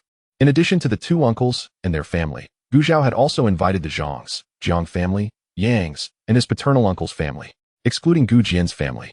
The other families were all well regarded in the village. As for Su Ran's two elder sisters, considering the long journey, she planned to visit Gu Zhao with them the following day, as she hadn't seen her second sister in quite some time. When the dishes were served and guests took their seats, Gu Zhao stood up as the host. Thank you all for coming today. We are here to celebrate the full moon of our child. I won't say much. Please enjoy your meal and drink. No sooner had he finished speaking than Zhang Anyang began to cheer, wishing my little niece a safe and joyful growth. With his lead, others chimed in with blessings, wishing little Tangyuan health and happiness. It was uncertain whether the baby understood, but Wang Hohat's child responded with a beaming smile, eyes narrowing like crescent moons. What followed was a delightful feast. Zhao Ge, this braised pork you made is absolutely delicious. Zhang Anyang praised through mouthfuls, his words somewhat garbled. Indeed. I used to doubt the village gossip, but now I can't help but believe it. The others had long lost interest in conversation, focusing intently on their meals, while the little ones ate with the enthusiasm of kittens. After the meal, they distributed sweet candies and bid farewell to the guests. Su Ran collected the gifts brought for the little one, which included tiger head shoes, hats, and little belly wraps, as well as red envelopes containing lucky money. Wang Hohat, Yu Zhaodi, and Yang Li stayed behind to assist in cleaning up the kitchen before they departed. With their entire family, the brothers Wang Yongye sauntered home. Upon reaching the village entrance, they were greeted by a familiar face. Oh, where are you all heading? Chewing on a piece of meat, Daiwan cheerfully remarked. Isn't that my nephew who works at the textile factory? His child's full moon celebration, right? We just came from there. I must say, the meat was truly delectable. As she spoke, she dropped a twig, feigning to pick her teeth. If Wang Yongye's family had been specifically invited by Gu Zhao to join the feast, then Wang Yongye's family had come uninvited, aside from Gu Zhao's maternal uncle. This was also Gu Zhao's first encounter with his two cousins from his uncle's side, along with their wives and children. It must be said, these relatives bore a striking resemblance to Daiwan, and their fondness for Gu Zhao was palpable. At that moment, Wang Yuda, noticing his mother's stuffed appearance, instinctively patted his bulging belly. His cousin, whom he hadn't seen for a while, had indeed become more generous. The villagers, seeing their ostentatious display, complimented Daiwan. Your nephew is truly filial. Little did they know, as soon as the praise left their lips, Daiwan's smile faded. Who asked you to say that? She shot a glare at the oblivious villager before continuing home with her child and grandchild. As for Wang Yongye's family, they had already felt embarrassed and left as soon as Daiwan spoke, dragging Wang Yongye along with them. The villagers scratched their heads in confusion as they watched Daiwan and her party depart. Wasn't it you who prompted me to praise them? Why are you unhappy now that I did? Perplexed, he shrugged off the matter and continued on his way. Midway, a sudden realization struck him. Wasn't Wang's nephew who worked at the textile factory Su's son-in-law? Just then, Su Dasun, panting heavily while carrying a bucket of manure, caught the villager's eye. Dasun, why didn't you attend your son-in-law's full moon celebration today? Upon hearing this, Su Dasun turned pale. If he hadn't known this person was famously dim-witted in the village, he would have thought it a taunt. Did he not want to go? The truth was, he had completely forgotten about his father-in-law's event. The more he thought about it, the more aggrieved he felt, and he quickened his pace, storming home. Witnessing his demeanor, the villager scratched his head in confusion. What is wrong with him? I was just asking a question. If he doesn't want to answer, fine, but why the sour face? Feeling quite wronged, Su Dasun burst into his home and immediately gulped down a large ladle of cold water. Still unsatisfied, he slammed the ladle into the water barrel with force. Sitting in the sun in the courtyard, Masume, who had dozed off, was jolted awake by the noise. Clutching her racing heart, she exclaimed, "Are you trying to kill me?" Su Dasun, feeling irritable, shouted back, "What do you know? You just sit at home all day." "Hey." Masume rolled up her sleeves and approached him, swiftly twisting his ear. "You've really gone too far today, daring to yell at me." A sharp pain shot through Su Dashuan's ear, turning it bright red and restoring his sense of reason. He hunched over, sheepishly apologizing. "Wife, I was wrong. I was just too angry. You wouldn't believe what I heard today."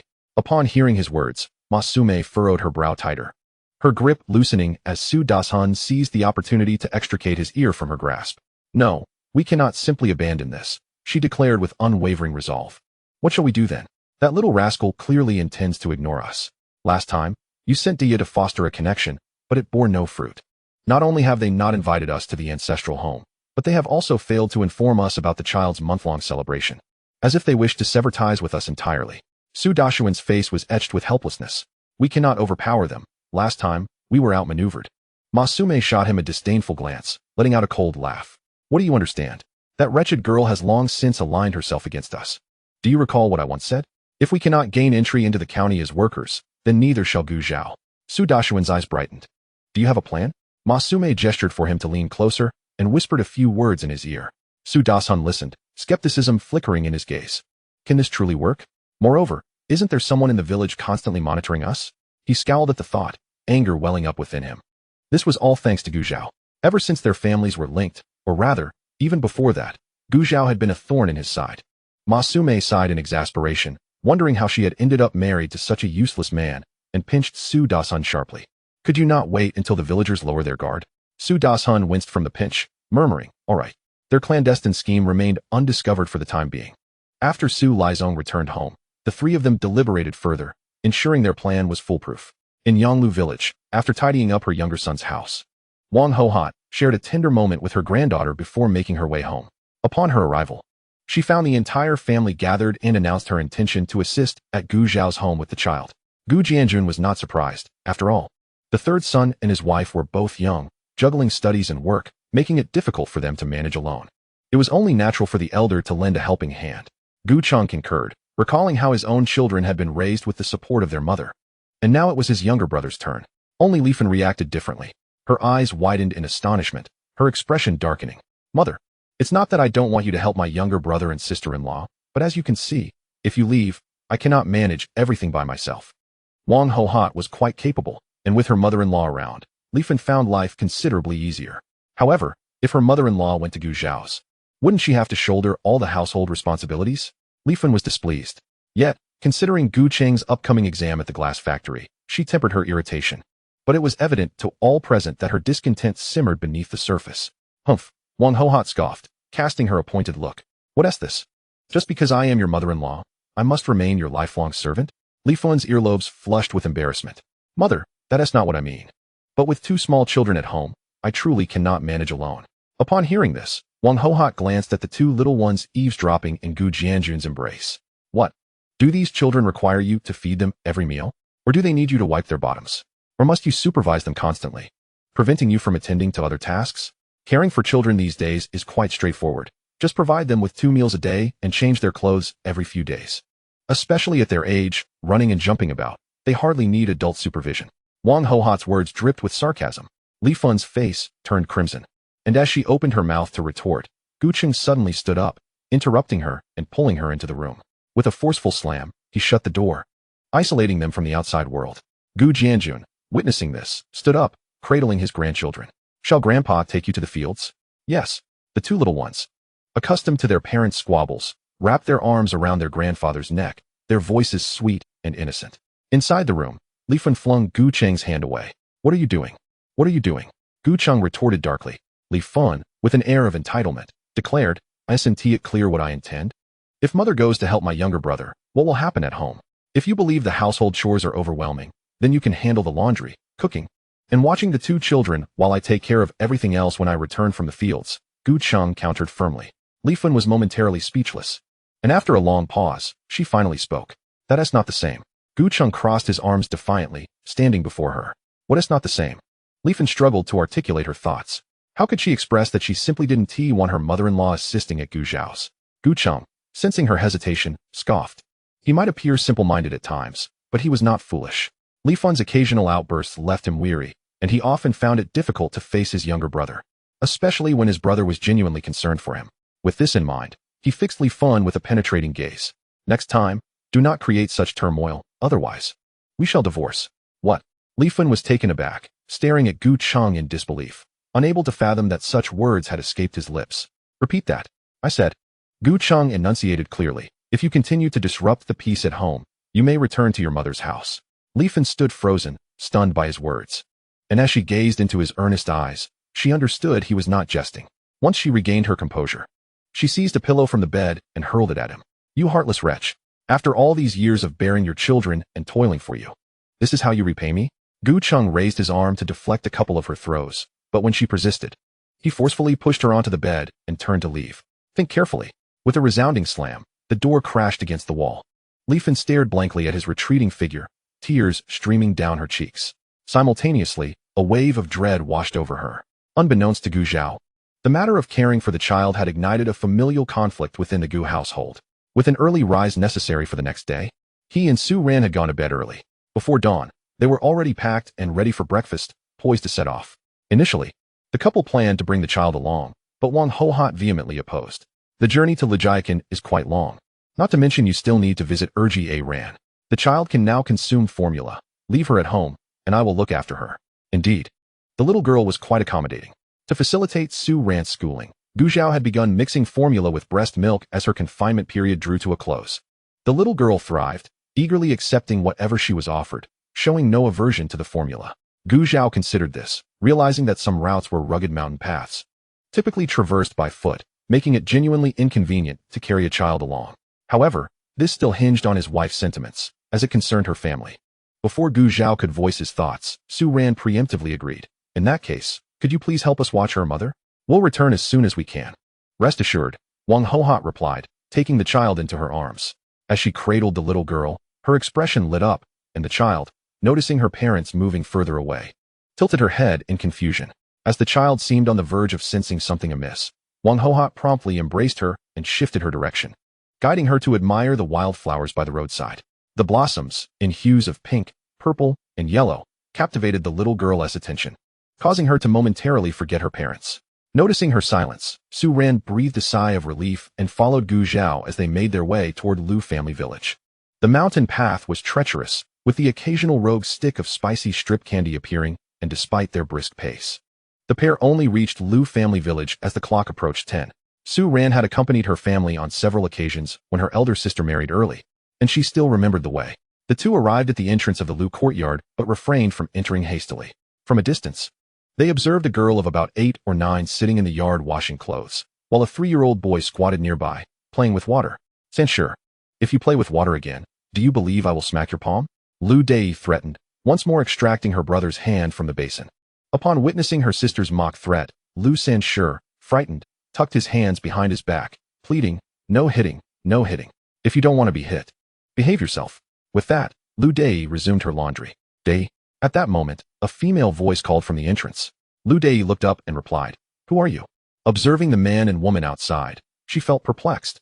While she did not recognize the man, the woman seemed oddly familiar. Su Ran smiled and introduced herself. "I am your aunt, your mother's younger sister. I visited your home before, do you remember?" At Su Ran's reminder, Lu Dei instantly recalled, dropping the clothes in her hands and rushing forward, exclaiming, "Auntie, what brings you here?" It was no wonder Lu Dei had not recognized her. The last time Su Ran visited was over a year ago, and her appearance had changed since then. "I came to see you all," Su Ran said, ruffling her hair before continuing. "By the way, this is your uncle." Upon seeing the tall man before her, Lu Dei obediently called out, "Uncle." Gu Zhao responded with a smile, slipping a generous handful of candy into her hands. Lu Dei was momentarily taken aback, unsure whether to accept such a bounty, having never seen so much candy before. Sensing her hesitation, Su Ran assisted in stowing the sweets into her pocket, reassuring her, "It's from your uncle. There's no need to stand on ceremony, just accept it." Only then did Lu Dei relent, noticing the trio still standing at the entrance. She patted her forehead and said, "Auntie, uncle, come inside and sit." Leading the way, she swiftly entered the house and brought out a long bench, placing it in the yard. Once Gu Zhao and Su Ran were seated, she hurried to fetch water. Su Ran gently pulled her down, insisting she rest, as their visit would not be prolonged. "Where's your mother?" Su Ran inquired. "She's in the fields," Lu Dei replied, immediately standing up as soon as she touched the bench. "I'll go call her back." Just as she was about to sprint toward the fields, she suddenly remembered something and turned back toward the laundry area. "Lu Censure," Lu Dei exclaimed, her eyes widening in anger as she stormed toward her soaked younger brother. Seeing him dripping wet and reaching to dip his hands back into the basin only fueled her fury further, and she delivered a sharp slap to his rear end. The little boy, belatedly realizing he had been struck, instinctively touched his bottom, and as he began to wail, "You dare to cry?" Lu Dei glared at him. He immediately silenced his sobs, transforming into a pitiful sniffler, as if caught between the urge to cry and the fear of reprisal. Gu Zhao chuckled at the scene, recognizing that when children are unusually quiet, they are often up to something mischievous. Chapter 124. Staying for a meal. Lu Dei offered an apologetic smile to Su Ran and Gu Zhao, swiftly changing her brother into dry clothes. "Auntie, could you please watch my brother? I'll go get my mother from the fields." Su Ran nodded, taking Lu Censure from her. "Go ahead."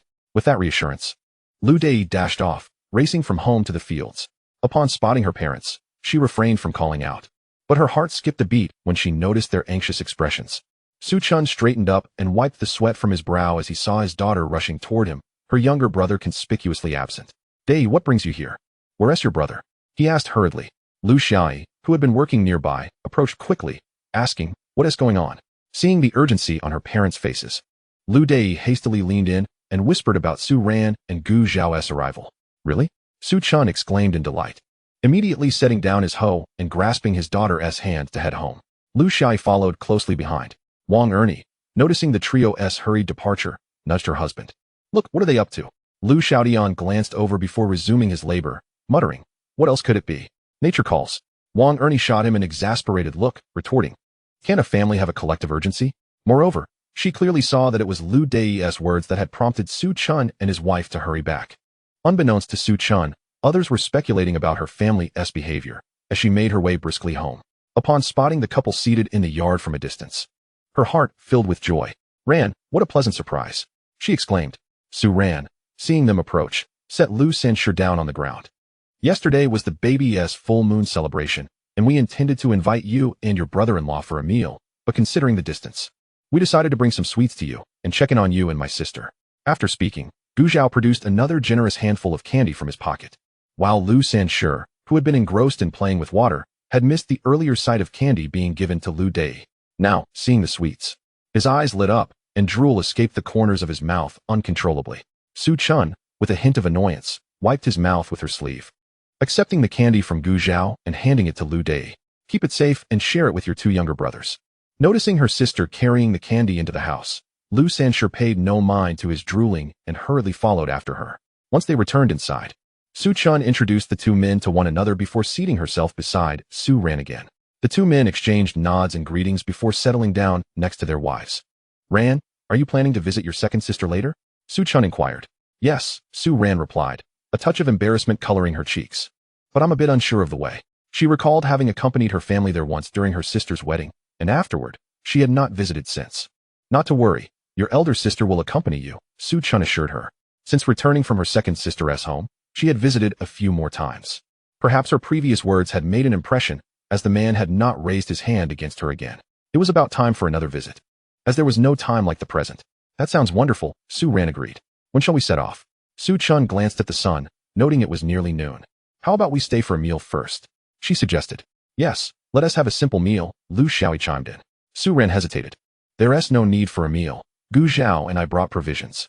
She was acutely aware that her elder sister's household was still dominated by her mother-in-law. And if two additional diners were to unexpectedly join the meal, it would likely complicate matters for her sister. Moreover, knowing that they wouldn't return for lunch, Gu Zhao had genuinely prepared some food in advance.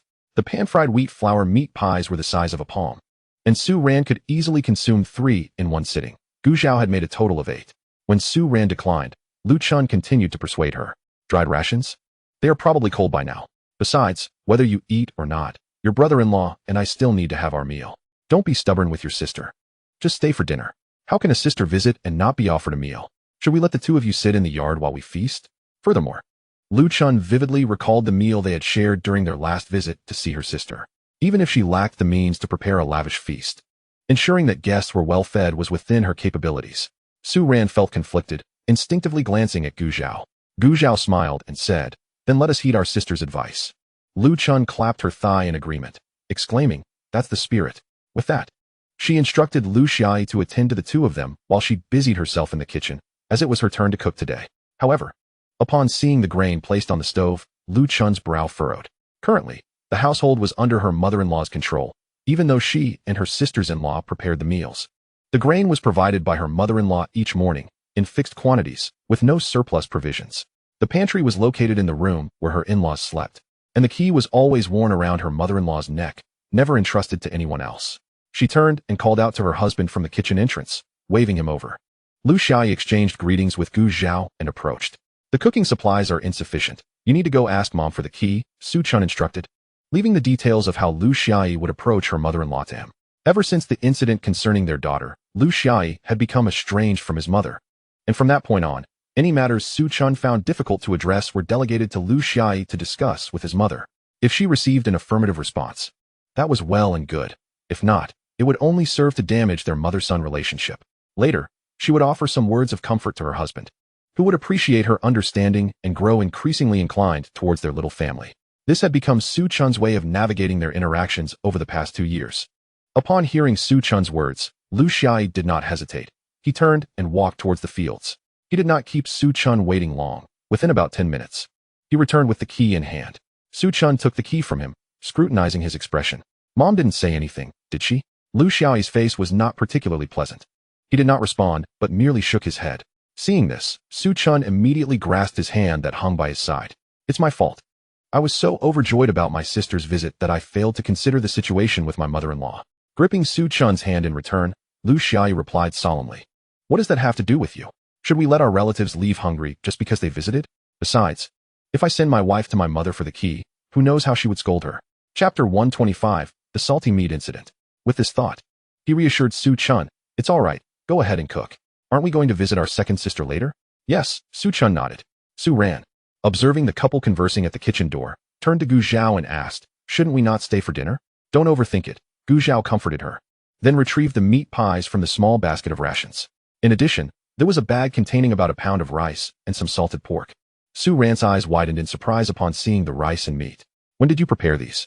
Gu Zhao chuckled lightly. When I left this morning. Of course, that wasn't true. She had just taken them out from the space and discreetly placed them in the basket while Su Ran was distracted.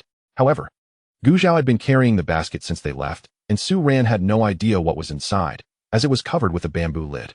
Now you needn't worry, right? Gu Zhao inquired further. Yes, Su Ran nodded eagerly, then rushed into the kitchen with the meat and rice. Inside, Su Chun was kindling the fire under the pot. Upon seeing Su Ran enter, she hurriedly shooed her away. What are you doing in here? Go sit outside. Sister, this is the rice and meat that I brought from home with Zhao Ge. You can use it for lunch, Su Ran said, placing the items on the countertop. Su Chun's brows knitted tightly as she replied, what are you two doing? Do you really need to bring your own provisions just to have a meal at your sister's house? Su Ran shook her head. Of course not. That isn't necessary. But we brought it along, so just consider it me, the aunt, contributing a dish for the children. She understood that her sister meant well. But bringing one's own provisions when visiting relatives was customary. No household had surplus rations to share. If one family ate more, another would inevitably eat less. Few were willing to do so.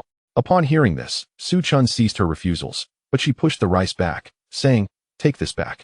I'll gratefully accept the meat on behalf of the children. Knowing that if she insisted further, her elder sister would likely refuse the meat as well. Su Ran obediently handed the rice back to Gu Zhao for storage, then returned to the kitchen to assist. Su Chun tried to shoo her away a couple of times. But seeing that she wouldn't leave, she eventually relented.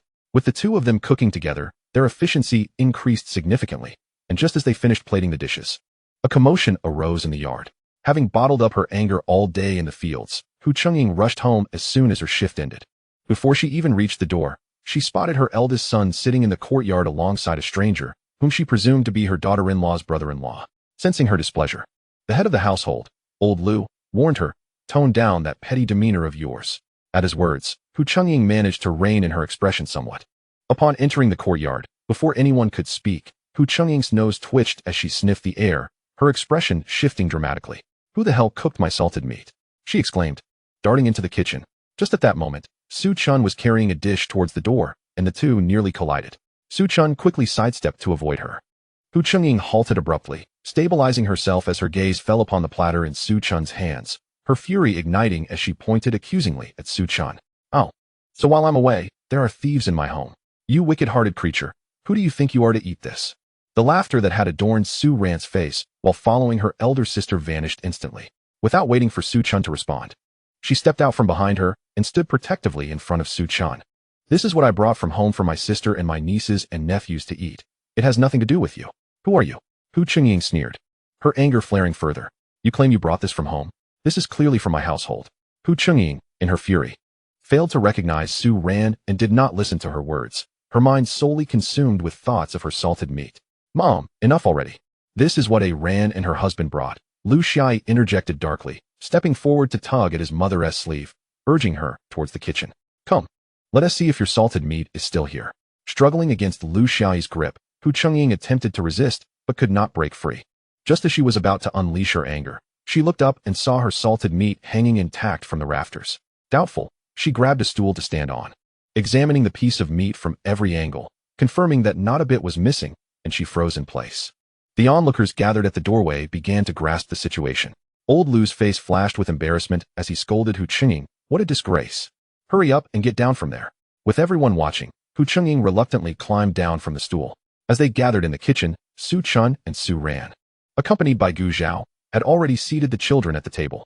Noticing the three little ones gazing longingly at the meat on the table, Su Chun refrained from waiting for the others and promptly began to serve the children, transferring bite after bite of meat into their bowls. She thought to herself that if they didn't eat quickly, they might not get a morsel once that shameless person arrived. Afterward, she also added 2 servings of meat to Su Ran and Gu Zhao's bowls, urging them to hurry up and eat. Initially, Su Ran felt it was inappropriate to start eating before the hosts were seated, but recalling the earlier words of the old woman, she stuffed a piece of meat into her mouth and chewed vigorously. Gu Zhao chuckled and joined in the meal. Thus, when old Lu and the others emerged, they were met with the sight of these few savoring their food with great gusto, causing old Lu's expression to stiffen and a tinge of anger to brew within him. Su Chun, however, remained unfazed, maintaining her composure as she said, "Mom, Dad, I apologize. We need to hurry to my second sister's house after dinner, so I couldn't resist starting first. Please, do join us." She casually beckoned them. And as soon as her husband took his seat, she hurriedly served him 2 portions of meat from the platter. Lu Xiaoyi chuckled, appreciating his wife's thoughtfulness, knowing she remembered to feed him even amidst the feast. Wang Er and I, following Su Chun's lead, glanced at the platter and noticed only a few pieces of meat remained. She quickly pulled her husband and child to the table, scooping the last pieces into their bowls. It was only after she had done so that she realized her oversight and offered an apologetic smile to her in-laws. "Mom, Dad, the children are still young and need nourishment. Tiangu and I worked hard in the fields today and are quite famished, so I won't hesitate to indulge in this meat." Without waiting for a response, she eagerly devoured the sole piece of meat in her bowl. It was delicious, absolutely delectable. Seeing the entire room engrossed in their meal, oblivious to the 2 elderly figures, Hu Chengying could no longer bear the embarrassment from earlier. She plopped down onto a bench and reached for the platter of meat. Even though the meat was gone, the remnants of the stir-fried dish and its oily residue were still a treasure. However, before her hand could touch the platter, Lu Xiaoyi swiftly covered it with his bowl, mixing the leftover scraps and oil with his brown rice. Hu Chengying's hand trembled in frustration, leaving her momentarily speechless. Nearby, old Lu, who had just settled onto the bench, muttered, "What a disgrace." Chapter 126. Let's get divorced. A sudden silence enveloped the dining table. No one spoke. "Mom, the meat is truly delicious." Lu Ershire broke the tense stillness, oblivious to the awkward atmosphere. His mouth glistened with grease, and it took him numerous chews to finally swallow the meat. Su Chun smiled and divided the remaining meat in her bowl among the 3 children, encouraging, "If it's tasty, have more. This was specially brought for you by your aunt and uncle." Hearing this, Lu Diya and Lu Ershire momentarily diverted their gaze from their bowls, beaming with joy as they thanked Gu Zhao and Su Chun. "Thank you, Auntie. Thank you, Uncle." Su Ran shook her head, signaling there was no need for concern. Wang Er and I, still savoring the flavors, momentarily stiffened before adopting a carefree demeanor. "It doesn't matter who it was brought for. What matters is that it ends up in my mouth." Observing his wife giving all the meat to the children, Lu Xiaoyi took 2 pieces from his own bowl and offered them to her. Lu Diya and Lu Ershire, in turn, hurriedly served their parents each a piece of meat. Su Chun's gaze softened as she exchanged a smile with Lu Xiaoyi. The family of 5 shared a joyful and affectionate meal, seemingly separated from the rest of the Lu family by an invisible barrier. A sudden cough shattered this barrier.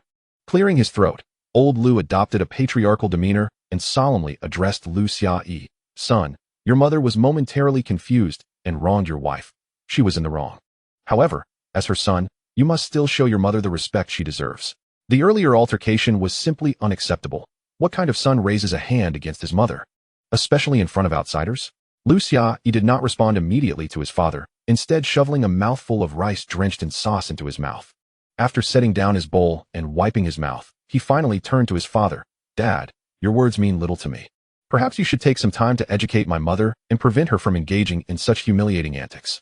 What nonsense are you spouting?" Old Lu was left choking on his words. Hu Chengying, equally incensed, banged her bowl on the table and glared at Lu Xiaoyi. "Are you trying to drive me to my grave?" "Not at all.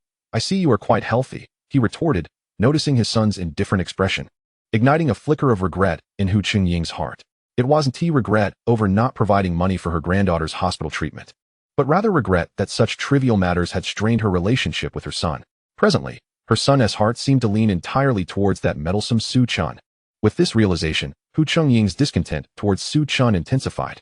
Initially, Su Ran had displayed a restrained smile due to her brother-in-law's frankness, but now, upon noticing Hu Chengying's gaze, she felt it was deserved. Thankfully, there were still people in the household who favored the eldest sister. Otherwise, She truly could not fathom how her sister would manage. After the meal, Su Chun tidied up the kitchen and prepared to accompany Su Ran and the others to her second sister's house. Noticing that everyone else had retreated to their respective rooms, Su Ran handed over the meat pies she and Gu Zhao had intended for their lunch to Su Chun. Sister, you and the children keep these meat pies for yourselves. After eating all the meat, this little bit won't matter. Su Chun accepted without hesitation, promptly stashing them away in the sleeping quarters. The group of four then made their way towards Su Xiaopo's home. Concerned that Su Ran and the others might be caught in the dark on their way back, Su Chun led the way without pausing. Upon entering the village, she headed straight for her second sister's house. Just as they were nearing the gate, a sudden, piercing scream caused Su Chun's expression to change in an instant. Without time to alert Su Ran and the others, she rushed forward to push open the courtyard door. To her dismay, the door was locked from the inside. Anxiously glancing at her husband, she didn't wait for Lu Xia to act before Gu Zhao stepped up and kicked the door. 1 kick, 2 kicks, 3 kicks, bang. The door crashed to the ground. From the commotion outside, the previously jubilant Lu Dejun was interrupted. He spat on the motionless Lu Xia and glared at the scene before him. I'll deal with you later. As he stepped outside, he was met with Su Chun and 3 unfamiliar figures entering the courtyard. Peering through the slightly ajar door, Su Chun saw her second sister lying on the ground, motionless. Her eyes reddened with rage. Lu Dejun, you beast. Lu Dejun blocked their path, sensing that Gu Zhao and Lu Xia had no intention of attacking. He scoffed. What business is it of yours if I strike my own wife? Remembering how Su Chun had frequently visited their home recently, as if guarding against him, he felt a surge of anger. Without needing her sister to elaborate, Su Ran understood the gravity of the situation, perhaps recalling her own past experiences. A surge of heat rushed to her head. She scanned the courtyard, her eyes landing on a hoe in the corner. Grabbing it, she hefted the hoe. Ready to confront Lu Dejun observing her intently, Gu Zhao stepped forward to grasp her hand, gently relieving her of the hoe and placing it upon the ground. Su Ran gazed at him in bewilderment, while Gu Zhao shook his head, signaling her to step aside. Startled by the intervention, Lu Dajun burst into laughter and approached. Playfully patting Gu Zhao on the arm, his hand resting casually on his shoulder, presenting an image of camaraderie. Brother, you truly possess wisdom. Tell me, what man would not discipline his wife? There is no need for such a fuss. Casting a sidelong glance at the hand draped over his shoulder, Gu Zhao turned to Lu Dajun with a smile. Before Lu Dajun could comprehend the meaning behind that smile, a sharp pain shot through his arm. Gu Zhao swiftly twisted Lu Dajun's wrist in a precise 90-degree motion, pinning him down. Lu Xiai, witnessing the scene, suddenly found clarity. After a brief moment of hesitation, he stepped forward to assist, and together they subdued Lu Dajun. Meanwhile, Su Ran and Su Chun seized the opportunity to rush indoors, where the sisters worked together to help Su Xia onto the bed. As soon as her body made contact with the mattress, Su Xia stirred awake, her bleary eyes widening at the sight of Su Ran and Su Chun before her, momentarily questioning her senses. Eldest sister? Little sister? Yes, it is us, Su Chun replied, tears glistening in her eyes as she grasped Su Xia's outstretched hand. The warmth of their touch caused Su Xia's eyes to widen in disbelief. Is it truly you? Indeed. Second sister, Su Ran affirmed, taking hold of Su Xia's other hand resting on the quilt. I thought I would never see you again. Realizing this was not an illusion, Su Xia began to weep openly, prompting Su Ran and Su Chun to fight back their own tears. Once Su Xia's emotions settled, Su Ran spoke up. Eldest sister. Second sister, why did you not inform me of such grave matters? From Su Xia's reaction upon entering the courtyard, Su Ran surmised that this was not the first instance of her sister's maltreatment. Yet, she alone had remained in the dark, stifling her sobs. Su Xia spoke on behalf of Su Chun. Little sister, do not blame the eldest sister. It was I who forbade her from telling you. Besides, even if you had known, what could have been done? It would have only added to your worries. Her voice was barely above a whisper. Yet Su Ran heard her clearly. She opened her mouth, uncertain of what to say. After a long pause, she finally suggested, Second sister, you should consider divorce. Chapter 127, A Display of Fists and Feet. At this, Su Xia looked at her in shock, hastily shaking her head. No, I cannot get a divorce. Setting aside the gossip that would follow, where would I go? Back to my family. I fear my parents would sell me off again. As for her sisters? No. She could not burden them. Oh dear, what sort of people are you? Just then, a shrill cry from a woman echoed through the courtyard. Su Xia's hands trembled upon recognizing the voice. It was her mother-in-law returning. Ignoring the protests of Su Chun and Su Ran, she insisted on rising from the bed. Reluctantly, the sisters assisted her into the courtyard. Not far from the entrance, Old Lady Lu overheard the agonized groans emanating from the yard and regarded them with indifference. She presumed it was merely her son, angered by the family's non-productive hen. However, as she approached, the nature of the cries became apparent. They were distinctly male. Raising her gaze, she was stunned to see her own son surrounded by two unfamiliar men who were beating him. Her eyes widened in fury, and she shouted as she charged forward. Upon hearing the commotion, Gu Zhao turned to find an elderly woman stumbling towards him, and he deftly sidestepped her advance. Old Lady Lu fell to the ground, fortuitously landing atop her son, cushioning her fall. Otherwise, she might have sustained serious injury. Su Xia emerged to witness the humiliating scene between mother and son, a sight she had never encountered before. Lu Dajuan, raised by a single mother and doted upon as her only child, had never been reprimanded for his misdeeds. His mother would often chastise those seeking justice against him. Over time, he had developed an unruly disposition. After being soundly thrashed by Gu Zhao and Lu Xiaoyi, Lu Dajuan felt pain radiating from every inch of his body. Just then, another weight crashed down upon him, intensifying his suffering. Without regard for the identity of the person atop him, he pushed them away. Old Lady Lu, undeterred by her scraped palms, swiftly scrambled to her feet, attempting to help her son. My boy. Lu Dajuan quickly halted her, saying, "Oh no, don't move." Witnessing her son's distress, Old Lady Lu felt as if her heart were being torn apart, and she began to wail. "Oh, where did these outsiders come from? Brazenly entering our village to assault people? Is there no justice?" Her lamentations sent Su Xia into a panic, urging her sisters, "Eldest sister, little sister, you must leave quickly, or soon the villagers will come."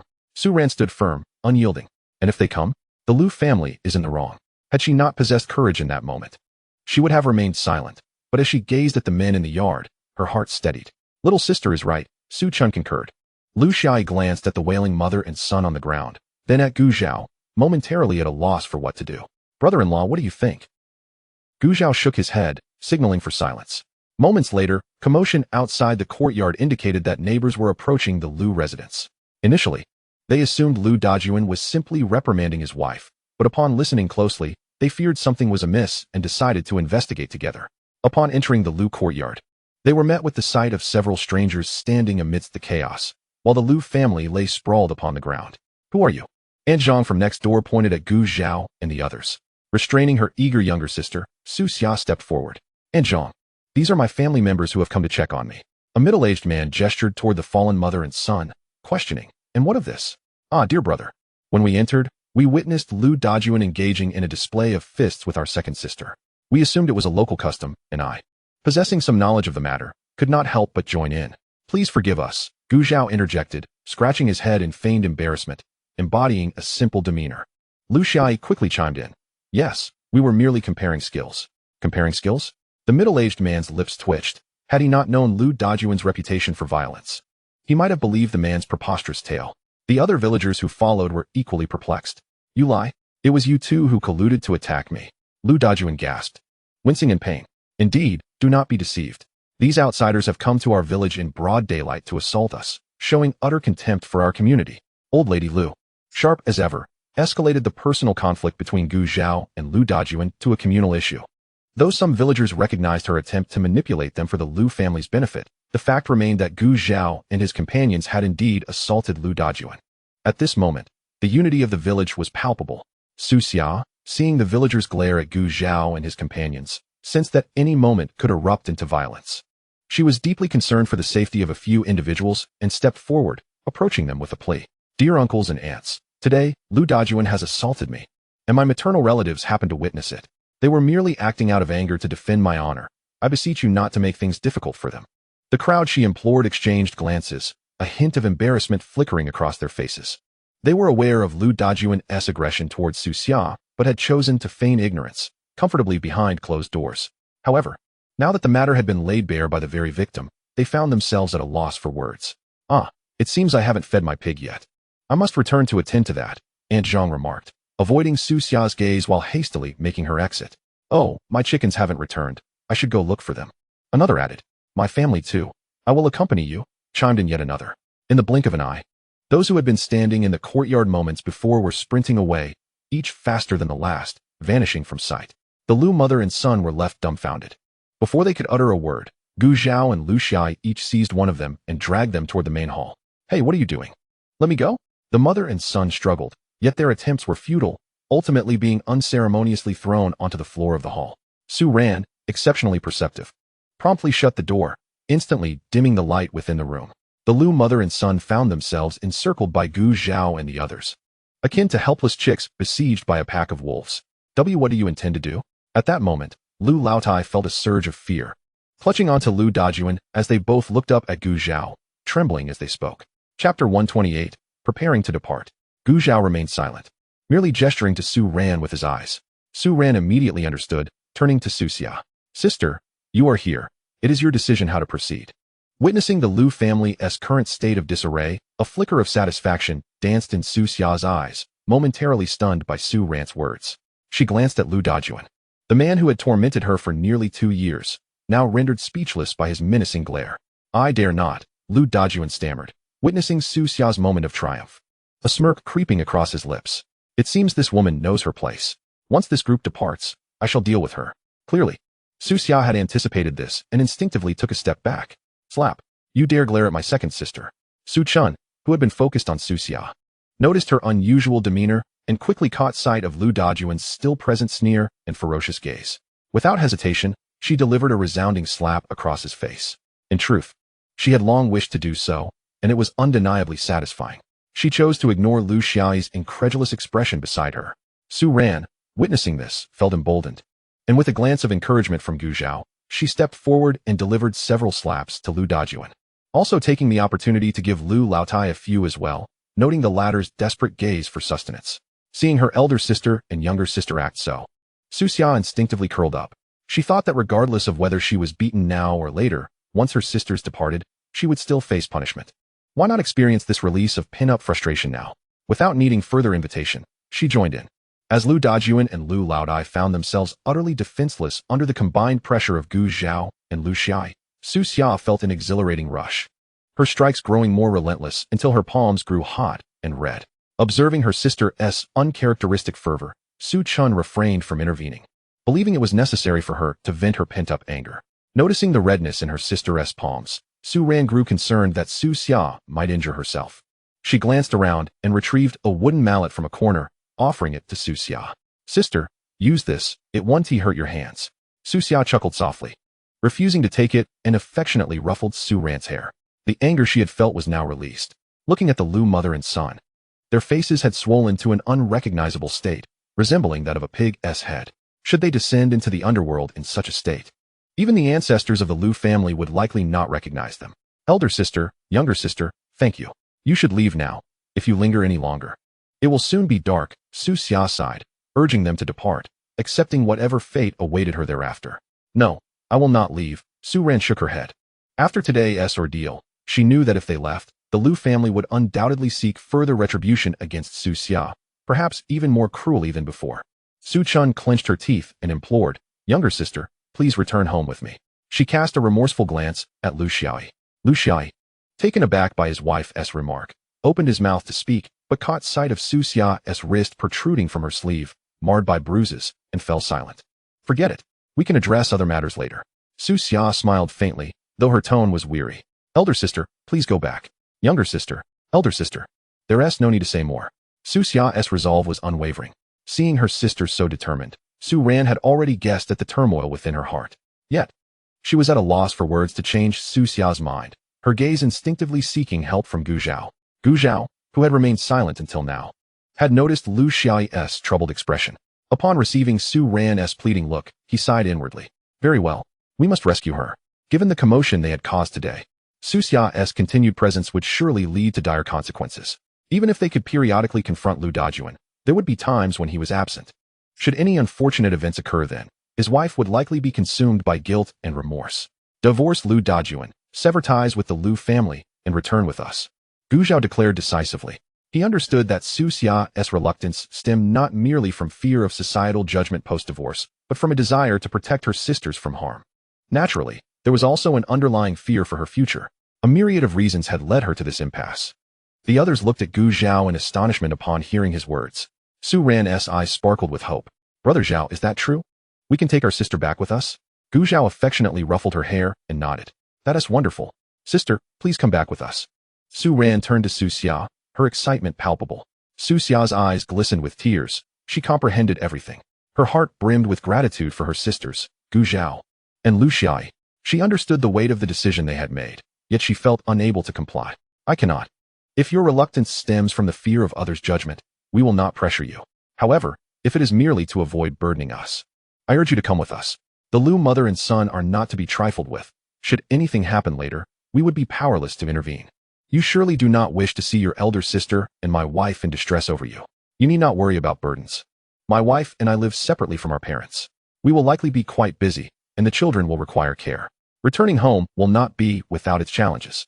As for the future, we will take it one step at a time and live well in the present. For the sake of his wife. Gu Zhao expressed everything he could think of. If Su Xia still refused, then so be it. Everyone has their own destiny. Yes, elder sister, please come back with us. I truly need you, and the child needs you too, Su Ran pleaded, not wanting to leave her sister alone in such a situation. Faced with the pleas of her younger sister and the words of Gu Zhao, Su Xia's heart began to waver. She hesitated, uncertain. Is it truly possible? Would it not trouble you?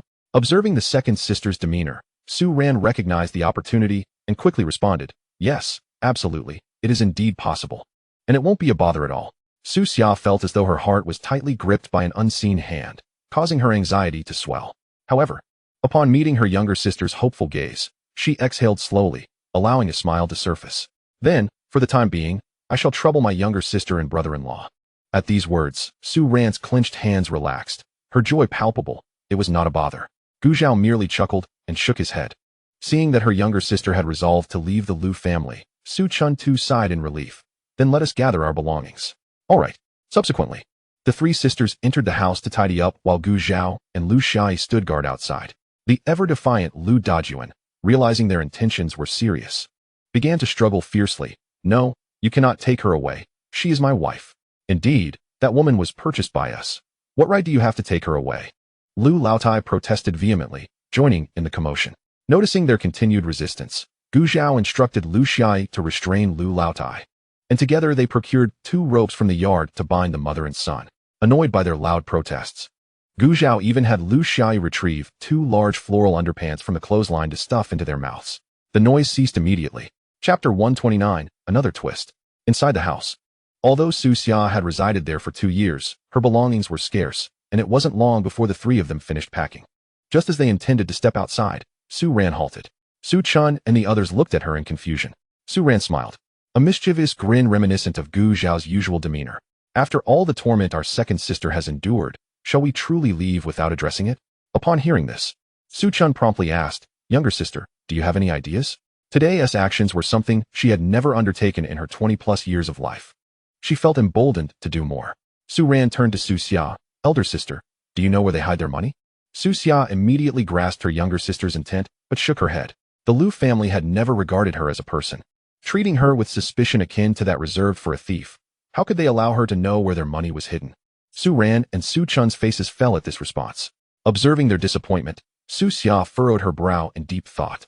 Suddenly, her eyes brightened. Follow me. She led them to Lu Laotai's room next door, approached the edge of the Kong, and began knocking on the wall adjacent to Lu Dajuan's room. Su Ran and Su Chun rushed forward to assist in the search. A distinct sound, markedly different from the others, echoed back. Su Xiao pressed against the brick and pushed. It was indeed loose. She removed the 2 bricks and discovered a hollow space behind them, where a small wooden box lay hidden. Holding her breath, she carefully extracted the box. The realization that this wall was a hiding place for money stemmed from a previous incident when Lu Dajuan had beaten her so severely that she was bedridden. Having heard the wall creaking near Lu Laotai's room during her confinement, she had been prompted to investigate. To her delight, her efforts bore fruit. Under the watchful gazes of Su Ran and Su Chun, Su Xia slowly opened the wooden box. As her eyes fell upon its contents, Su Ran exclaimed joyfully, we truly found it. Elder sister, quickly, count how much there is. Su Xia took out the scattered money from the box, and after counting, she felt a newfound sense of assurance for the days ahead. There were over 150 coins. What are we waiting for? Quickly, put it in your pocket. Su Chun urged from the side. With this money, the younger sister need not worry moving forward. As the 3 women emerged from the room, Gu Zhao stood upright. Are we ready to leave? Su Ran nodded. Suddenly, she recalled something. If we leave now, how will we handle the divorce for the elder sister? If Lu Dajuan is to go to the county for the paperwork, he surely won't cooperate. Su Xia scoffed, casting a glance at the bound Lu Dajuan. Do not concern yourself with that matter. I have never received a marriage certificate with this man. She was the 3rd wife Lu Dajuan had taken. essentially sold into the family by her own parents. The Liu family had no inclination to take her to the county for any formalities. This fact conveniently worked in her favor. Su Chun, upon hearing this, urged, "Then what are we waiting for? Let us depart immediately." She was eager to remove her younger sister from that beastly household. The group strode purposefully towards the exit, with their mouths gagged, Lu Dajuan and Lu Laotai. Upon realizing Su Xia was truly leaving, widened their eyes and struggled to rise from the ground. As Su Xia reached the courtyard gate, she heard their muffled sounds, turned to glance back at them, and upon meeting Lu Dajuan's hopeful gaze, stepped decisively through the doorway. As she crossed the threshold, it felt as though the shackles binding her fell away. "Elder sister, hurry," came Su Ran's cheerful urging from ahead. Su Xia lifted her gaze to see the four of them waiting with smiles, the sun slowly peeking from behind the clouds above them, illuminating the path of light. A smile crept across her lips as she quickened her pace towards them. "I'm coming." The five of them hastily reached the village entrance. The hour had grown late, and Gu Zhao and the others would need to hurry back under the cover of night. A few villagers sat idly at the village mouth, their expressions turning quizzical as they spotted Su Xia trailing behind the unfamiliar group, clutching a small bundle. They had not seen Lu Dajuan's wife venture out in quite some time, and her presence alongside strangers raised their suspicions. However, it was not their concern, and they resumed their conversations, ignoring the group. Just as Gu Zhao and the others were about to step out of the village, they were intercepted. A loud shout echoed behind them, followed by a cacophony of hurried footsteps. The villagers, seeing the village head approaching with a throng of villagers, instinctively stood in front of Gu Zhao and the others, unsure of what was unfolding. Gu Zhao halted, turning to face the pursuers. Su Xia gripped Su Chun's hand tightly in anxiety.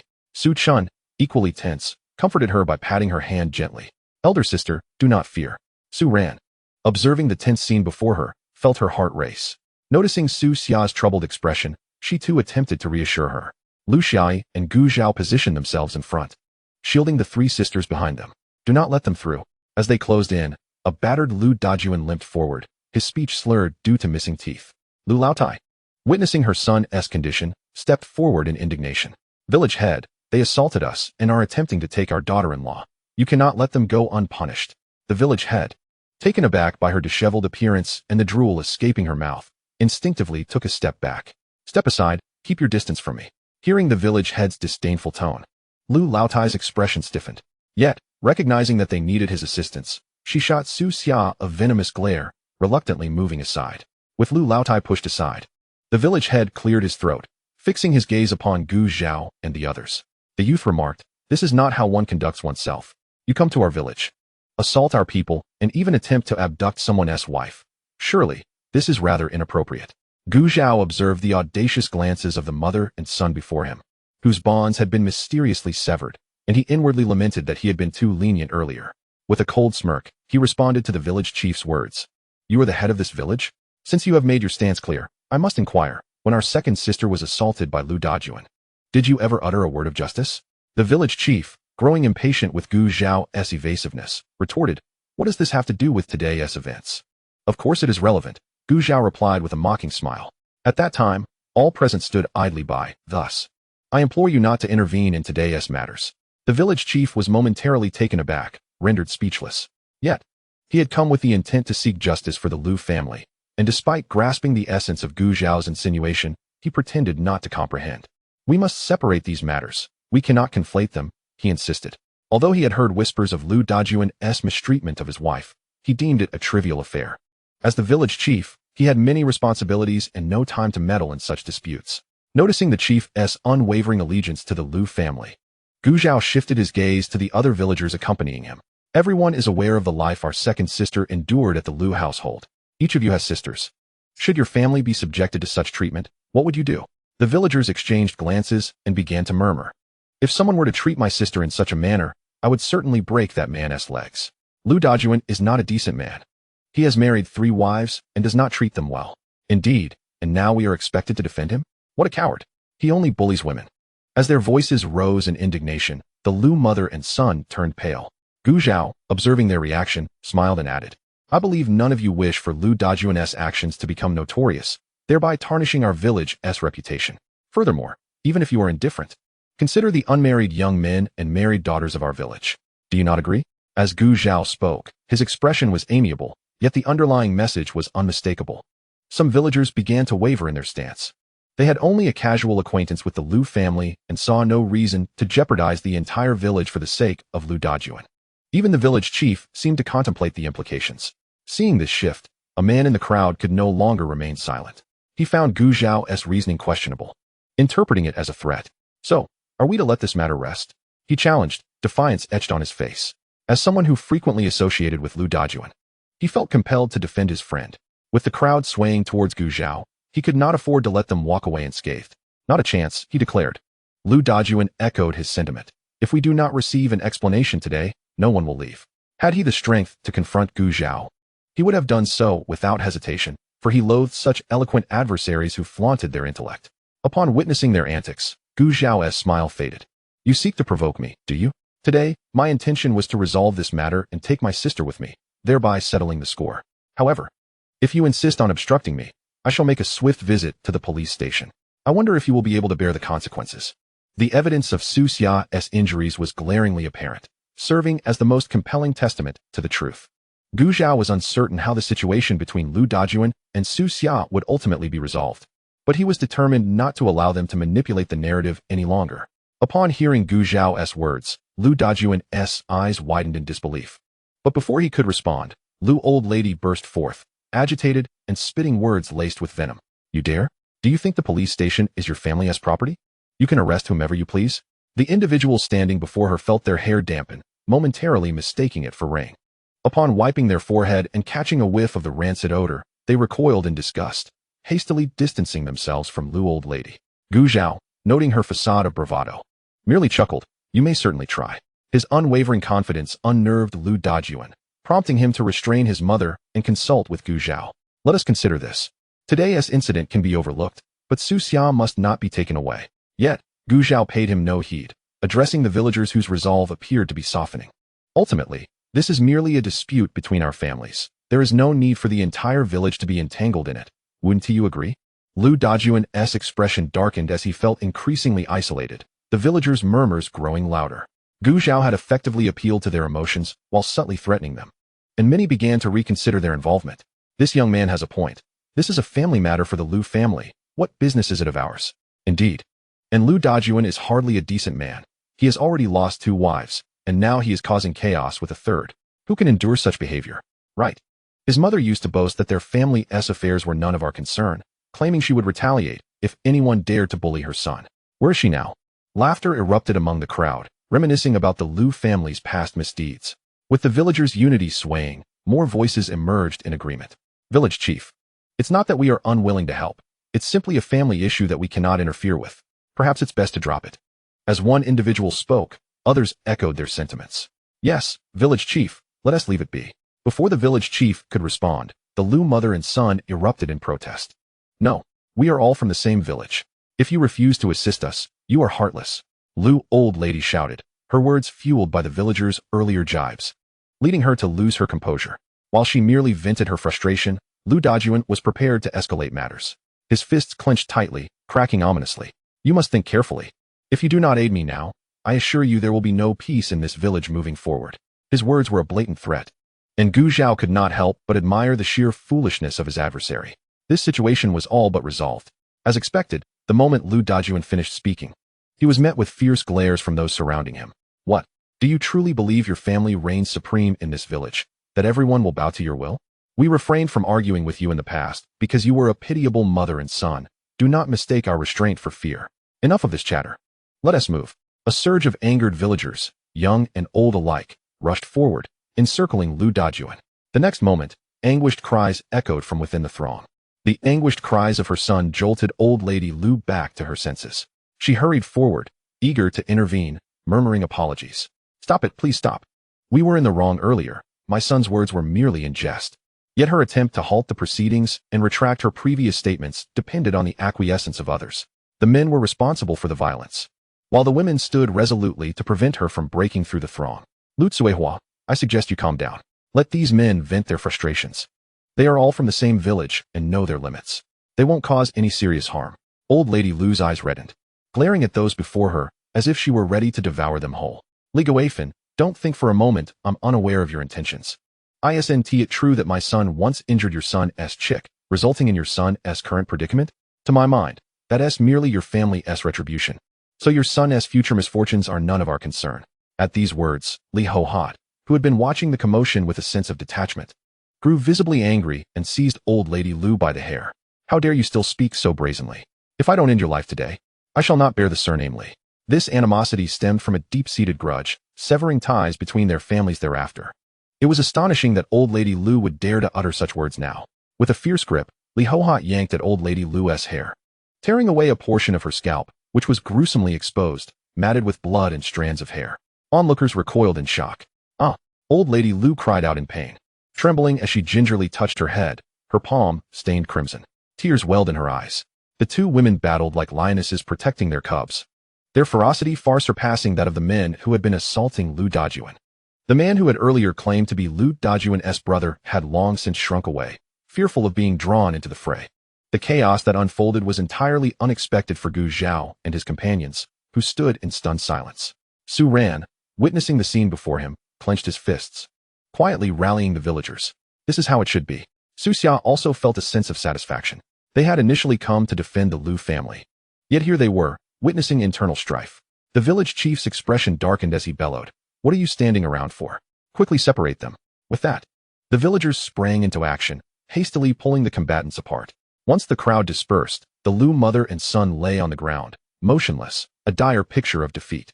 The village chief pointed angrily at the onlookers, who remained unperturbed, fuming with rage. "Why aren't you carrying them to see the village doctor? Do you wish to wait until someone dies before you're satisfied?" Finally, a few villagers stepped forward to lift Lu Dajuan and his mother away.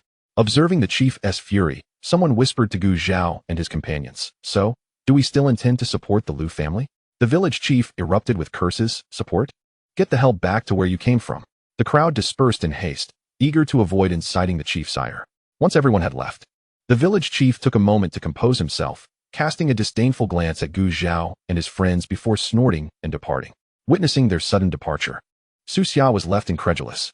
She had thought she would be unable to leave that day, yet the situation had resolved itself, culminating in a dramatic spectacle involving the Lu family. Su Ran gazed at the man before him, filled with admiration. When Gu Zhao turned around, Lu Shai immediately praised him. "Ah Zhao, you are truly remarkable." He had nearly buckled under the pressure of facing so many, yet Gu Zhao had managed to persuade them to back down. Lu Shai was genuinely impressed. The Su sisters shared the sentiment, feeling reassured about Su Ran's well-being with such a dependable man by her side. In response to their gazes, Gu Zhao smiled. "Let us return home. It is getting late." His words prompted the others to realize that the sun had begun its descent. They hurriedly made their way back. On the journey home, Gu Zhao inquired if Su Xia wished to report the incident to the authorities. His earlier remarks had merely been a means to placate the Lu family and the villagers. The course of action was contingent upon Su Xia's perspective. After a moment's contemplation, she shook her head. "It's fine. Having witnessed Lu Dajuan's fate today has relieved my frustration.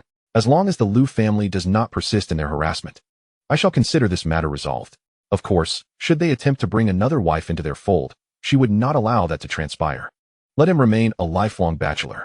After parting ways with Lu Chun, Gu Zhao and his companions hurried home, arriving just as darkness enveloped the village. Inside, candles flickered, casting a dim, warm glow throughout the room. Wang Ho-hat was dozing by the Kong when she finally stirred, glancing at her child to find him still asleep.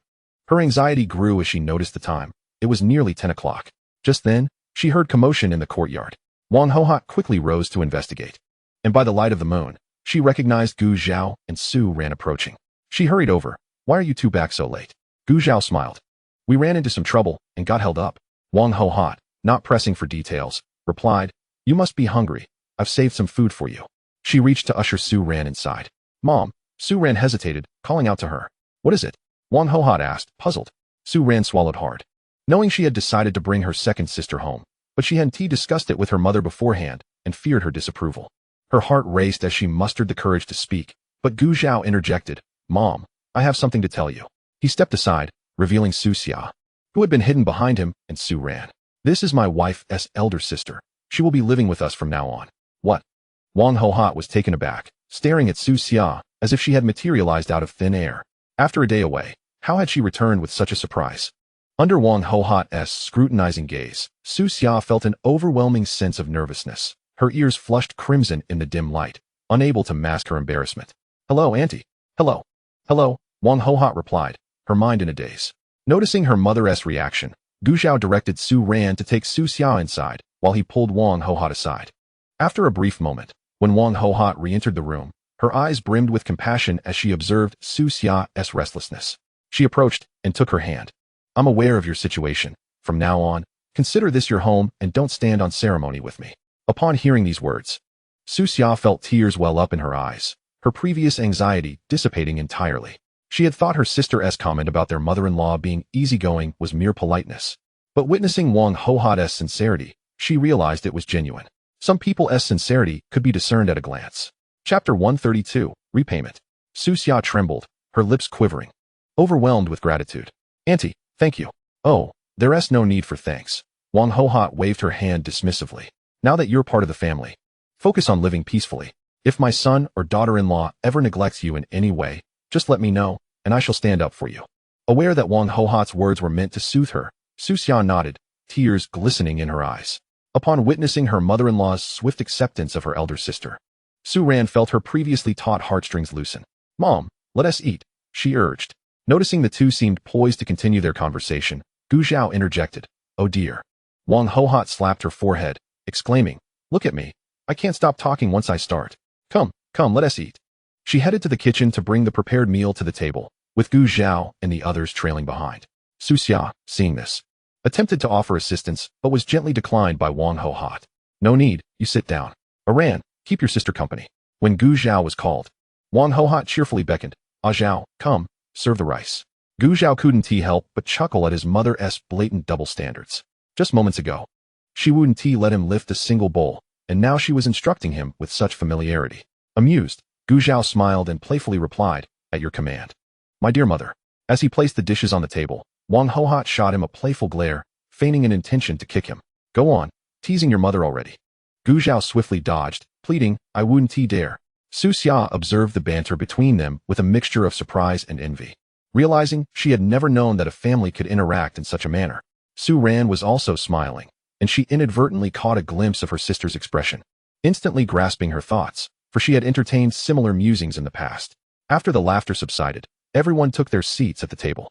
Though Wang Hohat hadn't planned to eat, Gu Zhao insisted on her joining them, claiming, you've worked hard today taking care of the kids. You need to replenish your energy. Wang Hohat was bemused by her son's sudden verbosity, but accepted, as a mother's heart is easily touched. Noticing Su Xia merely eating from her own bowl, Wang Hohat repeatedly served her more dishes, feigning irritation. Did you forget what I said earlier? Treat this place like your own home. How can you not help yourself to food in your own house? As Su Xia's bowl filled to the brim, she hurriedly protested. Aunt, that's enough. I can serve myself. Only when her bowl was nearly overflowing did Wang Hohat relent, advising, remember to help yourself, otherwise, your aunt will do it for you. All right, Su Xia replied, somewhat intimidated by Wang Hohat's fervor.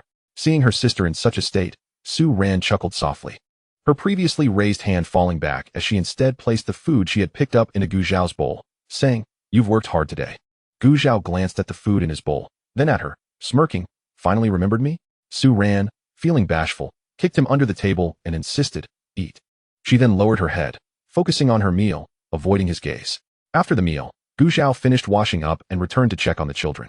Su Ran and the others went to the old bedroom, where Wang Hohat helped set up the bedding while Su Ran prepared some medicinal oil for Su Xia. As Su Xia removed her clothes, the flickering candlelight, combined with Su Ran's flashlight, revealed the myriad of bruises on her skin. Su Ran gasped, her hands trembling as she reached out, uncertain of the pain it might cause Su Xia. Wang Hohat, having just finished preparing the bedding, was drawn to Su Ran's exclamation and followed her gaze, horrified at the sight of Su Xia's body, riddled with dark, mottled marks, some old, some fresh. It was evident she had endured her fair share of suffering. What a beast! Wang Hohat exclaimed. Seeing their strong reactions, Su Xia merely smiled dismissively. It's nothing. They're just superficial wounds. I've learned how to evade the vital spots after taking a few hits. Yet, the more nonchalant she appeared, the more pain Su Ran felt in her heart. Noticing her sister's almost tearful expression, Su Xia playfully pinched her cheek. Come, help me apply the medicine. With that, she turned around. Su Ran sniffled slightly and gently dabbed the medicinal alcohol onto her sister's wounds. The alcohol needed to be massaged in for effectiveness. But seeing Su Ran hesitate, Wang Hohat took the bottle from her hands. Let me handle it. Su Ran stood by, providing light. Observing the injuries on her 20-something daughter, Wang Hohot felt a pang of sympathy. Perhaps we should take her to the county hospital tomorrow? She suggested. Yes, sister. It's perfect timing since Gu Zhao and I are heading to the county tomorrow. You should come with us, Su Ran chimed in. The roughness of her calloused hands brought a wave of discomfort as it made contact with Su Xia's skin, followed by the sharp sting of the alcohol being rubbed in. Su Xia, facing away from them, wore a smile despite hearing their concerned tones.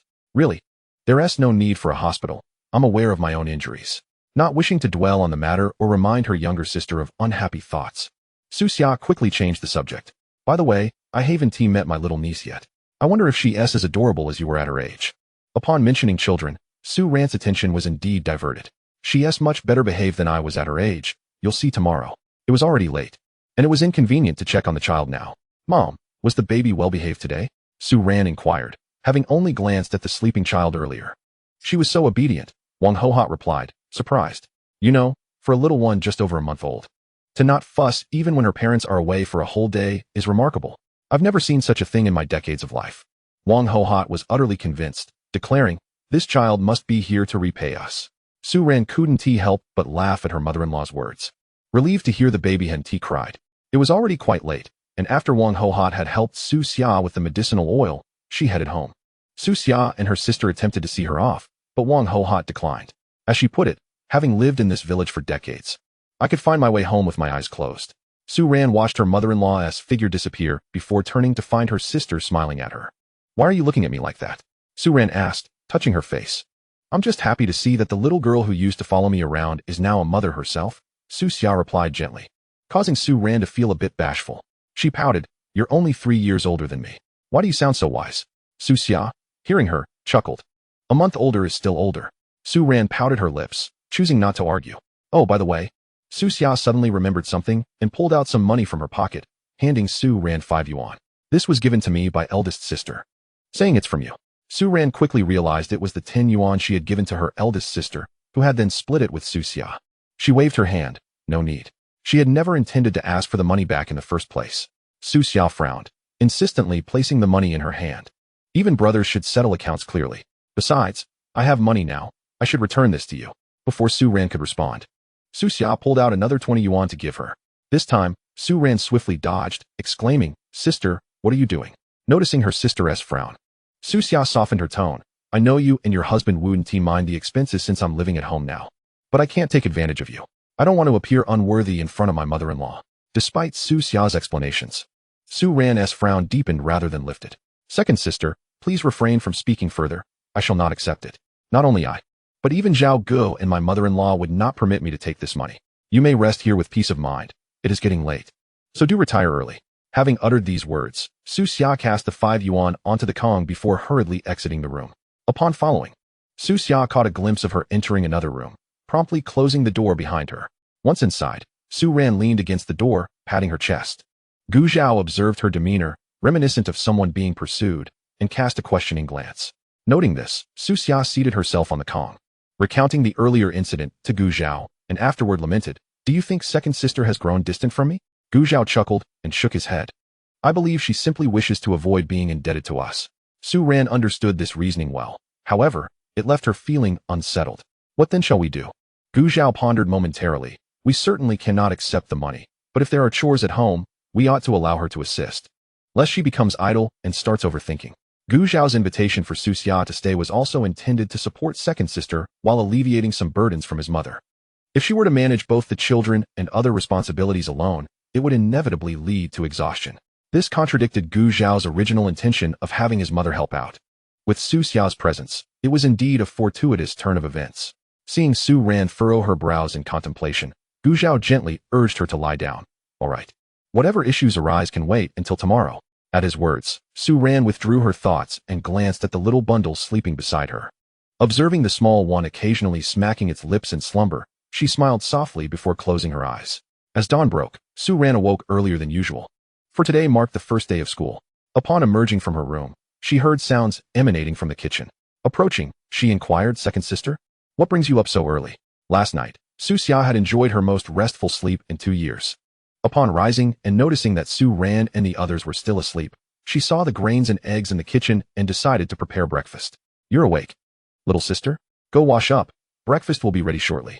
Su Ran observed her skillfully bustling about the stove, contemplating whether to say something, but then recalled Gu Zhao's words from the night before.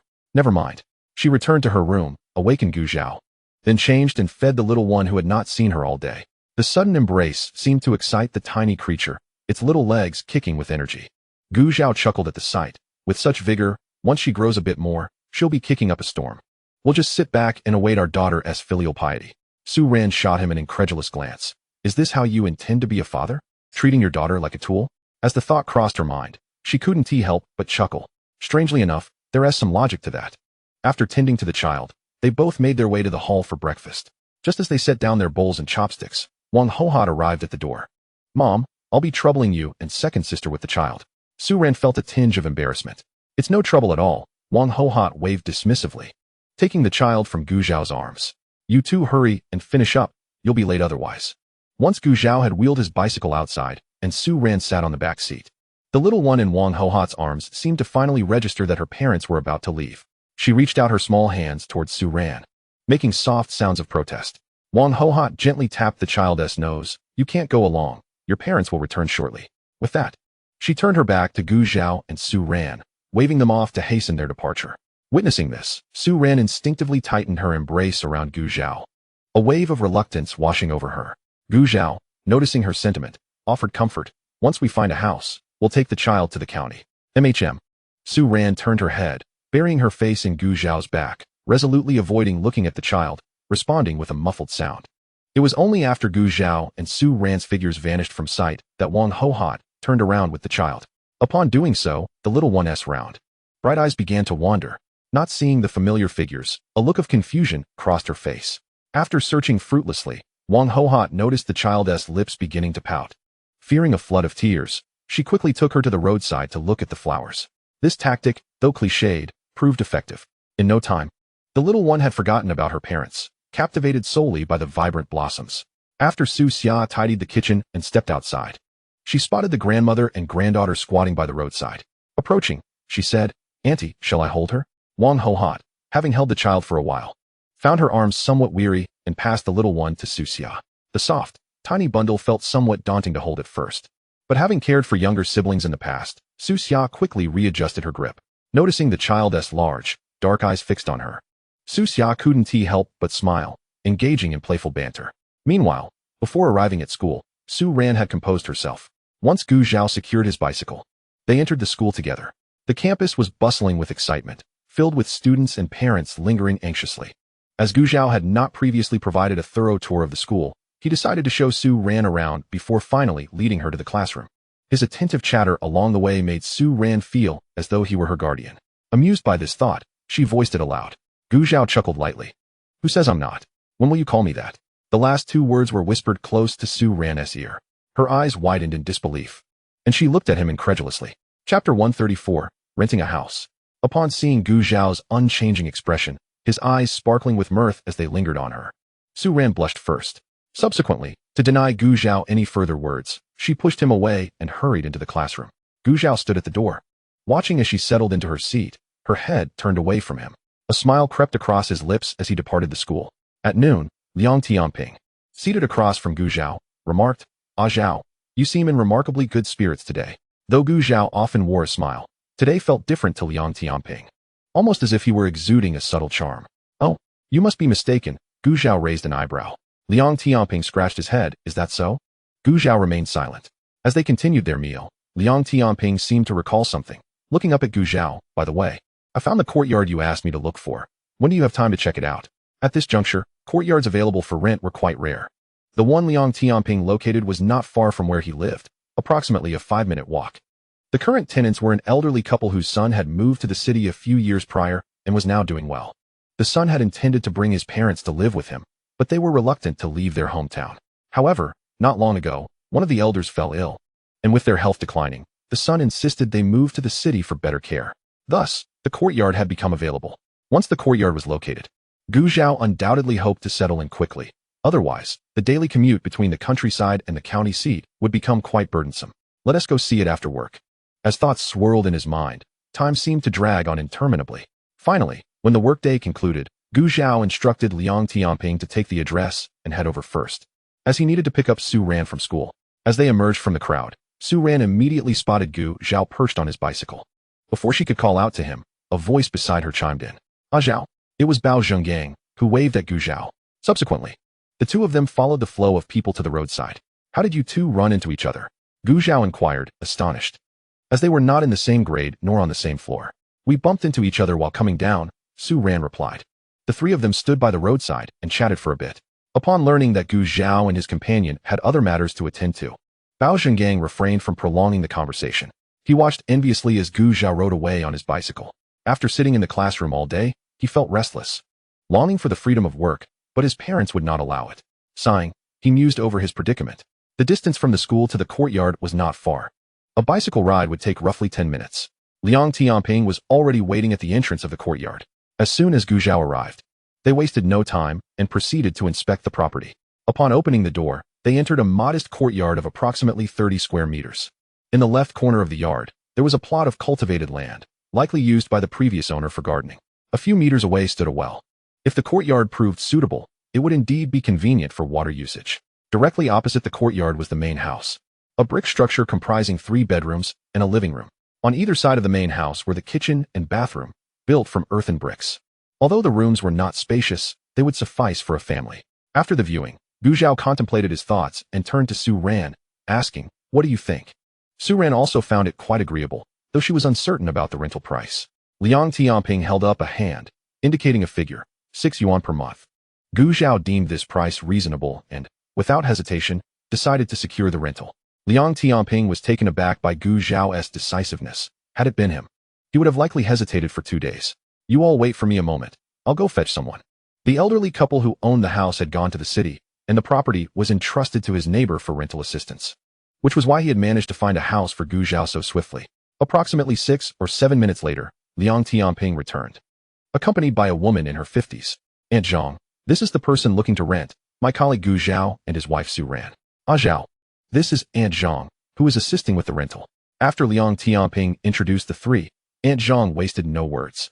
Upon confirming Gu Zhao's intent to rent, they all proceeded to the real estate management office to complete the registration. After acquiring the rental certificate, they paid the rent and deposit. Once they exited the management office, Liang Tianping suggested his departure after Aunt Zhang left. "It's getting late. I should head back." Gu Zhao patted him on the shoulder. "All right. I'll treat you to dinner tomorrow." "Oh, that's unnecessary," Liang Tianping declined, feeling that helping Gu Zhao find a house was already a way to repay the kindness shown to his family, and it would be inappropriate to accept a meal. Gu Zhao smiled, not arguing, already resolved to take him to a state-run restaurant for a feast the following day. Smack! Another mosquito, intent on feeding, was crushed. Zhang Anyang sat under a tree at the village entrance, gazing intently like a sentinel. "What do you think that lad is doing? He has been sitting there all afternoon, just staring at the village entrance. No matter how you ask him, he doesn't respond. Indeed, look at his flushed face. One would think he is waiting for his beloved," another chimed in. "Isn't he over 20? What is taking his mother so long to act? Who knows?" The ants sitting under the tree chattered away, continuing their work as they spoke. Unperturbed by their gossip, Zhang Anyang remained focused. As a vague figure appeared on the horizon, he sprang to his feet, waving excitedly.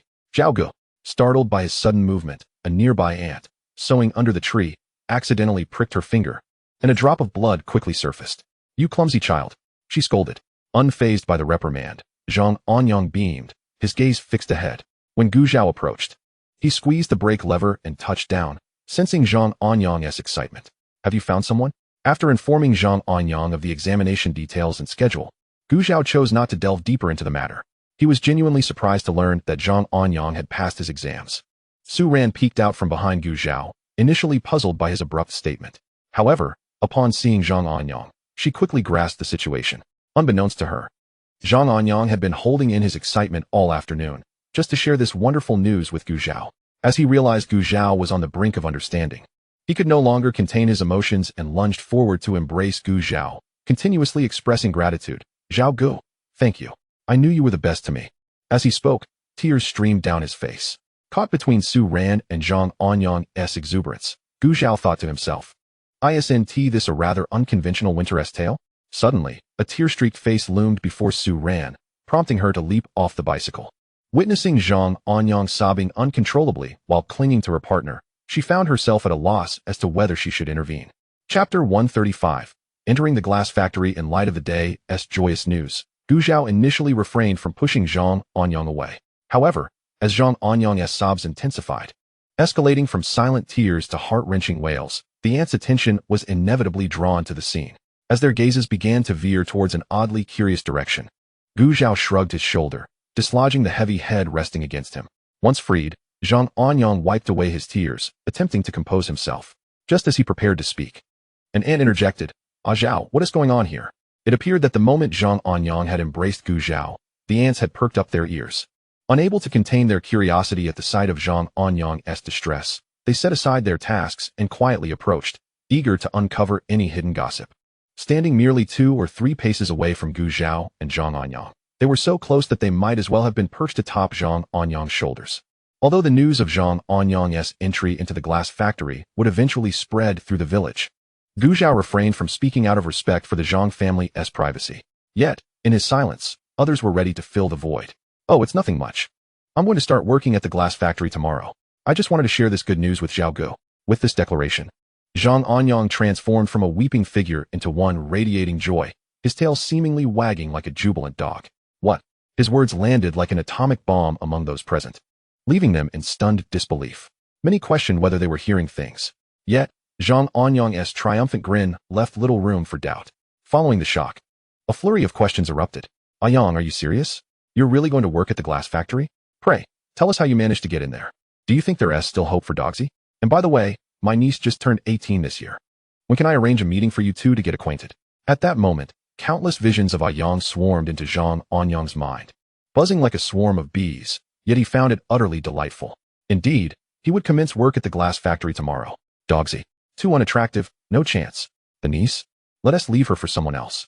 Zhang Anyang patiently addressed everyone's inquiries, his demeanor unfazed.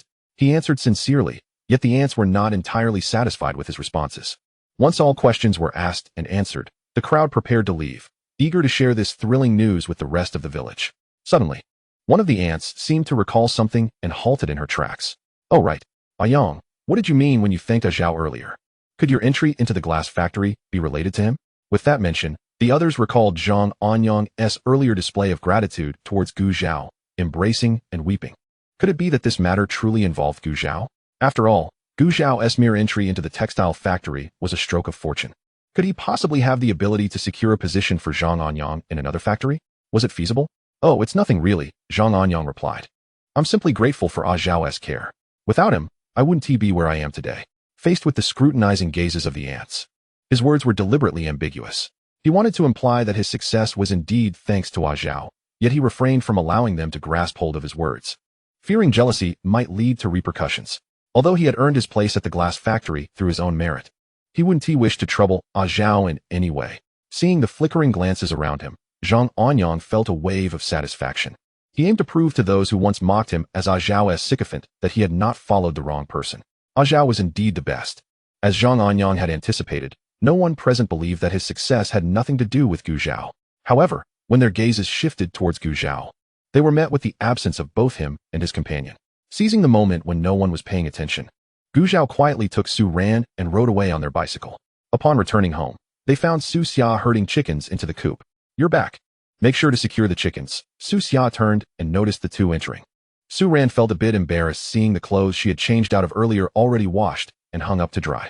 "Sister, you really don't have to wash my clothes. I can do it myself when I return." Don't be so polite with me." Su Xia waved her hand dismissively.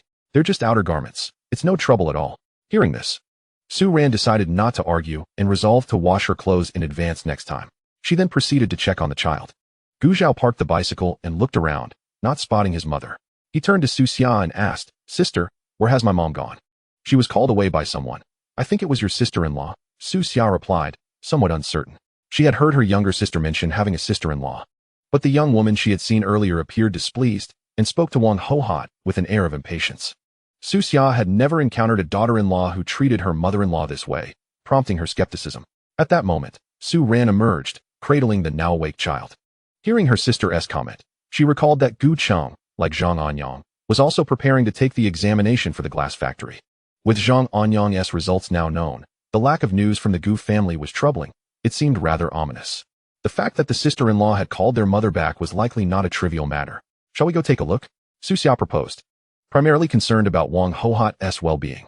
As for the sister-in-law, encounters with her were generally superficial. Gu Zhao had the same thought. Let us go? Sister, please keep an eye on the child for me. Su Ran handed the child to Su Xia, concerned that if the child started crying, it might lead to unintended harm. All right, Su Xia agreed, sensing the tension in their expressions and conversations without pressing for further details. As Gu Zhao and Su Ran approached the Gu residence, they began to hear faint sounds of commotion. Even the neighboring residents leaned out to catch a glimpse of the unfolding scene. In the yard, Li Fun was berating Gu Cheng. How can you, a grown man, be so inept? Why can Zhang Anyang get into the glass factory while you cannot? Did your little brother bribe someone there? I say, Gu Zhao doesn't he even regard you as a real brother? Otherwise, why would he reserve such a great opportunity for an outsider? Having long awaited the dream of entering the county to purchase commodities, Li Fun was now consumed with rage. Her mind in turmoil. Chapter 136. The Divorce in Progress. Since their return, Li Fun had been incessantly complaining. Gu Cheng, seated silently on a bench, frowned upon hearing her mention his younger brother. Have you finished? This situation is my own failure. It has nothing to do with Zhao. How can it not be related? As his elder brother, if he doesn't help you, isn't that a betrayal of family?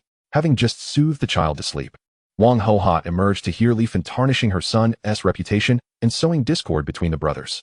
Having long worried about her grandchildren growing up without a mother and her eldest son losing his wife at such a young age, she could no longer remain silent. Li Fun, what wrongs have we committed against you? Why do you maliciously speculate about Zhao? Wang Hohot confronted her. Since Zhao returned, you've always looked down on him, fearing that we might support him with our own money. Let me remind you, during the division of the family, we clearly stated what was due and what should be given. We've already provided you with everything. As for the rest, I can give it to whomever I please. Even to someone begging on the street. You will not take a single cent from me. With Wang Hohot's words, Li Fun dropped her facade, sneering. In that case, why didn't you live with Gu Zhao from the beginning? Why cling to us? If you expect Gu Cheng and me to support you in your old age, then your money should remain with us. Why should it go to Gu Zhao? As Li Fun continued to invoke the issue of aging parents, Gu Cheng abruptly stood up from the bench, glaring at her. Have you said enough? It was at this moment that Gu Zhao and Su Ran entered through the door. The vague whispers they had overheard outside were now crystal clear.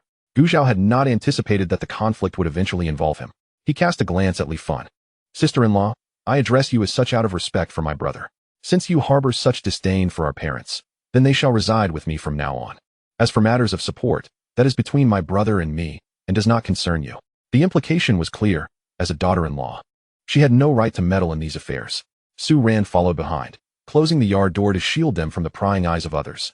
Seeing Gu Zhao's earnest efforts to assist, yet still being met with disdain, even those who typically spoke softly now regarded Li Fun with disapproval.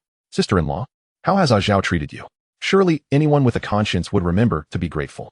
He occasionally brings sweets, biscuits, and milk for the children, and gifts meat and cloth to our parents. He even helps Gu Cheng seek opportunities. Even if these gestures don't directly benefit you, you are undoubtedly a recipient of his kindness. Any reasonable person should harbor gratitude towards Gu Zhao, even if one does not feel grateful, at the very least. There should not be such a profound malice. What? Is it merely a matter of bestowing a few trifles and expecting overwhelming gratitude in return? If true gratitude is desired, why not send his elder brother to the glass factory or the textile mill? Can he bear to watch us toil away in the fields day after day? Such trivial kindnesses are merely a ploy to elicit our gratitude, is it not? Hypocrisy. Li Fun scoffed, a look of disdain etched across her face. Smack. No sooner had she spoken than a slap sent her sprawling to the ground. The fiery sting on her cheek made her cover her face and look up, only to find Gu Cheng glaring at her, his eyes wide and furious. How dare you strike me, Gu Cheng? Li Fun rose from the ground and lunged at him. In a moment of recklessness, she left deep scratches on his face. He forcefully pushed her away, shouting, Enough! We are getting a divorce. Li Fun froze. What did you say? This marked the second time Gu Cheng had uttered the word divorce. But this time, Li Fun could see the seriousness in his eyes, and panic gripped her completely. The others were equally taken aback by Gu Cheng's sudden outburst, gazing at the person who had shared her pillow for nearly 8 years. Gu Cheng's expression was resolute as he reiterated, I said we are getting a divorce. We'll go to the county town tomorrow. Elder brother. Zhao, you need not say anything. I have made my decision. Gu Cheng interrupted Gu Zhao. Gu Zhao. He had no intention of dissuading him. The moment Gu Zhao spoke, he instantly drew Li Fun's attention, and she spat. Are you satisfied now? Following that, she bellowed at Gu Cheng. I absolutely refuse to agree to a divorce. With that, she stormed into the house and slammed the door behind her.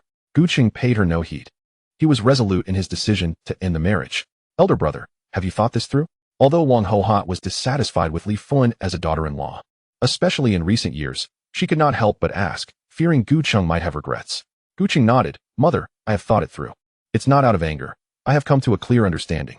I have witnessed the repeated forbearance of our parents and younger brother. I have said what needed to be said, but some people are simply stubborn. There is no other way. It must be done for the sake of future peace. Wang Hohat sighed. If you have made up your mind, I shan't say more. When your father returns, you should inform him. I'll go check on the children. Gu Zhao and Su Ran exchanged glances, sensing the awkwardness in the air. Gu Cheng forced a smile, patting Gu Zhao on the arm.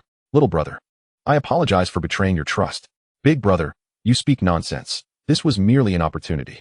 Even if it didn't work out, it would only maintain the status quo. You needn't take it to heart, Gu Zhao reassured him. Very well. Gu Cheng sighed. Do not let your sister-in-law's words trouble you. In my heart, you will always be my closest brother. Gu Zhao nodded. After this ordeal, the two did not linger long. They returned home, had dinner, and after washing up, lay down to rest. The next day, as Gu Zhao and Su Ran left the village, Gu Cheng forcefully dragged Li Fun towards the county town. Reluctant, she resisted, and the two struggled from their home to the village entrance, drawing the eyes of the villagers, who were unable to conceal the unfolding drama of their impending divorce. Hey, why are these two suddenly getting divorced? How would we know?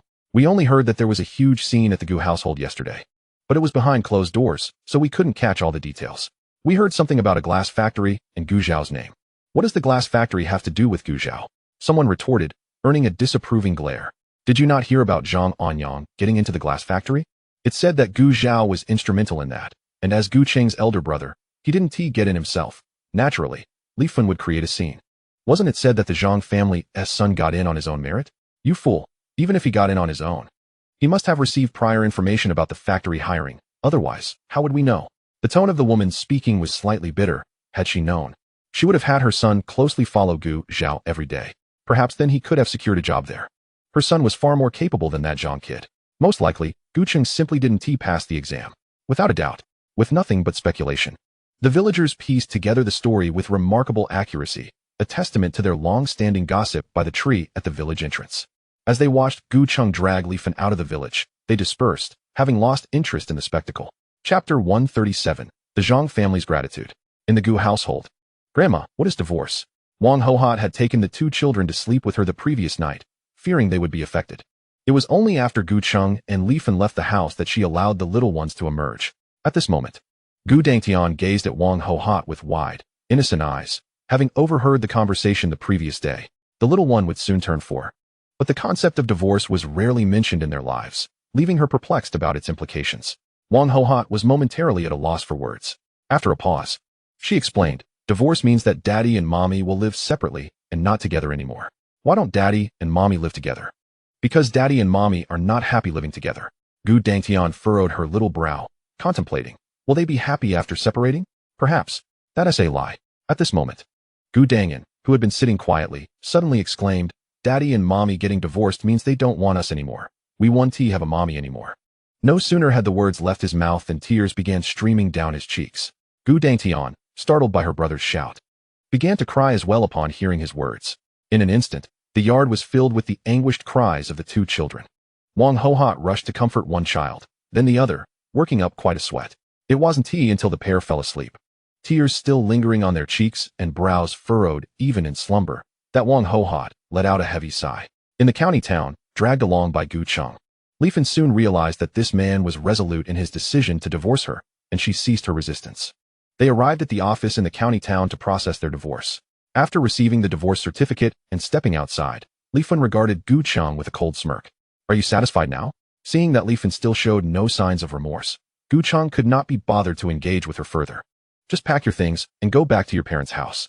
His nonchalant words ignited a blaze of anger within Li Fun. However, before she could respond, Gu Cheng strode away with purpose. Gu Zhao was astonished to find his elder brother handling matters with such efficiency. In the afternoon, after Su Ran finished school, the two returned to the rented courtyard.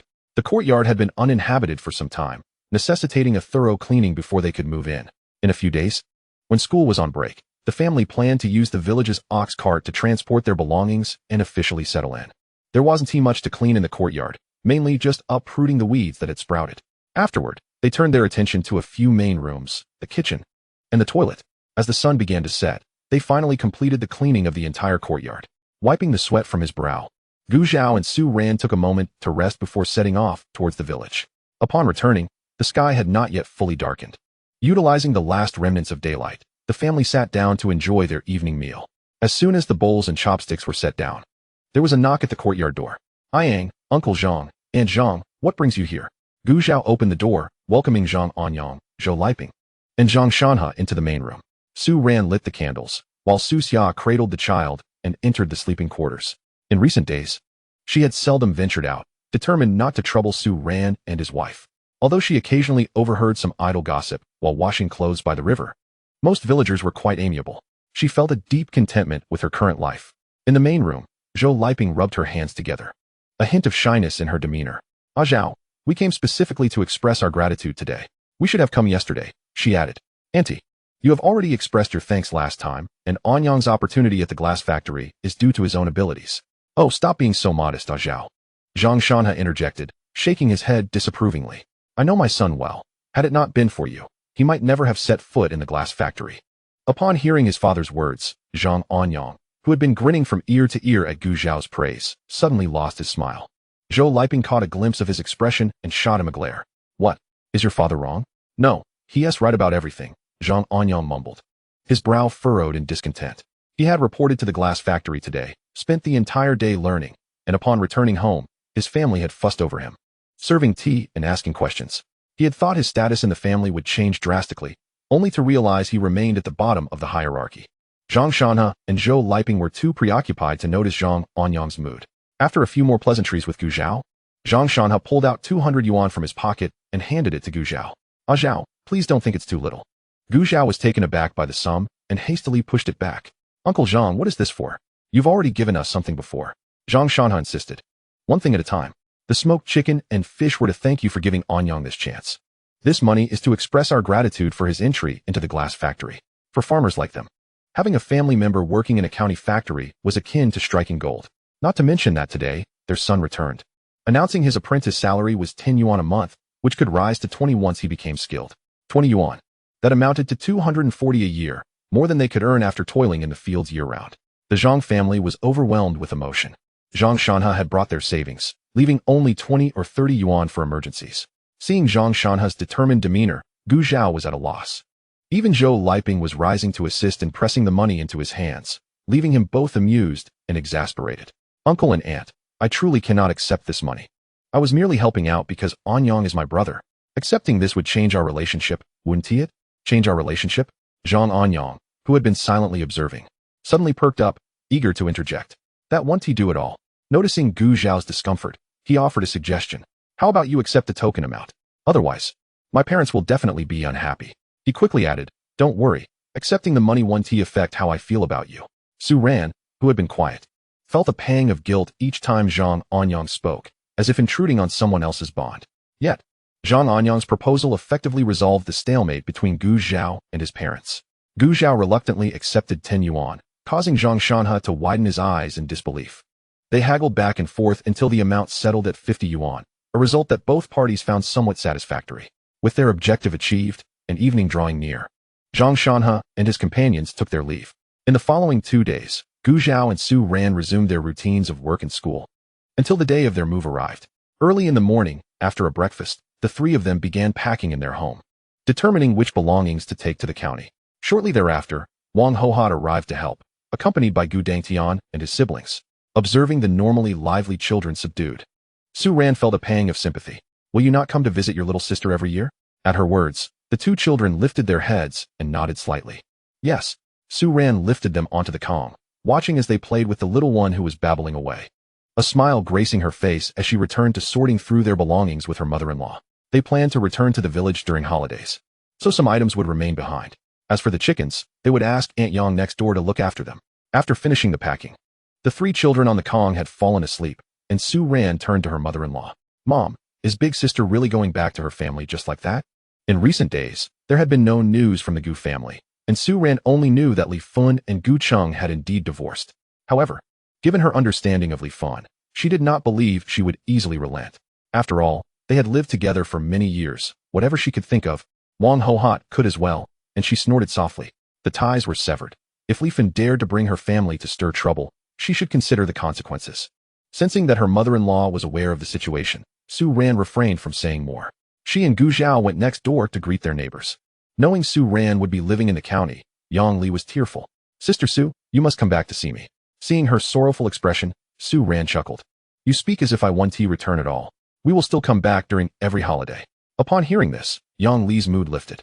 As they watched Gu Zhao and the others depart in an ox cart, Wang Hohat turned back towards the house. She should have accompanied them. But with the recent upheaval at home, she felt uneasy leaving the children with Gu Cheng alone. Gu Zhao noticed her concern and offered for her to stay in the village, assuring her that Su Xia would help care for the children. Moreover, both the school and the textile factory were not far from their rented quarters. If anything arose at home, he and Su Ran would be able to handle it in time.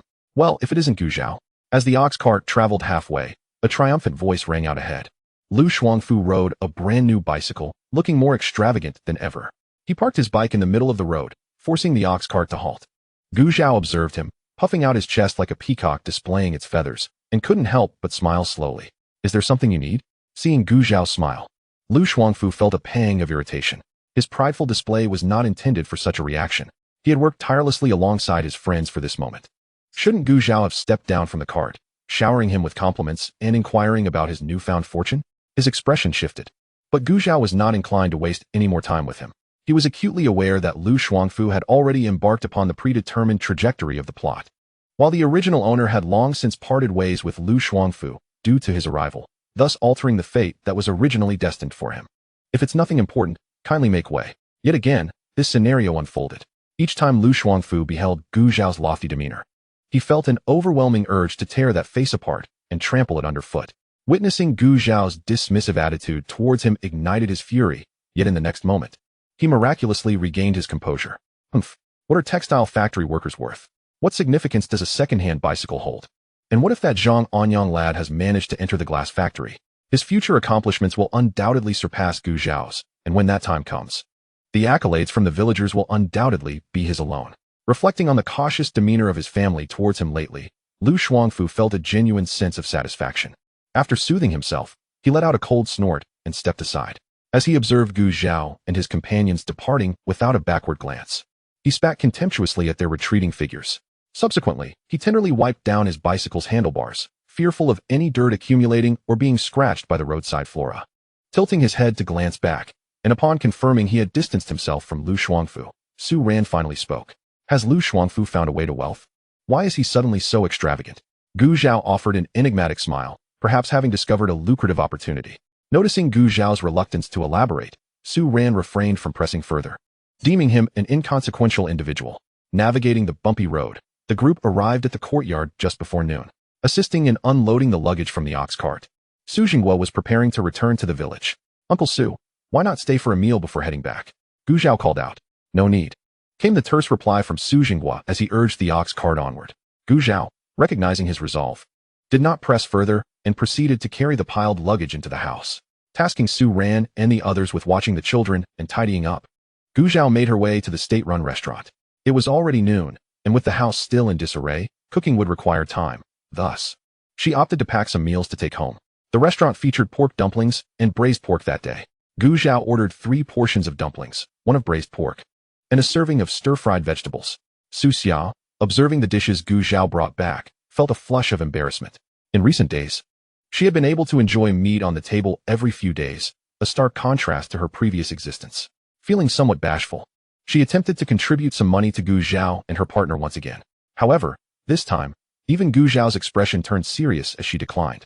Fearful of inciting her younger sister's ire, Su Xia refrained from mentioning it again, determined to dedicate herself more earnestly to caring for the children and managing household chores, hoping to express her gratitude to Gu Zhao and her partner in some small way. "Second sister, it's time to eat." Su Ran's voice pulled Su Xia back from her reverie. Noticing that Su Ran and the others had already seated themselves at the table, eagerly awaiting her, she responded with joy, coming. Thus, the 3 of them partook in their first meal within the courtyard. In the midst of their warm and harmonious gathering, a piercing scream erupted from a nearby village. Old Lady Lu could hardly believe her eyes. The wooden box where she had concealed her money was now utterly empty. In disbelief, She rummaged through the box several times, and upon finding nothing, she began to search within the wall cavity where the box was hidden. Ultimately, her efforts yielded no results. Outside, Lu Dajuan was attending to the village doctor when he heard his mother shout, but did not rush in to investigate. It was only when the doctor insisted on payment for the previous medical treatment that he limped into the house, grumbling, "Mother, why are you making such a fuss over a little money?" Startled, old lady Lu scrambled to her feet and clutched at Lu Dajuan's arm. "Dajuan, our money is gone." Lu Dajuan scoffed incredulously. "Mother, are you joking? You've always kept the money safe. How could it possibly disappear?" Despite his mother's affection for him as her only son, she had always tightly controlled the family finances, fully aware of his temperament. "It's true." Old lady Lu, visibly distressed, tugged him toward the corner where she had hidden the money. Seeing the expression on his mother's face, which did not seem feigned, Lu Dajuan's dismissive attitude began to wane. Following her pointing finger, he indeed spotted an empty wooden box on the floor. His complexion darkened as he turned to question old lady Lu. "What happened? How did the money suddenly vanish?" Old lady Lu was at a loss. "I don't know." Lu Dajuan slammed his palm down on the cabinet. "You don't know? The money was in your room. How could you not be aware?" His mother's anxious demeanor intensified as she murmured, "Don't panic. Let me think. Let me think." She furrowed her brow in contemplation. Suddenly, her eyes widened. "I know. It must have been that useless hen that took it." The more she pondered, the more convinced she became. Although people from the village had visited her home in recent days, whether out of curiosity or genuine concern, she had primarily entertained them in the courtyard. Thus, anyone who could have entered her house must have been an insider. Lu Dajuan frowned. "Are you sure?" At that moment, the mother and son had been bound in the courtyard by Gu Zhao and her companions, while Su Ran and the others had subconsciously quieted their movements while searching for the money. Consequently, they were unaware that Gu Zhao and her group had entered old lady Lu's house at that time. Nor could they have known that Su Xia had discovered the location where old lady Lu concealed her money. How could it be false? It was undoubtedly that woman who stole it the day she left. Old lady Lu asserted emphatically.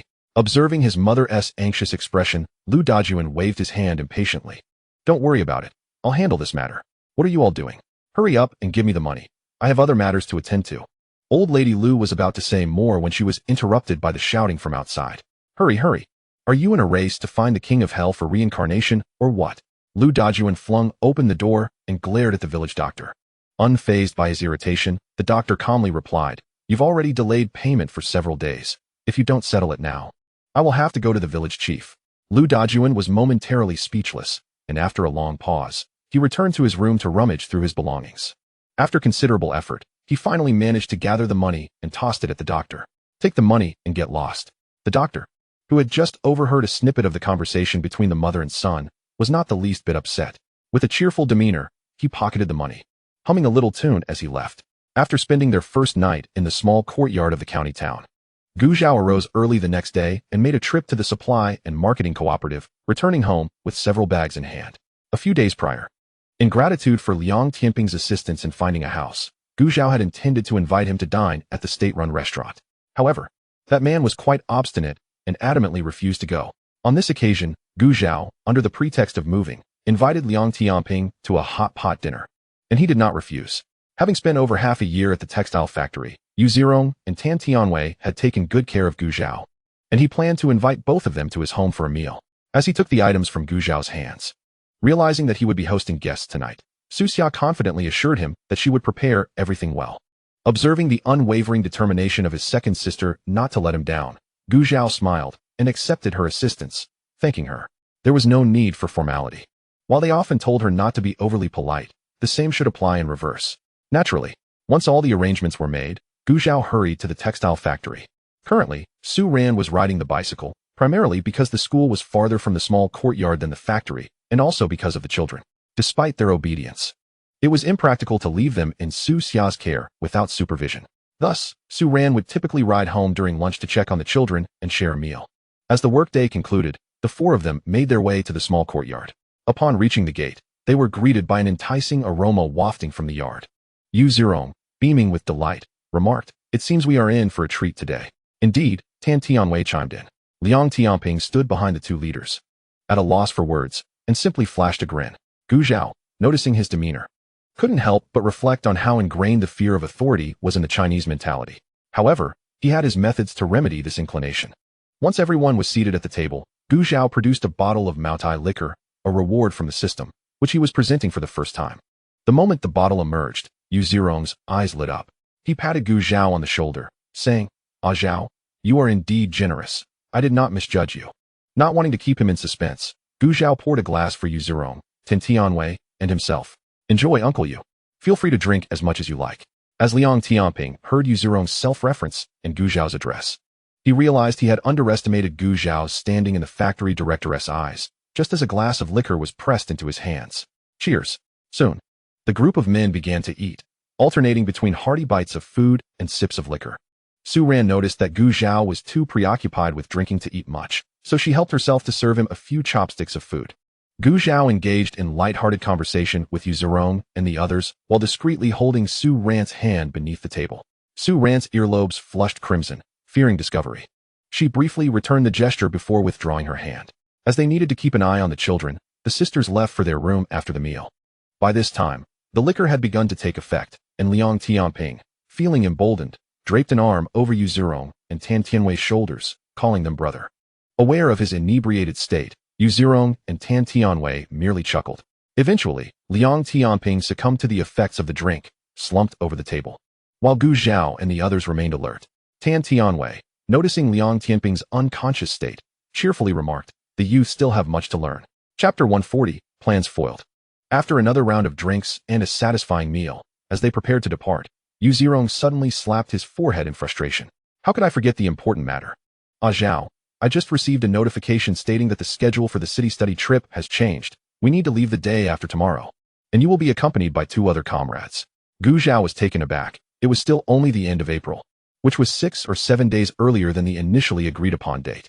Nevertheless, whether he was to depart late or early made little difference to him, and he readily agreed. After seeing the 2 men to the door, Gu Zhao handed Yu Zirong the remaining half bottle of liquor. "If you don't mind, Uncle Yu, please take it home and enjoy. If you insist, I shall take you at your word," Yu Zirong replied, visibly elated. He was a man of few faults. Aside from a somewhat fiery temperament and a penchant for brawling, his true love was liquor, and Gu Zhao had struck a chord with him. When Gu Zhao returned indoors, he found Su Ran already tidying up the tableware, while Liang Tianping remained sprawled across the table. Gu Zhao approached to assist in clearing the dishes into the kitchen, and upon seeing Su Ran busy washing the dishes, he gently remarked, "Thank you for your hard work, my dear." Su Ran felt a flutter of discomfort under his tender gaze and quickly urged him, "All right, hurry and get Comrade Liang home before his family starts to worry." Gu Zhao executed a mock salute, responding, "As you command, my dear." Just as Su Ran was on the verge of embarrassment, he strode out of the kitchen. Following the address Liang Tianping had previously mentioned, Gu Zhao struggled to help him to the doorstep. A person who was unconscious from intoxication is typically quite heavy. Even with Gu Zhao's robust physique, he was soon drenched in sweat. After knocking, he heard footsteps approaching from within. Liang Huelian opened the door to find her elder brother being supported by a tall stranger. Her brows furrowed. She asked, "Who are you?" "Hello. I'm a colleague of Liang Tianping. He's drunk, and I'm bringing him home." Liang Huelian remembered that her brother was supposed to dine at a colleague's house that day, so after a brief moment of surprise, she quickly called for her sister-in-law to assist. Their parents had gone to their grandmother's house, leaving only her sister-in-law, and her nephew at home. Seeing the 2 women struggle to manage him, Gu Zhao, with their permission, helped to guide Liang Tianping to the bed. Noticing the sweat on Gu Zhao's brow, Xiang Xiaoyun felt a bit embarrassed. "Comrade, you've really put in a lot of effort." "It's nothing, it's my duty." Having delivered him safely, Gu Zhao wasted no time in leaving. Liang Huolian accompanied him to the door, and only after his figure vanished did she return inside.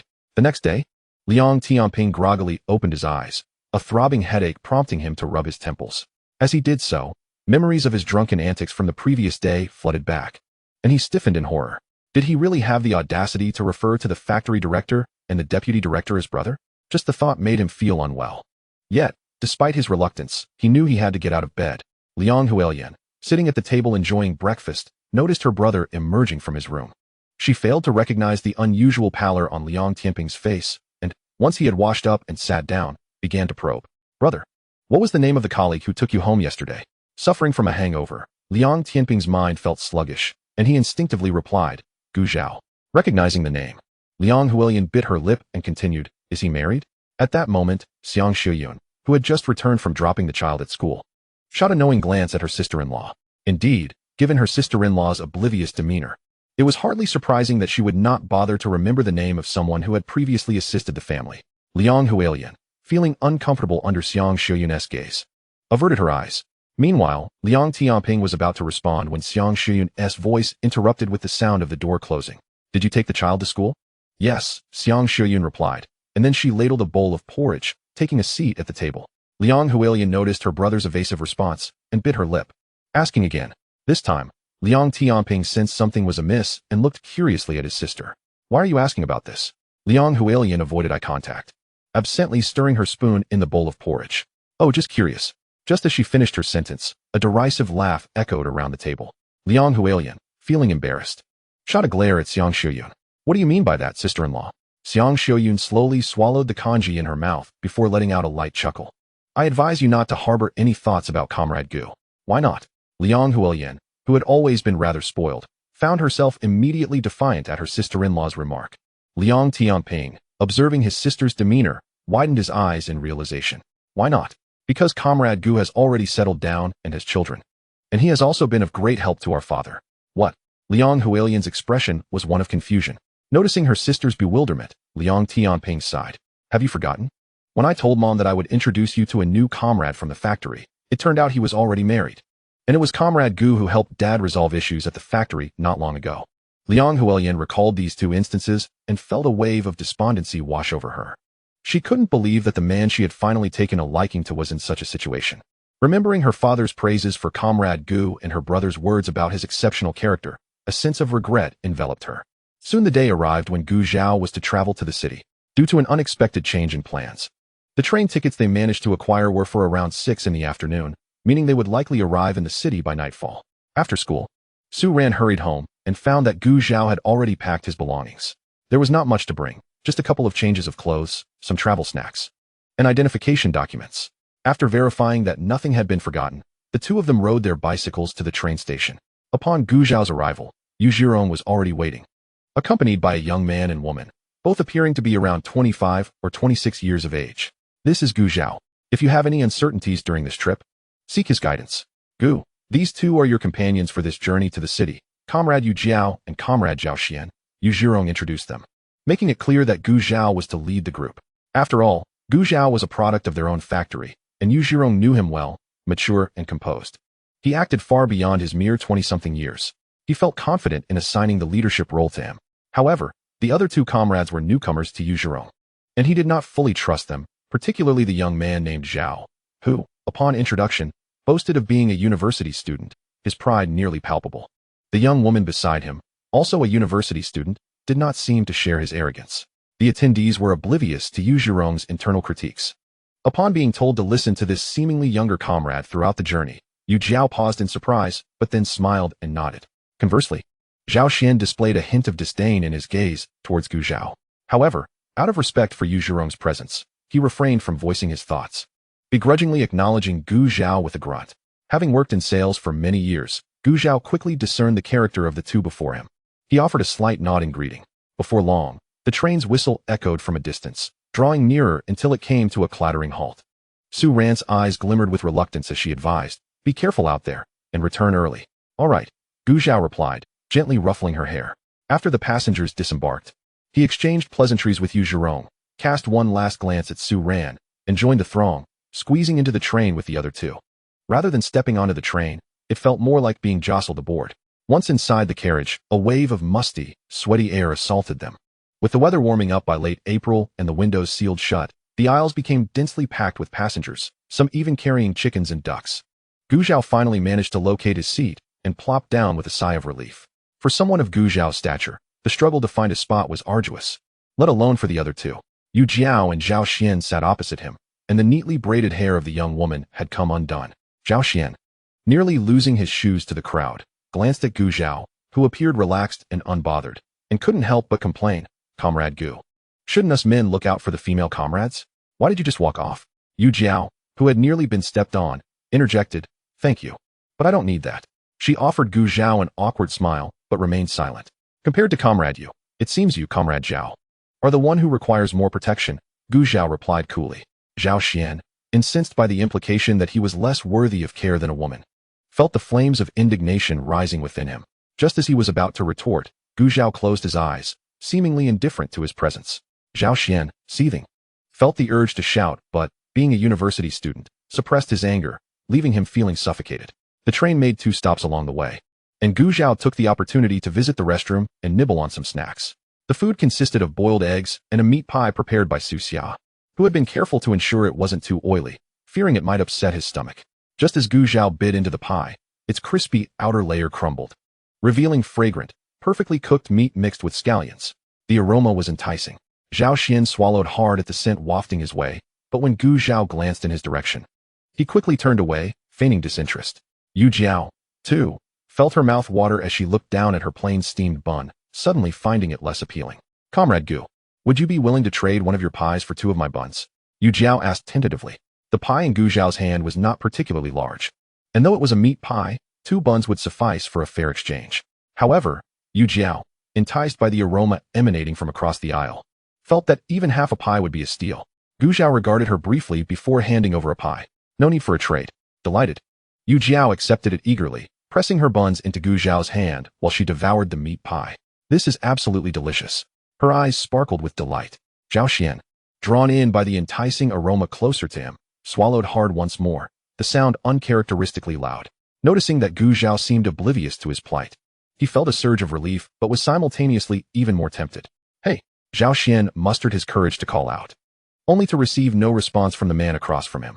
Frustrated, he raised his voice, hey! Still, Gu Zhao remained unresponsive, causing Zhao Xian's face to flush with embarrassment as the surrounding passengers turned their attention towards him. Noticing Zhao Xian's predicament, Yu Jiao, feeling a sense of camaraderie, quietly advised. Comrade Gu doesn't respond to hey. Zhao Xian awkwardly shouted again, Gu, Comrade Gu. Gu Zhao lifted his gaze, signaling with his eyes for him to speak up. Zhao Xian was on the verge of anger once more, but upon noticing Gu Zhao preparing to stow away the unfinished meat pie, he hastily interjected. I want to trade for your meat pie. There's none left, Gu Zhao replied, not even sparing him a glance as he busily repackaged the remaining meat pie. Zhao Xian's eyes widened in disbelief, feeling as though he was being treated as a fool, and his indignation surged. You clearly have more. Why won't you trade with me? Do you look down on me? Gu Zhao twisted his neck, attempting to alleviate the stiffness in his shoulders, and observed Zhao Xian's stubborn gaze, as if he demanded an answer. Reluctantly, Gu Zhao acquiesced, replying, Indeed, I do look down on you. As Zhao Xian opened his mouth to retort, Gu Zhao interjected. Do not speak. I refuse to converse with university students. With a chuckle, Zhao Xian was momentarily taken aback, while Yu Jiao beside him burst into laughter. After receiving a glare from Zhao Xian, she covered her mouth, suppressing her amusement. Realizing Gu Zhao's disinterest in engaging with him, Zhao Xian simmered in silence, not uttering a word until they disembarked, thereby granting Gu Zhao a semblance of peace. Clatter, clatter. The bus arrived at its destination. Gu Zhao and the others were jostled out of the vehicle by the throng of passengers. By now, night had fallen, and upon exiting the station, they could still see numerous individuals holding signs under the soft glow of the streetlights, waiting for their acquaintances. Gu Zhao, taking advantage of his height, quickly spotted a sign bearing the name Qingtian County. Approaching the gentleman holding the sign, Yu Jiao and Zhao Xian followed closely behind. Before Gu Zhao could speak, the man with the sign addressed them directly. Are you comrades Gu Zhao from Qingtian County, Yu Jiao and Zhao Xian? Gu Zhao nodded and shook hands, expressing, It is we. Thank you for coming to fetch us so late. His politeness rendered the man, who had initially harbored some reservations, somewhat abashed. You are too courteous. Comrade Gu, it is my duty. Now, let me escort you to the guest house for some rest. Thus, the group proceeded to the guest house, presenting their introduction letters to secure their accommodations. Once they were settled, the man who had come to greet them took his leave after exchanging pleasantries with Gu Zhao and the others. Originally adhering to the principle of frugality, Gu Zhao should have shared a room with Zhao Xian. However, finding Zhao Xian insufferable, he opted to pay for a separate room. Ascending the stairs with his key in hand, observing Gu Zhao's retreating figure, Zhao Xian felt as if he might explode with frustration. Pointing at Gu Zhao's back and exclaiming to Yu Jiao, Is he implying he despises me? Yu Jiao, hesitant to engage, mumbled a few vague words before taking her own key and departing. This only served to further amuse Zhao Xian, who, fuming, retreated to his room, unable to sleep that night due to his vexation. Chapter 142, An Unexpected Encounter. The following day, after breakfast at a state-run restaurant, Gu Zhao and the others made their way to the machinery factory. Zhao Xian attended university in the city. Thus he was more familiar with its layout than the other two. Strutting ahead of Gu Zhao and Yu Jiao, he occasionally glanced back at them. A person who hasn't even attended university thinks he can act superior before me? Dream on.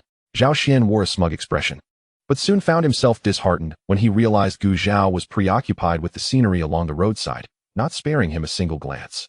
He trudged ahead, sulking. Noticing the quickening pace of the person in front of him, Gu Zhao returned his attention to the path and quickened his steps to catch up.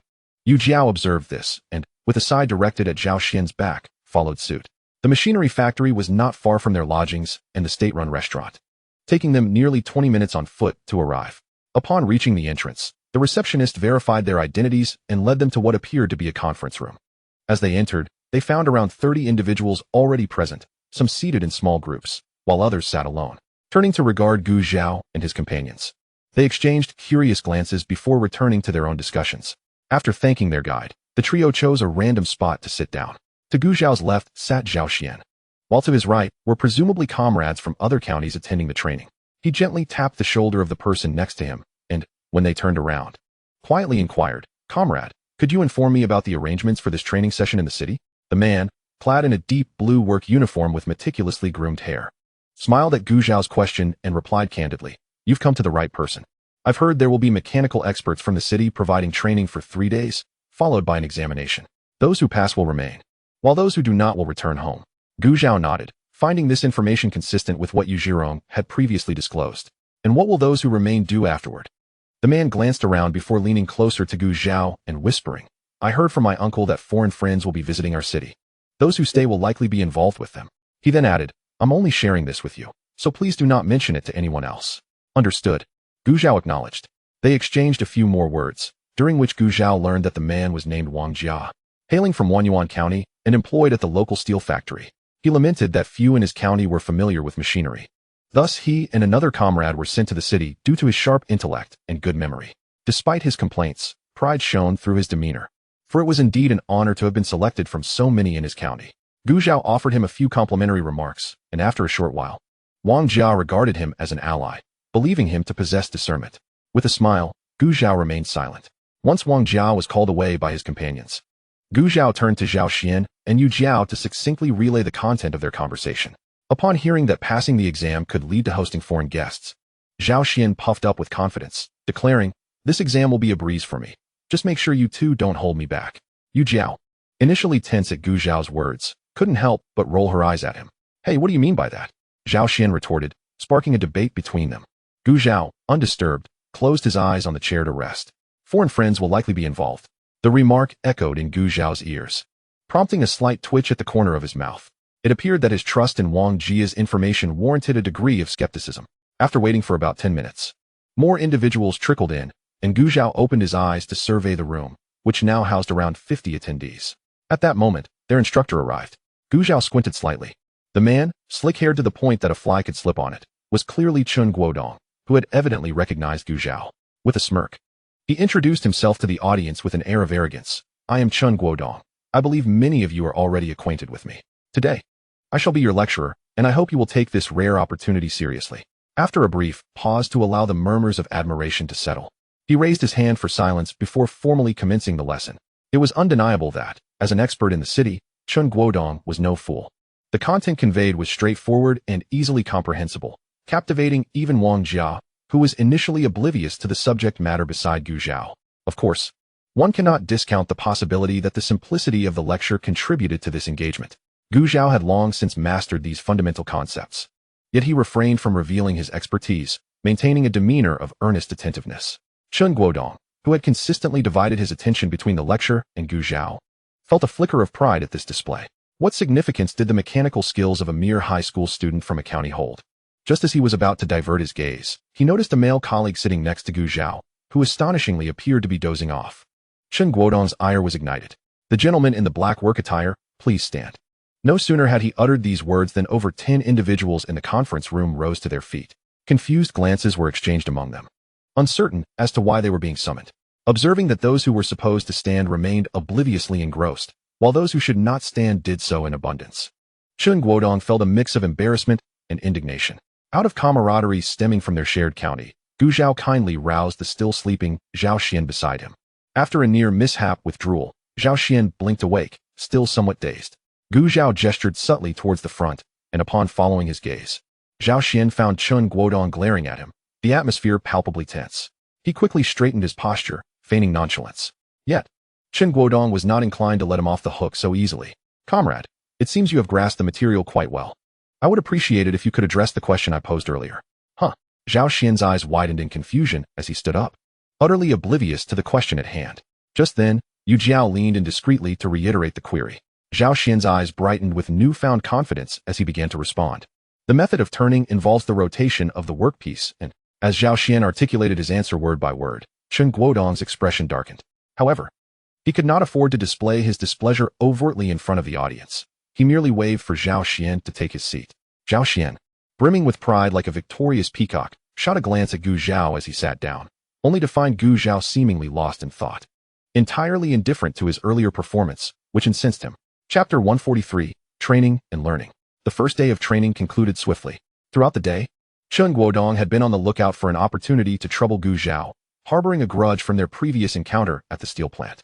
Now that Gu Zhao was on his turf, Chen Guodong was determined not to let this chance slip away. However, Gu Zhao remained unfazed, his keen eyes fixed ahead, attentively absorbing the lecture with a posture reminiscent of a diligent primary schooler.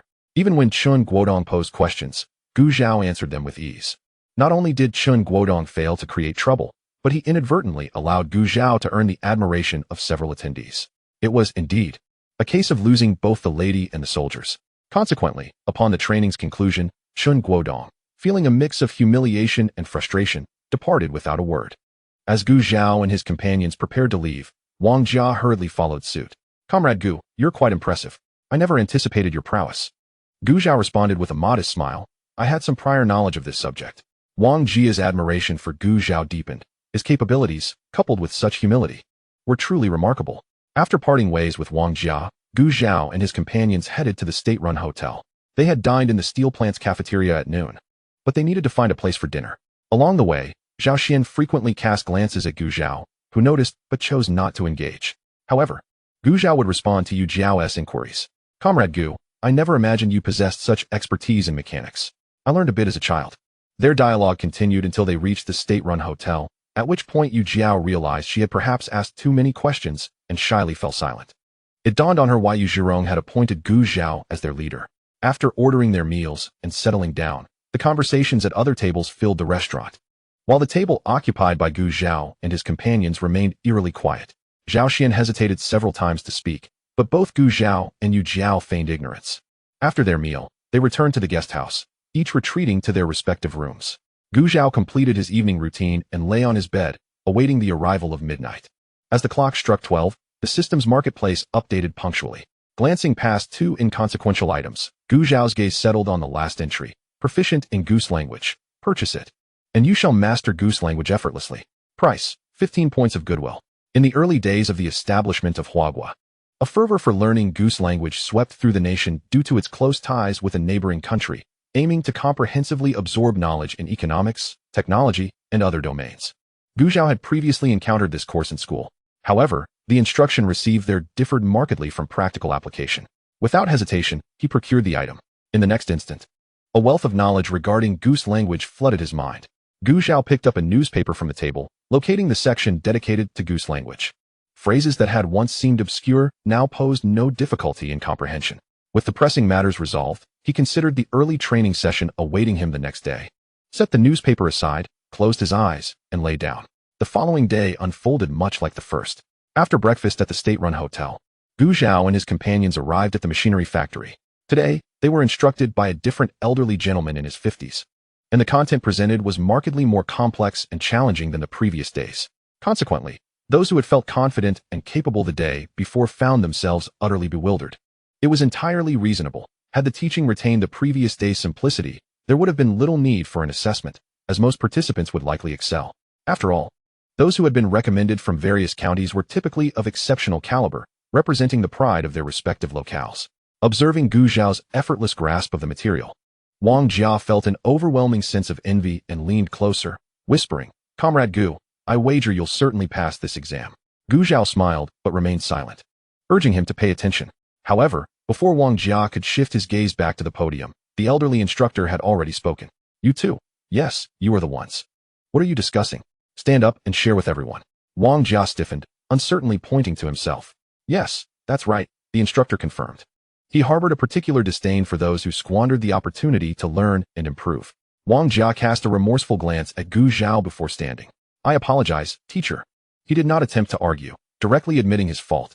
Noting the young man's flushed face and sincere demeanor, the instructor chose not to dwell on the matter, offering a warning instead. "Don't let this happen again. Please sit down." Wang Jia promptly complied, sitting upright with perfect posture, vowing not to let his attention wander again. As for Gu Zhao, the instructor had clearly observed that it was Wang Jia who initiated the interaction while seated, as Gu Zhao remained silent. He chose not to pursue the matter further. However, both individuals had left an impression on him.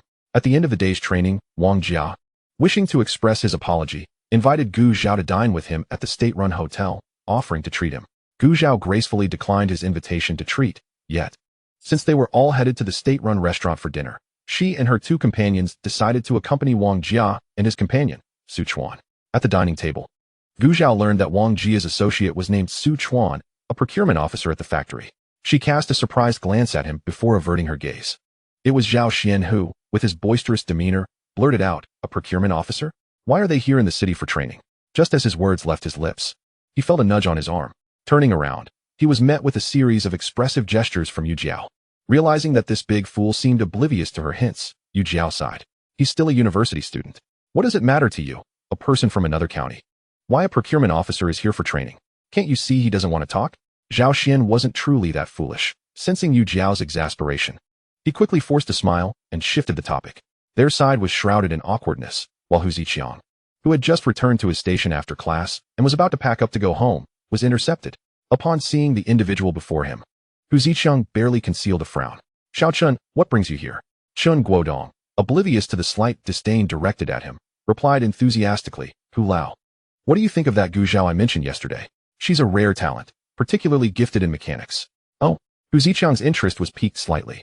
He had always regarded Chun Guodong as overly focused on research, neglecting personal development, which had colored his impression of him unfavorably. However, Chen's repeated mention of Gu Zhao sparked a flicker of curiosity in Hu Ziqiang. "Tell me more in detail." Chun Guodong, overjoyed, recounted Gu Zhao's background clearly.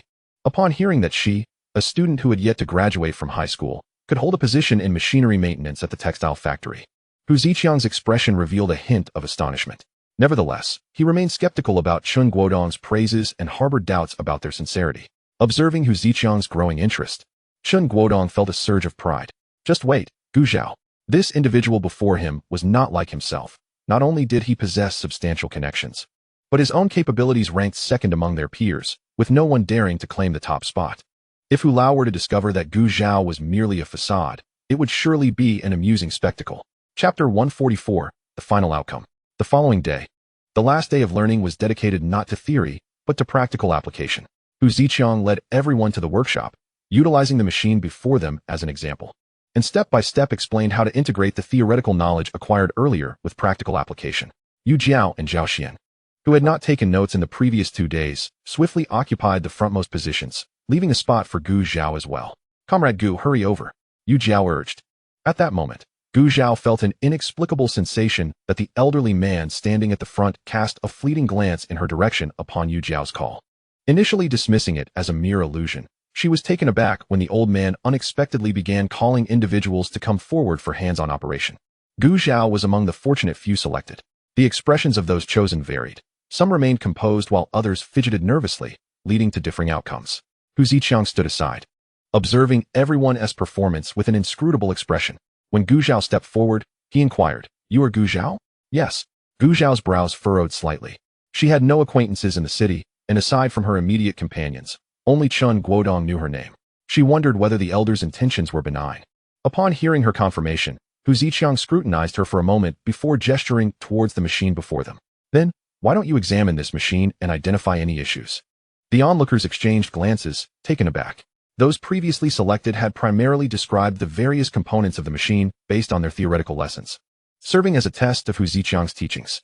In contrast, the challenge Gu Zhao faced was significantly more formidable. One might think Hu Ziqiang was deliberately trying to put her on the spot. Zhao Xian couldn't help but interject, "Hu Lao, didn't the machine just run smoothly? It seems perfectly normal. What issues could there possibly be?" His premature inquiry caused Yu Jiao to stand by, observing Hu Ziqiang's expression, pondering whether they had inadvertently offended him. Gu Zhao subtly gestured for them to remain patient before approaching the machine. If her observations were correct, this machine was the first tractor developed 2 years prior by Huagua, utilizing blueprints from a neighboring superpower. Gu Zhao had previously studied this type of machinery in a virtual environment. Compared to wheeled tractors, it had drawbacks such as operational rigidity, high maintenance costs, and specific terrain requirements for practical use. To her knowledge, more suitable tractors had already been developed domestically, and this model was likely on the path to obsolescence. After circling the machine a few times in silence, Hu Ziqiang did not urge her to speak. Both Yu Jiao and Zhao Xian's hearts raced with anticipation, while the other spectators watched Gu Zhao with eager interest. Accustomed to troubleshooting machinery at the factory, Gu Zhao instinctively reached for tools to make repairs, only to realize she was empty-handed. Regaining her composure, she addressed the group calmly. I believe this tractor has sustained wear and tear, leading to damage in the track components. Correct, Pulao?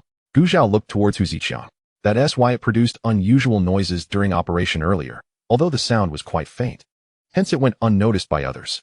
Hu Ziqiang nodded with satisfaction. Indeed, well done. It seems Gu Zhao truly possesses remarkable skills, just as Chen Guodong claimed. He had observed her instinctive actions, and, had it not been for the need to conduct training for the others, he would have allowed her to showcase her technical abilities. Clearing his throat, he noted the attention of the assembled crowd and delved deeper into the issue Gu Zhao had identified.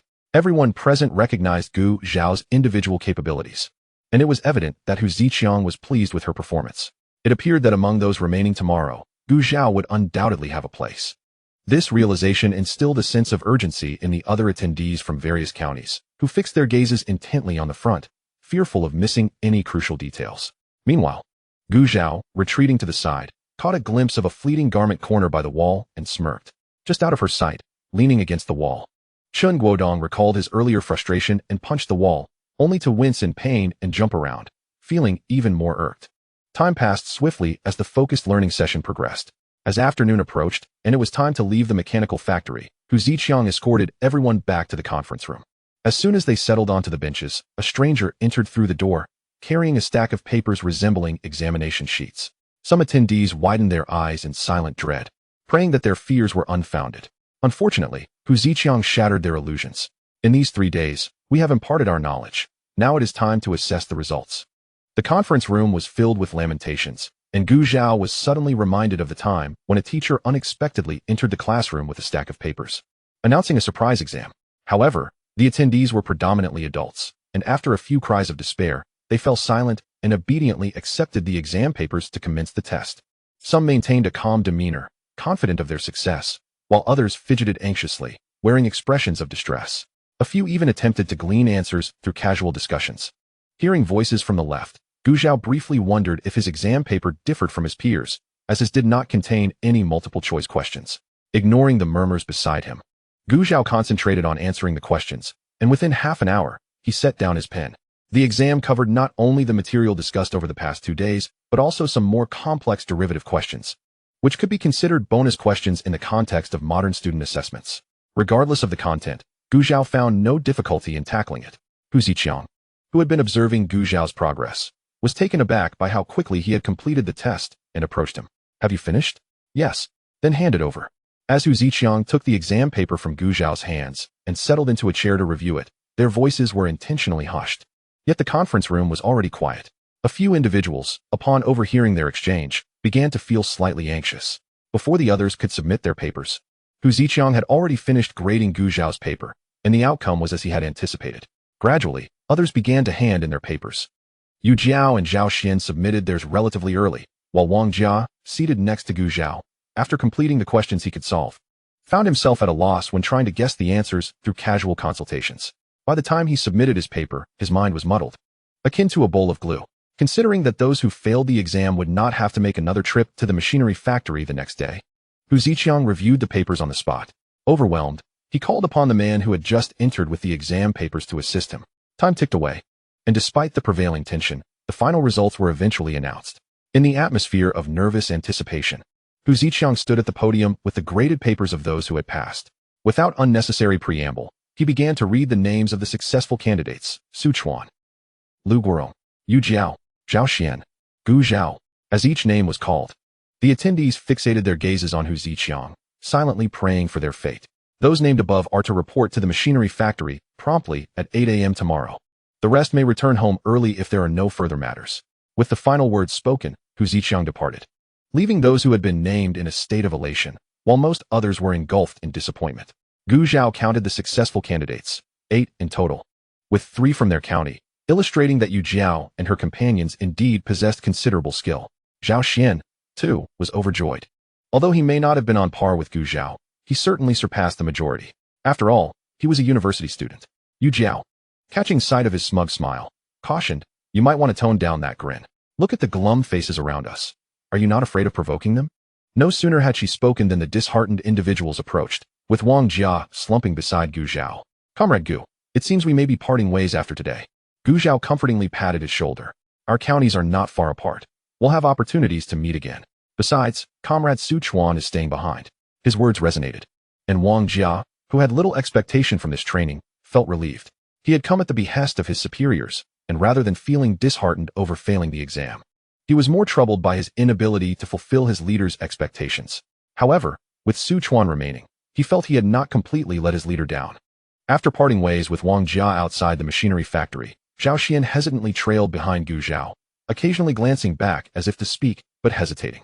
Yu Jiao, observing the awkwardness, found herself pained by Zhao Xian's demeanor, which made him appear as if he had been misplaced in life.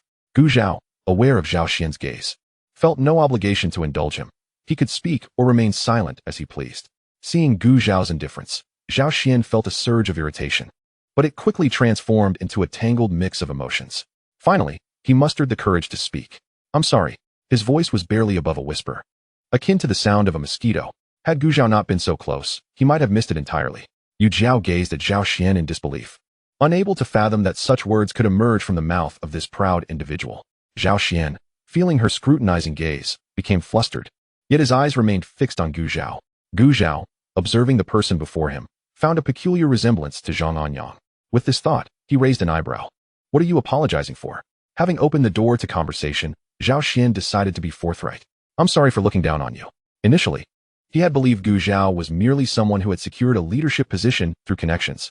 However, after 3 days of interaction, Zhao Xian realized he had been mistaken. Gu Zhao was far more capable than he had initially perceived, and Yu Zhirong was not the type to favor nepotism. He had misjudged the situation. Gu Zhao was taken aback by Zhao Xian's blunt acknowledgement of his error, despite having never regarded Zhao Xian's attitude, or indeed Zhao Xian himself, with any serious consideration. He could not help but be surprised at the swiftness of this apology. Noticing Zhao Xian's tense posture, as if awaiting his response while trying to feign indifference, Gu Zhao chuckled softly. "Let us go?" With that, he turned and headed towards the state-run restaurant. They were already running late and uncertain whether they would make it for dinner.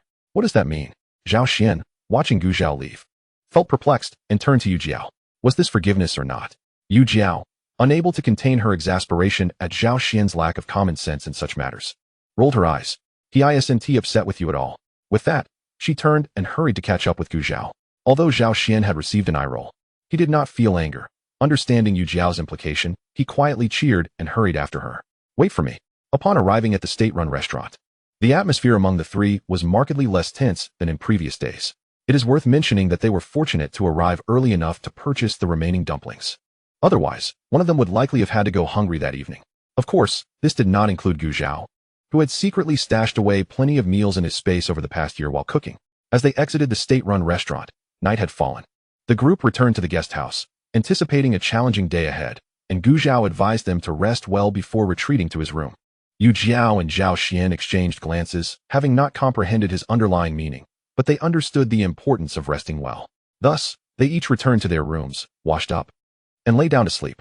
Early the next morning, around 7:40, Gu Zhao and the others arrived at the machinery factory. Within a couple of minutes, those whose names had been called the previous day began to arrive in succession.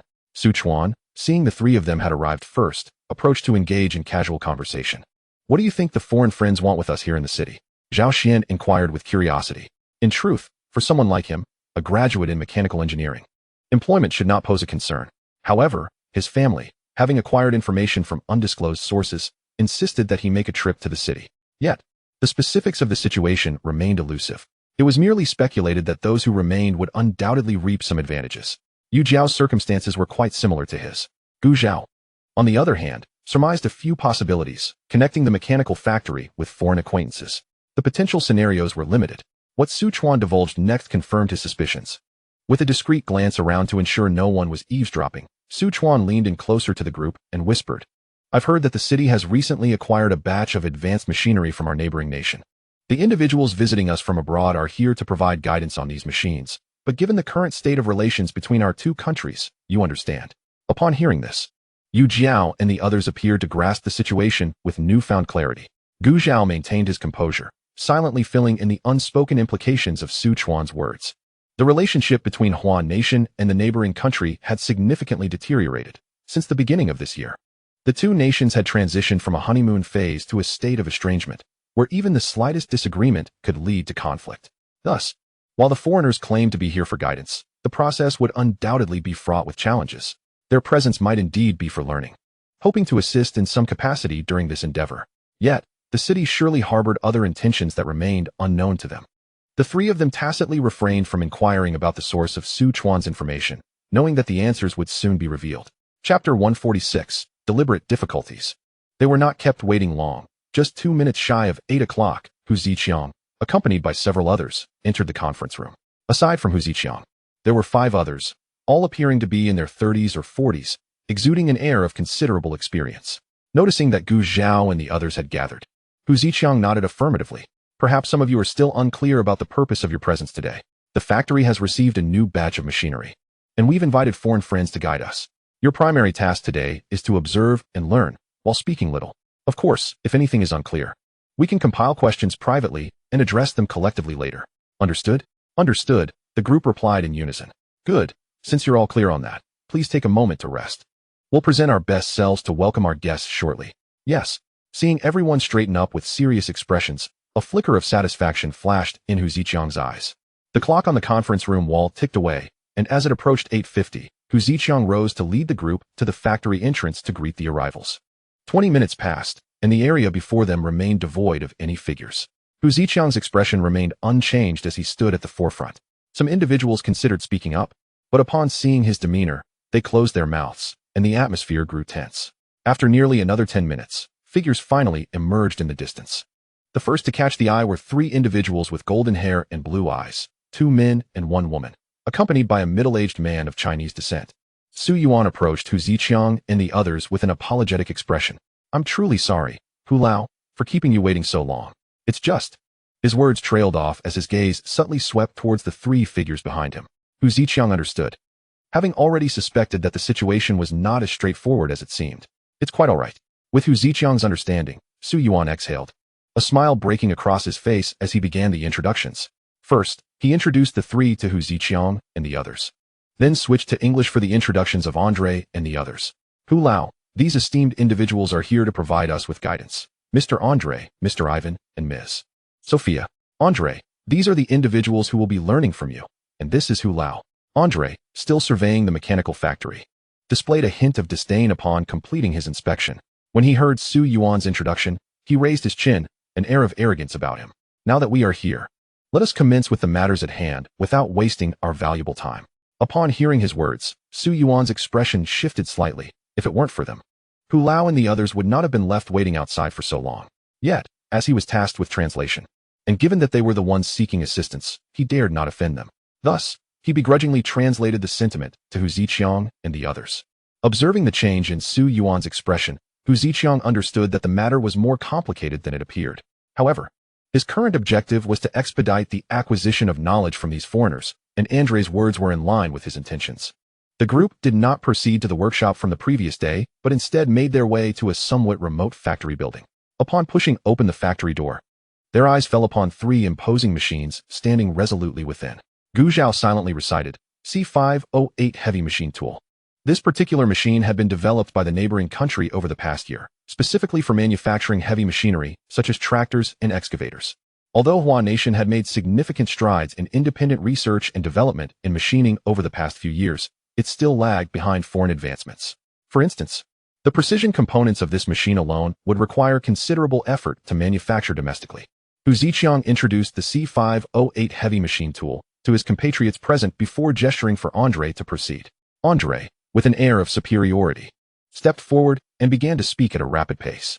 Su Yuan struggled to keep up with the translation, leaving the onlookers bewildered. He had no choice but to interrupt Andre. "Mr. Andre, could you please slow your pace a bit?" As soon as he finished speaking, Ivan, who had been observing, let out a derisive laugh.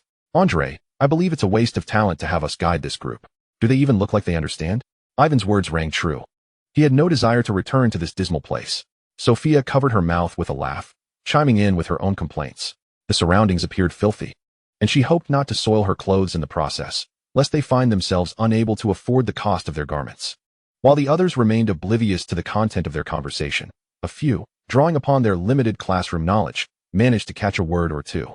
Nevertheless, even without understanding, the tone of the exchange indicated that it was far from complimentary. A few individuals felt their faces redden with indignation. Had it not been for Hu Ziqiang's earlier admonition, tempers would have flared and curses would have erupted. Bah! What foreign friends? Just a bunch of loudmouthed foreigners. Gu Zhao restrained Zhao Xian's arm, signaling him to remain calm. For Hu Lao had yet to speak. Unperturbed by the disrespectful remarks, Hu Ziqiang's expression remained unchanged as he replied in a calm tone. "Mr. Andre, our two nations have established a friendly relationship. I kindly ask that you fulfill your duties as outlined in the contract." Given that the equipment was initially imported, a contract had indeed been signed, stipulating that the seller must impart all relevant knowledge regarding the operation and maintenance of the equipment without reservation. However, the phrase "without reservation" allowed for considerable leeway on the seller's part. Thus, Hu Ziqiang and his colleagues maintained an air of requisite courtesy throughout the proceedings. Yet, it appeared that Andre and his associates had misconstrued this courtesy as a sign of their desperation. Su Yuan translated Hu Ziqiang's words for Andre, who, upon hearing them, cast a deep, scrutinizing glance at Hu Ziqiang, then slowly smiled. Of course, subsequently, he moderated his pace. However, Su Yuan's expression remained tense, beads of cold sweat starting to trickle down his temple. To comprehend that he was chosen as a translator to be here, one must acknowledge that his capabilities have been rigorously tested. Yet, at this moment, the vocabulary that occasionally escaped Andre's lips left him utterly bewildered, as those words were completely foreign to him, exceedingly obscure. A flicker of trepidation surged within Su Yuan, only to be forcibly suppressed. Should any issues arise during this assignment, it would amount to a betrayal of the trust bestowed upon him by the organization. The others could discern the inconsistencies in his faltering translations, and for a fleeting moment, the atmosphere grew tense. To Gu Zhao's ears, Andre's words were laced with a multitude of regional dialects from a neighboring country, clearly an attempt to complicate matters.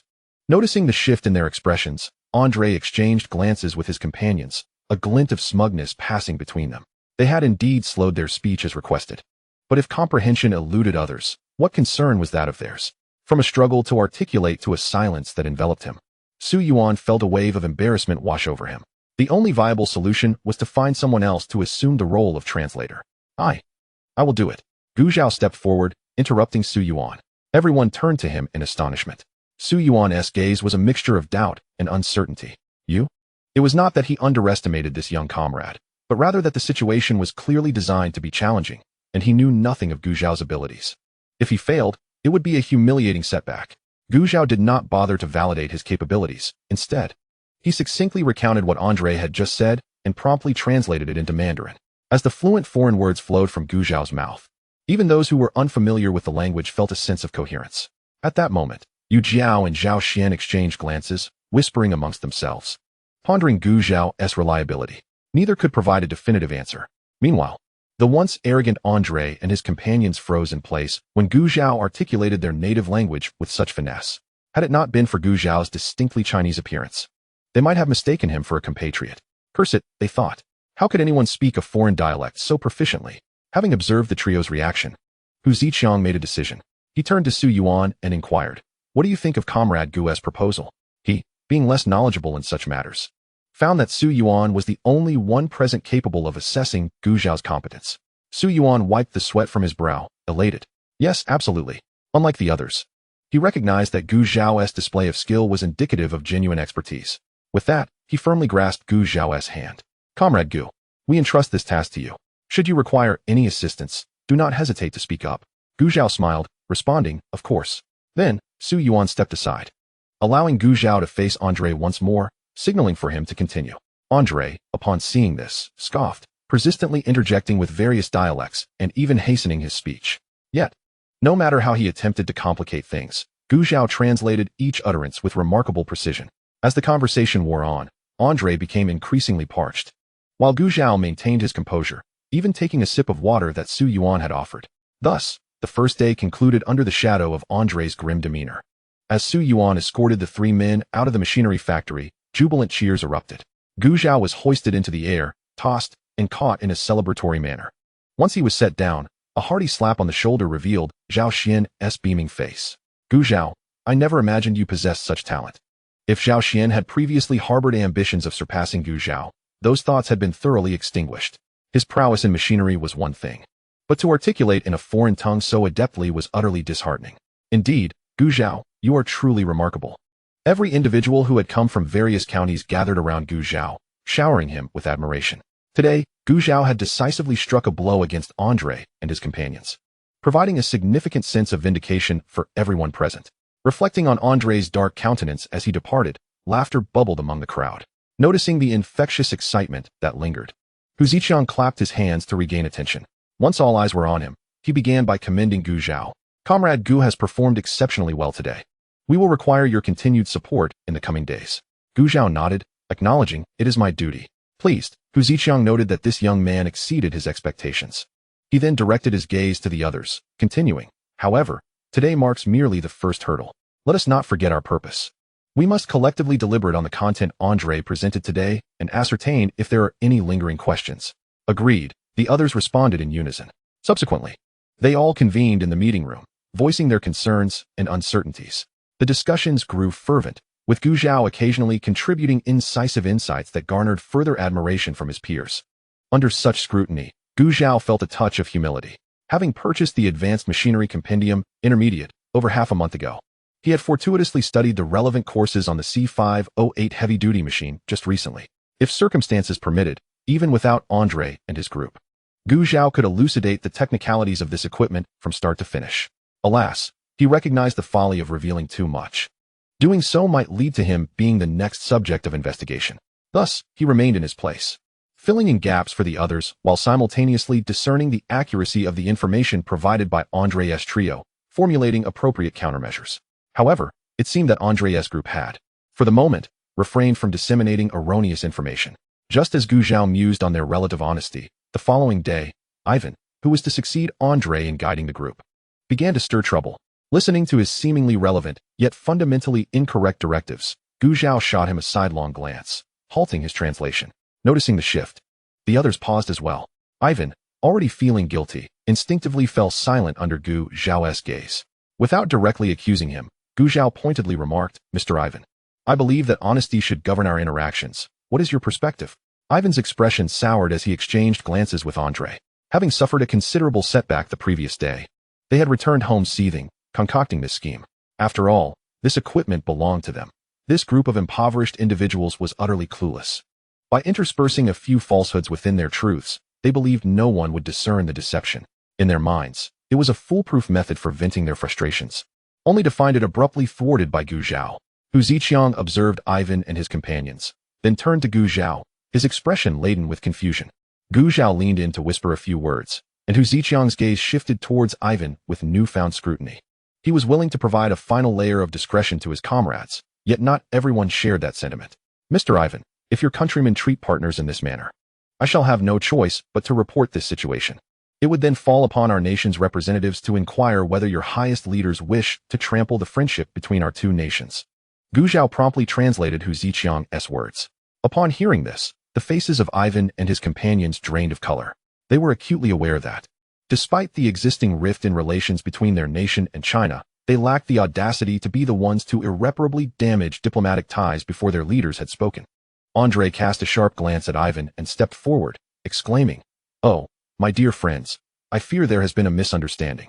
Ivan is merely a newcomer, unaccustomed to the climate of Huagua, and his restless night has led to his ramblings. Allow me to continue elucidating the matter for you. Would that be agreeable? His demeanor was unusually humble this time. In Gu Zhao's eyes, this man was simply contemptible, stubbornly preferring to be met with firmness rather than kindness. He mistook a gentle approach for fear. Hu Ziqiang's intent was not to escalate the situation, seeing that Andre and his companions had seemingly settled down. He chose not to press the matter further. Consequently, for the ensuing days, Andre and his group refrained from any further casual deceit. Once the people on Gu Zhao's side comprehended the situation, they began to exert their efforts. Those who did not grasp the matter immediately inquired, engaging in practical exercises regarding the content presented by Andre's trio, probing deeply into any discrepancies. The three were soon left feeling overwhelmed, unable to express their mounting frustration. Chapter 148, A Thief at Home. Once Andre and his companions departed, everyone exhaled a collective sigh of relief. Hu Ziqiang grasped Gu Zhao's hand firmly, shaking it with gratitude. Comrade Gu Zhao, I cannot thank you enough for your assistance in this matter. Gu Zhao smiled and shook his head, replying, Old Hu, you flatter me. As a citizen of Huagua, it is my duty. Indeed, we need more ambitious youths like you in our country, Hu Ziqiang remarked, patting him on the shoulder. The 5 individuals who followed behind Hu Ziqiang regarded Gu Zhao with warm eyes. Upon hearing Hu Ziqiang's praise, the others from the county felt no envy. Such commendation was well deserved by Gu Zhao. Over the past few days, Gu Zhao had not only taken on the role of translator, but had also engaged in discussions with them afterward, often anticipating questions even before Hu Ziqiang and others could formulate them. Such individuals, whose capabilities far surpassed their own, inspired admiration rather than jealousy, fostering aspirations of reaching such heights themselves one day. Naturally, Hu Ziqiang did not overlook the contributions of the others. He turned his attention to Zhao Xian and the rest. Comrades, the successful completion of this task owes much to your hard work. I wish to express my heartfelt gratitude to each of you. His words startled the others. Old Hu, you overstate it. Yes, Old Hu, this is merely our duty. They all chimed in, eager to voice their sentiments. Seeing their reactions, Hu Ziqiang's eyes softened and sparkled with appreciation. Your presence is a fortune for our nation. At this proclamation, everyone fell silent for a moment. Then each stood a little taller, pride swelling within them as they unanimously declared to uphold revolutionary traditions and strive for greater glory. A round of applause ensued. Once everyone's spirits had settled, it was time to part ways. Hu Ziqiang and his team needed to organize materials and initiate subsequent research, while Gu Zhao and his companions returned to their respective homes. However, as night had already fallen, they resolved to return early the following morning. The next day, Gu Zhao and his companions arrived at the train station and purchased tickets for the earliest train to the county. Just as they were about to board, they were intercepted by a comrade who had greeted them upon their arrival. Comrade Gu, this is from Old Hu for you. Gu Zhao accepted the envelope, refraining from opening it immediately, and expressed his gratitude to the comrade delivering it.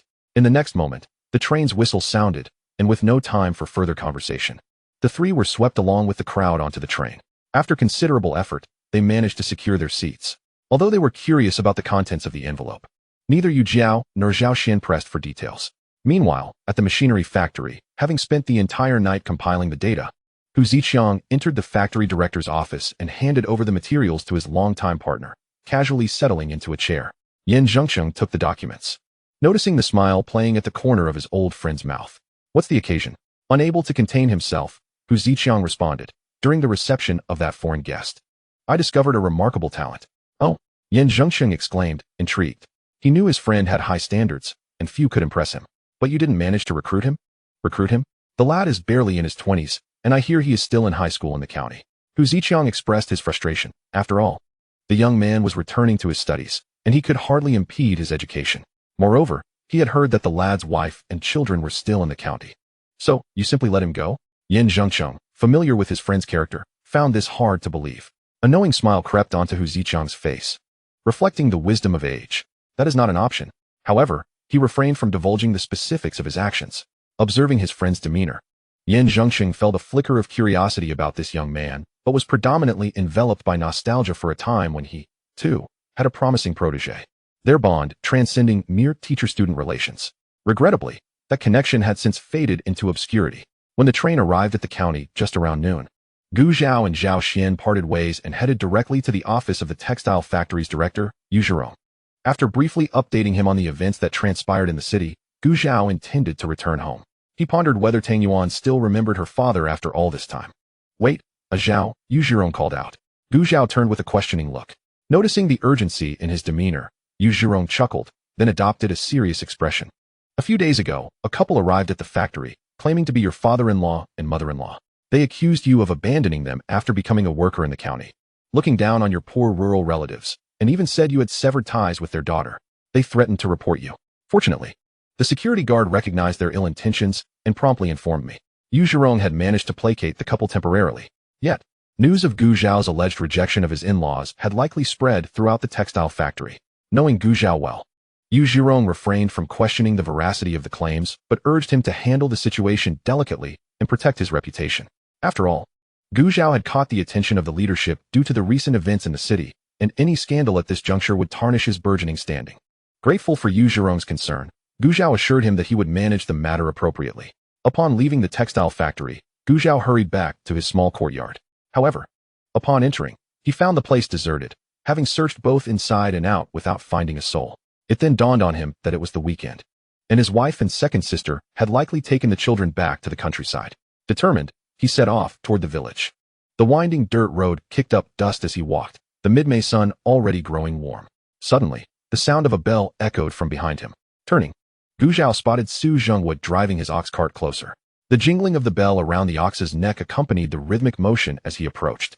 A smile broke across Gu Zhao's face. "Uncle Su, may I catch a ride with you?" Su Zhengwu regarded the youthful figure before him with a silent nod. Gesturing toward the ox cart, Gu Zhao quickly understood, climbing onto the cart. Once settled, the cart resumed its slow journey, though it moved at a leisurely pace. It was at least less laborious. Having risen early in the morning, Gu Zhao nearly dozed off amidst the gentle swaying. When the cart finally came to a stop at the village entrance, he thanked Su Zhengwu and hopped off, making his way home. Approaching his doorstep, he noticed a crowd gathered, his instincts alerting him that something was amiss. Without hesitation, Gu Zhao dashed forward, parting the throng as he squeezed into the courtyard. "What are you doing here?" "It's Gu Zhao? Hurry inside. There's a thief in your home." The uncle whom Gu Zhao had startled was about to unleash a torrent of curses, but upon realizing it was the homeowner returning, he immediately changed his tone.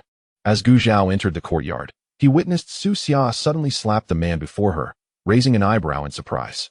However, as the man turned his head from the impact, Gu Zhao caught a clear glimpse of his face. Chapter 149, Reverse Accusation. Lu Dajuan. Once again, Lu Dajuan found himself being restrained by his elder brother and cousin Gu Dong, standing helplessly in place. Thus, the identity of the thief became painfully apparent. Facing Lu Dajuan's furious glare, Su Xia no longer exhibited her previous fear. Instead, she glared back defiantly and exclaimed, "Lu Dajuan, we are no longer connected." "What do you mean by this today?" Lu Dajuan struggled violently against the grip of the two behind him, but could not break free. Spitting in disdain, his eyes blazed with rage. "You shameless harlot, how dare you question me? Is it not you who stole the money from our home? What is wrong with me coming to the Gu family to reclaim what is rightfully mine?" Su ran, having entrusted the child to her mother-in-law. Emerged from the house, just in time to hear Lu Dajuan's furious roar, and immediately countered, "Lu Dajuan, you and your son have caused my second sister to live in fear as if she were guarding against a thief. She doesn't even know where the money is kept at home. How could she possibly steal from you?" This was also the perplexity of Lu Dajuan, as he could not fathom who else would pilfer from their home aside from Su Xia. Even if it were not Su Xia, the blame would inevitably fall upon her. Otherwise, from whom could he demand the money back? "You claim ignorance, but who else could it be if not her?" His reckless demeanor nearly incited laughter from the Su sisters. Although it was true that Su Xia had taken the money, based on her understanding of Lu Dajuan, it was evident that he was uncertain of her guilt. Nonetheless, he adamantly sought to place the blame squarely on her. "You no need for further discussion. Just send him to the authorities." With clarity on the situation, Gu Zhao stepped forward. "You have returned." Su Ran's eyes brightened upon seeing him. Gu Zhao smiled and nodded in acknowledgement before turning his attention to Lu Dajuan. "You know full well that the money missing from your household was taken by my second sister. Perhaps you have offended someone outside, and are now facing their retribution. However, the fact that you attempted to steal from my family is evident to all." As Gu Zhao finished speaking, Gu Cheng, who stood behind Lu Dajuan, subtly tightened his grip, ready to escort him to the county police station at Gu Zhao's command. A flicker of guilt crossed Lu Dajuan's eyes. Indeed, he had made enemies outside. And according to Gu Zhao's assertion, it was not impossible that he was being retaliated against. Yet, he remained obstinate, refusing to concede. "What you say is merely your opinion. I could just as easily claim that you are the one who stole my family's money." Gu Zhao ignored his retorts and looked towards Su Ran. "My dear wife, how much money is missing from our home?" Meeting Gu Zhao's gaze, Su Ran suddenly recalled. 50 yuan is missing. When she and her second sister returned home with the child, they had spotted a suspicious figure lurking in the corner of the courtyard. It was her second sister who had first identified Lu Dajuan, subsequently raising an alarm that summoned the villagers. After Gu Cheng and the others apprehended Lu Dajuan, she rushed back inside to check, finding nothing amiss. Lu Dajuan likely had scouted their house in advance, knowing they had been away in the county, which emboldened him to act so brazenly in broad daylight. Little did he know, he would be caught red-handed. Only the truly wronged would comprehend the depths of their injustice. With Gu Zhao and his wife each voicing their accusations, Lu Dajuan found himself on the receiving end of a reverse allegation for the missing 50 yuan. If he had indeed stolen it, Lu Dajuan wouldn't have cared much. The crux of the matter was, he hadn't stolen anything at all. Enraged, he spat. You are spewing nonsense. I barely made it inside before you both returned. What you say is simply your opinion. Our household is indeed missing 50 yuan. Who else could it be if not you? Gu Zhao echoed Lu Dajuan's earlier words, inciting further fury from him, his eyes reddening with rage. Yet, he stubbornly refused to admit any wrongdoing, despite the villagers' belief in Gu Zhao's family. Compared to Lu Dajuan, who bore a notorious reputation from outside the village, the villagers naturally sided with Gu Zhao.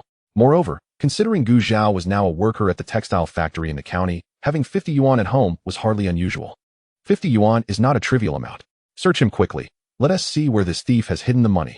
A voice rang out, prompting many eager villagers to step forward to assist. They scrutinized every inch of Lu Dajuan, leaving no stone unturned. However, not only did they fail to uncover anything, but those assisting in the search also recoiled at the foul odor emanating from him. This man must not have bathed in ages. Speak. Where have you hidden the money? Perhaps in retaliation against Lu Dajuan, those searching him began to interrogate him, landing a slap across his face that instantly left it swollen. Feeling the sharp sting on both cheeks, Lu Dajuan's chest heaved with indignation as he declared, I told you, I did not steal. Just as he finished speaking, a cry of distress escaped his lips. Little brother, why are we still wasting time? Just take him to the police station. Gu Cheng, who had some prior knowledge of Su Xia's situation, tightened his grip on Lu Dajuan's arm, causing him to yelp in pain. Meeting his elder brother's earnest gaze, Gu Zhao fell silent for a moment before relenting. Thus, without even having settled in at home with a glass of water, Gu Zhao hurriedly accompanied Gu Cheng to deliver Lu Dajuan to the police station. As the troublemakers departed, the remaining villagers also dispersed. Su Ran expressed her gratitude as she bid farewell to the departing villagers. Once back in the courtyard, she exchanged a knowing glance with Su Xia, and both women erupted into laughter. At the police station, Gu Zhao insisted that 50 yuan was missing from their household and that Lu Dajuan had been caught red-handed. With witnesses but no physical evidence, Lu Dajuan furiously denied any theft, asserting that the missing 50 yuan had nothing to do with him. Given Lu Dajuan's prior offenses, even without finding the 50 yuan on him, it was unlikely the police would release him anytime soon. After resolving Lu Dajuan's predicament, Gu Zhao and his companion made their way back to the village.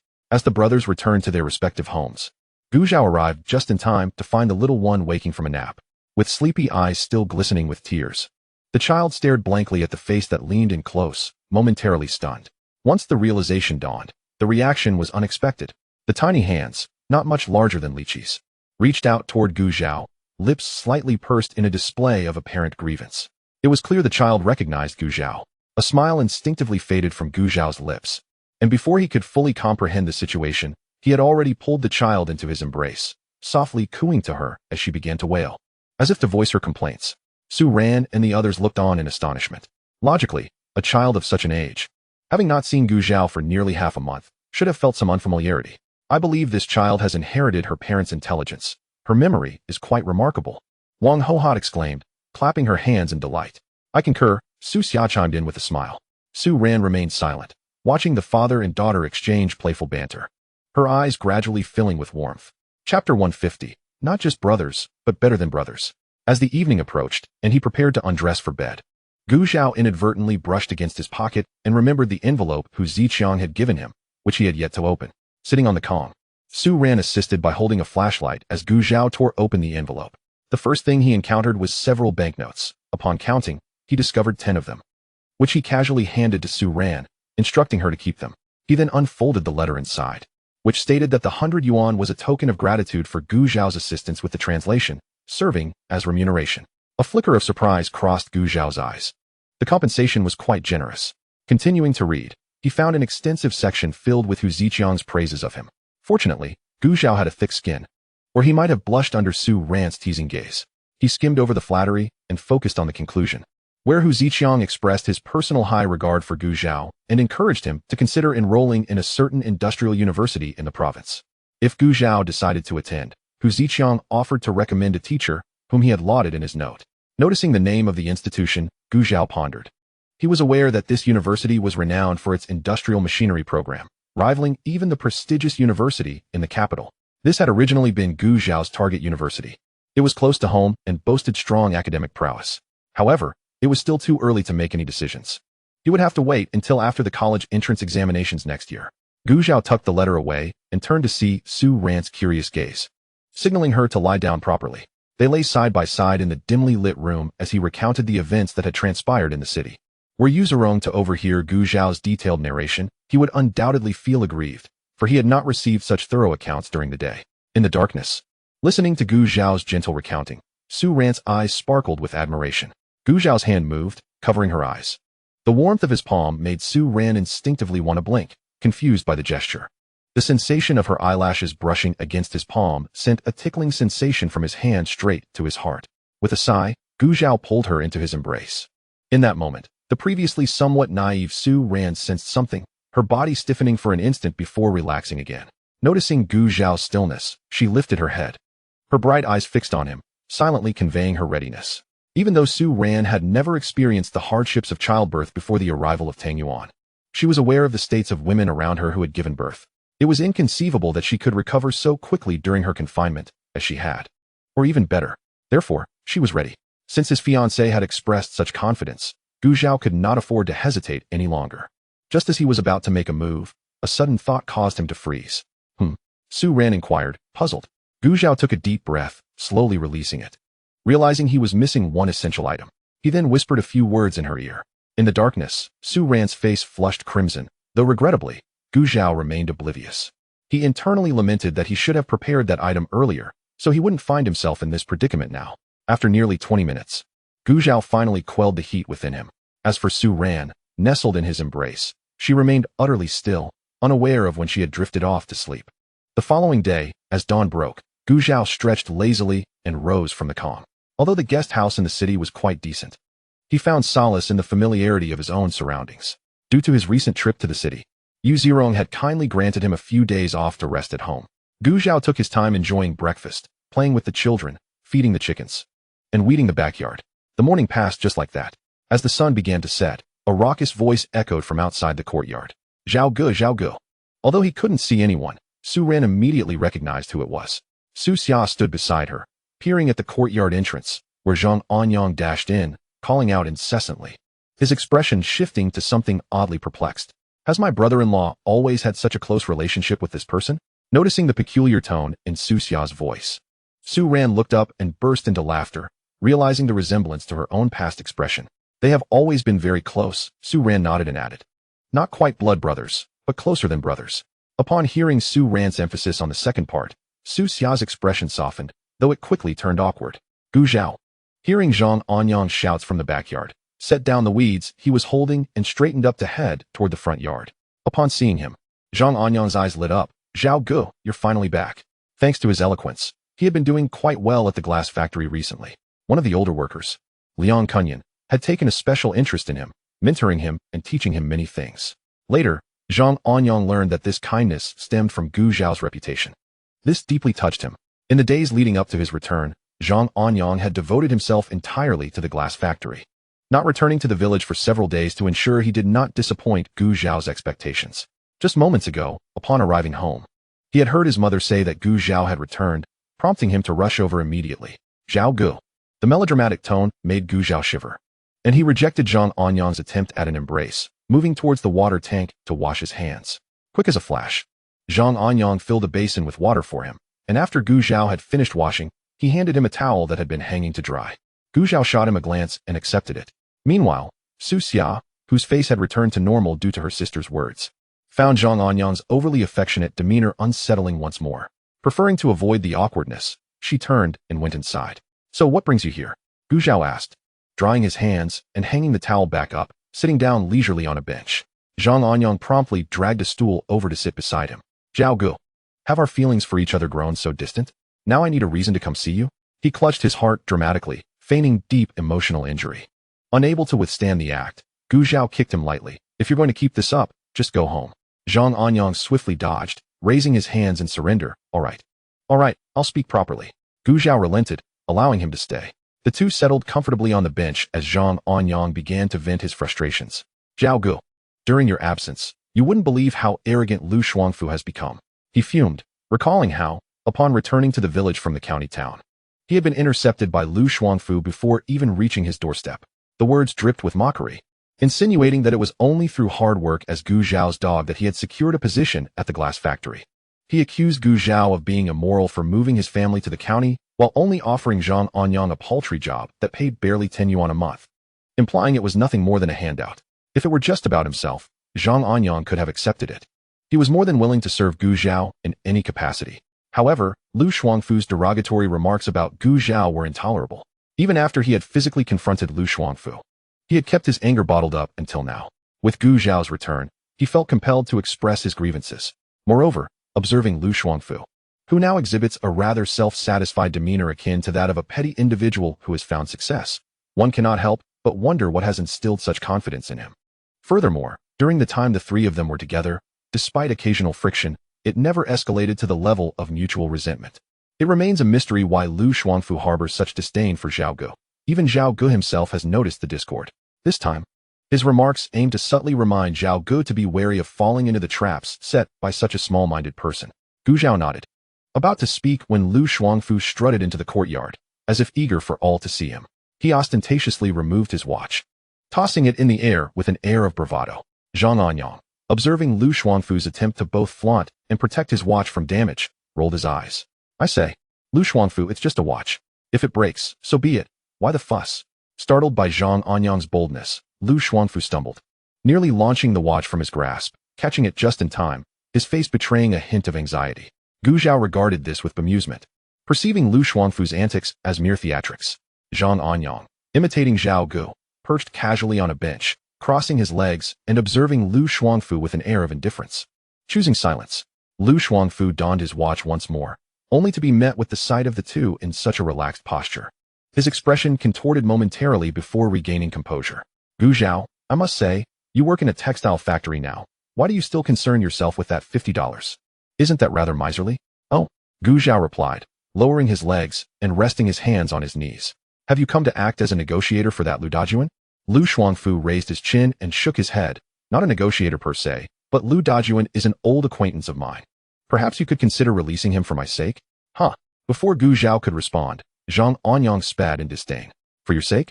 What worth do you have? Your eagerness to mediate suggests you might be more involved in Lu Dajuan's misdeeds than you let on. He cast a suspicious glance at Lu Shuangfu. A flicker of guilt crossed Lu Shuangfu's eyes, yet he straightened his posture defiantly. Do not slander me. I wouldn't stoop to such actions now. He then adjusted his watch, as if to assert his disinterest in petty theft. Without waiting for Zhang Anyang's retort, he turned to Gu Zhao. Gu Zhao, it's simply a matter of whether you will release Lu Dajuan or not. Gu Zhao looked at him, words failing him.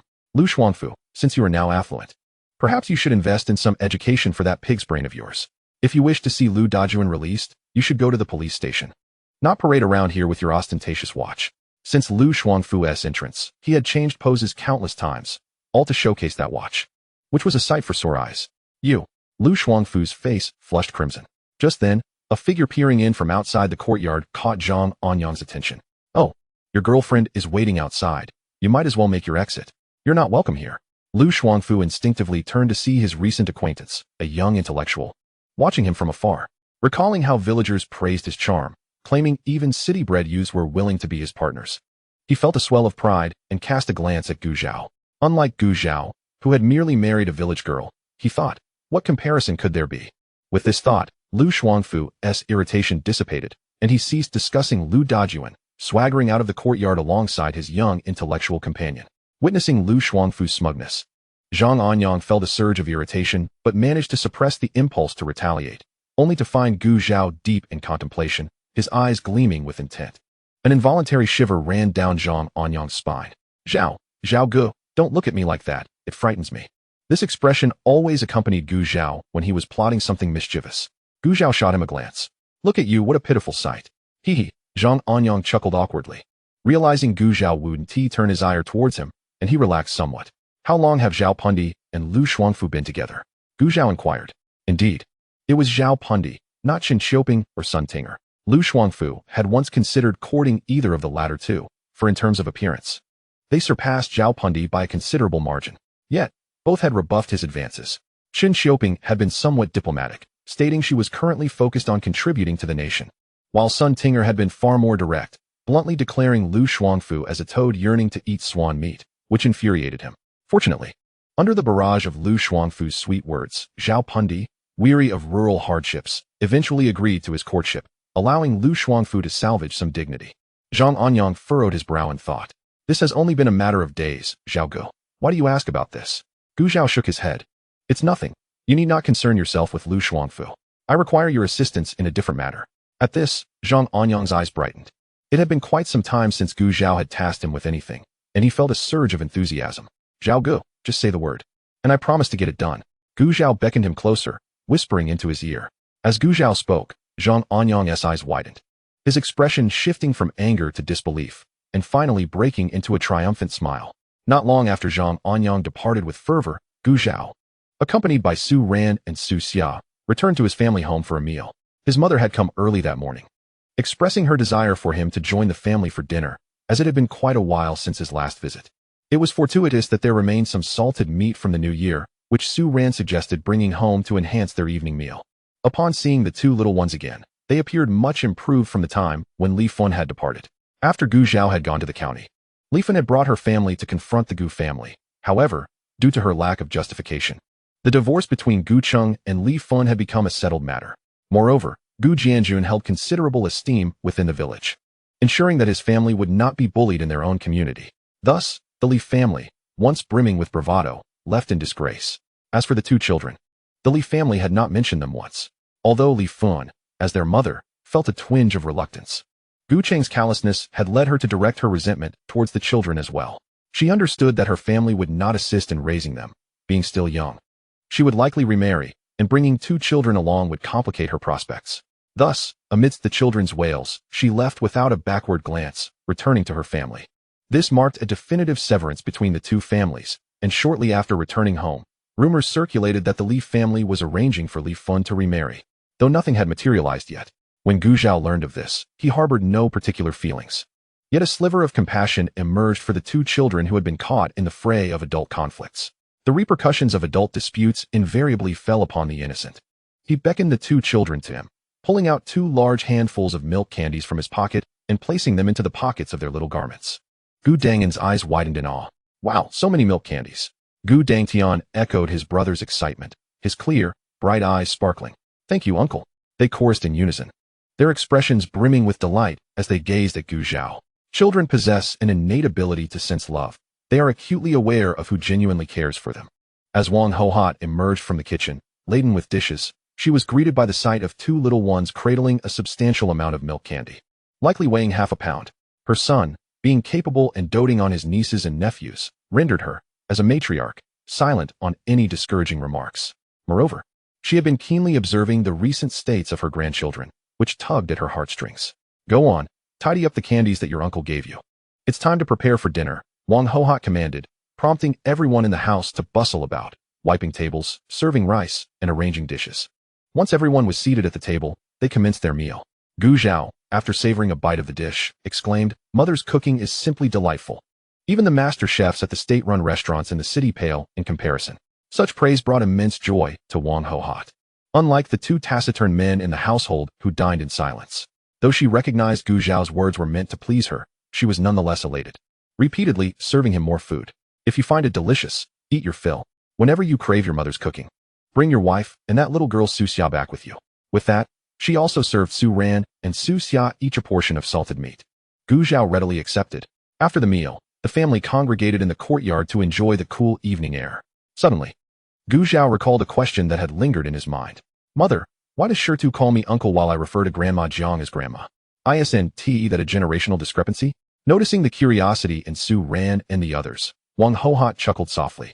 That's because Shirtu's grandfather and grandmother are distantly related to our family. According to Shirtu's grandfather's lineage, it is indeed correct for him to call you uncle. Conversely, by his grandmother's lineage, it is also appropriate for you to call Grandma Jiang grandma.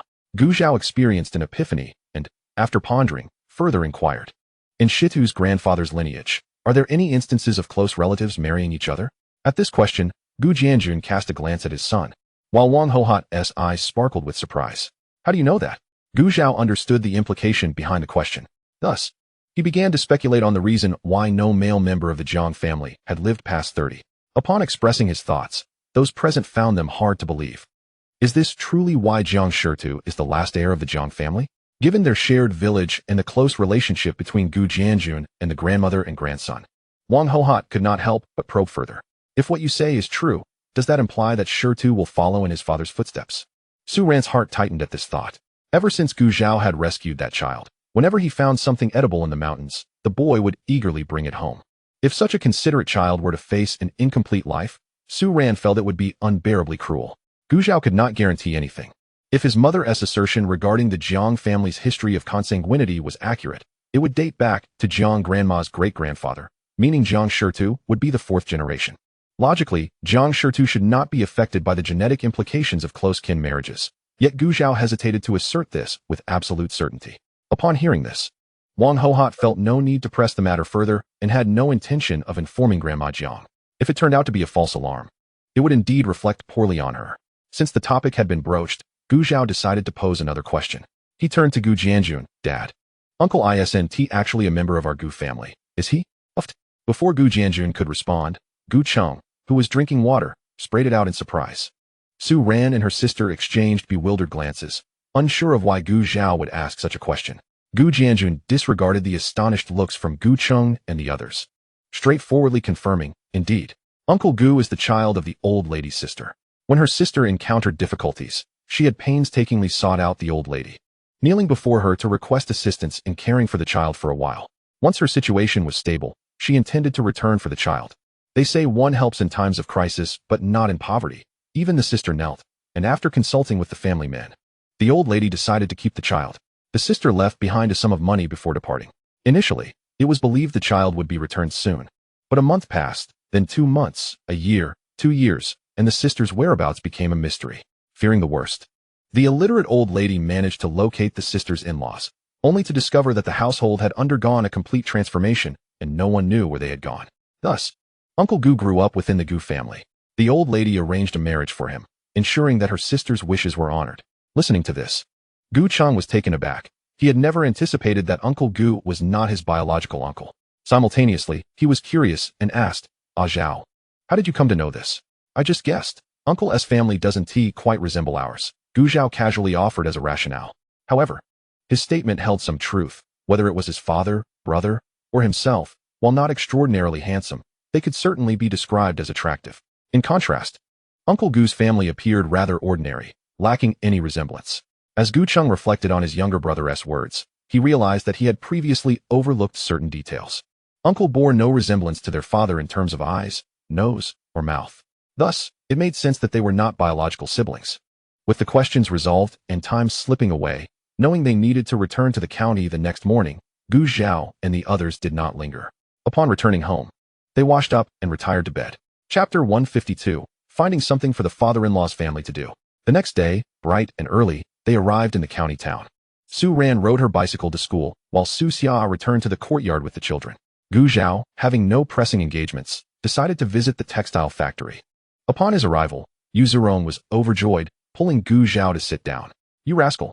After making such a significant impact in the city, why didn't you inform your uncle? Gu Zhao was perplexed by Yu Zirong's excitement. Still hiding things from you, uncle? Yu Zirong playfully slapped Gu Zhao on the back, causing him to wince. Unfazed, Yu Zirong continued. The city has already contacted Director Zhang, praising you extensively. You've really brought him honor. Now every factory head who knows about this says it was you, Yu Zirong, who had the insight to discover such a talent. The true discerning eye belonged to Tan Tianwei. It seemed he had little to do with this. After some time, Gu Zhao learned that due to his translation work and performance in machinery, the city officials were particularly impressed. They had called Director Zhang, urging him to nurture Gu Zhao's talent for the future benefit of national development. Gu Zhao speculated that the official in question was likely Hu Ziqiang. However, observing Yu Zirong's elation, he suspected there was more to this than just that. Smart boy. Yu Zirong gave Gu Zhao a thumbs up and continued, considering your mechanical aptitude. The county head wants to establish a mechanical maintenance department, with you as the head. Since you are part of my factory, this department will temporarily operate under the textile factory's name. This news thrilled Yu Zirong, as having Gu Zhao in his factory would provide an advantage whenever the department was established. Moreover, all expenses incurred in the establishment of this department, including the wages of the workers, are to be borne by the county. With personnel secured and funds conserved, how could Yu Zirong not feel exhilarated? Recalling the envious and resentful glances exchanged by other factory directors during yesterday's meeting, Yu Zirong hummed a cheerful tune. Taken aback, Gu Zhao had not anticipated such a decision from the county. By the way, could you please make a trip to the county government office to meet with Director Zhang? He has something to discuss with you. Initially, Gu Zhao had not planned to come today, as Yu Zirong intended to seek him out. Nodding in acknowledgement, Gu Zhao surmised it was related to the formation of the new department. Without delay, he departed from the textile factory and proceeded directly to the county government office. After stating his purpose to the staff at the entrance, he waited in the lobby for a few minutes before being ushered into the reception room. Following another 10 minutes of anticipation, Zhang Guangji arrived, somewhat tardy. "Ah, young comrade, we meet again," he greeted. "Director Zhang." Gu Zhao stood and shook his hand. "Please, have a seat. No need for formality." Once seated, Zhang Guangji delved straight into the matter at hand. "I trust Director Yu has already briefed you. I would like to hear your personal thoughts on this." To be honest, entrusting such a significant responsibility to a young man like Gu Zhao weighed heavily on Zhang Guangji. However, after Zhao Xian and Yu Jiao returned, singing Gu Zhao's praises, combined with the encouraging call from the city, Zhang Guangji felt reassured. The county indeed needed the existence of such a department. Despite the presence of numerous experts in the city, they could not resolve local issues in a timely manner, especially with over a dozen counties beneath the provincial level. Each time machinery malfunctioned at the factories, they had to wait for someone from the city to address it. The factory directors had repeatedly expressed that this was severely hampering production. Yet what could he do?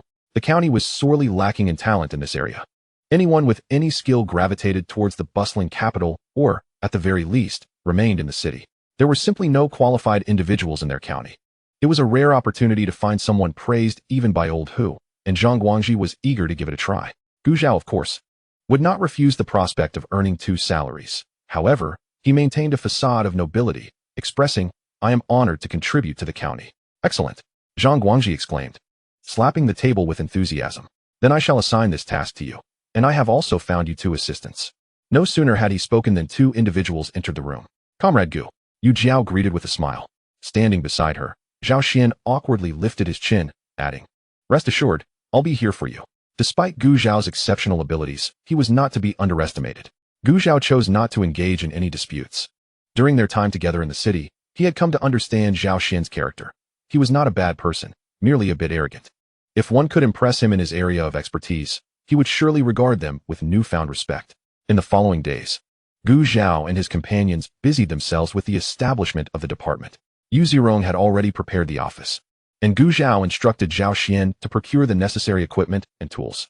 Yu Jiao was tasked with recruitment. However, they encountered obstacles in this area. After posting the job advertisement, numerous candidates applied for interviews, but few met the requirements. Gu Zhao was not surprised by this outcome. Fortunately, the 3 of them could manage for the time being, so there was no immediate rush. After several days of laboring in the county, the family returned to the village for the weekend. Upon their return, they were met with a scandal that had spread to neighboring villages. A man from the adjacent village had caught his wife in the act of infidelity, and in his fury, he confronted the 2 involved, leading to a confrontation that revealed a shocking truth. The son he had raised as a precious gem for over a decade was, in fact, the offspring of his wife and her lover. Upon hearing this news, everyone was left astounded. This man, who had been so grievously wronged, was none other than Su Ruan's father, Su Dashun. When the sisters heard this revelation, they were momentarily stunned, their emotions a tumultuous mix. As children, their father had been exceedingly harsh on them for the sake of this brother, and as they matured, they were essentially sold off to accumulate a dowry for him. Who would have thought it would culminate in such a turn of events? Was this divine retribution? It must be said that when Su Ruan first learned of this news, her feelings were complex, yet a peculiar sense of satisfaction soon followed. The sisters exchanged glances, silently acknowledging their shared sentiments. They quickly set aside the matter, focusing instead on living their own lives. Meanwhile, Gu Zhao sat contemplatively to the side, his expression devoid of surprise. Indeed, he had instructed Zhang Anyang to investigate this very situation a few days prior. On his return from his uncle's house, he had witnessed a man and a woman slipping into a thicket, the woman being Ma Sume. Initially, he had no intention of intervening, thinking it would be quite fine for his father-in-law to remain a cuckold for life. However, due to the family's incessant disturbances, he felt compelled to give them something to occupy their time. Chapter 153. The son-in-law who confronts his father-in-law. Su Ruan had believed that she had severed ties with her maternal family, thinking that no matter how much turmoil unfolded, it would not affect her or her sister. Little did they know that others had different intentions. Gazing at the man standing at the gate with an ingratiating smile, Su Wan fell silent. Aran, who is it? Inside, Su Xia, cradling a child, emerged after hearing the prolonged silence outside. Upon seeing Su Dasan at the door, she too fell momentarily silent. She then approached Su Wan, asking what brings you here. Upon hearing her second daughter's curt words, Su Dasan felt a surge of anger, but recalling his purpose for visiting, he suppressed his ire and forced a smile. I heard that you've severed ties with the Liu family and have been staying with your third sister. I thought it might be inconvenient for you, so I came to take you back. Su Wan frowned at his words. Her second sister had been at home for some time now. If he had wanted to bring someone back, Su Dasan could have come much earlier, rather than waiting until now. Perhaps he was aware that the precious child at home was not his own and sought someone to return and serve him. As it turned out, Su Dasan had indeed been cast aside by the mother and child after discovering that he had unknowingly raised another man's son for over a decade. But being in his 40s, with limited years left to work the fields, he still required someone to care for him in his old age. Coincidentally, he recalled hearing that his second daughter had fallen out with her in-laws and was currently at her third sister's house, prompting him to hurry over. Once he brought her back, he could find a son-in-law, securing his later years. A glimmer of derision flashed in Su Xia's eyes as she responded. There's no need to return. As long as you refrain from disturbing the lives of the three sisters, that would be best. Indeed, my second sister is doing well here. The child cannot be separated from her aunt, Su Wan chimed in. The sisters' identical rejections caused Su Dashuan's face to redden with anger. Although he had previously been subservient to Ma Sume, it did not imply that he lacked authority in front of his daughters. Su Dasan had never anticipated that the two daughters who used to obey him would outright refuse him. To him, it was only natural for Su Xia to express gratitude for his willingness to bring his divorced daughter back home. Su Dasan did not even cast a glance at the child cradled in Su Xia's arms. His eyes darted around the courtyard, and upon noticing the absence of any other individuals within the house, he immediately puffed out his chest, his expression grave. Second child, it's not that I want to criticize you, but as a divorced woman, how can you continue living with your sister and brother-in-law? Hurry up and pack your things to return with me. Su Xia stood motionless, merely spectating the scene. At that moment, she realized that her once formidable father, who had instilled fear in her during her childhood, now had nearly half of his hair turned white. Surely, her mother and younger brother had played a significant role in this transformation. Reflecting on the countless grievances Su Dasan had inflicted upon her and her sisters for the sake of that precious darling, she couldn't help but smile. Lost in her thoughts, she indeed broke into laughter. What are you laughing at? Su Dasan pointed at her, utterly bewildered by her mirth. Before Su Xia could respond, Su Ran chimed in. You find it amusing, don't you? You've raised someone else's son for over a decade. How commendable. At this, Su Dasan's finger trembled uncontrollably, his chest rising and falling with agitation. He had been the subject of ridicule behind his back for some time, and now to find his own daughter mocking him was a bitter pill to swallow. I'll kill you both, he bellowed, before scanning the surroundings. Spotting a pile of firewood beneath the eaves not far away, he selected the thickest stick from the heap. However, upon witnessing his familiar actions, Su Ran and her sister had already shut the courtyard gate, resolutely ignoring the cacophony of insults directed at them from outside. They even took the liberty of fetching some nuts and seeds from within the house, settling down in the courtyard to chat, while listening to the distant barking of dogs. Who do you intend to kill? Just as Su Dasan, weary from his tirade, bent over with his hands on his knees, a soft voice drifted in from behind him. Su Dasan froze in place, for he could forget anyone but not this voice, his son-in-law who had once struck his father-in-law. When he turned around, there stood Gu Zhao, arms crossed, observing him with an air of nonchalance. Su Dasan forced a sheepish smile. Good son-in-law, you must have misheard. I was merely practicing outside. With that, he began to feign practice with the stick in front of Gu Zhao. As Gu Zhao did not call for him to stop, he felt compelled to continue, ultimately straining his old limbs until they grew weak, his calves trembling. Fearing that someone might faint at his doorstep and that he would be responsible for carrying them away, Gu Zhao finally called for him to halt. Su Dasan immediately collapsed onto the ground, gasping for breath. Noticing Gu Zhao's gaze shift to his hands, he hastily discarded the stick as far as he could, flashing a smile in Gu Zhao's direction. Gu Zhao scoffed. Father, you know my temperament is rather irritable. I would prefer not to have unrelated individuals disturb our family. Yes, I want to come again. Su Dasan hastily nodded, comprehending the implications of his words. However, after a moment's hesitation, he cautiously spoke up. Son-in-law, perhaps it would be best if you took your second sister back with you, lest she disrupt your life with the third. In Su Dashuan's view, no man could tolerate the burden of supporting his wife's family, and he believed that by making this suggestion, Gu Zhao would feel grateful to him. He was not mistaken. Gu Zhao indeed felt gratitude, albeit of a rather violent nature. In the courtyard, upon hearing Gu Zhao's voice, Su Ran and her sister pressed their ears against the door, and upon hearing Su Dashuan's anguished cries, they felt no sympathy whatsoever. Instead, they sighed in relief, especially Su Xia. After ensuring that he would not return, Gu Zhao had dealt with him swiftly, sending him away like a worm. Open the door, he knocked. Inside, upon hearing Gu Zhao's voice, Su Ran hurriedly unlatched the door. When the sisters peered outside, they caught a glimpse of a disheveled figure staggering out of sight. Rest assured, he likely won't return, Gu Zhao reassured them, noticing their eager expressions. Su Ran gave a thumbs up to Gu Zhao, and Su Xia followed suit with her gratitude. Gu Zhao shook his head. No need for such formalities. We are family. With that, he embraced the little girl who was babbling excitedly to him. Chapter 154, Visitors from the Garment Factory. After spending 2 days in the village, Gu Zhao returned to the county. Upon arriving at the office of his new department, he was soon approached by someone. Zhao, come. This is Director Zhao from the Garment Factory. Yu Zirong introduced a middle-aged man with a receding hairline into the office. Gu Zhao rose to shake hands with the newcomer. And after they all settled down, Zhao Fu scrutinized Gu Zhao for a moment, exclaiming, Comrade Gu, you truly are a prodigy, far superior to us old-timers. Gu Zhao humbly replied, Director Zhao is overly generous. I still have much to learn from my esteemed predecessors. As they engaged in polite banter, Yu Zirong, unable to contain himself, interjected, We're not outsiders here.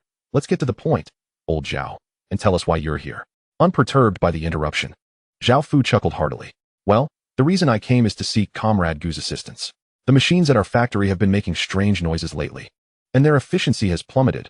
We, being laymen, have no idea what the issue might be. Upon hearing that the mechanical maintenance department was established, we rushed over for help.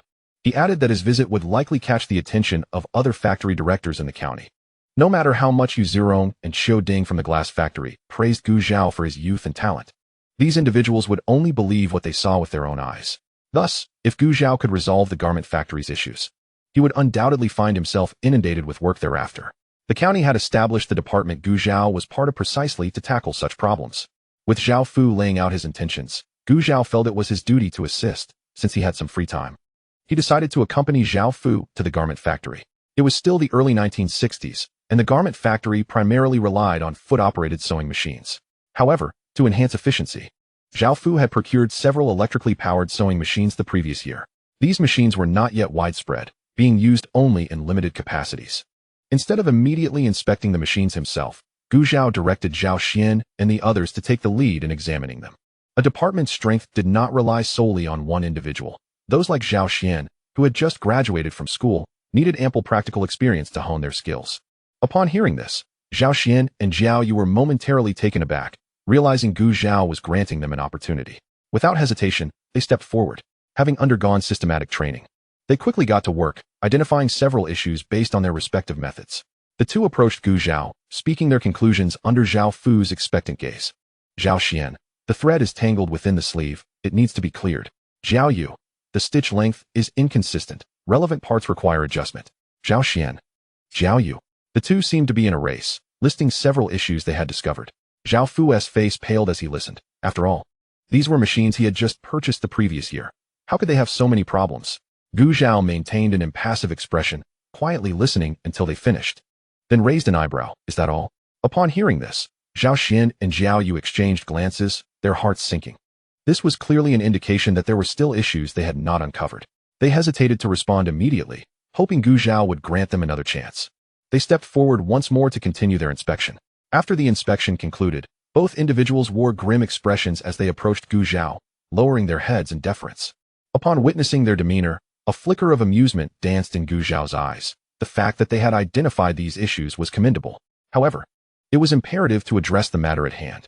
With a serious countenance, he remarked, "You have overlooked a most critical concern, the unusual noises emanating from the machine. As mentioned by Director Zhao, gearwear, bearing degradation." Zhao Xian and Yu Jiao echoed in unison. Gu Zhao's lips curled into a slight smile. The nature of the issue would soon be revealed upon disassembly. Fortunately, they had brought tools. As soon as Gu Zhao finished speaking, Zhao Xian and Yu Jiao seized the tools and commenced their work. Upon dismantling the machine, they indeed discovered that the bearings were deteriorated. Now, let's investigate the root cause of this bearing deterioration, Gu Zhao proposed anew. The potential culprits are few: insufficient lubrication, prolonged overload operation, or contamination leading to bearing wear. After conducting another round of checks and consulting Zhao Fu on several inquiries, the duo furrowed their brows in confusion. Since the machine's arrival, Zhao Fu had taken exceptional care of it, avoiding overuse and ensuring meticulous cleanliness to prevent any foreign particles from intruding. Regarding lubrication, they had just inspected that as well. This was not the issue. While observing their deliberations, Gu Zhao stood by, quickly recognizing the underlying problem. Noticing their prolonged silence, he decided to reveal his insight. Could it be that improper installation of the machine has resulted in uneven bearing stress? The moment his words left his lips, Zhao Xian and Yu Jiao's eyes widened in realization. Indeed, this possibility could not be dismissed. Zhao Fu, upon hearing this, looked as astonished as a deer caught in headlights. If Gu Zhao's assertion held true, it meant that the machine he had purchased was defective from the outset. "Comrade Gu, are you certain of this?" he asked, his eyes fixated on Gu Zhao. With all three now focused on him, Gu Zhao led them back to the machine, pointing out several areas and elucidating the rationale behind his conclusion. One by one, they examined the indicated points, confirming Gu Zhao's assertions with precision. Zhao Fu's chest heaved with frustration. He could hardly contain his urge to confront the original seller for redress. Yet, resolving the immediate issue took precedence. "Given your expertise, do you believe the machine can be repaired?" Zhao Fu inquired. To this, Gu Zhao confidently replied, "Yes, it can be repaired. However, Director Zhao, would you consider tracing the source of the problem first? We must also prepare ourselves." The implication was clear. It was wise to seek accountability. For what if the seller refused to acknowledge the issue once the repairs were completed? Zhao Fu understood and, with a determined glare, affirmed, "Of course." His demeanor softened as he expressed gratitude towards Gu Zhao and his companions, acknowledging that without their assistance, he would have remained oblivious, suffering in silence. Gu Zhao smiled and shook his head, replying, "This is what we are meant to do." After bidding farewell to Gu Zhao and his team, Zhao Fu stormed out of the garment factory, brimming with resolve. As Gu Zhao and his companions returned to the textile factory, Yu Zirong appeared almost instantaneously at the office door, inquiring, "How did it go at old Zhao's? Were the issues resolved?" This was the first business transaction since the department's establishment, and numerous eyes were scrutinizing the outcome. Failure would not only invite ridicule, but also dampen morale within their ranks. Moreover, it would be a challenging explanation to the county chief. Gu Zhao succinctly summarized the situation at the garment factory. Upon learning that they not only identified the problems, but that the situation also implicated the seller, Yu Zirong gave an approving thumbs up. This accomplishment was far more impressive than merely repairing the machine. Flattered by Yu Zirong's praise, Zhao Xian and Yu Jiao felt somewhat bashful, attributing their success to Gu Zhao's guidance. Gu Zhao, hearing their words, shook his head, stating, "We are a collective. We rise and fall together. Moreover, you both contributed significantly today. This is not solely my triumph." Upon hearing Gu Zhao's words, Zhao Xian and Yu Jiao exchanged glances, their spirits lifted. However, the matter was not yet fully resolved. Further developments awaited the conclusion from Zhao Fu. Chapter 155. The drought approaches. After several days of waiting, one day, Zhao Fu arrived at the textile factory with an exuberant demeanor, inviting Gu Zhao and his team to the factory to repair the machine. Judging by his cheerful expression, it seemed the issue had been satisfactorily resolved. Yet, as this pertained to internal factory matters, Gu Zhao refrained from probing further. Armed with tools and parts, they made their way to the garment factory, where the machine's issues presented no challenge to Gu Zhao, who took the lead while Zhao Xian and Yu Jiao assisted. The group systematically addressed the problems identified the previous day, a process that spanned over 3 hours. During this time, Zhao Fu had to step away for an errand, and Gu Zhao called him back to the workshop once the repairs were complete. Before him, Gu Zhao restarted the machine, inviting Zhao Fu to step forward and assess its functionality. After the previous encounter, Zhao Fu understood the capabilities of Gu Zhao and his team. But upon verifying that the machine was free of issues, he couldn't help but express his astonishment once more, followed swiftly by delight. Now, their county had its own mechanical experts, eliminating the need to wait for assistance from the city. Grasping Gu Zhao's hand in gratitude, he exclaimed, "Comrade Gu, I cannot thank you enough." Gu Zhao smiled and shook his head, replying, "Director Zhao, you are being overly polite. This is our duty." Declining Zhao Fu's invitation to dine, Gu Zhao and his companions ventured to the state-run restaurant. "To celebrate our successful debut, today, I shall treat you all," Gu Zhao declared with a flourish. Zhao Xian and Yu Jiao shared in the joy but insisted, "No need for that. Today, we will split the bill and enjoy a hearty meal together." "Indeed, no need for a treat," Yu Jiao chimed in. Gu Zhao observed their subtle expressions with keen awareness, yet as their leader, he felt compelled to foster team cohesion and strengthen their bonds. Moreover, the occasion warranted a celebration. Reluctantly, The two acquiesced to his insistence. However, during the ordering process, they hesitated, prompting Gu Zhao to add 2 more meat dishes to their selections. Seeing this, Zhao Xian quickly remarked, "Isn't that a bit excessive?" Gu Zhao raised an eyebrow, playfully challenging, "What? Can a grown man not eat this much?" A simple statement ignited Zhao Xian's competitive spirit. He lifted his chin defiantly, declaring, "Who says I can't eat that much?" With that, Gu Zhao assured him, "Then you can look forward to the feast." Yu Zhao chuckled at the exchange, while Zhao Xian blushed, falling silent. That evening, as Zhao Xian and Yu Zhao's rapport reached a score of 50 points, the system rewarded Gu Zhao with a bounty of resources, an occurrence he had grown accustomed to, merely glancing at it before dismissing it from his mind. While they celebrated over dinner, news of the garment factory's successful resolution spread swiftly through Zhao Fu's accounts. Over the following days, individuals from other factories approached with various minor issues, which Gu Zhao assigned to Zhao Xian and Yu Zhao for resolution, providing them an opportunity to hone their skills. As they found themselves with leisure time once more, the calendar had turned to June. The scorching sun cast down rays that seemed to warp the very air. Since the beginning of the year, aside from a light rainfall in March, not a single drop had fallen since. Initially, the townsfolk held on to a glimmer of hope. But as 2 months passed without rain, tension noticeably escalated. The streets bustled with hurried pedestrians, their expressions serious, reflecting a palpable sense of anxiety. The canteen at the factory has begun to reduce the quantity of food supplied, and the monthly rations allotted to the workers remain unchanged. Gu Zhao is acutely aware that the drought has finally reached their area. He has been preoccupied with work and has not returned to the village for some time. But he yearns to go back and assess the situation. Fearing that the little ones might suffer from the heat, he refrains from bringing Su Ran and the others along.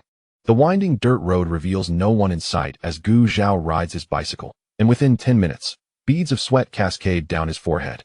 Upon arriving at the village entrance, he finds the ants who usually gather under the tree to chat and gossip greet him with a feeble wave. Their brows furrowed with concern. Farmers rely on the weather for sustenance, and it remains uncertain how many restless souls there are at night, burdened with worry. Gu Zhao reaches the Gu family home, where he spots 2 little ones sitting beneath the eaves. The urgency permeating the adults has inevitably affected the children. They greet Gu Zhao with drooping spirits, and the little girl's hairpin hangs limply. "Where are your grandparents?" he inquires. "Grandpa, Grandma, and Dad have all gone to the fields," they reply. After advising the children to stay inside and not run around, Gu Zhao makes his way to the fields. The weather is unforgiving. In order to sustain the crops, Gu Jianjun must arrange for villagers to fetch water from the river daily. The earth is so parched that even a bucket of water is absorbed in an instant, leaving no puddles in sight. The villagers hauling water have shoulders that began red and swollen, now hardened into thick calluses. Despite the grueling labor they endure, driven by the instinct for survival. Yet, the crops continue to struggle. This predicament has robbed Gu Jianjun of sleep for several nights. "Dad," Gu Zhao calls out, and upon hearing his voice, Gu Jianjun turns. "How come you're back? Did you finish your business in the county?" His furrowed brow relaxes slightly at the sight of his son. Gu Zhao shares with his parents the details of his recent endeavors in the city and the arrangements made by the county chief. The elderly couple, upon hearing the news, is filled with astonishment and pride. In their eyes, their son's achievements within a year are nothing short of remarkable. "I've momentarily finished my tasks and returned to check on things," Gu Zhao replies, directing his gaze toward the fields. Gu Jianjun joins him in looking into the distance, and, with an involuntary sigh, observes the sun's relentless heat causing the freshly watered land to dry out once again. The crops, deprived of rain, droop in despair. If this continues, not only the crops, but even access to drinking water will become dire. Faced with such a natural disaster, even someone as fortunate as Gu Zhao feels powerless. Though he is grateful for the several thousand pounds of grain he has stored away. Noticing that Gu Jianjun is reluctant to elaborate, Gu Zhao expresses a few words of concern before returning home, where he coincidentally encounters Yang Li, who is coming out of the yard after helping to feed the chickens. Her eyes light up upon seeing Gu Zhao. "Zhao Gu, has Su Jie returned?" she asks, peering behind him. Gu Zhao shakes his head, explaining that the heat is too intense, and he is worried about the child overheating, so she has not come back. "Oh," Yang Li responds, disappointment evident in her voice as she withdraws her gaze. "I'll head back then." After she leaves, Gu Zhao heads to the backyard garden. Noticing that the soil is still damp, likely from the water Yang Li had just helped to pour.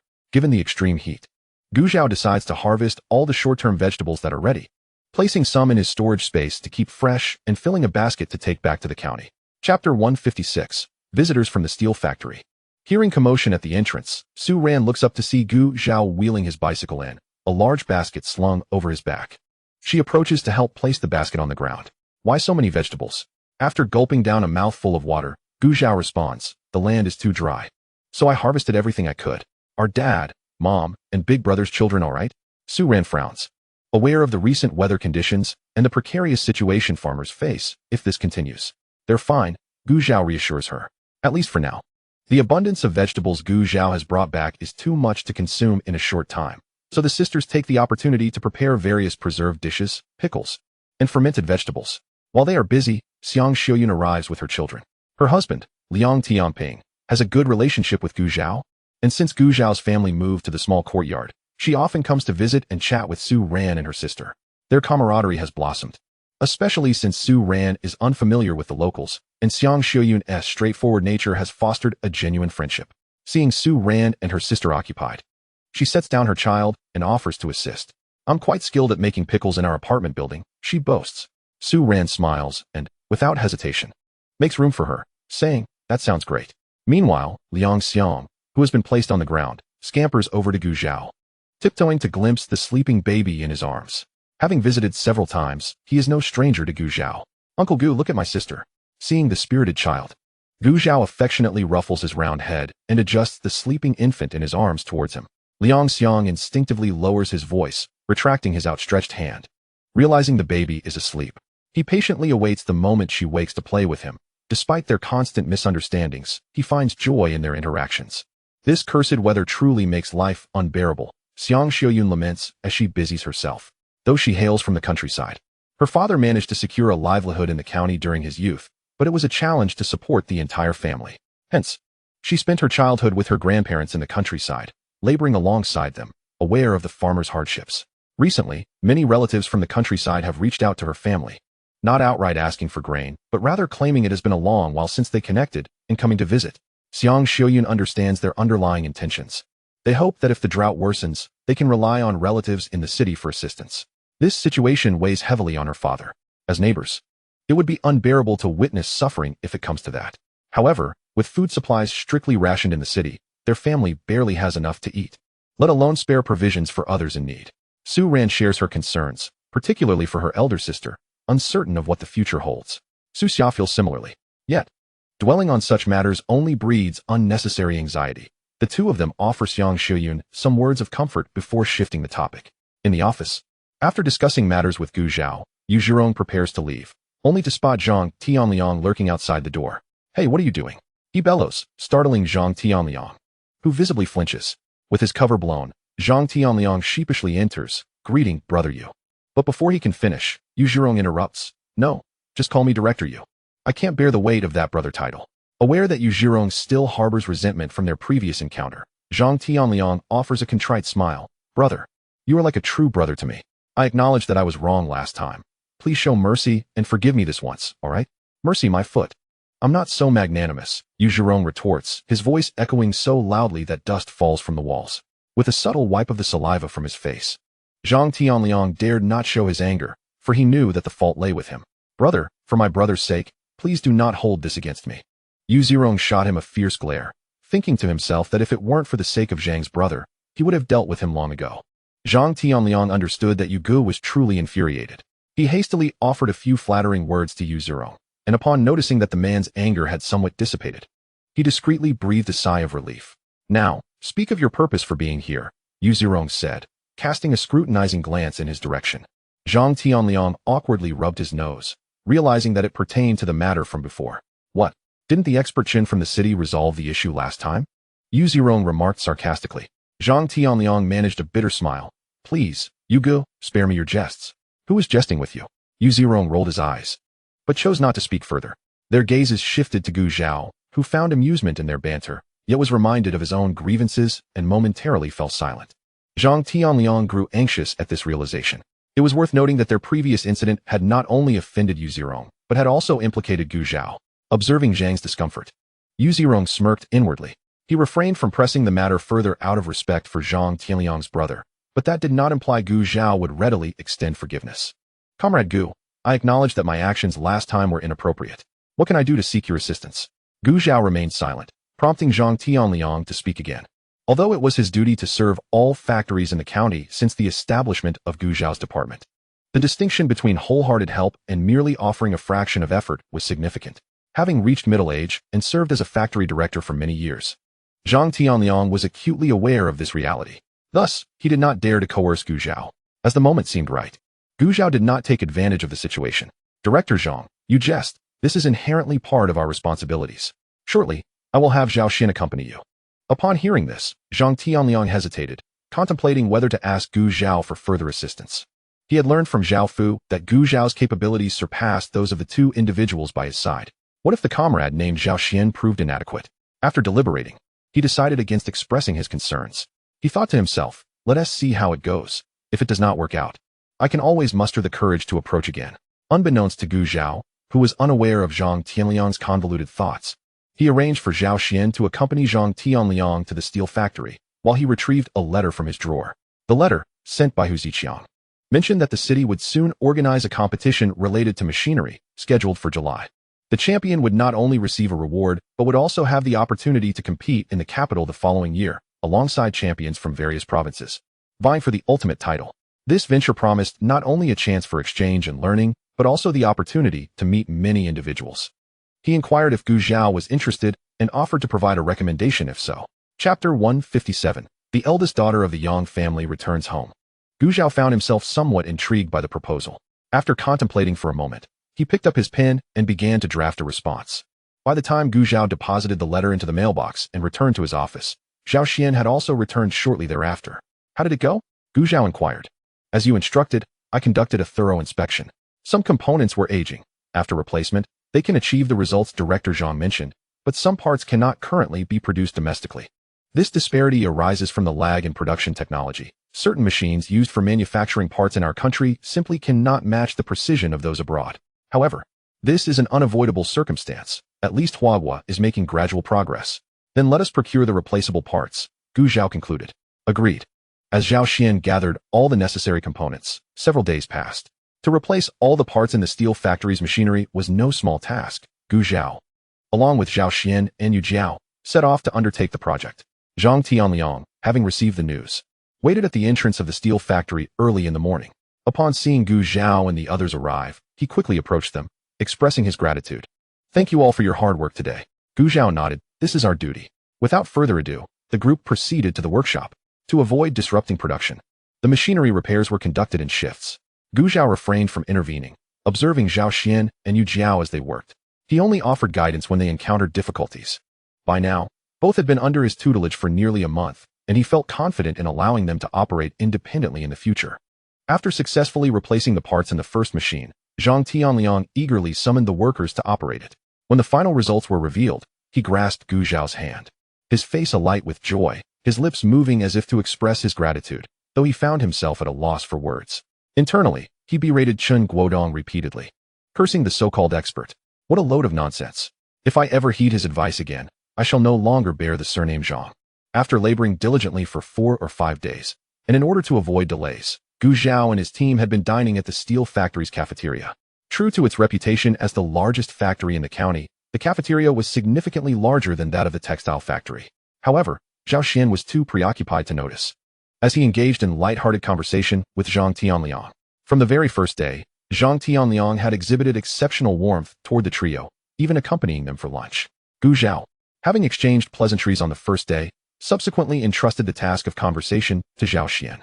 Meanwhile, as Gu Zhao and his companions moved in and out of the workshop, they drew the attention of the factory workers, especially with the factory director by their side, every day.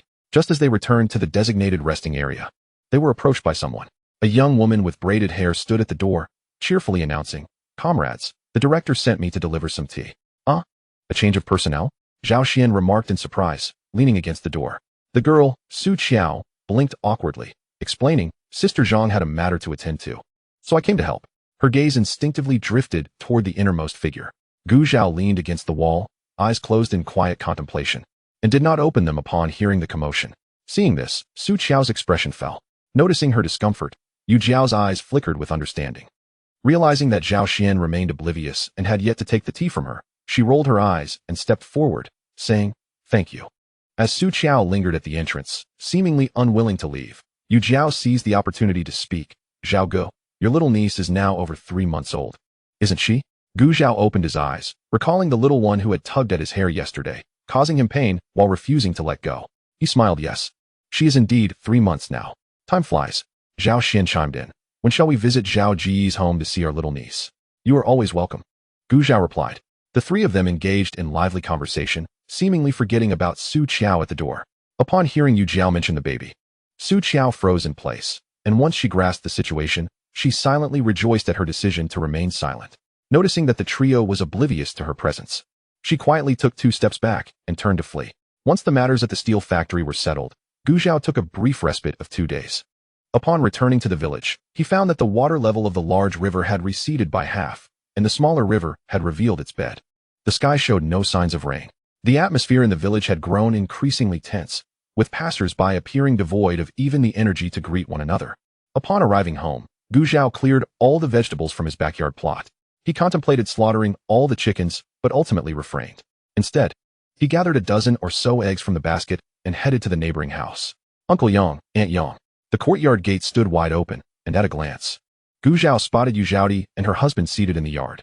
He strode directly inside. Ah Zhao, when did you return? Come, sit quickly, Yu Zhaodi exclaimed. Rising to fetch a chair from the house, Gu Zhao accepted the chair and took a seat.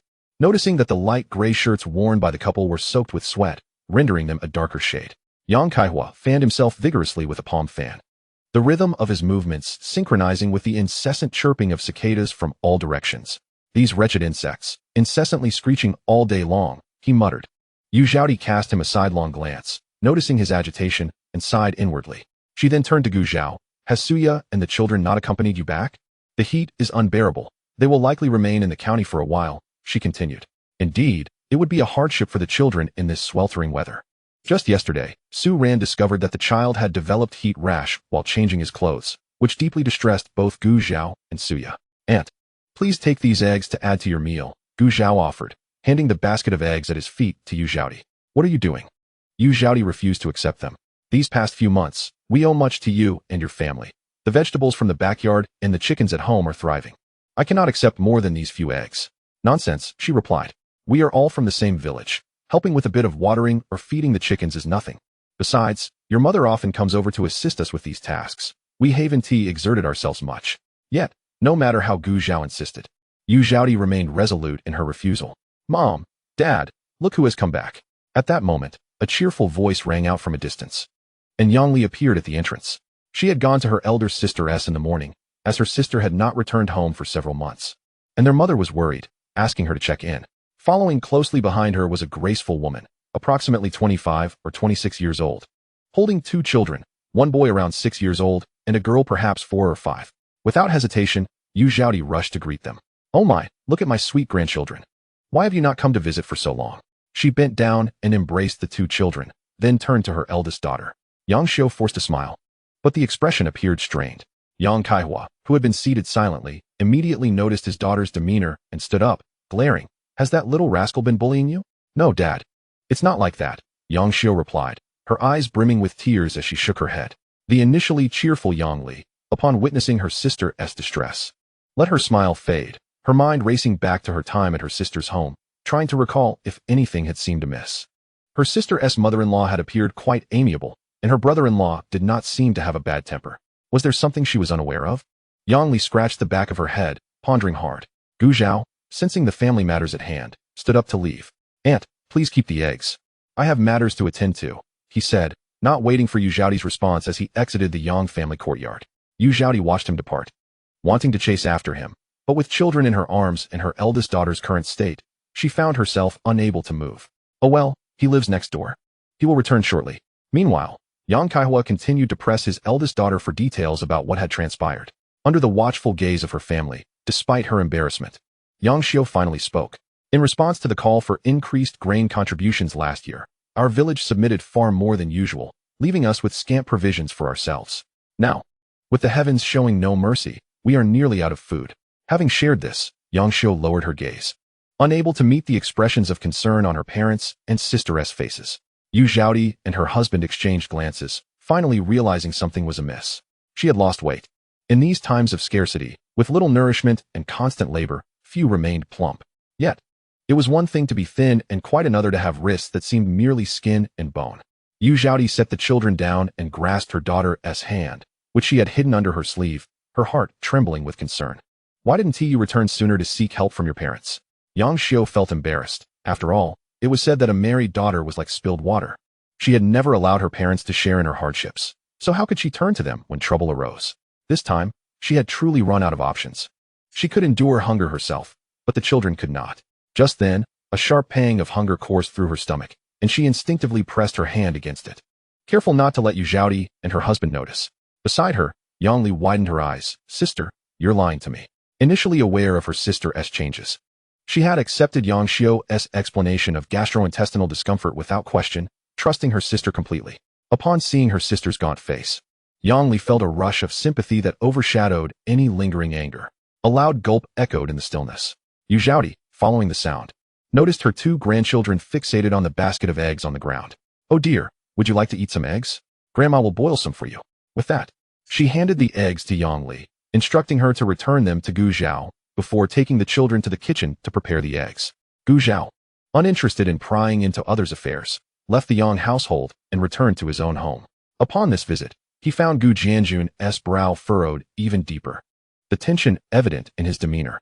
Gu Zhao understood that his father bore considerable stress, yet fate had its course. One could only do what was within their power and accept the rest. After a brief stay, Gu Zhao returned home and found the basket he had taken to the Yangs left untouched at his doorstep. He glanced at the neighboring house, but made no demands, instead carrying it into his courtyard. Once settled, he rode his bicycle back to the county's small courtyard. Handing over the basket to Su Ran, she looked down and asked, "Did you pull up all the vegetables from the backyard?" "Yes," Gu Zhao confirmed with a nod. As before, he had preserved some in his storage space. And regarding the remainder, he simply explained that the heat had caused a portion to wither. Trusting him, Su Ran did not probe further. As night fell, Gu Zhao lay in bed, immersing himself in his virtual space for a time before estimating it was nearly time to emerge. Upon exiting the virtual realm, he checked the system's marketplace. A new month had arrived, bringing a fresh assortment of goods. This time, the offerings were quite ordinary, yet undeniably essential for Gu Zhao. 1,000 tons of drinking water, no other function, merely ensuring you do not perish of thirst, priced at 3 goodwill points. 5,000 gene of sweet potatoes, satiates hunger, promotes gastrointestinal motility, but may cause flatulence, priced at 2 goodwill points. 5,000 gene of potatoes, versatile in cooking methods, always delicious, priced at 2 goodwill points. With such minimal goodwill points, Gu Zhao closed his eyes and placed an order. Simultaneously, his storage space expanded with new items. Although he had prepared for drinking water, in this arid climate, such provisions were never excessive. Currently, they reside in the county town, and the well from which they draw water is not far from their small courtyard. Gu Zhao has observed that the water level has indeed decreased slightly each time he fetches water, though not significantly. It is anticipated that by August, disputes over water usage in the vicinity will likely arise. Lying beneath the mosquito net, Gu Zhao pondered for a moment before closing his eyes. Days drifted by, and instead of rain, he was met with the school's final examinations. After breakfast, he accompanied Su Ran to school. He had promised Li Datsai that he would achieve satisfactory results in every examination. The classrooms for the first and second years were not on the same floor. After parting ways in the corridor, Gu Zhao ascended another flight of stairs to the 3rd floor. "Ah, look who finally graced us with their presence." Upon entering, he was greeted with a teasing remark from Bao Zhenggang. Gu Zhao smirked and playfully punched him in the chest, causing him to wince in pain. Bao Zhenggang rubbed his chest, pulling Gu Zhao down to sit, glancing around before whispering, "By the way, I heard that the county head has appointed you to establish a department on your own. Is there any truth to that?" Gu Zhao raised his chin, neither confirming nor denying. Seeing his reaction, Bao Zhenggang realized the rumor was indeed true and, in a fit of excitement, playfully punched Gu Zhao's chest, which Gu Zhao caught with his palm. "Impressive, brother. You've caught the county head's eye," Bao Zhenggang exclaimed, his delight palpable as if he were the one entrusted with such a responsibility. Gu Zhao retracted his hand, suspecting that Bao Zhenggang was merely retaliating for the earlier punch. Before he could speak, Bao Zhenggang continued, animatedly recounting stories. During their conversation, the gazes of other students in the classroom drifted toward Gu Zhao. Among them were former classmates as well as new faces from other classes. Those unfamiliar with Gu Zhao were curious about the sudden presence of this newcomer, while those who recognized him hesitated to approach. Indeed, the current Gu Zhao appeared markedly different from his former self. Chapter 159. The examination concludes. Gu Zhao? Hesitantly. 2 or 3 boys approached him. Gu Zhao sifted through the memories of the original owner and recognized them as ordinary classmates, smiling and nodding. Long time no see. It's really you. After such a long time, I almost didn't recognize you. One of them remarked in surprise upon receiving Gu Zhao's acknowledgement. They exchanged pleasantries. And one asked, "So, what brings you to school today? If I remember correctly, you aren't a student here." Before Gu Zhao could reply, Bao Zhenggang chimed in. "Of course he is. Gu Zhao is here to take the exam today." The others exchanged puzzled glances. But how come we've never seen him around school before? This semester is nearly over, and we could swear this is the first time we've laid eyes on him. Bao Zhenggang was eager to clarify. You have no idea. Gu Zhao is now quite remarkable, the principal. He recounted how the principal had permitted Gu Zhao to skip attending school, along with details of Gu Zhao's current work. As the incredulous expressions of the other boys unfolded, Gu Zhao chose not to intervene. After all, they would soon learn the truth during the examination. It was far better to let the news spread from Bao Zhenggang than to have them speculate behind his back. Moreover, it was not something to be kept secret. The boys' expressions mirrored the initial astonishment of Bao Zhenggang upon hearing the news. Just as Bao Zhenggang was about to continue, the supervising teacher arrived, prompting everyone to return to their seats. Gu Zhao found an unoccupied spot to sit. Li Dicai had already informed the teacher about Gu Zhao's presence for the exam, so there was no objection to the additional student in the classroom. And the teacher proceeded to distribute the exam papers as usual. The three boys, having just learned this information, began to trust Bao Zhenggang's words. They couldn't help but feel a twinge of envy as they reflected on Bao Zhenggang's claim that Gu Zhao was now establishing a department under the county head's directive.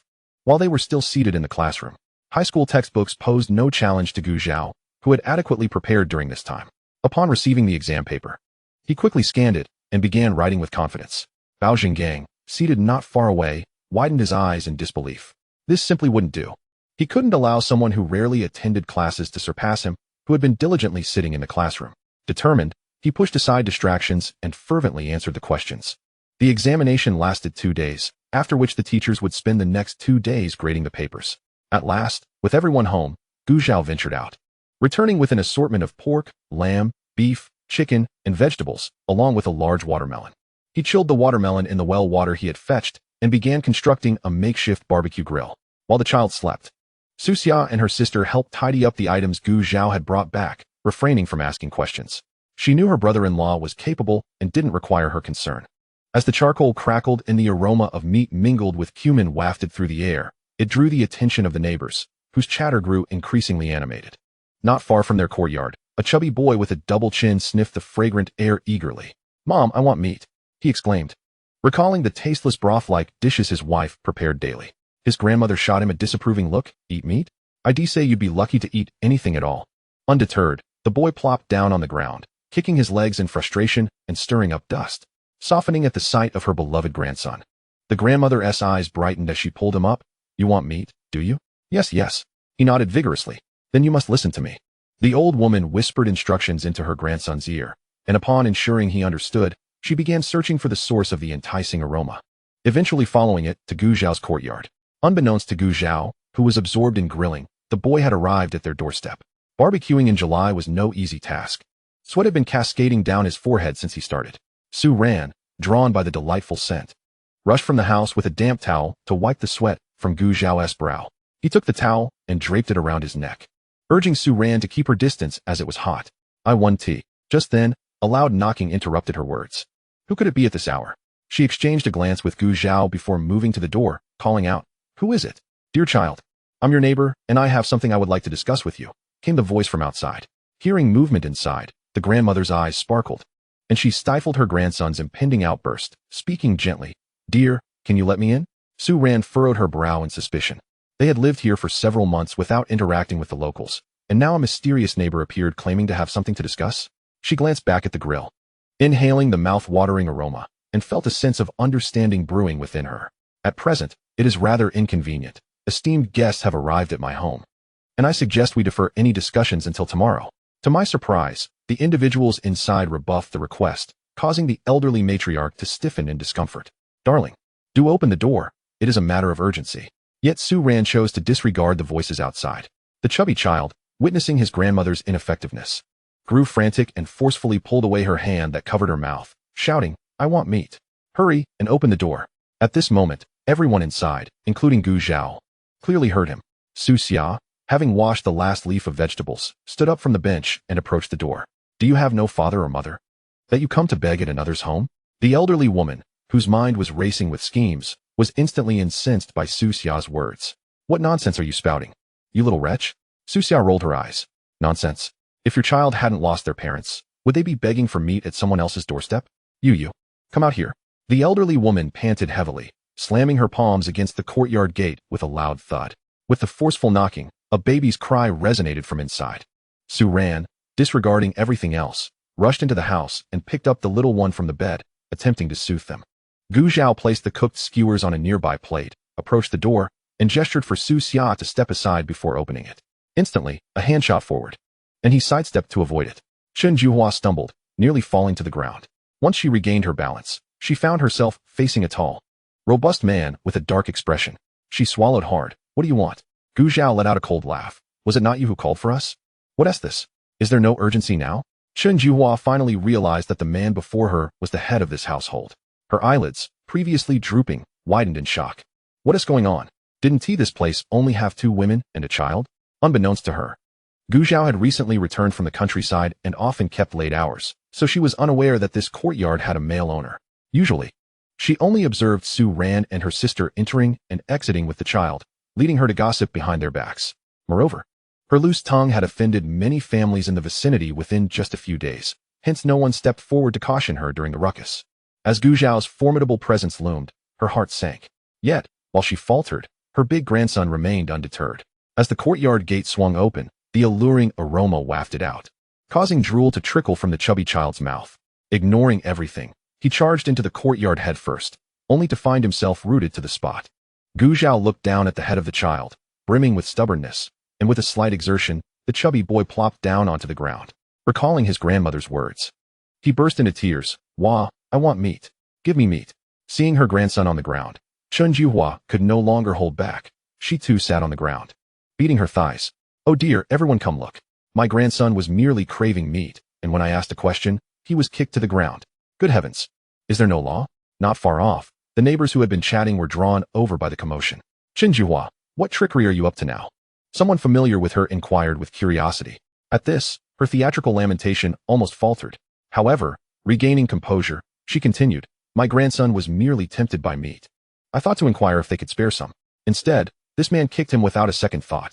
Bah! Su Xiao spat at her. Stop spreading lies. When did we kick your grandson? Besides, was that a request?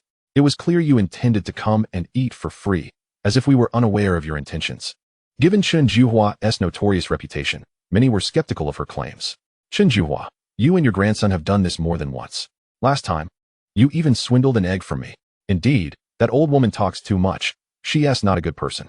However, there were some unfamiliar with her who, seeing the duo sitting on the ground in a pitiful state, couldn't help but utter a word of comfort.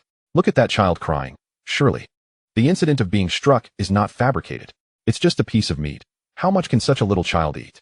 Once Su Ran had calmed the baby back to sleep, she stepped outside and overheard the conversation. May I inquire where this kind lady resides? The questioned lady appeared bewildered, and before she could reply, another kind-hearted individual chimed in. Just follow this road to the end. That's where her home is. Su Ran smiled at the one who responded, then turned her gaze to the benevolent lady. As it happens, we have run out of rice and flour, so I shall visit your home tomorrow. I kindly ask you to prepare some provisions in advance. Why should I? The generous lady blurted out. Su Xia, stepping forward, answered for her sister. Why? Because of your generosity, your kindness, and your willingness to have our family share their meat with others. If that is the case, shouldn't you also generously offer your provisions to aid us all? Yes, indeed. Others chimed in. Isn't that right, Wang Mani? You're so generous. If anyone needs anything, they should seek you out. They collectively reasoned that, considering they were all neighbors, she would not refuse, right? Faced with the barrage of voices, the woman named Wang Mani's face shifted from pale to flushed with embarrassment, and she could no longer remain. She pushed through the crowd and departed. The chubby child, having cried to no avail and now exhausted, lay on the ground in silence. Chen Juhua, confused by the turn of events, wondered why the focus had shifted away from her grandson being wrong to others' homes. This could not stand, she hollered once more, pounding her thighs to draw the crowd's attention back. Oh dear, my grandson lies on the ground, motionless. I demand compensation. Gu Zhao looked down at the pair of scoundrels on the ground and slightly parted his lips. How much do you seek in compensation? Sensing an opportunity, Chen Juhua's eyes darted. and she finally held up 3 fingers. No, 5 fingers. I demand 50. Wow. The crowd gasped at her audacious demand. Shinjihua, have you lost your mind? An individual who had been swindled out of an egg exclaimed angrily. Shinjihua rolled her eyes. What is it to you? Are you going to help pay? You. Second sister, please go to the police station and report that someone is extorting us here, Gu Zhao instructed Su Xia. Eager to avoid further delay. All right, Su Xia replied, preparing to head to the police station. Upon hearing this, Shinjihua panicked and immediately clung to Su Xia's leg. You cannot go. This old woman had surprising strength. Su Xia struggled to free herself, but could not. She glanced at Gu Zhao, who nodded in affirmation. Turning to the individuals on the ground, he declared, since you claim I injured your grandson, let us involve the authorities to determine whether I did. Shinjihua's heart sank. She had not anticipated that such a trivial matter would escalate to the police station. Had they simply given her grandson some meat, there would have been no need for such a commotion. Su Ran stepped forward, intending to pry her hands away from Su Xia, but Shinjihua clung tightly. Terrified that if she loosened her grip, the child would flee to the police station. At this point, everyone understood the situation. Shinjihua, I advise you to confess the matter honestly. Otherwise, if this escalates to the police, your son will lose face as well. Indeed, if it came to that, you would become quite the notorious figure in the neighborhood. Before things spiral out of control, it is best to speak up. The crowd's words filled Shinjihua with anxiety. As she felt her hold on Su Xia's leg beginning to wane, and seeing that Gu Zhao was not joking, she finally relented. Chapter 161. Another one is born. Yes. It is I who brought my grandson to demand meat. This comrade did not kick my grandson. With that, she shut her eyes, unwilling to meet the gazes of those around her. Shinjihua had always found this tactic effective, but today, she had met her match among a few young individuals. Leaving her face flushed like an orange peel, the others were not particularly surprised by her admission but felt a quiet wariness, deciding to keep their distance from this old woman. After all, if she were to frame them next, it would be quite disgusting. With no spectacle left to witness, the crowd gradually dispersed.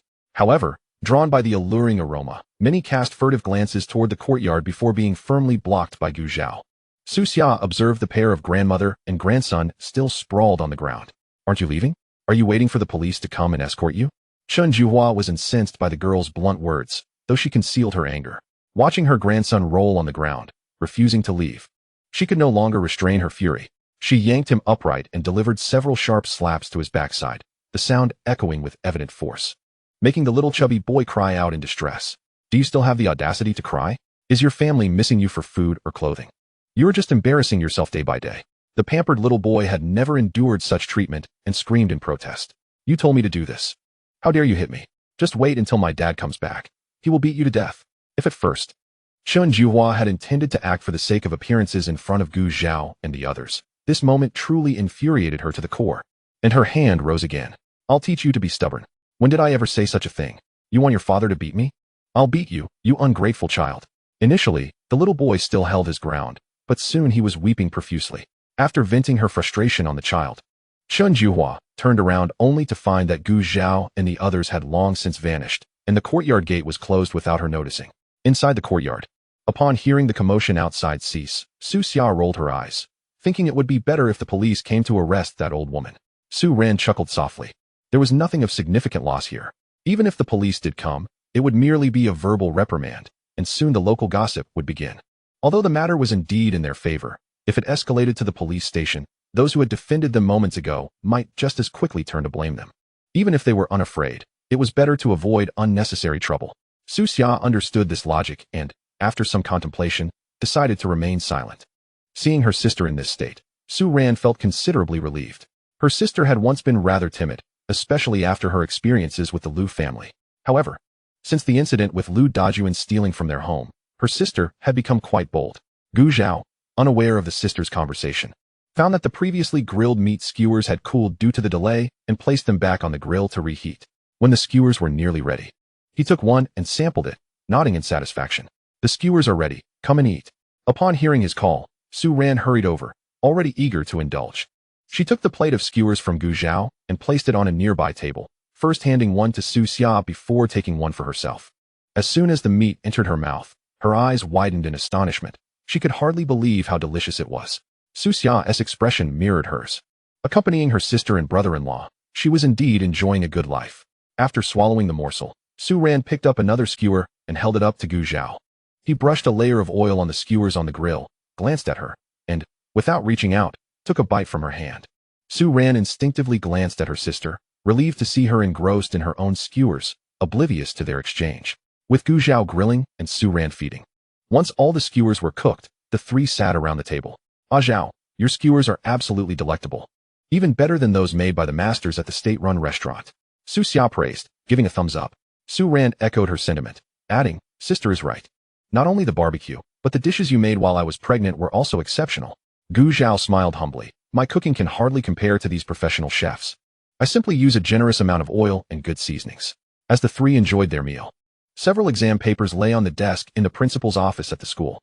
Li Detsai, upon reviewing the papers that had only been marked down by 2 points, raised an eyebrow in surprise and satisfaction. The next day, the results of the school's final examinations were released, and Gu Zhao's scores were as expected, while Su Ran's results were also impressive. Since arriving at the school, she had cherished the opportunity to study, and her outstanding performance was a testament to her daily diligence. Gu Zhao, seeing the sparkle in her eyes, chuckled softly and produced a carefully prepared gift, a beautifully designed lady's watch. Su Ran's eyes widened in surprise. "You, how did you?" Gu Zhao took her hand and slipped the watch onto her wrist. The delicate, fair wrist paired with the silver precious metal watch band looked extraordinarily elegant. He had purchased it during his last trip to the department store in the city, believing it would suit his wife perfectly, but had never found the right moment to present it. "You've worked hard studying, my dear wife. This is a reward for you." Meeting his warm gaze, Su Ran felt her cheeks flush. How could there be rewards for studying? Simply being able to study was a gift in itself. She glanced around to ensure no one was paying attention to them, then tiptoed closer to Gu Zhao. Feeling the softness on her face, she quickly stepped back before he could say anything. Noticing someone looking their way, Gu Zhao refrained from making any further moves. However, that night, he sincerely expressed his gratitude for that kiss. In front of Su Ran, Gu Zhao asked Su Xia to help look after the baby for the night. Initially taken aback, Su Xia soon understood, and her eyes were filled with teasing as she said, "Don't worry, not just tonight. I'll take care of him from now on." With that, she took the baby into her own room and shut the door behind her. Su Ran felt embarrassed under her sister's knowing gaze, and once they were alone, she playfully slapped Gu Zhao's arm. "How could you be so bold?" With her sister now aware of everything, it was indeed quite embarrassing. "What is there to be embarrassed about?" Gu Zhao retorted. Seeing his wife's ears turn crimson, he suddenly thought of a popular saying online. The older generation in Huagua is shy about discussing intimacy, yet children continue to be born one after another. Chapter 162. Back to the city. Su Ran was taken aback by his audacity, while Gu Zhao, unfazed by the situation, seized her and pressed her onto the bed. He retrieved the items he had purchased from the hospital a few days prior, ensuring that everything was in place. With his hands propped against her chest, the sturdy and well-defined contours of his physique ignited a warmth in Su Ran's palms. As his face gradually drew nearer, she dared not gaze upon him any longer. Slowly closing her eyes, after a night filled with the gentle caress of spring, Su Ran, exhausted, sank into a deeper slumber, and when she next opened her eyes, breakfast time had long passed. The quilt beside her had grown cold, and recalling the antics of the previous night, she buried her face under the covers. Once she regained her composure, she rose to dress and exit. The creaking of the door echoed as Su Xia, who was soothing a child, turned around. Upon meeting her second sister's gaze, Su Ran felt a momentary awkwardness, but fortunately, Su Xia refrained from further commentary. "Awake? I've warmed some food for you in the pot. Hurry and eat." Su Xia, wary of teasing her sister for fear of sending her back into her room, casually remarked before returning to amuse the child. Su Ran responded softly and made her way to the kitchen. After satisfying her hunger and tidying up the dishes, she took the child from Su Xia. The 4-month-old infant appeared almost inflated compared to when he was first born. With a face as white as flour, smooth and delicate, and pudgy little hands and feet reminiscent of lotus roots, he was full of vigor. Cradled in his mother's arms, the little one was ecstatic, kicking his feet vigorously. Had Su Ran not possessed strength, she might have struggled to hold him. She gently tapped the tip of his nose, playfully warning him, "Keep that up, and I might just end up like your father said, turning you into rice cakes." Whether the little one understood or not, he giggled heartily at her words. Amid their playful banter, Gu Zhao and Su Zhenghua, driving an ox cart, arrived at the courtyard. With school now on break, Gu Zhao planned to head to the city in a couple of days, and given that Su Ran and her family had few acquaintances in the county, they decided to take advantage of the summer vacation to return to the countryside. "Uncle Su, could you please wait a moment?" Gu Zhao said as he jumped down from the cart and entered the yard. "Let's go home." They had packed their belongings earlier, bringing only a few sets of clothes, as the rest could be found at home. After loading their luggage onto the ox cart, The Su sisters settled in with the child while Gu Zhao rode his bicycle. Although Gu Zhao occasionally returned to the village, Su Ran had remained in the county with the child throughout the hot weather and hadn't returned. So when Wang Hohot learned they were back, she hurried to their home. Upon entering, she immediately spotted the little one, waving his hands and legs in someone else's arms. Babbling away, "My little dumpling, I've missed you so much." She rushed forward to take him into her embrace.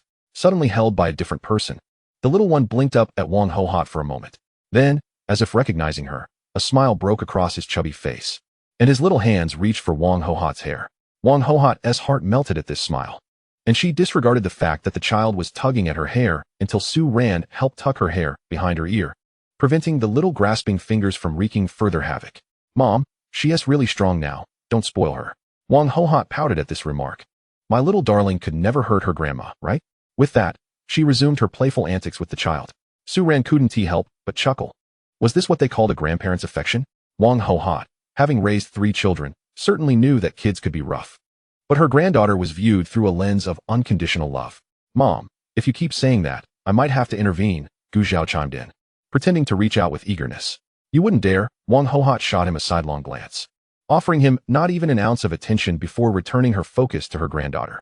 "TSK, TSK, TSK, Gu Zhao scoffed, feeling slighted. He wondered who had once cradled him with such affection only to now turn a blind eye. Wang Hohot's expression turned slightly uncomfortable. "That was only because I was worried when we first found the child." Seeing the mirth in Gu Zhao's eyes, she realized he was teasing her again and kicked at him playfully. "Be quiet." Gu Zhao nimbly dodged her kick, placing a finger to his lips in a gesture of obedience. Su Ran, witnessing Gu Zhao's antics to provoke their mother, was at a loss for words and ultimately smiled helplessly.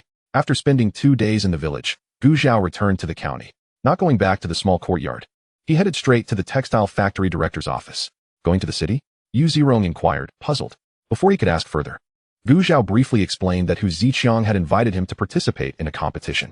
This piqued Yu Zirong's interest. He asked a few more questions, and upon learning that the champion would compete for the national title in the capital next year, he patted Gu Zhao on the arm, encouraging him to do his best.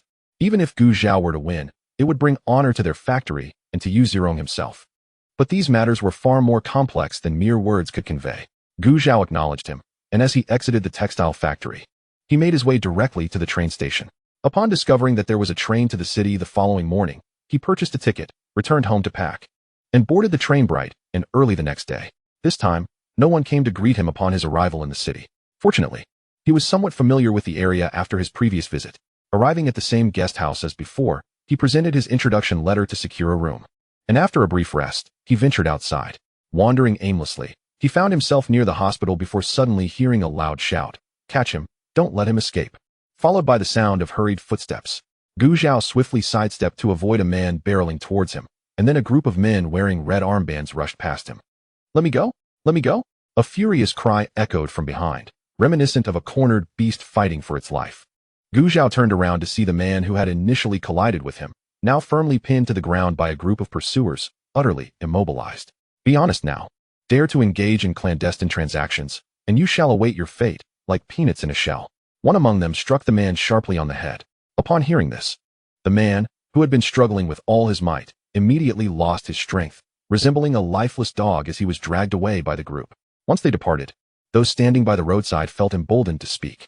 "Oh dear, with the monthly rations dwindling, our family is on the brink of starvation. If one is caught trying to procure food, the penalty might as well be execution. The heavens seem to offer no respite. I say, what a tragedy." "Shut your mouth.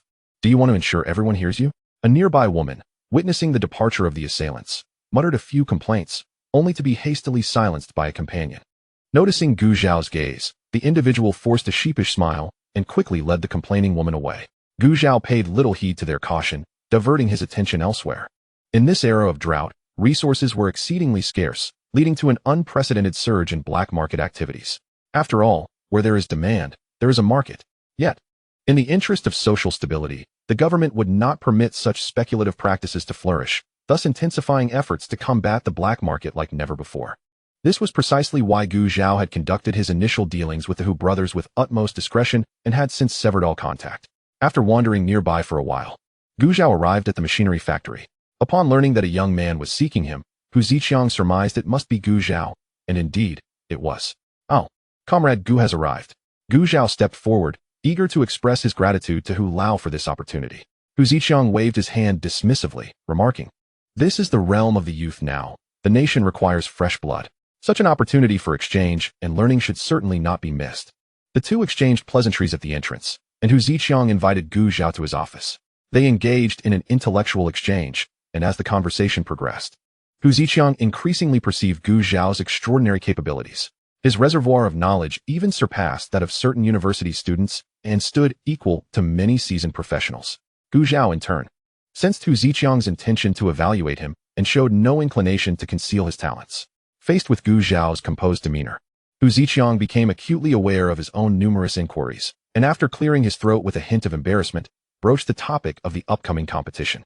Unlike the last time Gu Zhao visited the city for study, this competition would feature a host of professionals, including both students still in school and those with years of experience, all of whom were well-versed in their fields. Coincidentally, with schools on summer break, the venue was set at a local secondary school. After grasping the general situation, Gu Zhao bid farewell to Hu Ziqiang and exited the machinery factory. Noticing that the day was advancing, he dined at the state-run restaurant before returning to the guest house early to rest and recuperate. Observing Gu Zhao's departing figure, Hu Ziqiang felt increasingly satisfied. Not only was he capable at such a young age, but he also exhibited a rare humility. Contemplating this, he could hardly contain his eagerness to share his thoughts and made his way to the factory director's office. Yin Zhengcheng, upon hearing his old partner enter while humming a tune, glanced up momentarily before returning to his work. Since he had not inquired, Hu Ziqiang felt compelled to speak first. As soon as he was seated, he could barely contain his excitement. "Do you know who I met today?" Without waiting for Yin Zhengcheng's response, he continued, "It's the young comrade Gu I mentioned last time, who came from the county." "Oh." Yin Zhengcheng finally showed interest. "Did he agree to participate in the competition you suggested?" "Of course," Hu Ziqiang replied with pride, then recalled Gu Zhao's earlier performance, his heart swelling with delight. "You wouldn't believe it. I deliberately put him to the test, and no matter what I asked, he responded with his own insights. Truly remarkable." It was worth noting that, while Hu Ziqiang's knowledge and abilities were unmatched by Yin Zhengcheng, Gu Zhao, despite being a high school student without formal education, had impressed him significantly. Hu Ziqiang couldn't help but wonder what heights Gu Zhao could achieve had he received systematic education. Hearing this, Yin Zhengcheng's eyes glimmered with surprise. Initially indifferent towards Gu Zhao, he began to reconsider after his partner's repeated praises. Perhaps this young man truly possessed considerable talent. "I shall observe closely this time," he decided. Eager to see for himself the young man his old partner had so highly commended, Hu Ziqiang shot him a glance. "Didn't you say you were busy these days? I can make time the day after tomorrow."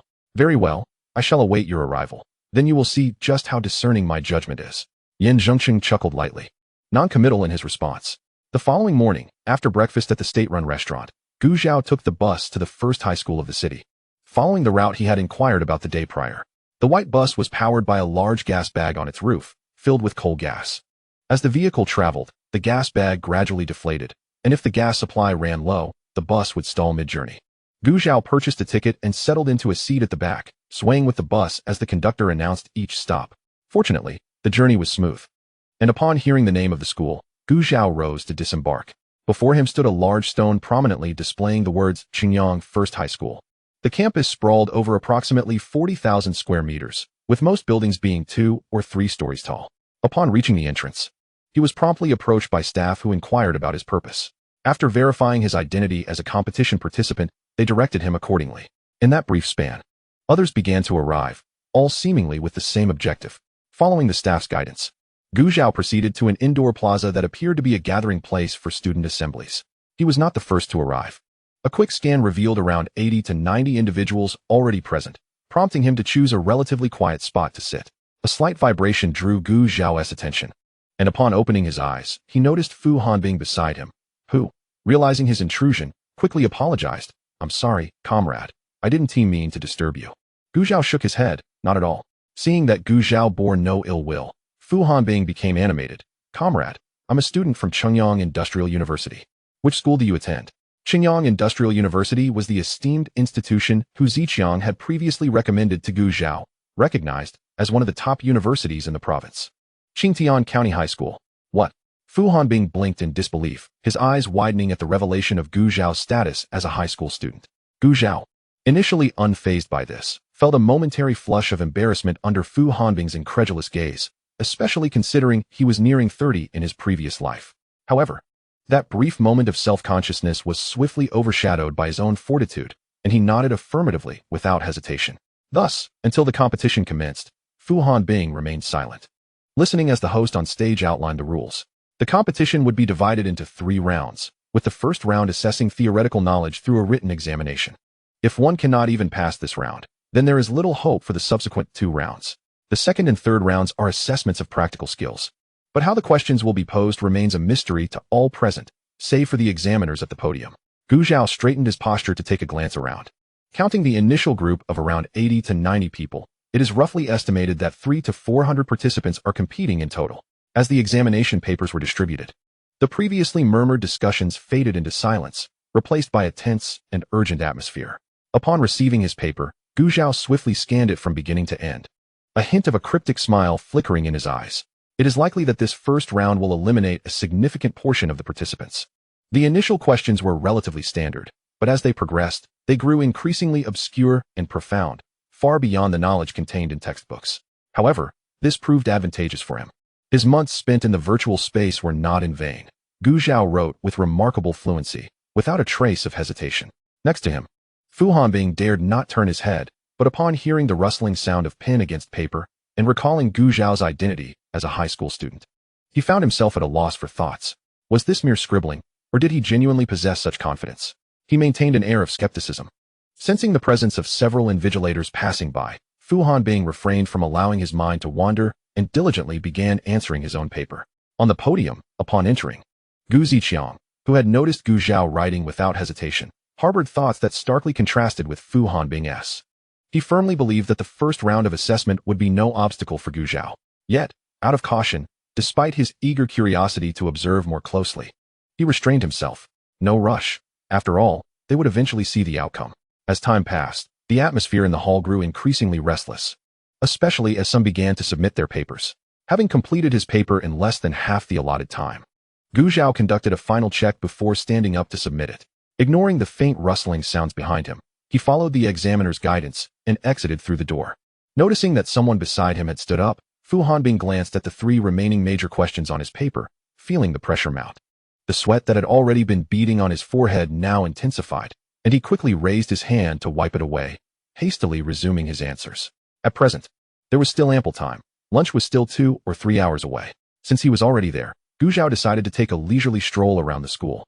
Directly in front of the school gate lay the playground, with the reception area at the entrance, the school infirmary on the left, and the teacher's office building alongside the auditorium from which Gu Zhao had just emerged. Further in from the playground was the teaching building, and a short walk around the corner of the teaching building led to the student dormitories. The conditions at this time were not comparable to those of later eras. Everything appeared to Gu Zhao as if captured in a faded black and white photograph. Just as he was about to leave after his exploration, Fu Hanbing emerged from the auditorium. "Comrade, you haven't left yet?" Upon seeing Gu Zhao walking toward the school gate, Fu Hanbing, being quite sociable, immediately caught up and placed a hand on his shoulder. Gu Zhao subtly stepped aside to create distance and replied softly, "I thought I would take some time to look around since I'm here." Fu Hanbing paid no mind to his aloofness and waved dismissively. "What is there to see? If you want to see something interesting, you should come visit our school. It's far more engaging than this high school." Gu Zhao nodded. "I'll definitely take the opportunity to visit." "That's settled then. You contact me when the time comes, and I'll be your guide." "Deal." As they conversed and walked out of the school gate, Gu Zhao had already gleaned various pieces of information about Fu Hanbing, including but not limited to his age, family members, and interests. The next day, as expected, the theoretical examination had eliminated the majority of the participants, leaving only 100. Upon hearing their names on the elimination list, many wore expressions of disappointment, some feeling regret, others indignation. However, regardless of their feelings, they were required to exit the venue. "Congratulations to all present. We shall now proceed to the second round of the competition." The official on the podium began to explain the rules of the second round. This round would assess practical skills, and upon entering the auditorium, everyone had noticed the machines placed in the adjacent open space. Gu Zhao estimated that there were approximately 150 machines, ranging from textile spinning machines to sewing machines from garment factories and light agricultural machinery from mechanical plants, all relatively lightweight and easy to maneuver. As you can see, these are machines from various factories that require repairs. Today, your task will be to work on these machines. Victory will be determined by the quantity and quality of repairs completed. If the machine you choose is not successfully repaired, I'm afraid you will be eliminated without the option to switch to another machine. Upon hearing this, Gu Zhao found the competition rules rather straightforward and blunt. Furthermore, there was an element of luck involved. The problems with each machine varied in difficulty. Should fortune favor one, they might encounter only simple issues and smoothly progress to the third round. Conversely, if one were to draw a particularly challenging machine first, they would have no choice but to accept elimination. There was no question of fairness, as luck was itself a part of one's skill set. Repairing these machines would require a considerable amount of time, as even diagnosing the faults would take a certain duration. The official wasted no time and called for the start. 150 machines for 100 participants was more than sufficient. No one fought over the machines and instead chose them at random. Gu Zhao, preferring not to move, found all machines to be similar and thus selected the one closest to him. This was an old-fashioned seed drill. The machine could start but had issues with uneven seating. After a brief inspection, he identified that the problem stemmed from a weakened clutch spring. The solution was straightforward: replace or adjust the spring. Chapter 165, the second round of the competition. Swiftly retrieving the necessary parts from the side, Gu Zhao moved with remarkable speed, as if he had not paused to think at all, and proceeded to replace the seed drill spring. A male colleague beside him, who had been frowning while inspecting his machine, was drawn to Gu Zhao's nimble actions. He turned to see Gu Zhao's efficient movements and felt a surge of astonishment, quickly reassuring himself that Gu Zhao must have simply chosen an easy machine by chance. Having comforted himself, he returned to his task. However, his solace was short-lived. As the machines around him were being repaired one after another, he began to feel disheartened. He found himself still lingering over his first machine while this comrade, whom he had deemed merely lucky, had already repaired 5 machines. At this point, he could no longer attribute Gu Zhao's success solely to fortune. Unbeknownst to Gu Zhao, who was oblivious to the shifting sentiments of those around him, he functioned like a perpetual motion machine, identifying problems, resolving them, and documenting each issue. After successfully repairing each machine, he diligently recorded the problem and solution on a prepared piece of paper, as this was also a requirement of the competition. His swift actions caught the attention of many observers present. Who is this person? I believe he is called Gu Zhao, hailing from the county. Because of Gu Zhao's impressive performance in the first round, an invigilator had taken the initiative to inquire. From the county? Which university did he attend previously?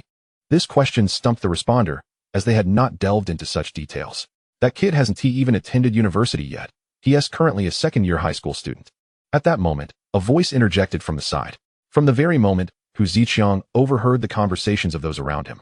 He felt a sense of clarity amid the intoxication of the crowd. As he uttered his statement aloud, he was met with astonished gazes from others.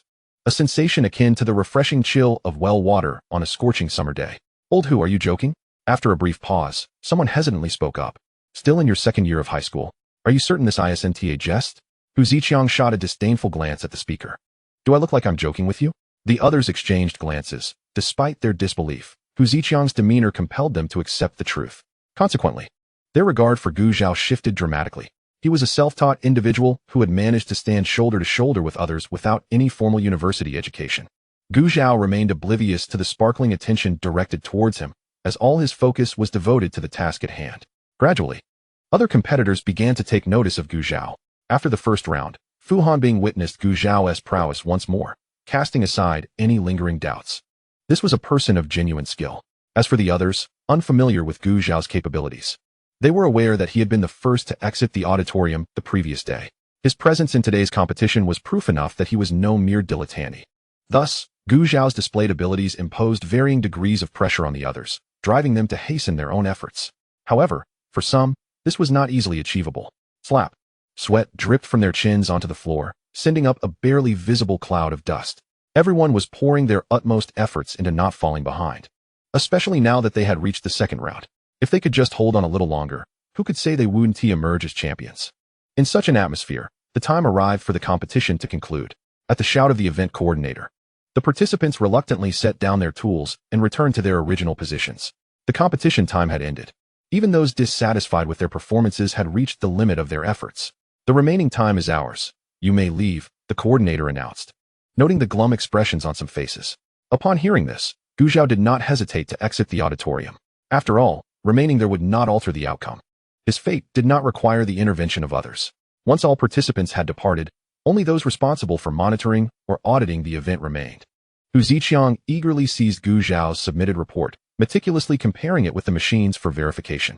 Accompanying him were others intrigued by Gu Zhao's capabilities. Once they had inspected all the machines Gu Zhao had worked on, the expressions of the onlookers were no longer merely astonished. This Gu Zhao was indeed remarkable. He had single-handedly repaired 20 machines, and upon inspection, they were found to be impeccably maintained, devoid of any flaws, ready to be returned to their respective factories for operation. It was worth noting that this batch of machines had required considerable effort to gather from all the factories in the city. Gu Zhao had repaired 20 machines, surpassing the second-place competitor by more than half, not to mention the significant gap in quality. Hu Ziqiang glanced at the expressions of those around him, cleared his throat, and stated, "I believe there can be no dispute regarding the first place in this second round." Others had no objections, despite their reluctance to admit it. Some of them were indeed outmatched by Gu Zhao. Thus, the top 3 positions of the second round were quickly determined. On the third day, the competition reached its final round. Similarly, those who did not meet the standards were eliminated, with 100 participants reduced to just 20. This further trimmed the field considerably.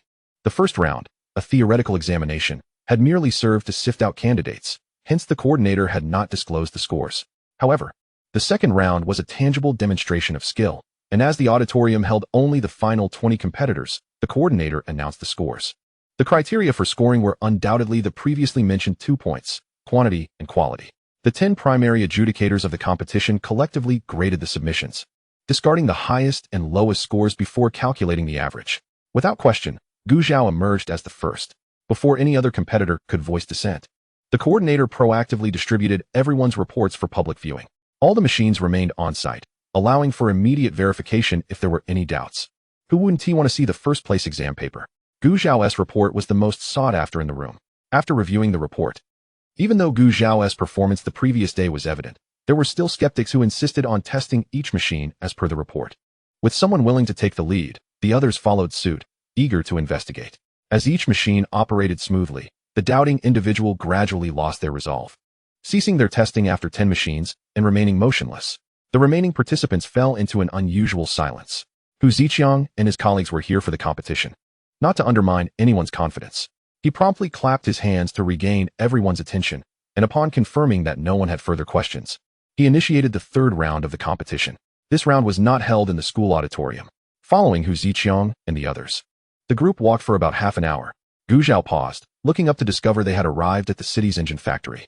Presumably, prior arrangements had been made, as the gatekeeper did not obstruct their entry. After navigating through several twists and turns, they were led to a factory-like area where only a single machine stood, surrounded by emptiness. Having progressed through 2 rounds of competition, the group immediately recognized that the machine before them was an engine. However, they were puzzled as to its relevance to the third round of the competition. They need not speculate, for the coordinator soon provided the answer. The engine before you is a newly developed model from our country. We have brought you here today to seek your collective insights on advancing our nation's engine technology. The revelation sparked astonishment among the crowd. This was a far cry from simple machinery repairs. The complexity of the task was on an entirely different scale. Even before the competition officially commenced, some were already contemplating withdrawing. There were even doubts about the sanity of the individual who had proposed such a third round. Gu Zhao too found it hard to believe. The engine before them was the culmination of extensive research and development, representing the pinnacle of domestic technological achievement. How could any of these 20 individuals possibly propose suggestions surpassing the standards set by seasoned developers in such a short time? It seemed an overestimation of their capabilities. Perhaps they were all influenced by the recent news from Country Y? In this era of information lag, one could only glean news from newspapers. Coincidentally, Gu Zhao had recently read about a newly developed turbofan aircraft engine from Country Y, named BH-007. This turbofan engine differed significantly from the domestic turbojet engines. It was not only fuel-efficient and powerful, but also boasted a long service life. Gu Zhao was aware that if this engine could be adapted for military aircraft, it would undoubtedly enhance the national defense capabilities of Huagua. The individual who successfully implements reforms is destined to be renowned in future generations. Coincidentally, he mastered this technique merely 2 days before receiving the comprehensive mechanical manual, intermediate level. However, will Gu Zhao step forward? Certainly not, at least not at this moment. Otherwise, rather than leaving a legacy, he might find himself subjected to investigation on the spot. Presently, his demeanor in front of outsiders allows others to refer to him as a genius. Yet, how could someone who has never even attended a university domestically possess such foreign expertise, let alone improve upon it? This transcends the mere label of genius. Gu Zhao does not harbor the delusion that possessing a system grants him the right to treat others as fools. There are countless individuals in this world who are far more astute than he. Noticing the expressions of the competitors, Hu Ziqiang's countenance was equally inscrutable. He, too, was baffled by the situation, but the orders from above were to be followed without question. He turned to Gu Zhao, uncertain if this promising young man would surprise him this time. Despite the diverse thoughts circulating among the participants, the inevitable must come to pass. The person in charge stepped forward to introduce the machine before them, providing a detailed account of its various aspects. Once the introduction concluded, he stepped aside, allowing the participants to take the stage. The crowd exchanged glances, and no one dared to step forward, resulting in a moment of palpable tension. Gu Zhao contemplated moving, not out of a desire for the spotlight, but rather because prolonging the stalemate would yield no results. It would be better to commence and conclude swiftly. Then I shall go first. Upon hearing a voice nearby, Gu Zhao withdrew his foot and turned to see Fu Hanbing. Under the gaze of others, Fu Hanbing scratched the back of his head, appearing somewhat awkward. However, after a moment of contemplation prompted by the person in charge, he began articulating his thoughts. Gu Zhao listened intently, raising an eyebrow at the imaginative nature of his ideas. Though unconventional, they possessed a degree of feasibility. Yet, given the national context, it would take at least 50 years for such thoughts to be realized in practice. The reviewers exchanged glances, but said nothing. Once Fu Hanbing finished without adding further, he was instructed to step aside. Initially filled with trepidation, Fu Hanbing walked to the side with his head hung low. When he finally gathered his composure and lifted his gaze, he found himself beside a familiar face.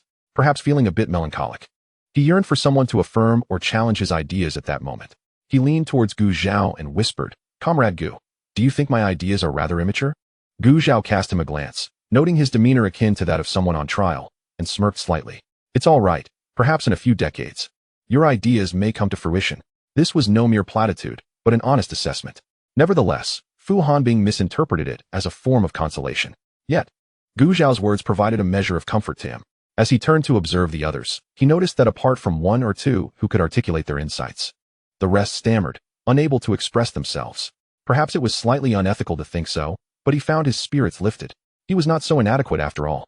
As time passed, nearly all participants had taken their turns, leaving Gu Zhao as the sole individual yet to voice his opinion. All eyes converged upon him, the one who had excelled in the previous round.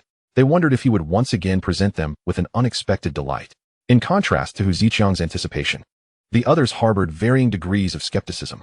After all, this round differed entirely from the last. Under the scrutiny of the crowd, Gu Zhao maintained his composure while contemplating the nature of his forthcoming response. Initially, he believed this competition would yield valuable insights, but upon arrival, he realized otherwise. Given this, he was determined to secure victory. Even if not for the sake of next year's capital event, one must not leave empty-handed, a traditional virtue of the Chinese people. In a moment of reflection, some competitors began to assume he was faltering, their expressions betraying a hint of disdain. Just as Hu Ziqiang was about to speak up, Gu Zhao stood forth. "I propose an improvement to the compressor structure, optimizing." He articulated the areas he believed could be slightly enhanced without causing undue astonishment. With each word, Hu Ziqiang, who had been sitting casually, straightened his posture, while the expressions of the other reviewers shifted to seriousness. The other participants, unable to comprehend Gu Zhao's words, could discern from the reactions of those around him that what he was articulating was no trivial matter. Even those who had previously harbored doubts instinctively retracted their condescension. Only one remained distinct in his response. Fu Hanbing furrowed his brow upon hearing Gu Zhao speak, pondering each word, his eyes brightening with understanding. Chapter 166. It is indeed possible to gain recognition. After Gu Zhao concluded his thoughts, a profound silence enveloped the room. In the next moment, he found himself surrounded by eager individuals, with Hu Ziqiang at the forefront. "Comrade Xiao Gu, regarding the improvement you mentioned for the compressor structure, what specific changes do you suggest?" And, before he could finish, he was jostled aside by others clamoring for answers. "What kind of optimization for the fuel injection system?" The questions came in a torrent, with no respite for Gu Zhao to respond. "All right, everyone. We are still in the competition. Let us save our inquiries for after it concludes." Ultimately, it was Hu Ziqiang who regained composure, extricating Gu Zhao from the throng. Meanwhile, the other competitors stood dumbfounded as they witnessed Gu Zhao being encircled. Upon hearing Hu Ziqiang's words, they needed no further explanation to realize who would ultimately claim the championship. The reactions of Hu Ziqiang and the others were telling. It was evident that Gu Zhao's suggestions were leagues apart from theirs. If one were merely slightly superior, they might still possess the courage to strive for advancement. However, In the face of such a vast disparity, all that remained was admiration. The outcome confirmed everyone's expectations. Gu Zhao emerged as the undisputed champion, with Fu Hanbing following closely behind. Unlike the others, Fu Hanbing comprehended the feasibility of Gu Zhao's proposals. Recognizing the vast chasm separating them from his own fanciful ideas, he initially intended to approach Gu Zhao for further discussion, but, seeing the crowd surrounding him, quietly withdrew, accepting his second-place prize and leaving with the others. The ensuing events were beyond their participation, with the accolades and prize money belonging to the champion in hand. Gu Zhao scarcely had a moment to glance at them before being whisked away by the throng. At that moment, it was not a convenient time for conversation. Hu Ziqiang led the way, gripping Gu Zhao's wrist tightly, fearing he might escape, even as Gu Zhao reassured him of his intentions to remain. The other participants flanked Gu Zhao, creating such an entourage that an onlooker might mistake him for a prominent figure of state. What is all this? Yin Zhengcheng, having just entered the engine factory, was perplexed by the commotion surrounding them. However, his inquiry was abruptly silenced as he noted something unexpected. Observing Yin Zhengcheng's stunned expression, Hu Ziqiang approached him, playfully nudging his arm. Well, look who it is. You said you'd come to watch the competition, yet you arrive only after it has concluded. Without waiting for Yin Zhengcheng's response, he began introducing Gu Zhao to him. Come, this is the comrade Xiao Gu I mentioned. Comrade Xiao Gu, this is an old fellow. Gu Zhao interrupted him, her gaze fixed straight ahead, a gentle smile gradually gracing her lips. Hu Ziqiang, sensing a shift in the atmosphere, turned to look at Yin Zhengcheng, only to find his old friend beaming with delight, as if he had just encountered a long-desired lover. Bewildered, he thought, do you two know each other? Yin Zhengcheng laughed heartily, exclaiming, of course we know each other. This is the young apprentice I mentioned to you. Hu Ziqiang's spirits plummeted from the peak to the depths. The promising young talent he had so carefully regarded was, to his dismay, the apprentice of his old friend. He had foolishly fancied himself a discerning judge, having discovered this hidden gem, and had even contemplated bringing him under his wing once he commenced his university studies. Gu Zhao was equally surprised to encounter the elderly gentleman who had once taught the original owner in that village. It seemed this man's status was not to be underestimated. After a lengthy absence, the two exchanged pleasantries. Gu Zhao refrained from questioning Yin Zhengcheng about his previous presence in the village or his abrupt departure. Likewise, Yin Zhengcheng did not inquire how Gu Zhao had come to Jie Province. Each harbored their own secrets, and both tacitly respected the unspoken boundaries. Yin Zhengcheng, observing Gu Zhao, who had now grown taller than himself, patted his shoulder with a sense of nostalgia, remarking, it's been so long, you've really matured. Gu Zhao smiled, responding, people inevitably grow up. After a few more exchanges, mindful of the others waiting nearby, Yin Zhengcheng turned to Hu Ziqiang and asked, what are your plans? Lost in his sorrow over his lost apprentice, Hu Ziqiang cast a mournful glance at him. Yet, out of respect for their long-standing friendship, he explained the current situation. This prompted a change in Yin Zhengcheng's demeanor. He regarded Gu Zhao with deep appreciation, saying, I never imagined you would grow into such an exceptional individual. Gu Zhao returned his gaze, attributing his success to the opportunities provided by his mentor. Now that the matter was clear, Yin Zhengcheng refrained from further discussion. Recognizing the importance of focusing on their work, they soon arrived at the conference room of the engine factory, where the factory director was summoned. Wei Dong appeared with a look of confusion, and upon understanding the situation, his eyes fell on Gu Zhao with skepticism. It was hardly surprising. Gu Zhao appeared remarkably youthful. Ignoring Wei Dong's scrutiny, Gu Zhao articulated his ideas in detail, even more comprehensively than during the earlier competition. Two individuals diligently recorded his words, preparing for subsequent developments. Meanwhile, others interjected with questions, voicing their concerns and potential obstacles that might arise. As Yin Zhengcheng watched Gu Zhao, unperturbed amidst the crowd and eloquently speaking, he felt a mix of pride and regret. He felt pride that, even in his absence, the once sharp-eyed child had blossomed into such a remarkable figure. Regret, however, lingered in the knowledge that he was not present during this journey. Another person who felt particularly emotional at that moment was Wei Dong. As time passed, his expression shifted from doubt to disbelief, ultimately culminating in admiration, especially considering Gu Zhao was still in his early 20s. When the time came for Gu Zhao to leave with Yin Zhengcheng, Wei Dong clung to him, desperately trying to persuade him to join the factory. Hu Ziqiang, standing nearby, swatted Wei Dong's hand away, exclaiming, what are you doing? I've told you that Gu Zhao needs to return to his studies and prepare for university. He has no intention of joining your factory. Moreover, even if he were to work, it would be in the machinery factory, not your engine factory. Despite not being able to secure an official title as Gu Zhao's mentor, he was at least eager to have him around. After dismissing Wei Dong, understanding that the two needed to catch up, Hu Ziqiang chose not to intrude further. Chapter 167. Engine Improvement. Gu Zhao followed Yin Zhengcheng to his home. Upon entering, he found a woman in her 50s setting dishes on the table. Hearing the sound of the key in the lock, Wang Xiuzhen, without looking up, called out, "You're back just in time for dinner." "Oh." When she finally noticed the young man accompanying her husband, she exclaimed in surprise. Before she could ask, Yin Zhengcheng took the initiative to introduce them. "Xiuzhen, this is my young apprentice, Gu Zhao. Gu Zhao, this is your masteress wife." Gu Zhao stood tall, greeting Wang Xiuzhen. "Good evening, mistress." "Ah, good, good." Wang Xiuzhen, regaining her composure, hurriedly urged them to sit down. "Come, let us eat and talk." With a playful glare at Yin Zhengcheng, she added, "You could have at least told me you were bringing Gu Zhao home. I would have prepared more dishes." Gu Zhao interjected before Yin Zhengcheng could respond, saying, "Mistress, it was merely a chance encounter with my master, and there's more than enough food. Any excess would be wasteful." Understanding that Gu Zhao was trying to alleviate her concern for her husband, Wang Xiuzhen ceased her complaints and pulled him to the table, offering him a pair of chopsticks. "Come, try your masteress cooking." Gu Zhao, with no hesitation, accepted the dish and, under Wang Xiuzhen's watchful gaze, sampled the food. After swallowing, he smiled and nodded. "The dish is just right. Neither too salty nor too bland. Perfectly to my taste." Wang Xiuzhen beamed with delight. "Then do eat more." She added a few more helpings to his plate. "I'll serve myself." "Mistress, you should eat as well," Gu Zhao insisted, holding his bowl out. "Good, good." Seeing the two thoroughly enjoying their meal, while he seemed to be forgotten, Yin Zhengcheng chuckled and took a seat of his own, picking up his bowl and chopsticks to join in. As their meal drew to a close, the three engaged in light conversation. Wang Xiuzhen studied Gu Zhao, nodding in approval. "You truly are an impressive young man. It's no wonder your master speaks so highly of you." "It is all thanks to my masteress' guidance," Gu Zhao replied. Yin Zhengcheng then inquired about Gu Zhao's whereabouts over the past years. After returning to Jie province, he had gone back to the original village but had not encountered Gu Zhao. When he asked the villagers, they merely informed him that Gu Zhao and his grandmother had been taken away, without any knowledge of their destination. Upon hearing the timeline of Gu Zhao's return to the village, he could only lament how cruel fate can be. After the original owner and his grandmother were found, they had just left when Yin Zhengcheng returned, and the two parties had missed each other entirely. As for why Gu Zhao ended up in Jie province, he simply explained that he was originally from there, having been displaced with his grandmother due to the enemy forces in his childhood. And it was only shortly after Yin Zhengcheng's departure that his family found him. Wang Xiuzhen regarded him with compassion. Such a poor child.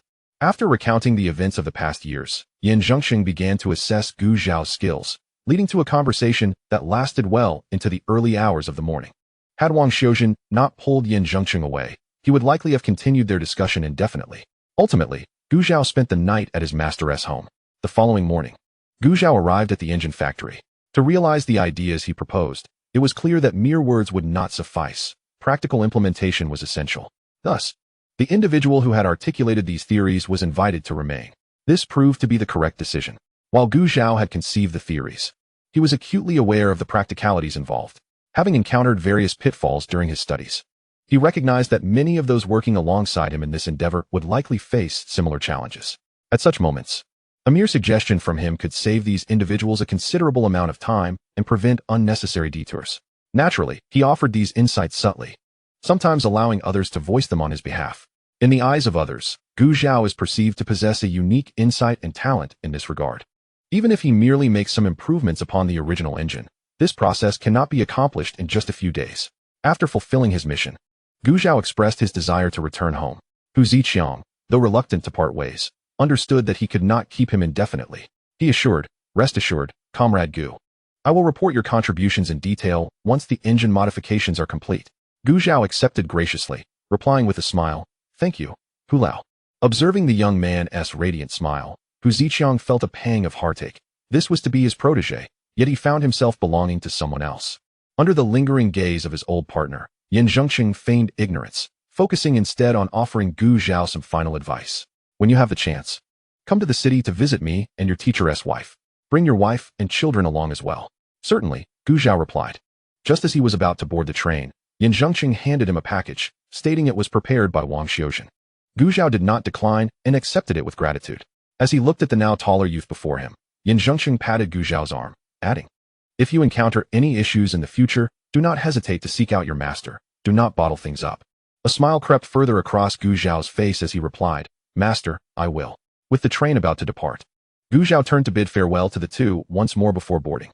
The train was crowded, and after finding a seat, he slightly opened the package to take a glance. On top lay 2 still warm food containers. Upon opening one, he discovered it contained braised pork. The moment he lifted the lid, an enticing aroma enveloped him, revealing glistening pieces of pork belly, rich in color and coated in a thick, savory sauce. During the days he had spent at his master's home, Zhao had inadvertently praised this dish at the dining table. He was pleasantly surprised that his master's wife had remembered. He opened the other container, finding it filled to the brim with rice. It was evident that these were prepared by Wang Xiuzhen for him to enjoy during his journey. As he scanned the rest of the contents, he noted there were clothes for both adults and children, thoughtfully packed in a separate bag to keep them apart from the food. After inspecting everything, Zhao neatly tied the package back up and closed his eyes to rest. It was not until the train approached his stop that he retrieved the braised pork and rice to eat, finding that the pork was still warm. As he opened the container, he noticed the gazes of those around him drawn to his meal. A woman seated beside him stared unabashedly at the braised pork, instinctively swallowing hard. The sound was notably pronounced. Yet, Zhao seemed oblivious, indulging in his meal with great relish.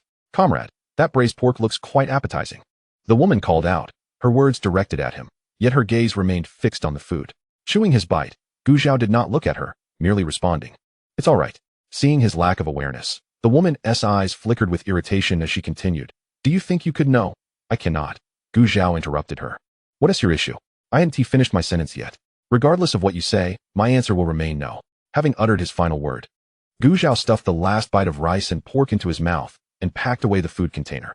The woman, realizing he had finished eating, shot him a disdainful look, turned her body to gaze out the window, and ceased further conversation. Chapter 168, Foraging for Wild Vegetables or Delivering Vegetables to Beasts. Upon disembarking, Zhao made his way directly to the textile factory. He had been away for over 10 days and was uncertain whether Zhao Xian and the others could manage the workload.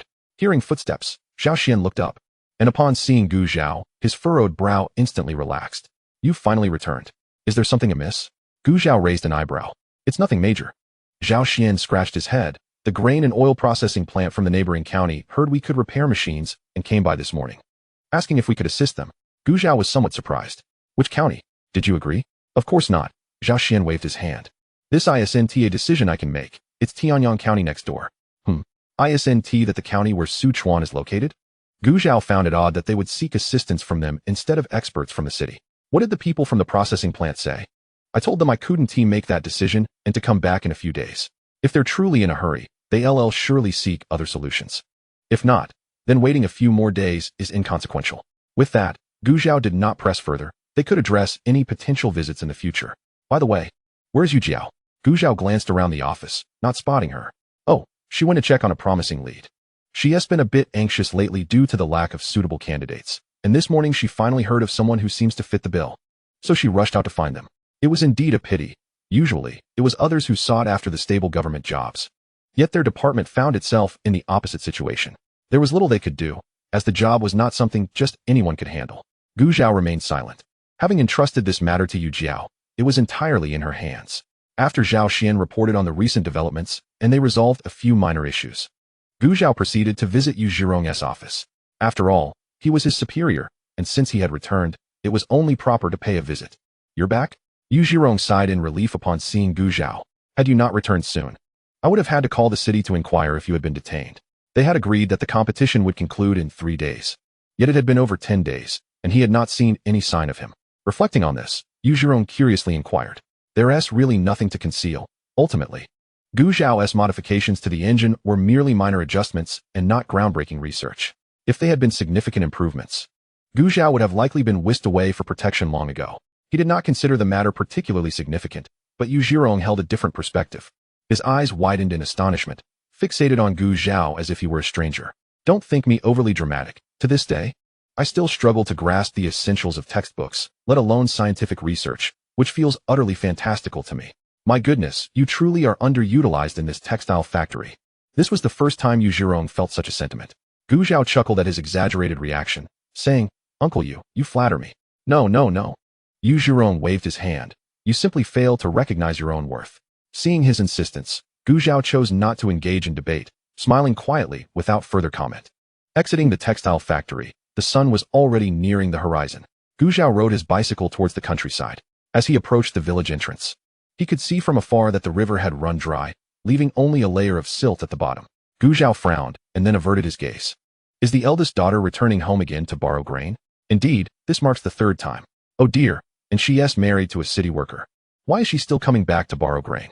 You may not realize, but the man she married is referred to as a worker. However, to sustain 2 children, an elderly mother, and now an additional wife, is a daunting challenge. With so many mouths to feed, how can he manage? It would be better to toil in the fields like us. As Gabaling stepped out of the courtyard with a basket on her back, she overheard the hushed conversations of the villagers, and her face turned ashen. She felt a deep sense of regret within her. Being a worker's wife is far from easy. The meager rations allocated each month must stretch to feed 5 mouths, leaving no choice but to be frugal and meticulous. Since her marriage, Gabaling had not experienced a single hearty meal, and she endured daily criticism from her mother-in-law. To make matters worse, her husband's rations had been reduced. If not for her visits back to her parental home, the entire family would have long been left to starve. Reflecting on her parents' words earlier, Gabaling scoffed. Her natal family was no longer reliable, and it seemed they were destined to face starvation. Being a stepmother is no easy task either. With children that are not her own, she cannot discipline them without fear of being accused of mistreatment. Gabaling could not fathom how she had been so foolish as to marry a man with a previous marriage. Was it merely to prove a point? Now, it was too late for regrets. With a sigh, she weighed the grain in her basket and glanced towards the entrance, intending to return to the county seat. Suddenly, she froze, locking eyes with a figure at a distance. Did he overhear the villagers' gossip? The thought made her complexion shift to one of discomfort as she gripped the straps of her basket tightly, her knuckles turning white. Gu Zhao was eager to return home. Even noticing the few ants standing at the doorway, he merely cast a fleeting glance before swiftly cycling past. He planned to cook some noodles for dinner, and Su ran. Having washed the wild vegetables sent by Yang Li, set the dirt-laden water aside to settle, intending to reuse the upper water after the sediment had settled. With the heat of summer, the village's well water had significantly diminished, and each household had a ration. Even wild vegetables had become scarce. Early in the drought, villagers had begun to consciously forage for wild vegetables on the mountains, drying them for preservation, hoping to have something to sustain them in dire times. Consequently, the vegetables at the foot of the mountain had already been depleted. As for those deeper in the mountains, no one from the village dared to venture unless absolutely necessary, for they understood the risks of foraging for food versus encountering wild beasts. Creak. The courtyard door was pushed open from the outside, and Su Ran looked up, her eyes lighting up with surprise. You're back? She set down the wild vegetables and stepped forward to take the bundle from Gu Zhao. How is it? Are you tired? Why were you gone for so long? Gu Zhao had initially told her he would return in 3 to 5 days. Yet it had stretched to over 10 days without a word. During his absence, she had even visited the textile factory but was dissuaded by Yu Zhirong. Otherwise, she would have gone to the city to find him. Accepting the water Su Ran offered, Gu Zhao took a sip and shook his head. Not tired. Just had some matters to attend to. That's good. Ah, Zhao is back. Su Xia exclaimed joyfully upon entering with a basket. Second sister, Gu Zhao acknowledged. I just arrived home. Su Xia set down her basket containing a few wild vegetables and washed her hands in a basin of dirty water. You have no idea. During your absence, A Ran was quite worried. Really? Gu Zhao cast a meaningful glance at Su Ran. Feeling shy under his gaze, Su Ran feigned annoyance. What nonsense are you talking about? Am I speaking falsely? Some people know the truth. Su Xia teased before heading to the kitchen to prepare dinner. They had initially planned to cook noodles, but with Gu Zhao's return, they needed to prepare a couple of dishes. While she busied herself in the kitchen, Gu Zhao entered the room. After just over 10 days apart, seeing the little one lying on the kong, he felt as though the child had grown significantly. The daytime heat made it difficult for the child to sleep for long, and Su Ran had laid a cooling mat on the kong, shielding it with a folded quilt to allow the child to play freely. When she scooped him up from under his armpits, the little one initially squirmed in surprise, kicking his legs in the air. Upon realizing he couldn't escape, he furrowed his brow and craned his neck to gaze at the person holding him. Gu Zhao's eyes sparkled with anticipation, eager to see if the child would recognize him. The next moment, the little one raised his hand towards Gu Zhao's face, who remained still. Slap. A crisp sound echoed through the room as the child playfully slapped him. Su Ran, witnessing Gu Zhao's stunned expression, couldn't he help but burst into laughter. Seeing his mother laugh, the little one, bewildered, joined in the merriment. Awakened by the laughter, Gu Zhao gritted his teeth, playfully pinching the little one's cheek. Ah, you are truly your father's darling. Despite the words, his touch was exceedingly gentle, leaving no mark when he withdrew his hand. The little one bore no resentment, continuing to giggle away. Unless he was hungry or needed a change, he always sported a toothless grin, eyes squinting in delight. Everyone remarked on how he had grown, and that he would surely have a good temperament. While the two were engrossed in watching the child, Su Xia swiftly prepared 2 dishes, with noodles as the main course. After dinner, Gu Zhao returned to the room. He took out the clothes bought for them by Wang Xiuzhen, 3 sets, 1 for each of them, including the child. Noticing Su Ran in the perfectly fitting dress, Gu Zhao suddenly recalled a time when Wang Xiuzhen had inquired about Su Ran's figure. At the time, he found it peculiar, but it turned out she had anticipated this. Su Ran's dress was a geometric printed gown that reached her ankles, quite fashionable lately, as many girls in the big city favored such styles. She felt a bit shy wearing it, having yet to meet the master and mistress, yet she received a gift first. Gu Zhao tugged at the wrinkled cuffs she was grasping. We are not outsiders. Next time we go, we should bring more gifts. Upon hearing Gu Zhao's words, Su Ran ceased her hesitation. After carefully putting the dress away in the cabinet, she turned and met Gu Zhao's unwavering gaze. Come here, he beckoned. Su Ran bit her lip, her eyes instinctively darting towards the little one on the Kong, who was blissfully asleep on his back. When she looked back at Gu Zhao, she found him watching her with an amused expression. Understanding his silent cue, she obediently walked towards him. Just as she arrived, the candlelight in the room flickered and extinguished, and the moon slipped behind the clouds. Early the next morning, Gu Zhao arrived at the textile factory. By the time he got there, Yu Jiao and Zhao Xian were already present, along with an unfamiliar man. Gu Zhao observed as Yu Jiao brought the man before him, raising an eyebrow. Is this the person you found? The man appeared tall and robust, yet upon hearing Gu Zhao's question, his demeanor shifted to one of nervousness, appearing quite apprehensive. Yes. What do you think? Yu Jiao nodded. As Gu Zhao was the head of the department, it was ultimately his decision whether the man could stay.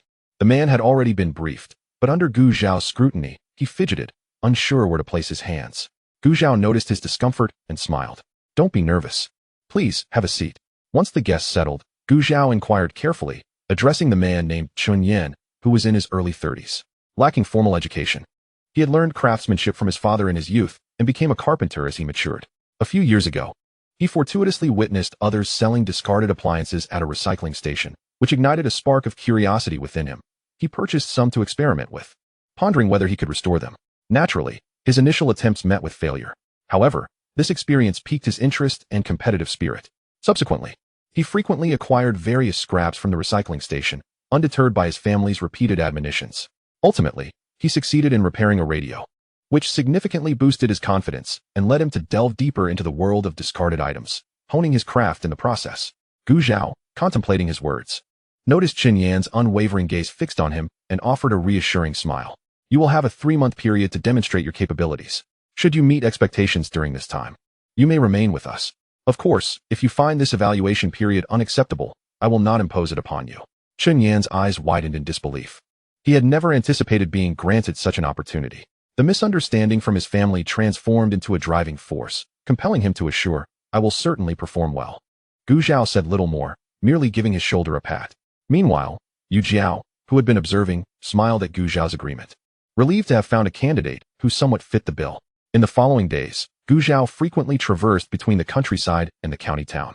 He occasionally rested in the county's yard, but the local residents had raised a ruckus over something as trivial as fetching water, causing disturbances even late into the night. Consequently, Gu Zhao often returned to the village, staying in the county only when utterly fatigued. The clang of the village's gathering gong echoed as soon as he set down his dishes. Gu Zhao exchanged a glance with Su Ran before rising. Stay here. I will go take a look. Upon reaching the drying ground, he found that most villagers had already gathered. Gu Jianjun stood at the forefront.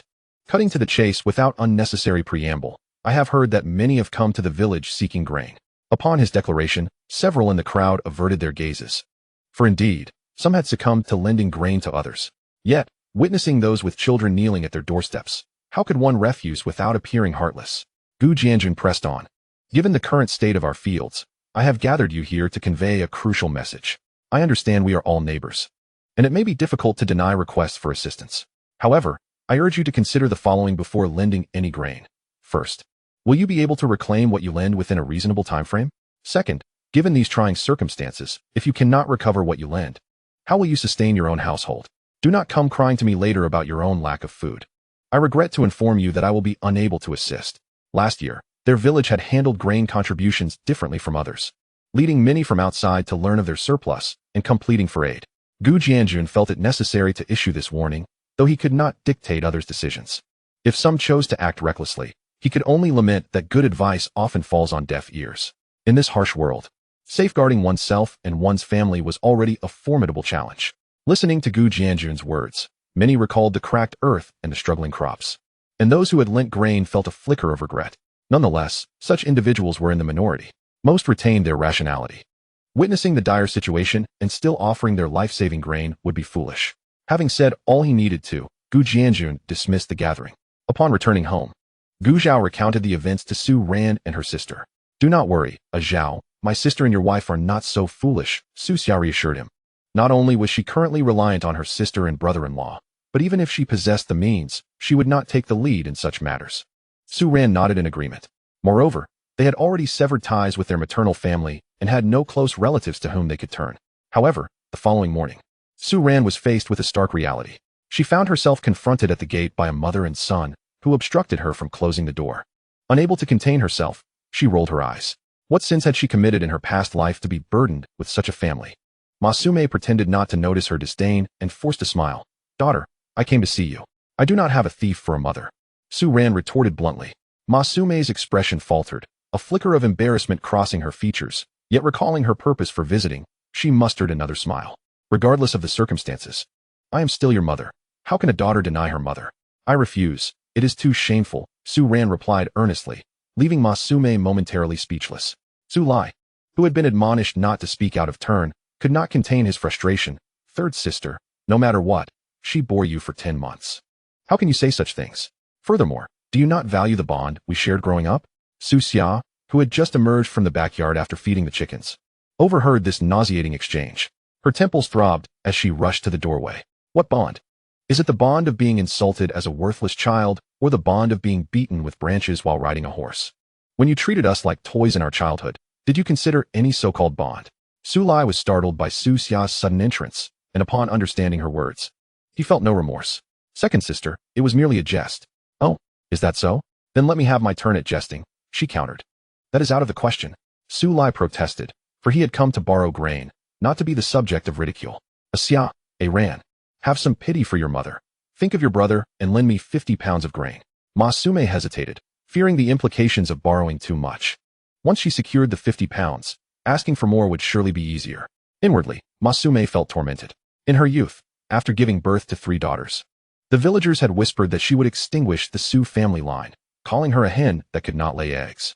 Even Su Dasan had subtly implied his disappointment. In a fit of anger, she sought the company of a married man from the village. His wife had borne 4 sons, and she was determined to prove that she too could produce a worthy heir. Ultimately, she did give birth to the only male offspring of the Su family, silencing the gossipers. However, such escapades soon became a habit, and she found herself entangled with that man for over a decade. Unexpectedly, after all those years, Su Dasan discovered her indiscretions. The ensuing uproar led to a confrontation with the man's wife, resulting in a physical altercation that nearly exposed her. Meanwhile, the man, who had once whispered sweet nothings, cowered in the background, too afraid to intervene. This infuriated Masume, and in a fit of rage, she overpowered the woman, dragging the man into the fray and leaving him with a battered face. Yet, despite her efforts, she and her son still faced the harsh fate of being cast out by Su Dasan. This time, she was in the wrong. Despite her usual domineering disposition, she had failed to extract anything from Su Dasan. Thus, she was left with no choice but to visit the home of the man with whom she had been unfaithful. However, she did not even lay eyes on him, as she was promptly driven out by his 4 sons. As for Su Laizong, his household was not lacking in sons, and it was certain that the man's wife would never allow such a bastard child to cross their threshold. In the end, considering Su Laizong was still regarded as one of the villagers, the village chief helped find a dilapidated straw shed for the mother and son to reside in. Yet, due to the villagers' aversion to them, the pair possessed nothing. It was only when Masume returned to her maternal home that she managed to procure a little grain to sustain them thus far. However, upon her departure, her family implored her not to return, claiming it would bring shame upon them. Observing the pitiful duo before her, Su Xia let out a cold laugh. "No, I certainly do not wish to be associated with a mother like you or a brother born of disgrace. I find it shameful." With that, she forcefully shoved Masume's hand away from the doorframe, and Su Ran immediately understood, shutting the courtyard gate with vigor. In a moment of desperation, Su Laizong attempted to brace himself against the door, nearly getting his hand caught. Damn it! Not only had he failed to acquire grain, but he had also been humiliated. Su Laizong could no longer contain himself, and kicked the door in frustration. At that moment, the tightly shut gate seemed to mock him. Masume, equally enraged, felt her chest heaving, but after regaining her composure, she realized that there was little hope from these ungrateful wretches. She consoled Su Lizong, "Son, if this place is not suitable, we shall seek refuge elsewhere. Mother will not let you starve." Hearing her voice, Su Lizong shot her a resentful glance. "How can you say that? If you had only managed to control your own desires, would I have to suffer like this alongside you?" Masume was taken aback, unable to believe that her son, whom she had doted on since childhood, would speak to her in such a manner. "Lizong, how can you say such things? How? Am I wrong? If you hadn't been caught in the woods with that wild man, would I be in this situation?" Su Lizong seemed indifferent, his only concern being how they would survive moving forward. "You.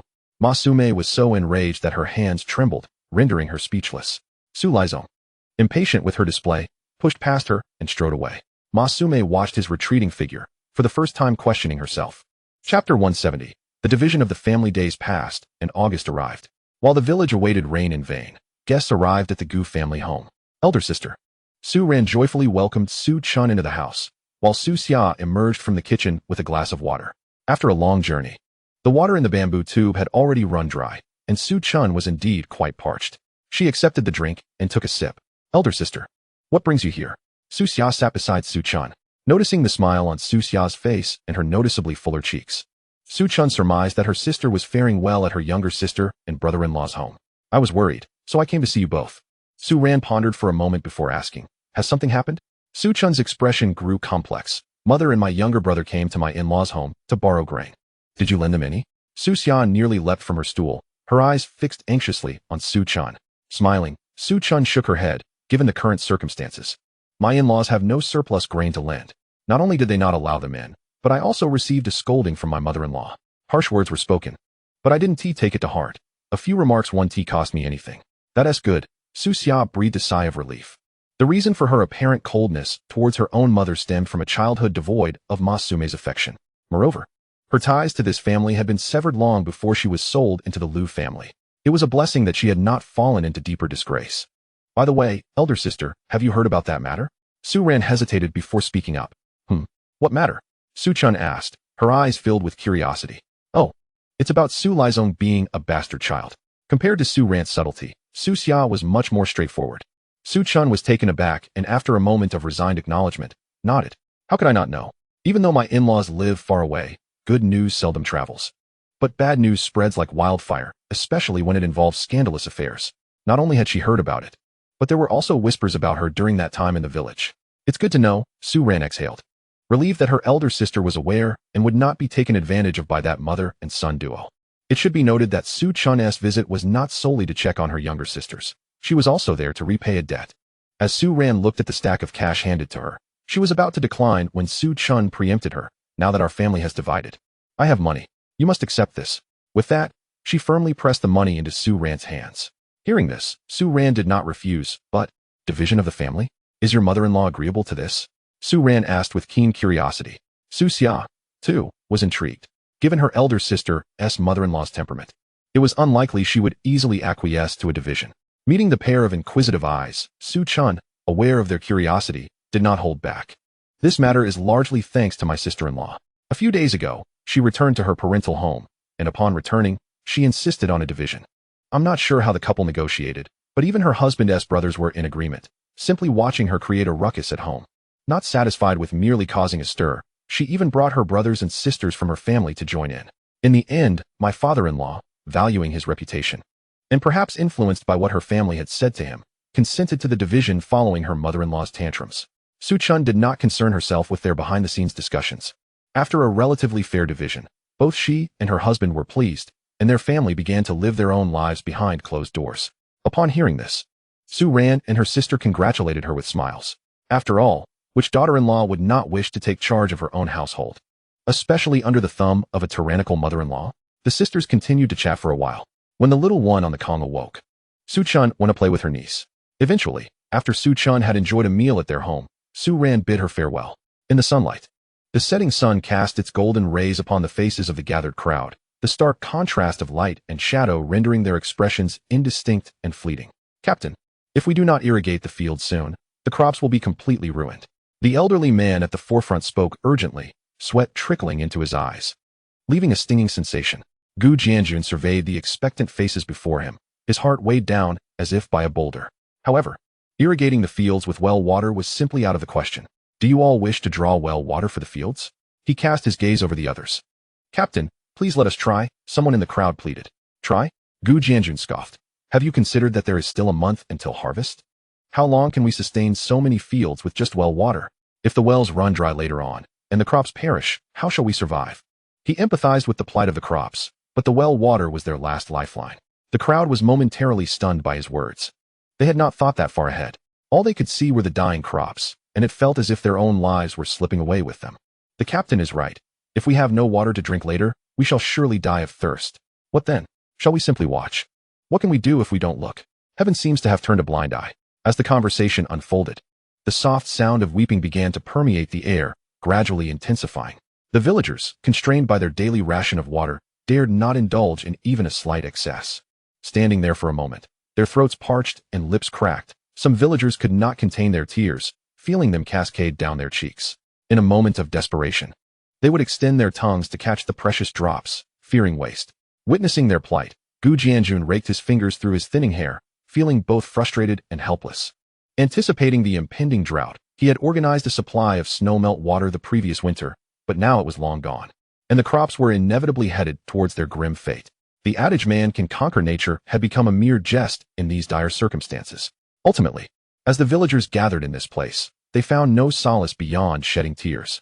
Chapter 171. A business trip to the neighboring county. Gu Zhao was unaware of the events unfolding in the village as he sat in the office of Zhang Guangxi. Leaning back in his chair, Zhang rubbed his weary brow and broached the topic of the grain and oil processing plant in the neighboring county, which had requested assistance in repairing malfunctioning machinery. What are your thoughts on this matter? He inquired. Gu Zhao, taken aback, realized that no one had visited the processing plant for some time, leading him to believe their issues had been resolved. It is our duty to serve the workers. Of course, but this hinges on the direction of our superiors, he replied, implying that he was at their command. Zhang shot him a glance. In that case, you shall head over tomorrow with a team to assist. Understood, Gu Zhao replied, accepting the task. Regardless of how the leaders negotiated, it was essential to fulfill his responsibilities at this juncture. After exiting the county government office, Gu Zhao returned to the textile factory office, gathering Zhao Xian and the others to inform them of the impending trip to the neighboring county. He turned to Zhao Xian and Yu Jiao, saying, tomorrow, I will take Chun Yin with me to the neighboring county, while you two will remain here in the office. Understood, they responded in unison. Upon hearing his name, Chun Yan's face lit up with barely concealed excitement. After all, he was the least accomplished among them and had a 3-month assessment period looming. If he could learn something from this journey, it would be a significant gain for him. He recalled the reaction of his family upon learning he had joined the textile factory. His parents embraced him, praising his capabilities, while his elder brother and sister-in-law could hardly hide their envy, and even his wife seemed to carry herself with a newfound confidence. They no longer spoke of his past follies as mere frivolities, but rather celebrated his abilities, boasting to relatives and friends of his accomplishment in securing a position at the factory. Chun Yin felt a rush of pride at their response, yet simultaneously, a twinge of anxiety gnawed at him, knowing that he had yet to complete his assessment. Consequently, he was determined not to squander any opportunity to learn and improve himself. Gratefully, he thanked Gu Zhao and offered a deep bow, exclaiming, "Thank you for this opportunity." Surprised by Chun Yan's fervent reaction, Gu Zhao quickly helped him back up. There's no need for such formality. Now that you are here, it is only natural that you should have the chance to learn and grow, just as Zhao Xian and the others did. Indeed, there is no need to be so polite, Yu Jiao added, standing beside them.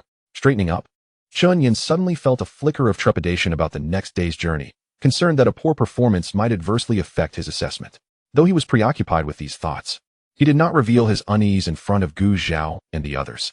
The bus route between Qingtian County and Tianyang County had been established 2 years prior.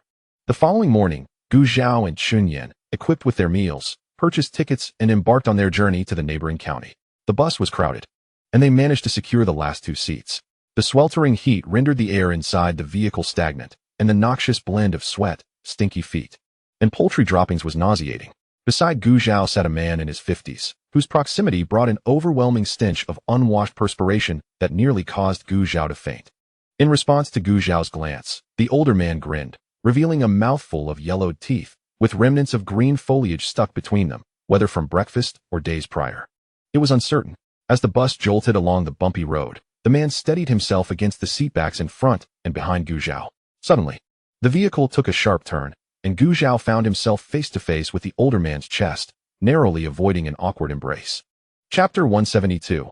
An encounter with an acquaintance. Gu Zhao, quick to react, braced himself against the older man's advancing torso, thus avoiding an embarrassing collision. The road was uneven, causing the bus to sway precariously, and after what felt like an eternity, they finally arrived in Tianyang County. Once they disembarked, it was already midday. After dining at a state-run restaurant, the two inquired for directions and made their way to the grain and oil processing plant. Before they even reached the entrance, Gu Zhao heard someone calling his name. Approaching, he recognized the figure standing outside the plant. Su Chuan. Is that you? Gu Zhao exclaimed, realizing that this was the very person he had met during his initial trip to the city, a procurement officer from the neighboring county's steel mill. What brings you here? Gu Zhao asked, glancing around to confirm he was indeed at the processing plant. It's a long story. Let us discuss it as we walk, Su Chuan replied. Leading the way inside, Gu Zhao noted Su's familiarity with the plant, feeling as though it were akin to his own home. Upon inquiry, he learned that the plant's director was Su's uncle. With a hint of embarrassment, Su turned to Gu Zhao, saying, I apologize for the inconvenience. It was my suggestion for my uncle to send someone to the textile factory to find you. As the harvest season approached, the plant's machinery had malfunctioned, and despite notifying the city, no one had been dispatched to repair it. Remembering Gu Zhao's letter, Su suggested his uncle reach out to inquire about assistance. Upon hearing this, Gu Zhao understood why there was an unexpected visitor from the neighboring county, especially one aware of a dedicated machinery repair department.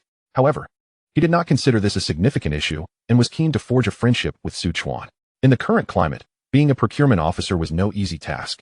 It required extensive networking and connections. For a newcomer, even if one ingratiated themselves, it was no guarantee of fulfilling monthly quotas. Gu Zhao recognized this and had maintained correspondence with Su Chuan after returning from the city. With a hearty laugh, Gu Zhao clapped Su on the shoulder. Why the formality? Had I known it was you, I would have come to help regardless of what the county chief said. Su Chuan released a sigh of relief at this. Under his guidance, they navigated the twists and turns until they reached the director's office. Uncle, Su called as they stood at the door, addressing a man in his 50s, bespectacled and deeply engrossed in his work. Wang Chishan lifted his gaze from his desk, rising to greet them. Ah, Xiao Chuan, these must be your friends? Gu Zhao extended his hand for a handshake. Hello, Director Wang. I am Gu Zhao, and this is my colleague, Chen Yan. Thank you, Comrade Gu, for your assistance. Wang replied warmly. Not at all. As members of the working class, it is our duty to support one another, Gu Zhao responded. After exchanging pleasantries, Gu Zhao noticed Wang Chishan frequently glancing towards the door. Perhaps we should head to the workshop now? Gu Zhao suggested. That sounds excellent, Wang Chishan agreed, eager to take action. Subsequently, the four individuals made their way to the workshop. At this juncture, the grain and oil processing factory operated through a combination of electric and animal power. The electrical aspect was equipped with machinery for rice milling, oil extraction, and related tasks, primarily comprising domestically produced small-scale equipment. Among the devices that Gu Zhao and his colleagues were to repair was a small power-driven spiral oil press and a flour mill. Upon inspection, he discerned that the issues were minor and could be resolved with the available tools. Given that repairs required time, he suggested to Su Chuan and the others that if they were busy, they could leave first. However, both exchanged glances and opted to stay and observe. With this in mind, Gu Zhao did not press the matter further, leading Chen Yan to the machines, where he explained the principles and solutions as he repaired them. Chen Yan listened intently, not daring to miss a single word. Su Chuan and the others, standing nearby, remained silent, inadvertently absorbing the lesson. Thus, a teaching session unfolded, with one instructing, another learning, and two observing, until 3 hours had passed. Gu Zhao clapped his hands and rose from the floor, turning to Wang Chishan. Director Wang, the machines have been repaired. You may send someone to test them. Wang Chishan immediately summoned a worker, and upon witnessing the machine operate smoothly, he stepped forward and grasped Gu Zhao's hand. Comrade Gu, I am immensely grateful to you. Wang Chishan insisted, it is our duty. After exiting the grain and oil processing factory, Gu Zhao once again declined Su Chuan's offer of lodging, hurrying back to the county with Chen Yan to catch the last bus. By the time Gu Zhao returned to the village on his bicycle, night had already fallen. Chapter 173. Are they so brazen? Inside the dimly lit room, candles flickered as Su Ran could hardly sit still, frequently rising to pace to the gate, shining a flashlight. After countless checks, she finally spotted that familiar figure and rushed to greet him. Why are you so late? I thought you weren't coming back. Gu Zhao dismounted, pushing his bicycle into the yard. There weren't any significant issues, and seeing that I had time, I returned. You haven't eaten yet, have you? The food is warm in the pot, Wash your face first, Su Ran said as she headed to the kitchen. By the time Gu Zhao finished washing his face, the dishes were already served on the table. Hearing the commotion, Su Xia emerged, cradling her child. The heat of the day had made the child restless, tossing and turning but unable to sleep, causing quite a fuss. After 2 hours of fanning, the little one finally drifted off into a peaceful slumber.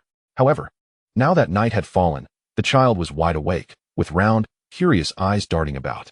Upon being brought out by Su Xia, the little one spotted the person who provided sustenance and reached out with tiny hands for a hug. Just as Gu Zhao set down his chopsticks to take the child, Su Ran interjected, "You eat first." Seeing this, Gu Zhao playfully tapped the child's nose before resuming his meal. After dinner, having spent the entire day outdoors, Gu Zhao felt sticky and uncomfortable from the sweat-soaked clothes, so he went to wash up while Su Ran tidied the kitchen. When the couple returned to their room, the previously noisy child had fallen asleep. Su Xia, relieved by their return, retired to her own room. The night passed without dreams. The next day, Gu Zhao arrived at the textile factory, expecting a brief respite. However, no sooner had he settled onto the bench than Yu Zhirong approached with a task, clapping Gu Zhao on the shoulder with enthusiasm. "Well done, young man. Even the neighboring county has heard of your reputation." Gu Zhao was bewildered. It was only after Yu Zhirong explained that, after their departure the previous day, Wang Chishan had mentioned Gu Zhao's assistance in repairing the factory machines during a meal. The concerning part was that most of those present were directors or deputy directors of various factories within the county. Consequently, Wang Chishan found himself under scrutiny for not sharing such valuable connections, having privately resolved his own issues while neglecting to support his fellow workers. After being subjected to a barrage of criticism, Wang Chishan completely divulged Gu Zhao's contributions. As a result, others sought out Zhang Guangji, who promptly called the factory, implying that Gu Zhao should make another round to assist the workers. With the leadership's directive, Gu Zhao was determined to fulfill the task impeccably. The following morning, uncertain of the number of machines requiring repairs, Gu Zhao brought Zhao Xian and 3 others to the neighboring county to save time. Upon disembarking, they found Wang Chishan waiting outside. Gu Zhao greeted him with a smile. "Thank you for your assistance, Director Wang." "No trouble at all. We owe our thanks to you, Comrade Gu." Wang Chishan waved his hand dismissively. Without wasting time, they proceeded to visit other factories under Wang Chishan's guidance. At each location, Gu Zhao and his companions received a warm welcome, and they toiled for half a month before finally boarding a bus home, waved off by the factory directors of Tianyang County. Over this fortnight, they had truly witnessed Gu Zhao's remarkable abilities. As they watched the bus disappear around the corner, the director of the garment factory sighed deeply. "Why is it that such capable individuals aren't from our county? If they were, it would be so much easier for us." Indeed, another chimed in.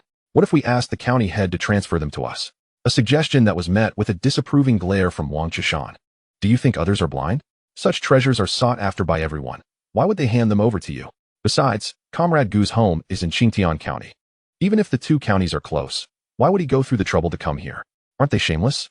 "I was merely offering a suggestion," the person muttered softly. "A fine suggestion indeed. Do not mention it again." Unbeknownst to Gu Zhao, there were already discussions about transferring him. After a busy half-month, he was genuinely exhausted. Upon returning home, he had a meal, washed up briefly, and collapsed onto his bed, falling into a deep sleep. Su Ran, seeing this, took the restless little one outside, and after soothing the child to sleep, placed him in bed. Morning sunlight streamed through the window, casting a warm glow on Gu Zhao's face, enveloping the room in tranquility. As he groggily opened his eyes, he stretched luxuriously, feeling invigorated. The bed was empty save for him, and as he dressed and stepped outside, he encountered Su Ran returning with a wooden bucket. He quickly approached to take it from her. "Why didn't you wait for me?" Su Ran wiped the sweat from her brow. "It's no trouble. I've done much heavier work than this." As Gu Zhao lifted the bucket off the yoke, he immediately sensed something was amiss. Upon inspection, he saw that the bucket was only 3/4 full and the water appeared murky compared to usual. Without needing to ask, he understood the situation. "I know of a water source behind the mountain, but it probably suffices only for our family." Su Ran grasped the unspoken implications, assuring him, "The village is still drawing water as usual. I'll inform my sister about it." She cared not for the source of the water, but she was resolute in keeping the secret of the person before her from anyone else. From that day forth, Gu Zhao ventured out every night, and each morning. The water tank at home was always full. It was unclear how Su Ran communicated with Su Xia, but in light of the circumstances, Su Xia never uttered a word of inquiry. Chapter 174, featured in the newspaper. Time swiftly advanced to early September. Gu Zhao returned to the small courtyard in the county town with his family. The following day, he accompanied Su Ran to register at school, and by the 3rd day, the school officially commenced.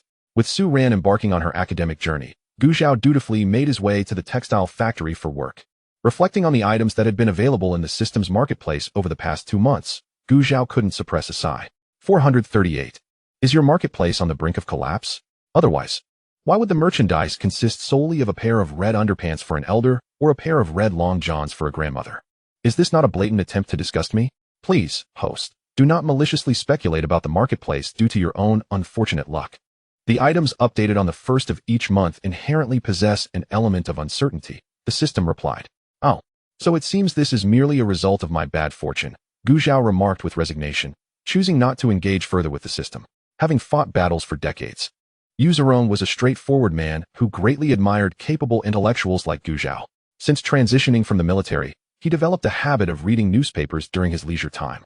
Aside from his work at the factory, sitting comfortably in a chair, he would unfold a newspaper, lean back, and delve into its contents.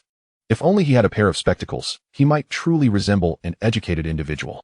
Mr. Li Dali, as a modern man, staunchly opposed arranged marriages imposed by the older generation. Influenced by new ideologies, he resolutely divorced his wife upon returning from Y country. Damn it, isn't this just abandoning his wife and child? Yu Zirong thought, skipping over the rest and turning his attention to other sections. National leaders and their spouses visit D country to strengthen bilateral ties. Domestic engine research and development reaches new heights, significantly reducing fuel consumption compared to previous models.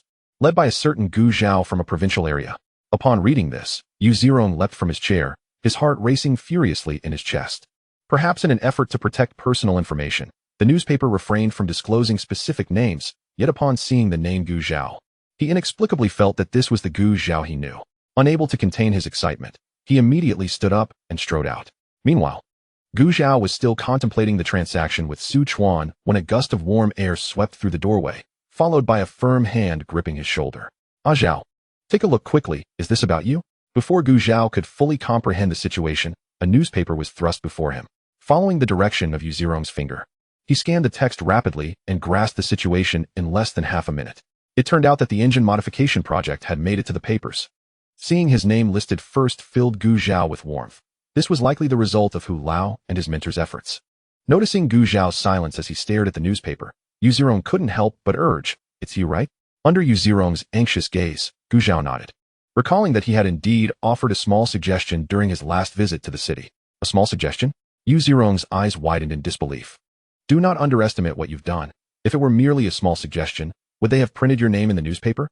The other colleagues in the office had quietly perked up their ears upon Yu Zirong's entrance, and hearing this prompted them to gather around. What newspaper? What newspaper? Zhao Xian eagerly inquired. Yu Zirong handed the newspaper to the three of them. Yu Jiao took it, and they clustered together to read. Engine modification researcher Gu Zhao. A collective gasp escaped their lips.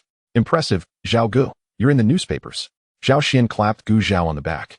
Truly, he was the man who commanded both respect and admiration. In the past, he had secretly competed with Gu Zhao, thinking that one day he would surpass him. But now he realized that Gu Zhao had not even revealed his full potential. This was an engine modification, given a few more years of learning. Zhao Xian doubted he could achieve such remarkable feats. Perhaps what they had seen was merely the tip of the iceberg. After all, during this time, Gu Zhao had taken them to various factories, and he had never witnessed anything that seemed to challenge him. Yu Jiao was also delighted and congratulated. Zhao Gu, congratulations. Chun Yin quickly echoed her sentiments. Within this brief month, he had discerned the personalities and standings of Gu Zhao and the others. Yu Jiao, who had brought him in, was gentle and courteous, demonstrating a degree of capability in her work. Zhao Xian, on the other hand, had initially regarded him with disdain, but over time, it became evident that despite his pride, he was not difficult to approach once one understood him. As for Gu Zhao, from the very day Chun Yin joined, he recognized that Gu Zhao was the one in charge, the decision-maker. Whether Chun Yin would remain in the department likely depended on Gu Zhao's word. Gu Zhao was open-hearted, rarely losing his temper, and well-versed in various subjects. The attitudes of Yu Jiao and Zhao Xian towards him, coupled with his evident competence, established him as the strongest among them. His extended guidance during their time in the neighboring county had deeply moved Chun Yin. Now, upon seeing the newspaper, Chun Yin realized that what he had previously witnessed was far from Gu Zhao's limits. This further deepened his admiration for him. The others present were older than Gu Zhao, and though the department lacked clearly defined positions, Gu Zhao was undeniably the one responsible for overseeing them. Initially, they had considered addressing him as leader, but the title felt awkward, and they ultimately refrained. However, referring to him as comrade felt too distant. Zhao Xian, quick-witted, suddenly began calling him brother, disregarding the age difference. Yu Jiao found the title fitting and followed suit. Chen Yan, having heard them, joined in as well. Thus, the youngest among them, Gu Zhao, became the elder brother of the group. Gu Zhao calmly accepted their congratulations and then sent the exuberant Yu Zirong on his way. After leaving the textile factory that afternoon, he did not return home immediately, but instead made his way to the newsstand. Although he was not particularly concerned about the engine modification being featured in the newspaper, he thought that if Gu Jianjun and his wife were to learn of it, they would undoubtedly be overjoyed. Chapter 175, Showcasing. After leaving Gu Zhao's office, Yu Zirong floated back to his own office. Sitting in his chair, he paused for a moment. Then suddenly his eyes brightened as he reached for the phone on his desk. Hello, old Xiao, have you seen today's newspaper? Not yet. You should check it out quickly. What for? Oh, it's just that our factory's Gu Zhao made it into the papers for his involvement in engine modification research. You know, today's youth truly are remarkable. What does that have to do with me? Oh, it's quite significant. I'm like a talent scout who has discovered a gem. Otherwise, why would he have come to the textile factory and not your glass factory? Am I shameless? Fine, fine, I'm in a good mood today. So I won't hold it against you. Having expressed his thoughts, Yu Zirong hung up the phone without waiting for a response and dialed another number. Hello. Old Zhao, let me tell you. On the other end of the line, Xiao Ding stood holding the receiver, perplexed by the unexpected display of boasting. Recalling the proud tone of Yu Zirong, that old fellow, on the phone, as he gnawed his teeth together with a grating sound. The notion of poaching talent from the textile factory stirred once more. Unbeknownst to Gu Zhao, Yu Zirong had been boasting to the factory director in the county. And as another weekend approached, he pedaled his bicycle back to the village. He did not return home, but went straight to the Gu family. Upon entering, he found the entire family gathered together, his parents and elder brother. Just as Wang Hohot finished mending the tattered clothes of the two little rascals, she looked up upon hearing a sound and was overjoyed to see Gu Zhao. Ah Zhao, you're back. Little brother, Gu Qing greeted. Rising to pour a glass of water, Gu Jianjun gestured for him to sit. No sooner had Gu Zhao taken a seat than two small figures nestled against him. Uncle. Two innocent voices chimed in unison. Ever since Gu Zhao's family moved to the small courtyard in the county, the two little ones found it less convenient to see him. Thus, the moment he returned, they clung to him eagerly. Sipping from his glass, Gu Zhao placed it on the bench, picked up the two little tykes, one on each thigh, and looked down at them. What's the matter? Did you miss your uncle? Gu Dangtian nodded vigorously. Gu Dangan, being slightly older, felt a tinge of embarrassment and hesitated to voice his thoughts. However, seeing his sister's candidness, he lowered his head, shyly whispering, Mississippi. Gu Zhao smiled, ruffling their hair. Your uncle missed you too. At that, he was met with two pairs of sparkling eyes. The sight of the three of them so affectionately intertwined tugged at Gu Cheng's heartstrings.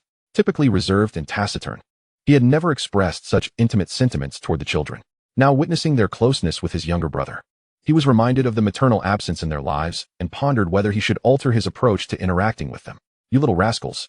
Stop sitting on your uncle's lap. It's quite uncomfortable. Wang Hohot, observing her younger son bonding with his niece and nephew, refrained from intervening. Only when the time felt right did she usher the little ones away from Gu Zhao. He did not resist his mother's kindness. And once the children were sent off, he cheerfully retrieved a newspaper. Mom, look at this. Wang Hohot, though not well read, recognized a few characters. Seeing her son's mysterious demeanor, she followed his finger to the page. Engine developer Gu Zhao? Her eyes widened in disbelief, and she excitedly snatched the newspaper from his hands to examine it closely. After reading, she trembled, holding the paper as she gazed at Gu Zhao, still unable to comprehend. Ah Zhao, is this you they're talking about? Gu Zhao smiled and nodded, jesting. Who else could it be but your exceptionally talented son? Witnessing his mother's exuberance, Gu Cheng's curiosity piqued. Little brother, what are you and Mom talking about? Beside them, Gu Jianjun watched the exchange with equal intrigue. Oh dear, our son has made it big. He.s in the newspaper. Wang Hohot exclaimed, spreading the paper before Gu Jianjun and Gu Cheng. Look, Gu Cheng read each word aloud, his eyes widening with excitement. Upon finishing, he patted Gu Zhao on the back, exclaiming, well done, Ah Zhao. Amidst the jubilation, a flicker of doubt crossed his mind. Was he truly his parents' son? How could there be such a disparity between siblings from the same parents? Unbeknownst to Gu Jianjun, his eldest son was beginning to question his lineage. Overwhelmed by farm-related troubles, he regarded Gu Zhao's newspaper feature as the only significant family news in recent months. Noticing the paper still clutched in his wife's hands, he quietly took it from her, clearing his throat. I just remembered, your great-uncle was looking for me earlier. I'll step out for a moment. Before the words had left his lips, he had vanished through the courtyard door. Caught off guard, Wang Hohot found the newspaper snatched from her grasp and, observing Gu Jianjun's hasty retreat, she couldn't help but chuckle in exasperation. Gu Zhao could easily surmise his father's intentions. But, Mom, who is great-uncle? He inquired, puzzled. I don't recall seeing him in the village. Wang Hohot cast him a knowing glance. Oh, you've met him. Huh. Gu Zhao was bewildered, scanning his memories and finding no trace of such a person. Before he could ask further, Wang Hohot provided an answer. He lives next to your grandmother. Suddenly, Gu Zhao recalled the small mounds in the eastern field, and a wave of realization washed over him, followed by an amused smile. Noticing her mother still brimming with indignation. Fearful that this matter might spark family discord, Gu Zhao pulled out another newspaper from his pocket. As he watched Wang Hohot joyfully exit with the paper, he turned around to meet a pair of eager eyes. Gu Cheng said nothing, yet it felt as though he had conveyed everything. With a sigh in his heart, Gu Zhao handed him the last remaining newspaper, now truly the end of the supply. Knowing that Gu Jianjun and his wife would likely venture out to boast, he had purchased 2 extra copies for that very reason. This final one was meant for keepsake, a memento of his first appearance in print. Chapter 176, Usurping Glory. Following the enthusiastic promotion by Wang Hohot and her husband, the news of Gu Zhao's newspaper feature spread throughout the village by the following day, resulting in a throng gathering at the family's courtyard early in the morning. When Gu Zhao finally opened the door, a multitude of uncles and aunts eagerly pressed forward. Ah Zhao, your parents said you made it into the newspaper for some kind of development. Is that true? Get lost, you uneducated lot. It's called engine development and modification. What do you know? Do you understand? Why haven't you built a plane then? Forget about chickens and ducks. I just want to know if it's true or not. Will you two stop arguing? His name is right there in the newspaper. Can it be fake? As Zhang Anyang arrived, he found Gu Zhao surrounded by a throng, resembling a little lamb amidst wolves. He immediately shouted out, seizing the moment to slip through the crowd and position himself protectively in front of Gu Zhao. Hey, everyone, can you step back a bit? Their essay saying that men and women should keep their distance. The crowd retreated a couple of steps, amused by Zhang Anyang's mother hen-like protectiveness over Gu Zhao. They teased, look at Zhang Anyang. Ever since he started working at the factory, he has become a different person. Who hasn't seen you running around bare-bottomed when you were little? Isn't that right? Indeed. We've seen everything, even the little one. The villagers chimed in unison. What of it? The chickens back then were nothing compared to now, Zhang Anyang replied, maintaining his composure, his thick skin serving him well. I don't care. With so many of you here, what if you accidentally bump into my Zhao? This was Zhang Anyang's unwavering loyalty towards Gu Zhao, oblivious to the fact that many in the crowd were not only taller but also stronger than Gu Zhao. Just as he finished speaking, a chorus of teasing sounds erupted around them. You're really protective of Gu Zhao. Hearing this, Zhang Anyang puffed out his chest. Who else would I protect if not my Zhao? Even if it weren't for the factory work he helped me secure. Zhao and I have always been the best of brothers. Amidst their banter, the very person at the center of attention, Gu Zhao, remained silent, unable to interject. He pushed Zhang Anyang aside, confronting the crowd before him. It was merely a trifling matter that had landed him in the newspaper after he had, by sheer luck, lent a hand in the city. There was no need for all the uncles and aunts to gather here. They could go about their own business. His words, while acknowledging their previous inquiries, only served to make the villagers more reluctant to disperse. They were being deceived. What small favor could possibly warrant a mention in the newspaper? As if on cue, someone voiced the question, Gu Zhao, we are from the same village. What exactly did you do to get into the newspaper? Share it with us so we may learn. The moment he spoke, a hand slapped the back of his head. Shut it. If it were that simple, you'd have learned it already. If your brain were truly that clever, would you still be toiling in the fields? The young man, stung by the slap, felt a surge of indignation but fell silent, noticing his father's hand still raised, ready to deliver another blow if he persisted. Gu Zhao realized that unless he provided some clarity, the villagers would not leave. Thus, he carefully selected what he could share and offered a brief explanation. Many of the technical terms left the villagers in a daze, their comprehension faltering. To the illiterate elders, his words were akin to an enigmatic script. They grasped little, but, observing the seriousness on the faces of those around them, mimicked their attentiveness. Did you understand? No, I didn't. Then why are you nodding? Because I want to. Whispers of amusement rippled through the crowd. Yet, their lack of understanding did not diminish their admiration for Gu Zhao. The village now spoke of Gu Jianjun and his wife with pride for having raised such a remarkable son, who not only worked in the county but also graced the pages of a newspaper. In stark contrast to the time when Gu Zhao was first brought back, the villagers no longer looked down on him. Praise now flowed from their lips, although some envious souls still muttered disparaging remarks. After concluding his speech, Gu Zhao patiently answered the occasionally humorous questions posed by the crowd. He did not mind forging good relationships with them as long as it did not compromise anyone's interests. Moments later, as he prepared to send the villagers on their way, his gaze inadvertently met a pair of eyes fixed intently upon him. Lu Xuanfu had been standing there for a while, and upon hearing of Gu Zhao's newspaper feature, he had approached without a second thought, ignoring the person who had been eagerly following him. Upon arrival, he was greeted by the adulation showered upon Gu Zhao, and the villagers' praise ignited a jealousy within him that made his eyes burn red. Gu Zhao? It's always Gu Zhao. He shrugged off Zhao Pundi's hand that clutched at his sleeve, clapping his hands with a mocking smile as he stepped forward. Truly, you are bold, Gu Zhao. There are countless people with the same name across the nation, yet you have the audacity to claim the one in the newspaper is you. Quite commendable. What do you mean by that, Lu Xuanfu? Zhang Anyang, standing behind Gu Zhao, felt a surge of anger, his blood boiling. He stepped forward, towering over Lu Xuanfu. Lu Xuanfu, undeterred, had been so buoyed by the flattery he received recently that he had forgotten the beating he once took from Zhang Anyang. His demeanor was provocatively defiant. What? Gu Zhao can do something so shameless and still not allow anyone to speak of it? The newspaper only mentions the name Gu Zhao. It does not specify where he is from. How can you be so sure that the person behind the engine modification is our Gu Zhao and not someone else? His words were met with agreement from those who were already envious of Gu Zhao. Indeed, Gu Zhao is a rather common name. It's entirely possible that this is just a case of someone from the Gu family falsely claiming credit. After all, how could a person without a university education possess such knowledge? Upon hearing this, Gu Zhao raised his eyes. This was precisely why he intended to pursue a university education.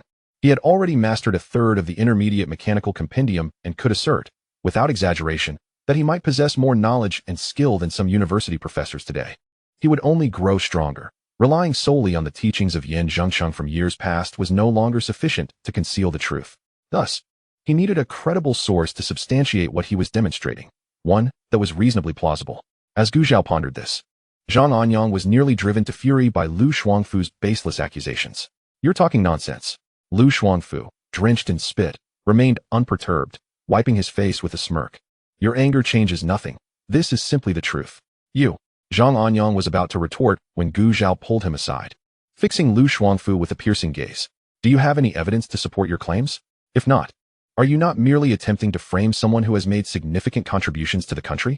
Under Gu Zhao's sharp stare, Lu Xuanfu felt a chill run down his spine. He had a slight understanding of Gu Zhao. If what he was saying were true, Gu Zhao would have already shifted the conversation elsewhere instead of standing here in confrontation. Could the person in the newspaper truly be him? The thought made Lu Xuanfu's heart sink. He swallowed hard. Is it true then? Why don't you provide proof? Chapter 177, The Reversal. Yu Zirong was captivated by the letter from the city and the reward for Gu Zhao, repeatedly flipping it over in his hands, especially relishing the praise contained within. Wonderful. Simply wonderful. Tan Tianwei, standing beside him, glanced at the document in his hands, perplexed. Director, what is the occasion for such joy? Only then did Yu Zirong remember Tan Tianwei's presence and recall how he had neglected to share the news with him during their previous conversation. Naturally, he was more than willing to recount the happy tidings once again. It dawned on Tan Tianwei that there was indeed something significant at play, and he looked at Yu Zirong with a hint of reproach, realizing that the director had known all along, yet kept it hidden. But then, he thought about how he had discovered such a capable individual in Gu Zhao, and he felt a swell of pride, dispelling his earlier annoyance. The reward certificate in Yu Zirong's hands gleamed enticingly, and Tan Tianwei leaned in closer, eager. Director, since Gu Zhao isn't at the factory, should I take this to him? Yu Zirong shot him a sidelong glance. What? Are you worried it will get lost at the factory? Of course not, Tan Tianwei hastily clarified. Anyone would want to know of such an honor as soon as possible. I don't mind the effort. I promise to deliver it personally to Gu Zhao. Yu Zirong regarded him in silence. At last, Tan Tianwei resorted to pleading. Seeing him squirm like a worm, Yu Zirong felt an urge to roll his eyes, nearly losing his composure. All right, just settle down. Tan Tianwei immediately straightened up. So you agree? Go, go, go. Yu Zirong shoved the reward into Tan Tianwei's arms. Thank you, Director.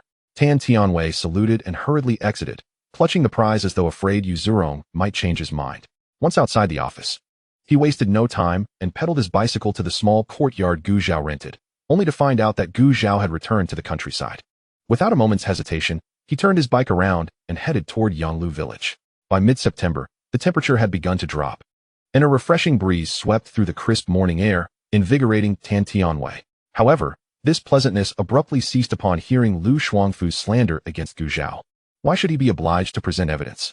Tan Tianwei pushed aside the obstructive Lu Shuangfu and stood beside Gu Zhao, his gaze sharp as he fixed it on Lu Shuangfu. Uncle Tan, Gu Zhao remarked, a flicker of surprise glinting in his eyes upon seeing him. Tan Tianwei turned to him with a slight nod, acknowledging him, before redirecting his attention back to Lu Shuangfu, awaiting his response. Who are you? What business do you have in this matter? Lu Shuangfu frowned in irritation at the sight of yet another person standing up for Gu Zhao. Oh, I feel like I've seen this person before. Where was it? Right? Aren't you one of the leaders from the textile factory? You visited our village before.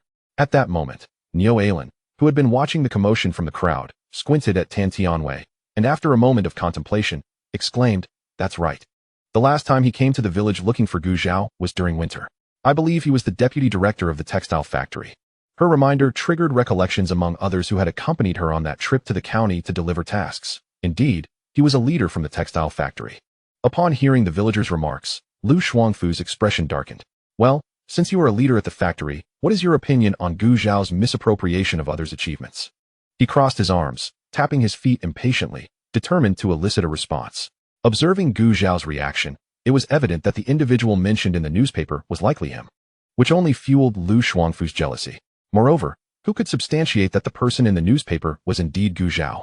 It was merely his word against theirs. Even if the villagers harbored doubts, Lu Shuangfu found solace in the thought that he could still vex Gu Zhao. From the outset, Tan Tianwei discerned the discord between Lu Shuangfu and Gu Zhao.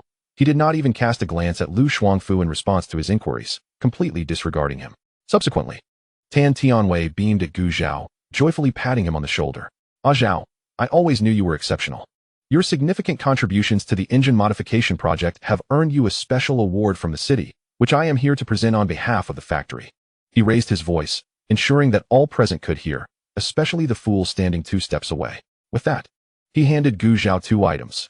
One was a certificate of honor stamped with the city's official seal, while the other was sealed in an envelope, presumably containing cash or something of the sort. Gu Zhao was taken aback as he accepted them from Tan Tianwei, not having anticipated that the reward would not be sent directly to him, but rather to the factory, where his master knew his address. After a moment's reflection, Gu Zhao couldn't help but chuckle. This would likely make him well known at the factory.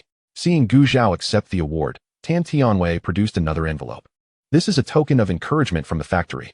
We hope you will continue to contribute to the nation to the best of your abilities, rather than resorting to dubious means like some individuals. Lu Shuangfu, who had been frozen in place since Tan Tianwei revealed the certificate, now wished he had never shown up at all. Gu Zhao, clutching the envelope in his hand, said, Uncle Tan, Tan Tianwei grasped his wrist. This was a matter he had discussed with Yu Zhirong. After all, Gu Zhao had indeed made considerable contributions to the nation, and the factory ought to acknowledge that. At that moment, the villagers, stunned by Tan Tianwei's words and the award presented, finally regained their composure. One after another, they approached to glimpse the certificate. Oh my! It's hard to believe Lu Shuangfu's nonsense. How could such an honest person as Ah Zhao possibly engage in misappropriation? Indeed, if anyone were to misappropriate, it would surely be Lu Shuangfu. Ah Zhao, what does the certificate say? Let me see. I've never seen one at my age. Me too. Let me have a look. The once arrogant Lu Shuangfu found himself jostled out of the crowd by the villagers, and upon hearing their comments, his fury only intensified. Yet, having already lost face, he dared not utter a word. Zhang Anyang was equally astonished by Tan Tianwei's unexpected arrival. Seeing Gu Zhao clear his name, his spirits lifted immediately. Smack! He swatted away a hand reaching for the certificate. What do you think you're doing? If you damage it, you'll be the one to pay. Ayong. We just want to take a look. Don't be like that, came the protest. Humph. Who was it that doubted my brother Zhao just now? No one doubted. We all trust him. As the crowd clamored for forgiveness, Zhang Anyang finally sheathed his prickly demeanor. Gu Zhao noticed him eyeing the certificate with eager anticipation and smiled. Tossing it to him, Zhang Anyang, startled, caught it carefully and remarked, Brother Zhao, do be careful with it. It's fine, it won't break. Zhang Anyang disregarded Gu Zhao's reassurances, noticing that his brother Zhao seemed to be engaged in conversation with the factory leader. He wisely led the villagers away, much like one would guide a dog. After the villagers dispersed, Gu Zhao turned to Tan Tianwei, expressing gratitude. Uncle Tan, thank you for making this trip. Oh, it's no trouble at all. But you, my boy, have brought great honor to the factory this time. Not to mention, no one from our county has ever made it to the newspapers for technical research before. You are the first. This is all thanks to the opportunity you provided me back then. Gu Zhao spoke humbly, but Tan Tianwei felt a surge of satisfaction. Opportunities are granted to those who are prepared and capable. Had Gu Zhao not put in the effort, Tan Tianwei would have been powerless to assist him. Gu Zhao chuckled at this and exchanged a few more pleasantries with Tan Tianwei before bidding him farewell. Meanwhile, Zhang Anyang showcased Gu Zhao's honor certificate to the villagers, stating, "If you wish to see it, that's fine, but touching it? Sorry, that's a no-go." The villagers, intrigued, were willing to overlook Zhang Anyang's attitude. If only they could possess such an honor in their own homes, they wouldn't just let anyone touch it, not even to glance at it. Lu Shuangfu, lurking nearby, scoffed internally at their fascination but refrained from speaking up. Zhao Pundi stood beside him, having remained silent throughout Lu Shuangfu's slander against Gu Zhao and his subsequent humiliation. Now, witnessing Lu Shuangfu's evident jealousy masked by a facade of indifference, she felt a flicker of disdain. As the eldest of 4 sisters and 1 brother, she had come to the countryside only out of financial necessity, never imagining she would be involved with a man from such a village. Initially, Lu Shuangfu had pursued Qin Xiuping and Sun Ting'er, and after facing rejection from them, he turned to her. At that time, her heart was filled with anger. She did not believe she was inferior to Qin Xiuping or Sun Ting'er. What? They look down on you, so you come to me? What do you think I am? However, life in the countryside proved arduous, especially with the onset of drought. In just a few months, she became thin and dark. Always hungry. Letters sent home went unanswered. Then, Lu Shuangfu appeared with large meat buns from the state-run restaurant, promising her regular meat meals in the future. Meat. How long had it been since she had last tasted it? Thus, she succumbed to his sweet words. True to his word, her days thereafter were filled with meat. And she earned a good amount of money as well. Recalling the disdainful looks from fellow educated youths who heard of her relationship with Lu Shuangfu, she understood. They looked down on her. Yet now, with money in her hands, she felt fortunate for her decision. Her choice was indeed the right one. Lu Shuangfu withdrew his gaze only to find his partner lost in thought. He raised his hand and waved it before her, urging her to leave. Oh. Zhao Pundi snapped back to reality and prepared to follow him. The remaining villagers, having satisfied their curiosity by glancing at the certificates, began to disperse gradually. Who are Lu Shuangfu and Zhao Pundi? At that moment, a loud shout echoed from the direction of the village entrance. The crowd turned to see several men, adorned with red armbands, rushing towards them, accompanied by the dark-faced Gu Jianjun. What do they want? I have no idea. But it seems they are here for Lu Shuangfu and Zhao Pundi. Upon spotting the men in red armbands, the villagers hurriedly retreated, fearful of being tainted by association. Lu Shuangfu and Zhao Pundi, who had been publicly named, could barely stand, their legs trembling like noodles, their faces pallid. Had they not been supporting each other, they would have collapsed to the ground. Noticing the silence from the crowd, one middle-aged man wearing a red armband was about to lose his temper. Gu Jianjun interjected, pointing at the 2 comrades. These 2 are the villagers Lu Shuangfu and the educated youth Zhao Pundi. Now, all eyes were upon Lu Shuangfu and Zhao Pundi. Before they could utter a word, the middle-aged man waved his hand, commanding them to be taken back. The other men in red armbands stepped forward, seizing the 2 and preparing to escort them away. Comrades, my ancestors were impoverished farmers for 8 generations. You must have the wrong people, Lu Shuangfu pleaded. Clinging to a shred of hope, the man gripping his shoulder shot him a disdainful glance. Are you Lu Shuangfu from Yanglu village? Yes, I am. Then we have not made a mistake. Someone has reported you and Zhao Pundi for engaging in illicit trade. Prepare to face the consequences. Lu Shuangfu's pupils constricted in an instant as he attempted to argue. Comrade, are you sure you have the right person? I have never been to the black market. Why waste your breath on him? He won't believe it until he faces the music, remarked another man in a red armband with a sneer. The one who reported you is your accomplice from the black market. With those words, the last glimmer of hope faded from Lu Shuangfu's eyes, and he ceased to struggle, being dragged away like a lifeless dog. Beside him, Zhao Pundi had fallen silent, terrified at the mention of illicit trade. The villagers were equally shocked. They had never imagined that anyone from their village would dare to engage in such nefarious activities, let alone 2 individuals. No wonder, Zhang Anyang thought. A hint of complexity stirring within him. It explained why Lu Shuangfu had seemed to be suddenly flourishing over the past few months. Gu Zhao stood beside him, displaying no sign of surprise. Lu Shuangfu's meteoric rise to wealth had evidently been devoid of any intention to conceal his actions. It was not entirely accurate to say that no one in the village had suspected Lu Shuangfu's dealings. However, the lack of evidence and the shared ties of community had made it unnecessary to report him, as it would bring shame upon the village and potentially create enmity between families. In the original narrative, the one who suffered was also the original owner at that time. His relationship with Lu Shuangfu had not soured. After Lu Shuangfu discovered this lucrative path in the black market, He had drawn the original owner into it as well. Of course, his intentions were far from altruistic. Despite his seemingly aimless demeanor, Lu Shuangfu possessed a certain aptitude for underhanded dealings. Not long after entering the black market, he successfully completed several substantial transactions, elevating his status considerably. He had brought the original owner into the black market for two reasons: to find a somewhat reliable subordinate and to have someone like Gu Zhao work for him. The original owner, having suffered the loss of Su Ran and their child, received little kindness from the Wang couple, making it impossible to extract money from them. What was he to do without funds? Naturally, he had to find his own way. When Lu Shuangfu approached him, claiming to have a method, the original owner had unhesitatingly agreed. Yet, this agreement ultimately cost him his life. Chapter 179, Eating Peanut Snacks. Witnessing the villagers recoil in fear, Zhao Pundi clung to a glimmer of hope and pleaded with the man in the red armband escorting her. "Comrade, I was forced into this illicit trade by Lu Shuangfu. Please, I beg you spare me." The man, having encountered many like her, paid her no mind. As the red armbands approached, Chen Xiuping and the others swiftly stepped aside. Their commotion startled Zhao Pundi back to reality. She extended her hand toward the educated youths, tears streaming down her face. "Help me, please. I beg you." The lead middle-aged man cast a sharp gaze at the group. "What? Do you have a connection with her?" Jiang Lianding and his companions, frightened by his words, retreated 2 steps, shaking their heads vehemently. "No connection." Jiang Xian added, "Comrade, we have no ties to her. We are merely educated youth here to help develop the countryside. I had no knowledge of her actions." "Yes, we are unaware," the others echoed, fearful of being implicated. Sun Tinger shot Zhao Pundi a disdainful glare, thinking her a calamity. It was one thing for her to be caught, but she sought to drag them down with her. Even Chen Xiuping, who had previously felt a modicum of sympathy, was taken aback by Zhao Pundi's desperate antics and withdrew his compassion. Hearing this, the middle-aged man snorted dismissively and chose not to press further. Sun Tinger and the others exhaled a sigh of relief. Noticing that Chen Xiuping and the others were avoiding her, Zhao Pundi cast them a resentful glance. Her spirit deflated as she lowered her head, seemingly resigned to her fate. At that moment, her eyes caught a glimpse of Gu Jianjun standing nearby, and a thought sparked in her mind. Her eyes brightened as she shouted, "Captain, Captain, please save me."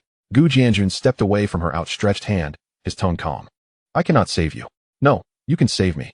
I saw you speaking with Wang Heyue. You must know her grandfather, Director Wang. If only Director Wang would speak up, I would surely be fine." Zhao Pundi spoke rapidly, fearing he might refuse. Gu Jianjun's expression darkened, akin to a pot's bottom. "What nonsense are you spouting? I don't know any director. I am not lying. Please, let Director Wang save me." Zhao Pundi persisted, treating Gu Jianjun as her last lifeline. Gu Jianjun had nothing further to say to someone like her and gestured for the men in red armbands to take her away swiftly. As she was pulled forward, Zhao Pundi dragged her feet along the ground, unwilling to leave. Seeing Gu Jianjun turn his back and disregard her, a flicker of hatred crossed her eyes, and she suddenly shouted, "I want a report. I accuse Yonglu Village's Captain Gu Jianjun of engaging in illicit trade. All my actions were instigated by him." This declaration sent shockwaves through the surrounding villagers, who were momentarily stunned before erupting in protest. "What are you saying?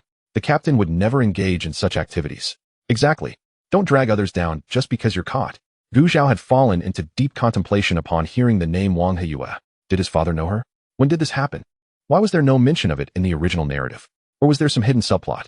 After pondering without clarity, he set the thought aside, observing Zhao Pundi's desperate accusations against his father without surprise. The original narrative had unfolded in this manner. However, he recalled that there had been no mention of the female lead or any directors. Zhao Pundi's claims were merely a frantic grasping at straws. Furthermore, because the original owner was involved, Gu Jianjun had indeed been taken for questioning. After verifying his innocence, he was released, only to receive the devastating news of the original owner's execution, which left the elderly couple profoundly affected. Before long, the village's team leader was replaced, leading to rampant speculation among the villagers regarding potential underhanded dealings. However, from Gu Zhao's perspective, it seemed that the change in leadership was likely instigated by Gu Jianjun himself, ultimately stemming from the significant impact the previous events had on him. At present, he was not directly involved, and Zhao Pundi's claims regarding Gu Jianjun were utterly unfounded. He stepped forward to address the middle-aged man. "Leader, it is evident to any discerning observer that Zhao Pundi is simply cornered and desperate. Her words cannot be trusted." "Indeed. Leader, our team leader is not the kind of person she suggests." A villager chimed in.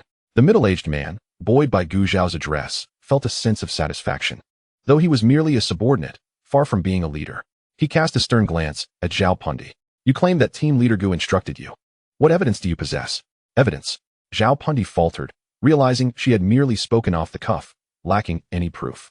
I have no evidence. But if it were not for his permission, how could a mere youth, newly arrived in the countryside, possess such audacity? The middle-aged man, growing impatient with her stammering, waved his hand dismissively. No evidence. Take her away. Along with Zhao Pundi, Lu Shuangfu and his entire family were also taken away. After all, Lu Shuangfu had flaunted his newfound wealth from the black market, and his family's improved living conditions could not go uninvestigated.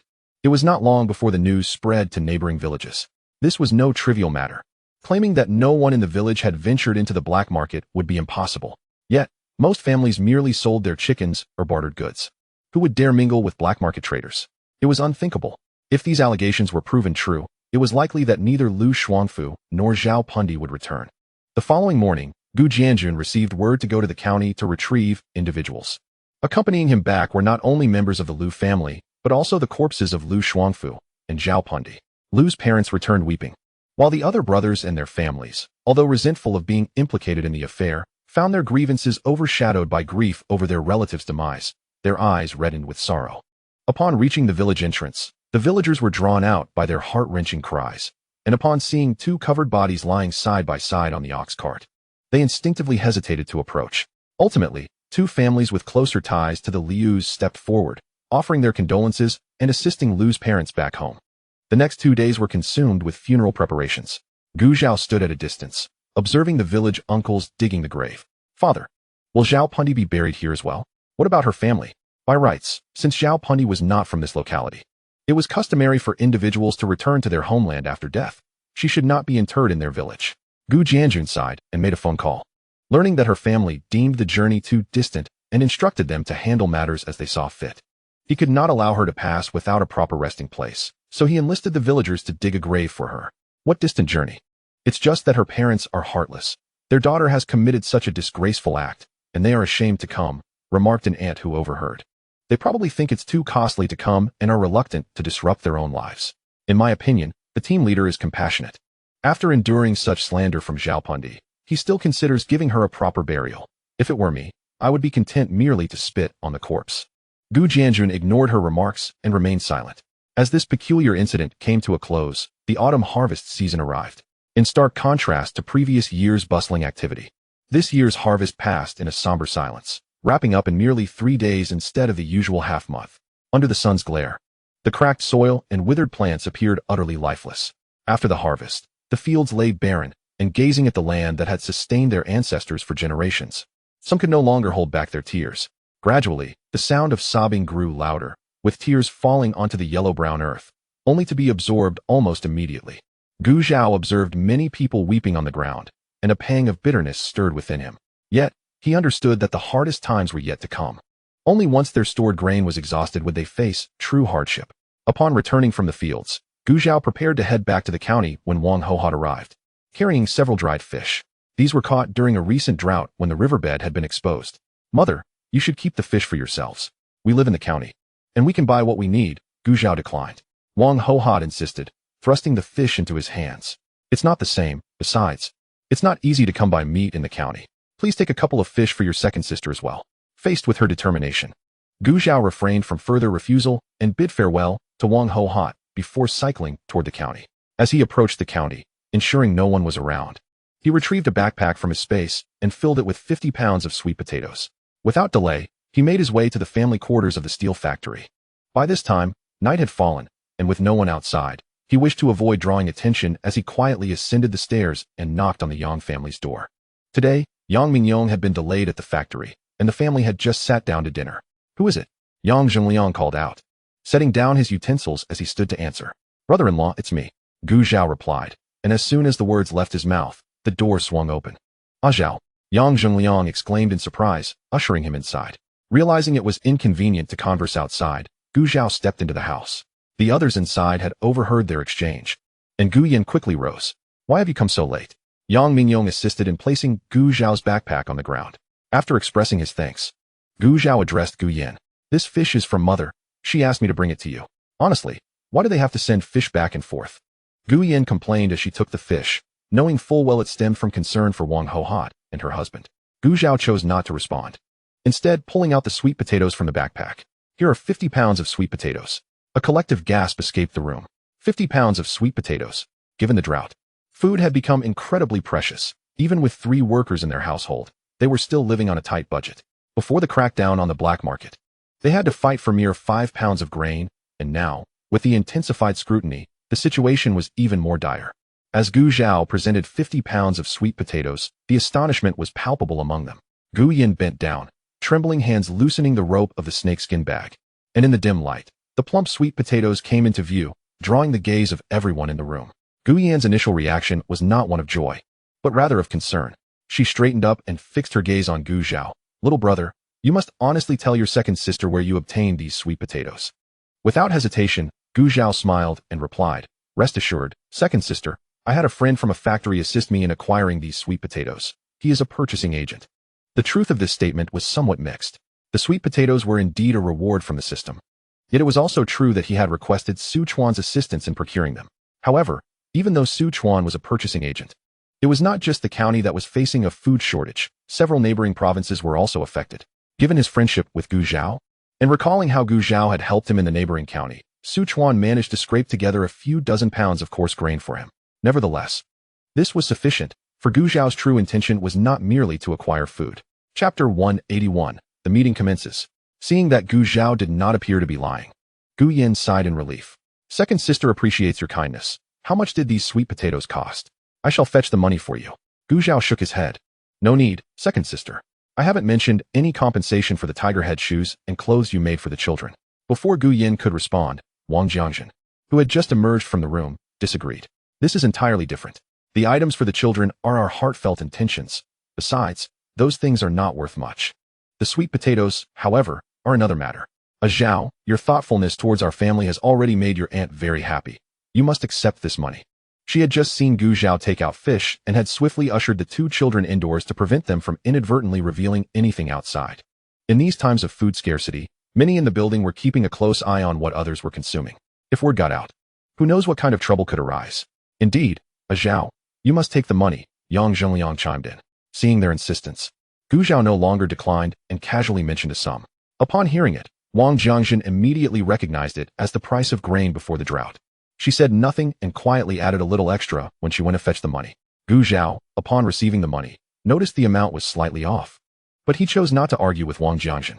The family accompanied Gu Zhao downstairs, and after watching him leave, Wang Jiangjin remarked, in critical times, one must rely on family. Yang Zhengliang teased, Mother, you weren't always like this. Wang Jiangjin shot him a glare. Is it forbidden for someone to have a change of heart? Upon hearing this, Gu Yin exchanged a surprised glance with Yang Zhengliang. At the same time, a sense of relief washed over Gu Yin. In the past, due to her rural upbringing and work circumstances, she had always felt somewhat diminished in her in-laws' presence. Since her younger brother had visited, the relationship between the 2 families had significantly improved. The next day, when Gu Zhao arrived at the factory, he was summoned to the office by Yu Zhirong. After listening to his words, Gu Zhao was astonished. You want me to attend the quarterly meeting held every 3 months at the county? Yu Zhirong nodded. Yes, not just this time. The county chief has instructed that you attend every meeting from now on. But what could I possibly contribute? Gu Zhao was self-aware. He understood that the meeting was meant for factory heads to report to the county chief, and as an external personnel, he felt out of place. Yu Zhirong chuckled. Since the county chief has invited you, there must be a purpose behind it. Besides, do not underestimate yourself. You are quite well known in our county. Not only in their county, but likely even in the neighboring one. Gu Zhao had made quite a name for himself among the factory heads. Thus, Gu Zhao refrained from asking further questions. After exiting Yu Zhirong's office, he began preparing a summary of his work during this period. The meeting was scheduled for the next day, leaving him little time to prepare, but summarizing work was one of the essential skills in the modern workplace. Having been a worker for several years, Gu Zhao had experienced various reports, including daily, weekly, monthly, quarterly, semi-annual, and annual reports. Thus, summarizing his work at this moment was a simple task for him. After work, Gu Zhao took his handwritten report home. Su Ran, seeing his curiosity, inquired. Gu Zhao explained, I need to attend a meeting at the county government office building tomorrow, and this is my preparation in advance. Oh, the county government office building? Isn't that where the county chief works? Su Xia exclaimed in surprise. Although she had only been in the county for a few months, she often wandered around during her free time and chatted with people, and now she was much more knowledgeable than before. Gu Zhao nodded with a smile. Yes.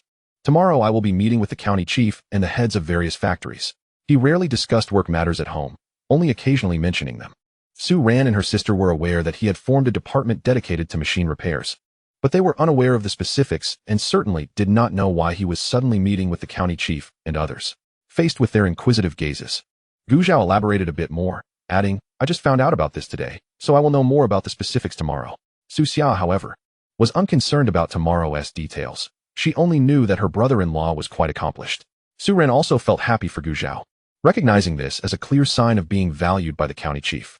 In their excitement, they insisted on celebrating Gu Zhao, cooking the dried fish gifted by Wang Ho hot, and stir-frying some twice-cooked pork.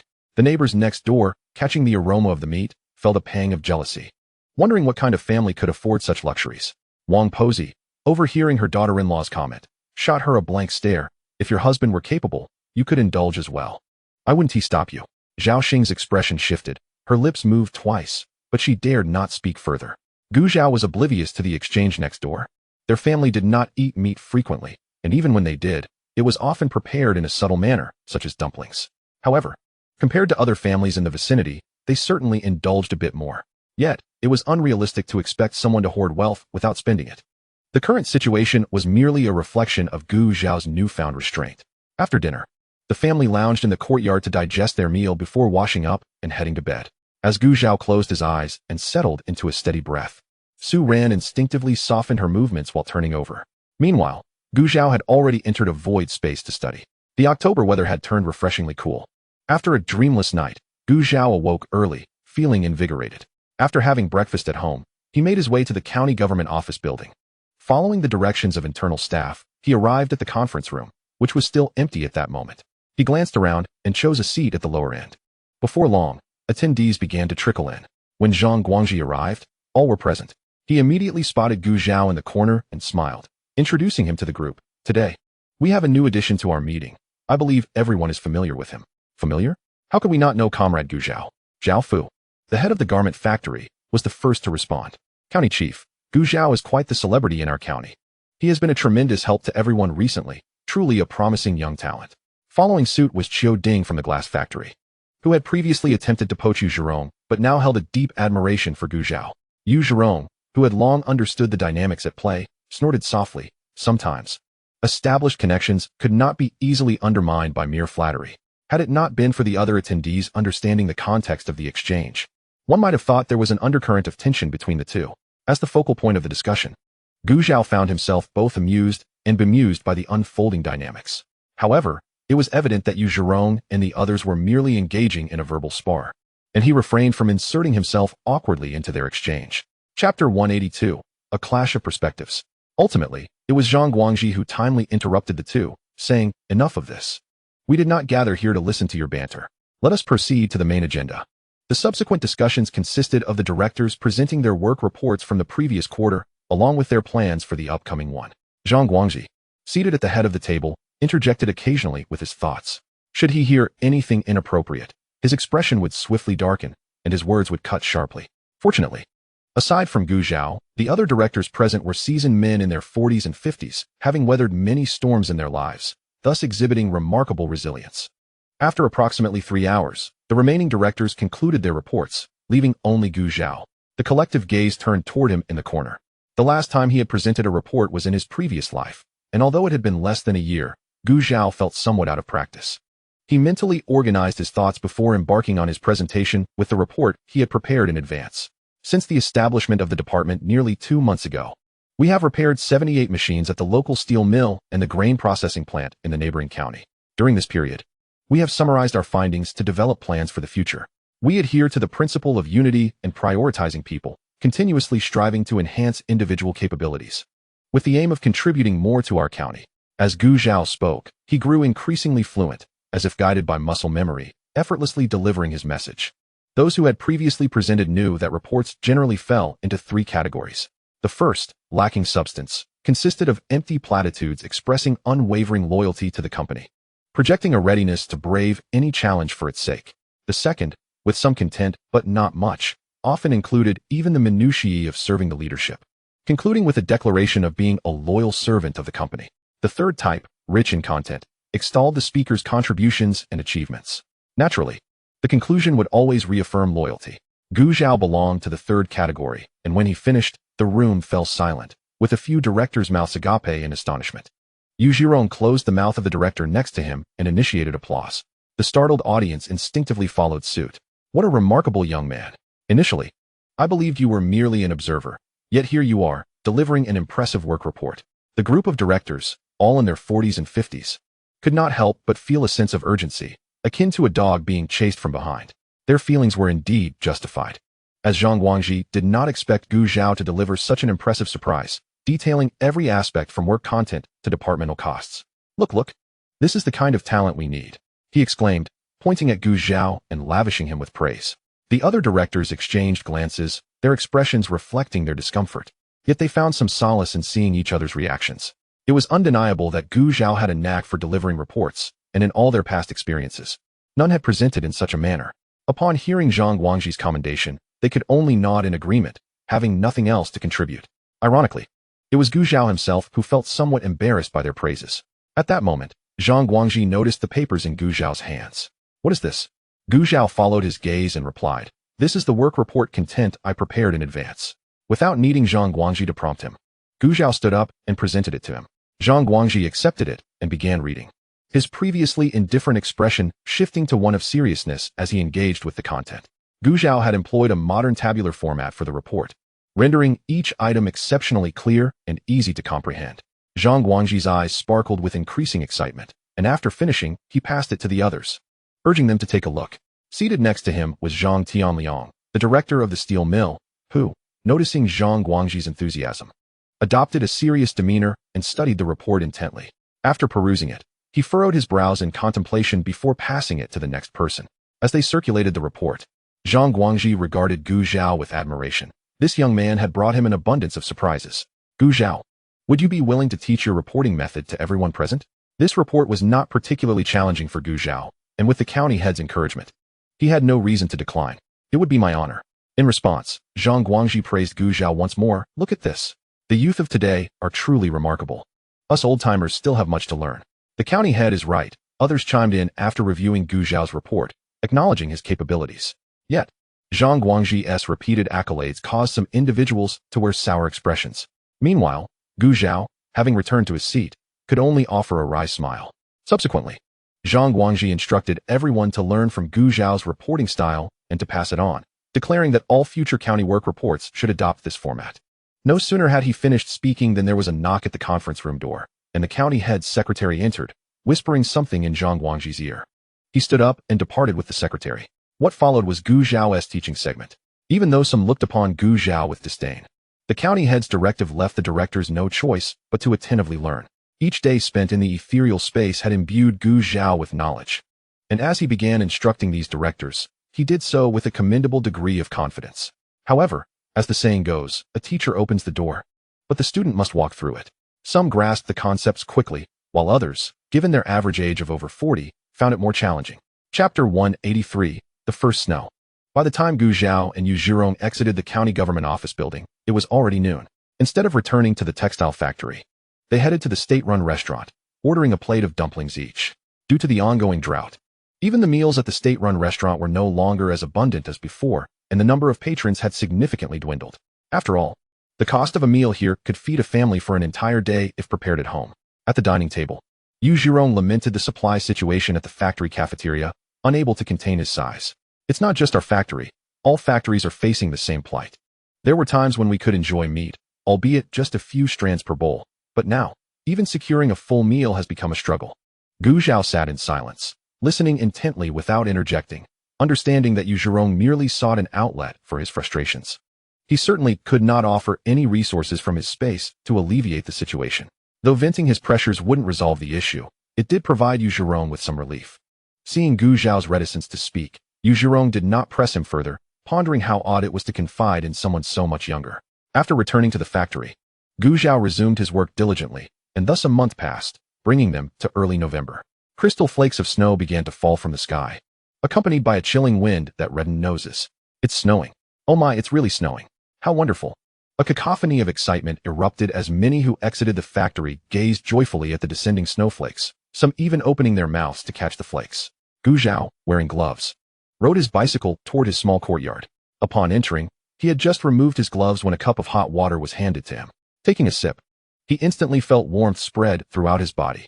Su Ran leaned against the door, watching the snowflakes gracefully descend and merge with the earth, her eyes sparkling with uncontainable joy. How splendid it is. Gu Zhao set down his cup and stood beside her, gazing together at the scene. He understood her sentiments. From the beginning of spring until now, a span of 7 to 8 months had passed without a drop of rain. Not only had the plants suffered, but even the people were on the brink of despair. Those of them residing nearby relied solely on a well situated not far from their courtyard for sustenance, and the daily chore of fetching water often led to considerable commotion. Either one household stealthily drew water at night, or another overindulged, resulting in constant quarrels. Even though Gu Zhao wasn't in dire need of water, the disturbances were a source of irritation. At present, they could only hope that this snowfall was not a fleeting phenomenon. As night fell, the snow appeared to intensify. The gentle sound of snowflakes landing and the chilling wind whistling through the air lulled everyone into a deep slumber. The following day, Gu Zhao awoke to a chorus of exclamations. He donned his thick cotton jacket, and the damp, cold air hit him like a wave, instantly rousing him. Before his eyes lay a vast expanse of white. The branches, burdened by the weight of the snow, creaked and groaned, stepping out from under the eaves. He found his ankles quickly enveloped in snow. Noticing Gu Zhao had awakened, Su Xia emerged with a basin of warm water. "Ah Zhao, come wash up and have breakfast." The water had been collected from melted snow the previous day, looking pristine. Gu Zhao reached out to take it. "Sister, I can manage from here on." All right. Su Xia readily replied, but Gu Zhao knew she would likely continue her kind gestures. While he washed, Su Xia prepared a bowl of rice porridge. Su Ran sat by the stove, changing the diaper of her 8-month-old child. The little one, already crawling about, squirmed vigorously in Su Ran's embrace, babbling incessantly with her tiny, toothy mouth. Su Xia placed the porridge on the table, arranging the bowls and chopsticks, watching with a smile as the little dumpling grew so adorably. With her fair, tender skin and small hands and feet resembling lotus roots, she was not only delightful to behold, but also full of energy. Once, Su Xia had inadvertently received a kick from the little one, resulting in a bruise the following day. After the diaper change, Su Ran chuckled while patting the squirming child in her arms. How could it not be good? She has been thriving on milk powder without interruption. Su Xia nodded in agreement, reflecting on how fortunate the child was compared to many others who had grown up on meager rations. Moreover, her brother-in-law was exceptionally caring. After the baby had bitten Su Ran while teething, he insisted on stopping breastfeeding. Such a considerate man was a rarity in Su Xia's experience. As they engaged in casual conversation, Gu Zhao returned with the basin. After their meal, those who worked departed for their duties, while Su Xia stayed home to look after the child. Chun Yin had recently passed his assessments and officially started his job, with 3 subordinates and following extensive repairs. The factory's machinery issues had diminished significantly. Even if problems arose, Zhao Xian and his colleagues could resolve them. Occasionally, while seated at his desk, Gu Zhao felt a twinge of guilt, realizing that merely collecting a paycheck without contributing was not right. Yet, he reminded himself that technical skills were invaluable regardless of the setting. As long as he could be of assistance when it mattered, that was sufficient. Just as this thought crossed his mind, a situation arose. From Yuzhirong, Gu Zhao learned that a tractor transported from the province had suddenly failed to start in the snow. Due to advancements in domestic tractor technology over the past 2 years, large-scale production had commenced. This particular tractor had been allocated to their county. Since only Yuzhirong's office had a telephone, Zhang Guangji promptly informed him of the issue, urging him to relay the message to Gu Zhao. After all, this was a new tractor from the city, and it could not afford to malfunction. The location of the tractor's breakdown was not far from the county, roughly 10 kilometers away, but the snowy conditions made travel arduous. Gu Zhao and Zhao Xian, laden with tools, trudged through the snow for 3 hours to reach the site. The tractor operator stood in the snow, stamping his feet to keep warm. Initially pleased to see Gu Zhao and Zhao Xian approaching, his demeanor quickly shifted to one of caution. "Stay back. What are you here for?" Gu Zhao understood his apprehension and halted, gripping Zhao Xian's arm. "Comrade, do not fear. We are here from the county to repair the tractor." Upon hearing this, the operator relaxed, scratching his head in embarrassment. Gu Zhao waved it off, assuring him it was no trouble. It was wise to be wary during such times, especially with numerous road bandits lurking about. In the past, even as the new millennium dawned, Gu Zhao recalled how one of his clients had once driven a motorcycle taxi and recounted tales of robbers posing as passengers, only to threaten the drivers with knives once they reached their destinations. In such desolate, uninhabited places, one had no choice but to comply. Chapter 184. Should we use supplies to save others? In the icy wilderness, Gu Zhao did not engage in lengthy conversation with the tractor operator. He set down his tools and began his inspection. The fuel tank was sufficient, the fuel lines were clear, and the spark plugs were functional. After thorough checks, Gu Zhao concluded that the low temperature was the culprit behind the tractor's failure to start. The solution was straightforward: raise the engine temperature. The operator bent over, watching Gu Zhao and Zhao Xian's actions intently. After half an hour, when the engine roared to life, he joyfully grasped Gu Zhao's hand, shaking it vigorously. "Comrade, I cannot thank you enough." He was responsible for the tractor's transport, and if it had malfunctioned, he too would bear the consequences. "Not at all," Gu Zhao replied, retracting his hand and rubbing a handful of snow in his palms. Zhao Xian followed suit, cleansing his hands as well. The return journey was significantly easier. Riding the tractor, they reached the county in about an hour and a half. Upon disembarking, Zhao Xian's teeth chattered, his initial enthusiasm for the tractor ride replaced by fatigue. Gu Zhao's face felt numb from the cold as they bid farewell to the operator and hurried back to the office. Upon entering, Chun Yin immediately noticed their flushed cheeks and poured each of them a cup of hot water. Once they had warmed up, Gu Zhao spoke up. "How did it go? Was there a problem with the tractor?" Zhao Xian rubbed his hands together, replying, "Not much, just that the temperature was too low for it to start." Just then, Yu Zirong entered the office, having heard of their return, and inquired about the situation, echoing Chun Yan's question. Zhao Xian patiently reiterated the details. Upon hearing this, Yu Zirong sighed in relief, then pondered aloud. With this tractor, the comrades in the countryside should find their work considerably easier. "Not necessarily," Gu Zhao countered, shaking his head. "Just figuring out how to allocate it will be a challenge. There are more than a few villages under Qingtian County, so deciding who gets to use it will be problematic. Moreover, those village leaders are no pushovers. They will likely argue fiercely over it. And a single tractor can only do so much. However, such concerns were likely the county chiefs to worry about, not theirs." Yu Zirong seemed to understand, yet he added, "Having it is certainly better than not." Others nodded in agreement. The days that followed were relatively tranquil. In the past few months, the system's marketplace had primarily refreshed food items: 60,000 pounds of sweet potatoes, 30,000 pounds of rice, 50,000 pounds of potatoes, along with various meats from cattle, sheep, and pigs, all at remarkably low prices. Aside from his persistent yearning for the comprehensive mechanical compendium, Gu Zhao held no particular thoughts on other matters. Yet, upon encountering this opportunity, especially at such a modest price, he deemed it unwise to let it slip away. As of now, his storage boasted nearly 100,000 pounds each of rice, sweet potatoes, and potatoes, with other staples such as flour, corn grits, potatoes, soybeans, and mung beans also exceeding 50,000 pounds each. Naturally, there was no shortage of various meats. Even if they were to feast on meat daily, there would be enough to sustain his family for a decade or more. By the time Gu Zhao emerged from the county government office, the new year was fast approaching, and schools had long since closed for the holidays. Su Ran and her sisters awaited his return to the countryside after his meeting. However, the joy of returning home abruptly ceased as he approached the throng gathered before the office building. Beneath the overcast sky, the biting wind pricked against the skin like needles. A group huddled on the frigid stone steps, their threadbare and tattered cotton clothing offering little warmth. Nearby, staff members from the county office attempted to persuade them to move, but they remained unresponsive, standing at the entrance in a state of numbness or confusion, silently pleading.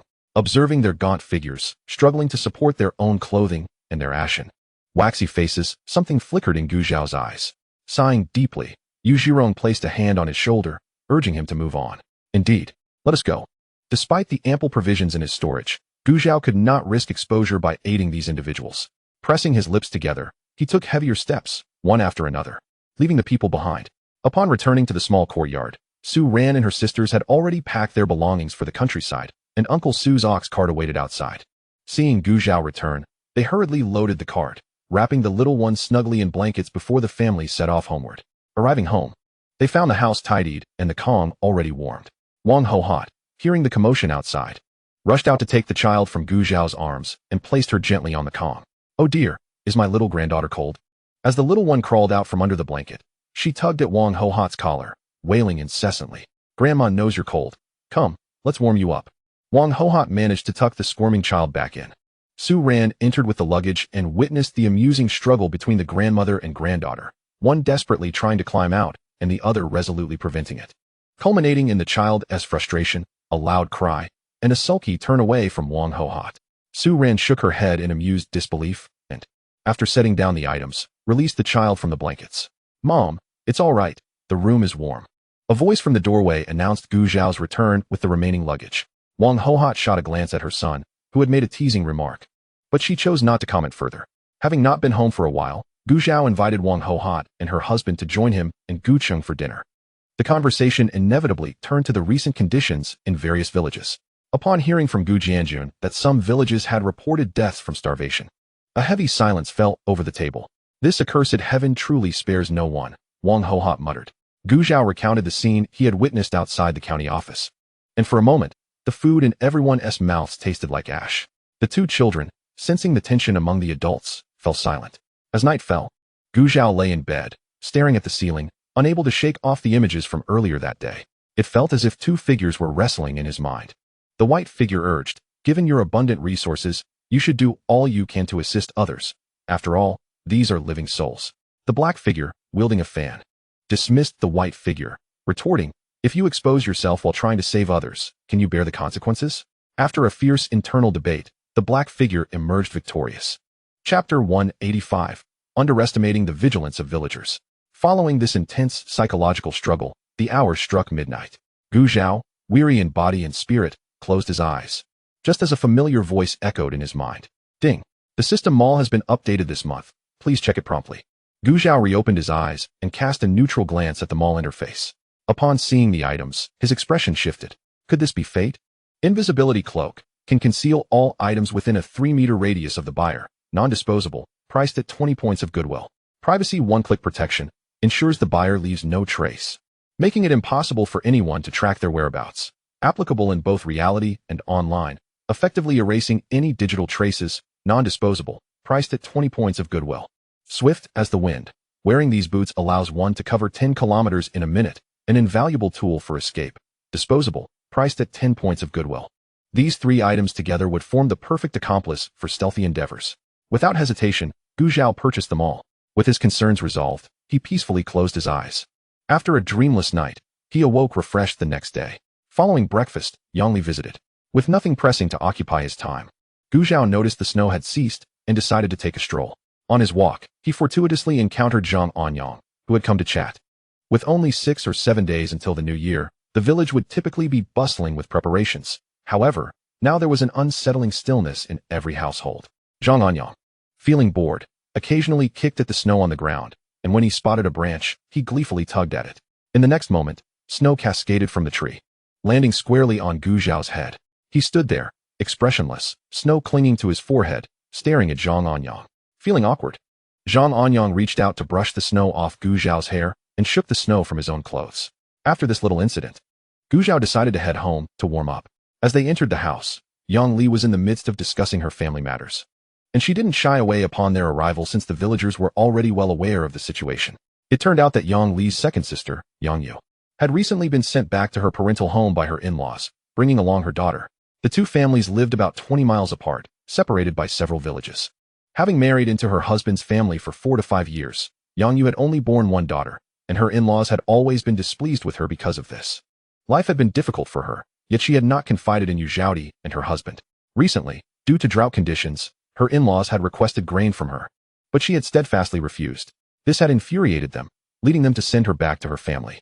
Their intention was to intimidate Yang Yu, but little did they know. A person who had endured oppression for so long might suddenly rebel, and she swiftly packed her belongings and returned home with her daughter. My second brother-in-law seems all proper on the outside, yet he listens to his parents for everything, neglecting his wife and child without a shred of his own opinions. After recounting the tale, Yang Li spat in disdain, her contempt for her brother-in-law evident. No, he shouldn't even be called brother-in-law now. He.s. just that man. The room fell silent as they listened to Yang Li's grievances, until suddenly a familiar voice chimed in, an agreement resonating from Zhang Anyang. How peculiar it is that these two, upon encountering one another, invariably bicker like a pair of squawking chickens. When has there ever been a moment of mutual agreement in their discourse? Under the curious gazes of the onlookers, Zhang Anyang, the muscular man, felt a wave of shyness wash over him, clearing his throat awkwardly. What is the matter? Gu Zhao narrowed her eyes, sensing something amiss. Yang Li cast him a sidelong glance, echoing her sentiment. You seem off. The sisters Su Li exchanged a knowing look, their silence speaking volumes. Under their scrutinizing gaze, Zhang Anyang's lips moved, yet no words emerged, and he swiftly fled through the door. Observing his retreating figure, as though chased by a rabid dog, Gu Zhao remarked. He is indeed not himself. Yang Li nodded in agreement, confirming the sentiment. As for the specifics of his peculiar behavior, Gu Zhao glanced at the oblivious Yang Li beside her, then out toward the door, piecing together some thoughts. The day, ordinarily uneventful, swiftly faded into the depths of night. Noticing the steady rhythm of breath beside her, Gu Zhao waited a moment longer before rising quietly, donning her clothes and stepping outside. As she laced up her swift boots, a sense of lightness enveloped her. With time precious and tasks urgent, she wasted no moments. She donned her stealth gear and activated the privacy-protecting ring upon her finger. After colliding with a few trees, she quickly mastered the boots' mechanics. She darted through fields and villages, placing supplies in the most conspicuous locations of each settlement before moving on to the next. Lacking the time and energy to investigate these villages, she ensured that the provisions were uniformly distributed, including those of Yanglu village. Only by treating all equally could one avoid leaving traces for pursuit. After a flurry of activity spanning 4 or 5 hours, she returned to Yanglu village just before dawn, her final destination for the day. The village's granary lay bare. Save for a few farming tools, and with winter's chill, only De Huang stood guard. The sudden appearance of a large mound of grain beneath the eaves startled De Huang into a barking frenzy. This was precisely why she had chosen her own village as the last stop. The dog's barking would inevitably attract the villagers, providing her with a solid alibi. Thus, before De Huang could summon anyone, Gu Zhao swiftly retreated to her home, barely resting her head on the pillow before sensing movement nearby. It was Su Ran, roused from sleep by De Huang's incessant barking, nudging Gu Zhao awake. Feigning grogginess, Gu Zhao blinked her eyes open, gazing at her with feigned confusion. De Huang is barking. Should we go take a look? Gu Zhao rubbed her eyes, becoming slightly more alert. I'll go. You stay here and sleep. Su Ran acquiesced, tugging the blanket over the little creature nestled beside her. By the time Gu Zhao arrived at the scene, a considerable number of villagers had gathered, including Gu Jianjun. Armed with torches, they stood before a pile of bulging snakeskin bags at the granary entrance. What is this? When did this suddenly appear here? I distinctly remember there being nothing before dark last night. I recall the same. Who placed these here? The crowd murmured, no one daring to step forward or approach. Could it be some bioweapon left by the little devils? Speculated one. Upon hearing this, those already hesitant to approach stepped back in fright, distancing themselves. Gu Zhao, observing the crowd's reaction, felt a twinge of exasperation. She had underestimated their wariness at this moment. Just as she pondered whether to be the first to step forward, a keen-eyed individual spotted a glimpse of tuber protruding from one of the bags. Look, isn't that a sweet potato? The crowd gaped, eyes widening in astonishment as they confirmed the sight. Suddenly, more individuals sought to approach for a closer look, only to be halted by Gu Jianjun, who instructed the villagers to remain in place while he cautiously advanced with a stick to untie the bag's knot. In the next heartbeat, a plump, round sweet potato rolled slowly to rest at Gu Jianjun's feet, eliciting audible gasps from the crowd. Without needing to taste it, the villagers, seasoned by decades of farming, recognized its unmistakable sweetness and starchy goodness. The sound of a swallowed gulp echoed distinctly in the hushed atmosphere, awakening the crowd from its stupor, igniting a fervor. My goodness, it truly is a sweet potato. Those quick of hand rushed forward to seize the solitary tuber, and without hesitation, one took a bite, the crisp sweetness bursting forth with each chew. Others, witnessing this, hurriedly began to open the remaining bags, exclamations of wonder filling the air. As all the bags were unveiled, a strange silence fell over the scene. Sweet potatoes, rice, mung beans, and corn, the bounty totaled several thousand pounds, and the villagers gazed with fervent anticipation at this trove. Where on earth did these come from? Could it be the work of some ancestral spirit or deity? It must be, otherwise such a quantity couldn't have entered the village unnoticed. Perhaps it was human intervention? Someone countered. Who could possibly orchestrate such a feat? I rushed here the moment De Huang started barking, and I saw no one around. Among the villagers, the idle Wang Lizi feigned mystery, shaking his head. Gu Zhao, hidden in the crowd, felt a stir of interest. Who? Someone prompted inquisitively. Wang Lizi gestured toward De Huang, who was now the center of attention, cowering under the scrutiny. Whimpering softly, "You're insane, Wang Lizi," the villagers collectively retorted, rolling their eyes. Undeterred, Wang Lizi insisted. De Huang was the only one present at the time. If it doesn't know, then no one does. He then squatted before De Huang, fixing his gaze intently upon it. Speak, De Huang. De Huang tilted its head, letting out a soft whoa. Gu Zhao felt a swell of sympathy for the beleaguered dog. Ignoring Wang Lizi's antics, the villagers eagerly focused on the bounty at their feet, casting inquiring glances toward Gu Jianjun. Captain, what should we do with these provisions? First, let us move the supplies into the granary. We'll distribute the grain once dawn breaks, Gu Jianjun declared without hesitation. In this moment, he exhibited no inclination to surrender the goods. As some villagers were on the brink of hunger, just as a jubilant howl escaped, it was abruptly silenced by a warning. Are you trying to attract the attention of neighboring villages? Even after receiving a light rap on the back of his head, no one was angered. The villagers cheerfully carried the provisions into the granary, leaving 2 individuals to guard the entrance while the rest returned home to rest. Yet, it seemed unlikely that anyone would find sleep that night. Meanwhile, similar scenes unfolded across numerous nearby villages. Su Ran, unable to shake her concern over the earlier commotion, remained awake. When Gu Zhao returned and explained the events, her initial astonishment soon transformed into delight, not merely for the prospect of rations for their village, but for the newfound hope it brought to many. With spirits lifted, the residents of Yonglu village sprang into action at dawn, without needing a summons. As the first light broke, the granary entrance was teeming with villagers, their faces alight with uncontainable joy as they whispered excitedly. Gu Jianjun, evidently aware of the villagers' eagerness, arrived earlier than most with the village leaders to begin tallying the grain. Once the grain inventory was completed, he stood at the doorway, gesturing for everyone to maintain silence. At that moment, his words held more weight than anything else. Without uttering a single command, many instinctively closed their mouths, even helping those beside them to do the same. Observing the hush that descended upon the crowd, Gu Jianjun finally spoke. Everyone understood that the arrival of this grain was shrouded in mystery, and to ensure safety, we had already conducted an inspection. There were no issues with the grain. It is safe for consumption. The villagers, aware that he had yet to finish, stifled their excitement and continued to listen intently. Here, I must emphasize 2 points. First, once you receive your share of grain, do not broadcast it. Keep this matter to yourselves. Should I discover anyone spreading the news? The villagers responded in unison, reassuring him, rest assured, we will not. Indeed, who would be so foolish? Before Gu Jianjun could complete his sentence, the crowd hastily affirmed their commitment. A few individuals, lacking in discernment and contemplating spreading the word, exchanged nervous glances, their faces betraying a fleeting embarrassment before they clenched their fists and resolutely assured him. Seeing that the crowd was on the same page, Gu Jianjun nodded and continued. The second point pertains to the distribution of grain. This grain was not sown by us, and it is unrelated to work points. Therefore, we shall allocate it based on family size, with different standards for adults and children. How does that sound? The crowd exchanged glances and began to discuss softly among themselves. I think it's feasible. After all, families with more members should receive a larger share, while those with fewer will receive less, ensuring that no one is left to starve. In fact, this is quite similar to the work points distribution standard. Larger families accumulate more points and thus receive more grain, while smaller families accumulate fewer points and receive less. Of course, this standard applies only to villagers with local residency. Once a consensus was reached, the villagers unanimously agreed to this distribution plan. Observing that there were no objections, Gu Jianjun began organizing the grain distribution.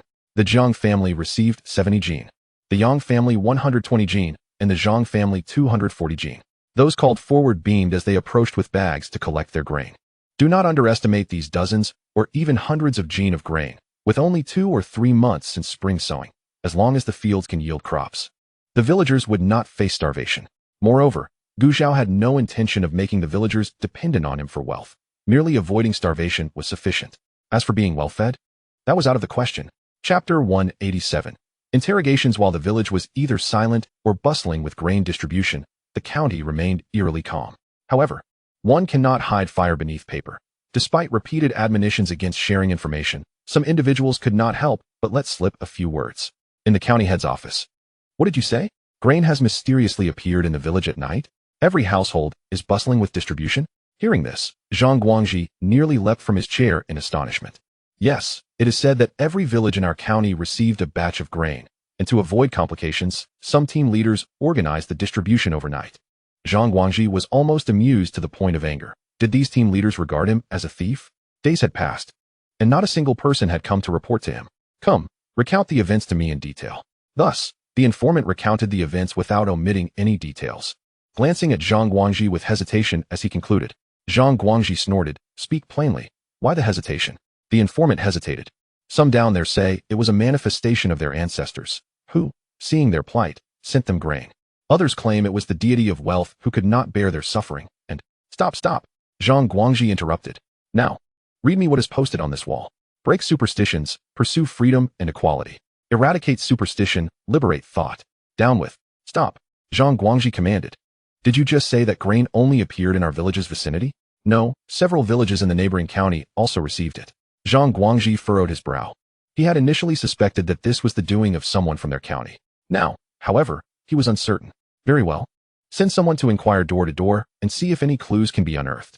Yes, county head, but what about the suddenly appearing grain? Zhang Guangji shot a glance at him. What? Do you possess the ability to pry information from the mouths of those who receive the grain? Given the current drought and food shortages, the situation is already unstable. Forcibly extracting life-saving grain from these individuals may well cost me my position as county head by the end of the day.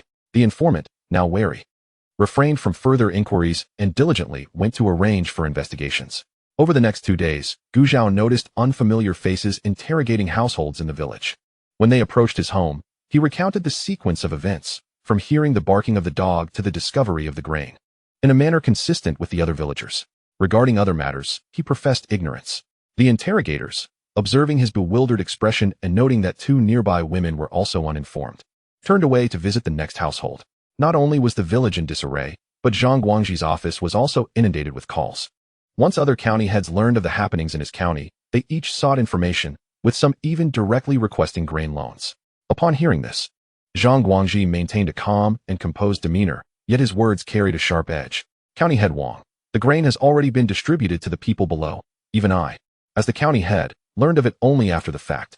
If you wish to borrow grain, you may do so directly from the villagers. There is no need to go through me. The individual on the other end of the line was momentarily taken aback by this response, and in a fit of anger, hung up. Zhang Guangji snorted, setting the phone down as he returned to his work. The people of Yanglu village remained blissfully unaware of the tumult above. Ever since receiving their grain, the entire village sprang to life. Their previously resigned attitude towards the upcoming new year transformed. Preparations for the festivities commenced, grinding tofu, pasting spring festival couplets, and honoring the kitchen god. They busily engaged in these activities until New Year's Eve. Gathered around the table, the family enjoyed a reunion dinner. Buoyed by the resolution of pressing matters, Gu Jianjun was in high spirits. At that moment, Gu Zhao produced a bottle of wine, and Gu Jianjun insisted on sharing a toast with his 2 sons. Wang Hohat, seeing his joy, did not intervene and instead helped the Su sisters prepare the reunion feast.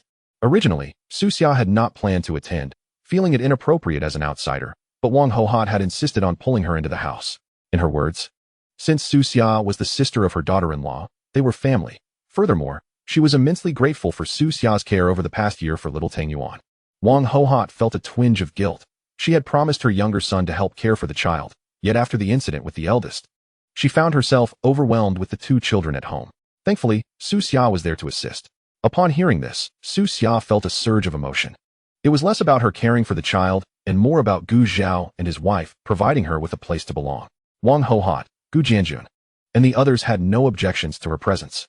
Little did she know how many generations of good fortune had led her to encounter such a wonderful family. Chapter 188. In-laws arrive following New Year's Eve. Families began visiting one another to extend New Year-esque greetings. During this time, another event unfolded. Yang Yu's in-laws came knocking at the door. As the clamor from next door reached their ears, Gu Zhao and her family were nestled on the kong, munching on sunflower seeds and engaging in light-hearted conversation. Yang Li, feeling the monotony of her own home, had brought her little niece to play in this lively household. However, upon realizing that the commotion emanated from her own residence, she promptly stood up and requested, Sister Su, could you please watch over the child for me? Uncertain of the circumstances, she hesitated to return home with the child, and once Su Ran agreed, she dashed out without delay. Inside, the others exchanged glances. Su Ran expressed concern, suggesting, should we go and take a look? Let us do it, Gu Zhao replied decisively.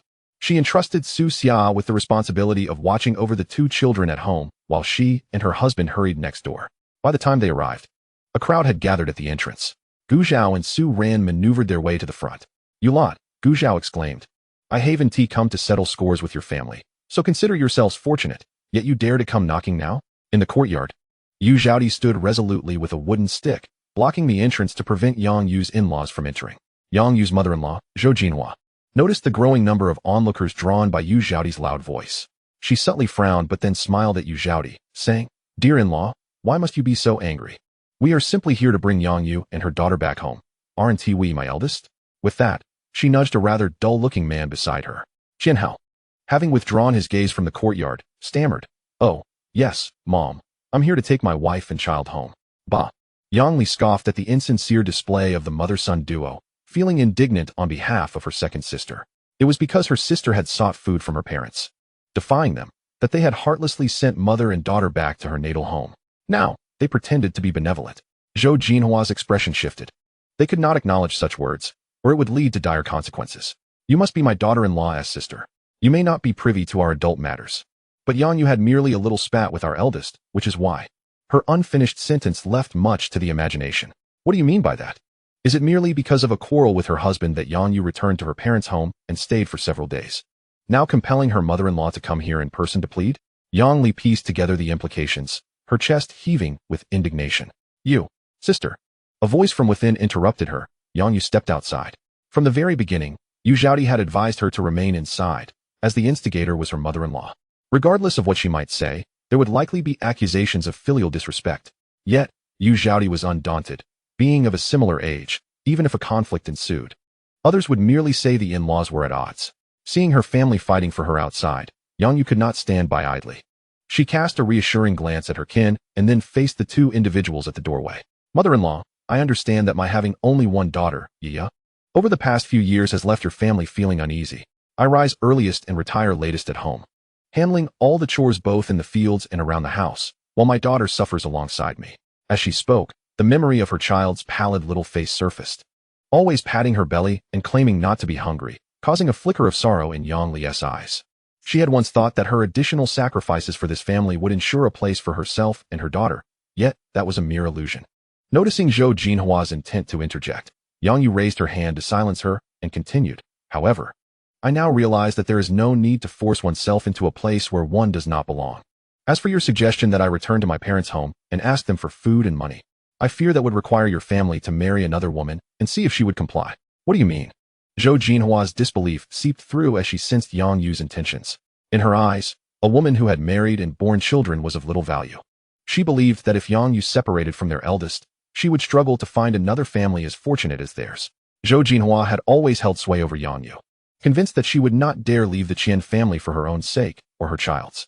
While her reasoning was accurate for many, it did not apply to Yu Zhaodi, who had her own experiences. With a name that suggested a birthright in a family that favored sons, she had endured much suffering in her youth. Consequently, she held a particular disdain for those who perpetuated gender inequality. In her pursuit of escape from that oppressive household, she had eagerly chosen the Yang family, and it had proven to be a wise decision. Yang Kaihua was diligent, kind, and despite having fathered 3 daughters, he harbored no prejudice against them. After marrying into the family, Yu Zhaodi effectively took the reins, wielding more influence than Yang Kaihua himself. Thus, even upon hearing her daughter's desire to part ways with the Qian family, she had no objections and, in fact, wholeheartedly supported her. As she sensed Zhou Jinhua's slight anxiety, Yang Yu shot her a glance and replied, yes. This declaration was not made lightly. During her time away, she had contemplated at night and concluded that remaining with the Qian family offered no benefits. Certainly, if she stayed, she would be nothing more than a lifelong workhorse for that family, and her daughter would face a grim fate. Starved of affection and attention in her formative years, her daughter would likely toil alongside her, only to be hastily married off to another family for the sake of dowry. If luck favored her, she might wed a decent man and lead a simple life. If not, she could end up with a much older widower or an abusive husband, ruining her daughter's life entirely. That was an outcome she could not accept. Ultimately, her resolve solidified, bolstered by the support of Yu Zhaodi and her husband. Without their backing, she would never have dared to voice such sentiments in public. Chapter 189. It's him who is inadequate. At that moment, the previously unremarkable man, who had always followed his mother's lead, noticed Yang Yu's serious demeanor and grew anxious. You, don't make a fuss. Mom and I are here to take you and the child home, right? Yang Yu shot him a venomous glare. If there was one person she despised most in the Qian family, it was this very man. She had never encountered a man so devoid of courage, always deferring to his mother's decisions, even as his wife and child faced unjust treatment, remaining silent. Initially, she had resisted, but he would embrace her, soothingly urging her to endure for his sake. Back then, having only been married for a couple of years, he appeared to be a decent man. And for the sake of her husband and child, she had indeed tolerated much. However, as the Qian family grew increasingly unreasonable, her complaints became more frequent. And he began to show impatience, siding with his parents instead. He would say that they were his parents who had raised him, urging her to bear with it. He lamented that without a son, he would have no one to care for him in old age, expressing that his mother was merely worried for him.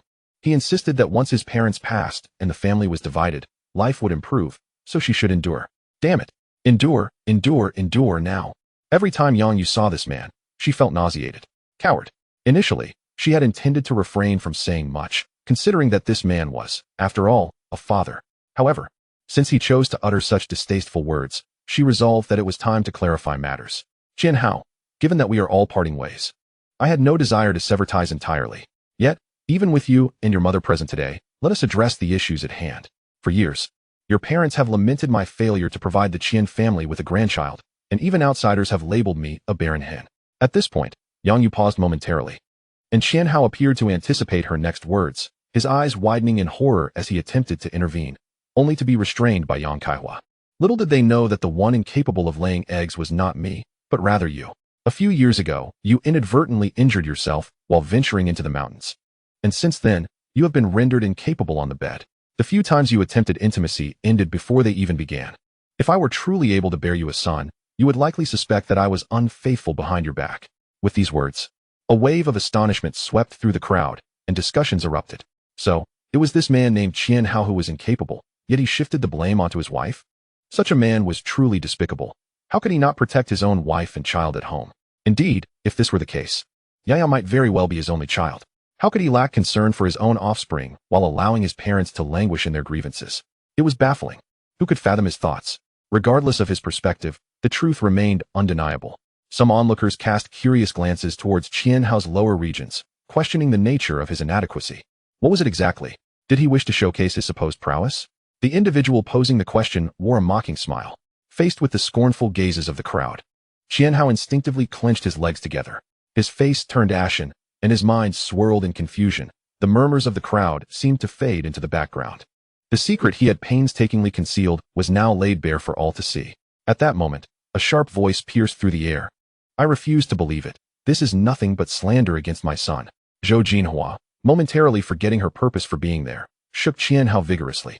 You must tell everyone that this woman is lying. If this were true, our family would be utterly humiliated. Over the years, she had vividly remembered the ridicule directed at Yang Yu in the village, and at times, she had even participated in it. The mere thought that such gossip would now be directed at her own family was intolerable. As Qian Hao was shaken awake, he realized he could not, under any circumstances, admit to the truth today. If he did, his life would be irrevocably ruined. Just as he was about to deny the allegations, a voice he found unfamiliar chimed in. If you wish to ascertain the truth, a visit to the hospital for an examination would suffice. All eyes turned towards the speaker, and someone curiously inquired, Zhao, are you serious? Can the doctors really determine such things? Can they even tell if a man is capable or not? The woman who asked this question eagerly awaited Gu Zhao's response. If such a miraculous diagnosis were indeed possible, she would insist her own husband visit the hospital, as his capabilities had diminished over the years. If the hospital could provide answers, she would drag him there, even if it merely extended his performance by 3 minutes. As these thoughts crossed her mind, she cast a resentful glance at her own husband. Worthless man. Gu Zhao, though uncertain of the current advancements in medicine, believed that the issue of male inadequacy was an age-old dilemma. Surely, hospitals must possess some experience by now. While they might not cure the ailment, they should at least be able to make a basic assessment. Thus, faced with the inquisitive gazes of the crowd, he nodded without hesitation. At this, Qian Hao's ready retort lodged itself in his throat. The audience had observed his earlier demeanor and his current reaction, leading them to largely believe Yang Yu's assertion of his inadequacy. Zhou Jinhua, unable to withstand the shock, rolled her eyes and fainted. The surrounding crowd instinctively stepped back as she collapsed, her body hitting the ground with a thud. It was then that Qian Hao remembered he ought to assist her. Regardless of how he shook her, Zhou Jinhua remained unresponsive. Someone suggested, quick, pinch her acupoint. Qian Hao immediately complied, but Zhou Jinhua's acupoint turned a purplish hue. Yet she showed no signs of awakening. Panic set in as he desperately tried to lift her. No, he could not lift her, despite exerting all his strength. Part of Zhou Jinhua's body remained dragged on the ground. Seeing this, someone could no longer stand by and decided to help, especially given the gravity of the situation and that it had occurred in their village. Should anything happen, it would be difficult to explain. However, just as that person took a step forward, they were halted by another individual who gestured dismissively toward Zhou Jinhua. In the process of moving her, Qian Hao had accidentally knocked Zhou Jinhua's hand against a stone on the road, causing her to tremble in pain, her expression clearly reflecting her discomfort. At that moment, The would-be helper realized Zhou Jinhua was merely feigning. How foolish of her to think she needed to intervene. As they watched Qian Hao fade from view, Yang Yu called out to his retreating figure, "Qian Hao, don't forget to register for the divorce after the new year." His silhouette faltered momentarily, but did not respond. Continuing to hunch over as he half-dragged, half-carried the unconscious woman forward. Seeing his lack of reaction, Yang Li expressed her concern, "Mom, Dad, what if he doesn't show up? What if they won't let us take Yaya?"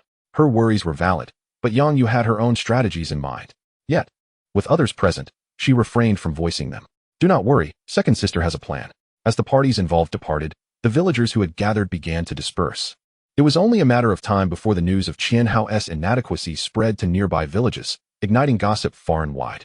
Chapter 190, An Unconventional Recruitment Model. After the new year, Yang Yu indeed followed through on her word and took Qian Hao to the county seat to file for divorce, gaining custody of their child. As for why the Qian family permitted such treatment, it seemed to relate to dealings with the black market, according to Yang Li's vague assertions. However, Su Ran, sensing the delicate nature of the topic, chose not to pry further.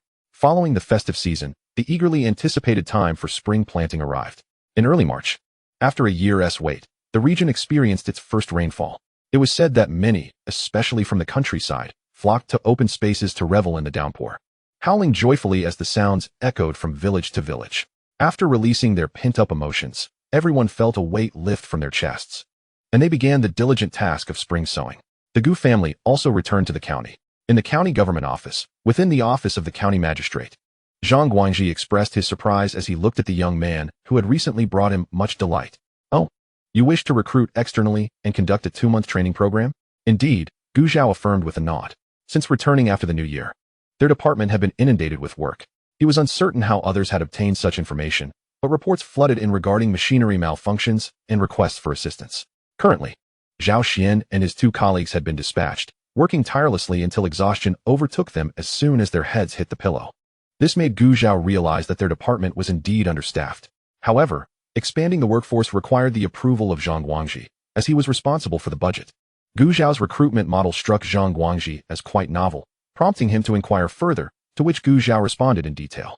After comprehending the model, Zhang Guangji pondered for a moment before acquiescing. He was aware that individuals from other counties had approached Gu Zhao, a situation he had permitted. Presently, they were not lamenting the hardships endured during this period. Instead, they had proactively devised a solution, seeking to expand their internal workforce through training. Thus, Zhang Guangji found little reason to decline. With his consent, Gu Zhao proceeded to orchestrate the recruitment with great enthusiasm. Initially, he drafted an announcement for the recruitment of trainees, which was posted outside the textile factory. The training was to last for 2 months, and the criteria for recruitment were as follows. First and foremost, candidates must have at least completed primary education. Second, they should possess a certain level of practical skills, be quick-witted, and have a sharp intellect. Third, they must pass a political review and be in good health. Fourth, during the training period, they were to follow the instructions of the training instructors.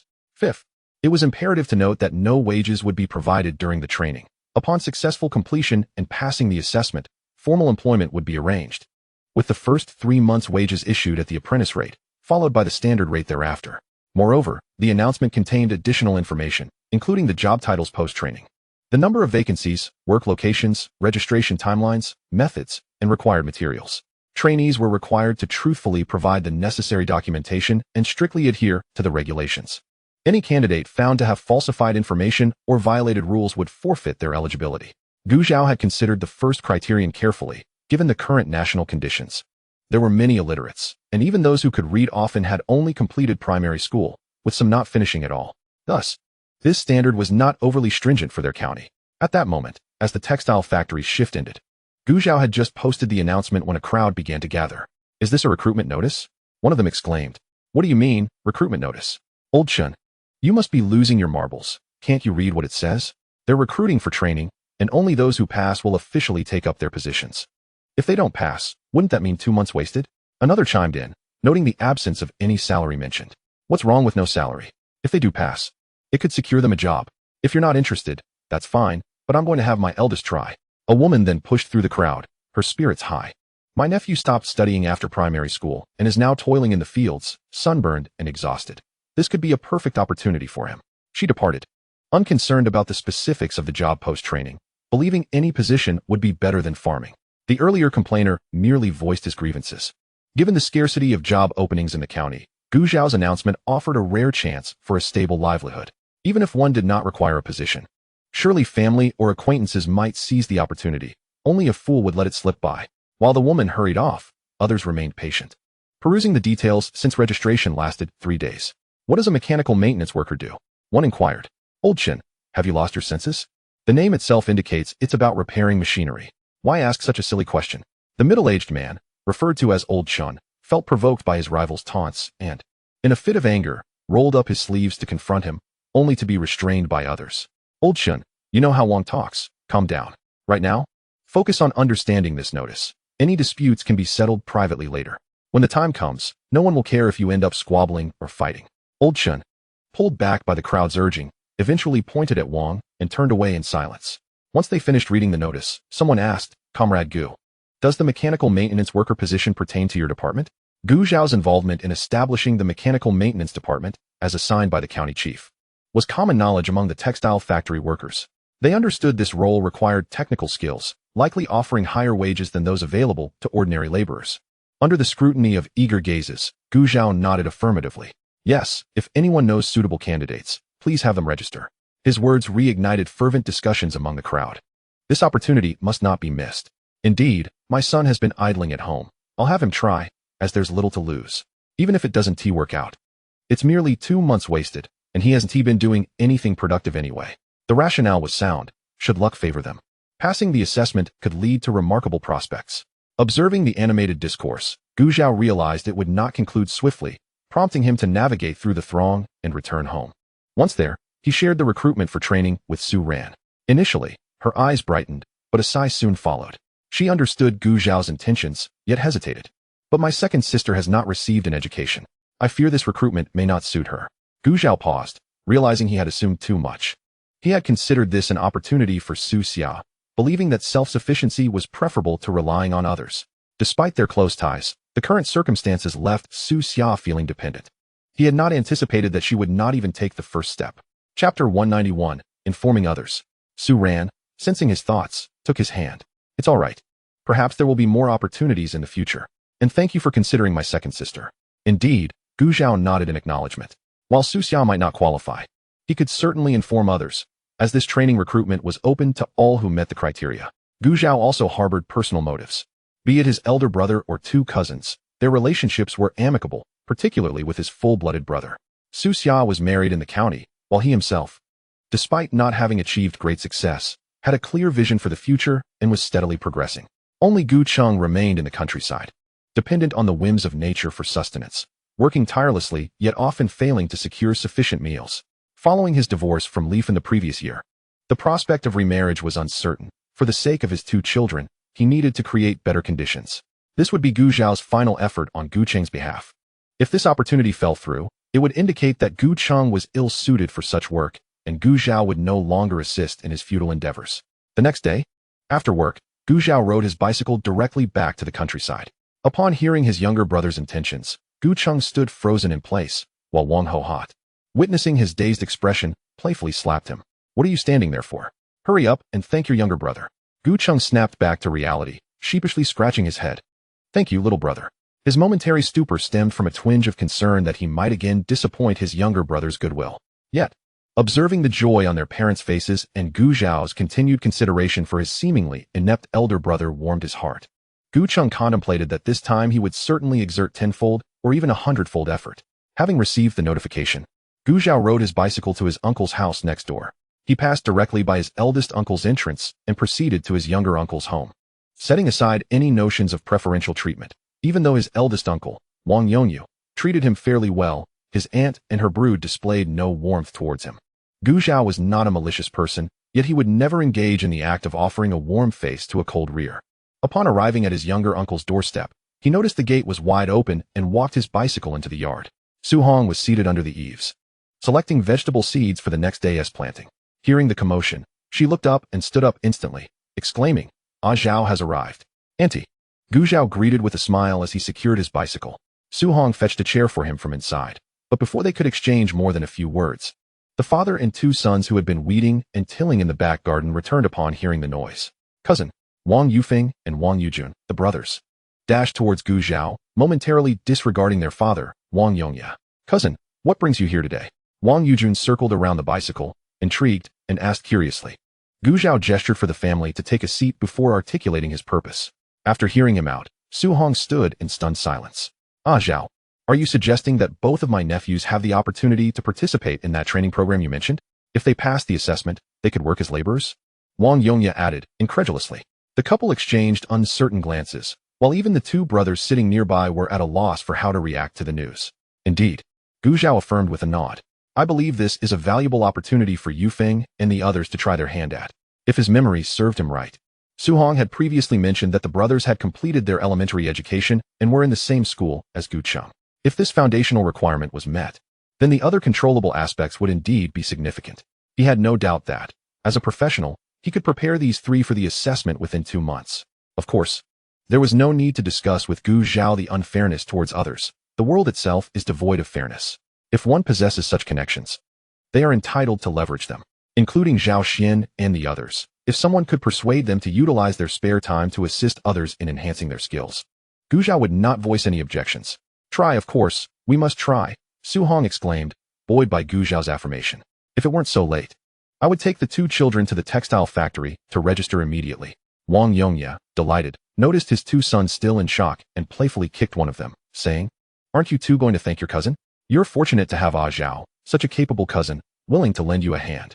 But let us not forget that I, your father, played a part in this too. Without me, how could you have been born into our family? Let alone have Zhao as your cousin?"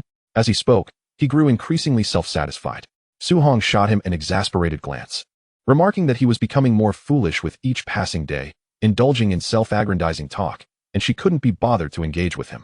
"Don't listen to your father's nonsense. Zhao genuinely cares for you too as younger brothers, and you must remember this kindness in your hearts. This opportunity is rare. If you don't wish to end up like us, toiling in the fields for a lifetime, then you must apply yourselves diligently in your studies. If I find out that anyone is slacking off, then you need to return home. I want to have sons like you." Su Hong's severity stemmed from her and her husband's lack of prospects, having spent their lives laboring in the fields. Understanding the hardships of such a life, she wished for her children to experience an easier existence. With a chance to escape such a life now presented, if her children did not cherish it, she would be utterly exasperated. Seeing their mother's stern demeanor, the Wang brothers grew serious and solemnly thanked Gu Zhao.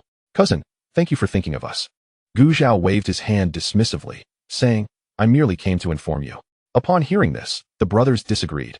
Had it not been for Gu Zhao's notification, they might not have even known about the opportunity until the announcement was made. However, they refrained from arguing, choosing instead to keep this kindness close to their hearts, thinking about how to repay it in the future. Once the matter was concluded, Gu Zhao declined Su Hong's invitation for dinner and rode his bicycle away. The family stood at the door, watching him leave. After Gu Zhao's figure vanished from sight, Wang Yongya intended to step inside but inadvertently caught sight of his sister-in-law sitting under a nearby tree, engaged in conversation with others from the village, laughing heartily. Wang Yongya perceived that she had been watching Gu Zhao leave their home. Noticing her husband's silence, Su Hong followed his gaze. "Dear, do you think Zhao visited your elder brother's home?" Wang Yongya hesitated before speaking. Su Hong shot him a disapproving look. "What business is it of yours whether Zhao went or not? Regardless of whether he did or did not, you needn't concern yourself. Given how your sister-in-law is acting, she likely saw Zhao at our place. She didn't even come to greet him. Why are you fretting?" Wang Yongya felt wronged. "I wasn't fretting." Su Hong interrupted. "As long as you're not fretting, that's good. Have you noticed how, apart from your elder brother, none of that lot treats Zhao with any kindness? Indeed, last time, when our elder cousin saw Zhao visiting, he was initially cheerful. But as soon as he realized Zhao hadn't brought anything, his demeanor soured immediately. Such snobbishness." The brothers chimed in, peering at Dai Wan under the tree, echoing Su Hong's sentiments.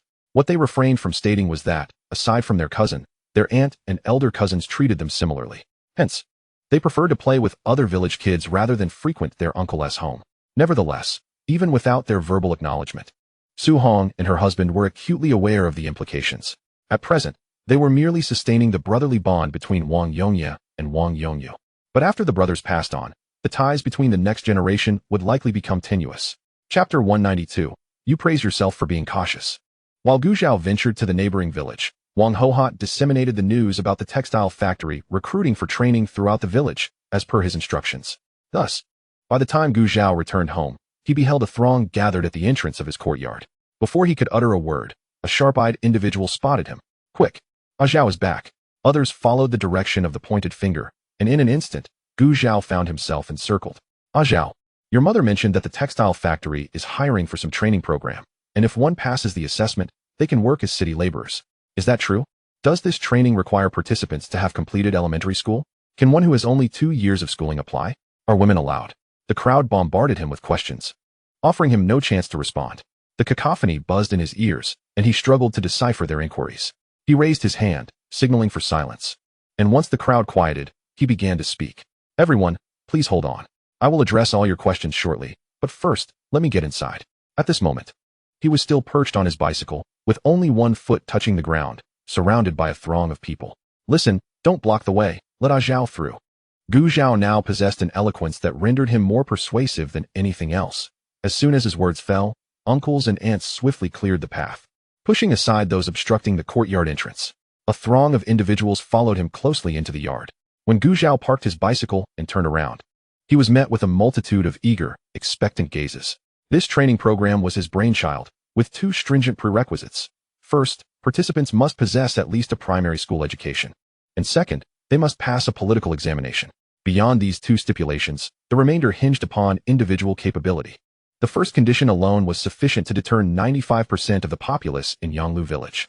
As he anticipated, aside from Zhang Anyang and Gu Cheng, only 4 individuals in the village met this criterion, 3 men and 1 woman. Although successful completion of the training would qualify them as workers, the program was far more demanding than the community had presumed. Hence, it was essential to prepare oneself mentally.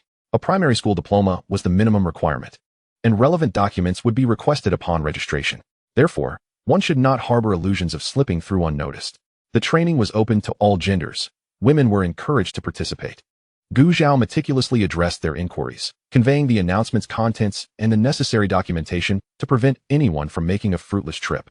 Upon hearing this, many relatives who had previously dismissed their children as unfit for education, only to send them home after a few years, were filled with regret. This was especially true for those who had children on the brink of graduation. With a resounding clap, an elderly man struck his own face, tears streaming down his cheeks as he lamented, "It is my fault. I should not have pulled my child from school." Witnessing the old man's chagrin, Zhao felt a mixture of sympathy and helplessness.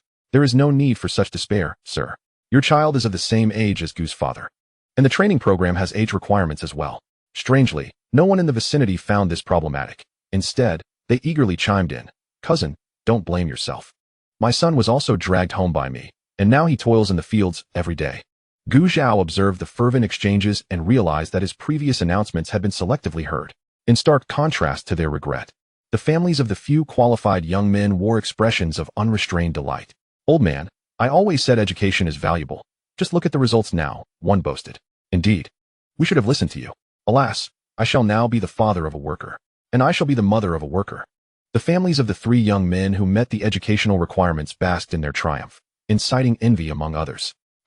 Some people are just daydreamers," one remarked. "Indeed, they dare to boast about something so uncertain. If your sons fail the assessment, what a spectacle that will be."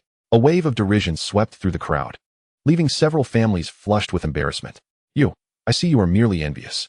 Indeed, Zhao refrained from engaging in their quarrels and returned indoors. However, some individuals noticed his departure and urged the disputing families to leave, suggesting they resolve their disagreements at home rather than in another's courtyard. After spending a night in the countryside, Zhao headed directly to the textile factory the following morning. No sooner had he settled onto a bench than Yu Jiao entered with the registration materials. Zhao was not surprised. "Are these all the applications?" "Yes," Yu Jiao affirmed with a nod, gazing at the thick stack in her hands. She felt a twinge of doubt about why it had taken months to recruit just Chen Yan. Zhao, catching her thoughts, took the documents from her and began to explain. "Chen Yan is unlike these individuals. He possesses a foundation and adapts quickly. The individuals we are about to train may require considerable time and effort before they can stand on their own." Yu Jiao understood but felt her initial recruitment methods had been too understated. No, perhaps too rigid. Nonetheless, dwelling on the past was futile. They needed to address the immediate tasks at hand, since Zhao Xian and Chun Yan were occupied in other counties. Only Zhao and Yu Jiao could review the numerous applications. With a continuous influx of new registrations, Zhao felt that the pile on his desk had scarcely diminished by the end of the day. However, overtime work was out of the question. And he waved Yu Zhao off for the day. As she glanced at his departing figure and then at the desk, her brow furrowed, clearly wrestling with her thoughts. After a moment, she resolved to leave. 2 days later, as the registration period concluded, Zhao Xian and Chun Yin returned, significantly accelerating their progress with their assistance. Ultimately, they eliminated a batch of applicants with falsified credentials, age discrepancies, or who failed the political review, leaving nearly 100 individuals remaining. However, this was not the final list of candidates for the training program, for the information provided could not always be entirely accurate. Just as a resume submitted to a company tends to showcase one's strengths, when asked about weaknesses, one might say, I tend to be overly cautious, which may slightly impede my work efficiency. Were they admitting to being inefficient? No, they were merely extolling their meticulousness. Nevertheless, addressing this concern was straightforward. A theoretical examination would be administered to all participants before the formal training commenced. This strategy would effectively eliminate those attempting to masquerade as competent. Without hesitation, Gu Zhao instructed Yu Zhao to draft a set of questions. After reviewing them, he added 2 additional questions pertaining to junior high school knowledge as supplementary items, providing an opportunity to identify any promising candidates among the group. The examination was scheduled to take place in the textile factory's cafeteria, a spacious venue equipped with sufficient tables and chairs. Gu Cheng and his 2 cousins stood among the crowd, watching with a flicker of pride as their younger brother directed operations. Cousin looks just like a government official, one remarked. Nearby, Wang Yujun was quietly conversing with his brother. Wang Yufeng glanced around, then playfully tapped his younger brother on the head, admonishing him for his foolishness. Wang Yujun noticed his brother's expression and, seeing that no one was paying attention to them, rubbed his head and fell silent. Regardless of their thoughts, none of the 3 approached Gu Zhao to speak. Meanwhile, a few young men from Yanglu village, seeing Gu Zhao ahead, were about to greet him when a nearby girl intervened. I think you should refrain from approaching him. Why not? The others queried, puzzled. They were all from the same village, and it was thanks to Gu Zhao's encouragement that they were able to attend. What harm could there be in saying hello? The examination at hand was crucial, determining who would gain entry into the training program, and all present were competitors. If they approached now and subsequently failed the examination, would not envious individuals be inclined to report a supposed collusion with Gu Zhao? Furthermore, did they not notice that Gu Degu had yet to approach them? The 3 turned to observe, realizing that Gu Cheng remained rooted in place, as did Gu Zhao's 2 cousins. Only then did they recognize their own presumption and abandon their intention to greet him. Seeing them relent, Sun Yinxin breathed a sigh of relief. As the only woman from the village eligible for this training opportunity, she cherished it greatly and wished not to be implicated by the recklessness of others. Moreover, she noted Gu Zhao was preoccupied with tasks at the front. Previously, they had not seen such eagerness from them in the village, yet now they desired to approach him. Whether it was a genuine desire to greet or some other unspoken intention, Sun Yinxin chose not to speculate. Her primary focus was on herself. Gu Zhao, unaware of their exchange, arranged the venue and instructed Zhao Xian to distribute the examination papers. Once the papers were in hand, no one had the luxury of indulging in idle thoughts. With nearly 100 individuals present, Gu Zhao and 3 others were tasked with proctoring the exam.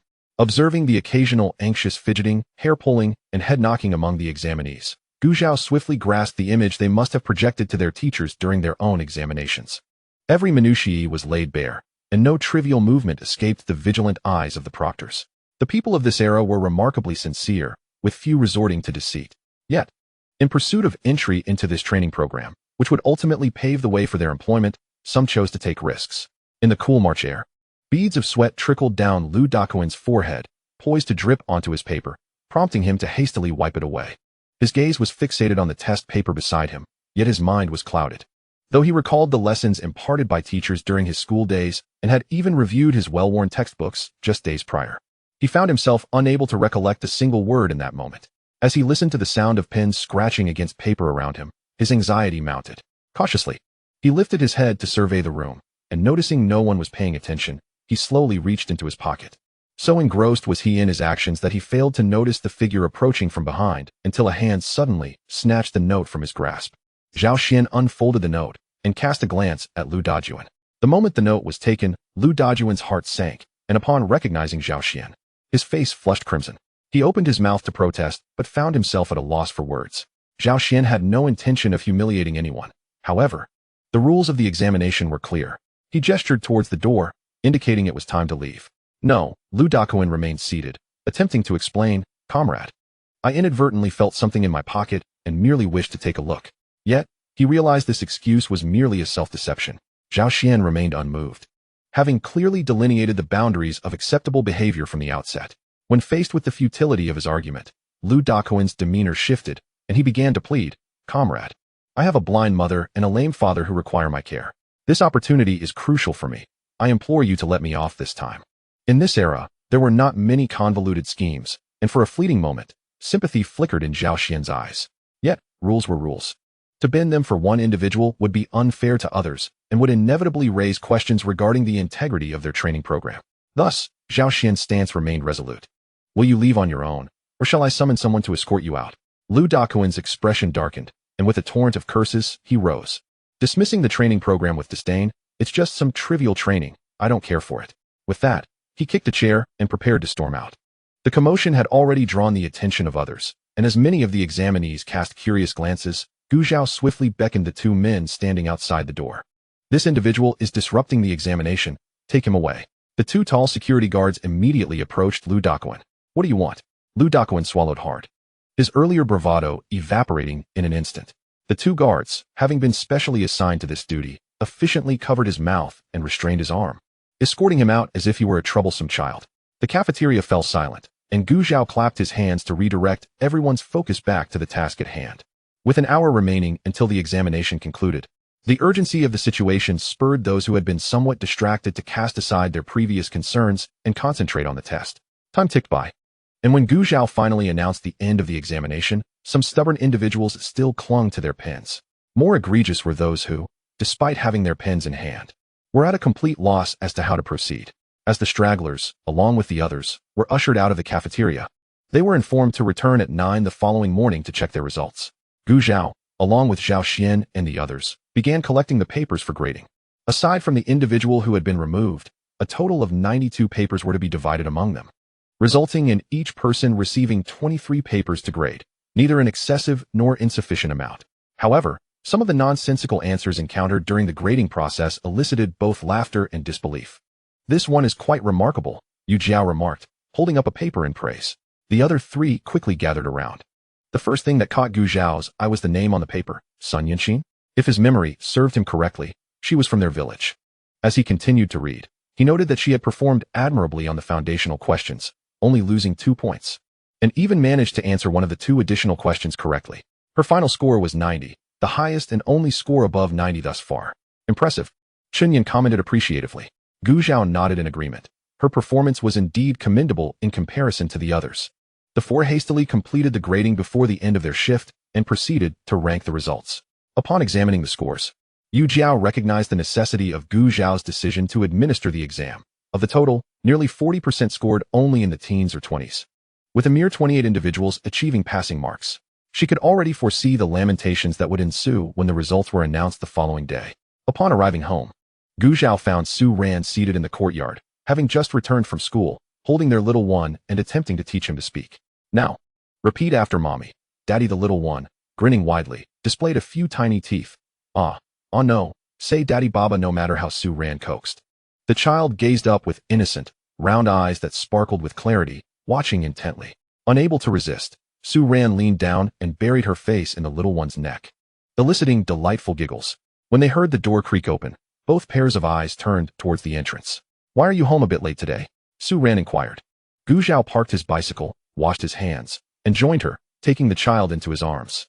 "I was held up with the exam arrangements and grading." The little one, now in his father's embrace, kicked his legs excitedly. Had a gentler individual been holding him, they might have struggled to keep him aloft. Gu Zhao sighed. "He's more difficult to manage than a wild boar." Su Ran shot him an exasperated glance before heading into the kitchen. Inside, Su Xiao was finishing the last dish. "Ah Zhao is back. Just in time. This dish is ready to be served." Hearing this, Su Ran retrieved bowls and chopsticks from the cupboard to serve the rice. The little one was now able to eat some food with less oil and salt. Su Xia had prepared a porridge of vegetables and lean meat, finely chopped to ensure it wouldn't pose a choking hazard. Recently, Gu Cheng had crafted a small cart for the little one from bamboo, and now he sat in it, eagerly awaiting Gu Zhao to feed him. Before the spoon could even reach his mouth, the little one opened wide, ready to eat. And when he noticed Gu Zhao's slow movements, he reached out with his tiny hands, trying to grab it. Gu Zhao deftly avoided him, pinching his cheek. And once the porridge had cooled to a suitable temperature, he began to feed him. "Ah Wu." The child gulped down the porridge without needing to chew. letting it slide effortlessly down his throat. In such a manner, after a brief meal, Gu Zhao finally set down his bowl upon finishing a small bowl of porridge, reaching for his own set of chopsticks. Once the meal was concluded, the family lingered in the courtyard, digesting their food while engaging in idle conversation. When the time was deemed appropriate, they completed their ablutions and returned to their respective homes. The following day, many, particularly Gu Cheng, spent a restless night filled with trepidation. If he failed to pass the examination for the training program, he genuinely did not know how he would face his younger brothers. Observing the varying expressions of anticipation, anxiety, and confidence among the crowd, Gu Zhao wasted no time and instructed Zhao Xian and Chen Yin to affix the results to the announcement board.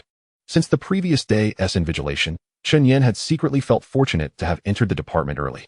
Otherwise, competing against such a multitude, he lacked confidence in his ability to prevail.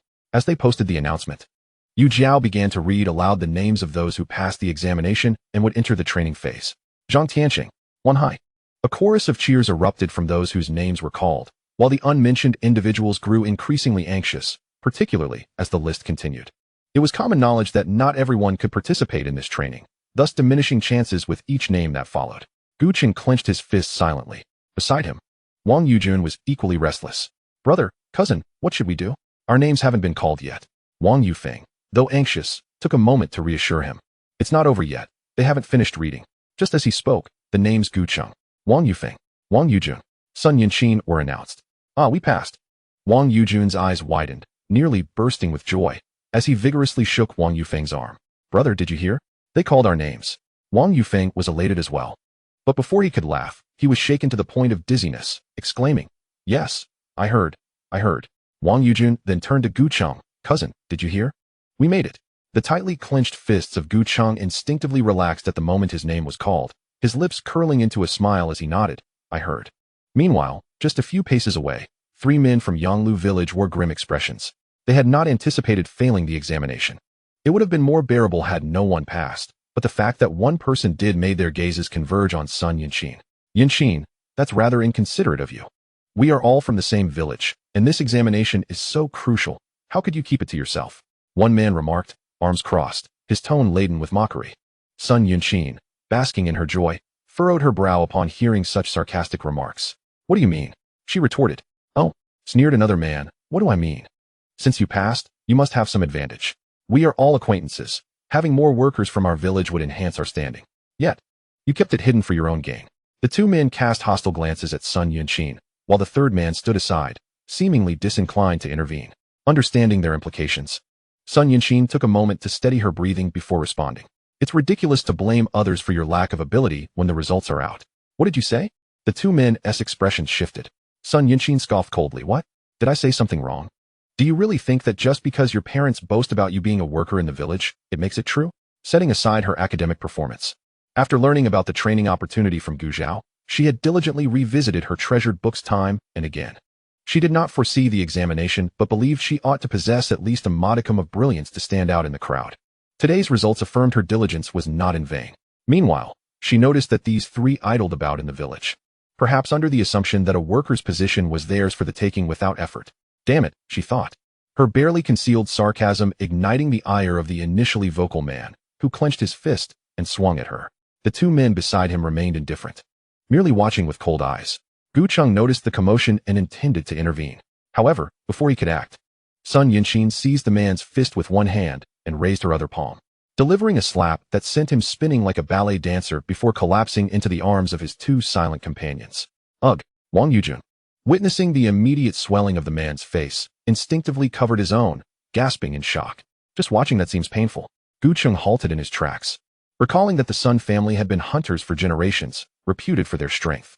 The man, now with a bruised face and a nose bleeding profusely, seemed to recall this as well. He shielded his face, looking up from the embrace of his companions, his cheeks flushed, unsure if from pain or embarrassment. Sensing the eyes of the onlookers upon him, he felt as though everyone was laughing at his misfortune, his body prickling with discomfort. He attempted to point a finger at Sun Yinqin to utter some harsh words, but under the weight of their gazes, he sheepishly lowered his hand, ultimately shoving his companions aside and fleeing. The 2 left behind could not withstand the mocking or amused stares of the crowd either, covering their faces as they followed suit. Gu Zhao and the others had also taken note of the situation, but seeing that Sun Yinqin was unharmed, they chose not to intervene further. Once those who failed the examination departed, 28 individuals remained on-site for the training. Mechanical maintenance would require a more practical skill set, but theoretical knowledge was also essential. Thus, Gu Zhao arranged for initial internal theoretical training over the first 10 days, with Yu Jiao in charge. Following the theoretical training, they would proceed to hands-on practice. At the end of the day's learning, Gu Cheng and the others found an opportunity to visit Gu Zhao. "Ah Zhao, cousin." The three approached the office somewhat apprehensively, standing at the door until they saw Gu Zhao beckon them in. After seating them, Gu Zhao inquired, "How was your learning today? Did you find anything particularly challenging?" "No," they responded in unison. Faced with a group lacking a solid foundation, Yu Jiao had no intention of delving into advanced concepts. Moreover, Wang Yufeng and his brother, being young and recently out of school, absorbed knowledge more rapidly than others. Gu Cheng, with his more conservative disposition, did not apply knowledge as flexibly but had a solid foundation. Even if he encountered difficulties, he could readily seek clarification from his younger cousins. Seeing that the three were sincere, Gu Zhao felt reassured. It was now time to finish work, and he led them to the state-run restaurant. This was Gu Cheng's second visit, yet he still felt somewhat out of place. For Wang Yufeng and his brother, it was their first time in the fabled establishment, and everything seemed novel to them. As they noticed Wang Yujun about to exclaim in excitement, Wang Yufeng wisely covered his mouth in advance. "Behave yourself." Wang Yujun blinked and nodded. Wang Yufeng then released him. "Comrade Gu, what would you like to eat?" Upon seeing the familiar face of Gu Zhao, Yu Xiaoxiang greeted him with a smile. Gu Zhao tilted his head to glance at Gu Cheng and the other two, saying, "Eldest brother, feel free to order whatever you wish." Gu Cheng promptly waved his hand, replying, "I'm fine with anything." Wang Yujun, fixated on the menu featuring braised pork, instinctively swallowed hard. Upon hearing Gu Zhao's inquiry, he quickly averted his gaze and echoed, "I'll have what my cousin is having." Observing that none of the three intended to place an order, Gu Zhao took the initiative. One portion of braised pork, scrambled eggs with tomatoes, twice cooked pork, and stir-fried leafy greens, please, along with 4 large bowls of rice. "Understood," said Yu Xiaoxiang, efficiently collecting the payment and heading to the kitchen. Wang Yufeng hesitated. "Cousin, that is quite a lot." Gu Zhao patted his back reassuringly. "Just eat." When the dishes arrived one by one, Wang Yujun's eyes were glued to the table. It was only when Wang Yufeng gave him a gentle nudge that he snapped back to reality, sheepishly averting his gaze. "Dig in, don't be shy," Gu Zhao urged, serving each of them a piece of meat before he began to eat. It was only after he started that the other three picked up their chopsticks. After finishing the meal, with even the sauce from the braised pork being mixed with rice by Wang Yujun, the trio left the state-run restaurant, their bellies full. Glancing up at the sky, Gu Zhao noted the time was getting late and decided not to keep them any longer, urging them to return home promptly. Initially, Gu Zhao had suggested that his elder brother stay at the small courtyard for a while, as they could manage to share the space, thus avoiding the daily back and forth. However, Gu Cheng declined. Setting aside the issue of space, it was inconvenient for a grown man to stay there. Besides, he had 2 younger cousins for company on the road, making the journey feel quicker with conversation. Seeing his resolve, Gu Zhao refrained from further persuasion. After watching the three depart, he made his way back to the small courtyard. Meanwhile, the Wang brothers, having parted ways with Gu Cheng at a fork in the road, hurried home before darkness fell. Just as they were about to enter, Wang Yujun called out loudly, "Mom and Dad, we're back." The brothers chuckled as they walked in, only to find the house unusually quiet. They initially wondered where Su Hong and her husband had gone at this hour. To their surprise, upon entering the main room, they spotted Su Hong and her husband sitting inside, accompanied by their aunt and 2 older cousins. "Oh, isn't this Yufeng and Yujun back?" Dai Wan remarked from her chair, her tone oddly peculiar, while the 2 cousins wore displeased expressions. Wang Yufeng sensed that trouble was brewing. He could tell, as could Wang Yujun, whose bright smile faded in an instant. Reluctantly, at Wang Yufeng's urging, he greeted, "Aunt, cousins." Dai Wan shifted her body, not even glancing at them. "I can't accept being addressed as aunt by you." Originally, out of respect for her elder brother, Su Hong had refrained from commenting on Dai Wan's snarky demeanor upon her arrival. Yet, witnessing her 2 sons now looking to her for guidance, she could no longer hold her tongue. "If you've come here to put on a show for us, then please leave." She then gestured for her 2 children to come sit beside her. Wang Yuda, seeing his mother speak to her that way, turned to Wang Yongya, "Uncle, my mom means no harm, but look at Aunt's attitude." "Huh, what did you say?" Wang Yongya, roused from his reverie, blinked in surprise. He had been struggling to understand the stream of incomprehensible chatter from his sister-in-law since she entered. Taking a deep breath, Wang Yudao repeated the conversation between Su Hong and Dai Wan. Wang Yongya finally understood, responding, "Your aunt has a point." Wang Yudao's eyes widened. "Uncle, did you hear what I said? Aunt just told us to go back home." Wang Yongye waved dismissively. It's nothing new. She often tells me to go sleep outside. And I never made a fuss about it. This is not the same. Wang Yudao's face flushed with anger. He realized his uncle was deliberately playing dumb, clearly siding with his family. Meanwhile, Wang Yutao, who had been silent, lost all patience. Uncle, let us cut to the chase. Did Gu Zhao come to our house a few days ago to ask the Yufeng brothers to attend some training exams in the county? The Su family exchanged glances. Recognizing that the crux of Dai Wan's visit had arrived, Wang Yongye replied blandly, yes. Then why didn't you come home to tell us? Wang Yutao pressed. Tell you what. Wang Yutao inhaled sharply, about to speak when Dai Wan interrupted. Little brother, let me be frank. We're all relatives. And your elder brother treats you well. To conceal such an opportunity for work in the county from us is quite disheartening. Exactly. Uncle, even if we knew about it, we wouldn't compete with Yufeng and the others. If our family can send 4 workers to the city, that's a tremendous blessing. And it would bring honor to you and aunt, Wang Yuda chimed in. Wang Yutao remained silent, his stance clear. Su Hong had already surmised that they were there for this reason. Seeing her sister-in-law shift blame, she couldn't help but smile. Sister-in-law, that's quite the statement. We have never hidden anything from you. When Gu Zhao came by, you witnessed it yourself, didn't you? I assumed you were aware since you didn't step forward to greet him. She then turned to the Wang brothers. Aunt has watched you grow up. In her heart, you are as dear as her own children. Had I known you were unaware of this, I would have certainly informed you without needing a visit. Anyone can say pretty words. Dai Wan was momentarily speechless.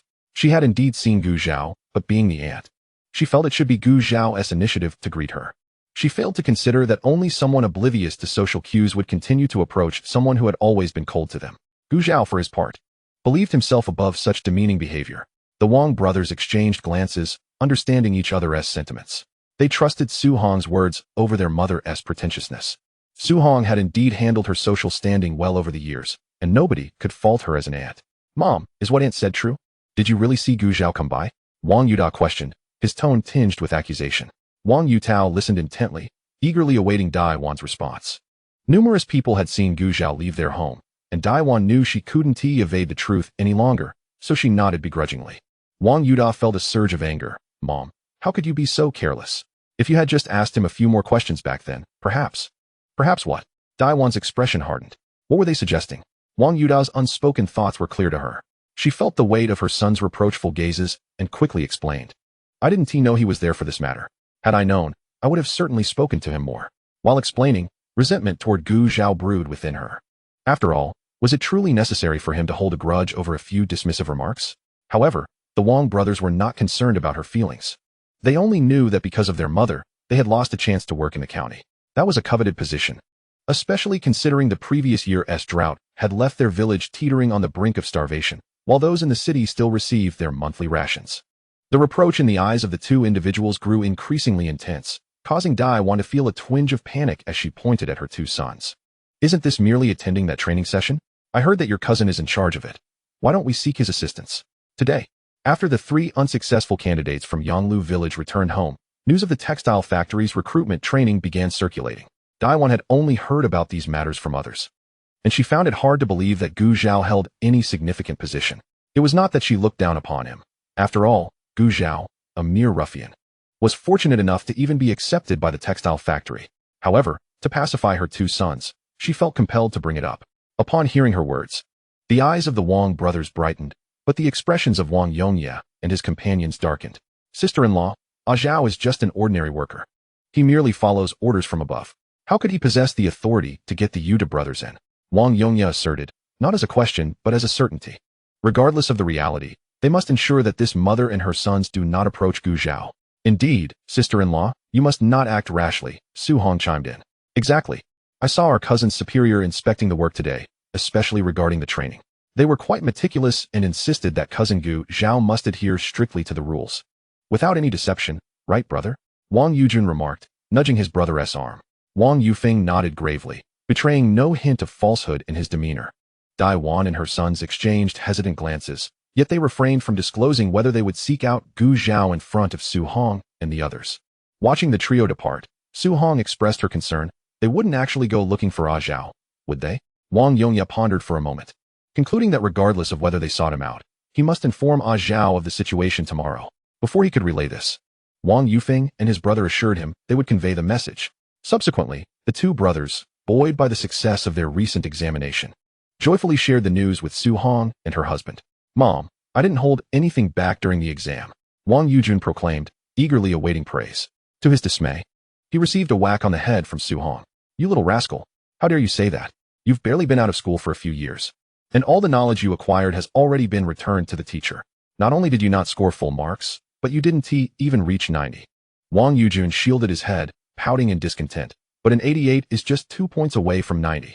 Seeing him still daring to argue, Su Hong prepared to strike again. 2 points are still points. If you're so capable, why don't you bring those 2 points to me? Wang Yujun dodged, rushing into the yard. So what if I do? I'll show you next time. I'll be waiting. Observing his wife and child playfully bickering, Wang Yongye shook his head, deeming it childish. Just then, a sinister voice interrupted his thoughts. What did you say? I didn't say anything. Wang Yongye feigned ignorance, even pulling Wang Yufeng in as a witness. Eldest brother, right? Receiving a knowing glance from their father, Wang Yufeng slowly broke into a smile. Don't ask me. I know nothing. With that, he quietly stepped away. After the family's antics subsided, Su Hong contemplated what she could send to Gu Zhao. She dismissed the notion that their close relationship made it trivial to assist him. Even close bonds require nurturing. Regardless of whether her 2 sons could secure jobs at the factory, Gu Zhao had indeed rendered them a significant favor. How about giving him some money? Wang Yujun suggested. He believed that nothing was more substantial than cash. Wang Yufeng shot him a glance. Do you think cousin would accept that? After a moment of reflection, Wang Yujun fell silent. At that moment, Wang Yongye casually overheard the rooster crowing in the chicken coop. Why not send a chicken? Perfect, Su Hong exclaimed. Let us keep 1 hen for eggs and slaughter the rest. Without delay, they set to work. Some boiled water, while others caught chickens, braving the pitch-black night with their dim flashlights to prepare the poultry. The next day, before dawn, Wang Yufeng and his brother had breakfast at home before meeting up with Gu Cheng, carrying the slaughtered chickens as they headed toward the county town. As dawn broke, they arrived at the small courtyard. Gu Zhao, having just set the breakfast on the table upon hearing the knock, was momentarily surprised to see them at the door. But he welcomed them inside. Su ran, holding a child, turned at the noise. Eldest brother, cousins, you've arrived. Come, sit down. You sit. No need to fuss over us, Gu Cheng quickly interjected as he saw her about to rise. Once the 3 were seated, Su Xia fetched 3 additional sets of chopsticks from the kitchen. Sister Su, we've already eaten, Wang Yufeng said. Even if you've eaten, have some more, Su Xia insisted. Typically, she was alone at home with the child during the day, so she often prepared extra breakfast for convenience. Go ahead, Su Ran encouraged. Wang Yujun clutched his stomach, realizing that the little he had eaten at home had long since digested during their walk. Knowing Su Ran and the others were not simply being polite, he boldly approached the table, grinning. Then I won tea hold back. Noticing that Gu Cheng and Gu Zhao remained seated without moving, Gu Zhao remarked, eldest brother, off home, if you don't come over soon, I'll have to come and fetch you. Only then did Gu Cheng and his brother shyly take their seats. Having just enjoyed a hearty meal at the state-run restaurant yesterday, they felt a tad embarrassed to be indulging again this morning. Even if they were Gu Zhao's own brothers. Wang Yufeng shared the news about Dai Wan and her sons visiting the day before. I suspect they will come looking for cousin again. Gu Zhao understood the implication, assuring him not to worry. Even if they did come seeking him out, they would not achieve their intended goal. After breakfast, Wang Yufeng took the prepared chickens from the basket. Cousin, regardless of how this turns out, my brother and I will always remember your kindness. This is our family's token of gratitude. Fearing Gu Zhao might refuse, he swiftly placed the chickens on a side table and turned to leave with his brother. Where are you going? Come back, Gu Zhao called out. Wang Yufeng halted and turned, his face brightening as he saw Gu Zhao carry the chickens to the kitchen. The 4 of them then made their way to the textile factory. Upon arrival, Gu Zhao headed to his office while the other 3 proceeded to the training meeting room. As time flowed by, the content of Yu Zhao's explanation deepened, and gradually, some individuals began to struggle to keep pace. Following yet another lesson that felt like an incomprehensible lecture, one audacious man stopped Yu Zhao. Teacher Yu, he stammered, his face flushed. I personally feel that your course is too advanced, which is quite troubling for us. Oh, Yu Zhao raised an eyebrow, glancing at the others. Does this comrade speak for all of you? Upon receiving her inquiring gaze, the other 27 individuals fervently shook their heads. We don't feel that way. Do not speak out of turn. Faced with this betrayal from his peers, the man's frustration mounted. Aren't you all the ones complaining daily about how difficult it is to learn, as if your brains aren't sufficient? We were just venting a bit. One brave soul chimed in. Who else like you? It's really a matter of not having enough brains. Another retorted. Then what about you? Who spent the entire night fretting over the training and couldn't even sleep? The man shot a glance at another participant. The one targeted looked guilty. I was just reviewing the material from the day too late, which cut into my sleep. The man grew increasingly agitated. And you? You mentioned that if things continued like this, you would resign from the training and return to farming. The individual being pointed at widened his eyes and repeatedly waved his hands, exclaiming, I was merely jesting. Only a fool would abandon the opportunity to work in favor of returning to the fields. Foolish man. In the realm of their various relationships, he was the only one who had genuinely invested his emotions. Gu Zhao stood at the doorway, observing the lively scene, and couldn't help but chuckle at the man's expression, which appeared utterly thunderstruck. The laughter drew everyone's attention, and upon recognizing Gu Zhao, they greeted him warmly, Zhao Ge. This was learned from Yu Jiao and Zhao Xian. Even Gu Cheng, who was standing among the crowd, couldn't resist calling out to his younger brother. Upon receiving Gu Zhao's teasing gaze, he blushed and averted his eyes. After the laughter subsided, Gu Zhao shifted to serious matters, stating, I am already aware of the issue raised by this comrade earlier. I will discuss it with comrade Yu later.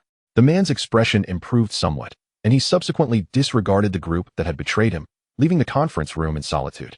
Upon returning from the meeting room, Gu Zhao engaged in a discussion with Yu Jiao regarding the potential alteration of their teaching methods. Nearby, Zhao Xian and Chun Yin occasionally chimed in with their insights. The current teaching approach did indeed appear somewhat monotonous. Gu Zhao, integrating modern instructional strategies along with suggestions from others, meticulously crafted a revised teaching plan. Throughout this process, he explained the concepts to Yu Jiao, ensuring her comprehension before allowing her to continue the following day. In the ensuing days, no further issues were reported, and based on Yu Jiao's inquiries during the teaching process, the trainees felt that the new methodology facilitated better knowledge retention. During a brief respite from their busy schedules, Gu Zhao received a message relayed by someone on behalf of Gu Jianjun, requesting him to return to the countryside for a visit this week. This was the first time Gu Jianjun had sent a message urging him to come home, piquing Gu Zhao's curiosity. Could it be that Dai Wan and her son had visited their home? Gu Zhao shook his head, dismissing the thought. Given the nature of those individuals, his mother, Madame Wang Hohot, would surely have sent them away. What could it possibly be? With a curious heart, Gu Zhao welcomed the weekend. Early in the morning, he rode his bicycle towards the countryside, the fragrant blossoms of forsythia wafting through the wind. Along the way, he occasionally spotted villagers bent over in the fields, laboring diligently. After savoring the natural scenery, Gu Zhao arrived at the village 40 minutes later. He approached the Gu family home, noticing the courtyard gate wide open, and pushed his bicycle inside. The sounds of conversation echoed from within, and as he entered the hall, his gaze fell upon a pair of unfamiliar young men and women. The man possessed a strong jawline and stood tall, while the woman sported two thick, black braids, her face characterized by smooth, rounded features and slightly raised eyebrows that bore a hint of spirit. The people in the hall were engaged in discussion and turned to look as they heard footsteps. Ah Zhao, you're back, Gu Jianjun exclaimed. Gu Zhao nodded, greeting, father. Gu Jianjun gestured for him to take a seat before introducing the parties involved. This is my son, Gu Zhao, and this is comrade Wang Heyue, the granddaughter of my former leader. The individual beside her is comrade Shun Songlian, a youth who has come to the countryside with her. They exchanged nods, acknowledging one another. Gu Zhao was taken aback, realizing that this was the first time he had encountered the protagonists during their time in the countryside, and it was in his own home. Gu Jianjun's words brought Gu Zhao back to reality. It turned out that Wang Heyue and her companion had come to persuade Gu Jianjun to cultivate medicinal herbs in the village to generate income. While Gu Jianjun was an expert in grain cultivation, he knew nothing about growing medicinal herbs. However, considering how the villagers toiled year-round yet earned so little, he felt a flicker of interest. After their previous conversation, he had mentioned needing to think it over, and since he was uncertain, he had invited Gu Zhao back to assess the feasibility of the proposal, resulting in their coincidental meeting once again. Wang Heyue and her companion would not have sought Gu Jianjun out if they had other options. The old team leader of their village was exceedingly conservative, dismissing the notion of cultivating unfamiliar herbs without a second thought. In his view, farmers should stick to growing grains, and any involvement in nonsense would be a waste of time. Yet Wang Heyue and her companion held a different perspective. They had initially arrived in the countryside brimming with confidence, eager to create value, only to be thwarted by a drought before they could even begin. Now that the drought had passed, they were eager to showcase their capabilities, only to be met with resistance from the old team leader. In this predicament, Wang Heyue suddenly recalled Gu Jianjun from the neighboring village, prompting them to seek his counsel. Gu Zhao listened attentively before voicing his concerns. He recalled that in the original storyline, the protagonist had not approached his father, but now that Su Ran was alive and the child was safe, everything was different, and the narrative had diverged. After contemplating for a moment, he posed several inquiries. Were the sources of the medicinal seeds reliable? Had a thorough assessment been conducted to determine the suitability of this location for herb cultivation? What varieties of herbs were intended for planting, and what were their growth cycles? If they were to cultivate herbs that took years or even decades to yield harvests, it would undoubtedly dampen the villagers' enthusiasm. It was crucial for them to see returns quickly, as uncertainty would diminish their motivation. Everyone involved were genuine villagers. They could assist with planting, weeding, and harvesting, but if issues arose during cultivation, would there be professionals available to resolve them? There were also transportation concerns. Ultimately, and most importantly, was the market. Could they guarantee that the herbs produced would find buyers? Gu Zhao articulated numerous considerations, covering aspects from cultivation to transportation, market viability, costs, and the distribution of profits, all of which needed to be clearly established from the outset. Furthermore, even if they reached an agreement, the viability of the medicinal herb cultivation would still require Gu Jianjun to report to the county leaders for approval before implementation could commence. As Gu Zhao's extensive points were laid out, Wang Heyue began to understand why Gu Jianjun had invited his son to listen in. You need not worry about these matters. We have carefully considered them, she assured, proceeding to detail their comprehensive plans.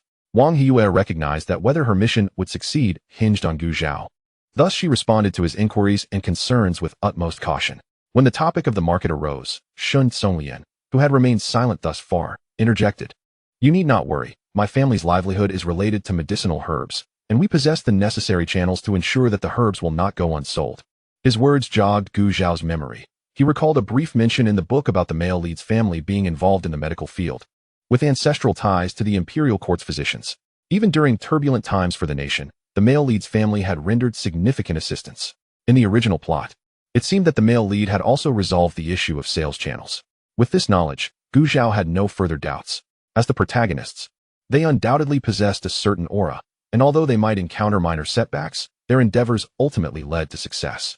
Thus, Gu Zhao was inherently supportive of the medicinal herb cultivation initiative. However, he still felt it necessary to pose relevant questions. For Gu Jianjun was unaware of these details and should be made aware of Wang Heyue and her companion's preparations to solidify his resolve. As the conversation unfolded back and forth, by the time Wang and Yu ceased their dialogue, it was already noon. Gu Jianjun invited them to stay for lunch, during which a few more points regarding the matter were discussed around the dining table. After the meal, although Gu Jianjun did not provide a definitive answer, both Wang and Yu sensed that he was likely to acquiesce to their proposal, and they departed with contented hearts. Once they had left, Gu Jianjun turned his gaze towards Gu Zhao. Zhao, what do you think about what they proposed? Gu Zhao nodded. Father, I find it feasible. Moreover, cultivating medicinal herbs does not necessarily require vast tracts of land. Sometimes, the soil and water in the mountains are more suitable for their growth. He recalled having seen this in a video. The growth habits of medicinal herbs vary widely. Some prefer shade, while others thrive in sunlight, but invariably, many flourish in mountainous regions. It is not limited to deep forests. Even the foothills could potentially be utilized. Gu Jianjun, intrigued by Gu Zhao's words, took a moment to ponder before eventually nodding. Then let us give it a try. With that, he stepped out to attend to his tasks. Witnessing Gu Jianjun's determination, Gu Zhao understood that whether it involved rallying the villagers or reporting to the authorities, these were matters beyond his influence. As time was of the essence, he prepared to return home. Just as he stood up, a commotion arose outside the courtyard. Oh, Wei just arrived, and Zhao is already leaving? Without needing to look, Gu Zhao instantly recognized the sarcastic tone as belonging to his rather troublesome aunt. In the next moment, Daiwan, accompanied by her two sons, appeared at the entrance, feigning surprise. Ho-hot, you're here too. Her exaggerated demeanor elicited an eye roll from Wang Ho-hot, who was washing clothes in the yard. She shook the water from her hands and stood up. What brings my sister-in-law here today? Daiwan settled herself on a bench under the eaves, stating, I heard that Gu Zhao had returned home, so I came to take a look. Without waiting for a response, she turned to Gu Zhao. Why didn't you visit your aunt when you were last in the village? Your uncle has been asking about you. Gu Zhao smirked slightly. I didn't bring any meat to share, so I was afraid of being met with disdain. Daiwan was taken aback by his candidness, wondering if he no longer desired their familial ties. Zhao, always with your jokes, she chuckled awkwardly, attempting to gloss over the tension. Wang Ho-hot approached Gu Zhao and playfully slapped him on the back. If only he were truly good at jokes. Yes, just like his father, so honest and sincere that he hardly cracks a smile. Daiwan found it difficult to continue the conversation. Wang Yuda, sitting beside her, seized the opportunity to shift the topic. It's been a while since we've seen each other. Aunt, you seem to have aged less. Is that so? Wang Ho-hot pulled Gu Zhao to sit beside her, not engaging much in the conversation. The eldest said last time he returned that due to the textile factory hiring and training, Gu Zhao hadn't notified your family. My sister-in-law and her 2 sons are quite displeased and may come seeking an explanation. For days, Wang Hohat had been anticipating the arrival of these shameless individuals, and today, her wait had finally borne fruit. She held no resentment towards Gu Zhao's actions. She believed in treating others as one wishes to be treated. She prided herself on being a fair aunt, caring equally for her nephews, always considering their needs. Yet, she found that these 3, as they grew older, resembled their mother, a woman devoid of gratitude.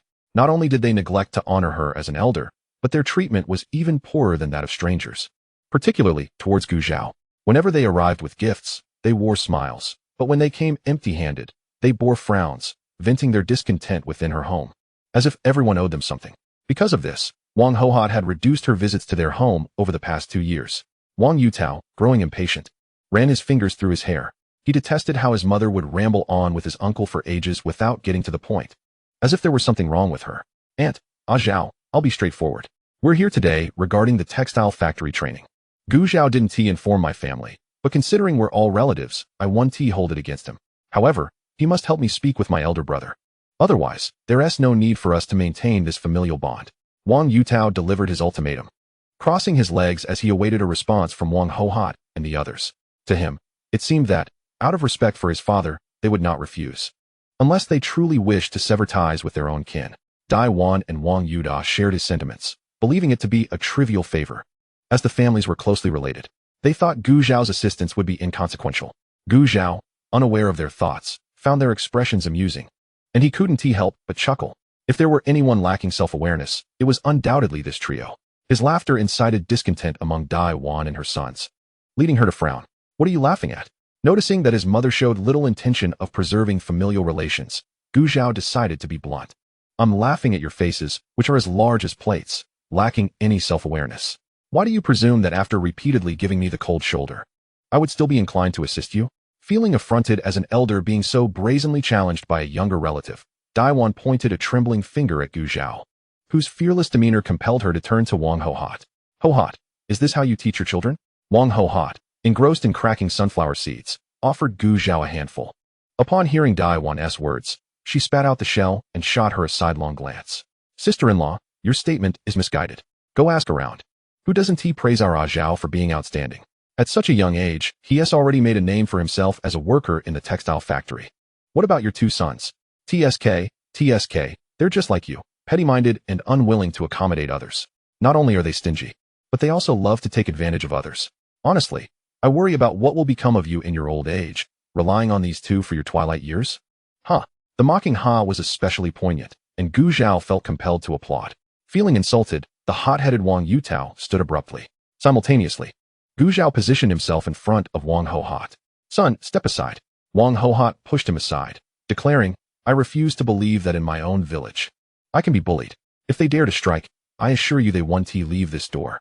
Very well, if my formidable mother is taking charge, I'll step aside. Gu Zhao complied, though his body remained tense, ready to intervene at any moment.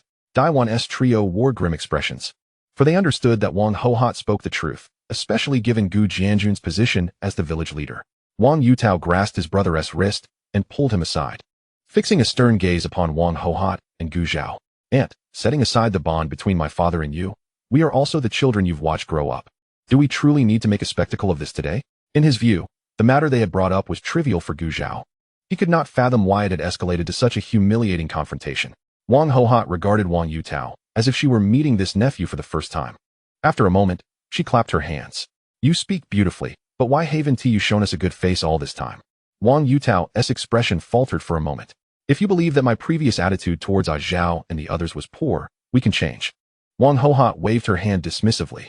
No, it's unnecessary. Let us leave it as it is. From now on, let us not cross paths unless necessary. As for matters with your elder brother, they shall be discussed separately. At this moment, Daiwan's complexion had turned exceedingly grim. Hohat, are you truly intent on making things so irrevocable? No, Gu Zhao interjected. You cannot shift this burden onto my mother. It is you who are truly making things irreparable. Very well, if reason fails, then let us cease all future interactions. After delivering her harsh words, she pivoted and strode towards the door. Wang Yutao remained reluctant to leave, as their purpose had yet to be fulfilled, but ultimately, he was dragged away by Wang Yutao. He was exasperated by his brother's foolishness, given the current situation. It was futile to expect anyone's assistance. After their departure, Gu Zhao discreetly observed Wang Hohat's expression. "Mother, is this how it ends?" Wang Hohat shot him a disdainful glance. "What more do you wish for? What about uncle?" Wang Hohat sighed impatiently. "I will address it with your uncle. This trio of mother and sons clearly came here to deceive your elder brother. Speaking of your elder brother, he possesses a good nature, yet is somewhat ineffectual. He cannot even manage his own wife and children. Were he not my own brother, I would feel inclined to give him a good thrashing." Chapter 199, Commencing Practice. Gu Zhao was unaware that shortly after his return to the county town, Wang Yongyu had arrived at their home. In the backyard, Wang Hohat heard a call and returned, only to huff disdainfully upon seeing him. Wang Yongyu, his face brimming with shame, said, "Second sister, I failed to manage them, and I am sorry." Wang Hohat, seeing his remorse, felt a mixture of frustration and disappointment. "You always do this. An incident occurs, and you come to apologize. As a grown man, you hold no authority at home." Wang Yongyu was at a loss for words, merely repeating his apologies. Initially skeptical when his younger brother informed him of the situation, he became convinced after pressing the mother and sons, who displayed clear signs of guilt. Regarding his nephew's notification to his younger brother's textile factory for training, he held no grievances. He was well aware of how his wife and their children treated his nephew, yet despite their cheerful assurances, the same issues persisted. Wang Hohat, observing his demeanor, contemplated speaking but ultimately refrained, letting out a sigh instead. "Elder brother, I do not wish to discuss the behavior of your wife or Yuda, but given their current conduct, you must prepare yourself." Two sons, who inherently lacked virtue, showed no respect towards him as their father even in their youth. When Wang Yongyu grows old, relying on those two for support would likely be a fruitless endeavor. Wang Yongyu understood her implication, offering a bitter smile, "I know." Upon uttering this, he turned to survey the courtyard. "Where is Zhao?" His primary purpose for visiting was to apologize to his nephew. Wang Hohat waved her hand. "He has returned to the county town. I know what you wish to convey. When his Zhao returns, I will inform him." Wang Yongyu nodded fervently. "All right." After exchanging a few more words, he departed. Wang Hohat watched his retreating figure, noting how his back had grown more hunched than before, and sighed silently. Unbeknownst to Gu Zhao, Wang Yongyu had sought him out. Upon returning to the county town, he quickly became occupied with work. The 10-day theoretical training passed in the blink of an eye. Initially, he had anticipated that some might drop out, but to his surprise, all 28 participants persevered. It was understandable, as during this era, securing a position in a factory was a dream cherished by every household, and with such an opportunity at hand, it was unlikely anyone would voluntarily abandon it, regardless of the pressures involved. The following month was dedicated to practical training, which could not be conducted in isolation within the factory. Fortunately, their department was experiencing a surge in business, largely due to clients from surrounding counties. He had already negotiated with the factory managers, who agreed to allow him to bring newcomers to assist with machinery repairs while simultaneously teaching them. He had informed Zhang Guangji of this plan in advance, and given that these factories had something to gain from Gu Zhao, they readily consented to his request to bring along several individuals. However, it was crucial to maintain decorum. Bringing all 28 participants at once would confuse the factories about whether he was there to assist with repairs or to encroach upon their operations. Thus, to facilitate matters, Gu Zhao divided the group, with each of the 4 leaders taking 7 individuals. Out of personal preference, he assigned Gu Cheng and Wang Yufeng to his team, while the remaining individuals were grouped at random. When Chun Yan received the list of personnel for his group, he was visibly anxious. "Zhao Gu, am I capable of handling this?" With less than 6 months until his formal confirmation, he felt quite insecure about leading a team. Gu Zhao glanced at him, dismissing his self-doubt, and replied, "You are more than capable." The Chinese are inherently modest. Had Chun Yan lacked the necessary ability, Gu Zhao would never have entrusted him with the responsibility. "Zhao Gu is correct. A Yin, you must have confidence in yourself," Zhao Xian encouraged, patting Chun Yan on the shoulder. Everyone had witnessed Chun Yan's diligence since joining their department. He had independently resolved issues with machinery at various factories. Now, leading a few individuals was merely a minor task. "Indeed, a Yin, even if challenges arise, we 3 will support you. You need not worry," Yu Jiao reassured him. With the encouragement of the 3, Chun Yan's nervousness began to dissipate. The next day, the 4 groups set off in different directions, each leading their teams to various factories. Gu Zhao's group, besides Gu Cheng and the 2 brothers, included someone he recognized, Sun Yinxin from his village. The other 3 were Meng Tianxiong, the man who had been betrayed during the theoretical class, Zhang Jianshang from a neighboring village, and Yuan Jai, the nephew of an aunt from the textile factory workshop. The 7 individuals stood obediently before Gu Zhao, awaiting his instructions. Sun Yunxin's eyes sparkled as she eagerly gazed at Gu Zhao. Upon learning she had been assigned to his team, she nearly leaped with joy. This was not merely due to their acquaintance, but rather, based on her observations. She reasonably suspected Gu Zhao to be the most capable among the four, if her assumption proved correct. Following Gu Zhao would undoubtedly afford her greater learning opportunities and enhance her chances of remaining in the program. As they had been informed the previous day about their trip to another county, and that they might stay there for several days, everyone had packed accordingly. Gu Zhao led the group directly to the bus station. Unfortunately, luck was not on their side. There were no available seats on the bus, and the 8 of them stood cramped inside, jostled by other passengers. Thankfully, the county they were visiting was relatively nearby, and after a little over an hour of travel, they finally arrived, all letting out a sigh of relief.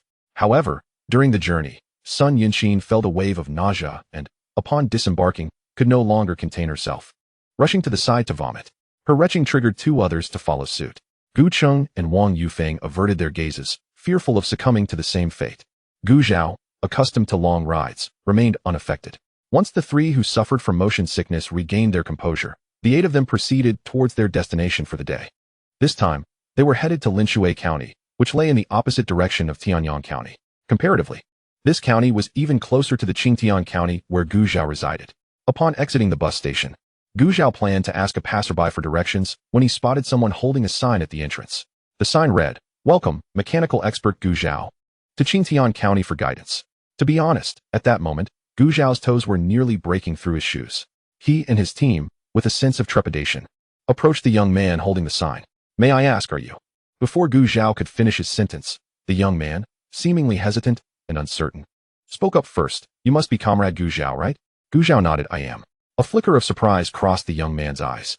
As if he hadn't anticipated Gu Zhao to be so youthful, he quickly introduced himself. "Hello, I am He Ji from the sugar factory. You can call me Xiao He. Our factory director was concerned you might have trouble finding your way, so he sent me to pick you up." Gu Zhao shook his hand. "Hello, Comrade He. I appreciate your help. You're too kind. Shall we head out now?" He Ji inquired, looking towards Gu Zhao. "Let's go," Gu Zhao replied succinctly, relieved that they did not have to navigate on their own. The group followed He Ji as he led them away. Not long after they left, 2 more men arrived at the bus station, holding a sign that read, "Welcome, mechanical expert Gu Zhao, to Qingtian County for guidance." However, they waited for 2 to 3 hours, approaching noon, as people streamed out of the station in waves without sighting the person they awaited. One of the younger men began to doubt. Weren't they supposed to arrive today? Why haven't we seen them? Could it be that they changed their plans? The older middle-aged man shot him a glance. "Do you think this is child's play? If they weren't coming, they would certainly notify us in advance." "That is true. But what is going on then? Let us just ask," the younger man suggested. They approached the ticket counter at the bus station, conveniently located at the entrance, where they could see anyone exiting. "Excuse me, could you tell us if a group of 5 or 6, maybe 7 or 8 people from Qingtian County has come out this morning?" The middle-aged man handed a cigarette over. The ticket seller, seeing no one else around, accepted it. In this day and age, it was quite conspicuous for a group of 7 or 8 to arrive by bus unless they were family. The ticket seller thought for a moment before nodding. Yes, a group did come through, but they were picked up several hours ago. "What? They were picked up? By whom?" the young man exclaimed, excitement bubbling in his voice. "How would I know?" replied the ticket seller, as someone else approached to buy a ticket, thus ending their conversation. The 2 men stepped aside, the young man fuming. Could it be they were taken by people from another factory? The middle-aged man frowned. "That seems likely. Despicable." The young man retorted angrily. It was predetermined who would go to which factory. How can they be so shameless as to intercept them first? The older man had not anticipated this turn of events, but upon reflection, he understood that securing the individuals first would allow them to have their machines repaired ahead of schedule. If he were in their position, he might have acted similarly. With no other option, the 2 men trudged back to report the situation to their superiors. Unbeknownst to Gu Zhao, the county had such intricate protocols regarding the order of machine repairs among factories. Nevertheless, even if he had known, it made no difference to him. Under He Ji's guidance, they proceeded directly to the factory director's office. After a brief exchange of pleasantries with Director Yang Ao, they swiftly got down to business. Following Yang Ao, they entered the sugar factory's workshop. At that moment, the factory's equipment technology was derived from blueprints and machinery imported from a neighboring country a few years prior, which were then replicated and mass-produced based on these technologies. The sugar production at their facility primarily utilized beets, involving equipment such as leachers and clarifiers, among others, with some processes like washing and slicing the beets being performed manually. The malfunctioning equipment was the leacher. The leacher played a crucial role in the sugar extraction process, as it allowed the sugar to dissolve from the beets into a syrup through hot water soaking. Gu Zhao meticulously explained the model of the machine before them and its function, while the 8 individuals listening took notes diligently. Even Yang Ao and He Ji, who were familiar with the machine, found themselves captivated. They had never had such a systematic learning experience regarding the equipment.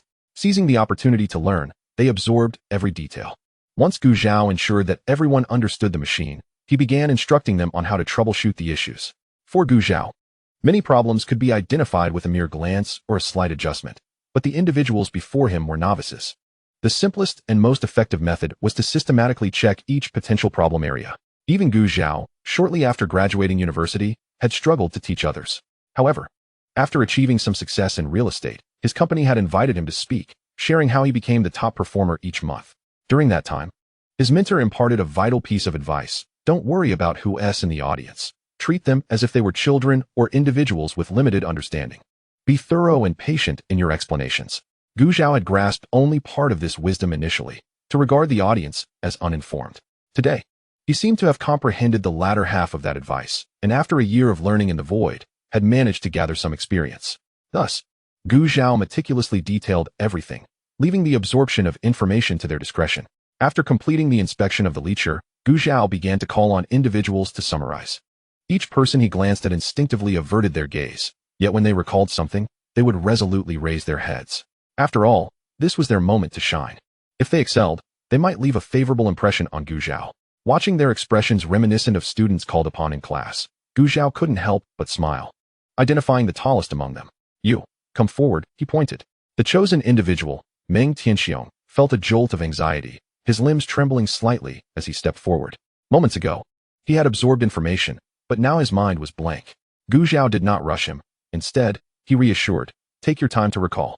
You can also refer to your notes. He noticed that Meng Tianxiong's notebook seemed to have several pages filled. With Gu Zhao's encouragement, Meng Tianxiong gradually regained his composure. He refrained from opening his notes, instead striving to recollect Gu Zhao's words and articulating them in his own language. The leacher can malfunction due to 3 reasons. Firstly, prolonged accumulation of impurities in the beets, leading to pipeline blockages. Secondly, severe wear on the transmission components. He spoke each word deliberately, recalling as he went. By the time he finished, sweat had begun to bead on his forehead, yet Meng Tianxiong remained tense, anxiously awaiting Gu Zhao's feedback. Gu Zhao maintained a calm demeanor, observing the intense focus of everyone upon him. A slight smile crept across his lips as he finally spoke. You are correct. At those words, Meng Tianxiong exhaled in relief. Grateful for the affirmation, Gu Zhao then proceeded to explain how to repair the malfunctioning parts, occasionally encouraging others to try their hand at the tasks. By the time they exited the sugar factory, the sun had already set. Wang Yujun, with a jovial demeanor, felt the candies nestled in his pocket. Pleasantly surprised by the director's unexpected courtesy, the others, who similarly carried a bag of sweets, were equally elated. What began as a mere learning expedition had unexpectedly yielded such delightful rewards. The substantial bag of candies promised to sustain their families for quite some time.